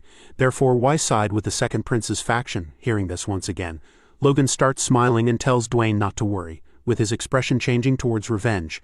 A vein on Logan's cheek pops up and Logan says that he will make them pay dearly for that in due time. Next, it appears that Logan has contacted Valterman and told him he wants to join them. Hearing this, Jordan Valterman screams at Logan, asking if he is out of his mind. Logan smiles and says he figured it might sound that way. Logan then says that if Valterman is against it, they have no issue joining the First Princess faction instead. Valterman goes mad with his eyes starting to open wide and his veins popping up as Logan asks him if he is going to turn them down, addressing him as Excellency. Sitting in his chair, Jordan Valterman reiterates Logan's last words, how he does not mind joining the First Prince's faction. He then grabs the armrests of his chair, making it crumble under his force. Seeing this, the two servants in his study start sweating as Valterman asks Logan how he even dares to say something like that. Valterman then throws the whole table across the room and asks Logan if he is toying with him. Valterman starts sweating and his veins are popping up all over. This has infuriated him greatly. Picking up the communication orb, one of the servants kneels before Valterman with his head bowed, trembling as he holds the orb for his lord to continue his talk. Seeing the way he reacted, Logan thinks about what must be going on Valterman's side. Seeing him get this worked up, Logan guesses things are going badly for him right now. Logan then continues to speak, saying that he wouldn't dream of being rude to His Excellency, especially after recently receiving such a frightening gift, referring to the assassination attempt. Hearing this, Valterman is left speechless as he realizes that Logan knows it was he. Even so, Valterman negates everything, telling Logan he knows nothing of any gifts. Even so, he then tells Logan that he is not reaching out to join him out of his own good heart. Rather, Logan must want something else. Valterman then directly asks Logan what his goal is. To this, Logan says that it's not an unreasonable request. He tells Valterman that after they win, he wants formal recognition of the Bifrost lands the McLean has taken, half of the Marquis Kalia territory adjacent to McLean, and the township their ancestor lost. To join their side, Logan will need guarantees of all three. Logan asks Valterman what he thinks, and Valterman asks Logan if he is serious. Logan goes on to reply that considering the risk they will be taking, he doesn't think those are excessive demands. Hearing this, Valterman starts laughing, putting on a big smile. He tells Logan that these requests are not even worth negotiating. Even so, there's something else Valterman wants to bring into discussion. He tells Logan that if he can say that same thing to his face, he will acknowledge it. Logan stays silent for a few seconds and then speaks. To Valterman's surprise, Logan agrees to come and speak with Jordan Valterman face to face. He then smiles and tells him that he will be visiting him very soon. Next, we are at Bifrost Castle. It seems like a unit of knights has been assembled to take Logan towards Valterman's camp, having prepared 2 to 3 weeks' worth of supplies. Before leaving, somebody calls Logan by name. This was Patrick, who is concerned, asking Logan if he does not think that those demands were a bit too much, saying that they'll probably use cannon fodder. Logan turns to his father and with a smile, he replies that right now even cannon fodder is something desperately needed by the Second Prince's faction. Besides, Logan tells Patrick that he even gave his approval after witnessing Liberatio's power, and Patrick says that indeed, that was certainly one hell of a weapon. The image turns to Heinkel smiling at Eileen, and Patrick continues saying that even the retainers acknowledged it could turn the tide of the war. Even so, Patrick's concern seems to be somewhere else, telling Logan that he wonders if they can truly protect it. Besides, Patrick asks Logan if he intends to make the Second Prince king. Patrick then sheds a sweat and lets his head down. Thinking back on the Grand Noblesse, that incident which fully ignited the Civil War, it seems that Patrick has noticed something. Then as he watched Larry Klett die, Logan was smiling. Patrick thinks that he might know the meaning behind that smile, but maybe this intervention is the continuation of that event. Logan then speaks and tells Patrick that these are troubled times. Today's enemy could be tomorrow's ally, and today's ally could be tomorrow's foe. Logan says that it's between all that where they must secure as much gain for their house as possible. Hearing this, Patrick once again sheds a sweat. He then thinks that he must be getting old with all these unfounded worries troubling him. He then leaves along with Logan and his knights, praying that only glory may await at the end of this path. He then orders his people to open the gates. They all proceed through the gates. Patrick then continues his monologue, saying that if any darkness stands in that path, may at least one thing happen. He looks at Logan and prays to his God, that in the end, at least over him, may God's light shine brightly on his son's future. As they leave, Logan's eyes light up and a big smile brightens his face. Logan orders his followers to march. On the walls of the twin castle alone, a man stands with a telescope in his hands. The man takes a look as he notices something in the distance. Through his lens, he sees a banner with the flame emblem. He then turns around and screams that he can confirm the presence of McLean. Hearing this, Valterman steps up, saying that Logan has shown up, placing his hand on the wall and looking over it. He then takes a look at Logan's troops. Analyzing them, he sees the knights, which Valterman says are completely normal. Then he notices Logan's rumored crossbow cavalry. Altogether, Valterman says that Logan seems to have brought over 4,000 troops. Besides, he also brought mages. Behind Valterman is Bifrost, who says that they must only be rebels. Bifrost tells Valterman that they wouldn't have had time to recover from being crushed by his troops and from sweating. He says that Logan must have only been filling up numbers. Even so, it seems like someone else tells Bifrost he might be wrong. A man with a monocle tells Valterman and Bifrost that their formation looks disciplined, and their gear isn't ordinary. He then asks Roger if he's not perhaps letting his bias cloud his judgment. Hearing this, Bifrost gets mad and also states the name of this man, Lucien Talos. Bifrost then asks Lucien if he isn't the one overestimating people with unclear intentions and giving them too much credit. This being said, Valterman doesn't really seem to care about Bifrost's opinion, so he just turns his head around and asks Lucien what his view on this is. Lucien then tells Valterman, much to Bifrost's annoyance, that if Logan is serious, then they will be a major force. But there is something even more important than this. He says that at the end of the day, they've managed to humiliate the account, didn't they? Referring to Bifrost. Hearing this, Bifrost cannot believe what he is hearing, getting more nervous with each passing second. Bifrost then looks at Lucien, stating his full name, Lucien Talos, calling him a lazy good for nothing, always getting in the way without doing anything himself. But Bifrost thinks if he weren't Valterman's nephew-in-law, that sly bastard would have gone neutral long ago. After listening to everything Luchin has to say, Valterman agrees to let Logan meet with His Highness the Prince. He says that they will accept them, but Bifrost starts shouting in disagreement. Seeing this, Jordan turns towards Roger with a menacing look on his face and doesn't say a word. Even so, Bifrost understands that it would be best for him to shut the hell up before ending up in some unmarked grave somewhere. Valterman then places his hand on Bifrost's shoulder. He turns towards him and tells him to think about the bigger picture. They will use them to damage the First Prince's faction and seize the opportunity for a turnaround. But Bifrost should just keep that in mind. Roger clenches his teeth and lets his head down. He says he understands, and Luchin smirks in the background. Valterman then turns towards the guards, ordering the gates of the castle to be opened, letting Logan and his troops through. What Logan sees when entering the castle leaves him astounded. Valterman and Luther Kyle, holding a giant hammer with troops behind, seem to be expecting Logan. Seeing this, Logan calls it a grand welcome. As they stay in the middle of the court, a voice is heard acknowledging the coming of McLean and Valterman, and the others seem to let their heads down. It seems like some people are carrying this person towards Logan, as he says that Logan refused him when he offered him to join his faction. And so does Logan think that now he will be welcome just for coming in with a few troops? Seeing this man, Patrick and Logan are wondering who the hell this idiot is. Looking towards the second prince, Logan says that honestly he doesn't know that much about him. What he does know for sure is that compared to the tyrant first prince who ruined the country in his past life, the second prince was even more poorly regarded. Logan kneels before the prince and says that even at a glance his personality is obvious enough. As Logan does this, he can hear other people screaming that Logan and his army shouldn't be allowed to join the faction, calling them two-faced bastards, and Logan wonders if they even realize their situation. Even so, taking a look behind the second prince and the others, Logan realizes something. The leadership isn't as brainless as the prince to not feel even a shred of shame for the words the prince is calling them. After this formality, the second prince takes a look at Valterman, making him understand that it's his turn to take the tides.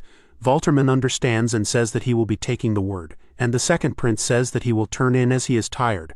Valterman then goes forward addressing Patrick.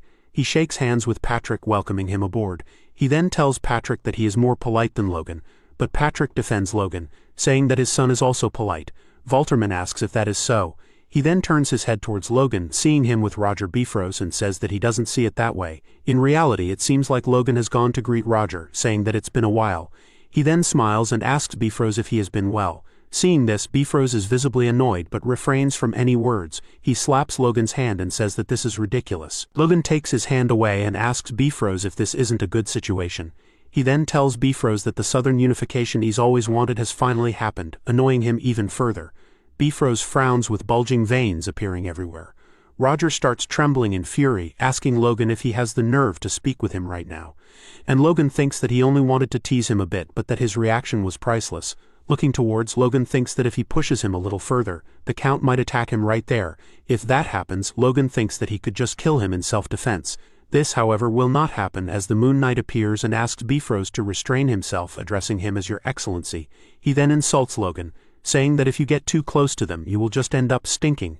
Yet Logan only continues smiling, thinking that this was all a waste. Roger takes his knight's advice and leaves the matter as it is, but at the same time tells Logan that he will be closely watching him. He then leaves, turning his back on Logan. Currently, the Arlen Castle, together with its neighbor, Arlun Castle, are the twin castles that once belonged to the Duke of Valterman.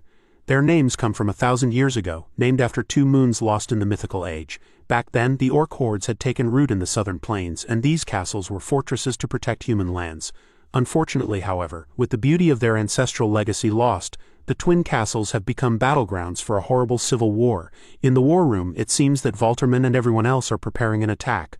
Logan thinks that this war is a war not for land, but for the throne, so no matter how it's done, if they defeat the rival prince, it all ends. Yet Logan thinks neither heir to the throne is the kind to sacrifice himself to end the war. If left alone, like in Logan's past, the civil war will rip the nation out by its roots. These strategy meetings are pointless. Thus, Logan thinks that the only thing they must do is kill the ones who need to die and end the war. As Logan wants to say what will come next, Jordan Valterman interrupts his thoughts and says what their strategy will be. It looks like Valterman wants the McLean forces to strike the enemy from behind, a decision which Logan doesn't seem to like. Logan turns his head towards Valterman in disbelief. It might be pointless, however, as by their looks it's clear that everyone is also against him. Logan, however, sees something strange. One soldier stares at him with a strangely unreadable face, which Logan thinks might be hostility, or rather curiosity. This is, of course, Luchin. Seeing this guy, Logan wonders what has happened to him in his past life. While Logan thinks about this, Volterman notes the fact that Logan didn't respond and asks him if he refuses to abide by his plan. Volterman then asks Logan if he should summon his father, Baron McLean, who gave him full authority in the matter, and Logan says that this will be unnecessary. Logan reiterates what Volterman has said, posing it as a question if he wants for Logan and his troops to strike the rear, and Volterman says that he is correct. Volterman then tells Logan that the enemy already knows each other's elites, so the only variable left is the McLean house. Therefore Logan's side must create the opening. But it seems like Logan thinks about something else, that being the fact that Volterman is sending the McLean house to die with this order. How on earth is Volterman expecting to flank a battlefield with over 50,000 troops when he only has 5,000 troops? Logan then thinks that Bifrost will be grinning ear to ear after hearing this, which he already is. Logan opens his mouth thinking about Volterman's proposal and preparing to reply to him. It appears, much to Volterman's surprise and ours after what he's just said, that he will comply. No one in the room can believe this. Luchin seems to be the only one expecting this. Logan then asks if he should plan the operation himself, and Volterman prepares to make a fist. He does so and tells Logan that he permits him to do so. Standing at the head of the war table with Bifrost next to him, Volterman is thinking that if the McLean had refused, he was planning to split up their forces and strip them of command and legally seize those infamous crossbows. If they refused even that, he would have had them lead the charge at the front lines. This being said, Volterman thinks that Logan has something up his sleeve. He then asks Bifrost what he thinks that is. Bifrost doesn't know what to answer, but thinks that these are the same guys who kept defying expectations and even took his land. So you cannot assume anything when it comes to them. Seeing this lack of reply, Volterman, while preparing to drink from a glass, says that there is no need to overthink it. He says that if someone accepts a suicide mission without protest or hesitation, then unless he is an idiot, there must be something else. Luchin, who was the one placing the glass in front of Volterman, says that it's confidence. Volterman looks at the glass and says that even his knights would struggle, but Logan says he can do it. Luchin then says that if Jordan leads the charge, then the enemy will also fight with everything they've got, then asks if they would do the same against McLean, and Volterman thinks. Luchin then says that it's simple. If Logan is not a fool, then he will bring results. If he is a fool, then he'll just get himself killed fighting the enemy. Either way, they lose nothing. Somewhere else it looks like someone has heard that Logan and his house have joined the second prince's faction. This is Duke Huan Douglas of the first prince's faction, who asks himself if the McLean are crazy or if it's just Jordan that has lost it. A man with white hair and a goatee says that it doesn't matter. Either way, for him it's just more dead men walking. Huan laughs and asks the man if what he said isn't a bit cold, addressing him as Chiron. It means that this man must be Lord Chiron. Huan even asks him if his child and Logan weren't once betrothed. Hearing this, Chiron changes the look on his face and says that it was a bond that ended long ago. Next, the castle's gates are opening. Soldiers on horses are rushing through them. For a time, both factions focused on a serration rather than full-scale war. The war, which had seemed to enter a ceasefire, was reignited by the struggling Second Prince's faction. On the battlefield, it looks like Logan, Patrick and others are advancing with their troops. Patrick says that seeing it like this, it is a massive army. Even after months of battle, they still have nearly 1,000 knights and are maintaining a force of 50,000 in total. This being said, Logan says that the enemy won't be easy either. Under the command of the Frost Sorcerer, Huan Douglas, there's a mage corps 100 strong. Hearing this, Patrick breaks a sweat. He takes a look around and says that they are against foes like that, but the Second Prince's army is still keeping its distance from them. Patrick then says that if anything goes wrong, they could all die out there, and Logan says that it would be only natural. Logan says that this current maneuver is likely because they don't trust them, so they acted first. He then refers back to his own words, kill the ones who need to die as quickly as possible to end the war. Logan says that this is the first step towards that goal. At their distinct ends of the front, Jordan stays tall on his horse, and the Second Prince looks like he's just awakened. At the other end, Huan Douglas does the same while the First Prince eats something in his chair. This is when Jordan gives the command for his troops to charge forward. The soldier sounds his horn and the horses start to rile up. The battle begins with thousands of soldiers marching up. Seeing this, Patrick realizes that he also must command his troops. He turns his head and tells everyone to move. The McLean's banner stands tall as they are advancing. Fast and steady, they are approaching the battlefield. Looking over the troops, the Second Prince tells Jordan that they've humiliated them at their first meeting and dumped a ridiculous mission on them. So he asks Jordan if he thinks that they will mobilize. Hearing this, Jordan is not sure how to reply, yet as Logan strolls through the battlefield, he simply says that they'll have to wait and see, as they will soon find out if they are serious or not. Luchin, however, seems to be sure of it, much to Bifrost's displeasure. It seems like Huan also got the word that the McLean forces are circling. Hearing this, he says that those lunatics really must have lost their minds. A soldier says that they must think that war is just a game of toy soldiers. A flag is then raised with a blue kind of cross. One of the knights informs Huan that the house of Taran Jahid offered to intercept them, but Huan tells him to leave this one to the house wolves. He says that they've made some bold claims before, so he had better show results. And indeed, it seems like Chiron and his troops are prepared to face Logan. It seems like Chiron is remembering something. A man asks him if he doesn't regret breaking the engagement, as if he wouldn't have. Logan would have had no choice but to join the first prince. Looking at the man, who was Huan Douglas, Chiron says that shining platinum hair and bright blue eyes must certainly be proof of royal blood. Even so, he thinks that this mage, referring to Jordan, who inherited more from his maternal side than paternal, seeks to break through the limits of unreachable status and sit in a place he never should have reached. Chiron thinks that McLean, having once strayed from his path, must already be considered a target for elimination. And so, Chiron tells Huan that if that were the case he would have lost his connection to Huan. Therefore, in breaking the bond he has gained something far greater. So why should he cling to something small? But Huan says that even so he feels a bit regretful. Chiron then says that he will be taking care of that regret in the next battle. Hearing this, Huan tells Chiron that he sounds confident, and says that Logan and his house are the ones who humiliated Bifrost. To this, Chiron says that it was just a trick, and that the trump card is already where it's supposed to be in the hands of his family. It looks like Chiron has got a crossbow. Suddenly, he is disturbed by a noise. A soldier with a telescope informs him that Logan and his troops are approximately 800 meters away. They can see the McLean banner and Logan at the head of his army. Seeing them, Chiron thinks that if only they had faced a different border count instead, maybe Logan would have also had a fighting chance. Chiron then gives his troops the order to charge. He tells his people to use the new weapons and wipe them out. Chiron's people are charging for the battlefield. With this, Chiron tries to time his attack. Thinking of when to give the order, he waits and waits as he gets closer to Logan. He needs to close just a little more distance before the crossbows are in range. Chiron thinks that he is going to ruin Logan with his creation. He smirks, mocking Patrick inside, apologizing to him. However, Chiron might be the one taken by surprise, as he hears Logan shout for his people to load their weapons. Hearing this, Chiron is not sure what to expect. Chiron wonders why Logan is loading them at this range. He does not know that Logan has improved his weapons. Logan shoots, and the arrow, imbued with mana, flies across the battlefield with immense power. It lands on the ground, scaring some horses. It looks like its reach is just behind the enemy line. Seeing this, one soldier says that they are still way out of range. This concern, however, is nothing compared to what's about to happen with the arrow. A giant explosion unleashes, engulfing everything around it. Seeing this, the soldiers realize that it must be magic as they were thrown down from their horses. Chiron and the others came to a halt, watching what happened. Seeing the attack, Chiron cannot believe it. Having no idea what to do, he clenches his teeth and asks what kind of trick Logan has pulled this time. Logan, however, seems to be looking towards his enemies, and says that the front line is shaken. He then turns to Clayton and prepares to give him a command. The words don't even have to be spoken, though. As Clayton nods and turns to his disciples, he tells his disciples that now is the time to act. They seem to be impeding rocks with mana. Clayton takes a look at his disciples, particularly at one with blue hair. This is none other than Victoria, and Clayton asks her if he is sure about this, and Victoria says that she is fine and that she can do it on her own. Victoria, now a trained apprentice of Clayton, is determined to show the enemy her strength and composure, fighting with all her wits and might. Just a little while ago, it looks like Kaiselin has seen the weapon his enemies use, realizing they also have automatic crossbows. Seeing this, Logan places his hand above his eyes to block the sunlight and says that as long as they aren't holding weapons that just happen to look the same, that's likely what it is. However, Kaiselin wonders how Logan can even see them from this far away. While Logan thinks that it was a weapon that would have eventually been leaked anyway, he didn't think Chiron would be the one to do it.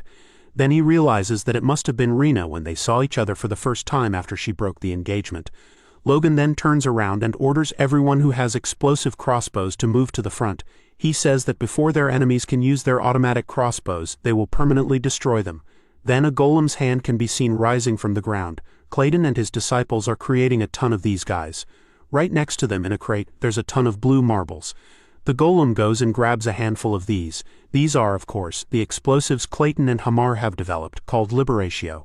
Clayton tell everyone that they have plenty, so they can throw as many as they need. Everyone says they understand and are prepared to fight. Victoria clenches her hands and thinks that she has already mastered the first circle magic, so she is sure she can do it by herself. Or actually, she will make sure to show everyone that she is capable enough to do it all by herself. She is doing it all for one reason. She is doing it for her brother's sake, and as she thinks that, she gives her golem the order to throw, and so the golem prepares. The bombs fly like bullets towards the enemies. As they fall, they turn red. Seeing them, one of the enemy soldiers asks what that is. Unfortunately for him, after that, everything explodes, being engulfed by flames. Seeing this, Chiron is left speechless, unsure of what to do or even say. One of the soldiers informs Chiron that Logan is using magic, and tells him that their forces are 1,000 strong and that a mage is powerful enough to take down such numbers. Hearing this, Chiron gets mad and realizes he must do something at once. He then orders his cavalry to attack, making them march forward. Chiron's reason is that if Logan's forces and his are mixed, he won't be able to use large-scale magic. Chiron then tells his soldiers to reload their crossbows. After that, he tells everyone to fire, and so they do. Arrows are raining from the sky, approaching the enemy at unbelievable speeds. Even so, the enemy blocks the arrows with ease using their shields. Seeing this, Chiron says that this is normal, as once you reach the level of a knight, you won't fall to mere arrows. So the most they can do is knock them off their horses. Chiron then looks at Victor. Looking back, Victor nods in understanding. He then turns his head and orders the crossbow cavalry to split. He tells everyone to maintain their distance and attack the enemy's broken formation from the sides. Soldiers on the battlefield seem to struggle to block the incoming arrows. One of them even says that if they hadn't been thrown off their horses, this barrage of arrows wouldn't do anything to them. The arrows are coming from his side. The soldier notices this but is not sure what to do. They all seem to fall like leaves in the wind after being struck by arrows. Victor can also be seen riding into battle. His blue and red eyes look majestic as he prepares to lead the soldiers, an order that was given by Logan. A memory is shown where Logan tells Victor that he is sure Victor wonders why he'd have to do such a thing after having become a knight and wants to continue, but Victor cuts him off, saying that he will do it. Hearing this, both Clayton and Logan are stunned. He seems to only have one request towards Clayton, that he protect his sister at all costs. With a menacing expression on his face, Victor says that he doesn't know what he would do if anything were to happen to her. Hearing this, Logan smacks him on the head, telling him to chill down. He tells Victor that Sir Clayton will take good care of Rhea, so he has nothing to worry about. He just needs to focus on taking care of himself, even if it's just for his sister's sake. Victor then bows and says that he understands. Victor then says that the fact he can have such concerns as well as dreams for the future is all thanks to Lord Logan. While riding into battle, Victor thinks that Rhea still needs Logan's protection. He thinks about Rhea and Logan and says that his safety and comfort come after theirs. After that, he stops and orders his troops to attack from the rear and raze their enemies to the ground. Logan can then be seen looking at the battlefield. It appears that he is using mana to see further.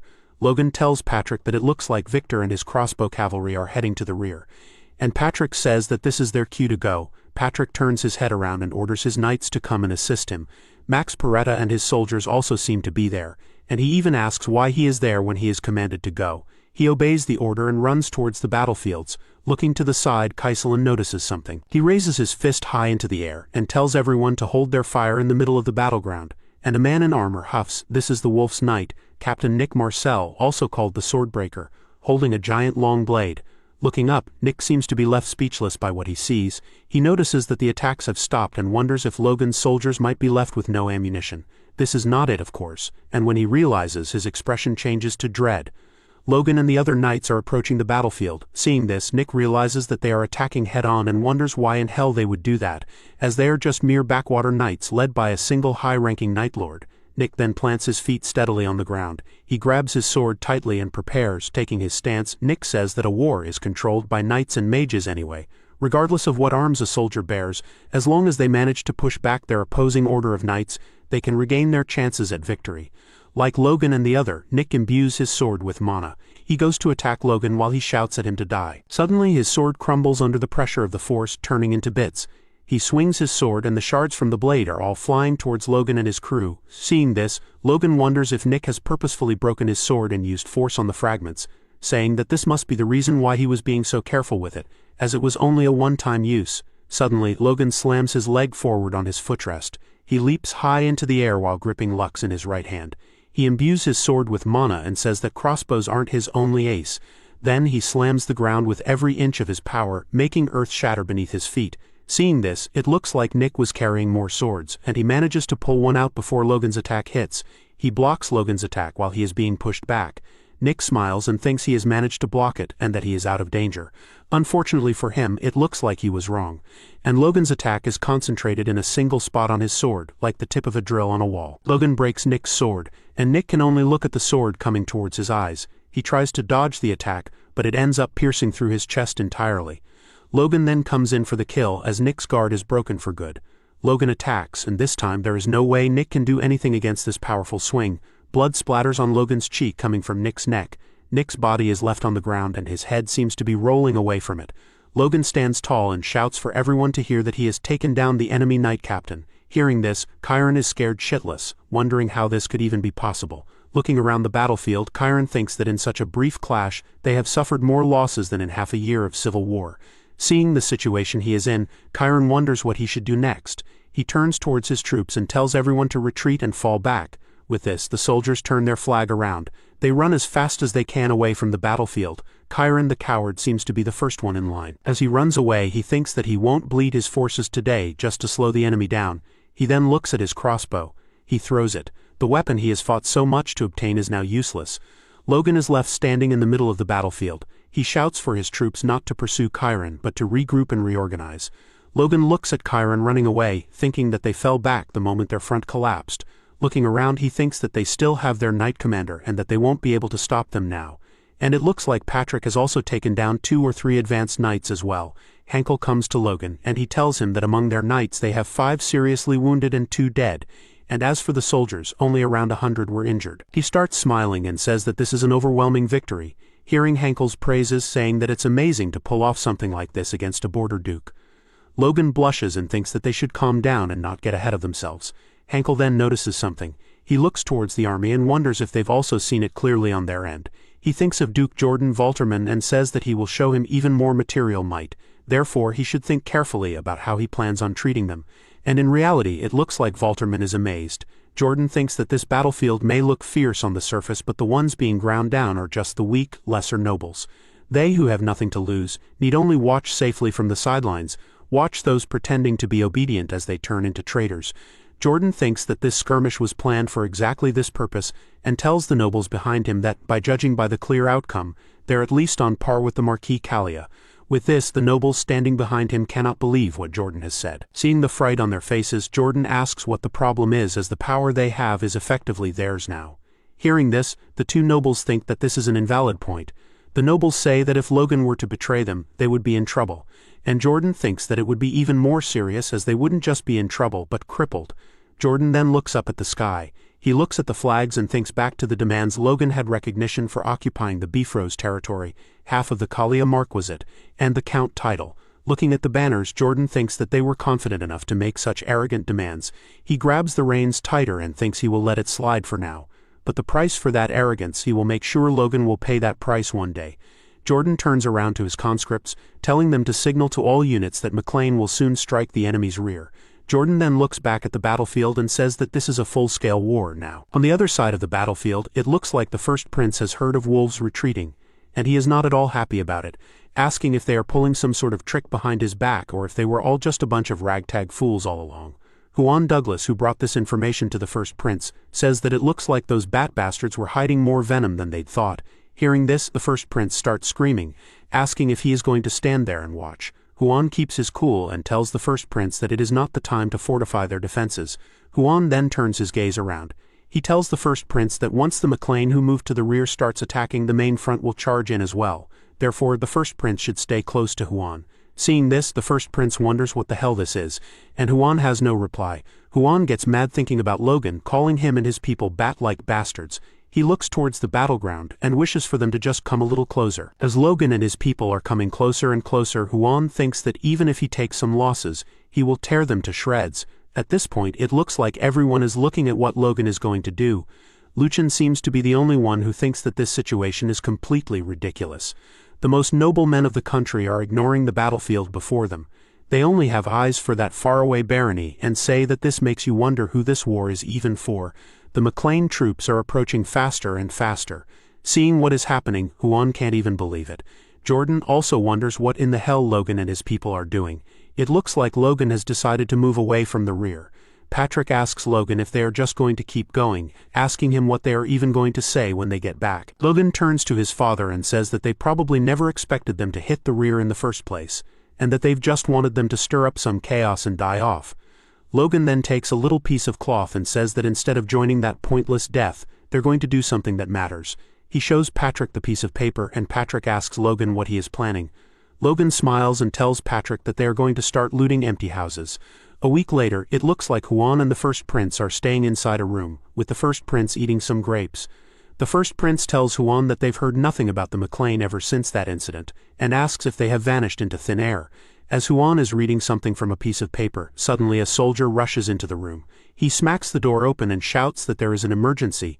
Huan, annoyed, shouts at the soldier, asking what is all this ruckus is in front of His Highness, and the soldier apologizes but says that the matter is truly urgent. He goes near Huan and whispers something to him. Hearing this, Huan Douglas is completely stunned. Seeing his expression, the first prince asks what the matter is. Huan turns towards the prince and speaks the name of Terrain Castle. This name seems like it's stirring up fear in the first prince's eyes, and Huan continues and says that actually it's not just Terrain Castle but also Alston and Firenze. Huan, sweating, tells the first prince something that no sovereign would ever want to hear in a war. All their supply bases have been burned down, and the first prince is left speechless. Next, Logan is standing in front of one of these castles. Looking at the flames, he says that it burns well as he holds a piece of paper in his hand.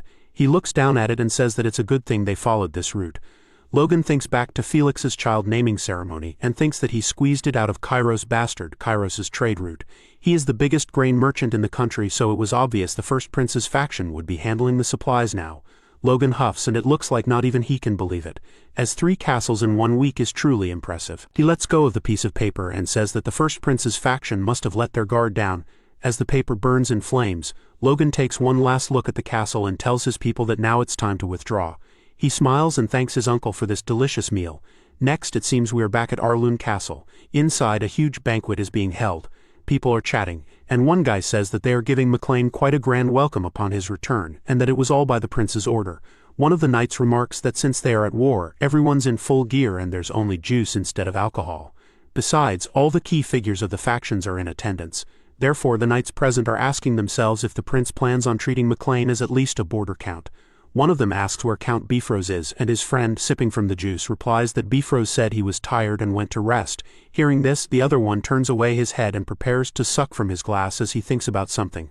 Right now, it looks like another key power has joined the faction. Logan can then be seen talking to Jordan, and he starts by addressing his broken promise of attacking the rear, offering his utmost sincere apologies. Hearing this, Valterman tells Logan not to worry about it, as frankly, it was an unreasonable situation. He then looks at Logan and asks him if he didn't achieve another kind of military feat. Looking up at Jordan, Logan thinks that the more he sees him, the less fitting his nickname feels. He wonders if a blazing sword can suit such a cold serpent. Logan thanks Jordan for understanding, and Jordan says that it is only natural. He then says that to those who achieve merit, proper rewards must be given. This is one of his core principles. Hearing this, Logan thinks that this would be the time for him to bring something else into the discussion. He asks Jordan if he can consider his terms accepted, and it looks like everyone is now looking at them. Jordan remains silent for a second. He then smiles and tells Logan that he will give them positive consideration. Jordan wants to say something else, but Logan cuts him off. He once again starts enumerating the things he wants: the recognition of Bifrost's territory, half of the Kalia Marquis, last but not least, the Count title. Logan smiles and he asks Valterman if he can take those as a green light. Seeing this, Jordan remains silent. Jordan looks at Logan and asks if he didn't just say that he would give those positive considerations. He tells Logan that this isn't something that he can decide on by himself. As he places his hand on his shoulder at this point, it looks like something is happening with Logan. With Jordan's hand on his shoulder, he feels a strange aura. Jordan smiles and tells Logan that youthful boldness is nice and all, but Logan should also consider his elder circumstances. It looks like Logan is struggling to answer. As this happens, Jordan tightens his grip and Logan understands. Jordan is suppressing his opponent's aura and makes them psychologically shrink away in a way so subtle that the enemy doesn't even notice. And Logan says that this is a very fine skill to have. Logan bows and says that he might have overstepped and apologizes to Valterman.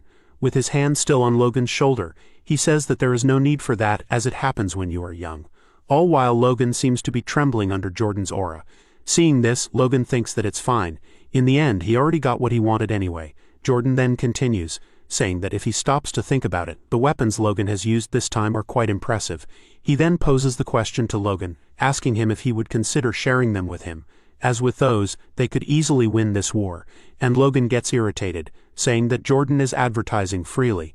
Logan says that he is sorry, but they don't have any spares left, so it will be a bit difficult. Once again, Jordan uses his ability and asks Logan if that is so. Once again, it looks like Logan is pressured into saying that he is really, truly sorry. But this is not what he thinks. Even so, Jordan smiles. He lets go of Logan's shoulder and says that he has been holding on to him too tightly.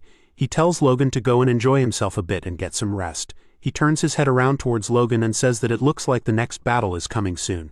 Looking back at him, Logan thinks what a bastard Valterman is. Thanks to his force core protecting his spirit, Logan has managed to fight Jordan's ability. If it had not been for that, Logan would have been completely manipulated. Logan turns around to leave and wonders if this is something a superhuman should be doing. As he does so, someone asks Logan if there is no quantity available. This is Luchin, who tells Logan that he could at least provide a sample or a blueprint. Logan turns around, trying to remember Luchin's name, and he thinks that the members of the faction are all causing a stir after another one. Logan tells Luchin that the blueprint isn't particularly difficult, but even if they start producing now, it will take quite some time, so he doubts it would be of much use. Luchin points his finger at Logan and says that if they use all their capabilities, they might be able to make it in a short time. Hearing this, Logan says that if Luchin puts it that way, he cannot say no, which seems to take Luchin by surprise. Luchin and Logan join hands, and Logan thinks that of course the crossbows will be made weaker, like the ones the wolves used, and the liberatio will be given as a complete fake. But still, he tells Luchin that after all they are all in the same boat now. In the end, they won't have time to verify it anyway. A few days later, it seems like they are all once again on the battlefield. One man, sweating like a pig, prepares to say something. Logan and Patrick's expressions seem to be surprising, and the man states that he will kill all of the second prince's idiotic bastards, completely crushing them. Looking at their enemy, the second prince even asks Jordan if they had a night order like that, and Jordan says that he is not sure. Jordan even wonders what they were thinking putting those guys in the vanguard. It looks like the man talking was the Kairos Knight Captain, Intermediate Knight Allen. Looking at the enemy charging ahead, the Valterman army wonders if their entire army is made up of mercenaries, and that they are pretty sure even the captain is only intermediate level, but at least their equipment looks solid. Seeing this, the second prince's knights smile. One of them goes forward and says that he will take down the captain himself. As he charges forward, the captain says that to prove their innocence, their knight order has to take the lead. It looks like that has already been discussed in closed chambers. It looks like they did that because of what Douglas and His Highness think. They suspect that their Kairos leaked the supply base location to McLean. Kairos gets up from his seat and says that if they want to avoid suspicions, this is the only option. The man hands the captain a piece of paper and tells him that he will take care of his family for the rest of his life. He screams and tells him not to worry about this, and begs him to give his life for this. So this is what the man will do. He charges into battle and says that he is ready for it. As he approaches, he can see the second prince's knight smiling. The knight imbues his weapon with an aura, and he shouts at the Kairos captain to die. He then starts spearing the man away. As this happens, the captain activates the scroll he got from the man, which emits a blue spell. It looks like everyone and everything around it is being sucked into a black hole. The spell is quite powerful indeed. There is nothing that remains of the Wolf's Knight Captain. Seeing this, Logan and Patrick are stunned. Not even Jordan or the second prince can believe it. In reality, it looks like the enemy has used a cold scroll and the knights are all freezing in an instant. This guy right here kind of looks like a White Walker. Looking at what just happened, Jordan and second prince and everyone around have their mouths wide open in disbelief. But Jordan's expression changes in the next second to one of fury as all the knights that were close enough are imprisoned in a giant block of ice. Jordan can only curse Huan's name. On the battlefield, soldiers screamed in pain, thinking there were chain explosions, but they soon realized with fear that it was magic. Logan, riding a horse, guessed that a powerful weapon had been used, the Blizzard Scroll, the same one that had defeated the second prince's side in his past life. He believed it was likely made by Huan Douglas, a rare and powerful Sixth Circle mage, and knew such magical items were incredibly valuable. He saw that the blast had killed 3 knights from the Viscount's family. Judging from Valterman's shocked reaction, Logan figured this was the first time such magic had been used in the Civil War. Valterman, alarmed, yelled at the soldiers and ordered a full charge. Patrick told Logan they needed to move, and Logan agreed. Someone shouted at the crowd to move, calling them brats. The soldiers were stunned as someone whispered that the half-giant was coming. Luther Kyle, one enemy soldier, panicked and warned everyone to move or die. Then someone stepped forward and told everyone to back off. As the group looked, they recognized Wiccan Kalia, the Tempest Blade. Luther and Wiccan rushed at each other. Luther shouted that he would destroy Wiccan, calling him a bastard, while Wiccan said he'd end it, mocking Luther as a musclehead. Their hammer and sword clashed, and one soldier said their auras had collided. Logan told his troops to look away if they lacked skill. warning that facing such power directly could break their minds. Even with his sharp senses, Logan struggled to follow their movements and saw the fight as one between a superhuman with extreme strength and another with strong elemental magic. He thought just watching was valuable. Patrick called his name, pulling him from his thoughts, and Logan answered nervously. He then called Victor, who ordered the crossbow cavalry to charge. Count Jahid's troops believed that once they blocked the crossbows they would only face regular soldiers. Captain Rommel told his men to raise their shields, confident they were ready.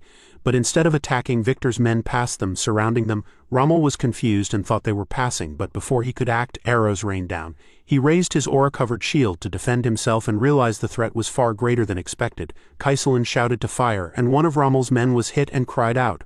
Rommel cursed their bad luck, and was angry that soldiers he thought were weak were killing his men. He scolded them for being careless and told them to wrap their shields in an aura like in training. Kaiselin reminded the troops of the battle at Tomodo Castle, and told them not to panic, saying they were strong enough to pierce a knight's helmet with one bolt. The arrows kept flying. Rommel, while blocking, wondered how they could be so strong. Suddenly a huge blast happened behind them. A soldier shouted that it wasn't bombs but magic. A mage was attacking. Clayton said they had enough liberatios and told his men to keep throwing them. His student responded respectfully. Another of Rommel's men cursed in frustration and asked what to do. Then Victor and the flanking unit appeared behind them. Rommel thought they were finishing off survivors and wondered how arrows and bombs from ordinary soldiers could do so much damage. He also questioned what McLean's knights were doing. Before he could finish thinking, Heinkel appeared and struck him down easily. Heinkel said they were just finishing the weakened enemy, and asked if anyone couldn't handle such a simple task. The soldiers replied they could. Logan, watching, said this was the best way to keep their side safe, though some might call it cowardly. The knights had already retreated. Patrick said that no one in their unit would be foolish enough to think otherwise, and pointed out that since Count Jahid had fallen, one part of the First Prince's army had collapsed. Logan agreed, saying that if the First Prince's army noticed this they would likely start pulling back too.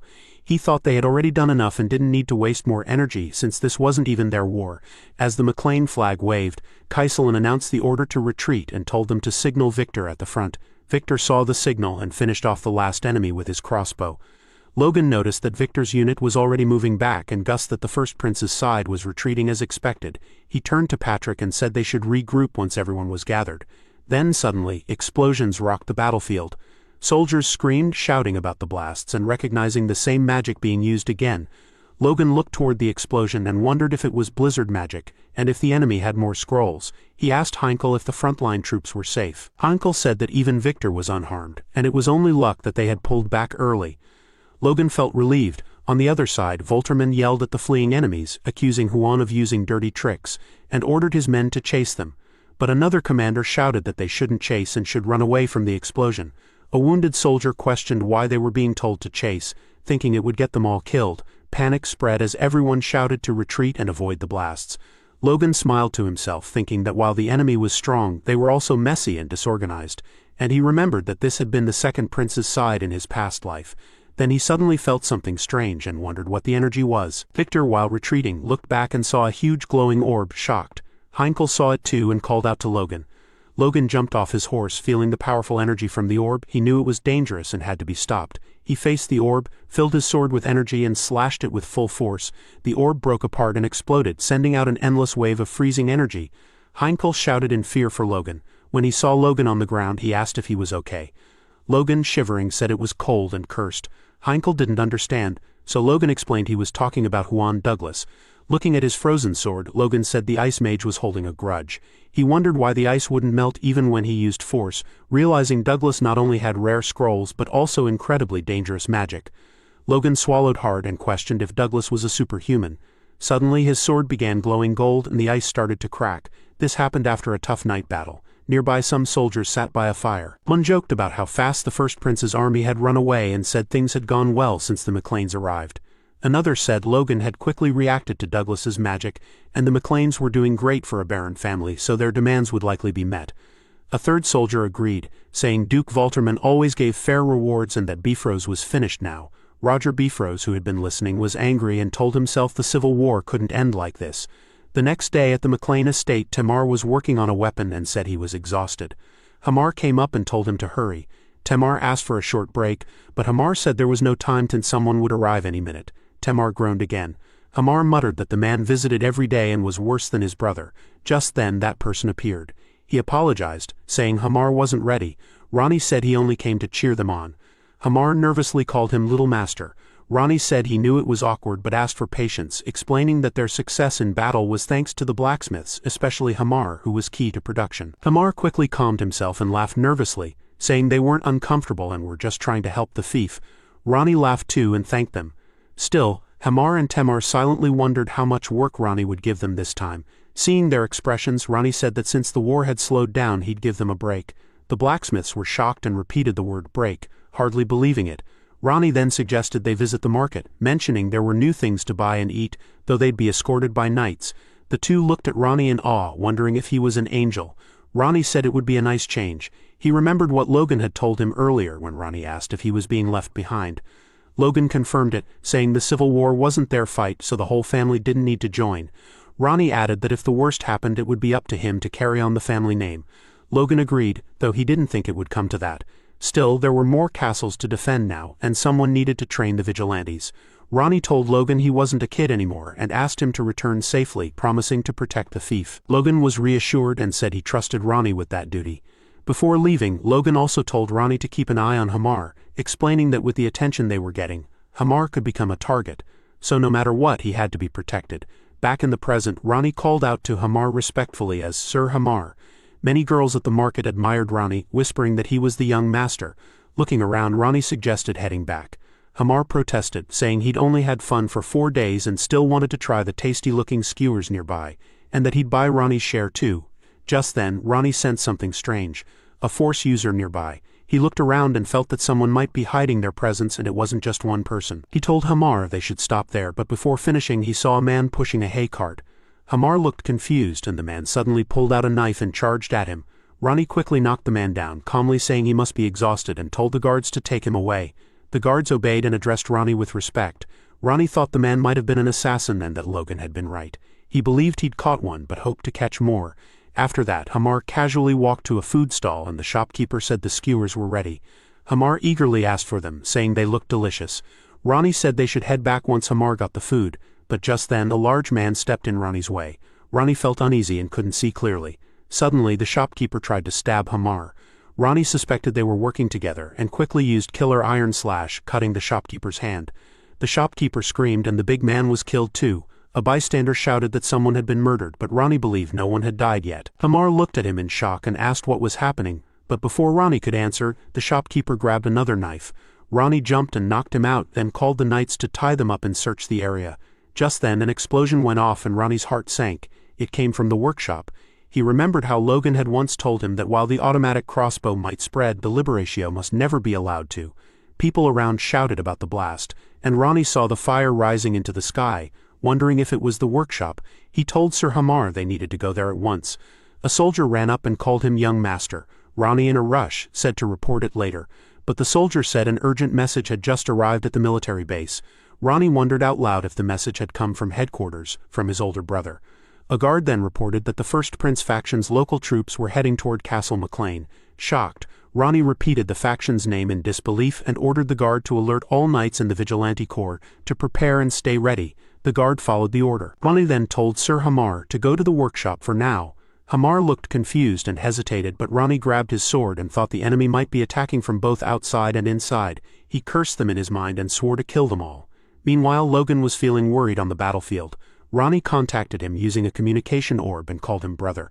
Logan said he had been concerned because Ronnie hadn't contacted him in days, then asked how things were going. Ronnie reported that they had destroyed the enemy forces from the First Prince faction. Logan sighed with relief. Ronnie explained that luckily the enemy had only been a Viscount's army, so even with few knights they had won thanks to their automatic crossbows and the liberatio. Logan praised him for the victory, but Ronnie added that the workshop had also been attacked and 3 dwarves were kidnapped, which shocked Logan. Ronnie admitted it was his fault and apologized, but Logan said it was okay. He said it would have been worse if Hamar or Sir Clayton had been taken, but the workshop staff didn't know the full liberatio production process. He also said they could still catch the attackers and get information from them.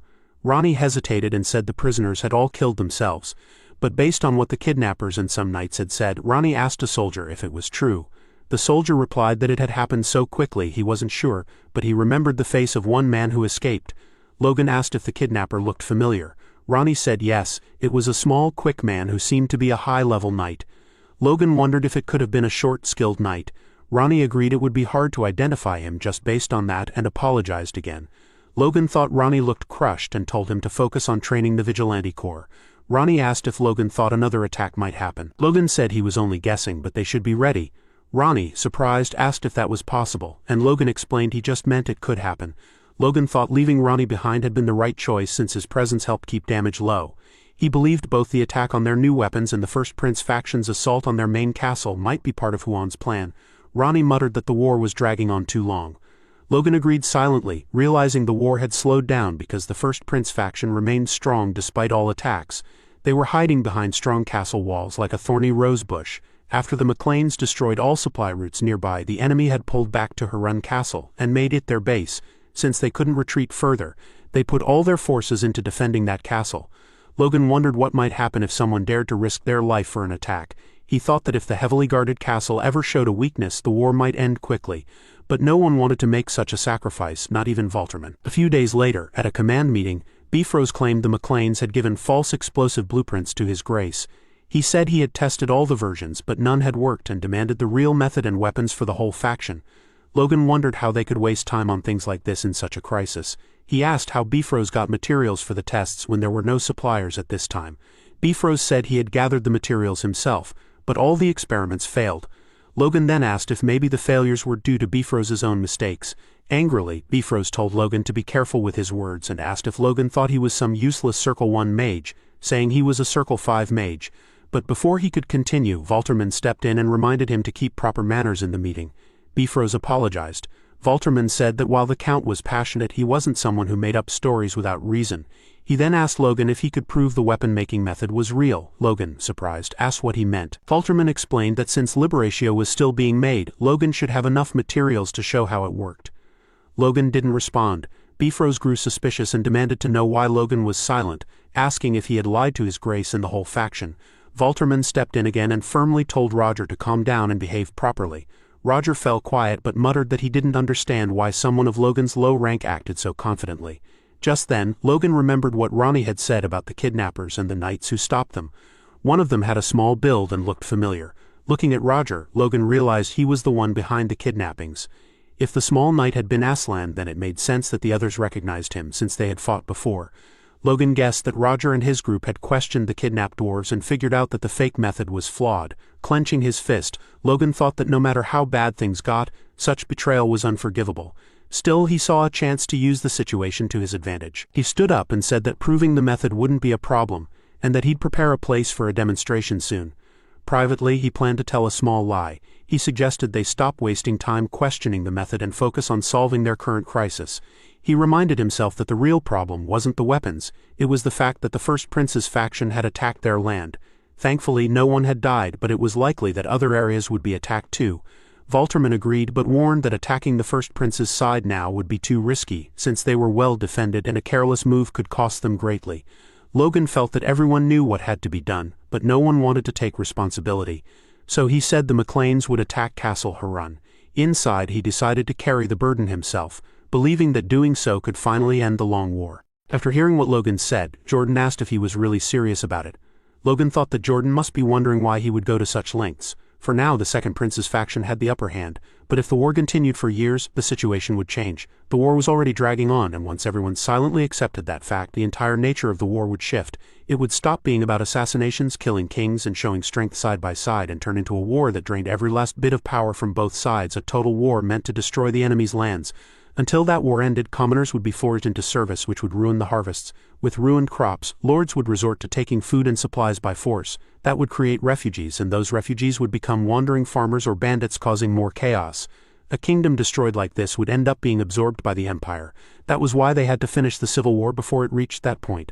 Logan explained to Valterman that he wasn't saying all this without reason. The McLean family was ready to face every risk and make sacrifices for this battle.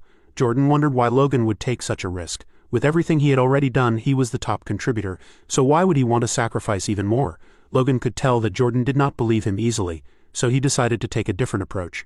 He told Jordan that of course they would not do this for free. In addition to the rewards already promised, they wanted something extra. Jordan wondered what kind of reward Logan could possibly ask for, but played along and asked him directly. Logan smirked and made his demand. He wanted a marquee title for the McLean family and all the lands of the Kalia Marquisate. He also wanted Jordan and the king to guarantee everything in writing. If that happened, he promised he would see the mission through. Logan thought that his demand was excessive, a bold request sweet enough to justify the risks. Even if he had to stake everything, including his family and himself, it might just succeed. Everyone looked at Jordan, who said that the request was far too much, too excessive. He clenched his fist and asked Logan if he truly wanted a written guarantee. He asked if Logan didn't trust his word. Logan replied that it wasn't about mistrust but that he needed something in writing to convince his family. He asked Jordan to understand. Jordan thought that Logan had offered to make this sacrifice only to satisfy his greed, but after thinking for a moment he said it was fine on one condition. Logan would have to leave 3 wagons of Regressor behind so the main forces would not lack firepower during the attack on Harun Castle. Hearing this, Logan thought that Valterman was suspicious to the very end, but it was still acceptable, so he agreed. Whatever Valterman planned to do with the Regressor wouldn't matter, since Logan and his troops wouldn't be there by then anyway. Bifrost then showed a strange expression, clearly struggling with something he didn't want to do. He stood up and announced that his forces would also attack Harun Castle. Logan was stunned. Jordan asked Bifrost if he was overextending himself, but Bifrost replied that he wasn't. He said he wouldn't ask for any grand reward, and that he would sacrifice himself out of loyalty to the cause. Watching him, Logan thought that Bifrost would never do that sincerely. Unless he had gone insane, there had to be another motive, and there was no doubt that there was one. Meanwhile, at Harun Castle, the atmosphere was tense. The prince, holding a glass of wine, couldn't believe the news he had received. The army they had sent to McLean Castle had been completely destroyed. He said that they had sent Baron-class forces, so how could they have lost to a mere barony? He asked Huan whether the McLean main forces weren't supposed to be away from their land. Huan told the first prince that even the commoners there had been trained with crossbows, and based on their growth it was clear they had been preparing for this for a long time. Huan believed that they had planned for this war far in advance. Furious, the first prince threw his glass and said they couldn't just sit back while those pests invaded his territory. He told Huan to send a superhuman or anything necessary to end the fight and demanded to know if he could do it or not. Huan stayed silent, and at that moment it became clear who really held the power. When Huan spoke, the prince seemed terrified. Huan reached out his hand and asked the prince if he had forgotten the lessons he had been taught as a child. The frightened prince said that wasn't what he meant. As Huan's hand approached his face, he told the prince to do as he had been taught, to trust his grandfather as always and wait. His hand landed heavily on the prince's shoulder, gripping it tightly. The prince lowered his gaze and said he understood. Huan sighed, picked up the fallen glass and said that not all the news was bad. Their forces were also producing repeating crossbows, and once completed, they would mount them on the walls. After that, they could even use bombs, which made the prince smile. Unfortunately, they couldn't figure out how that thing was made. On top of that, because of someone's actions, there was even a kidnapping inside McLean's territory. As a result, security there became tighter, making it hard for anyone to approach. The prince angrily shouted, demanding to know who dared to do such a thing before anyone even reported it to him. Huan then said they had received some interesting news about the matter, which caught the prince's attention. When the prince asked what it was, Huan looked down at the last sip of wine in his glass and said that things were about to get quite entertaining. Meanwhile, McLean's soldiers were marching. One of them complained about all the hills in the area, saying he would be exhausted before reaching Harun Castle. Another soldier replied that the terrain was terrible but still better than the Bifrost route. He said the Bifrost forces would have to cross a mountain to reach their destination, which would be extremely tiring. They also noticed that today's formation was strange because the crossbow cavalry, who were usually at the front, were now coming from the rear. Seeing the high-ranking officers, Kaisalon, Victor, Heinkel and Eileen, looking toward the back, the soldiers wondered if there was something they should be cautious about. They thought about it for a moment but then dismissed it, saying their commander must have planned it carefully. Just then, someone shouted that troops were emerging from the mountains behind them. The banner showed a rose burning in flames. It was the Bifrost army. The soldiers realized that Bifrost was supposed to head to the south gate, so they were confused about why they were there.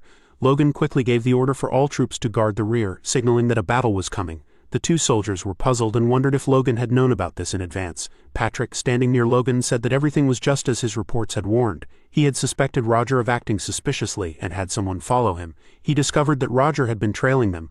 Logan thought Roger would only leak information to the enemy to cause them trouble, but it now seemed Roger had decided to attack them directly. Logan remarked that this was actually better, and Patrick asked how. Drawing his sword, Logan said there was only one thing left to do. They would defeat Bifrost here and then withdraw from the war. As the grass swayed and the Bifrost army approached, Logan stood tall on his horse with his sword drawn beside Heinkel and Eileen. When Bifrost came close, Logan called out, asking why he was on this road.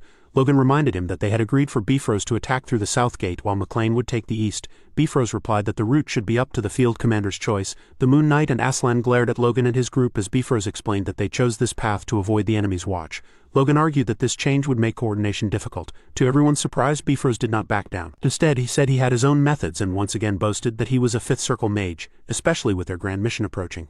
Logan grew suspicious and asked Roger if he wanted to be on the front lines. Bifrost replied that he would be happy to as long as Logan didn't mind. It was clear that Roger was hiding something, and Logan could sense it, but instead of confronting him, Logan smiled and told him to go ahead. Roger thanked him and ordered his troops to march past McLean's forces. However, when his horse started moving, the McLean soldiers didn't budge. They stood ready for battle. Victor aimed his crossbow at Roger, staring him down. Just like before, they faced each other, only this time much closer. Seeing this, Roger realized that Logan had no intention of letting him pass.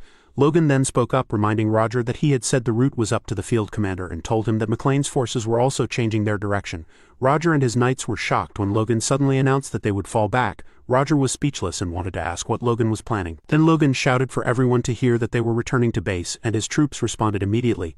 Roger demanded to know what Logan was doing. That's when Logan told Roger to stop pretending. Staring him in the eye, Logan asked if he should call the Duke right now and whether Roger really thought this could be dismissed as the commander's discretion. Roger's anger flared. Finally, he dropped his act and ordered his men to begin the attack as planned. Logan immediately responded by commanding all his units to prepare for battle. Holding his sword Lux tightly, Logan declared that this was where they would end Bifrost. Roger raised his staff, likely a magical artifact, and told his mages to gather. Then he struck the ground like Moses parting the Red Sea, signaling a massive spell. As they began to channel wind magic, Logan wondered if it was a defensive spell that Bifrost was preparing to protect themselves. This is when Logan finally understands what Bifrost is really doing. Bifrost isn't just wrapping his body around Mana. He's creating a massive barrier that covers thousands of soldiers. Seeing this, Logan turns to Clayton and asks if such a thing is even possible. Clayton replies that maybe a Grand Mage could do it, but Roger is only a 5th Circle Mage. He then says the only explanation is that Roger's staff must be an extremely powerful artifact. Still, Clayton concludes that the spell is wasteful and dangerous. Even if they manage to maintain it, they'll only last for an hour or two at most. When Logan hears the words, "hold out," he suddenly realizes something. He starts wondering why Bifrost would think he could win just by delaying for a few hours. That idea doesn't make sense. There must be something more to it. As Bifrost completes the barrier, Logan notices Roger smirking and begins to wonder what Bifrost is planning. Logan decides that they should defend for now and carefully observe. Then something shocking happens. Logan sees projectiles flying toward them, their color shifting from blue to red. It looks like Bifrost has created his own version of Regressor. As the attack closes in, Bifrost smiles and taunts Logan, asking if he really thought they would just stand by and watch. Seeing the glowing projectiles, Eileen screams out the weapon's name. She realizes their only chance is to strike them down, though even that seems hopeless since there are so many and she might be the first one hit. Suddenly a bright yellow flash tears through the sky, leaving Eileen stunned. In the next moment, all the Regressor projectiles explode at once, lighting up the sky brighter than before. Eileen says it must have been some kind of net. Heinkel is also shocked. All the projectiles detonate before reaching any of the McLean soldiers. Eileen notices that the Regressor blasts were caught in that golden light, a glow she recognizes. Then Logan lands on the ground in a superhero pose, panting heavily. He looks up at the sky and smiles, amazed that what he tried actually worked. His body had moved on instinct before his mind could even process it. He says it was just one powerful strike, not enough to stop every Regressor, but enough to destroy the bombs with wide coverage. What he used was a technique born in a desperate moment, a perfect mix of logic and instinct that created a new variation of the divine sword technique. Even Logan can't fully understand how he managed to do it. Seeing his attack fail, Roger orders his men to throw more bombs, but one of them reports they have none left. Those were smuggled in with great difficulty. Logan realizes the same thing. They've run out and must have stolen those weapons from Volterman. But Roger refuses to give up. Trembling, he says they must hold the McLean army there and orders his knights to charge. Logan sees this and says that they are finally making their last move. He tells his own knights to prepare for a counterattack and activates his Wind Boots artifact. As he charges forward, he says this is the moment to crush Bifrost head-on. Suddenly a red light flashes before him. An attack that forces Logan back, though he manages to block it. Seeing this, Logan remarks that the Bifrost twin swords have finally appeared. It's clear that both Aslan and the Moon Knight are ready to fight and kill him. A flashback follows. Frank struggles to block an attack from Aslan, who declares that the victory is his. Frank looks irritated, and Aslan tells him that while his whip-like blade has great reach and flexibility, it lacks killing power. Frank admits this, saying that while it's effective, it loses to anyone of equal strength. Aslan advises him to come up with a way to counter that weakness if he doesn't want to lose again. Frank responds that he should forget it. Even if he trained his whole life after awakening his Force Blade, it still wouldn't work. That's just how his sword is. Then Frank adds that he alone isn't the twin swords of Bifrost, which catches Aslan's interest. Aslan acknowledges this, while Frank smiles and wonders why these memories are suddenly coming back to him. He realizes it's because his life is flashing before his eyes. Frank couldn't block Logan's attack and is now coughing up blood. Logan tells him it's time to say goodbye and cuts through him effortlessly. Seeing this, Aslan rushes to his friend, screaming his name, but it's already too late. Enraged, Aslan leaps at Logan, calling him a bastard and shouting that he'll kill him. Logan doesn't move, he calmly waits for the attack. Blinded by rage, Aslan strikes, but Logan easily dodges and slashes his back in return. Aslan coughs up blood and collapses. Looking down at him, Logan says that without an artifact, Aslan can't truly be called the Swift Knight. Seeing this, Aslan gets up and calls Logan a brat, but before he can say anything else he notices something. Logan has launched another powerful attack, striking the ground and sending a wave of mana toward Aslan. It looks like this might be the end for the not-so-quick knight. Luckily for him, Roger steps in and saves Aslan by casting a spell that blocks the attack. Seeing this, Logan realizes what happened and thinks about what to do next. He grabs his sword and cuts through the magic with mana, but it's too late. Aslan has already escaped. Then Logan hears a noise that catches his attention. The shield seems like it's about to collapse, leaving the Bifrost soldiers exposed. Suddenly, an arrow hits one of the enemy soldiers behind Logan. Seeing this, Logan wonders if the shield is weakening and if that means Roger Bifrost is getting tired.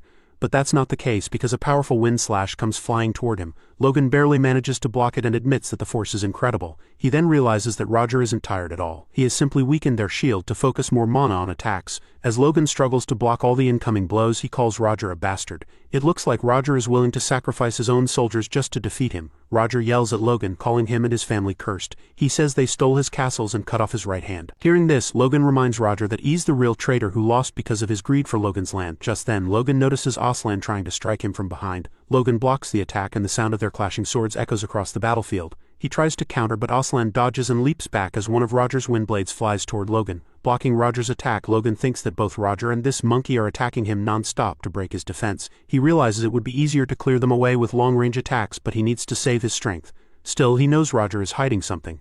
Then Logan looks at his sword and gets an idea. He grips it tightly, preparing a new technique, and the blade begins to warp. Bringing it close to his head, he unleashes the attack.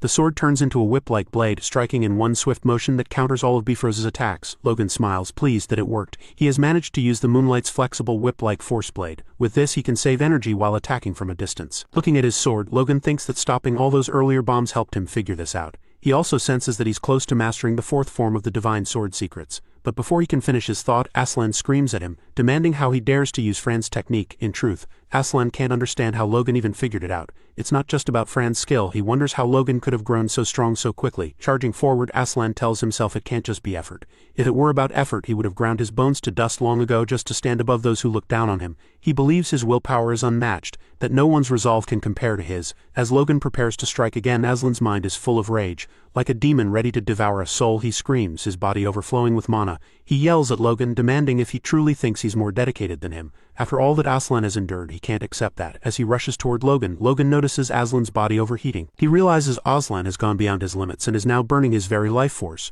readying his whip blade. Logan says that Aslan has staked his life on this battle. He lashes out, aiming to end it.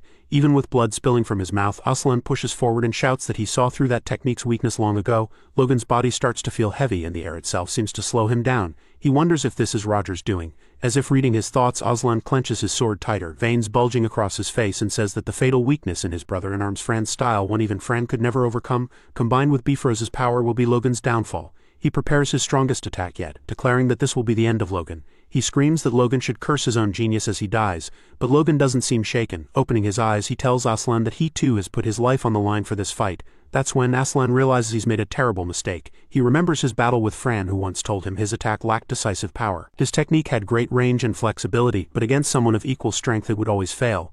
Aslan's sword breaks in two. In his final moments he wonders how this could happen, even though the answer is right before him. Just before his end, Aslan finally realizes that Logan was never his equal. Logan was far stronger than he could ever be, and with that, Logan defeats Aslan as well. Seeing the scene, Roger freezes in shock for a moment. Rage fills him, and it feels like his humanity is slipping away, leaving only his wild instincts. He screams Logan's name, declaring that this won't be the end. Once again, flashes of the past appear, showing Bifrost wondering how things turned out like this. Not long ago, the McLeans were weak, barely worth his attention, yet now they have stolen his land and defeated his loyal followers. Grinding his teeth, Roger vows that he will not let things end here. The mages behind him suddenly sense a change in his mana. One of them suddenly looks lifeless, collapsing to the ground, while Bifrost still stands tall before them. Seeing this, Logan realizes that Roger is absorbing the mana of others. As he prepares to launch a powerful attack, Roger shouts that he will kill Logan with his own hands. At the same time, Logan notices something strange. Roger's spell is also affecting Eileen and Victor, leaving them gasping for breath. Eileen says the air feels suffocating. Patrick wonders what this strange pressure is, and Heinkel exclaims that it feels like his body is being ripped apart. Logan feels as though all the air around them is under Roger's control. He realizes that although it's a wind-based trick, it's different from Wiccan Kalia's aura, and it isn't mana either. It can only be pure magic power, the power Roger calls the authority of the Sixth Circle. Seeing what Roger can do, Logan says that Roger must have broken his limits for a short time by using that artifact.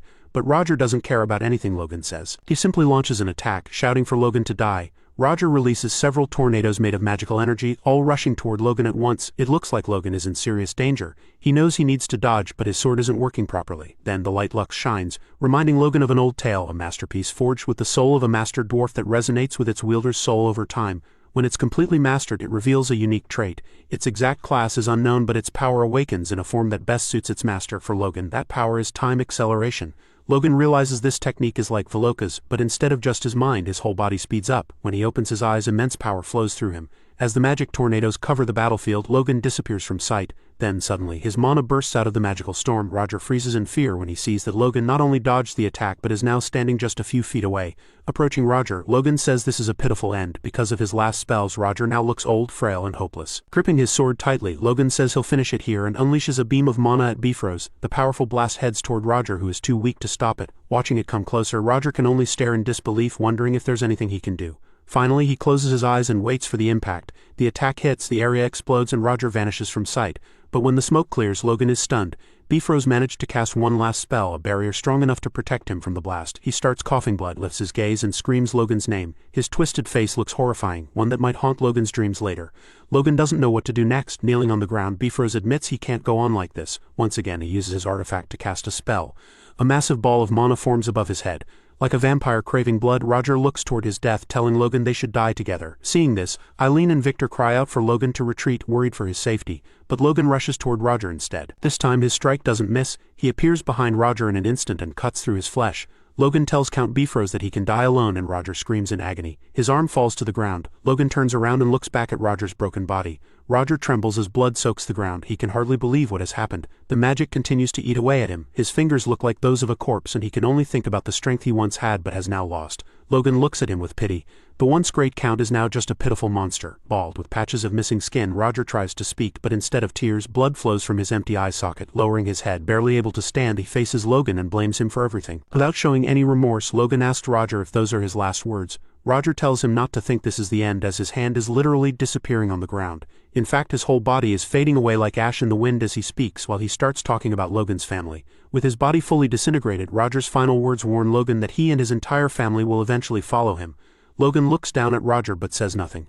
Eileen and Victor can only look around, taking in the aftermath of the battle. Standing next to Heinkel, Patrick is amazed and says that Roger's magic still lingers in the air. Clayton, a witness, adds that because the magic was fueled by Roger's life, the after effects are massive. Kaiselin comments that Roger was annoying right to the very end.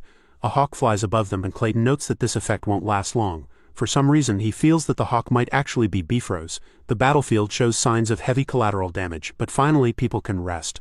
Logan, however, looks dissatisfied. He glares at the hawk with murderous intent, realizing this is not over. He shouts to his comrades that the fight isn't finished, and that they should prepare for battle. It seems Logan finally understands what Roger had been hiding. The hawk, which is actually Roger in another form, dives toward the ground and lands on the shoulder of a man whose crest features a hawk. This man is none other than Wiccan Kalia, who has come to confront Logan on behalf of Bifrost along with the Storm Sword army.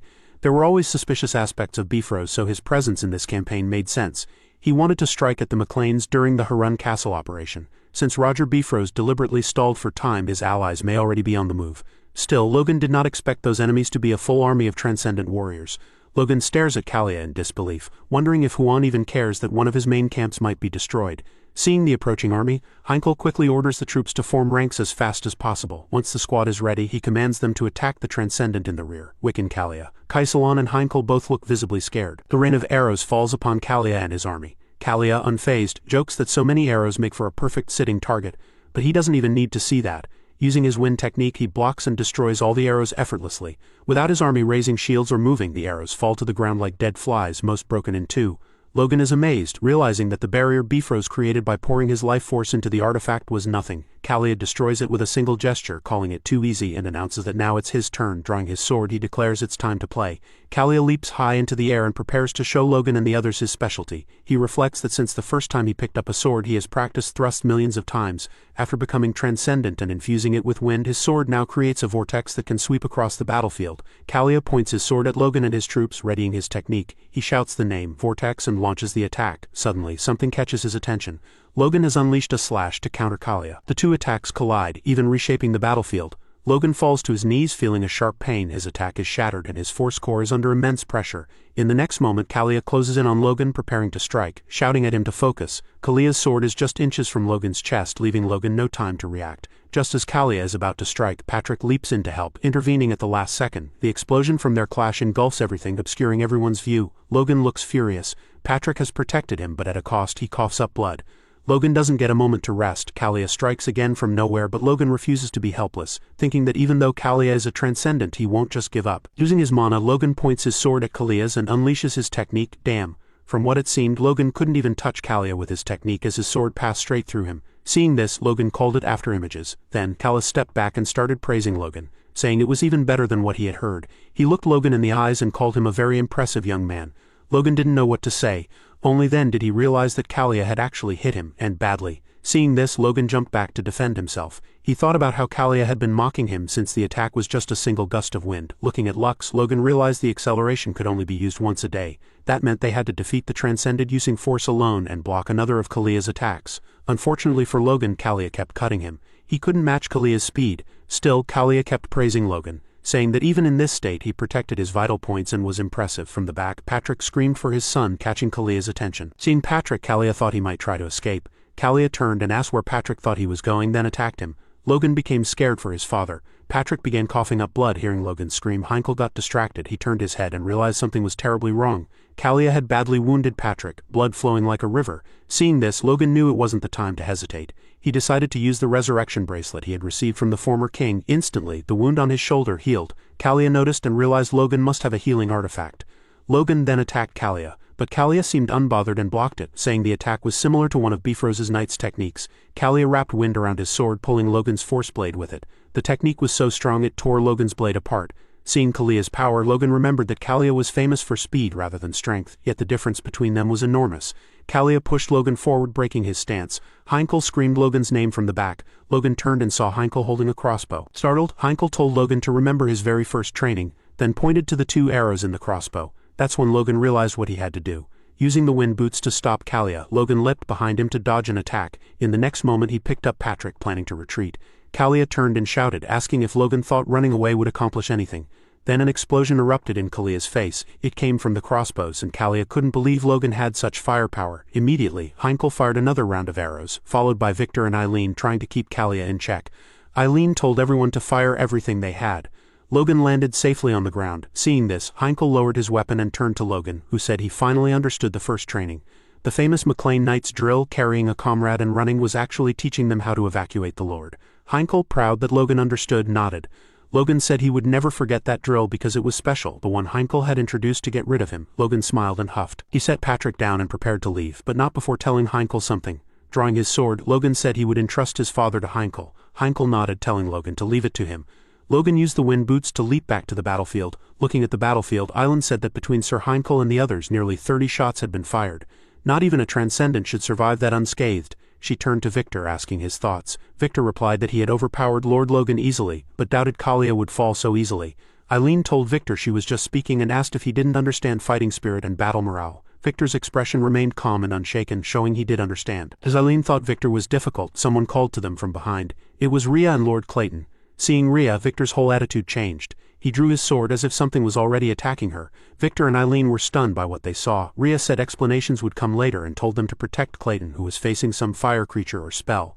Logan's sharp blue gaze cut through the dust as Kalia tensed, fist ready to strike. Kalia moved to defend against a huge golden slash, the impact forcing his head back as energy burst outward, glowing with golden energy. Logan dropped from above with his sword, aiming a heavy blow at Kalia, who braced himself. Staring intently, Logan suddenly said he saw something. As Kalia stood there surrounded by swirling energy, Logan explained that Kalia's aura briefly turned into raw force under his feet, like the energy was running in reverse. Logan admitted he couldn't tell if he was seeing this because his mind was extremely sharp from the fight or if Kalia's power had weakened after the last explosion. A sudden intensity flashed in Logan's eyes. He realized he still had a chance and decided to take it. When the group led by Clayton and his disciples emerged from the dust, they saw the approaching enemy.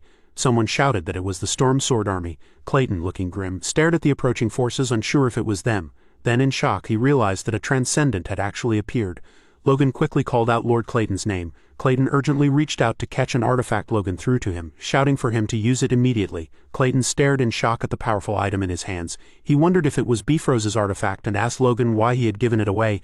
Looking down at the priceless object, Clayton admitted to Logan that although he had taken the artifact instantly, he normally would not have dared to accept such a thing. Clayton immediately used the artifact Logan had given him, clutching it as he felt its immense power.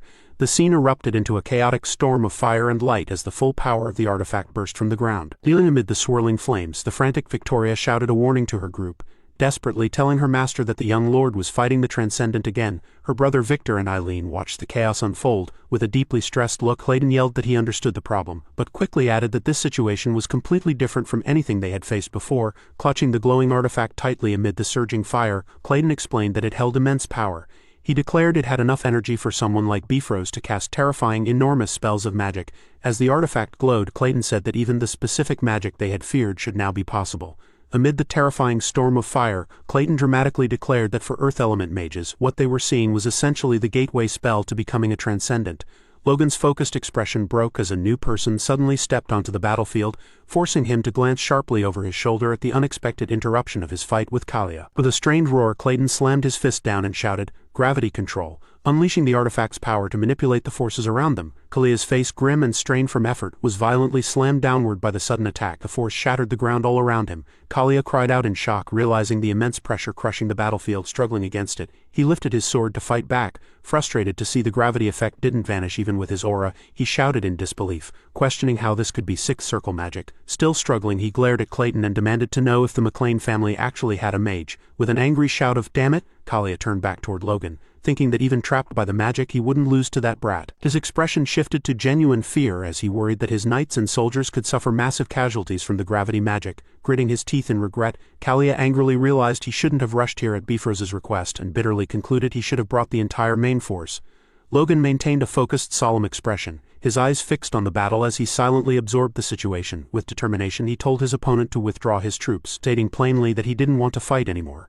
Kalia looked utterly confused. Sweat and fury etched on his face. Kalia gritted his teeth, showing the immense physical and emotional strain the battle had caused. Straining under the gravity, he shouted at Logan, warning him not to be tricked. At the same time, a swirling blue aura bounded his body, and his sword was ready for an immediate attack. Logan, also strained and sweating, shouted, "Damn it!" As his sword, glowing with a bright orange aura, moved into the unseen attack. He unleashed a massive arc of orange fire, but it was blocked by Kalia's overwhelming wave of blue aura. Logan's frustrated voice said he didn't want to fight, but Kalia's relentless attack continued without pause. Kalia's face twisted in pain and effort as he shouted while his sword clashed with the opposing force. He angrily complained that Logan only relied on brute force attacks, then was shocked to realize Logan could deflect the aura with sheer strength. Logan, with an angry, strained expression, shouted at Kalia to stop and questioned whether Kalia even expected to survive if the fight continued. Given the destructive power they were both using, with an angry, wide-eyed glare, Kalia shouted at Logan, telling him not to make him laugh, and said that as soon as Logan's mage was found, the fight would end. Logan then shouted at the top of his lungs in frustration,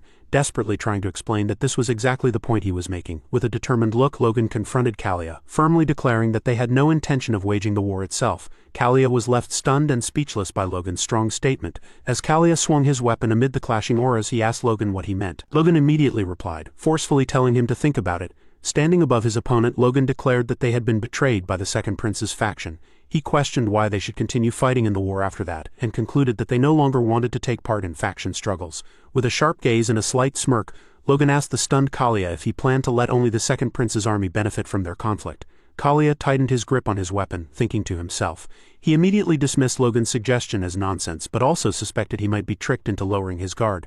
With his face showing strain and determination, Kalia admitted to himself that if the battle continued like this, there was a chance Logan's shocking words might be true. A close-up of Logan's intense eyes showed him weighing a serious decision. Suddenly realizing something, Logan shouted a clear command to his forces, ordering the knights to stop fighting. His voice rang out with wide-eyed fury, emphasizing that despite any damage, their main goal was to attack Marquis Kalia. The knights responded with a unified, obedient roar. Kalia looked up, shocked and furious, his wide eyes disbelieving as he thought Logan was a lunatic for giving such a suicidal order. As enemy figures charged from all directions, Kalia wondered if they were insane to follow such a reckless command. With a desperate, almost crazed expression, he shouted at the approaching enemies, demanding to know if they were trying to kill themselves. The full weight of the attack slammed into him, forcing a cry of intense pain and strain as his face contorted. Clayton then shouted a forceful command for everyone to attack. his face twisted in effort as he declared that Kalia would be held down by renewed gravity magic. With a furious snarl, Kalia raised his weapon defensively, cursing the traitors. His face remained a mask of angry, disbelieving rage as he glared at the advancing troops, even as Logan's voice ordered the knights to charge. As Logan's forces attacked, Kalia's own troops shouted desperate commands to stop them and urgently called to protect their lord. A close-up of Kalia's strained eyes showed him making a critical, painful decision. As more enemies charged, Kalia reluctantly shouted that he would accept Logan's proposal for a ceasefire. Logan met his declaration with a silent, focused gaze. Kalia then shouted at Logan to call off the attack first, and Logan obeyed, hearing Logan's order. Clayton lowered his artifact, stopping the assault. He shielded his face and cried out in strain while his disciple Victoria urgently called his title. Logan pressed his hand to his mouth, a massive cough shaking him as blood poured onto his armor. Still standing, he gripped his sword and muttered, "Thank goodness." Exhausted but relieved to have survived, Logan realized his opponent had held back. If Kalia had truly fought to the death, the damage would have been catastrophic. Logan was completely wrecked, on the verge of collapse. Kalia stepped up to the battered warrior and said his full name, Logan McLean, immediately snapping Logan's focus. Startled, Logan looked back at Kalia with weary eyes. Against a vast mountain landscape, the two powerful figures faced an inevitable confrontation. The armored knight stood ready to defend his convictions against Kalia, whose long robes flowed behind him. As dark leaves swirled in bright light, Kalia made a pivotal declaration, his gaze unwavering under the swirling sky. He agreed to trust the promise to withdraw from the war, sealing an uneasy truce. Logan, clad in reflective armor, issued a dire warning. Any betrayal of the truce would restart the war instantly. Exhausted, he demanded no empty oaths, only an end to the exhausting conflict. The powerful warrior Kalia, looking stern and focused under the bright light, gave a cold ultimatum. His eyes fixed on his counterpart as he said that someone of their rank must have the strength to keep promises and uphold the ceasefire. Logan, with a slight, confident smirk, responded with a sharp final instruction. Wearing shining armor, he warned his counterpart to return quickly, sending an intense and spoken threat that highlighted how fragile their new agreement was. Logan then revealed a shocking intelligence report to his stunned opponent. The Second Prince's faction was planning a swift attack. A warrior with a mischievous grin and a visible injury disclosed a surprising deception. He admitted he had waited until the attack began to send his critical message, then quickly corrected himself, saying he would send it now. Filled with fury and betrayal, the figure in the mantle shouted a defiant vow to remember McLean. He then gave a desperate command for all troops to retreat at full speed to the main camp. In shining white and burgundy armor, the confident warrior saluted calmly as his opponent fled, confirming his tactical victory. On the sunlit hillside, Logan stood victorious with a faint smile, his manipulation having turned the situation in his favor, gaining a crucial temporary advantage in the complex political conflict. Elaine, hair blowing in the wind and eyes wide with surprise, stood beside Kaisalon. Sensing a deeper, unsettling strategic plan behind Logan's triumphant stance and the sudden enemy retreat, the shocking truth appeared as Logan collapsed, covered in dirt and gravely injured from the earlier fight. His subordinates screamed, "Young master!" Lord Logan, realizing the huge personal cost of his tactical victory, injured and exhausted, Logan's mind focused on one urgent task. He had to send word to Valterman quickly. Even in pain, his eyes burned with resolve. His final thought was to ensure his enemies, the bastards, would be decisively countered by his last transmission. Cradled by Eileen in the dim forest, Logan's final conscious thought confirmed his desperate plan. His enemies would turn on each other and fight to the death. After the intense duel, the battlefield was silent. Two swords were planted in the ground beside a fallen figure, marking the absolute defeat of a warrior whose armor glinted in the sunlight. The perspective revealed double betrayal. The collapse was caused first by Bifrost's ambush and immediately after by the First Prince's army, sealing the warrior's downfall. Bandaged, the injured warrior spoke into a magic sphere, challenging Valterman. He demanded to know how he could continue fighting after suffering such overwhelming setbacks.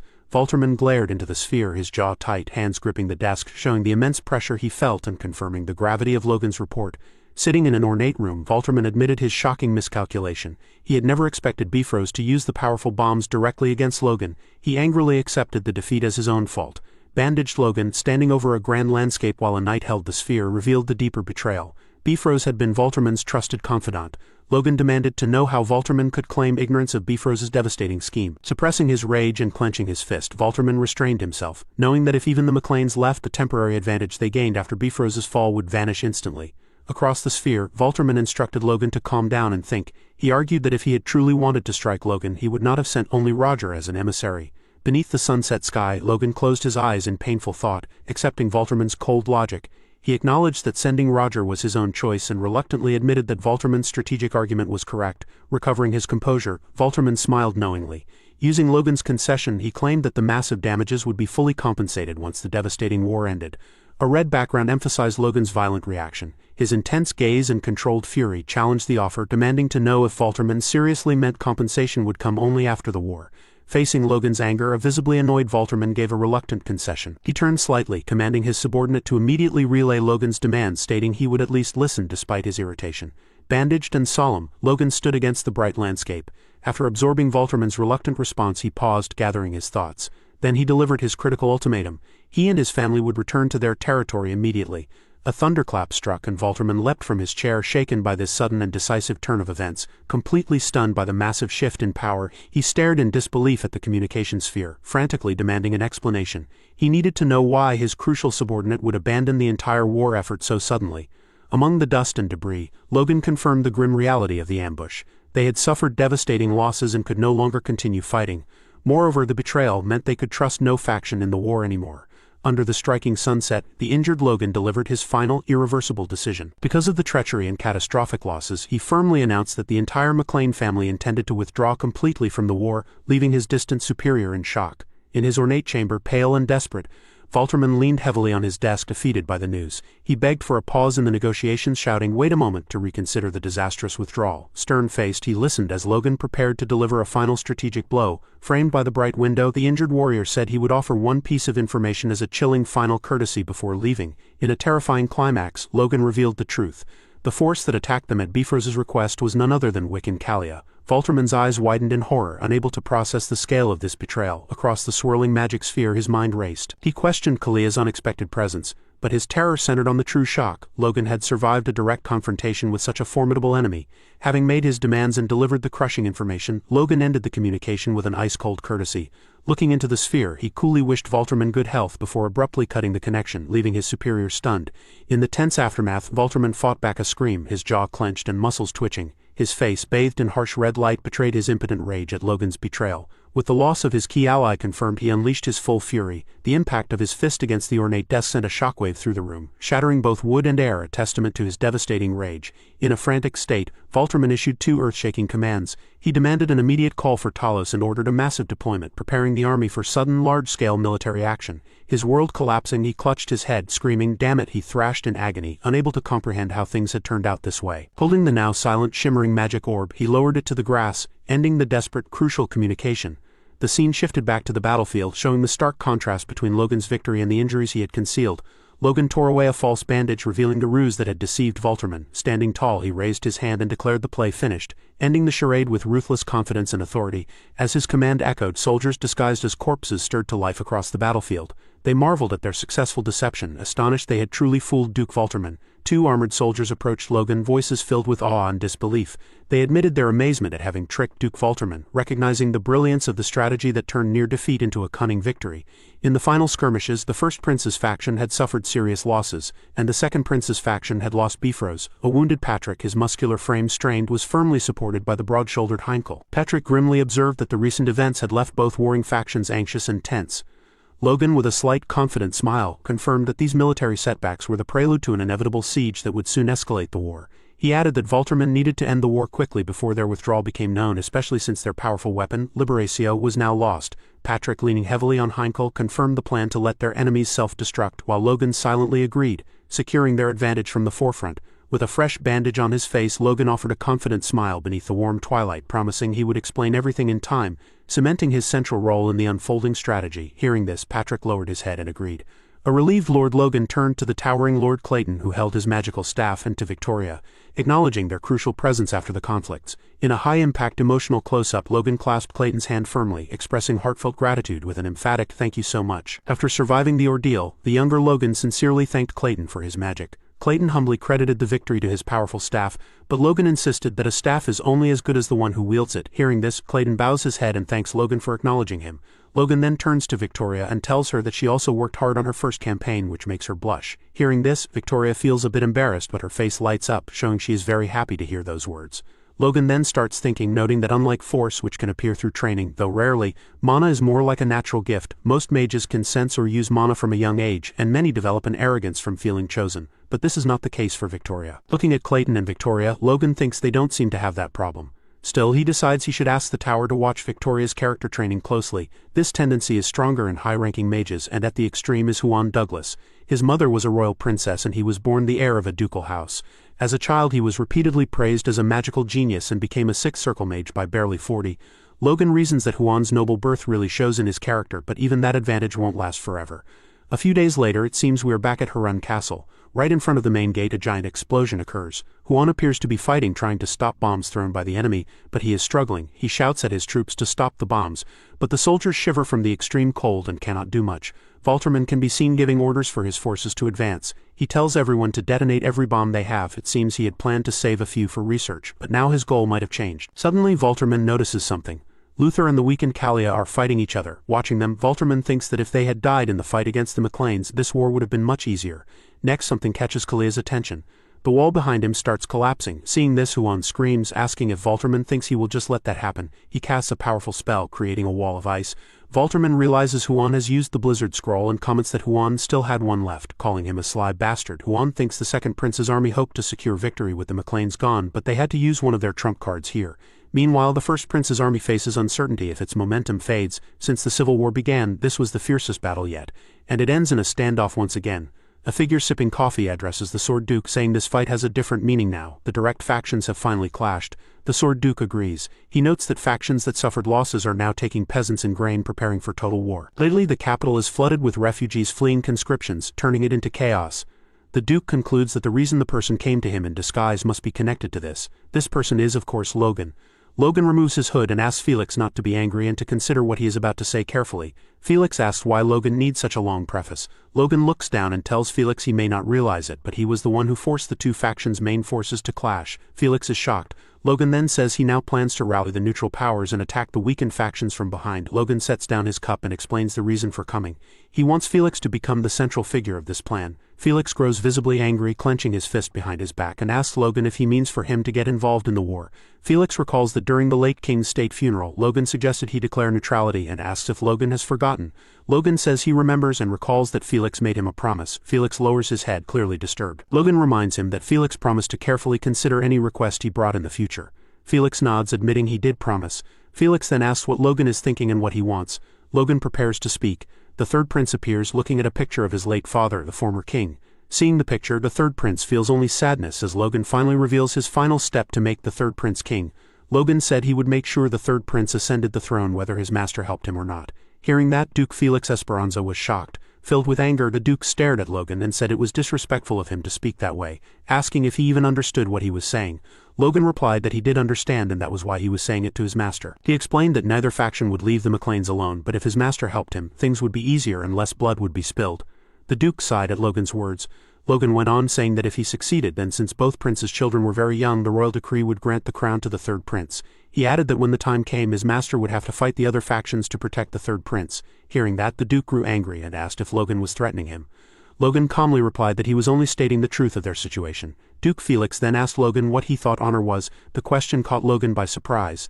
The Duke said that throughout his life he had always lived by his word. No matter how small a promise or remark was, he would never go against it, even if it cost him his life. For 70 years he had lived that way, and because of that, people had come to trust and respect his word even if they followed different paths. That, the Duke said, was his strength and his honor. He told Logan that was what honor meant and the kind of life he had lived. He asked if Logan thought he wanted to simply stand by and watch the nation destroy itself. If putting his honor on the line could save it, then there should be no hesitation. But in anger, the Duke asked if Logan truly thought such an act was acceptable. He said he could not see a clear path forward and did not understand what gave Logan such confidence. Logan saw the anger, frustration, and sadness in his master's eyes and told him that it was not a matter of certainty, it was something that simply had to be done. The Duke was surprised by those words and asked why. Logan said the Civil War was only the beginning and that if things continued as they were, the Empire would eventually consume their nation. The Duke was deeply shocked. In a serious tone, Logan asked if his master had never found the late Majesty's death suspicious. He said there were many doubtful points about it, and that after his last trip to the Empire, he had become certain the Empire was preparing for war. Hearing this, the Duke was stunned. Logan thought to himself that his words had no solid proof, neither in his current life nor his past one. What he was saying was a mix of manipulation and truth. If his master's honor lay in living a life without lies, then he himself was a man without honor, one who lived through lies. Yet the one truth he knew was that if he could prevent what was coming, he would gladly abandon all honor for it. A heavy silence followed between master and disciple. The Duke then admitted that there were indeed many suspicious details, but Logan's suspicions were still too wild to believe easily. He said that if things truly happened as Logan claimed, then, just like Jordan and Huan, Logan now intended to make the third prince dance in the palm of his hand. Hearing that, Logan was shocked and speechless. Flustered, he tried to explain that it was not his intention, but his master stopped him, saying not to pretend otherwise. The Duke said he had seen this before, with Huan. He explained that was simply the kind of person Huan had been, but Jordan had been different, more like Logan was now. Logan was surprised to hear that. The Duke continued, saying Jordan had once been a bright young man who worked hard for the nation's future. As far as the Duke knew, Jordan had not hidden anything back then. Logan could hardly believe that Jordan Valterman had ever been like that. The Duke then said that after Jordan became a Duke and his daughter gave birth to a prince, he changed. He asked Logan if he thought he was any different. Logan saw his master's clenched fist and realized how heavy his master's heart must have been. Thinking of his own past life, Logan said he had seen many people like that and hated them. He begged his master to believe him.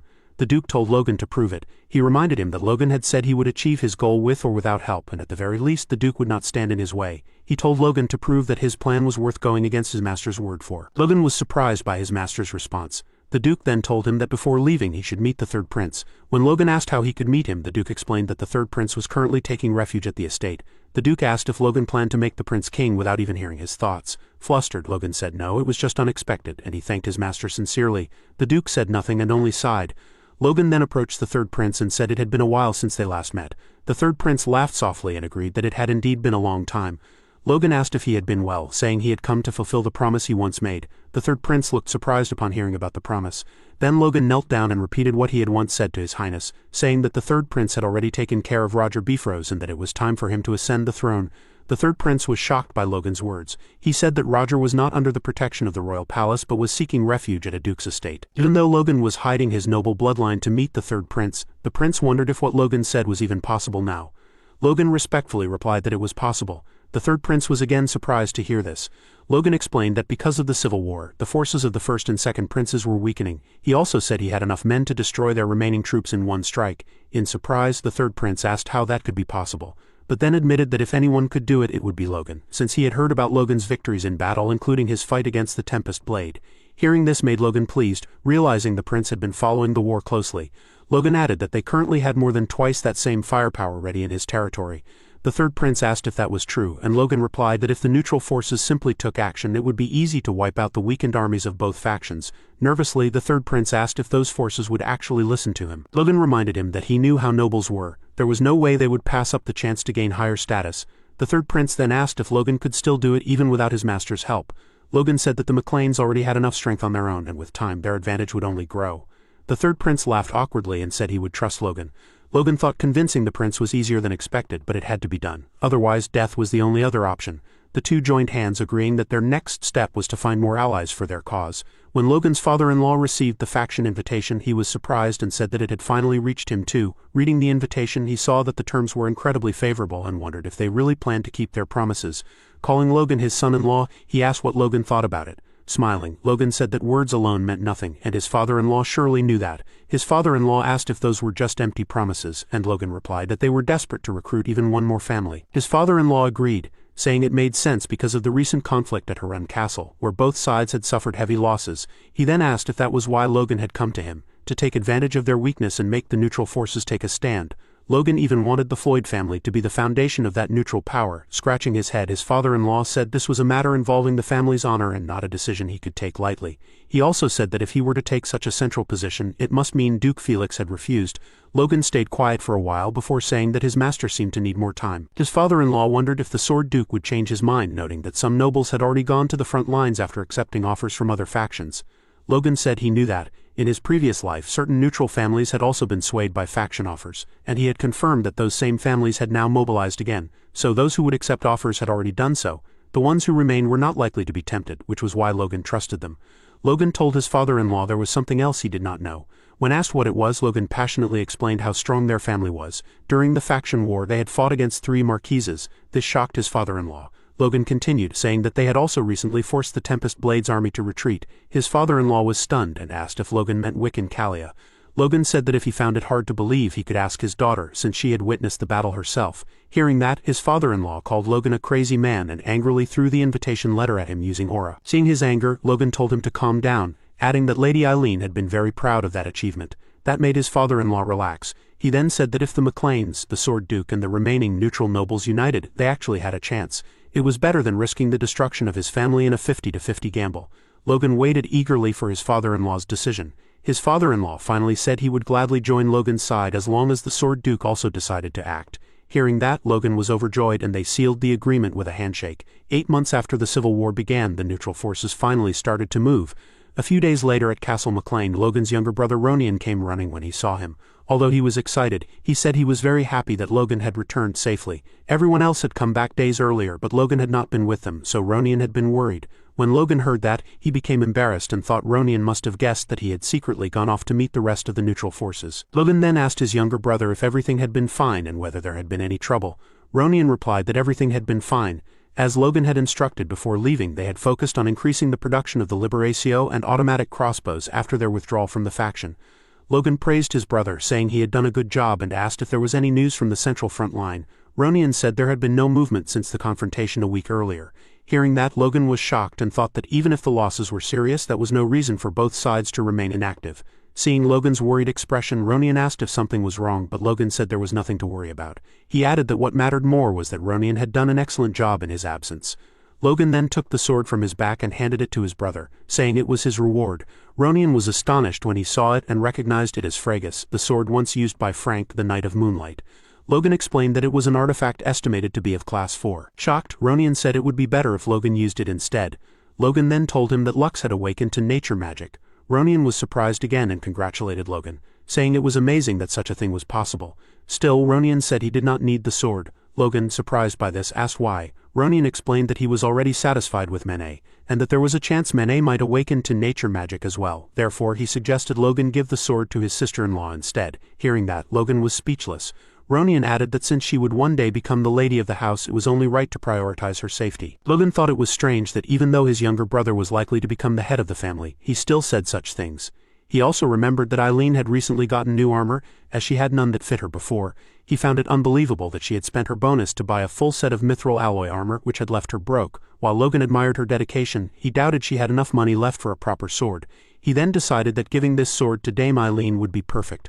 When Logan went to give the sword to his fiancée, she refused it, saying it was too much and that she could not accept it. Logan was confused and asked why, wondering if a gift could really be too much. Eileen asked what she had done in the last battle to deserve such a valuable gift and said it might lower the morale of the other knights. Seeing the looks of the knights around her, Logan realized that was what she was worried about. He told her it was fine, but when she tried to refuse again, Logan clarified that the sword was not for Dame Eileen but for his fiancée Lady Eileen as a wedding gift. At first, Eileen did not understand what he meant, then blushed slightly and asked what he was saying. Logan explained that because of the current situation they could not even hold an engagement party, and he had not been able to do anything for her. Therefore he wanted Lady Eileen to accept the sword as a symbol that he would eventually fulfill his promise. Hearing this, Eileen accidentally dropped her sword. Logan thought to himself that it was not originally meant as a wedding gift, he had only wanted her to become even stronger by using it. Blushing, Eileen asked if he was proposing to her at that very moment.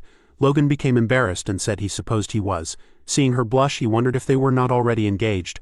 Eileen then took the sword from him, thanked him and said that a sword as a wedding gift was more than she could have ever asked for.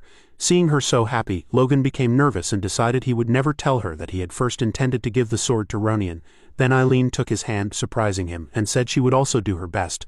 Logan wondered if she was talking about swordsmanship. Then she said they should have their first duel in a long time. Meanwhile elsewhere, some nobles from the Second Prince's faction were talking among themselves, saying that it had already been a month since the Battle of Harun Castle. They noted how things had been quiet since then, that the damage had been severe but the recovery was taking too long. For a time it had seemed that their faction would win, but everything had changed after that troublesome McLean got involved. Just then, someone rushed into the room and announced that they had received a message from Duke Valterman. One of the nobles asked what it said and the messenger replied that it was rather strange. The scene then shifted to Duke Valterman himself, who declared that all nobles supporting Prince Roman should listen carefully. From that point on they would put their war with the First Prince's faction on hold and join forces with them to destroy the treacherous McLeans. Logan's father-in-law later informed him that this information had leaked among the neutral faction. It was said that the McLeans were influencing the neutral forces and planning to attack the rightful heirs from behind. As a result, the two rival factions had now formed an alliance for their own benefit. Logan asked his father-in-law if they were already marching toward their territory, and his father-in-law replied that they had not departed yet, but they were currently gathering their troops. When Logan heard the news, he thought the invasion could happen as soon as next week. There was very little time left, and every moment mattered. He realized he had been careless and too relaxed. In his previous life that nation had stayed neutral until the very end, so he had assumed they would do the same again. But history had already changed. His actions had caused a butterfly effect that could not be undone. That was why the opposing side had paused their civil war for a month after the incident at Harun Castle. using treason as an excuse to remove their own throne. If they managed to get the recipe for Liberatio first, they would gain an advantage in the war. It was not a bad deal for them, in fact it was highly beneficial. Logan sat deep in thought, his expression firm and serious. His father-in-law asked if he was all right. Logan replied that he was fine and asked for forgiveness, saying he would end the call. Before he could, his father-in-law asked if he had a plan.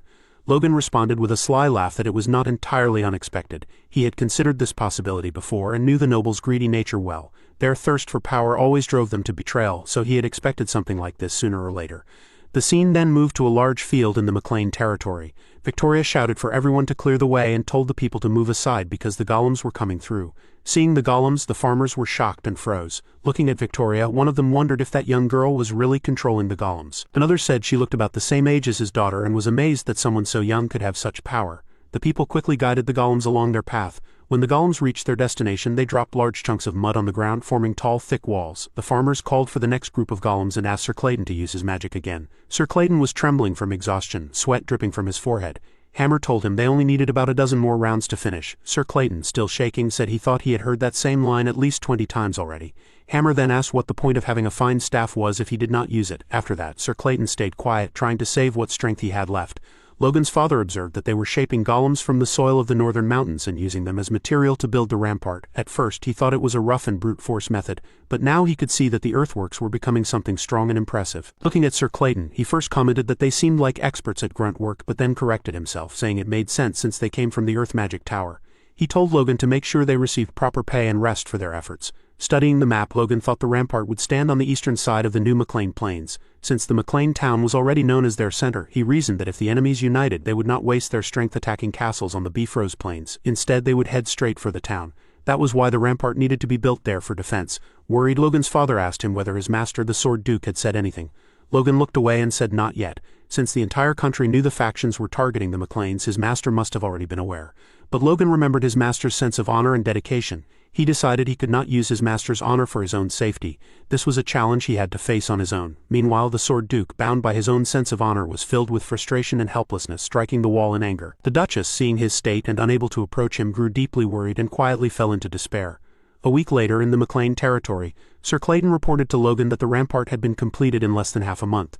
Though its design was simple, it was made as large and strong as possible. Logan told him to also prepare a moat and praised the fine work. Sir Clayton hesitated, then said that as the creator of the rampart, he would like to name it Aegis. Logan said that meant the shield of the gods and that it would be good if the gods truly protected them as the name suggested. Helene then ordered the soldiers with crossbows to aim at the enemies approaching from the east but to stay alert for any who might come from the north. The soldiers followed her orders with discipline. The Knight Commander instructed vigilante units 1 through 5 to follow him. Victor warned his sister not to dare stray from him and from the brothers. Victoria told her brother not to worry about her and to watch himself. Then one of the soldiers blew the horn and reported that enemies had been spotted ahead coming from the east. Logan focused his aura around his eyes to look at the enemies. Looking at the flag, one soldier announced that it was the Lion's flag, the Volterman army. More announcements followed, saying that an enemy banner had been seen in the south as well, the crossed swords meaning Douglas's army. From the rampart, Wiccan Callia ground his teeth and thought in shock that they claimed they did not want war, yet they had built this massive rampart behind them and had lied to their faces. Wiccan Callia began to doubt whether Logan was truly the Sword Duke's disciple. Speaking to Juan Douglas as Your Grace, Wiccan Callia told him that if he had not placed someone to watch the Sword Duke, they might never have found out. Juan Douglas replied that he had never imagined they were plotting such tricks behind the scenes, but they had always been first on the list to be eliminated once the war ended anyway, so this outcome suited him. With an evil laugh, Juan Douglas said they would turn that mound of dirt into the McLean's grave. Volterman ground his teeth and called the McLean's people damn bat-like traitors, saying they had been deceiving him for a long time. Volterman's strategist reminded him that he must not forget the true goal of this war. Through it, they had to steal the McLean's new weapon formula. Volterman said he remembered, and that they would seize it without fail before that bastard Juan did. Looking at the size of the enemy troops, Logan's father told him their plan did not seem likely to work. Logan smiled and insisted it would. He added that they were nothing more than a temporary alliance and that besides they had ways to counter the enemy's aura. Logan then raised his sword high and declared that they could win. He ordered all troops to prepare for battle. Logan's fiancé, his little brother Victor, the Earth Magic Tower mages, Sir Clayton, one of Logan's trusted men, Logan's father and the Knight Commander all waited for Logan's orders with determination. In an angry tone, Logan shouted that those who threatened the McLean would be cut down, and he commanded that the invaders be driven out with all their might. Before the attack on the McLean territory, Juan Douglas was speaking with Duke Jordan Volterman. Huan said that even though they were in a civil war over the succession, this was the time to unite and punish the traitor. His voice was heavy as he tried to sound confident, but there was desperation hidden in his words. He asked Walterman if he knew anything about the McLeans, saying it would be better if they shared information openly. His words sounded like a request wrapped in pride, a plea pretending to be a plan. Walterman listened without speaking for a long time, his sharp eyes narrowed as he studied Douglas. Inside, he thought that Douglas had come begging for information because he had none, yet still dared to act arrogant. The thought disgusted him. When Walterman finally spoke, his voice was calm but full of mockery. He said he had not heard anything about the McLeans' military strength changing much, and that it was probably still similar to when they defeated the elves. Hearing this, Huan Douglas became visibly happy. His face brightened and he lightly clenched his fist as if reassured. He nodded and said that must be right. Only a few months had passed since then, so the McLeans had likely only increased their conscripts. He added that the main things to watch out for were the red-haired brat of the McLean family and those annoying weapons. Walterman suddenly cut him off and said that was not the real problem. His serious tone made Douglas stiffen. There was clearly more Walterman had not shared. Huan Douglas grew uneasy and quickly asked what he meant. His eyes twitched and his voice cracked slightly. Walterman leaned back and laughed arrogantly, telling Douglas not to pretend. The last people to fight the McLeans were Douglas's own men, especially Wiccan. Walterman's cold gaze pierced him as he asked how a transcendent could have allowed the McLeans to escape. Douglas was shocked by the question. His eyes widened and sweat ran down his cheek. He stammered that he did not know, saying Wiccan could be careless at times. He tried to dismiss it lightly, but his heart was pounding. Now in the present, the forces of the first and second princes had surrounded the McLeans. Soldiers covered the land like a sea, banners waving and war drums shaking the air. Luther moved forward, his massive body like a moving mountain, shouting that he would break through the McLeans' defenses. His deep voice echoed across the battlefield. Wiccan Kalia also advanced, his aura surging as he told his soldiers to trust the wind and move forward. The soldiers cheered, though fear could be seen in their eyes. On the eastern side of the rampart, the McLean army commander saw the Transcendents moving to the front to block arrows and bombs. He immediately understood the danger and ordered all units to prepare to fire. Laughing arrogantly, Luther said that repeating crossbows might work against normal soldiers but not against a Transcendent. His confidence remained strong, but then he noticed something. His laughter stopped and his expression changed. Seeing the endless rain of arrows, he wondered if there had ever been this many before. Luther swung his weapon to block the arrows, but he could not stop them all. Many arrows struck the soldiers behind him. Screams filled the battlefield as shields shattered and men fell one after another. On the northeast side of the rampart, Ronian ordered the Vigilante Corps to prepare to shoot. His eyes shone with determination as he thought the enemy would not have expected this. Giving crossbows to more than 10,000 civilians and training them had been his brother's idea. Thinking of this, Ronian felt proud, his chest swelling with admiration. Luther grew furious when he realized he could not block all the arrows. His blood boiled as he shouted that the wall could not stop him. He charged toward the moat by the wall. A McLean soldier shouted that a Transcendent was coming, and panic spread among the troops. Sir Clayton, holding his staff, stood firm and said this must not happen. His calm voice steadied the soldiers. The wall in front of Luther suddenly shook and transformed into a massive golem. Luther froze in shock, his eyes wide and his jaw tight as he stared in disbelief. The golem swung its arm and struck him with tremendous force, sending him crashing into the water with a massive splash that shook the moat. Luther raged as he realized the McLeans were using the rampart itself to create golems. He cursed and said it was not over. Before he could rise, Sir Clayton cast gravity magic on him. An overwhelming weight pressed down like an invisible mountain, forcing Luther deeper into the water. Luther clenched his teeth as his lungs burned and he struggled to breathe. He realized that with this pressure he could not rise to the surface. His vision blurred as the gravity crushed him. Then Sir Clayton ordered the soldiers to fire at the half-giant in the moat, and arrows and bolts poured down, piercing the water around Luther. On the other side, when Wiccan Kalia sees Luther's condition, he narrows his eyes and says that Luther has fallen into a trap. Wiccan thinks that because of Luther's large body, gravity magic will affect him twice as strongly. Now that the second in command is forced on the defensive, Duke Walterman will have no choice but to step in personally to save him. Wiccan gives a cold smirk as he understands the situation clearly. As he walks toward the golem, Wiccan Kalia says that there cannot be many six-circle mages, and that this will be easy for him. His confidence spreads like a violent storm. One of the golems throws bombs at him. Laughing with confidence, Wiccan says that they really think this trick will work again. He releases his aura and creates a spinning vortex of wind that stops the bombs before they reach him. The bombs explode in midair, sending harmless sparks everywhere. Wiccan looks down with contempt, his aura roaring around him. He then calls out for Logan to come forward, his voice echoing like a challenge. Logan jumps down from the rampart, his sword shining as he strikes Wiccan with all his strength. Wiccan strikes back at the same time. Their weapons crash together with a loud thunder-like sound, forcing Logan to step back. Grinding his teeth in anger, Wiccan tells Logan that he fooled him well in the past. His voice is full of bitterness. Logan calmly replies that if they had not started this fight, the promise would have been kept. His voice is steady but sharp. Wiccan angrily tells Logan to stop repeating the same lies. As his anger grows, he suddenly notices something strange about Logan. Logan just collided directly with Aura. Wiccan wonders how Logan is unharmed.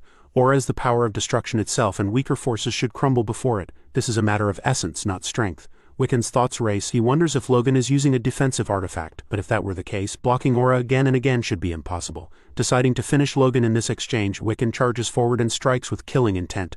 To his shock, Logan blocks the sword strike once more. Even though it is filled with aura, sparks fly, the ground shakes, and Logan does not move. At that moment, Wiccan realizes the truth. It is not an artifact. Logan McClane is facing aura with sheer strength alone. Wiccan's eyes narrow in disbelief. The fight between Logan and Wiccan continues as their blades clash again and again. Aura rages and the battlefield trembles. Logan struggles to block Wiccan's aura-filled attacks. His arms shake, but his gaze stays firm. Logan thinks that facing aura with pure strength does put great strain on his body, just as he expected. Since seeing Wiccan Kalia's aura in the last battle, Logan has learned how to avoid it, but that is all he can do. His own attacks cannot deal a fatal blow to Wiccan. Clenching his jaw, Logan realizes that he will have to go through with the plan after all. Seeing how desperate the battlefield has become and noticing Sir Clayton suppressing Luther with gravity magic, Duke Volterman finally moves. His cold eyes sweep across the field. In a deep voice he says that if one lives long enough one will eventually see anything. A small rural barony, barely known until recently, is now mocking the great powers of the nation. In the end, even he is forced to draw his sword. With a firm expression, Duke Jordan Volterman unsheathes his blade. The air trembles, as if the battlefield itself senses his will. With icy resolve he says that playtime is over.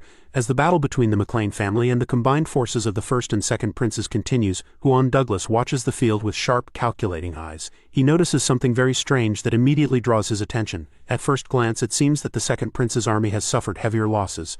But in truth their soldiers are dying in even greater numbers. Huon quietly thinks that their situation is not so different from the first prince's forces. He wonders what Logan McClane is really thinking in the middle of all this chaos. When the two sides first declared war, their retainers were thrown into confusion, unsure of what actions to take. However, as often happens in times of crisis, they quickly calmed down and began searching for practical solutions. Among the many ideas suggested, two stood out.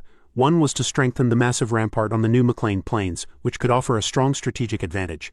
The other was a far more cunning plan, to create division between the two factions by taking advantage of their hidden ambitions. When the McClane strategist first proposed this idea, Logan and the others were taken aback by how bold it was. Speaking calmly and carefully, the strategist explained that he knew the wording might sound harsh. However, even if the forces of the first and second princes appeared united now, there was only one throne in the end. No matter how much the two princes' forces hated the McClanes, was that hatred truly more important than claiming the crown itself? The strategist went on, explaining that while removing this thorn from their side was important, it would also be useful to take control of the bombs and crossbows. If they could cause heavy damage to the enemy at the same time, that would be even better.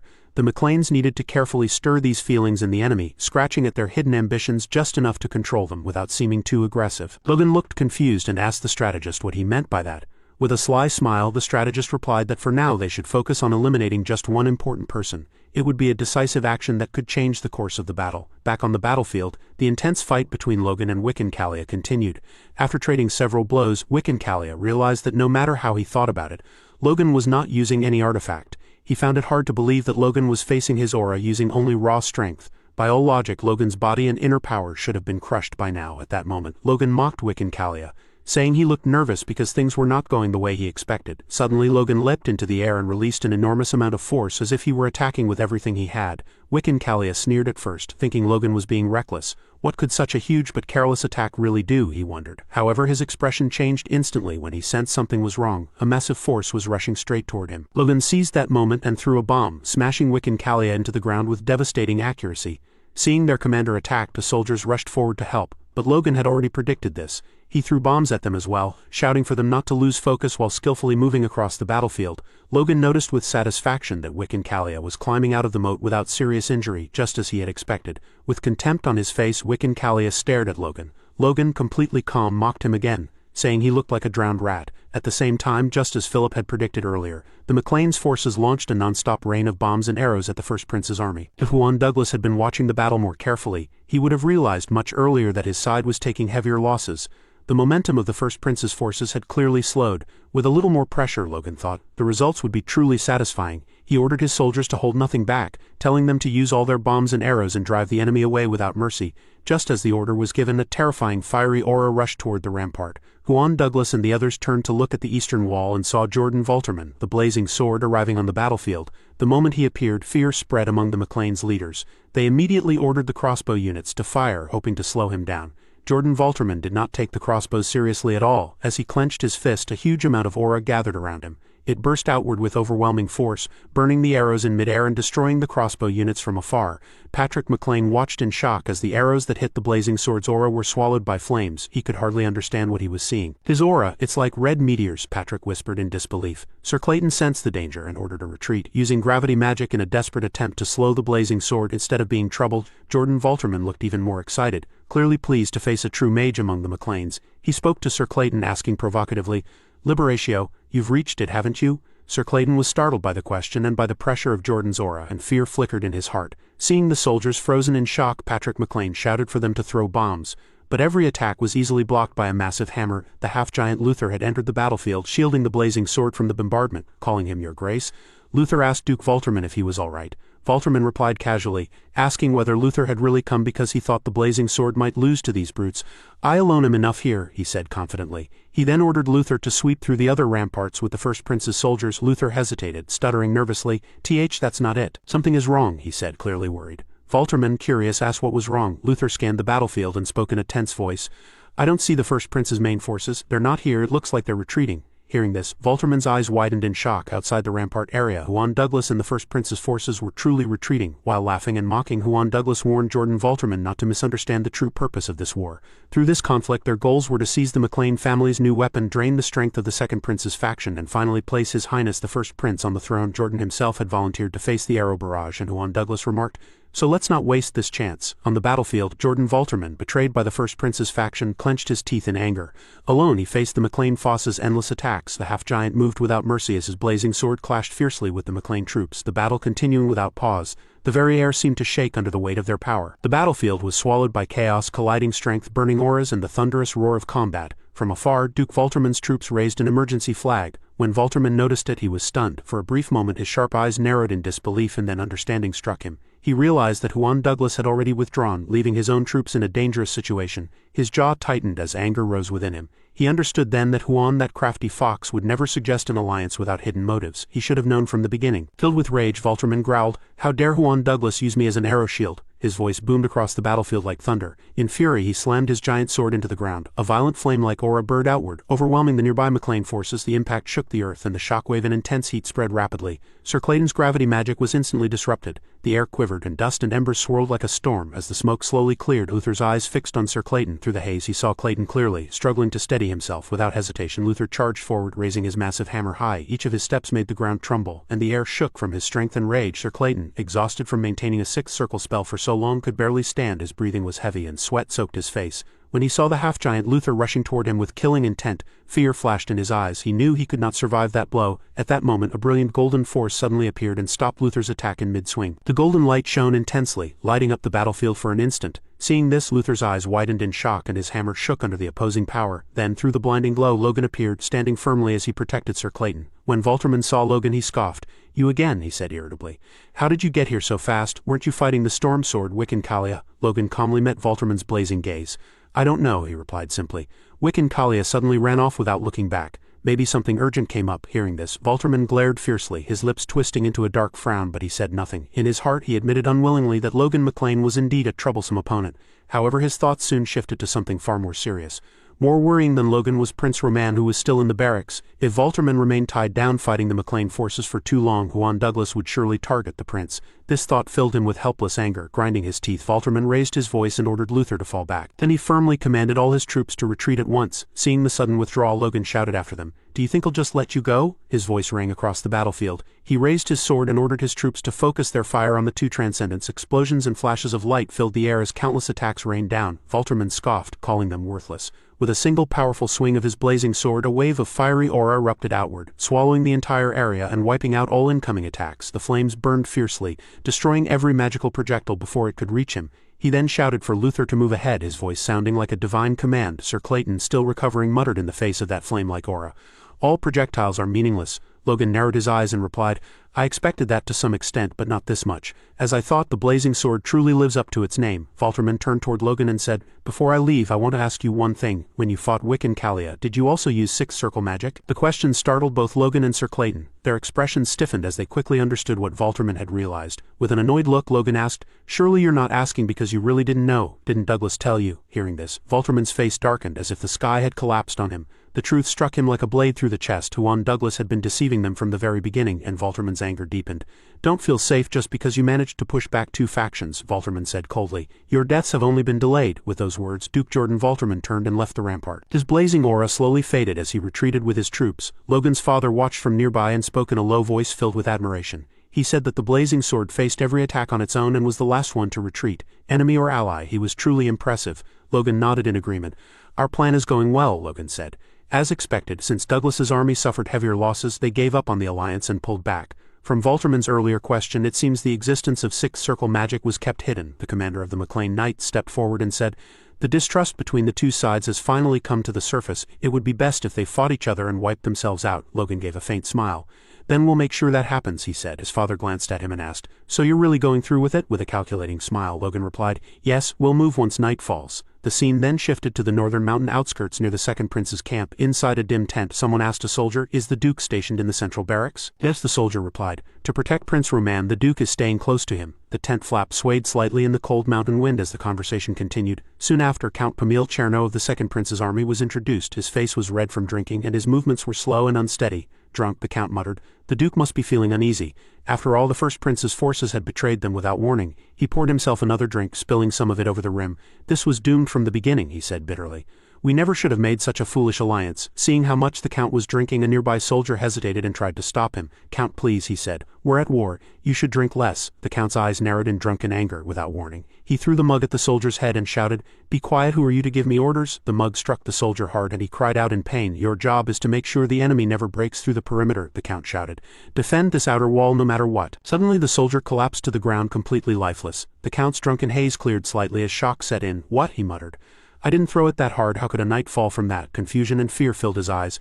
"Someone," he called out, his voice trembling. There was no reply from outside the tent. The silence felt overwhelming. His heart began to race. "Why is no one answering?" he whispered as he stepped outside. What he saw made his blood freeze. All the soldiers guarding the tent were lying dead on the ground, their bodies still, their eyes staring blankly. It was a horrifying sight. "An assassination," the count whispered, shaking. "But these were elite knights. Who could have done this?" Before he could react, a dark figure appeared silently behind him. Before the count could even turn around, a cold blade pierced through his back. His body stiffened and blood spilled from his mouth. The assassin leaned close and muttered, "Drinking while on guard duty. No awareness at all." The count collapsed to the ground dead as the assassin disappeared quietly into the night. Some time later, the second prince was informed that an intruder had appeared outside the barracks.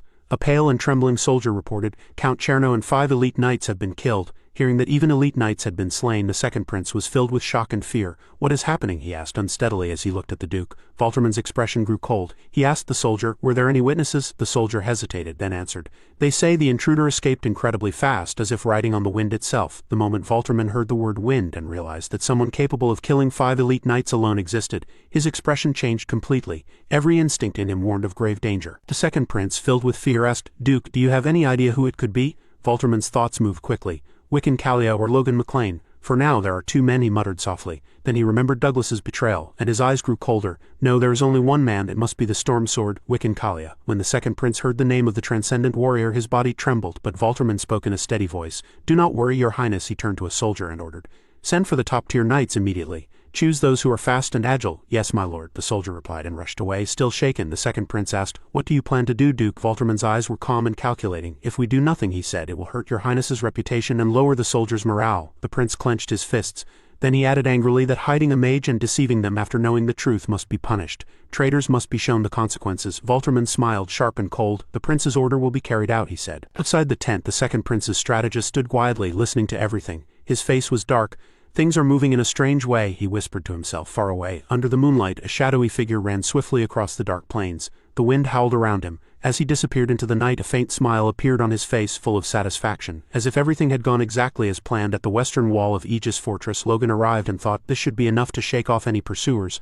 Eileen spoke stiffly. "You did well," Logan replied. "There's no one chasing us. You can speak normally." Eileen became flustered, her rigid military posture relaxing at once. She quickly explained that she was afraid of being discovered and worried that acting too familiar would reveal how deeply she cared about him. Logan then said, "But you're on duty very early," noticing the unusual timing. Before Eileen could think of an excuse, the soldier behind her, a large and friendly man who clearly understood the situation, spoke up with a grin. "She didn't wake up early. She stayed up all night waiting." Eileen's face turned bright red, the blush spreading up her neck. Without thinking, she kicked the soldier's leg hard, a quick and trained movement from long sparring sessions. I just happened to wake up early today, she insisted, trying to regain her calm and professional tone. Then she turned to Logan and asked seriously, "More importantly, how did the operation go?" Logan replied. "There were no problems with the attack itself. If this causes deeper conflict among the enemy and breaks their alliance completely, that would be the best result." Without thinking, Eileen said, "Though I doubt it will be that easy." She immediately realized her mistake, became flustered again, and quickly apologized. "That was too pessimistic of me," she said, bowing her head slightly. Logan looked at her kindly and said, "It's fine, we can't afford to be overly optimistic right now." He paused and looked out over the quiet, cold fields around the fortress, thinking carefully. "For now, we should watch their movements." The scene then shifted to the southern McLean Plains, inside the central barracks of the First Prince's army. Wiccan Callie asked, "It's been 2 days since the last retreat. Shouldn't they have moved by now?" His voice showed his impatience as the delay was wearing on everyone. Huan Douglas sighed and replied, "Not yet. The Second Prince's forces are refusing all communication. That confirms how serious the breakdown is." Wiccan asked again, "Could the rumor be true that their barracks were attacked last night?" The thought of such a bold attack spread unease through the room. The First Prince slammed his hand on the campaign table, the loud sound echoing in the tense silence. "They abandoned the war because of that, pathetic fools," he shouted with contempt. "I'd rather attack them myself and become king." His ambition burned fiercely, blinding him to the need for cooperation. Hearing this outburst, Huan Douglas could only sigh. He was used to royal tempers, but his sigh carried clear frustration at the short-sighted pride of his commander.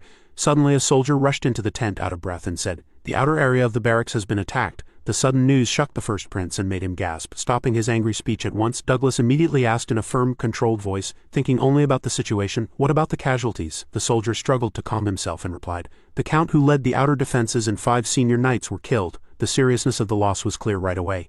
These were not ordinary soldiers but important and experienced leaders. Hearing this, Wiccan's face filled with real concern, and he quietly said, "That's a huge loss." Recognizing the damage to their strength, filled with fresh anger, Huan Douglas slammed his fist on the table. Unlike the prince's earlier outburst, his movement was controlled and threatening, showing his deep frustration as a commander. He said, "I understand what happened," and then bluntly called Jordan Valterman an idiot, blaming him for the recent failures. Douglas then told Wiccan that they would move out together at first light. If Valterman kept refusing to communicate, Douglas would go there himself and settle the matter, making it clear that he would force unity with his authority. The next morning, when Valterman saw Huan Douglas arrive in person at his camp, he could hardly believe it. His pride was hurt by the public visit. He came himself, Valterman thought. Duke Douglas must be losing face. He mistook Douglas's action for desperation instead of determination. Angrily, Valterman confronted him in a rough, accusing voice. "What nerve do you have?" Douglas answered with a dark, unsettling smile that carried no warmth. "It seems your communication channel isn't working, so I came to fix it like a friend should." He then pushed further, speaking deliberately.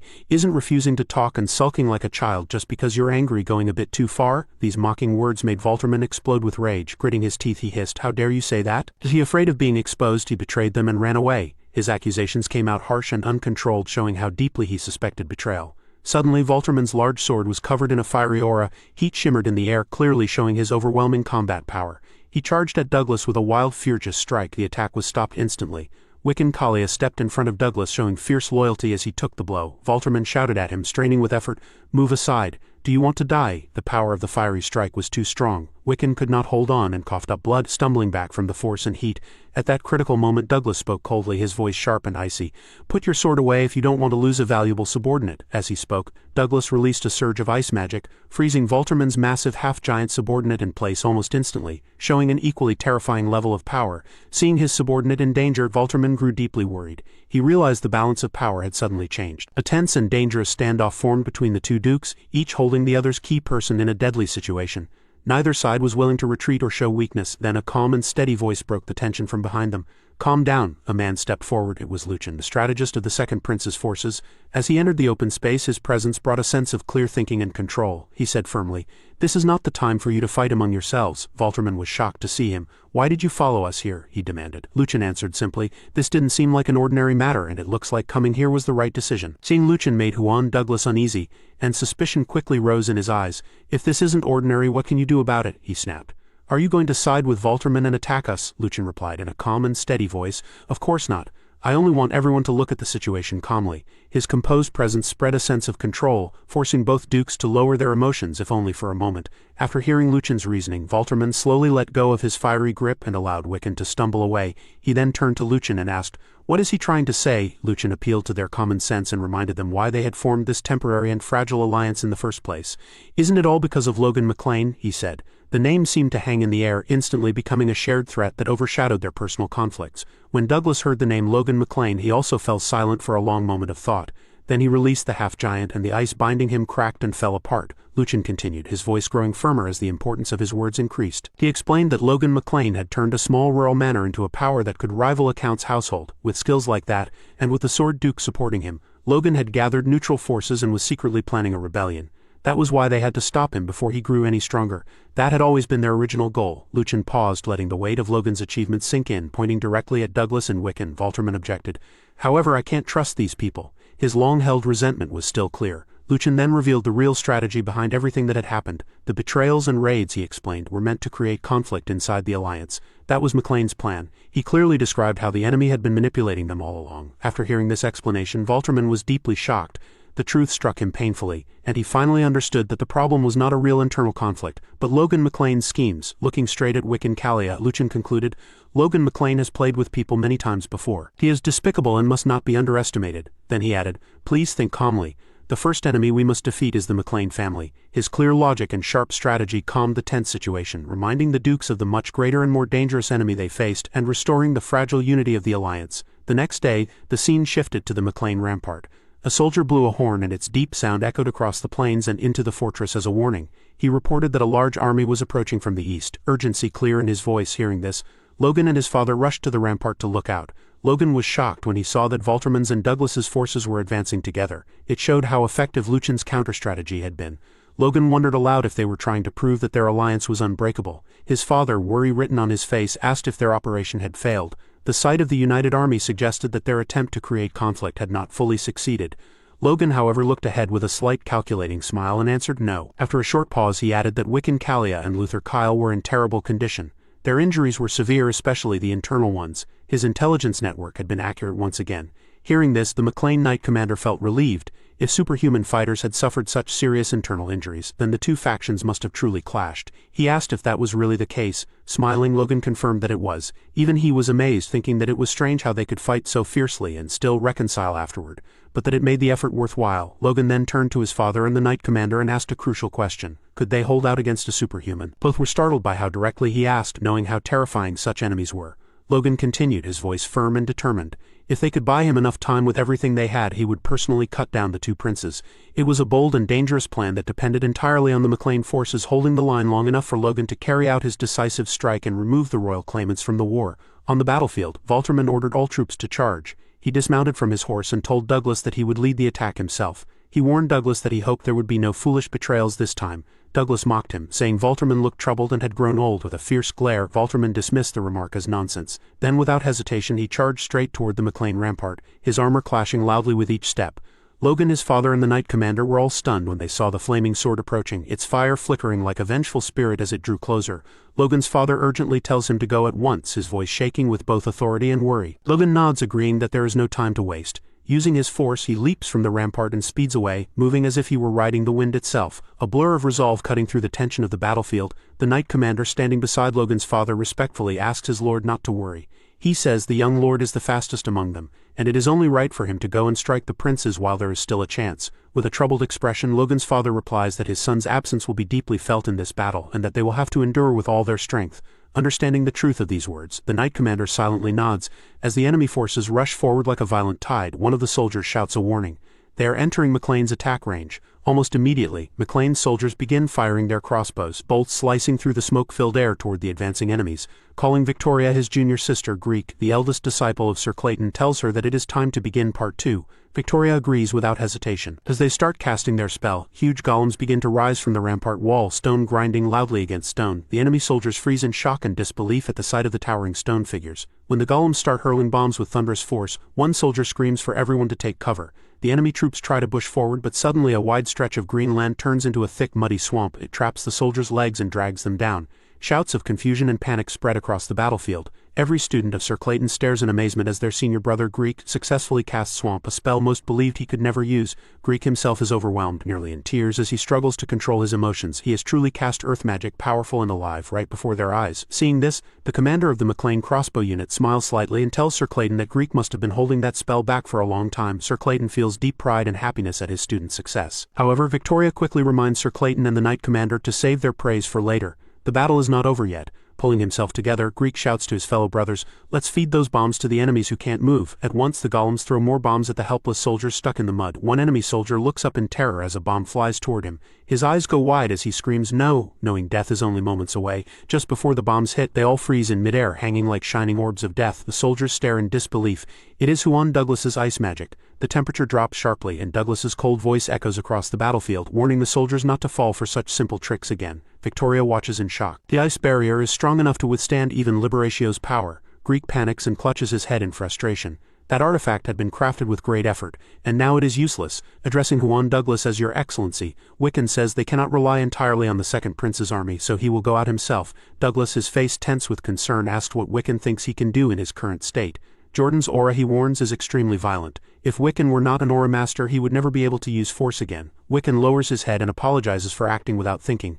Douglas sighs deeply and tells him that since he has better eyesight for scouting, he should use it now. He asks where Logan McLean is. Wiccan narrows his eyes and scans the smoke-covered battlefield with his wind aura. After a moment he shakes his head and says he cannot find Logan anywhere. Douglas frowns and mutters to himself. Jordan is charging straight ahead, yet Logan McLean has completely disappeared, grinding his teeth. Douglas growls that Logan must be planning something. He then orders Wiccan to support him while he draws Logan out. Meanwhile, the McLean Night Order commander keeps firing crossbows at the enemies. Suddenly his lord Patrick McLean speaks in a low and heavy voice, saying that he feels ashamed.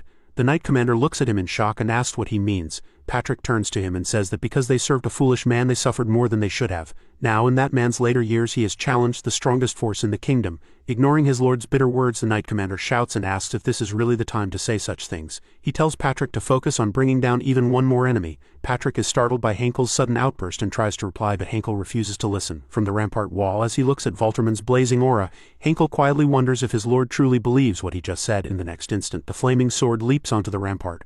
Volterman charges straight toward Patrick McLean and Sir Henkel, his massive blade wrapped in roaring flames. Both Patrick and Henkel freeze in terror as the inferno rushes at them. When Volterman strikes, a deafening explosion swallows the rampart and shakes the wall to its core. From a distance, Logan sees the explosion and feels a wave of dread. Has Volterman already reached the wall, he wonders. He's faster than I expected. If they fight him now, there will be unavoidable sacrifices. With a grim resolve, Logan clenches his fists and decides he must hurry. He has to strike down the princes and end the war before more lives are lost. Suddenly, a cold and frightening aura stops him. Ahead of him, a huge orb of ice shines with a deadly glow. Logan recognizes it at once. It is the same giant ice orb as before. If it explodes, the entire area will be completely destroyed. Grinding his teeth in anger, Logan sees Huon Douglas standing in his way, his freezing aura spreading like the death of winter. Without hesitation, Logan charges toward the giant ice orb, ready to destroy it before it is too late. But then he notices something strange.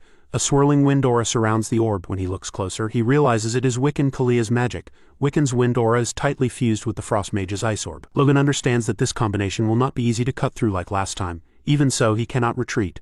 Not now. If he used the same method that stopped Wiccan's aura before, then maybe, just maybe, he can do it again. Suddenly, Wiccan appears in front of the ice orb. His cloak flutters like storm clouds as he speaks calmly. He tells Logan to give up and asks if he heard the sounds behind him. Behind Logan, the screams of dying soldiers echo across the battlefield. Jordan Volterman, the flaming sword, swings his massive blade without mercy, cutting down McLean's soldiers as if they were paper. Screams, dying cries, and desperate shouts fill the air. Blood and ash are carried by the wind. As Volterman continues his slaughter, Wiccan coldly tells Logan that he is already defeated. Logan's eyes widen as he slightly turns his head. He sees his younger brother, his fiancée, Victor, his sister, and Sir Clayton's students all fighting desperately. None of them can stop the advance of the flaming sword. Even his father, the proud Patrick McLean, is unable to hold Volterman back. Despair creeps into Logan's heart, but he forces himself to stand firm. Nearby, Sir Clayton trembles, his eyes wide with disbelief. He mutters in a broken voice, asking how this could be happening. At that moment, Sir Henkel approaches them. His armor is burned and blackened, but his eyes remain steady. With a serious look, he turns to Sir Clayton and says that he has a request. The scene shifts to events from the past, seen through the memories of Sir Henkel, the Night Order commander. Two soldiers speak quietly, one asking how many hours have passed. The other replies that it has been maybe 2 or 3 hours. Young Lord Patrick is shown to be strict and ruthless. He is sitting on the back of a young Sir Henkel while calmly cleaning his sword. Patrick asks Henkel to tell him what his fault was. Clenching his teeth, Henkel answers that he scolded a knight from another viscount's house. Patrick sighs and asks what he means by that. He asks if Henkel is proud of ignoring his lord and acting on his own. Henkel does not back down and says that they insulted his lord first. He asks how he could stand there and listen while his lord was being insulted. As Patrick gets off Henkel's back, he says that he, a mere baron's son, became a senior knight, and that such envy and jealousy are almost cute. With a warm smile, Patrick reaches out his hand and thanks Henkel. Later, Henkel learns that his lord went to the Viscount, who was furious and wanted to punish Henkel personally. and that Patrick bowed his head and knelt before the Viscount. At that moment, Henkel decides that his lord should never be treated that way. He swears to help Patrick restore McLean's former glory and rise even higher. He decides that he will see his lord reach that place. Years pass and Henkel becomes the commander of the Knight Order. Still, McLean remains a small royal barony, and Patrick is only a senior knight. Everything seems unchanged. Then things begin to shift when Logan McLean approaches Henkel and greets him, saying that from that day on he will join the Knight Order's training. From that moment, everything starts to change. The story returns to the present at the McLean Rampart. The half-giant Luther declares that he will stop the bombardment and orders the soldiers to climb up while their commander Duke Volterman attacks the wall. Logan's younger brother Ronian charges with a flaming sword, but Volterman swings his blade. The impact sends Ronian flying and he crashes into the rampart wall. Seeing this, Patrick is filled with worry. Patrick tells Eileen that he warned them not to clash directly with Enora. Eileen asks how they are supposed to bring down the flaming sword without clashing with it, especially when the young lord is tied down by the first prince's army. Wiccan tells Logan to admit defeat while there is still time. He says the prince might kindly end things by cutting down the McLean house's line, or Logan can choose to die here with his men. Logan remains silent for a moment. Then he finally speaks and says no, he cannot give up because he has a promise to keep. Logan's words clearly surprise Wiccan Kalia. The scene goes back to the moment when Logan asked his father and the Knight Commander to hold off the superhumans while he cut down the two princes during the opening they created. Logan's father said, "Isn't he the only one among us who can fight a superhuman? This is asking too much." At that moment Henkel said, "Let's try to hold them back." His words surprised Patrick. Before Patrick could respond, Henkel asked, "Is it wrong just because the young lord asked us to do it?" Sir Henkel's words caught Logan off guard. In his heart, Sir Henkel thought, "I believe in the changes the young lord has brought." Back in the present, as they face the flaming sword, Patrick McLean and Sir Henkel charge forward together. Patrick orders the soldiers not to stop firing the crossbows and throwing bombs. Suddenly, Patrick notices something. He sees Sir Henkel rushing alone toward the flaming sword and tries to stop him. Meanwhile, in the battle between Logan and Wiccan Kalia, Logan says, "The people of my domain believe in me without doubt. It wasn't always like this. I made it that way." Wiccan asks, "What are you trying to say?" Logan tightens his grip on his sword and replies, "Even now, my people believe I will bring victory, and they are holding on with their lives." Wiccan says, "You created a meaningless death. Do you feel no guilt?" Logan answers, "No," which shocks Wiccan. Logan charges forward and says, "I don't have time to be held back by that." Logan thinks to himself that he promised everyone in McLean a future different from his past life. Because of that, he must grow stronger and faster than anyone else, without stopping. There is no time to rest. He swings his sword, flames covering his body, and uses the divine sword secret technique, the fourth form scorching heat strike. He strikes Wiccan. Wiccan barely manages to block and thinks that this is the end. It is the same skill that blocked his aura many times before. At that moment, Wiccan's internal injuries from Volterman suddenly flare up. Logan's strike cuts the giant ice orb in half and seriously injures Wiccan Kalia. Determination shines clearly in Logan's eyes. Sir Henkel once thought the young master of McLean was nothing but a walking disaster who caused endless trouble, but his thoughts changed when he saw the young lord endure impossible training. Logan then gathered mercenaries and armed them with outrageous weapons. He even brought in a group of mages from somewhere. He picked up a slave child, made him a knight, and later even took him in his family, and now there was even a fiancé. Such a strange group could not be found anywhere else on the continent. Sir Henkel used to worry about what would happen to McLean and how far it could rise. Sir Henkel snaps out of his memories as he coughs up blood. The flaming sword drives its blade into him, and fiery aura spreads everywhere. Patrick McLean looks on in horror, unable to do anything, unable to save his friend and comrade. Sir Henkel groans in pain. Seeing this, Eileen and Ronian rush forward to save him. However, Volterman releases his blazing aura, stopping them in their tracks. The heat is so intense that Eileen and Ronian cannot move even an inch forward. Defeated and waiting for death, Sir Henkel thinks that it is strange. His body is in terrible pain and the core of his power is completely destroyed, yet his senses feel sharper than ever. He can clearly feel his lord's helplessness. At that moment, Sir Henkel says, "Right now," surprising Volterman. He shouts again, "Right now, Sir Clayton." Sir Clayton instantly casts a spell and many golems appear and surround the flaming sword. They restrain him, leaving him unable to move. Volterman becomes terrified when he sees Sir Henkel aiming a crossbow at his face. As Sir Henkel prepares to fire, Volterman's eyes widen as he sees death approaching. Sir Henkel releases the arrow and it pierces Volterman's head. A massive explosion shakes the rampart, which Logan notices from afar. He immediately understands what has happened and his eyes fill with tears. Sir Henkel has sacrificed his life for McLean. Patrick McLean calls out to his old friend, Sir Henkel. His voice, filled with urgency and deep worry, echoes across the broken rampart. At the same moment, Ronian notices a shadowy, desperate figure, Jordan Volterman, trying to escape through the thinning smoke and swirling dust left by the battle. A familiar wave of anger and frustration burns inside Ronian. Driven by instinct and the sacrifices they had just made, he rushes forward, determined to stop Volterman, prevent his escape, and finally end his presence here. But just as he commits to the charge, Ronian is suddenly stopped mid-step. An icy, overwhelming aura spreads from a figure standing directly in his path. The chilling presence freezes Ronian in place, leaving him unable to take even a single step forward. Juan Douglas had blocked him. Calm even in the chaos, Douglas speaks with open disdain, saying that Volterman looks completely pathetic as he runs away, only a weak shadow of the Duke he was meant to be. Ronion's frustration only grows. Meanwhile, Logan finally reaches the badly damaged rampart, carefully moving through the debris and remaining smoke. Ronion quickly tells him what has happened, his voice tense as he confirms that Jordan Volterman has escaped. He declares that he will immediately gather the knights and chase after Volterman and his flaming sword, determined to make up for the earlier failure. Logan, his older brother, stops him and says there is no need. The response shocks Ronion, who did not expect Logan to cancel such an important pursuit. Logan then explains that he will chase Volterman himself. This has become personal, a responsibility he feels only he can carry. He does not say it out loud, but he knows that sending all the knights would leave their defenses dangerously weak. Before he can leave, another urgent concern rises. Logan asks, his voice filled with fear, about Sir Henkel. Then Logan sees the truth. Sir Henkel lies on the ground completely still, covered in blood and badly injured. The sight of his father's lifelong friend in such a state is almost unbearable. Logan nearly breaks down as his usual composure starts to crack. He rushes to his side and whispers, "What happened here?" Patrick McLean, looking helpless, is already sitting beside his old friend. Staring at Sir Henkel's pale face, he tells Logan that he does not fully understand what happened either. He is still trying to process the sudden violent turn of events. He wonders aloud why Henkel suddenly charged forward into the line of fire without warning, going completely against their plan. Sir Clayton hesitates, clearly struggling with what he is about to say, but finally speaks. He explains that at the height of the battle, Sir Henkel made a terrifying request. He told them that when he gave the signal, they must hold Duke Volterman with all their strength, even if only for a brief moment. The reason was grim. Sir Henkel planned to use the bomb on himself as a last desperate act to ensure Volterman's destruction. Logan absorbs this horrifying truth and responds with cold logic mixed with growing dread. He points out the terrible consequence. If Sir Henkel had detonated the bomb at such close range, the entire area would have been destroyed. At that silent, frightening moment, Sir Henkel begins to cough. The weak, rough sound breaks the silence and proves that he is still alive. Seeing him breathe, Patrick McLean feels a surge of relief and hope. He immediately orders the strongest healing potion to be brought at once. But the relief does not last long, as the seriousness of Sir Henkel's injuries is impossible to ignore. Logan gently stops his father. Thinking fast, he uses a resource he had been saving. He offers a better option, the Bracelet of Regeneration, an extremely rare and powerful artifact to be used on Sir Henkel. Logan explains in a firm, confident voice that if they use this now, they might even be able to save Sir Henkel's badly damaged right arm. Losing a limb would be a terrible fate, especially for a knight of his skill, and Logan is determined to stop that from happening. Just as Logan is about to place the bracelet on the knight's wound, Sir Henkel weakly raises his hand and stops him. This sudden refusal shocks Logan. Survival and full recovery should have been the clear priority. Sir Henkel, speaking softly but with strong resolve, says that his battle ends here, his part in the fighting is over.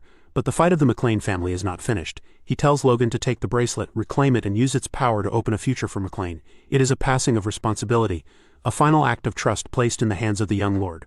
Logan nearly breaks down, tears burning behind his eyes. The meaning of Sir Henkel's final words and his selfless sacrifice cut deeply into him. Still, Logan quickly regains his composure, knowing that a true leader cannot fall apart in a moment like this. With steady emotion and determination, Logan promises Sir Henkel that he will see it through. He swears to fulfill the duty given to him, but adds one desperate request: Sir Henkel must stay alive. Understanding the weight of Logan's promise and the sincerity of his concern, Henkel nods weakly. It is a silent agreement. With his path now clear and the knight's sacrifice echoing in his heart, Logan finally turns and leaves to chase Volterman, urgency burning in every step. At the same time, a soldier arrives out of breath, carrying the highest-grade healing potion Patrick had ordered moments earlier.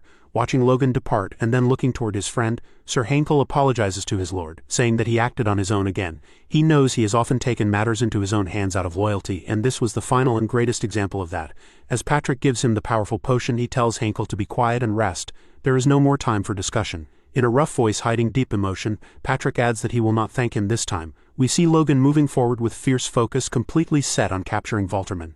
The urgency of the chase is clear in every stride. Suddenly, someone calls out to him from behind, a voice he recognizes immediately. Victor comes running after him, breathing hard from the sprint. Trying to catch his breath, Victor asks if Logan is chasing Volterman, then quickly offers to go with him. He feels it is his duty to help his leader at such a critical moment. Logan firmly refuses and tells Victor to stay. The situation demands it. One of the enemy leaders has escaped, which means the enemy forces are now unstable. Logan reasons that Huan must be anxious as well. To regain control, the enemy will likely attack more fiercely. He predicts that Douglas, who usually focuses on defense, will be forced to move to the front line to hold things together. Logan gives clear orders. Victor, Ronion, and Eileen must stay on the rampart, no matter what. Victor accepts the order immediately. Still confused and concerned about Logan going alone, he asks how Logan plans to chase Volterman. Logan explains that he has a theory, a careful guess based on Volterman's desperation and current weakness. In this situation, there is only one place Volterman would run to. Logan tells Victor with quiet confidence that even if he is wrong, it is not a place where he would be at a disadvantage. He trusts his judgment and his ability to handle whatever happens. Placing a firm hand on Victor's shoulder, Logan looks at him with complete trust and says, "I will leave it to you." It is a heavy responsibility and a true test of Victor's leadership. As Logan turns and surges forward again, Victor calls out after him with unwavering loyalty, "We will wait." As Logan runs, those simple words sink in. He had always believed Victor would never leave Victoria's side. Hearing "we will wait" meant more than just Victor, it meant the others, and perhaps even Victoria herself. The realization weighs heavily on him. His burden has grown not because of the chase, but because he now carries their hope and trust. He must succeed. While running, Logan begins to think intensely, playing out the situation in his mind. If he were Jordan Valterman, where would he go? He carefully considers the state of the battle. The war is no longer turning out as well as the Duke had expected. The allied forces Valterman depended on could not be fully trusted. Their loyalty was weak and based on conditions, not belief. On top of that, they were suffering from unexpected injuries and serious setbacks. Because of this, Valterman's main goal had to be winning as quickly as possible, ending the war before his fragile support completely fell apart. Just as he focused on a possible destination, Logan suddenly heard a sound behind him. It was a small but disturbing thud that instantly put him on edge. Right after that, something rolled across the ground and stopped near his feet. Valterman had thrown the severed head of the first prince toward him. It was a horrifying and deliberate act meant to break Logan's mind as much as shock him. Valterman's voice echoed through the darkness, filled with twisted amusement as he asked Logan, "Could you pick that up?" He then added mockingly, as if talking about a misplaced object, that it was a gift for a close friend, but he had dropped it. Logan stood frozen, staring at the prince's head. There was no denying the truth of the murder. The Duke's sudden and open cruelty was overwhelming. Valterman slowly stepped out of the shadows and into the light, his presence deeply unsettling. He laughed wildly, clearly unstable and manic. Staring at Logan with sharp, triumphant eyes, he said, "I knew you would come here." He had expected Logan to chase him, seeing it as proof that their fates were tied together. In the harsh light, Valterman's face was clearly visible, badly scarred and twisted, showing signs of recent pain and growing madness. He continued to mock Logan, saying that Logan was no different from anyone else. He suggested that Logan was predictable, guided by the same old sense of honor that could easily be used against him. Logan answered the mockery with cold calm, smiling darkly, without a trace of fear. He congratulated Valterman. He returned the Duke's hateful stare and reminded him of the neck he had failed to cut before. Even after sending a highly skilled assassin in the past, Valterman had still failed, and only now had he taken the prince's life with his own hands. Logan kept going, turning the moment into a psychological attack of his own. He said he also knew a skilled assassin. Then he asked a question meant only to provoke. Should he introduce that assassin to the flaming sword? He followed it with the detail he knew would hurt the most. That same assassin had once killed the border count who served the second prince's faction. The meaning of Logan's words hit Valterman all at once. He completely lost control and burst into mad laughter, the sound rising into a frightening high-pitched scream. Then a terrible realization struck him. It had never been some unknown figure weakening him through assassinations. It had been the man standing in front of him the entire time, Logan. With the same calm tone, Logan asked, "Surely you knew, didn't you?" It was both a challenge and a claim that Valterman had already suspected the truth deep down. Valterman forced himself to stop laughing and admitted it reluctantly. He said no, he hadn't known for sure, but he had always had his suspicions. He then explained his cold political thinking. Instead of questioning McLean, who was already seen as an enemy by the public, it was more useful to let things continue and use the situation as an excuse to destroy Huan. At that moment, Logan finally understood the true political game Valterman had been playing. He realized how carefully planned the Duke's actions had been. That was why Valterman had deliberately pushed the first prince's army into battle. It was a calculated move meant to weaken his enemies while placing the blame on Huan Douglas. It was a clever, ruthless, and completely immoral strategy. Holding the flaming sword, Valterman spoke with a tired sense of finality. He said that he and Huan had a long, exhausting history, a connection that always stood in the way of total victory. Then, kicking the first prince's head aside with contempt, Valterman declared that it ended here. The prince's death marked a clear line, closing that chapter of politics for good. Logan took the chance and asked a direct question, pulling the focus back to the two of them. Why not deliver the gift yourself and finish everything once and for all? He said this was the best path for the kingdom. He framed their coming fight as the final step needed for the future of the entire realm. Hearing Logan speak with such a serious, almost patriotic tone genuinely surprised Valterman. He remarked that Logan did not look like a patriot at all, and that made it even more unexpected, especially coming from someone known as a public enemy. Speaking about the kingdom's future, Valterman continues, his face twisted by a dark obsession. He says he cannot wait to see Huan's expression when he receives it. He openly admits that he wants to witness his rival's ruin with his own eyes. Then the Duke falls into a brief moment of self-pity, complaining that fate is truly cruel, always placing new obstacles in his path whenever he tries to rise higher. Logan, having allowed the exchange to finish, finally makes his move. He prepares to fight Valterman, his sword already drawn, the polished steel shining faintly in the dim light. With a final taunting and wicked laugh, Logan replies, matching Valterman's dark tone, saying that they are both the same in this regard. Both men see themselves as constantly struggling against a harsh and unfair fate. A deep, heavy silence settles between them. The tension grows almost unbearable, thick and suffocating. A sudden cool breeze blows between the two warriors, stirring dust and debris like the calm before an approaching storm. When Valterman sees Logan's completely determined face, free of fear or doubt, he grinds his teeth in anger. He can no longer endure Logan's presence, his mockery, or the fact that he stands in his way. Letting out a harsh guttural sound, Valterman charges forward, his flaming sword lighting up the darkness as he shouts for Logan to disappear. Logan, driven by his promises and the sacrifices already made, charges toward him as well. The final confrontation begins, not just a chase but a collision of two opposing fates. Their swords crash together instantly, metal screaming as it meets metal. The impact sends powerful shockwaves through the air, throwing up a violent storm of dust and noise. In that single explosive moment, both Logan and Valterman are completely focused. This time, they intend to end everything. The fierce battle continues as their blades collide again and again, shaking the air around them. Sparks burst out each time steel strikes steel, and the sound of their blows rolls across the ruined clearing like thunder. In a sudden and savage attack, Valterman forces Logan backward, sending him skidding across the torn ground. The force of the strike rattles Logan's bones, but he quickly regains his balance. After clashing swords once more, Valterman speaks in a sharp, mocking voice. He says that he once believed Logan only defeated Wiccan because Wiccan was already injured, but now he sees that was not the only reason. Narrowing his eyes, Valterman studies Logan with cold curiosity and asks how he managed to block that earlier aura. His voice carries both disbelief and irritation, as if Logan has broken rules Valterman thought could never be challenged. Logan answers with a cruel smile that fails to fully hide the pain of his injuries. He mocks Valterman, pointing out that he looks badly hurt himself. Then, with dangerous confidence, Logan asks if Valterman is not afraid of ending up like Wiccan Kalia, broken and defeated. Valterman ignores the taunts, dismissing them like the buzz of an annoying fly. His blazing aura flares like wildfire as he coldly asks why he should be afraid at all. Once he shows Huan the prince's head, he says, everything will be finished. His voice is filled with certainty and the arrogance of someone who has climbed too high to imagine falling. He asks Logan if he truly believes someone like him could inspire fear. Logan tilts his head slightly, a hint of amusement in his eyes. In a calm yet unsettling tone, he asks Valterman if he is truly certain it will end there. Logan's voice grows heavier as he speaks of what he has seen on the battlefield. He says that when this war ends, another will simply begin. Countless refugees have already been created, and countless talented people have died or been forced to wander. With a sudden burst of overwhelming force, Logan lunges forward and slashes at Valterman, asking if he has any way to undo the human cost of this endless destruction. Valterman scoffs, unable to believe Logan is trying to lecture him about war. His face twists with anger and contempt as he presses forward. As he advances, his flaming sword wrapped in a terrifying aura seems to speak for him. In a booming voice, he demands to know whether Logan even understands how to fight and still gain something from it. Who must be convinced and how? How would Logan ever make a prince give up his crown? Even the Sword Duke failed to do that. Does Logan truly believe he can succeed where others could not? With a furious roar, Valterman swings his sword, sending a massive flame-like aura crashing toward Logan. Logan struggles to block the attack, his muscles shaking under its fiery weight. Each strike feels stronger than the last. The battle's intensity keeps rising, the ground cracking beneath them as trees burn or collapse under stray waves of aura. The world itself seems to tremble, as if afraid of what is about to happen next. From the McLean Rampart, Logan's younger brother Ronian sees a massive explosion rise from the distant forest. Red and orange light flash across the sky, forming an unnatural storm of power. Victor also turns to look, immediately knowing where it came from.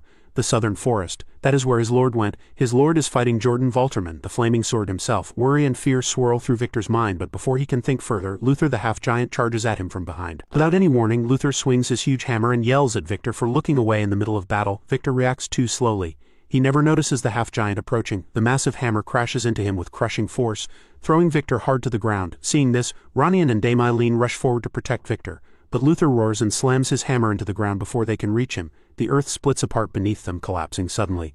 Ronian and Dame Eileen lose their footing and barely avoid falling to their deaths. Sir Clayton arrives at that moment. His eyes widen as he sees the ground breaking apart. Staying calm, he quickly casts a fifth circle spell, sealing the shattered earth in seconds. The broken ground stabilizes instantly under his magic. Luther blinks in surprise. He did not expect anyone to counter his attack so fast. He admits out loud that the spell is troublesome. Before Sir Clayton can reply, something feels wrong. A cold sensation crawls up his body. He turns his head slightly, but it is already too late. His hand and half of his body suddenly freeze solid. Ronian and Dame Eileen freeze as well, shocked that a 6th-class mage like Sir Clayton could be caught so easily. From far away, Sir Clayton's trembling eyes focus on a distant figure. He cannot believe it. Huan Douglas. Huan Douglas is aiming directly at him from that distance. The precision and timing are terrifying. At the same moment, Huan Douglas also notices the huge explosion in the southern forest. His expression changes. Though no one can tell what thoughts are moving through his calculating mind, the scene shifts back to Logan and Valterman. The flaming sword is slowly but clearly gaining the advantage. Logan feels his strength draining away. He cannot believe Valterman still has so much power despite being badly wounded. Valterman swings his sword with overwhelming force, each strike stronger than the last. With a smirk he says that Logan's earlier attack was impressive, but only because Logan had to use everything he had just to block Valterman's strike. Time is not on Logan's side. The longer the fight continues, the clearer it becomes that he is struggling. His arm trembles. Each block makes his breathing rougher and heavier. The flaming sword's relentless attacks are wearing him down. Valterman laughs and says the explosion earlier must have told Huan that the first prince is already dead. In a cruel voice he asks Logan what he thinks Huan Douglas will do next. Logan answers through clenched teeth. Huan Douglas will go after the second prince's head, just like Valterman. Valterman laughs even harder, his voice echoing wildly through the burning forest. He agrees, saying that even if defeat were certain, Douglas would never sit back and let Valterman win. They were always like that, always trying to climb higher than the other, always reaching further upward. Then Valterman asks Logan if he is not the same. The question catches Logan off guard. He stares at Valterman in shock. The flaming sword keeps talking, as if ripping open his own chest full of memories. He says that at first everything he did was for his house and for the kingdom. He ran forward thinking only of that, and before he realized it, he had climbed very high. Valterman's voice trembles as madness slowly rises to the surface. When his daughter gave birth to a prince, he realized there was still more above him. Still more to climb, more to take. His expression twists as he loses control. Like a madman, he shouts that he can climb even higher. So why should he stop? Why should he ever stop? With wild fury, Valterman charges at Logan again, screaming for him to answer. Logan barely blocks the flaming strike. His blade shakes and his entire arm trembles. Then something feels wrong. Sharp pain shoots through his body. He realizes that an earlier blow has broken his left arm. The bone has cracked under the strain of battle. Valterman laughs like a madman when he sees Logan's pain. He calls Logan arrogant, saying Logan talks as if he has no greed of his own. Yet behind the scenes, Logan gathered neutral forces and planned to place the third prince on the throne. Logan responds that the third prince is better than the two fake princes above him. This truth breaks something inside Valterman. His calm shatters and he attacks Logan with even greater fury. One strike comes so close that it almost pierces Logan's neck. Calling Logan an arrogant brat, Valterman demands to know if Logan has seen the future or something like that. He closes the gap again and delivers another crushing blow. Logan barely manages to block it. Valterman admits that he cannot deny the two princes are frauds, but the king, he says, is only a symbol. It is people like them, like Valterman and Logan, who truly shake the throne and control it from the shadows. Logan grits his teeth in rage and tells Valterman to stop talking nonsense. His voice cracks, not from fear, but from deep frustration. Valterman snarls and with burning anger asks Logan why the Sword Duke, Logan's master, is not helping him. That single question strikes Logan to the core. For a brief moment, doubt cuts into his heart like a blade. Valterman notices this crack and does not waste the chance. He slams a brutal kick into Logan's side. The force sends Logan flying, his body smashing hard into the ground. Logan struggles to get up, coughing and shaking. Valterman laughs loudly, almost drunk with joy. He says the Sword Duke was different, a truly noble man. The moment the Sword Duke sensed Valterman's ambition, he cast him aside without hesitation. Then Valterman mocks Logan, saying that from the looks of things, Logan too has been abandoned by the Sword Duke.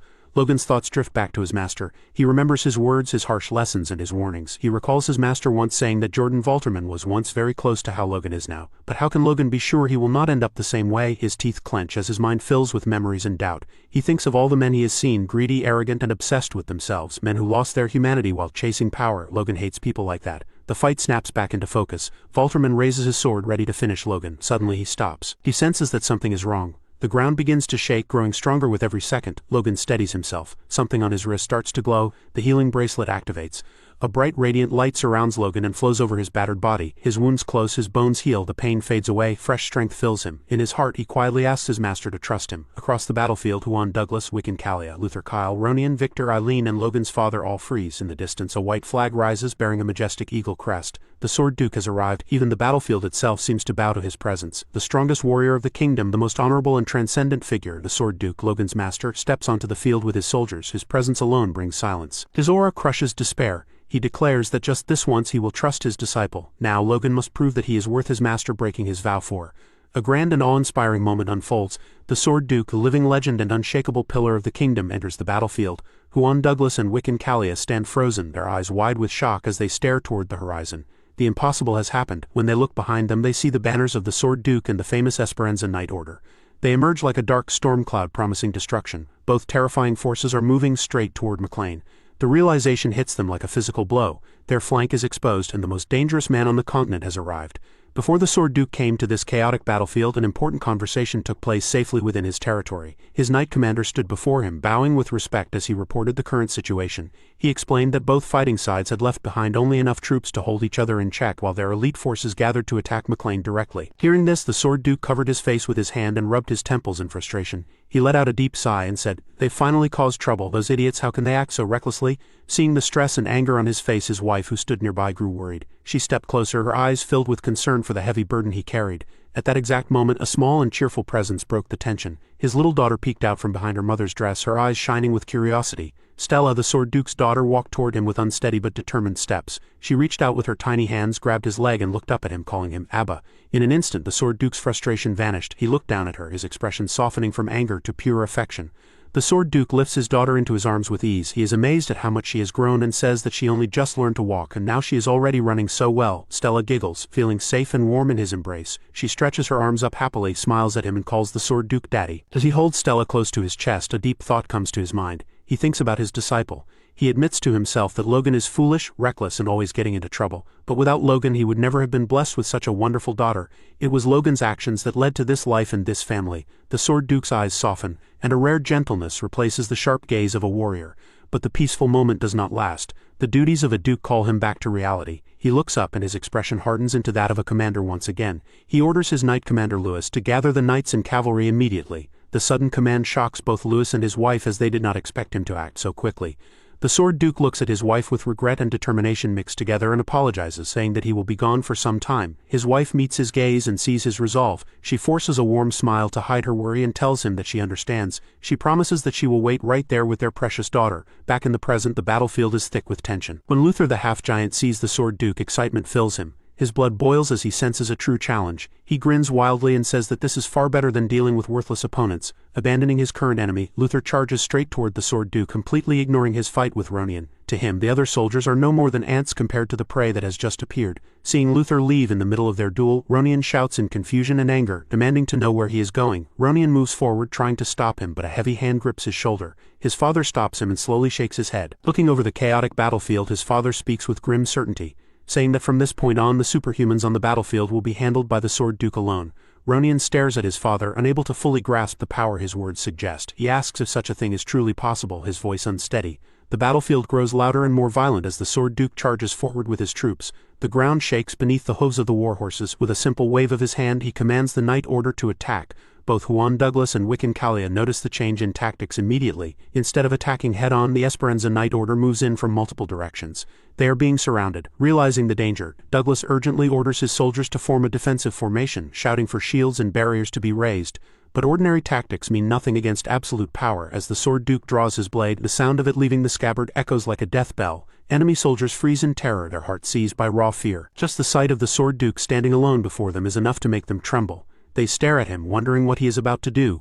The answer comes instantly. His sword becomes wrapped in aura, and a blinding light bursts from the blade. The immense energy pouring out of him twists the air, and even gravity seems to bend. Enemy soldiers are lifted into the air, unable to resist the crushing pressure. Their feet leave the ground, and panic fills their faces. Before they can understand what is happening, the Sword Duke's horrifying sword intent sweeps through them. It is not a slash, but complete destruction. His intent tears them apart in midair, erasing them without mercy. It is a brutal display of overwhelming power. The Duke does not even flinch after slaughtering them. His face remains cold and distant, as if he has done nothing more than brush away insects. Yet in the middle of the carnage, he suddenly senses that something is wrong. The air shifts. Juan Douglas takes advantage of the moment and launches an ice spell at the Sword Duke, a powerful spell meant to stop all movement. The temperature drops sharply as ice spreads over the Duke's limbs, freezing him in place. Seeing this opening, the enemies surge forward. Both Luther and Wiccan Kalia charge at the Sword Duke at the same time, sensing blood and opportunity. Both the half-giant and Wiccan scream as they rush at the Sword Duke, putting all their strength into one combined attack meant to kill him in a single blow. The Duke, however, remains calm as they close in.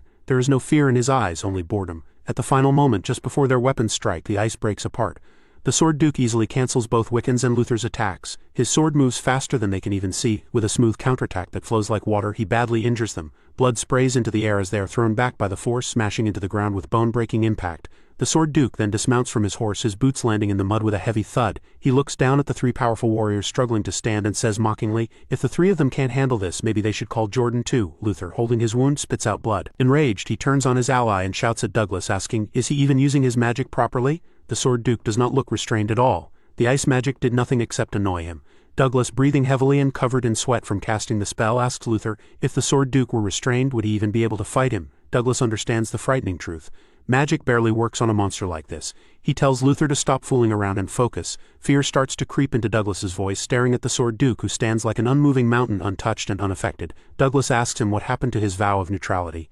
Did that brat Logan enchant him, or was his vow always this weak? A question lingers in the air. The Sword Duke lets out a deep sigh heavy with exhaustion. He looks at them with pity and determination and says that if he lost that disciple while doing nothing, he would never be able to face his daughter. Hearing this, Douglas grows even more frustrated. He tells the Duke that breaking a vow for a disciple means he is truly grown old, desperate to survive. All of them charge at the Sword Duke again, shouting at him to just retire. Meanwhile, in another part of the battlefield, the fight between Logan and Valterman continues.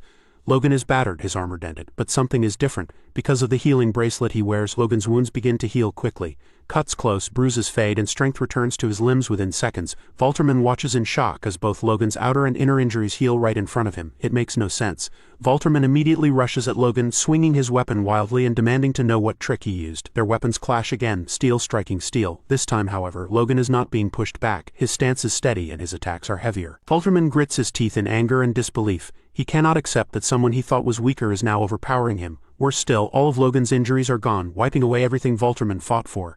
Then Valterman notices his own condition. He realizes that he is the one who is exhausted. His breathing is rough, his arms feel heavy, and his mana is draining fast. In desperation, sensing the battle slipping away, Valterman releases all of his fiery aura. Flames burst from his body, burning the ground around them. Sensing a change, Logan retreats and creates distance. He feels the air grow heavy, pressing down on his shoulders. The presence is far away, coming from another part of the battlefield, but he can clearly feel it. It is the Swordmaster's weighted blade. Logan's eyes widen as he understands. A smile spreads across his face. Seeing Logan suddenly smile, Valterman grinds his teeth in rage. He swings his massive sword at Logan with enough power to split a building, shouting, "What are you laughing at?" Logan instantly blocks the attack, knocking the giant sword aside. He keeps laughing, a deep and genuine laugh in the middle of a deadly battle. Logan realizes his master was right, just as he always said and feared. Those who taste power will always seek more power. It is the curse of the strong, but Logan also understands something else. People chose to believe in him. He is not chasing power for its own sake. In the chaos of the battlefield, a deep realization fills Logan's mind. Once he was a brute who only understood violence. Now he needs to prove himself. He must honor the trust others placed in him. Every choice weighs heavily on his shoulders, but that weight now gives him strength.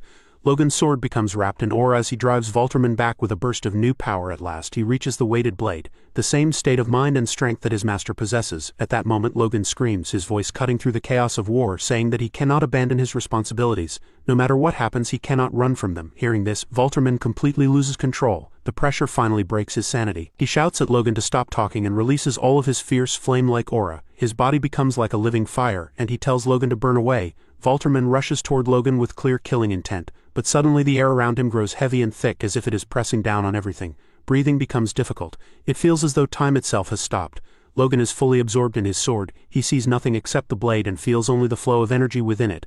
As Valterman closes in, Logan remains completely focused, reaching a state of perfect concentration. When Valterman strikes, bringing down his blazing weapon, Logan avoids it with a movement so small and precise that it looks like he teleported. In that instant, time freezes. The flames, the flying debris, and the sounds of battle all stop. Valterman notices this and is filled with terror. True fear grips his soul as he realizes the world has halted around him. Logan descends from the sky like a shining star, his entire body glowing with brilliant light. His sword shines with a radiant aura, lighting up the dark battlefield. He has reached the realm of a swordmaster. Logan finally unleashes the technique he has been striving for, the fourth form of the divine sword, Blazing Heat Slash. He strikes Valterman and the attack connects with overwhelming heat born from the divine technique.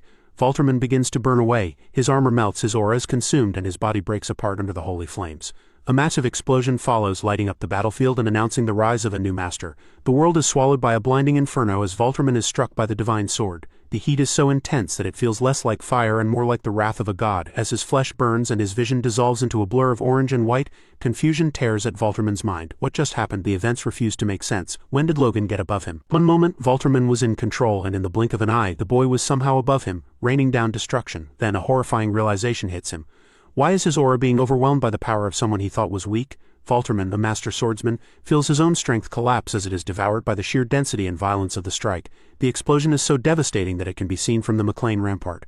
A towering mushroom cloud of mana and debris rises into the sky, shaking the earth itself. From afar, Logan's younger brother Ronian stares at the distant blast with wide, shaking eyes, deeply worried. He grips the stone of the rampart so tightly that his knuckles turn white. Logan's fiancée Eileen feels the same fear. She watches the smoke rise, her heart pounding, silently praying that the man she loves has not burned himself away along with his enemy. At the center of the crater, the dust slowly settles. When the terrifying flames from the divine skill fade, Logan stands among the embers, breathing heavily. He quickly reviews what happened and realizes it activated at the perfect moment. He is thinking about Lux, his sword's special ability, time acceleration. It is a skill he cannot use repeatedly because it puts an enormous strain on both his body and the blade. That is why he saved it for the very end of the duel. He combined it with the fourth form of the divine sword, Scorching Slash, a technique that lets him move at 3 times his normal speed and cut through aura as easily as paper. With this overwhelming combination, even Jordan Valterman, the legendary blazing sword, could not avoid it. As the smoke fully clears, Valterman is revealed to be on his final breath. His armor is shattered and his body is broken. Logan walks toward him, his long shadow falling over the defeated warrior, creating a cold and terrifying image of victory. Looking down, Logan tells him simply that he lost. Valterman stares back with empty eyes.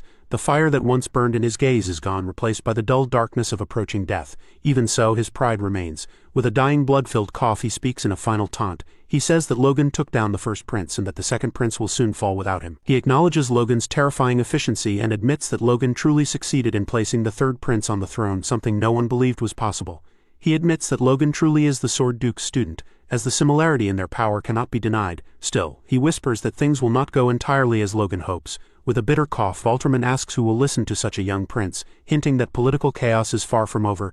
Despite his bold words, deep down he is afraid of Logan. He has seen the monster hidden beneath the skin of the young lord. Logan remains silent for a moment, thinking over the dying man's words. He does not comfort him, nor does he argue. Tightening his grip on his sword as the leather creaks in his hand, Logan finally asks Valterman, "Are those your last words?" Valterman is now at the edge of death. His breathing is weak, only a faint rattle in his throat. He looks up at Logan, who is standing above him and blocking the light of the sky. With his last strength, Valterman curses Logan, calling him a bastard, and tells him to move aside because he cannot see the sun. He wants the light to be the final thing he sees, not the face of the man who killed him. In a tragic moment, Logan grants him that mercy. He strikes one final time, and his blade cuts away the last trace of life, ending Jordan Valterman, the wielder of the blazing sword, on the rampart. The battle continues without pause. The sound of clashing steel and screaming men fills the air. A massive golem moves through the battlefield, unstoppable, slaughtering enemy soldiers. Its stone arms swing with terrible power, crushing armor and breaking bones. One soldier, watching his comrades die, cannot believe the golem defeated 3 knights at the same time. It goes against everything he knows about war. Another soldier tries to raise their broken morale, shouting at him not to be afraid. He says the golem's weakness must be its mana stone and that destroying the core will stop it. But a third soldier, his voice shaking in terror, says that this golem does not have a mana stone at all. The truth horrifies them. A golem without a core has no weakness. Before the soldier can even react, the golem turns its huge body and smashes him, sending his corpse flying across the battlefield. From a higher position, Sir Clayton watches in excitement and asks the nearby troops if they saw that. His eyes shine with pride as he explains that this is not a constructed golem, but a summoned one. It is the power of a 6-circle mage. He raises his staff and releases all of his summoned golems at once. The ground shakes as more stone giants rise from the earth. At this point, the enemy soldiers are filled with fear towards Sir Clayton and his golems. They realize they are not fighting men but a force of nature. Overwhelmed by this power, they hesitate and freeze in place. Amid the chaos, Eileen moves through the battlefield with deadly skill. She approaches an enemy soldier from behind, and in one swift motion, her blade flashes. The man dies before he even realizes she is there. Eileen senses that their enemies are shaken by the arrival of the Sword Duke and that the tide of battle is turning. Still, her thoughts drift away from the blood and death around her. She hopes that if the young Master Logan can return safely, that would be the best possible outcome. Her heart aches with worry as she thinks about his duel. While Eileen is lost in these thoughts, an enemy soldier begins to sneak up behind her. He moves carefully, gripping his weapon tightly. His greedy eyes look over her armor and her sword. He thinks she must be an elite of McLean, wearing fine gear. Greed overcomes his caution. He decides to take her head and earn a great reward for killing a high-ranking officer. He licks his lips, already imagining the gold. Just as he prepares to strike, confident it will be an easy kill, a shadow falls over him. Suddenly, Logan appears and steps down on the soldier with crushing force. The man is slammed face first into the ground and pinned instantly. Logan stands on top of him, carrying a terrible trophy. The head of the blazing sword, sealed inside a bag. After crushing the soldier like a simple stepping stone, Logan looks down at the movement under his boot and asks in confusion, "What was that?" When Dame Eileen sees Logan emerge from the smoke, her face brightens at once. All her worry disappears, replaced by pure relief, and she rushes toward him. Seeing that Logan is safe, her shoulders relax as the tension drains from her body. Logan looks back at her, his expression soft, and says he is glad she is safe as well. In the background, beneath Logan's boot, the face of the enemy soldier who dreamed of a great reward is now flattened and forgotten in the dirt. Dame Eileen lets out a long sigh, releasing all the stress she had been holding in. She says she could see the forest exploding from where she stood, and the blast was so huge that she feared the worst. She admits that just watching, unable to help, made her feel like she was losing her mind. Realizing how exposed her feelings sound, she grows a little embarrassed and tries to steady herself. She begins to ask Logan if he had fallen again like last time, referring to the battle with Wiccan Kalia when he was badly injured. But before she can finish, Logan gently interrupts her. He looks at her and tells her that she must have been very worried about him. When Logan suddenly speaks and hits the truth directly, Dame Eileen's face turns bright red. She blushes so hard that her face looks almost as red as the blood on the battlefield. She panics and starts stammering, trying to take her words back. She says that it's not like she didn't worry about him, just not enough to say it that way. She is clearly trying to protect her dignity. After that, she starts mumbling nonsense, saying that everyone was worried back then, and that she was no different from the other soldiers. Logan cuts through her rambling with a gentle smile that reaches his eyes. He thanks her for believing in him. Hearing that, Eileen feels like she might cry. The tension of the battle and the relief afterward hit her all at once. She sniffs, holding back her tears, and complains that he can't say something like that so casually. She says it isn't fair to her heart. Logan nods and says he will arrange something for them later, maybe a date or at least a proper talk once everything is over. But then his expression turns serious again. The war is not finished yet. Logan turns away from her and walks to the edge of the fortification. He stands on the rampart wall and looks down at the chaotic battlefield below. Taking a deep breath, he shouts, his voice strengthened by his aura. He declares, "All who stand on McLean's soil, listen carefully. I, Logan McLean, have taken the heads of Reuter von Grandia, the first prince, and the blazing sword, Jordan Valterman." He lifts a bloody bag for everyone to see. At this announcement, the enemy leaders, Huon, Douglas, Luther, and Wiccan, are stunned. Their faces go pale, especially when Douglas sees blood dripping from the bag. Fear grips him as the truth sinks in. Logan continues shouting, declaring that their coalition has failed and ordering them to stop fighting. The soldiers are in disbelief. The news spreads through their ranks like a shockwave. One soldier completely loses control. His hands shake as he grips his weapon, his teeth clenched in anger. He says there is no way a kid like Logan could defeat an aura user like their lord. He refuses to believe that the legendary blazing sword fell to a boy. Suddenly, a terrifying sword pressure crashes down on them. The air becomes heavy, making it hard to breathe. The Sword Duke steps forward, his presence towering over the battlefield like a giant. He announces that anyone who refuses to accept defeat can come to him. He will deal with them personally. The soldiers cannot endure the overwhelming pressure coming from the Duke. Their will breaks. One by one, weapons fall to the ground. Voices begin to shout their surrender. Someone declares that House Fractal will fight no more. Then House Rowan follows. After that, House Anthony announces it will also lay down its arms. The coalition collapses in moments. Huon Douglas stands frozen in the middle of the battlefield, looking foolish and alone among surrendering troops. He lets out a nervous, almost hysterical laugh. Everything has been ruined because of Logan McLean. He cannot understand how a single boy destroyed their entire plan. The Sword Duke looks at the mage and asks, "What about him? Will he keep fighting?" Douglas thinks it over, quickly calculating his chances. He realizes they are 0. He drops his staff, the wood clattering against the stone, and says that he surrenders. Wiccan and Luther stare in disbelief. Their leader has given up. Luther angrily asks if Douglas has no shame. As the spell Douglas had placed on the Sword Duke finally fades, the Duke looks at him and says calmly, "A wise choice." Without any warning, the Sword Duke suddenly attacks Wiccan and Luther. He moves so fast it is hard to follow, releasing a frightening blade force. In an instant, both of them are knocked unconscious either by the flat of his blade or the crushing pressure alone. Standing over their fallen bodies, the Duke casually remarks that the two youngsters needed a nap. Huon Douglas is horrified by what he just saw. His eyes are wide as he realizes that the old man knocked out 2 aura users the moment the spell was gone.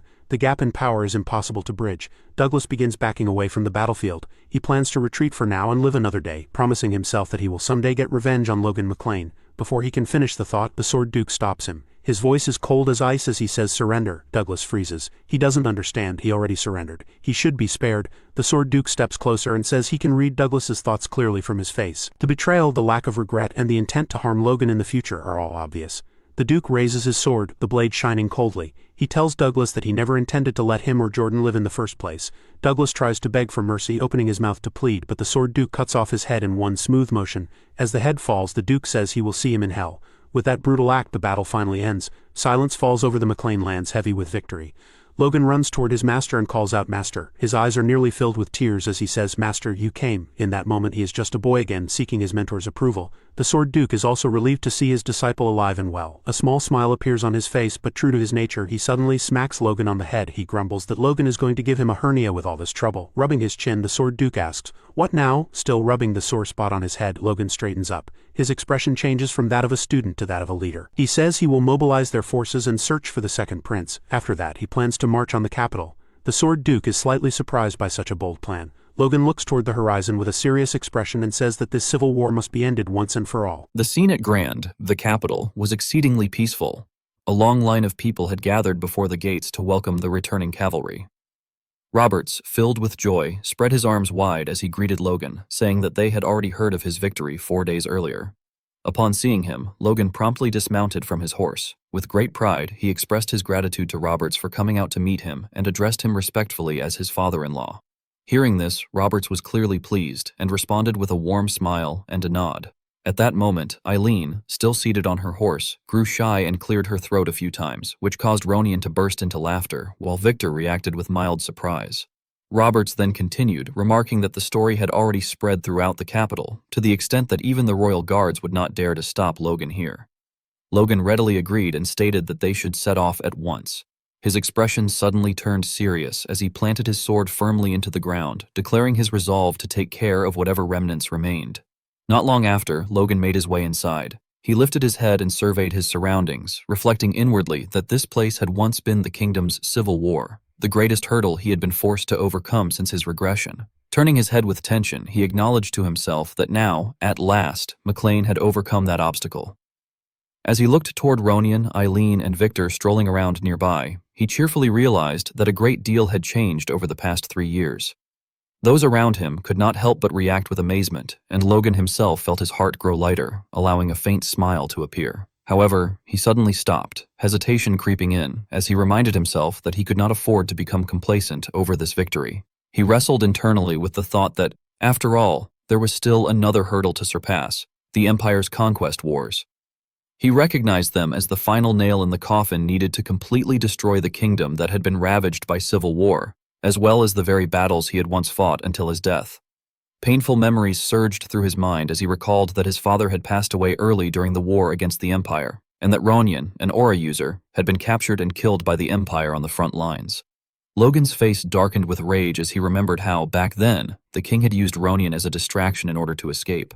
Gazing at Ronian, who was now smiling brightly, Logan silently vowed that such a thing would never be allowed to happen again.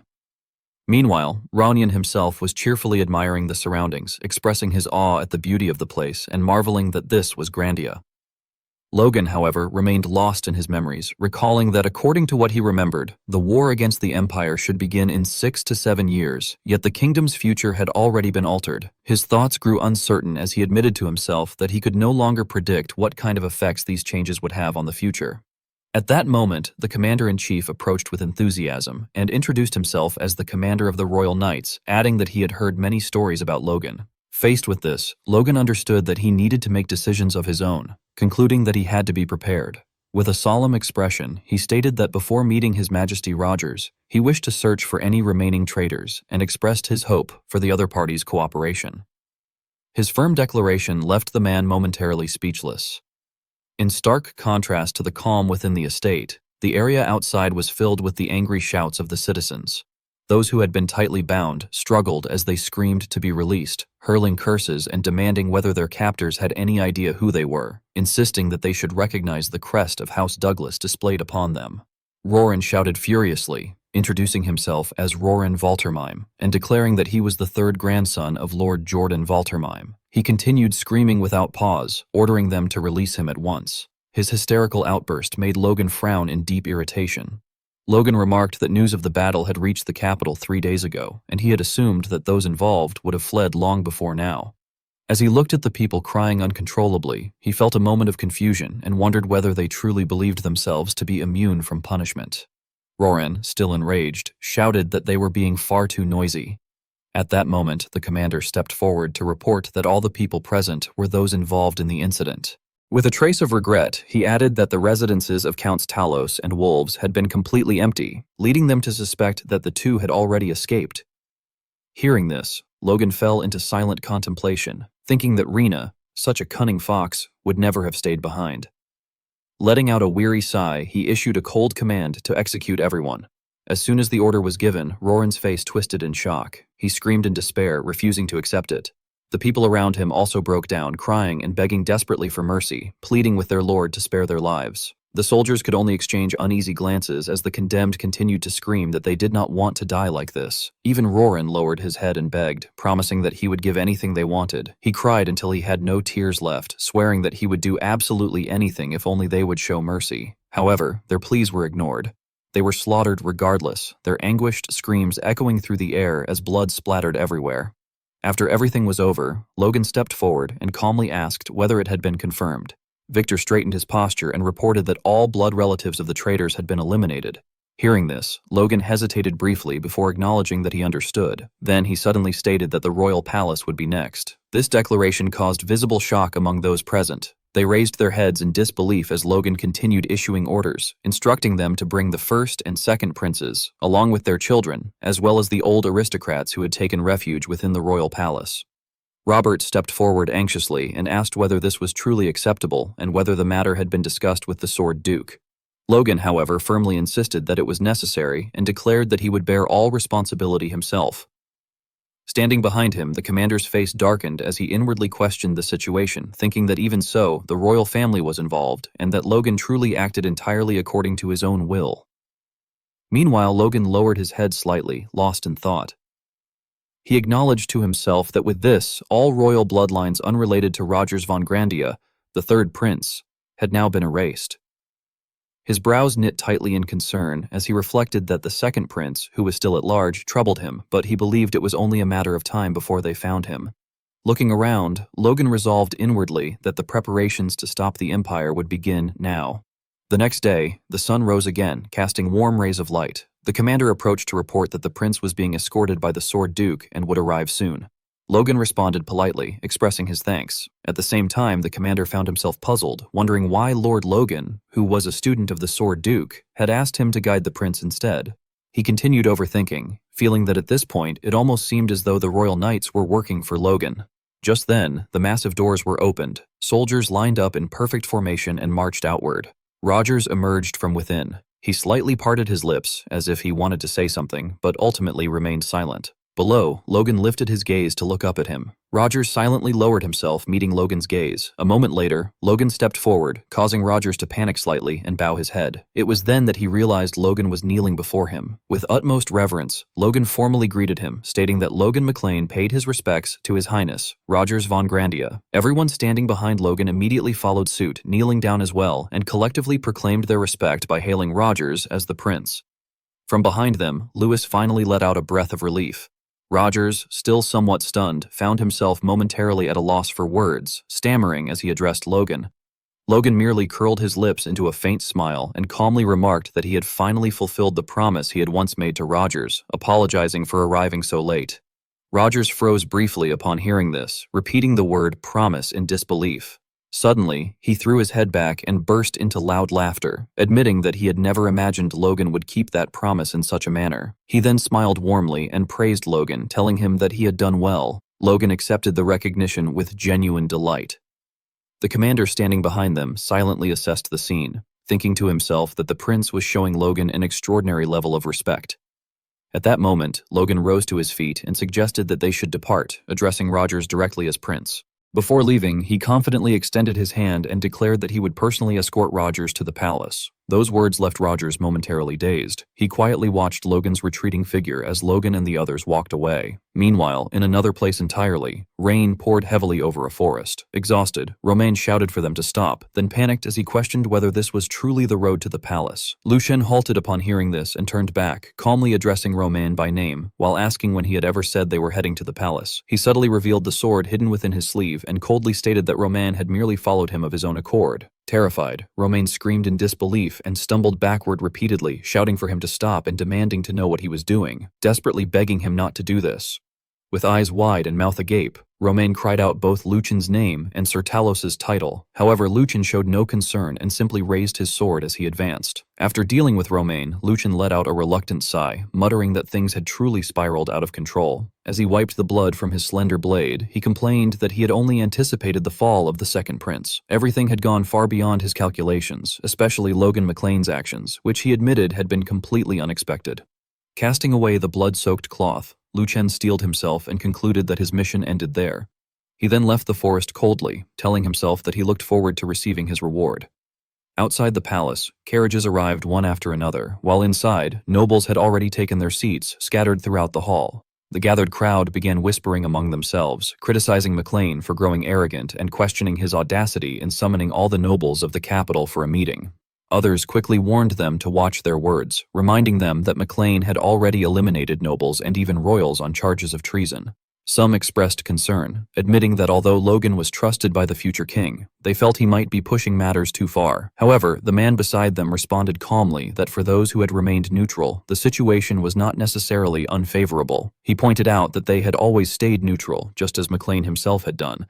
Laughing openly, he added that they had all suffered for years, caught between the two opposing sides, and that there was surely something to be gained for them now. Despite this, many around him felt helpless, privately acknowledging that they had done nothing to support Logan in the past. At that moment, the guard suddenly snapped to attention and loudly announced the arrival of Lord Logan McLean. The doors swung open, and Logan strode into the hall. The previously noisy crowd immediately fell silent while Roberts quietly observed him.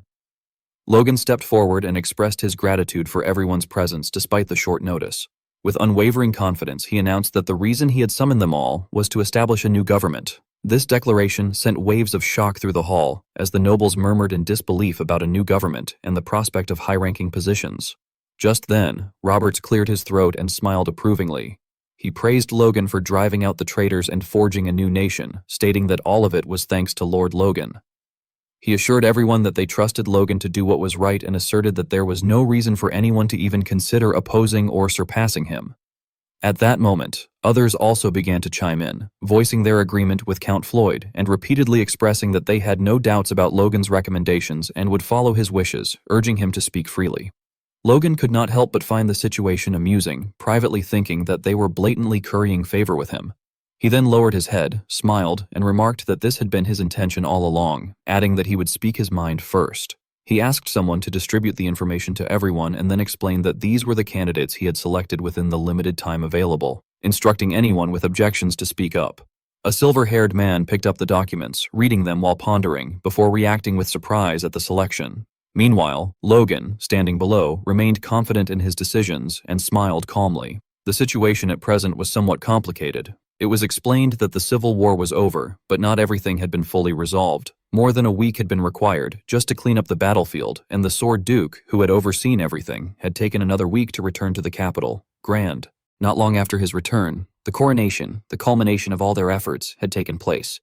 When the people saw the man standing above, they could not help but murmur in awe, recognizing him as Archbishop Crimson Matthew. Matthew lowered his head and read out the decree, announcing that the coronation ceremony of the 42nd King of Grandia, the 1,000-year kingdom, was beginning. Below the platform, a young boy excitedly called out to his father that the coronation was truly starting. His father carefully reminded him that, as the heir of their house, he needed to watch closely. He calmly instructed him to look particularly to the right of the throne, pointing out the two figures standing there. Looking toward Logan and Felix, the father introduced them as the key figures of the Civil War. The boy quickly responded that he already knew, identifying them as the Sword Duke and his student, Logan McLean, and remarking that even someone without training like himself could feel their power. Without hesitation, the father affirmed that those two were the new centers of power and that it was important to leave a good impression on them. He then pointed to the other side and told his son to look there as well. Indicating Roberts, he explained that those were the newly appointed ministers. With evident familiarity, he added that Logan McLean's father-in-law, Count Floyd, had become the new prime minister and that all the other ministers were aligned with him. The boy asked in surprise whether that arrangement was truly acceptable, remarking that he was certain the nobles would have spoken out against it. The father let out a reluctant sigh and asked who would dare to do so. In his eyes, Logan was an extremely dangerous figure, and he noted that these had been the orders of the so-called Knight of Blood. Sitting some distance away, Felix keenly noticed the conversation and asked Logan whether he had heard that remark. He calmly repeated that they were calling him the Knight of Blood. This caused Logan to flush with embarrassment, and he cleared his throat, remarking that Felix did not need to listen in on everything people said. Felix cheerfully teased him in response, questioning why he should not, since it was a name Logan had earned for himself. Left helpless, Logan could only call out to his master. At this moment, Logan showed visible sorrow and admitted that he had thought he should not have stained Felix's hands with blood. Felix frowned and turned away slightly, dismissing it as mere excuses, saying that it was fine and that at least Logan was aware of what he had done. Speaking somewhat awkwardly, Felix remarked that people always changed, just as he himself had changed in order to protect Logan. However, that did little to ease Logan's feelings. He lowered his head and sincerely apologized for it. Felix replied calmly that there was nothing to be sorry about, as it had been his choice as well. Then, adopting the posture of a senior imparting wisdom, Felix warned him that he must always be conscious of the man he had become, because if he ever forgot that, the path toward becoming a monster would open before him. Without any hesitation, Felix cited Jordan as an example, the man who had died by Logan's own hands. Logan nodded seriously and affirmed that he would keep that in mind. On the other side, Matthew was still reading out the decree when Logan hesitated before speaking again, explaining that he was only asking just in case. Noticing the fiery look in Felix's eyes, Logan timidly wondered whether something had happened between him and the Archbishop, pointing out that Felix was glaring at the man as if he were stabbing him with his eyes. Felix let out a sigh and explained that it was nothing more than the Archbishop being an annoying man. Logan, slightly confused, asked if he meant the Archbishop. Felix then clarified that the Archbishop wished for Stella to be sent to the church. Logan quickly grasped the situation and concluded that it was because of what had happened during the naming ceremony. Felix scratched his head helplessly and sighed, telling Logan that it was nothing for him to worry about. He explained that while the Archbishop belonged to the church, he could not force a duke to do anything, and that the coronation taking place here was what mattered most at the moment.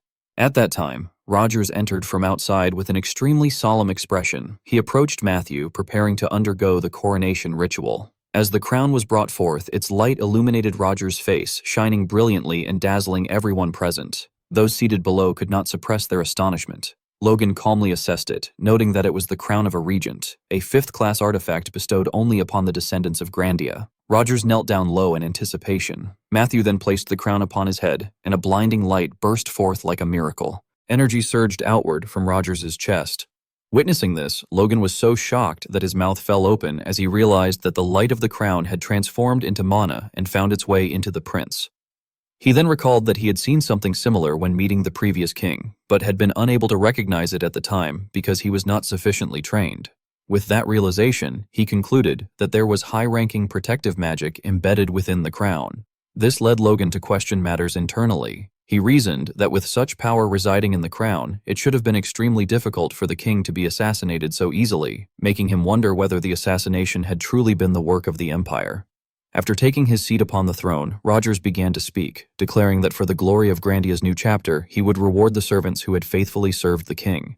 He then called for Sir Logan MacLean to step forward. Upon hearing his name, Logan immediately rose and moved to the center, kneeling before Rogers.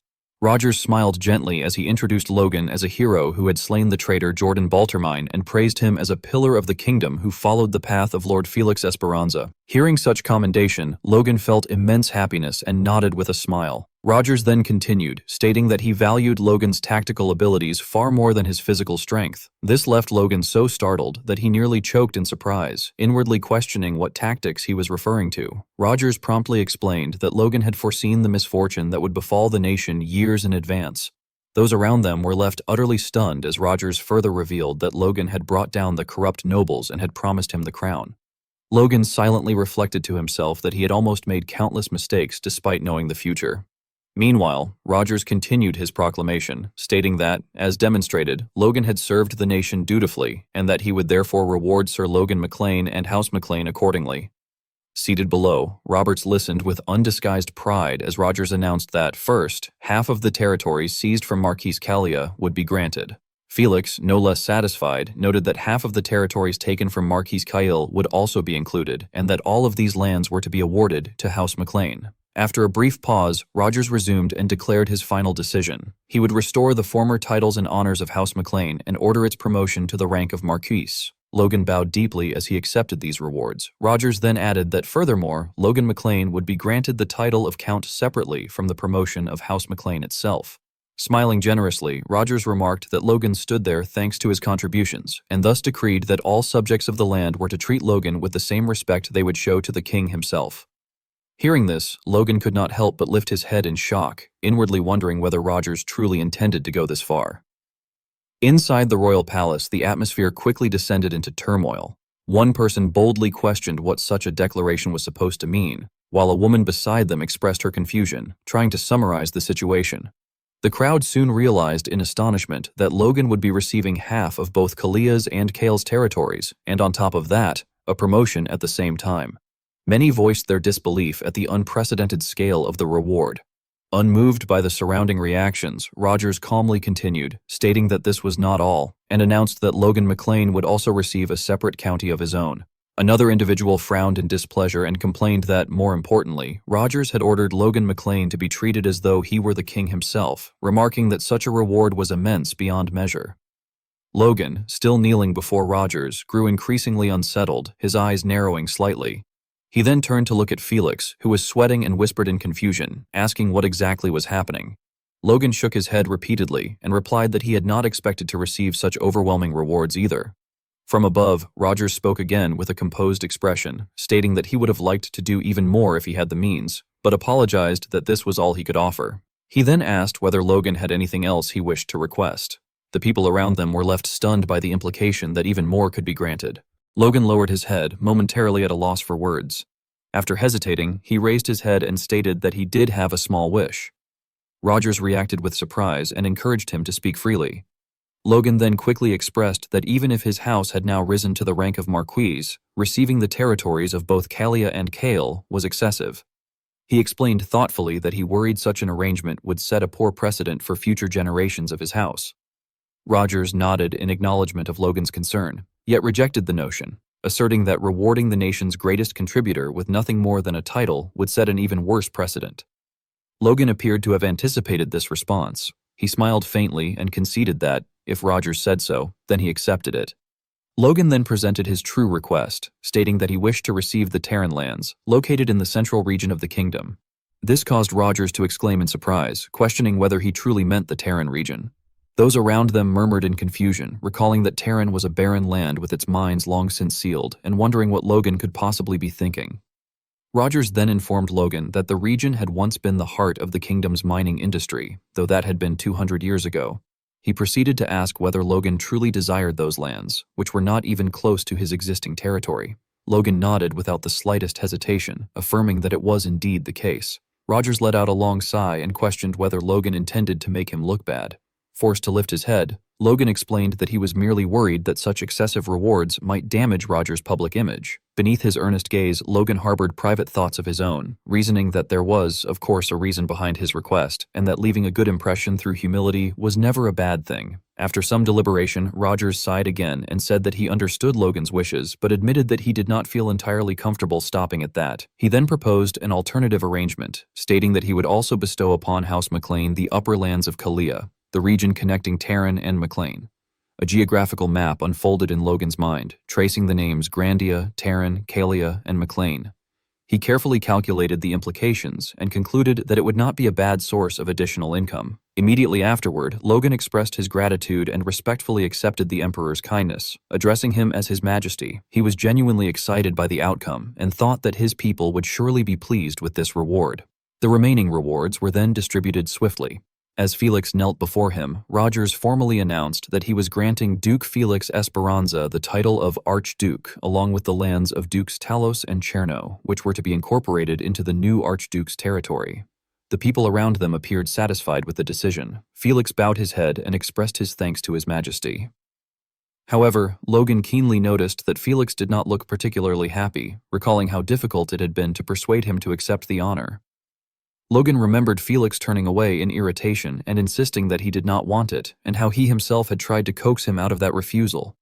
Logan forced a bitter smile as he reflected that Felix was truly far from being greedy, yet he could not help himself. Logan had his own calculations, believing that with all the Marquises stripped of power, the Empire would be defenseless if war were declared without Felix guarding the western border. In his heart, Logan silently apologized, thinking that Felix was the only person he could truly trust. On the other side, Rogers smiled again and added that, since he himself was still quite inexperienced, he needed assistance. He therefore declared that he was appointing Felix as a royal advisor to the court.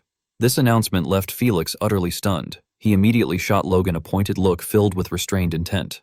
With an icy expression, Felix questioned whether this had been Logan's doing. Sensing the implicit threat, Logan avoided meeting his gaze and thought to himself that there was no one else he could trust with such a position. Noticing Felix's momentary distraction, Rogers called out to him by his new title. Felix jolted, cleared his throat awkwardly, and despite clenching his fists in anger, expressed his appreciation. Seeing the situation unfold, Logan felt helpless and told himself that he should leave as soon as possible. The rewards continued and were even extended to nobles who had contributed nothing. Those who received them reacted in disbelief, questioning whether they too were included, before abruptly falling silent upon sensing something amiss. Logan fixed them with an unfriendly gaze, warning them to consider this reward as an advance payment for their future services.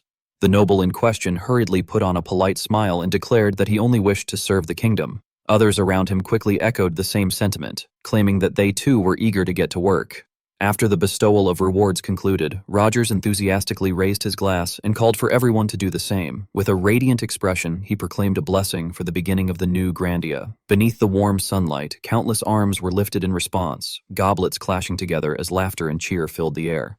Completely satisfied with the present state of affairs, the crowd reveled boisterously, shouting praises for the Emperor and for Grandia itself. As Ronion strolled around, he could not help but feel astonished and deeply moved, remarking inwardly that everyone there seemed genuinely happy. He even let out a quiet expression of awe. Soon after, he opened up emotionally, noting that although his brother had appeared truly exhausted after the war, he had been nothing but smiles while speaking with their father, which greatly relieved him. Walking beside him, Victor promptly reaffirmed his confidence, reminding Ronion that he had already said his brother was strong. Hearing this, Ronion became slightly flustered and explained that, regardless of everything, he was still family, and that was why he could not help but worry. He then pointed at Victor with mild dissatisfaction, reminding him that he was still speaking far too formally to him and insisting that Victor act more casually when they were alone. Victor awkwardly cleared his throat and explained that, since Ronion was the brother of his master, such formality was only natural. Ronion could only plead with him once again not to concern himself with such things, before suggesting that they go and see the festival for themselves. At that moment, a vendor enthusiastically raised a skewer of meat, calling out to attract customers to try the grilled meat, but Victor coldly told Ronion to go by himself. Suddenly, Ronion's gaze halted, his expression turning contemplative. He looked down at the jewelry on display and observed that there were many items for sale because of the war, things that girls would truly like. His words caused Victor to freeze momentarily. Ronion then spoke again with renewed enthusiasm, saying that if Victor was not going, he should at least tell him what Victoria would like, as he intended to give her a gift. This suggestion caused Victor's mood to darken, and he reluctantly agreed that he would go after all. Satisfied, Ronion patted Victor on the back approvingly. Growing curious, Ronion scanned the surroundings and wondered where they should go first, only to pause in surprise. His eyes happened to land on Logan and Eileen walking together, and he realized that they were his brother and his fiancée. Excited, Ronion raised his voice to call out to his brother, but Victor immediately turned and covered his mouth, lowering his head and shaking it seriously. Only then did Ronion realize his mistake, and he hurriedly fled the scene, hesitantly wondering whether they should go over there. Logan, having faintly heard the call, looked around in confusion and asked Eileen if she had also heard Ronion's voice. Eileen laughed lightly and replied that she was not sure. She then suggested that, since it was their first outing in quite a while, they should forget about work and take a break.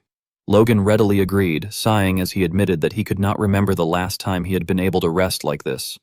Eileen wholeheartedly agreed, laughing as she did so. She then suddenly turned to look at him and noticed the sword by his side, recalling the words Logan had once said, that the sword was not a gift to Knight Eileen, but a gift to his fiancée, Lady Eileen.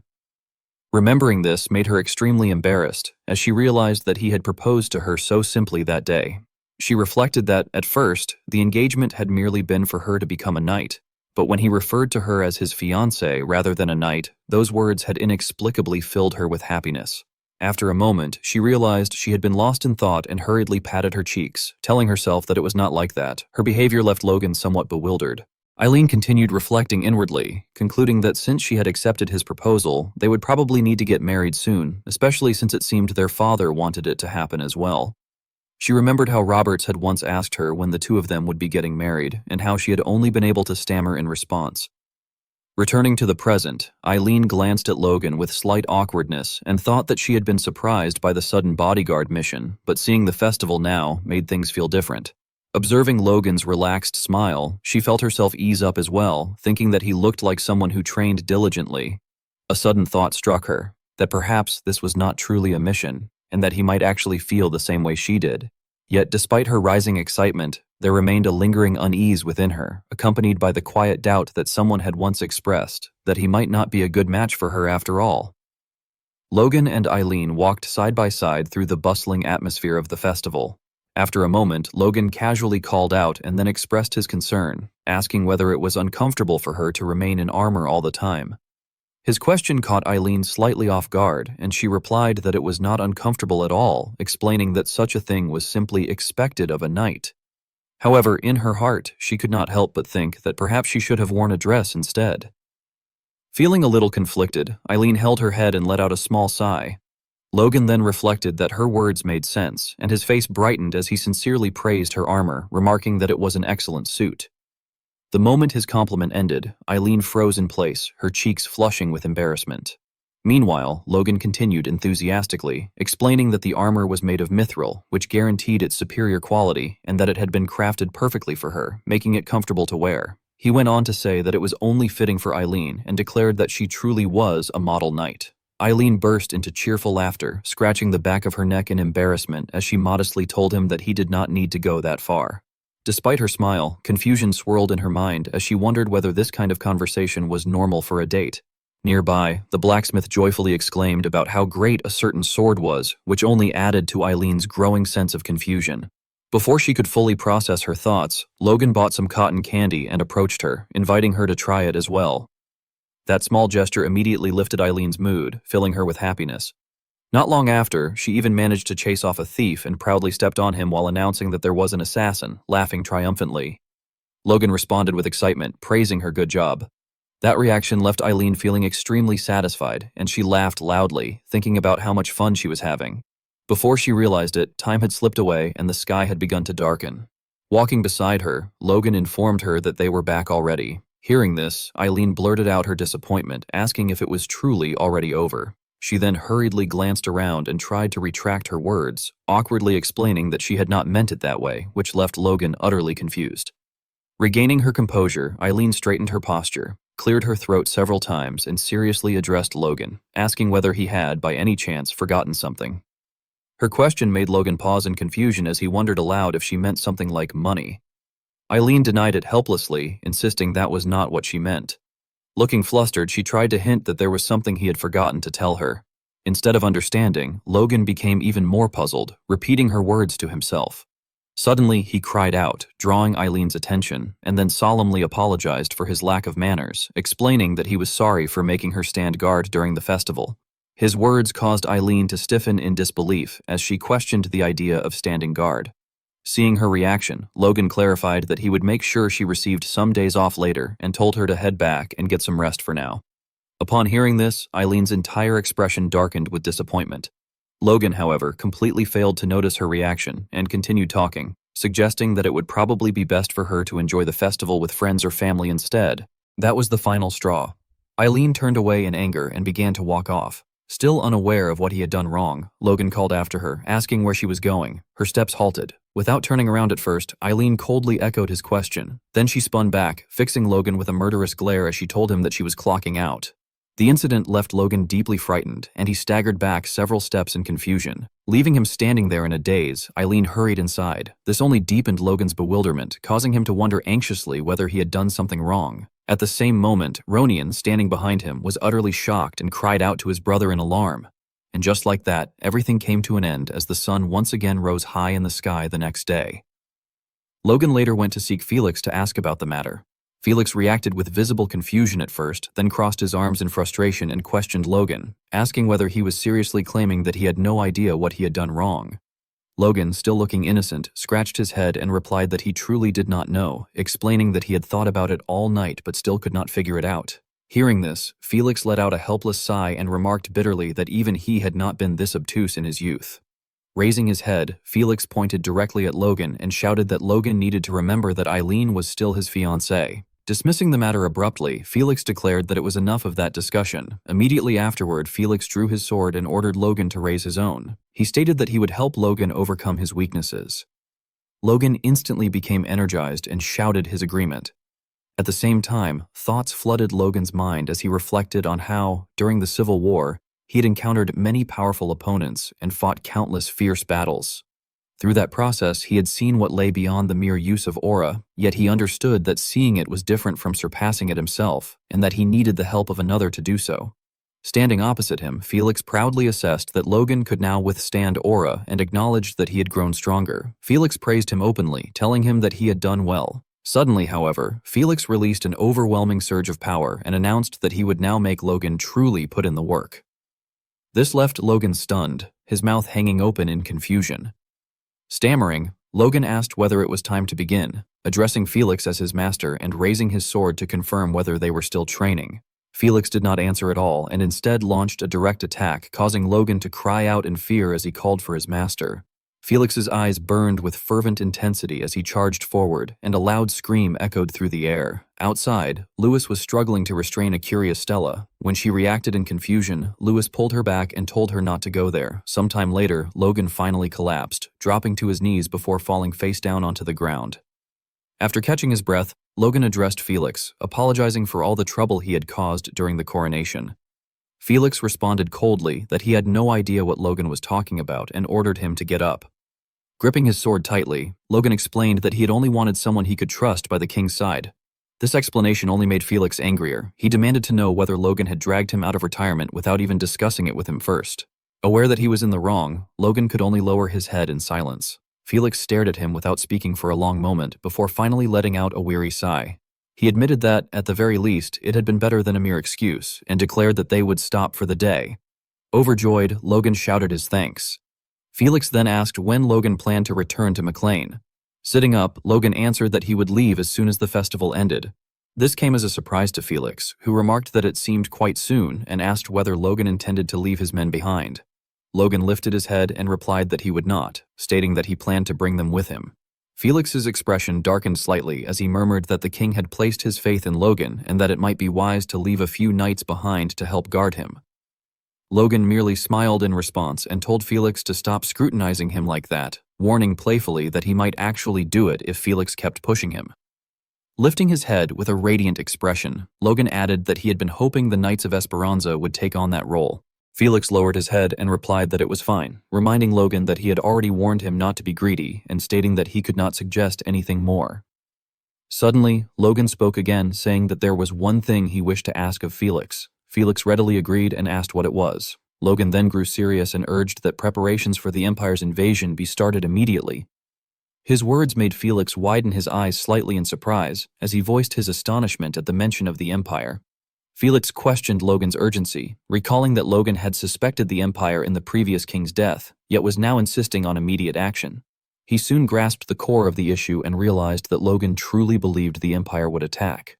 Logan lifted his head and affirmed this with absolute certainty. Felix frowned at the response and pointed out that the Empire was currently embroiled in its own internal power struggle. He briefly explained that it was said such turmoil would take at least 5 years to settle, and that during similar periods in the past, the Empire had not attacked any other nation. However, Logan firmly countered this, stating that the Empire had countless records of invading other countries after the rise of a new emperor. Felix fell silent, his brows knitted in hesitation. After a moment of thought, he spoke calmly to reassure Logan, telling him that there was no need to worry excessively, and that as long as he himself was in charge of half of the western border, they would be prepared. Hearing this, Logan recalled inwardly that Felix had held the same position even in his past life, yet still failed. Nevertheless, Logan acknowledged internally that their current situation was better than before, that they now had a different king, and that there was no need to press the matter further. Looking at Felix, Logan felt confident, believing that since they shared the same goals, Felix's sword would inevitably be pointed in the same direction as his own. At that moment, Felix turned to Logan and suggested that he should come to the capital more often. Although Felix served as the king's advisor, he admitted that he did not wish to remain overly busy at his age. Logan was momentarily taken aback and expressed his surprise, admitting that he had thought Felix wanted him to keep some distance from power. Felix lowered his head gently and explained that he simply did not want Logan to change, adding that if Logan remained as he was, he would surely become a good servant to the king. Logan bit his lip, feeling conflicted. He questioned inwardly whether that was truly possible, awkwardly admitting to himself that he was currently more powerful than even the king. He then wondered how many kings could truly tolerate a subject stronger than themselves. In his mind, Logan concluded that King Rogers, who had been foretold to become a great king, would soon come to realize his own potential. While Logan was still lost in thought, Felix suddenly announced that they should continue their training. Logan reacted in shock, exclaiming in disbelief that he had thought they were already finished. Felix merely laughed, releasing his pressure as he explained that although the session had technically ended, Logan was leaving so soon that Felix needed to draw as much progress from him as possible. Logan's face froze in confusion upon hearing this. Even so, he listened as Felix earnestly advised him to continue training even after returning home, assuring him that if he did so, he would certainly keep improving. Logan immediately broke into a cheerful smile, his shout echoing through the space as he eagerly agreed, adding that he had already planned to do so, albeit with some hesitation. When Logan eventually returned home, Patrick called out to him in a solemn tone, addressing him by name before issuing a blunt order that there would be no work and no training. The sudden command left Logan utterly bewildered, his face twisting in confusion as he reacted aloud. Inside, his thoughts churned violently as he tried to understand what such an order could possibly mean. The sudden ban imposed by his father left Logan utterly stunned, and he could only react in disbelief, wondering what had just happened. The origin of the matter, he learned, had begun a few days earlier. Rumors had started spreading everywhere, with people whispering that McLean was leaving the capital. Questions followed one after another, as many doubted whether it was true that he would depart without taking even a single knight with him. They could not understand why he would abandon the power he had worked so hard to secure, especially when his father-in-law was the chancellor and his master a grand duke. Someone eventually voiced a realization, suggesting that this decision might mean the bond between the king and Logan McLean was far deeper than anyone had previously thought. The scene then shifted to a forest dotted with crude huts. Logan sat beside a campfire, holding a piece of paper in his hand. He read its contents aloud to himself, noting that it spoke of how stopping briefly by their domain would be considered the greatest honor of their lives. As he reflected on the message, he questioned in disbelief whether they were truly suggesting bringing more than 1,000 troops into the domain, wondering if they had lost their minds. Afterward, he absent-mindedly asked whether someone nearby was not sleeping. The paper slipped from his hand and fell directly into the blazing fire. Elsewhere, the guards exchanged similar words, asking one another whether anyone was not resting. One of them straightened his posture and firmly stated that he was on night watch. Sitting alone, Logan sank into quiet regret, thinking that perhaps he should have stopped at one or two places along the way and allowed everyone to rest properly. At that moment, Eileen approached him and remarked that he looked troubled. She studied him anxiously and asked whether something was bothering him. Logan glanced at her in confusion, wondering what was going on. Internally, he questioned how her mood could have improved already when they had barely been able to meet each other's eyes not long ago. He told himself that no matter what, he should reassure her first. Awkwardly, he responded that it was nothing serious and not something he needed to burden her with. This only made Eileen sigh in irritation. She turned away sharply and stated that he was right and that he did not need to. Logan watched her retreating figure, utterly confused, and wondered whether he had said something wrong yet again. While he was still troubled, Eileen spoke once more, pointing out that when the young lord looked so stern, even the knights became tense. Growing serious, she advised him that although she did not know how far ahead he was looking, perhaps it would be better for him to look to his side right now. Her gaze was solemn as it met Logan's directly. After saying this, she turned and announced that she would take her leave. In a rush, Logan chased after her and grabbed her hand. Eileen froze in embarrassment, her eyes widening in shock. Turning back in confusion, she addressed him, calling him the young lord. She then saw Logan kneeling before her. He hesitated as he spoke, saying that he thought he might have some regrets. With his head lowered, he admitted that perhaps he should have pushed himself to enjoy the festival or toured some famous places in the capital, describing them as nothing more than small, lingering regrets. After saying that, he stood up and faced Eileen, firmly stating that he would prefer it to be with her. The moment the words left his mouth, Logan froze. His face flushed red as he covered his nose, silently wondering what on earth he was even saying. Eileen immediately burst into innocent laughter, teasing him about what that had just been. Deeply moved, to the point of tearing up, she replied that he could have simply said it outright and lightly called him silly. Leaning closer to Logan, she told him that when they returned, they should do many things together, no matter what those things might be. She rose onto her tiptoes and moved extremely close to his face. Logan, flustered and blushing, lowered his gaze, then instinctively leaned toward her as well. The two of them drew incredibly close, but suddenly, Logan accidentally bumped into Eileen, causing them both to stop short. Embarrassed beyond measure, Logan stammered awkwardly that her armor was really nice, before hurriedly turning his face away. At that moment, Eileen took the initiative and lightly kissed his cheek. She slowly let go of him, then stepped back and with shy hesitation, wished him good night. She quickly ran off, flustered. Left behind in the quiet night, Logan stood there in a daze, gently raising his hand to touch his cheek. He let out a soft, happy laugh. The scene then shifted to a tavern. Dwayne, extremely excited, raised his glass high and proclaimed that it was a toast to welcome back their heroes. Everyone echoed the cheer together. Rick loudly called out for everyone to make way, announcing that the pride of House McLean, Count Logan McLean, was entering. Feeling embarrassed, Logan told Rick to stop fooling around. Dwayne immediately raised a finger and retorted that Logan was no better himself, then pointed to the side and urged everyone to greet the Marquis first. Patrick, clearly flustered, told Dwayne that he was drunk, then turned to put an end to it, asking whether there wasn't someone else who truly deserved the greetings. He cautiously suggested that this was especially true for Viscount Heinkel. On the other side, Heinkel, his head wrapped in bandages, smiled gently and nodded in appreciation, humbly remarking that Patrick flattered him. Seeing this, Logan smiled as well. After the banquet ended, Logan walked alongside Heinkel and mentioned that he had heard from his father that while he had been in the capital, Heinkel had regained consciousness and had retired from knighthood. Now having lost one of his arms, Heinkel nodded and said thankfully that, using the authority to grant titles that Logan's father had gained upon becoming a marquis, he had even been granted a viscountcy. Hearing this, Logan remarked that his father was also planning to grant him a domain. However, Heinkel shook his head and said it was more than he deserved. He honestly recalled that back then, even if only by a little, if he could help secure McLean's victory, he had been prepared to die. With satisfaction, he added that by luck he had survived and McLean had won, and that there was nothing more he could ask for. Logan firmly countered that it had been no small contribution at all, stating that if Sir Heinkel had not gravely injured Jordan Valtermain, it would have been impossible for him to defeat him. Hearing this, Heinkel laughed heartily and said that he was glad. Under the clear blue sky as they continued walking, Heinkel asked whether the young lord knew of his father's dream. Logan responded with curiosity, asking if he meant his father's dream.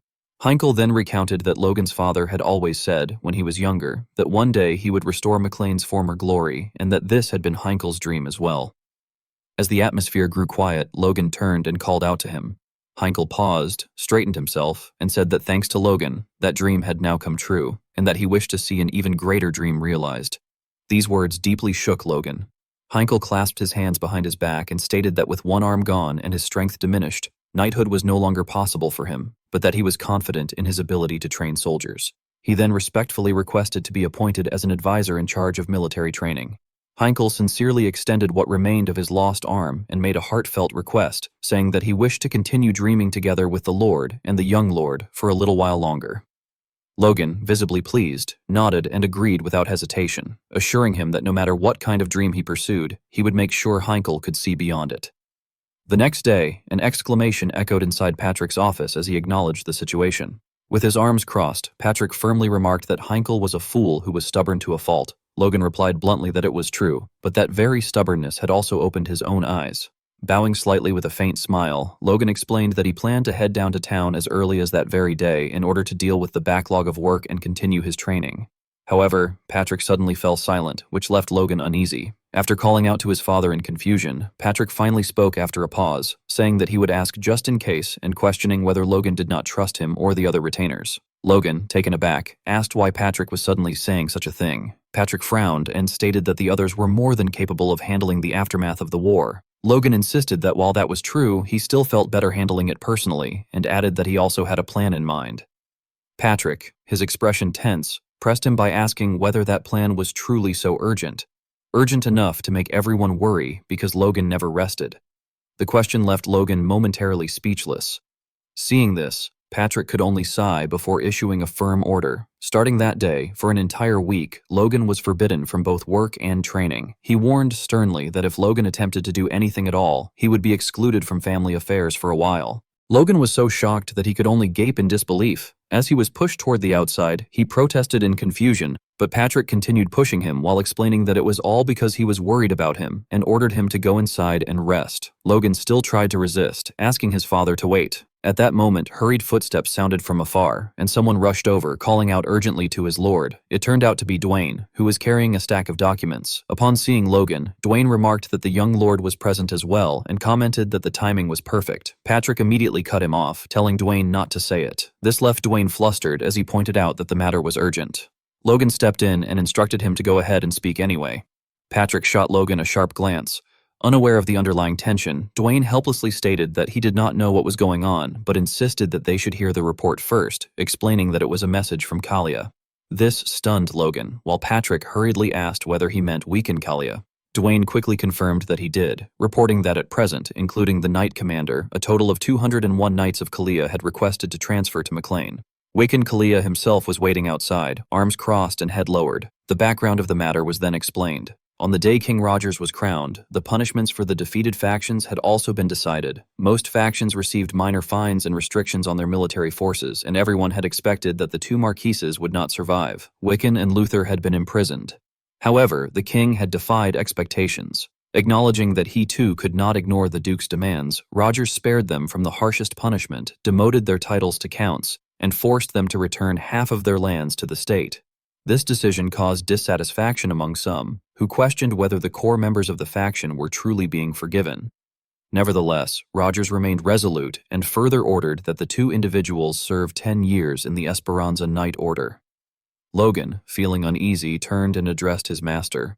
Felix seemed to understand immediately and nodded gently, explaining that those two had merely been swept along by the greed of Jordan and Juan and were not particularly greedy themselves. He added that transcendent warriors were a form of national power and were far too valuable to be lost in such a manner.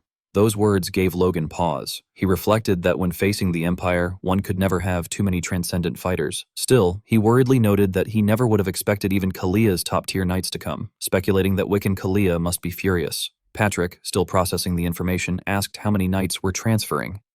Dwayne hesitated briefly before reporting that the number was 201. The figure left both father and son stunned. Logan exclaimed in shock that it was nearly twice the size of their own knight order.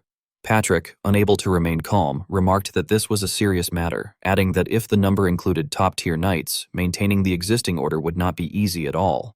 Suddenly, Logan's eyes lit up. With clear excitement, he remarked that the problem might not be as difficult as they thought. Hearing this, Patrick immediately turned to him and asked whether he had a plan. Logan confidently responded that he did and began outlining the first steps. Sometime later, he stepped outside. Standing proudly atop a raised platform, Logan formally introduced himself, stating that it was a pleasure to meet everyone and that he was Logan McLean. Wearing a confident smile, he asked whether there was anyone present who did not know who he was. In response, everyone shouted in unison that there was not. Seeing Logan, Jorge finally let out a relieved sigh. He lifted his head and exclaimed that it was finally official training for the Knight Order. He then introduced himself as Jorge, the former commander of the Kalia Knight Order and a top-tier knight. However, his eyes lowered slightly as pain surfaced within them, and he silently addressed his former lord in his heart. Jorge recalled that moment in the past when Wiccan had laughed and asked whether he was really going to McLean. Wiccan had sighed and looked up, letting out a dry chuckle, before suddenly laughing again and remarking that it was a good choice. With visible bitterness, Wiccan had told him to go, urging him not to continue following an unworthy lord. That memory left Jorge feeling deeply distressed.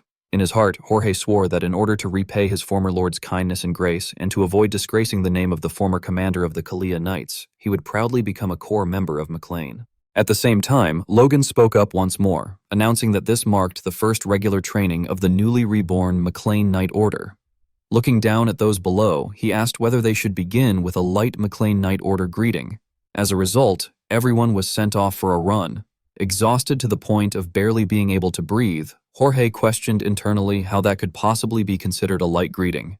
Carrying two other knights on his shoulders, he clenched his teeth and continued forward, muttering bitterly about how light it supposedly was. Meanwhile, the two knights on his shoulders laughed excitedly, praising him as expected of a top-tier knight and marveling at his strength while encouraging him to keep going. After some time, they were ordered to dig the ground. Everyone complained silently to themselves, once again questioning how this could be considered a greeting. Completely drained, Jorge collapsed face first onto the ground. When he finally struggled back up, a knight was already standing there waiting. That knight suddenly spat directly onto Jorge's face. Startled and confused, Jorge wondered what in the world was happening. Feeling as though he might collapse entirely, he slumped back onto the floor, his face turning pale as he questioned whether this was some kind of hazing. However, he quickly learned that it was not. He realized that the training was the same for the existing knights as well, and that the knight had spat on everyone indiscriminately. This made Jorge question in disbelief whether these people really trained like this every single day. The members of the McLean faction laughed enthusiastically, casually remarking that today's training was actually quite light, and even asked whether he wanted to climb the cliff one more time. Looking at them, Jorge could not help but feel admiration. He reflected that people often said even McLean's intermediate knights could threaten advanced knights, and now he finally understood why. As time passed, Logan appeared once more with a welcoming expression. He announced that the greetings were finished, and that they would now begin teaching the McLean Knight Order's intermediate sword art, known as the Iron Blood Sword. Jorge was momentarily confused, wondering how they were already moving on to an intermediate sword art. Logan then proceeded to explain in detail that for this training, one McLean Knight would be assigned as an instructor for every 2 trainees. He added that while learning, they were to treat their assigned knight as their master and serve them humbly.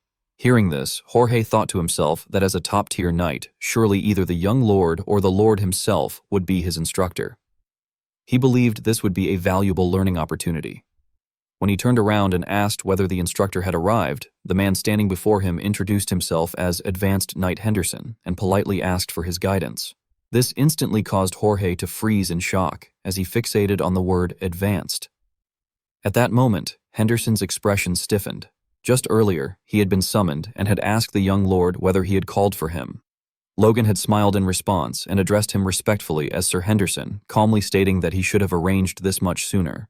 That statement left Henderson confused, prompting him to ask what Logan meant by that. Logan continued smiling as he asked whether Henderson had reached the advanced rank during the last war.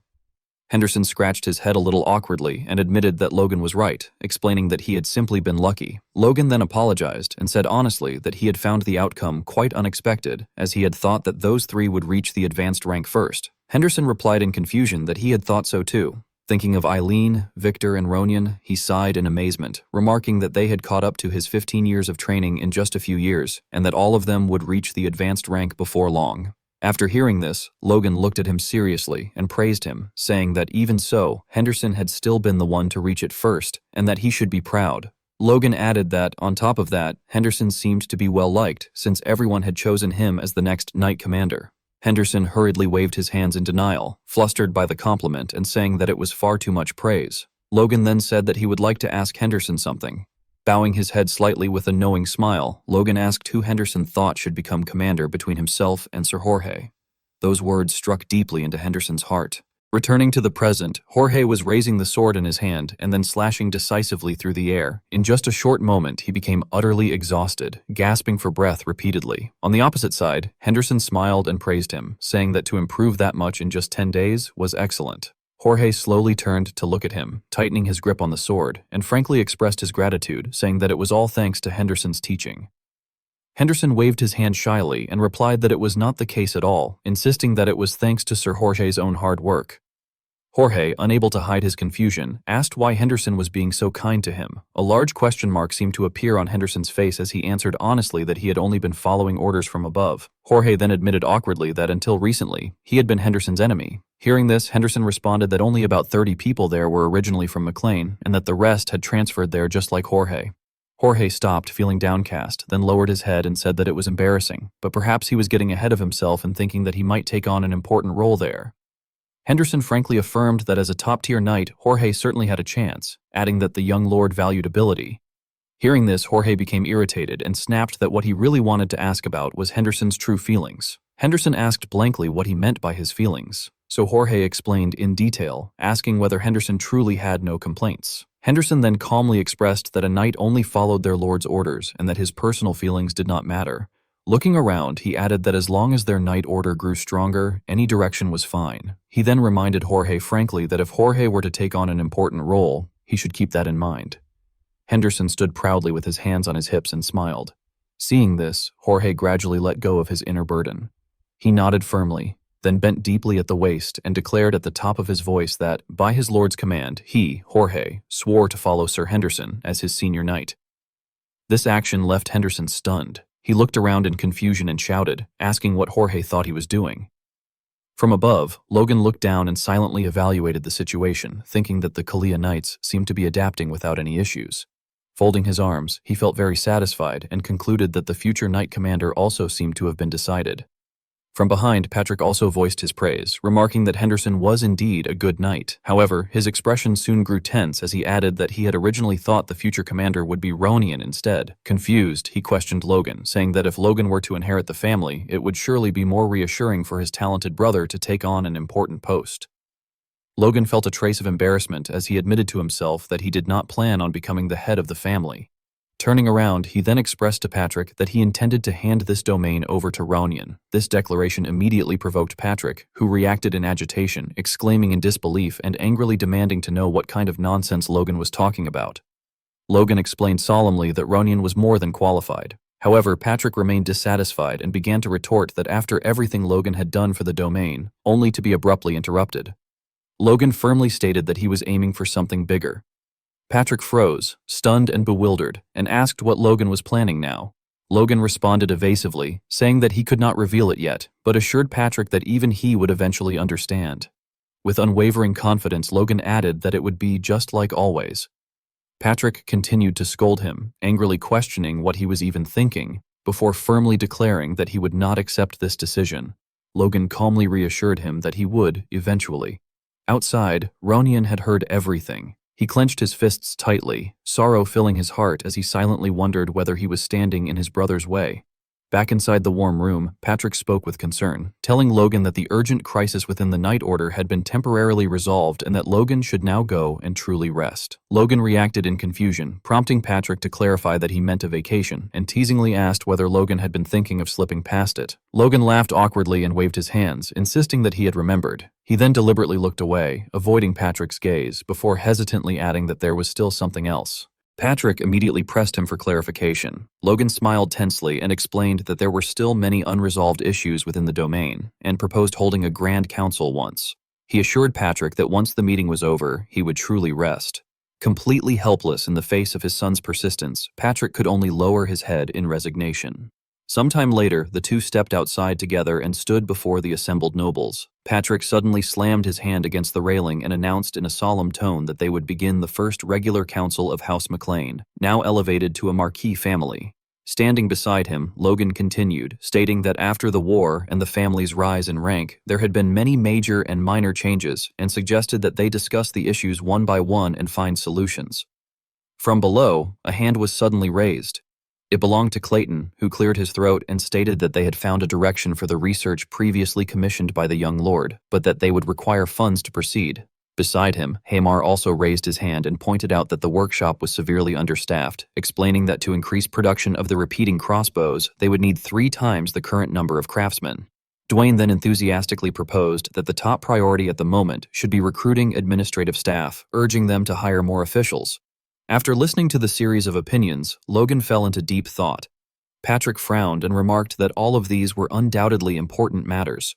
Logan, feeling a headache coming on, narrowed his eyes and resolved to address them one by one. Logan already had plans laid out in his mind. He first considered the research funds requested by Sir Clayton, recalling that it was the study on Crown they had previously ordered to be completed, specifically, research on infusing ordinary metal with mana. He confidently anticipated that once the research was complete, they would be able to mass-produce low-grade artifacts. His thoughts then shifted to the next issue, Hamar's workshop. Logan reflected that no one in the kingdom was now unaware of the repeating crossbow, and that it was time to prepare for nationwide distribution. However, he also acknowledged the limitation that with their current manpower, they would not be able to handle such volume, and concluded that they would need to expand personnel, particularly by recruiting more dwarves. Logan carefully weighed the pros and cons of the situation before him as he reviewed the administrative rankings. He stated that, due to their recent consecutive victories and the rewards granted by the king, the Terran region had been placed at the top, followed by the northern territory of Kalia, then the Bifrost territory, with Sylvan and Teslon ranked at the bottom. With a sense of pride, he reflected that their lands had expanded at an astonishing pace. However, Logan's expression soon turned thoughtful as he calculated the details more carefully. He remarked that, just counting the castles alone, there were roughly 20 in total, and concluded that they would need to recruit more administrators. After finishing his assessment, he asked whether there were any other matters to address. At that moment, Logan noticed a hesitant hand beginning to rise. He perceptively called out Ronian, asking whether he had something to say.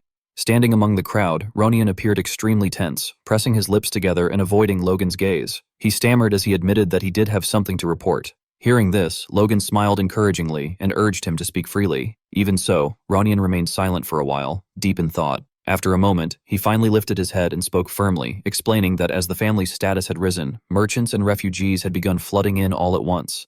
As a result, crimes such as theft and robbery were becoming increasingly frequent. The surrounding nobles, upon hearing this, fell into contemplation and acknowledged that it was indeed a public security issue, mentioning that they had also heard the soldiers were struggling to cope. Ronian then confidently proposed a solution, suggesting that the entire system be changed. This immediately startled both Logan and Patrick, and Logan reacted in surprise, questioning whether Ronian truly meant changing the system.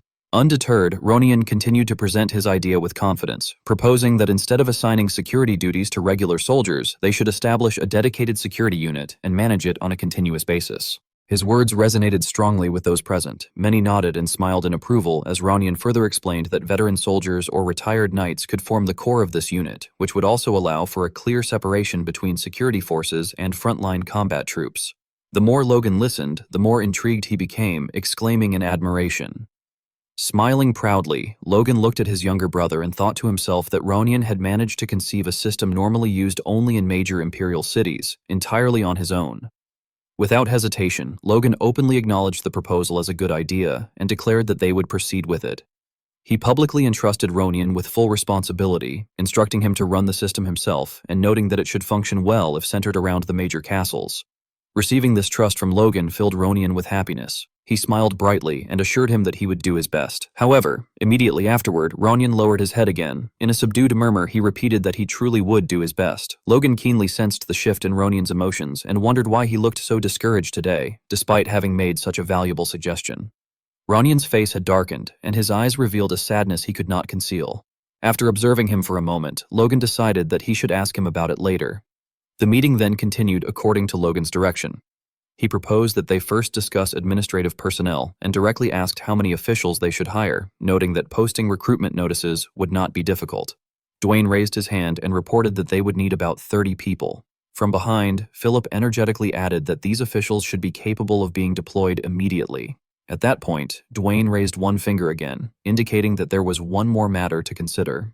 He seriously explained that, as Logan was aware, all the retainers present in the hall were individuals who had already earned a certain level of trust. Logan fully agreed with this assessment. After a brief pause, Dwayne proposed that, within this trusted group, they select individuals who would be responsible for managing and overseeing each castle. The surrounding people, upon overhearing this, immediately perked up and listened in with interest. Patrick reacted in surprise, remarking that this meant something significant, before quickly realizing Dwayne's intention and stating that they would be choosing a castellan for each castle there. His words instantly stirred excitement among the nobles nearby. Patrick then warmly bowed his head and suggested that Dwayne begin by recommending candidates. Deeply moved, Dwayne asked whether volunteers were also allowed. Without the slightest hesitation, Patrick agreed, though he added that Dwayne himself was excluded, since he would need to oversee everything there. This realization left Dwayne utterly dejected, to the point that he felt as though he had cried himself dry, acknowledging that Patrick was right. At that moment, someone else raised a hand to speak, stating that they had an opinion. Damien stepped forward with a serious expression and proposed that even if recommendations were accepted, there should be a standard. Hearing this, Patrick responded with curiosity, calling Damien by name and inviting him to continue. Damien then laid out his idea, suggesting that for the newly acquired castles in Kalia and Terran, current senior knights should be assigned. Patrick looked up in surprise, repeating the word knights in disbelief. Damien proceeded to explain in greater detail, affirming that newly annexed lands always faced local resistance, especially regions that had once been enemies, and that soldiers in such areas might become lax in their duties. At this point, Patrick began to understand and acknowledge the reasoning, prompting Damien to continue. Damien concluded that if the Castellan were a knight of at least intermediate rank or higher, they would be capable of maintaining proper control. Patrick happily admitted that it was a good idea and stated that it would be taken into consideration. This response filled Damien with excitement, and he gratefully expressed his thanks.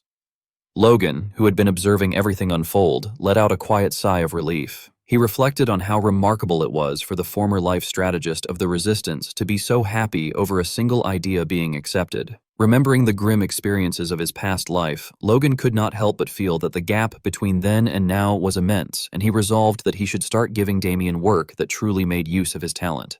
Patrick, now in high spirits, announced that they would decide the Castellans based on Damien's suggestion and encouraged everyone to recommend whoever came to mind. As soon as he finished speaking, numerous hands shot up, accompanied by enthusiastic nominations for various lords and knights. The lively atmosphere delighted Patrick, who remarked with a smile that everyone was extremely enthusiastic. Logan replied with a sense of happiness, noting that it was because the position was practically a semi-noble one. However, his gaze suddenly lowered, filled with contemplation. Noticing this change, Patrick spoke emotionally, reflecting that just 3 years ago they had only possessed a single shabby castle, yet now they had grown to this extent. He gently patted his son's shoulder and acknowledged that it was all thanks to Logan. Logan smiled faintly as he turned to look at Patrick, then lifted his gaze toward a future brimming with hope. High above, the sky was a deep blue, and warm sunlight poured down, enveloping a vast palace. Felix walked steadily through its halls. When he reached the guard post, the sentries nodded lightly in greeting, then turned to announce that Grand Duke Felix Esperanza, the Sword Duke, had arrived. From inside, Rogers spoke in a calm, subdued tone, instructing them to let Felix in. The doors were opened, and Felix entered at an unhurried pace. Before him was the sight of Rogers, sitting with his head lowered over the desk. Slightly worried, Felix frowned and wondered whether Rogers had been in the middle of work. Yet as he took a closer look, he was taken aback. Rogers's face was flushed, and he greeted Felix in a somewhat slurred manner, welcoming the Sword Duke. Felix quickly noticed the wine glass placed beside him and questioned whether it was alcohol. Stepping closer in confusion, he addressed Rogers formally and questioned how he could be drinking in the middle of the day. Upon hearing that, Rogers could only laugh lightly, remarking with amusement that their stiff royal tutor was about to start nagging again. He then raised his wine glass, gently swirling it as he said that Felix should not be so strict, explaining that it was merely a kind of consolation drink. Felix, visibly confused, asked what he meant by a consolation drink. Rogers' expression suddenly turned somber as he explained that it was a memorial for the brothers who had died in vain, as well as a ritual drink dedicated to his suffocating past. Lowering his head, he gazed at his own reflection through the shimmering surface of the wine, unable to hide his sense of helplessness, and reflected that all his life he had been trapped in his brother's shadows, struggling merely to survive. After that, Rogers lifted the glass and drank it down in one go, then questioned whether, now that he had finally obtained freedom, it was not acceptable for him to enjoy it just a little. This left Felix at a loss, unsure of how to respond, and he hesitantly addressed him as Your Majesty. Rogers then spoke again, casually asking what had brought the royal tutor to seek him out first. Felix could only reply hesitantly, beginning to say that it was, yet before he could finish, a knock suddenly sounded from outside the door. A voice from beyond announced loudly that what His Majesty had ordered had been brought. Felix cast a wary glance toward the entrance, while Rogers, in contrast, excitedly slammed his hand on the table and stood up, calling for them to come in. The door opened, and a large group of people filed inside. A dance troupe composed entirely of beautiful women entered, each carrying exquisitely arranged plates of delicious food, their clothing noticeably revealing. Felix frowned in confusion and questioned what all of this was. At that moment, a middle-aged man stepped forward and cut in, explaining that it was the liquor he had mentioned earlier. As he spoke, he continuously poured wine into Rogers' glass. Felix could only stare in shock at the scene unfolding before him. Accepting the rippling liquid as it filled his cup, Rogers commented that it must be the royal tutor's first time seeing this man. He smiled faintly as he introduced him, explaining that the man had originally been a clerk of the inner palace, but because he possessed a talent for reading people's hearts, Rogers had appointed him as the chief attendant this time. Hearing himself mentioned, the man bowed respectfully and stated that this lowly one greeted the Grand Duke. A false smile was fixed on his face as he introduced himself by saying that his name was Cleo. Felix could only stand there, stunned into silence, feeling both confused and faintly disappointed as he questioned in his heart what His Majesty was truly thinking. Inside the McLean administrative office, the atmosphere was extremely tense, with every gaze focused on the man seated at the center. Fabian carefully presented his report, informing Sir Dwayne that he had brought the documents requested. Dwayne expressed his satisfaction and praised Fabian for his good work. Fabian then continued by explaining that he had also prepared the papers regarding the harvest in Castle Tezron and the construction of the wall surrounding the town. Dwayne responded appreciatively and thanked Fabian once again. As the exchange dragged on, the people around them grew increasingly impatient and frowned. Suddenly, Lockman spoke up and asked Dwayne for a moment. Dwayne turned back in confusion, reacting with surprise. Lockman then explained that there had been a small mistake in the budget and suggested that Rowhider's cross-checking method could be used to prevent such issues. Dwayne, clearly astonished, turned back and asked what method Lockman was referring to. Lockman smiled and said that he should teach Dwayne that method.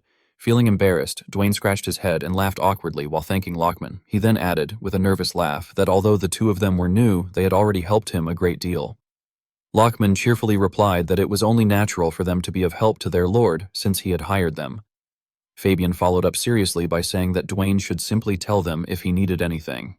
The two were introduced as Fabian from the Douglas administrator and Lockman from the Valtermine administrator, both of whom came from demi-baron families. Their laughter echoed throughout the room, which only made the others present feel increasingly irritated. After the meeting ended, one man angrily slammed his beer mug onto the table and cursed under his breath. The group began to complain, questioning why nobles had to be hired to help them. All three of them were commoners, grumbling together and wondering whether they would now have to bow down to those insignificant nobles. One of them sighed heavily and recalled that just a month ago, during the meeting where they learned more people would be hired, they had been genuinely happy. He reminisced about the time when there had been hundreds of applicants, noting that although they had been exhausted, they had also been satisfied. Returning to reality, he angrily slammed his mug down again and questioned why all the applicants had turned out to be nobles. The man beside him irritably remarked that it was because the nobles' own lands had been ruined by the war, sarcastically asking whether that fact was really unknown. The first man snapped back in anger, adding that what made matters worse was having to watch Dwayne struggle so much while dealing with them. He tightened his grip on the mug and complained that although they were nobles, they were still new and worked under Dwayne. The man across from him let out a weary sigh and remarked that Dwayne did not talk much, but it was obvious that he was having a hard time. At the same time, Dwayne was standing before Logan to give his report. He appeared thoughtful as he gazed off into the distance, and after a moment, he stated that the new people they had hired were fulfilling their responsibilities. He then frankly admitted that Fabian and Lockman were, in fact, more capable than he was.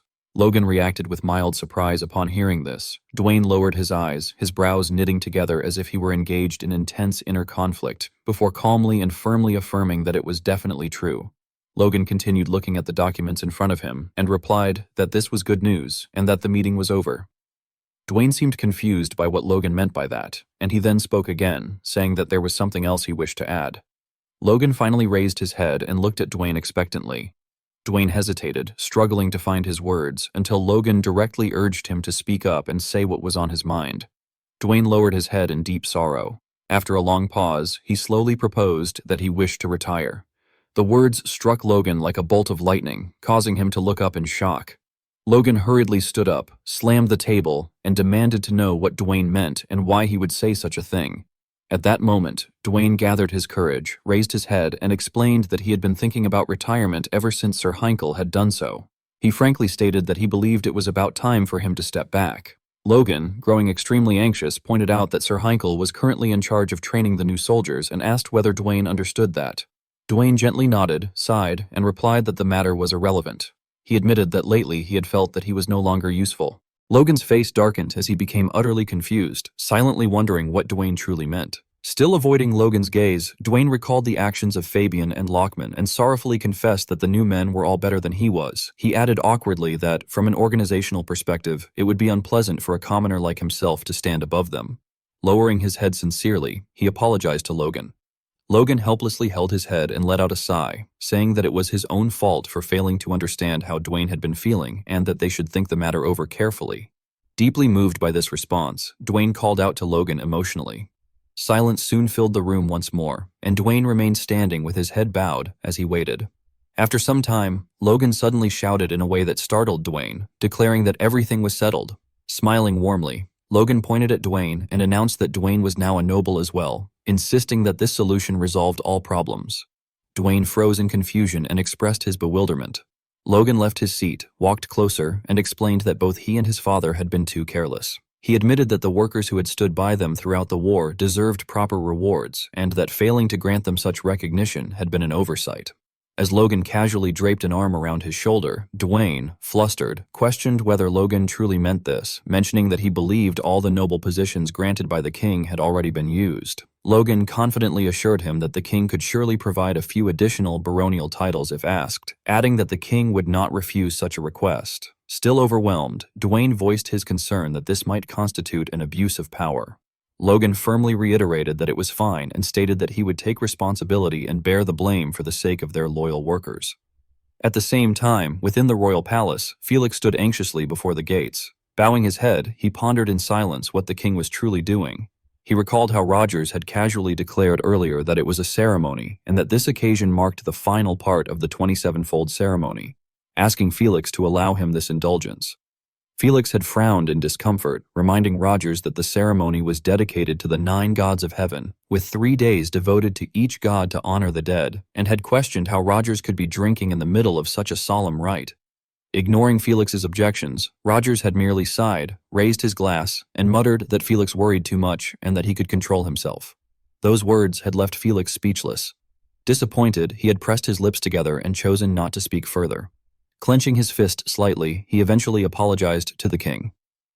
Rogers frowned in mild confusion, acknowledged that perhaps they had gotten a little sidetracked, and asked what had brought Felix all the way there.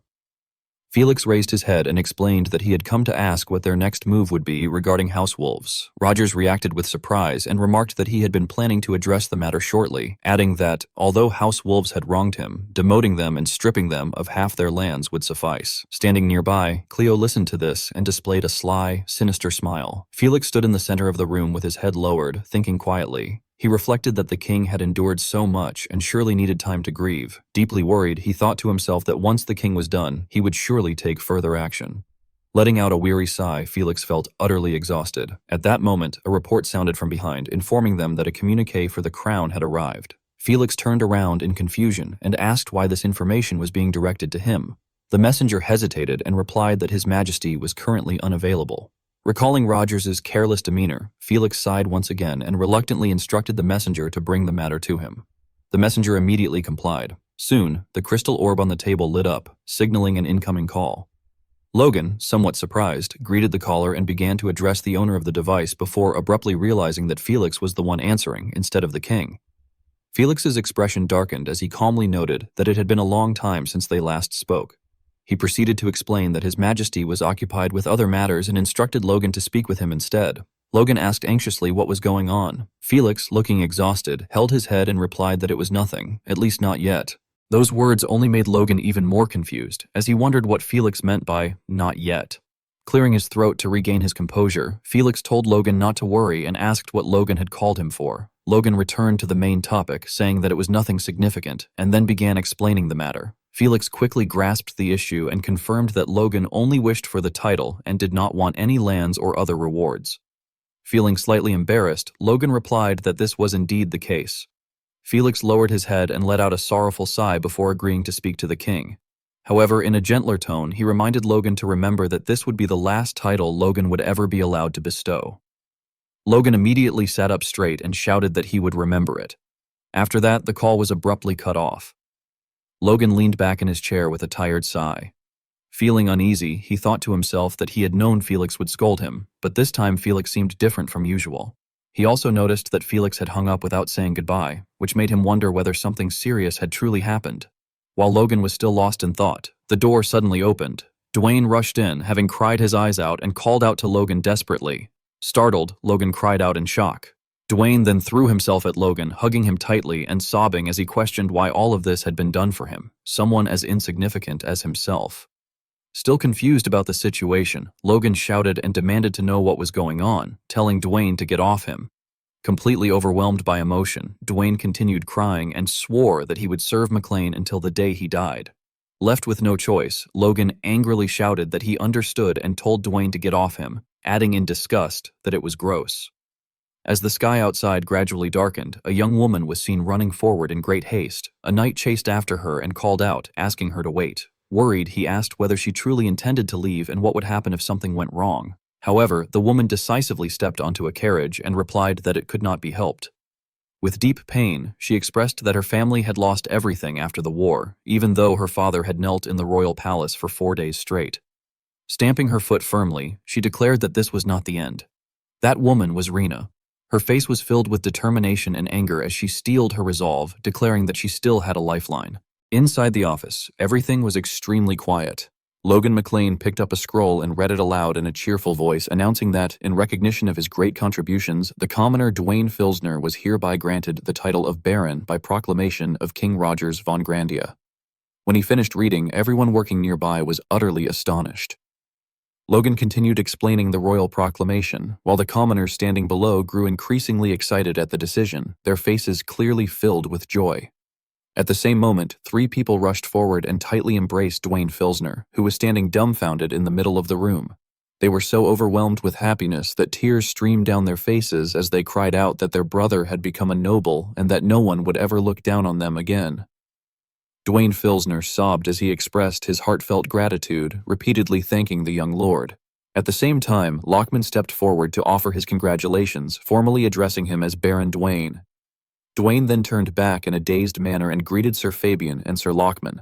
With a sincere smile, he once again expressed his thanks. Everyone in the room joined in happily congratulating him and cheering for the long life of Baron Dwayne Filsner. Watching their joyful, retreating figures, Fabian could not help but remark with emotion that even a commoner could receive a title if they proved their loyalty and ability. His eyes were filled with admiration as he then turned to Logan McLean and stated that he was glad they had come to the McLean domain. Lockman voiced his complete agreement. The scene then shifted to a forest under clear skies. A powerful voice rang out, announcing the beginning of the perception test. The participants below immediately stood at attention, pointing toward where the soldiers were standing as they carried out the test. From a distance, Heinkel McLean, standing beside Logan McLean, reported that there were many applicants, not only administrators, but soldiers as well. One of the test participants frowned anxiously and said that they could not see very well. Logan responded cheerfully that, at Sir Eileen's suggestion, female soldiers were also being accepted, which had made the area far more crowded. Heinkel smiled with great satisfaction as he explained that ever since the perception test devised by the young lord, the number of soldiers who had awakened force had increased, and he expressed hope that they would gain a great deal from this test as well. Another participant became confused by the vision test, uncertainly wondering whether what they saw was an apple or not. Logan pointed ahead with a bright smile and noted that there was already someone whose force was visible, albeit faint. Heinkel made the same gesture and asked whether Logan was referring to that particular individual. The two of them were pointing at the same participant below. Logan was deeply astonished, realizing that Heinkel could sense force, specifically a faint, internal force that had not yet been released outward. At that moment, Eileen Floyd stepped forward and praised the participant's physique. The girl reacted in surprise before awkwardly thanking her. Logan then reflected with some pride that he had thought he was the only one capable of sensing that. Heinkel let his arms fall to his sides and remarked that it seemed that after losing his own force, he had become more sensitive to the force of others. Facing forward, he added that this was precisely why the experience felt even more rewarding, because he could clearly see their potential to become knights. Hearing this, Logan's expression froze in confusion as he questioned inwardly whether it was truly possible to become more sensitive to force after losing it, noting that he had never heard of anything like that in his past life. Suddenly, Logan McLean realized something. He recognized that it was extremely rare for a knight to survive after losing their force, and as he thought about it, his eyes widened when he recalled that he himself had once had a similar experience. He tensely reflected that in his past life he had died once, and at that time his force must have been completely destroyed. He silently evaluated the situation, reasoning that the transcendent senses he had gained after regression might hold the key, and that if he could understand this principle, even an aura awakening might be possible. At that moment, a sharp pain suddenly struck him, causing him visible discomfort. He lowered his head with a darkened expression. Heinkel McLean quickly noticed something was wrong and turned to check on him, asking whether the young lord was feeling unwell. Logan merely covered his ear and replied that he was fine and that it had only been a brief moment of dizziness. Shortly afterward, Logan turned around and stated that he would be leaving now, emphasizing that it was more important for him to go. Although slightly flustered, Heinkel responded that he would report the test results later. As soon as he finished speaking, Logan ran off at full speed. Heinkel watched him leave and wondered to himself that although Logan had claimed not to feel well, his force was actually surging actively. Heinkel could clearly see the area of power enveloping Logan's body. Above them, the warm sunlight continued to blanket the surroundings. Logan was still running at full speed, panicking internally as he told himself that he needed to go somewhere without people because he had to wield his force immediately. Suddenly, his gaze froze. He politely greeted his father. Patrick McLean, slightly confused, asked where Logan was rushing off to. Logan stopped, scratched his head awkwardly, and explained that he was just going to train for a bit. Patrick grew more curious and asked whether he was planning to do so alone. Before Logan could answer, Eileen Floyd ran over and called out to him. She then turned to Patrick McLean and greeted him, noting that he was there as well. Logan asked Eileen what the matter was. Smiling excitedly, Eileen reported that among the female soldiers who had applied this time, there were some quite promising talents. Without waiting for her to specify, Logan guessed that she might be referring to the tall one. Eileen cheerfully confirmed that this was correct and added that there was another one as well. Patrick McLean, standing to the side, asked in confusion whether the two of them were always like this. Logan, full of question marks, asked what his father meant by that. Patrick frowned tensely and questioned whether young men and women only talked about work whenever they met, then bluntly asked when they were going to get married. His words struck both of them like a bolt from the blue, leaving their faces completely blank and rendering them speechless. As time passed, the sky gradually turned a pale red. Sunlight reflected off the surface of the river, making everything seem to glow. Logan, exhausted, sat down on the grass. His face darkened as dissatisfaction filled his heart, and he reflected that, flustered, he had run away on the spot. Lowering his head dejectedly, he thought that Eileen would be really angry again. While he was still lost in thought, Eileen approached him from behind and remarked that he was there after all.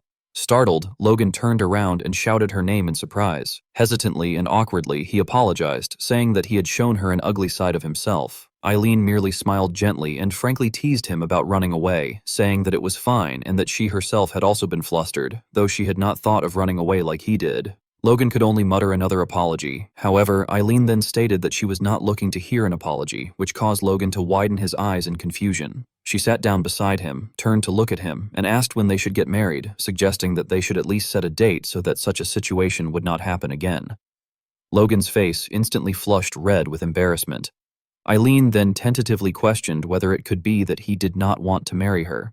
Upon hearing this, Logan abruptly turned to her and shouted emphatically that it was absolutely not the case. His outburst caused the atmosphere to freeze. Realizing his lapse, he lowered his voice and apologized again, admitting that he had been startled. Eileen suddenly laughed and said that it was a relief, explaining that she had been worried about being rejected by the person she was supposed to marry. She then shyly brushed her hair aside. Logan stared at her blankly for a long while before turning away in self-doubt and murmuring that she was far too good for him and that this was exactly why it would not work. Curious, Eileen asked why. Logan fidgeted nervously with his hands and explained that there was a lot he had to do and that it would only continue to increase. He added that for at least 5 to 6 years he would be far busier and that he would probably end up being the worst husband imaginable. Eileen Floyd fully understood the situation, so she did not say anything further. Logan McLean lowered his head with a hint of regret and apologized to Sir Eileen. Eileen Floyd remained silent for a long while, then turned to look at Logan McLean's flustered appearance and said that this simply meant an even more stable household was needed. Her words left him stunned, and he raised his head with widened eyes, unable to believe what he had just heard. Calmly, Eileen Floyd repeated that with all the work about to become much busier, he would surely need a stable family in order to handle it better.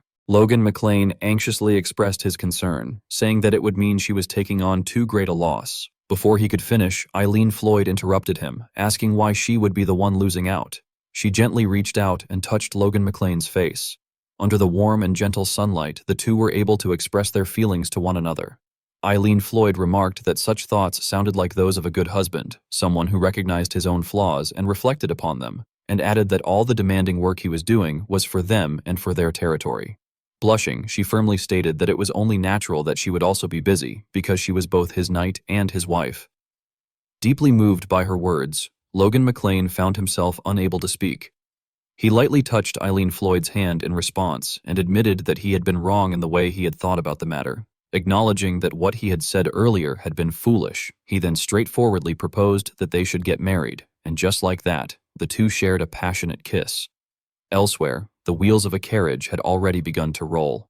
Rena Wolves remained resolute in her journey. Stepping down from the carriage and gazing at the towering castle before her, she could not help but marvel at how much McLean had changed. The knight hurried after her and urged her to return, saying that after breaking off the engagement with that man in such a manner, it would be better to turn back. Rena Wolves paid no attention to his words and questioned whether Rockfern was still dwelling on that matter. She smiled faintly, turned to look at him, and reassured him that she had already told him not to worry, confidently asserting that the man would never be able to forget her. Contrary to Rena Wolves' confidence, Logan McLean and Eileen Floyd were now living a happy life together. While McLean was taking care of its interior, it was said that a new rumor had begun circulating around the capital of Grand. People were reportedly buzzing with gossip and passing stories from mouth to mouth, and the information seemed so shocking that everyone who heard it was left stunned. One person was said to have blurted out in disbelief that the runaway count, Karen Wolves, had returned. It was described that Karen Wolves had knelt in the middle of an empty road, and passers-by who saw him were said to have pointed and scolded him, remarking that he was the one who had disappeared during the battle and had shamelessly returned, bowing in front of the crown, calling it disgraceful. It was then said that Karen Wolves suddenly raised his head and shouted toward the king, pleading for his majesty to hear his plea. He was described as pressing his hands hard against the ground while offering all of House Wolves' properties and expressing his wish to repent for his past mistakes. At that moment, he reportedly appeared extremely panicked and was said to have continued shouting, begging for his life to be spared. It was stated that 4 days after Count Wolves began kneeling, the king finally spoke. The royal messenger was said to have read Rogers von Grandia's decree announcing that the proposal of House Wolves was accepted. This reportedly filled Chiron Wolves with joy. However, he was said to have frozen upon hearing the rest of the decree, which declared that his house would be demoted to a viscountcy. He was described as lowering his head in despair while hearing that he would be restricted to a single town and would have to surrender all other lands to the crown. It was then narrated that, in the end, House Wolves was allowed to continue existing in that diminished state. Inside a luxurious mansion, the atmosphere was described as extremely quiet. Rena Wolves was said to have stood up gently and asked Rockfern what he thought, further asking whether she looked like she was going through a hard time. Rockfern was reported to have respectfully replied that she looked perfect. He then honestly questioned whether the plan would truly work since Logan now had a fiancé. Rena Wolves was said to have hesitated briefly before scoffing and confidently stating that being engaged would not make him blind.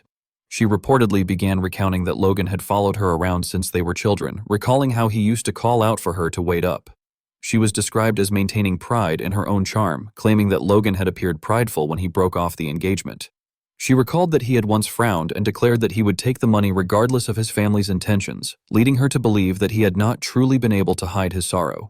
Rena Wolves was said to have smiled confidently and suggested that otherwise he would not have fought so hard just to receive 3 million gold.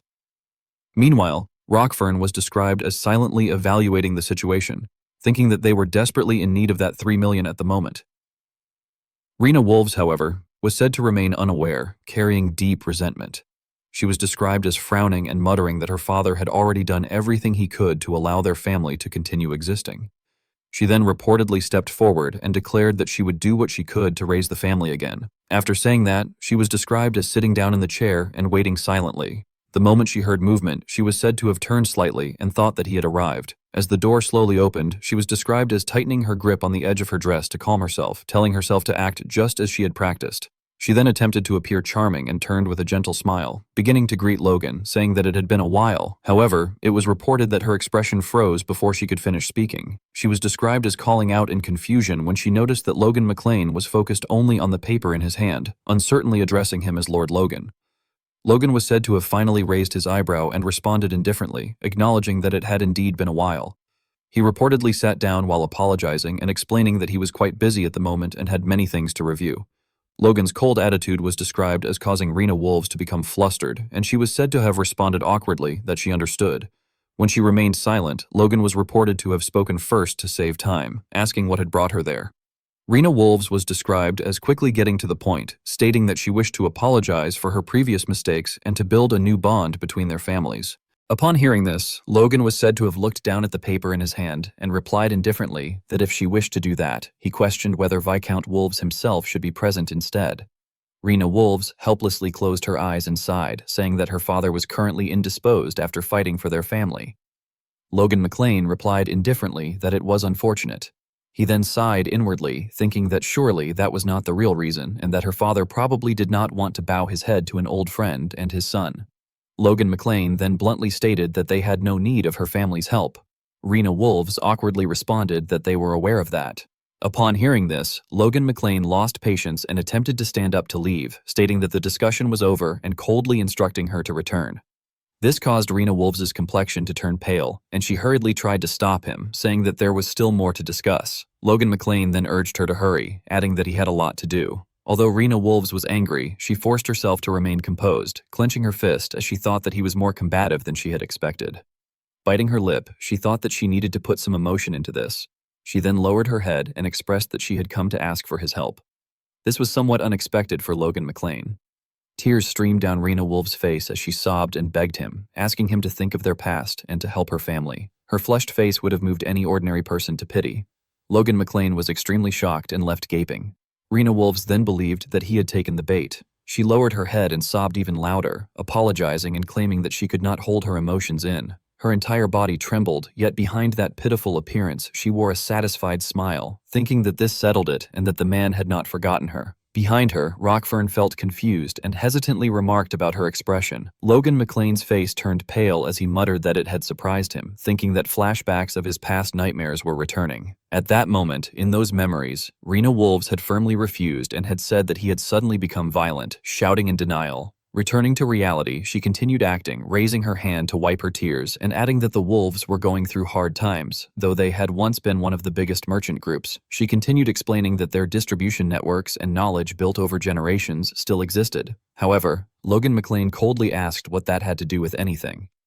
Rena Wolves then patted her chest and confidently assured him that they could sell the new weapons developed by McLean and promised a 30-fold return in costs. Before she could finish, Logan McLean sighed in exasperation, causing her to freeze. He then coldly stood up and declared that they could take care of that on their own and told her to leave. Rena Wolves quickly stood up and called out for him to wait. She then desperately promised that she would offer her hand in marriage, saying that their families would then be inextricably tied. This only made Logan McLean more impatient, and he waved his hand dismissively, saying that he was fine and thanking her, adding that he was going to get married soon. Rena Wolves suddenly moved toward him to stop him and cheerfully asked whether it was because she had called off their engagement in the past, claiming that she could not help it due to Douglas pressuring her. She tried to salvage the situation by stating that she had documents to prove it from back then. Logan McLean placed his hand on the doorknob, which caused Rena Wolves' inner resolve to collapse. She hurriedly dropped to her knees and called out for him to wait, addressing him as her lord. Bowing her head in apparent anguish, she questioned whether he had not loved her. Logan McLean reacted in complete confusion, asking what she meant. Rena Wolves continued crying and claimed that if it was about his new fiancée, she was willing to be only his concubine, pitifully begging and saying that she could do anything he asked of her. The more Logan McLean listened, the more amused he became. He pressed his lips together in an attempt to endure it, but eventually burst into laughter. His loud laughter caused Rena Wolves to freeze in place. Logan McLean continued laughing until tears formed in his eyes. She blankly called out to him, addressing him as her lord. At that point, he finally regained control and apologized. He then placed his hand on the doorknob again, saying that he was truly sorry, and turned slightly with a smile, firmly stating that he had no interest in her at all and told her to take care on her way back. Those words caused Rena Wolves' spirit to completely collapse. She left dejectedly with Rockfern. Suddenly, she bumped straight into Eileen Floyd and fell backward onto the ground. Eileen Floyd immediately wordly apologized and asked if she was all right. Blushing, Eileen Floyd scratched her head, reached out her hand, and admitted that she should have watched where she was going. Rena Wolves trembled with anger as Rockfern hurried over to help her up, calling out to her respectfully. Immediately afterward, Rena Wolves violently shoved Eileen Floyd's hand away. She stormed off in fury, leaving Eileen filled with confusion, unable to understand what had happened. At that moment, Logan McLean stepped out from the shadows and asked Eileen whether she had come for him. Eileen hurriedly responded by greeting him respectfully. Hearing this, Rena Wolves slowed her steps and glanced back over her shoulder. She saw Eileen Floyd smiling as she spoke with Logan McLean, explaining that her mother wanted the three of them to have tea together. Logan quickly responded that he understood and asked about meeting the next day. Eileen expressed her concern, telling him that there was no need for him to overexert himself while he was busy. In response to her affection, Logan McLean smiled warmly and happily remarked that being busy did not matter because they were family. Witnessing this scene made Rena Wolves furious, her eyes filled with murderous intent as she clenched her teeth tightly. She slammed the door and left. This caused Eileen Floyd to feel extremely bewildered as she remarked that Rena Wolves was a very strong-willed lady and wondered whether she might be interested in becoming a knight.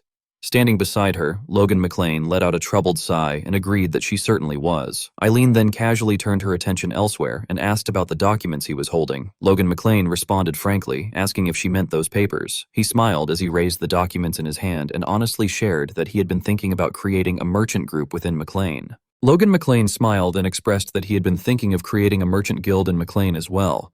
This caused Eileen Floyd to pause in surprise. She widened her eyes and exclaimed in astonishment that it would be the McLean Merchant Guild. Her gaze then lit up, and she eagerly clenched her hands as she asked whether that was the busy work he had mentioned before and if there was anything she could help with. Logan McLean smiled fondly and replied that it was fine, adding that he planned to entrust the management to someone else. A little later, inside the office, a startled cry rang out as Philip Claude stammered in disbelief that he was the one being entrusted with the guild, asking if Logan was truly entrusting it to him. Sitting opposite him, Logan McLean calmly confirmed that he was, stating that no matter how he thought about it, there was no one better. Trusting him completely, he added that, especially considering the Impo Rick incident, he believed Philip's true talent lay in business, and therefore he wanted him to become the head of the McLean Merchant Guild. Philip Claude felt flustered inside and questioned whether Logan was serious and what he was basing that judgment on. After a moment, he reminded himself that there had been a contract and recalled the day he had cut his palm and let his blood fall. He reasoned that a slave whose life was in his master's hands would be the most trustworthy. The room fell silent. Watching the steam rise from the coffee cup on the table, Logan McLean began to explain that they would start by selling surplus grain worth about 10 million gold. As he carefully read through the documents, he added that all the preliminary paperwork had been completed and that he would assign laborers, escort knights, and administrators to assist Philip. He further informed him that he had prepared about 10 million gold as reserve funds and that Philip could allocate as much of it as he wished. The amount left Philip astonished, and he stammered in disbelief at the figure of 10 million.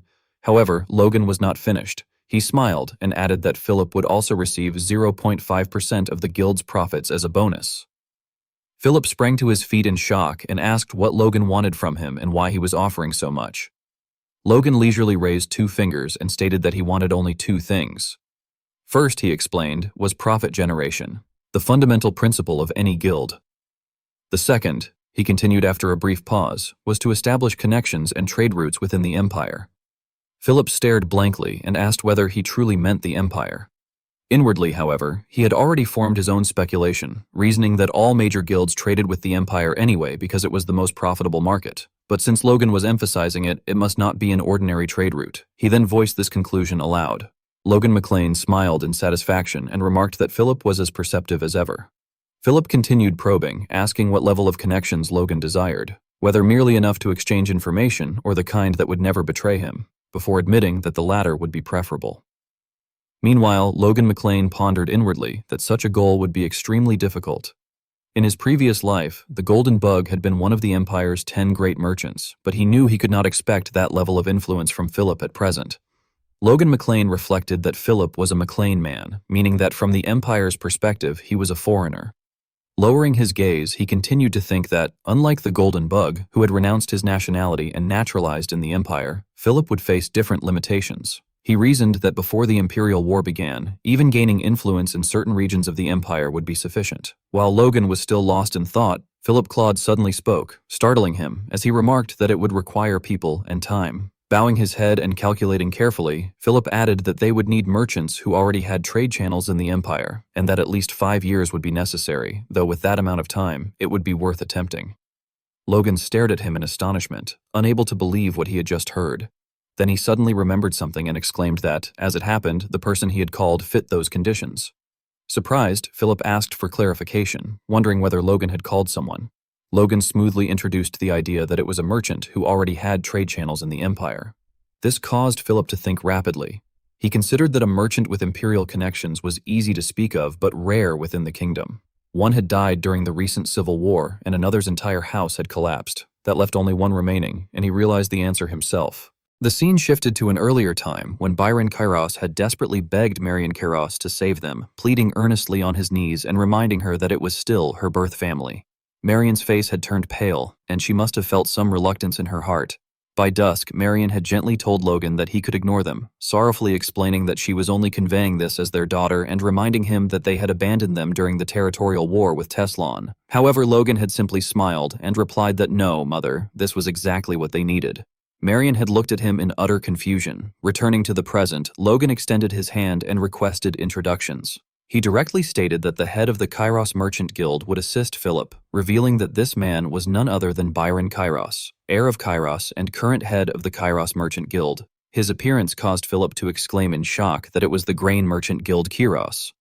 Logan smiled in satisfaction and affirmed that their connections must be enormous.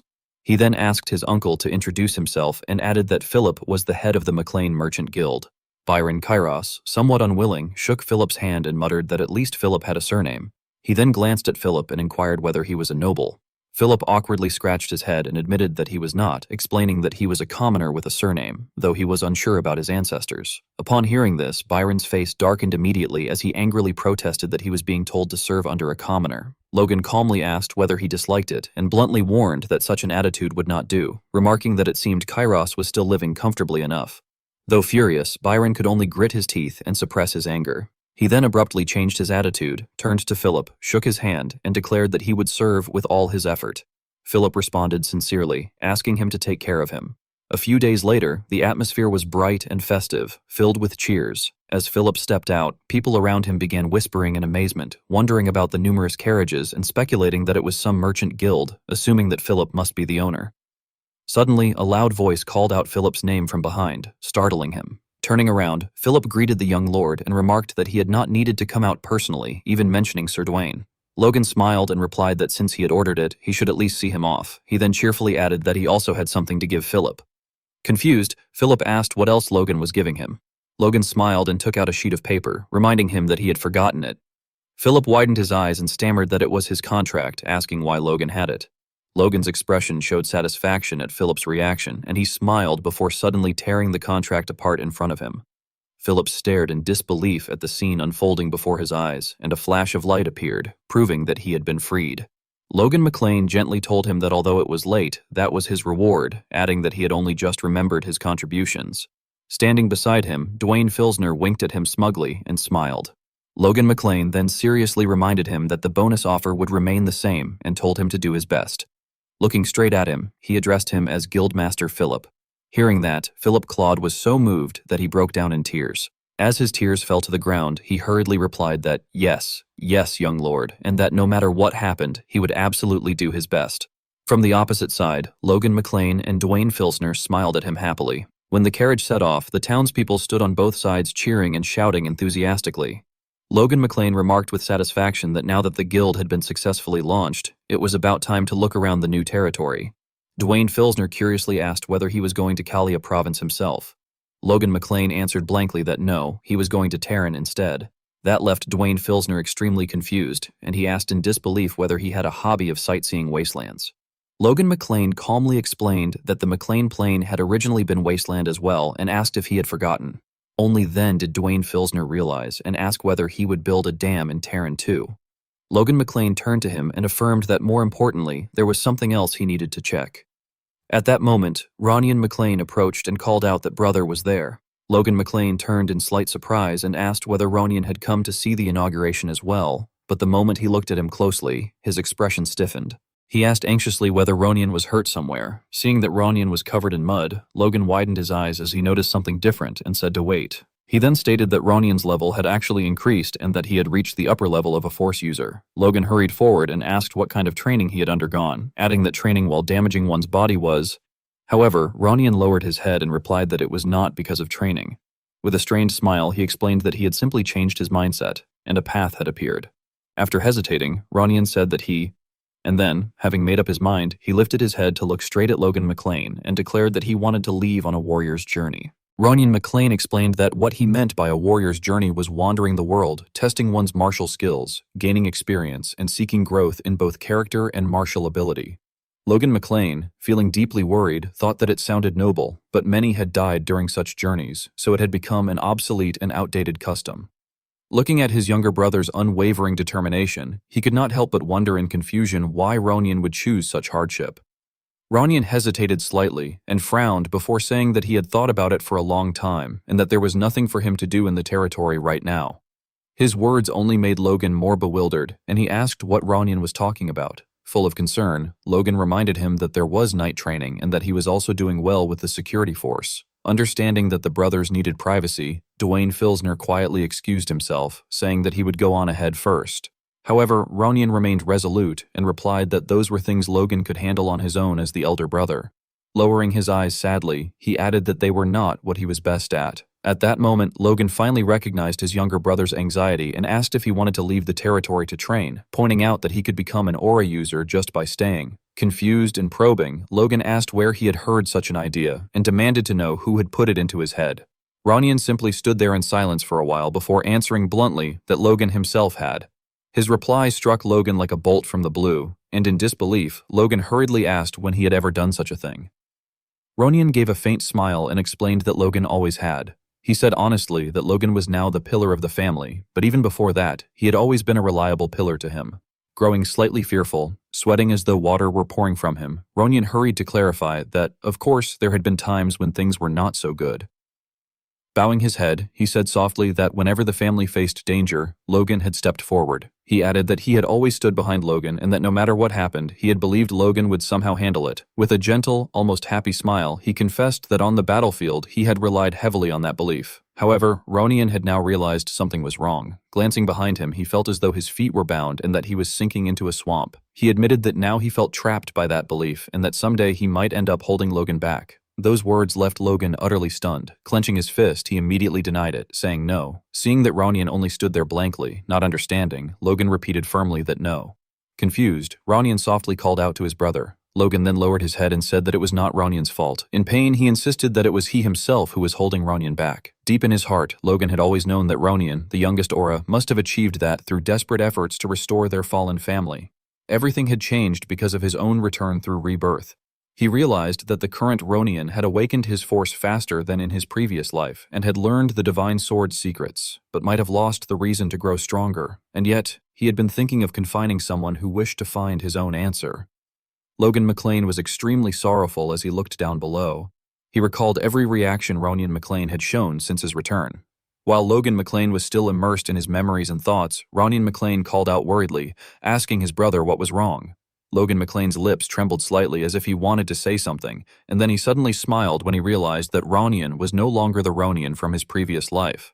As time quietly passed and the sky gradually darkened, Logan McLean asked once more whether Ronian was really leaving so lightly. Seeing Ronian McLean already packed and ready to depart, he suggested that they could at least hold a farewell party. However, Ronian McLean smiled and refused, explaining that he was only going out for a short while. At that moment, Marian Kairos angrily shouted, demanding to know what he meant by short, and sorrowfully reminded him that he had said it might take years.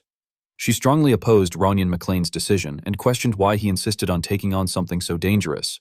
In response, Ronian McLean merely smiled gently and called her mother. Marian Kairos gradually calmed down and tried to hold back her tears as she asked whether he knew how much she had cried every time he went to war. Standing beside her, Patrick McLean spoke in confusion, reminding her that she had told him to stay strong. Ronian McLean helplessly reassured his mother that he had already told her this was necessary for both himself and the family. Marian Kairos understood this in her heart and nodded. Trembling and sobbing, she asked whether he would refrain from doing anything dangerous. Her question shocked Ronian McLean. Logan McLean's expression darkened as he glanced at him, and Ronian McLean hastily and anxiously assured her that of course he would not. Only then did Marian Kairos finally accept it and let out a long breath. She stepped forward and tightly embraced her precious son. After the farewells, Ronian McLean cheerfully announced that he was off. Patrick McLean told him to travel safely, while Marian Kairos, still reluctant to part, called out for him to keep in touch. Ronian McLean hurried forward, and after a while, he arrived at the place where someone was waiting. As soon as Victor saw him, he grumbled impatiently, asking how many hours he was going to spend saying goodbye, and remarking that he had thought he had gotten the wrong date. Ronian McLean happily called out Victor's name. The two stood facing each other, staring intently. Victor smiled and reminded him not to slack off on training. Ronian McLean responded enthusiastically that when he returned he would beat Victor with one hand. Victor laughed and teased him by asking whether he would even survive and whether he knew how harsh the world was, mockingly calling him young master. Those words made Ronian McLean angry. He laughed in frustration and complained that everyone underestimated him too much. Victor merely smiled at him. The two bumped their fists together and wished each other a safe trip. A new day arrived, and warm sunlight bathed a building where the constant sound of hammering echoed inside. Hamar, extremely excited about what he was doing, exclaimed that he could finally see the end and declared it to be his 142nd Noir.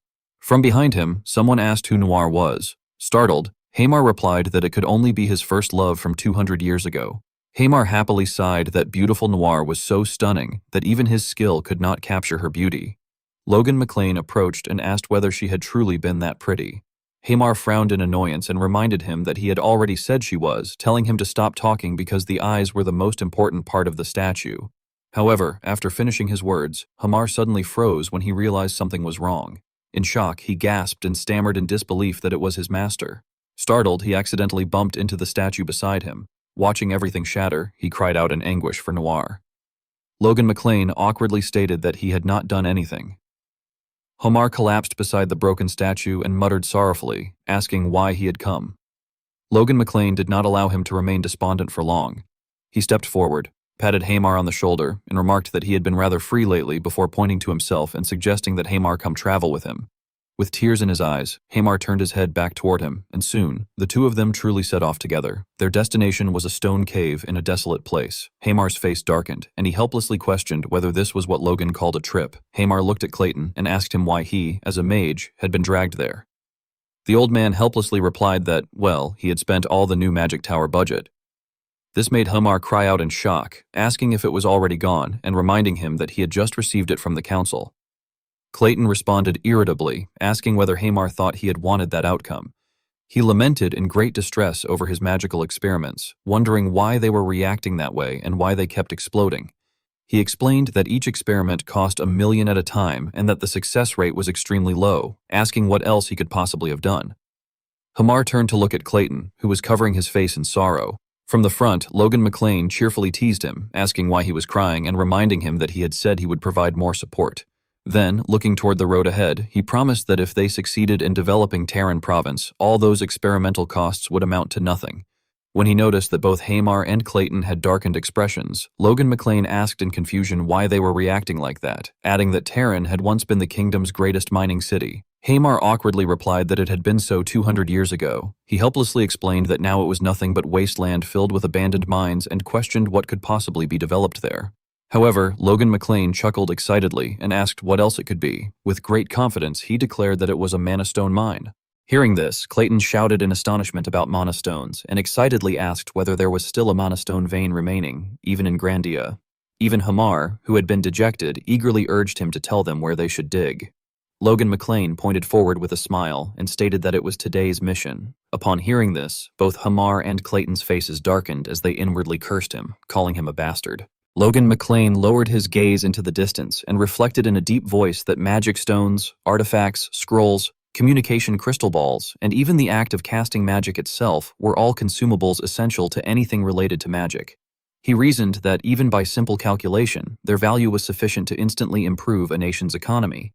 Therefore, he thought that if the existence of a magic stone vein became known, it could accelerate the Empire's invasion. However, after a moment of hesitation, he concluded that it was worth the risk.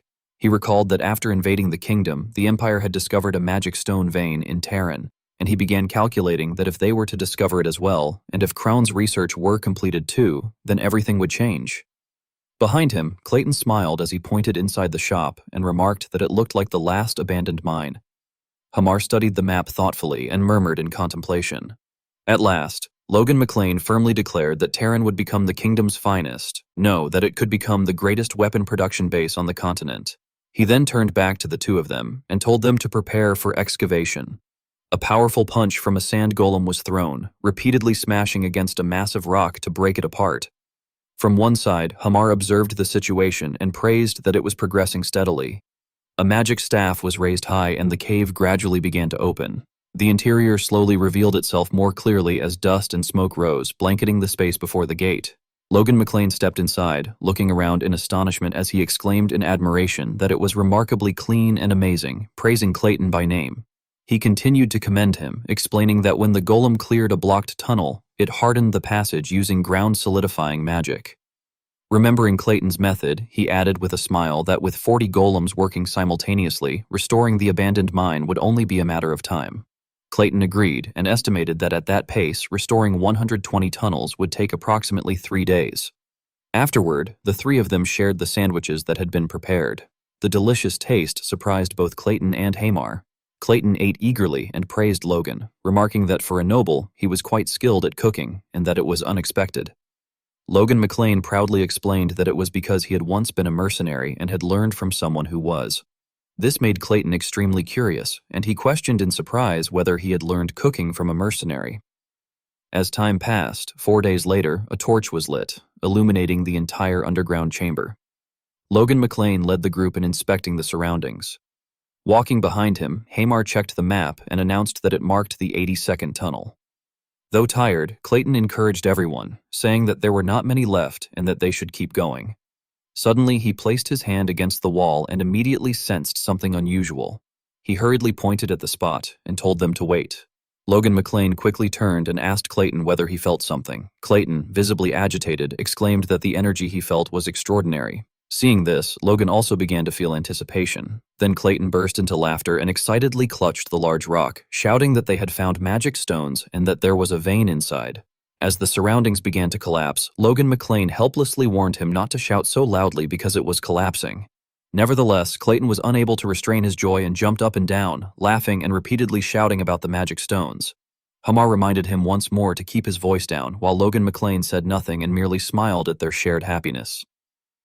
Meanwhile, in the McLean Empire, Dwayne Filsner was working when he was startled to see the communication orb glowing. Surprised, he wondered whether it was a communication from the young master. He promptly answered, addressing Logan respectfully and identifying himself. Logan McLean bluntly ordered him to buy all the workers he could in Haroon immediately.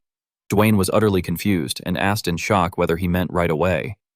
Ignoring his reaction, Logan urgently instructed him that it was acceptable to pay extra for dwarves and to send every one of them to Terran. Still bewildered, Dwayne asked what was happening so suddenly, but Logan cut him off, saying that he would explain later and urging him to hurry. Though helpless, Dwayne agreed. Thus, following Logan McLean's command, caravans of wagons set out one after another.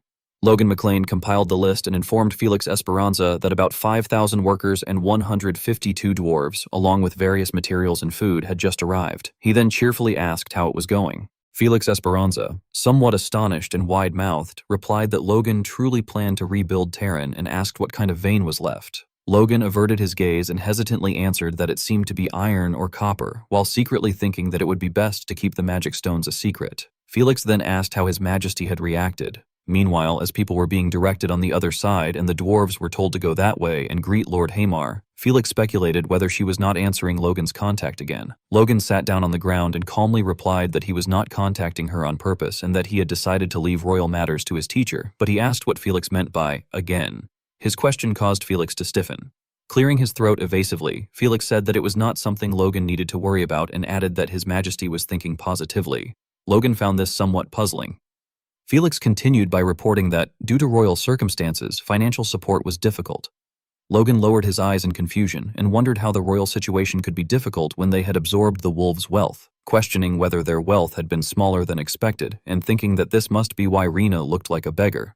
Rena Wolves angrily retorted that she did not look like a beggar, only modest. However, Logan did not pay much attention and simply sighed inwardly, telling himself to forget it, since he could not question his teacher anyway. At that moment, Felix announced instead that His Majesty had declared the Terran mines would be tax-exempt for the next 10 years. Suddenly, the crystal ball cracked, startling Logan. Felix noticed and asked whether Logan had heard something breaking. Logan quickly replied that it was nothing and asked more importantly whether that promise could be put into writing.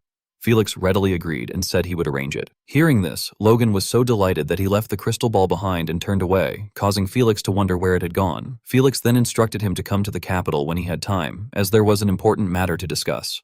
Logan turned back curiously and asked whether it was something that could not be said over communication. Felix firmly confirmed that it was. Logan responded that he understood and that he could go in a month or two. Felix bid him farewell, saying he would see him then, and the call was quickly cut off. Logan's entire body began to tremble, and he jumped up in joy, shouting in celebration of the tax exemption. Just then, Clayton approached from behind and remarked that something good must have happened. Logan turned and greeted him respectfully. Clayton clasped his hands and stood there before hesitantly saying that he had something to mention.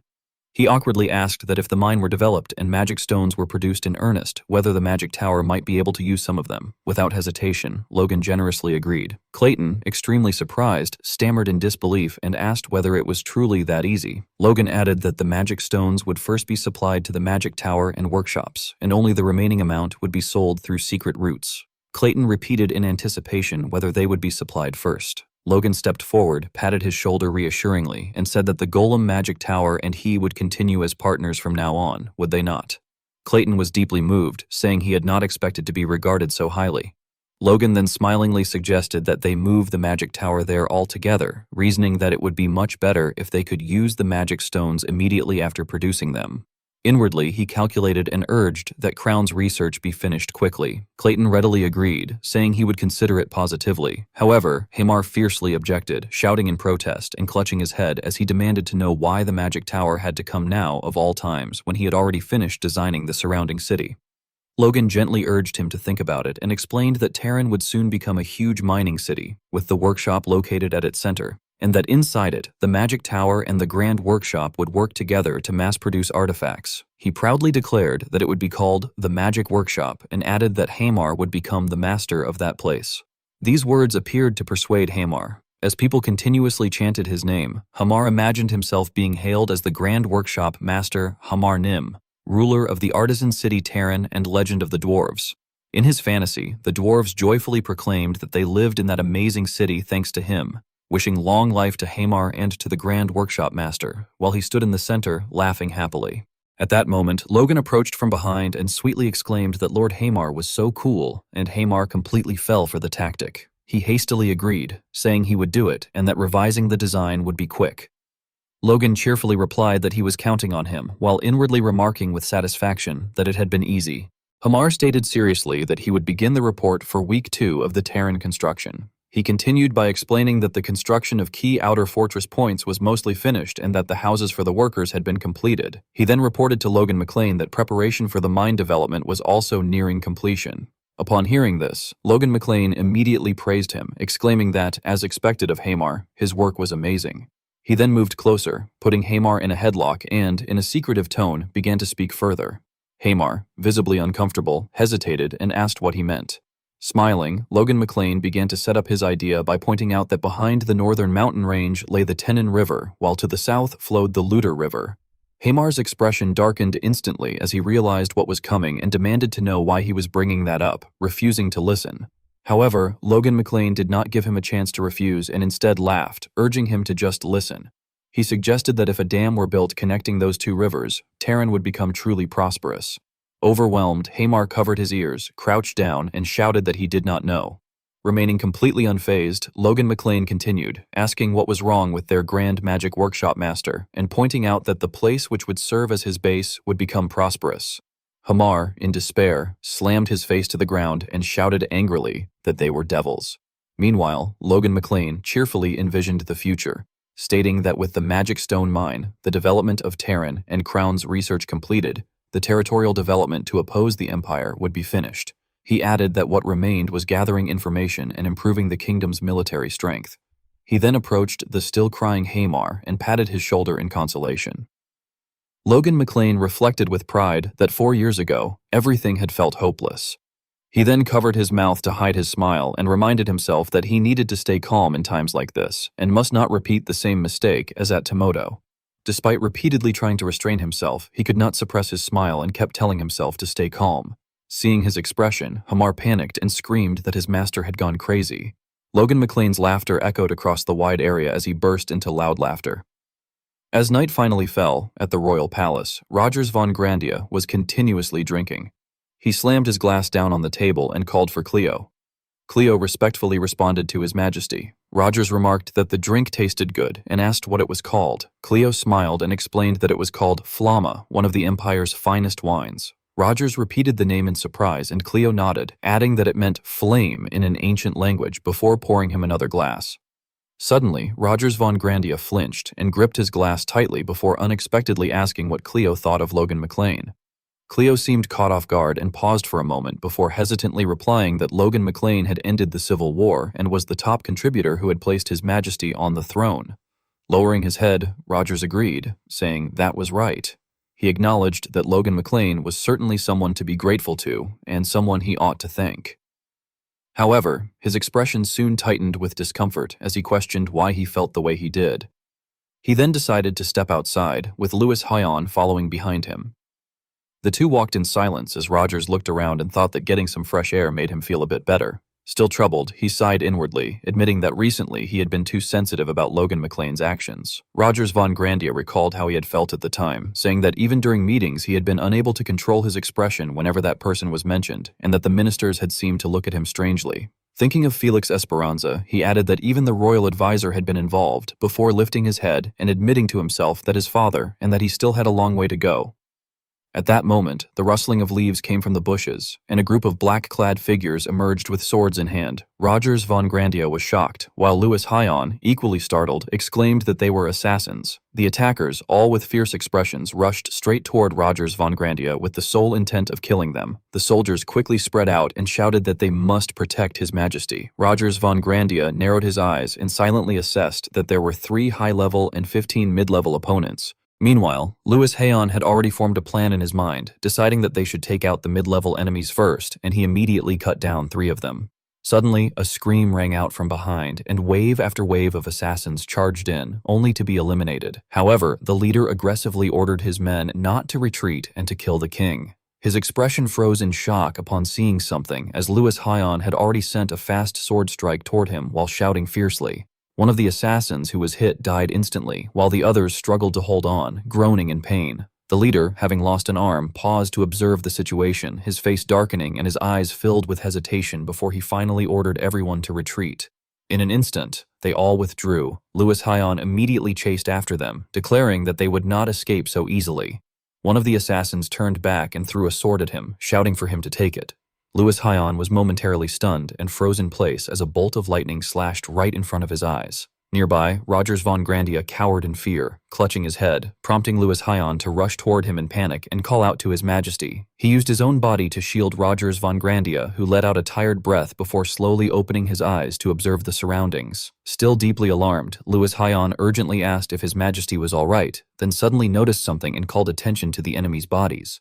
He ordered the soldiers to check whether the assassins had left any belongings behind, and they quickly responded in agreement. One soldier moved farther away and complained that there had been an attack in the middle of the palace, then sat down and examined a piece of cloth, noting that it was all burned and wondering why, if they had possessed such a scroll, they had not used it from the beginning.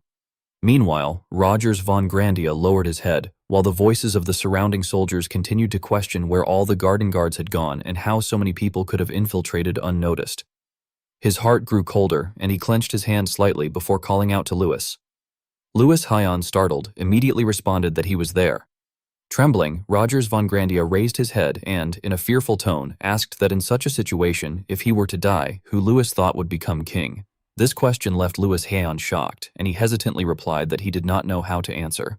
Rogers von Grandia's arm trembled uncontrollably, and his gaze darkened with anger. Elsewhere, at Logan McLean's reconstruction site, Hamar was walking around while examining a map. Inside, Logan McLean received a call and reacted in shock, asking what that meant and whether His Majesty was suspecting him. Felix Esperanza responded sadly that it was true, explaining that the assassins who had attacked the previous night were all mid-level or higher force users, and that there were traces indicating the palace guard shift schedule had been manipulated.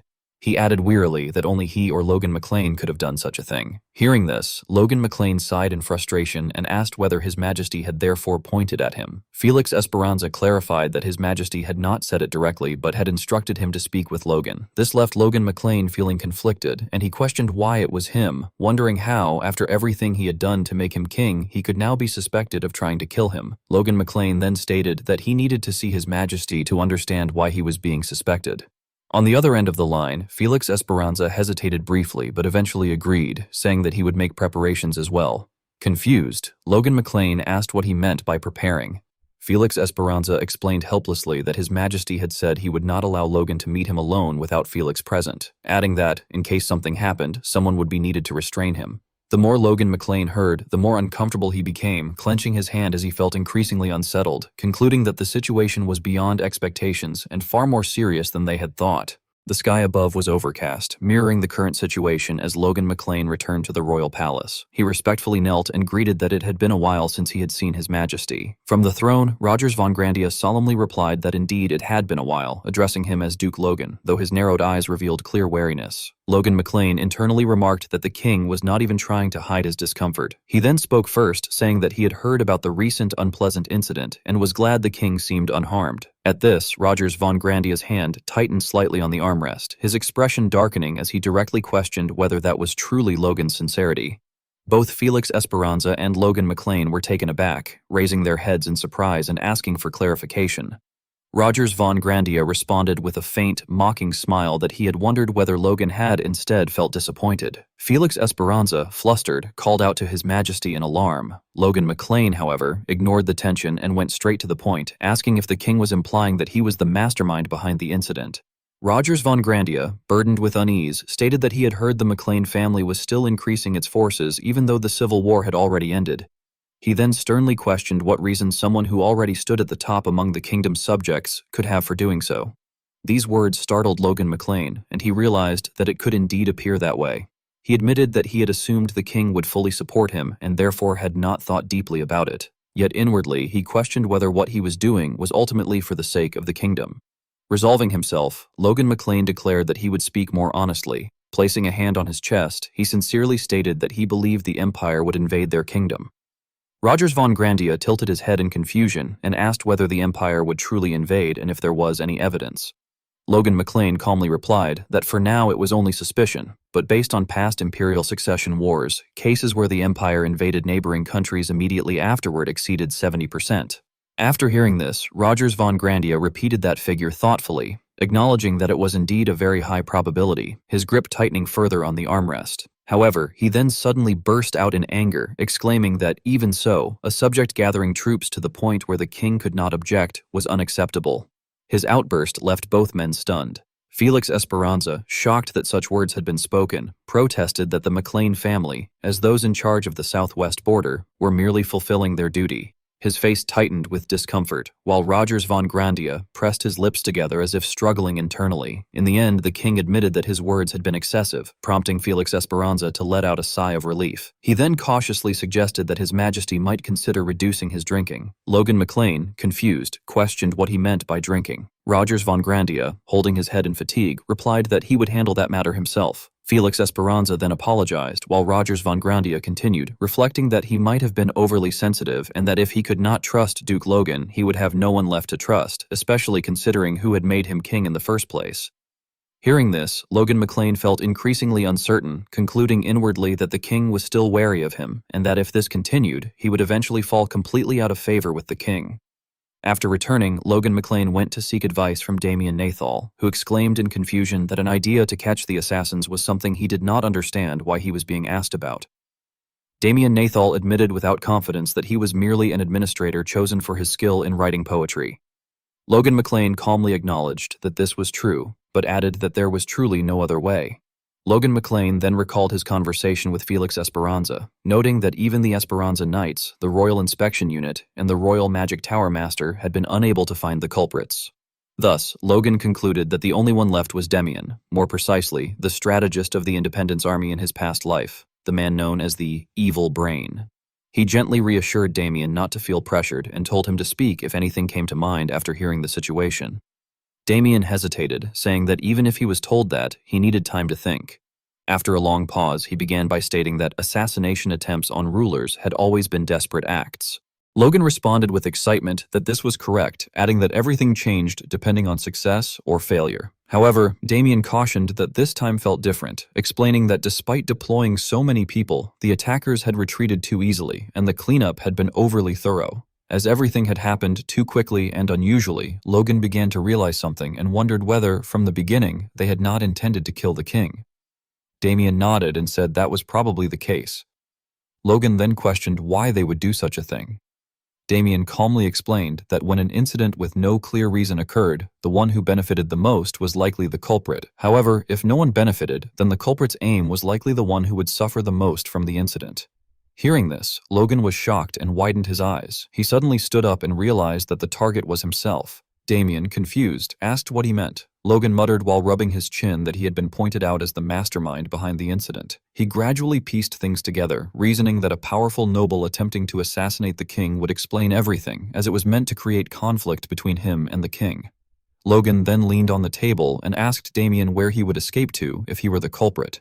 After a moment of silence, Damian replied that if it were him, he would not run. Logan was stunned and questioned this answer. Damian explained that there was no specific appearance identified, magic tracking did not work, and if the culprits removed their masks, no one would recognize them. He reasoned carefully that if they could not leave the capital immediately after the incident, they would hide to avoid capture.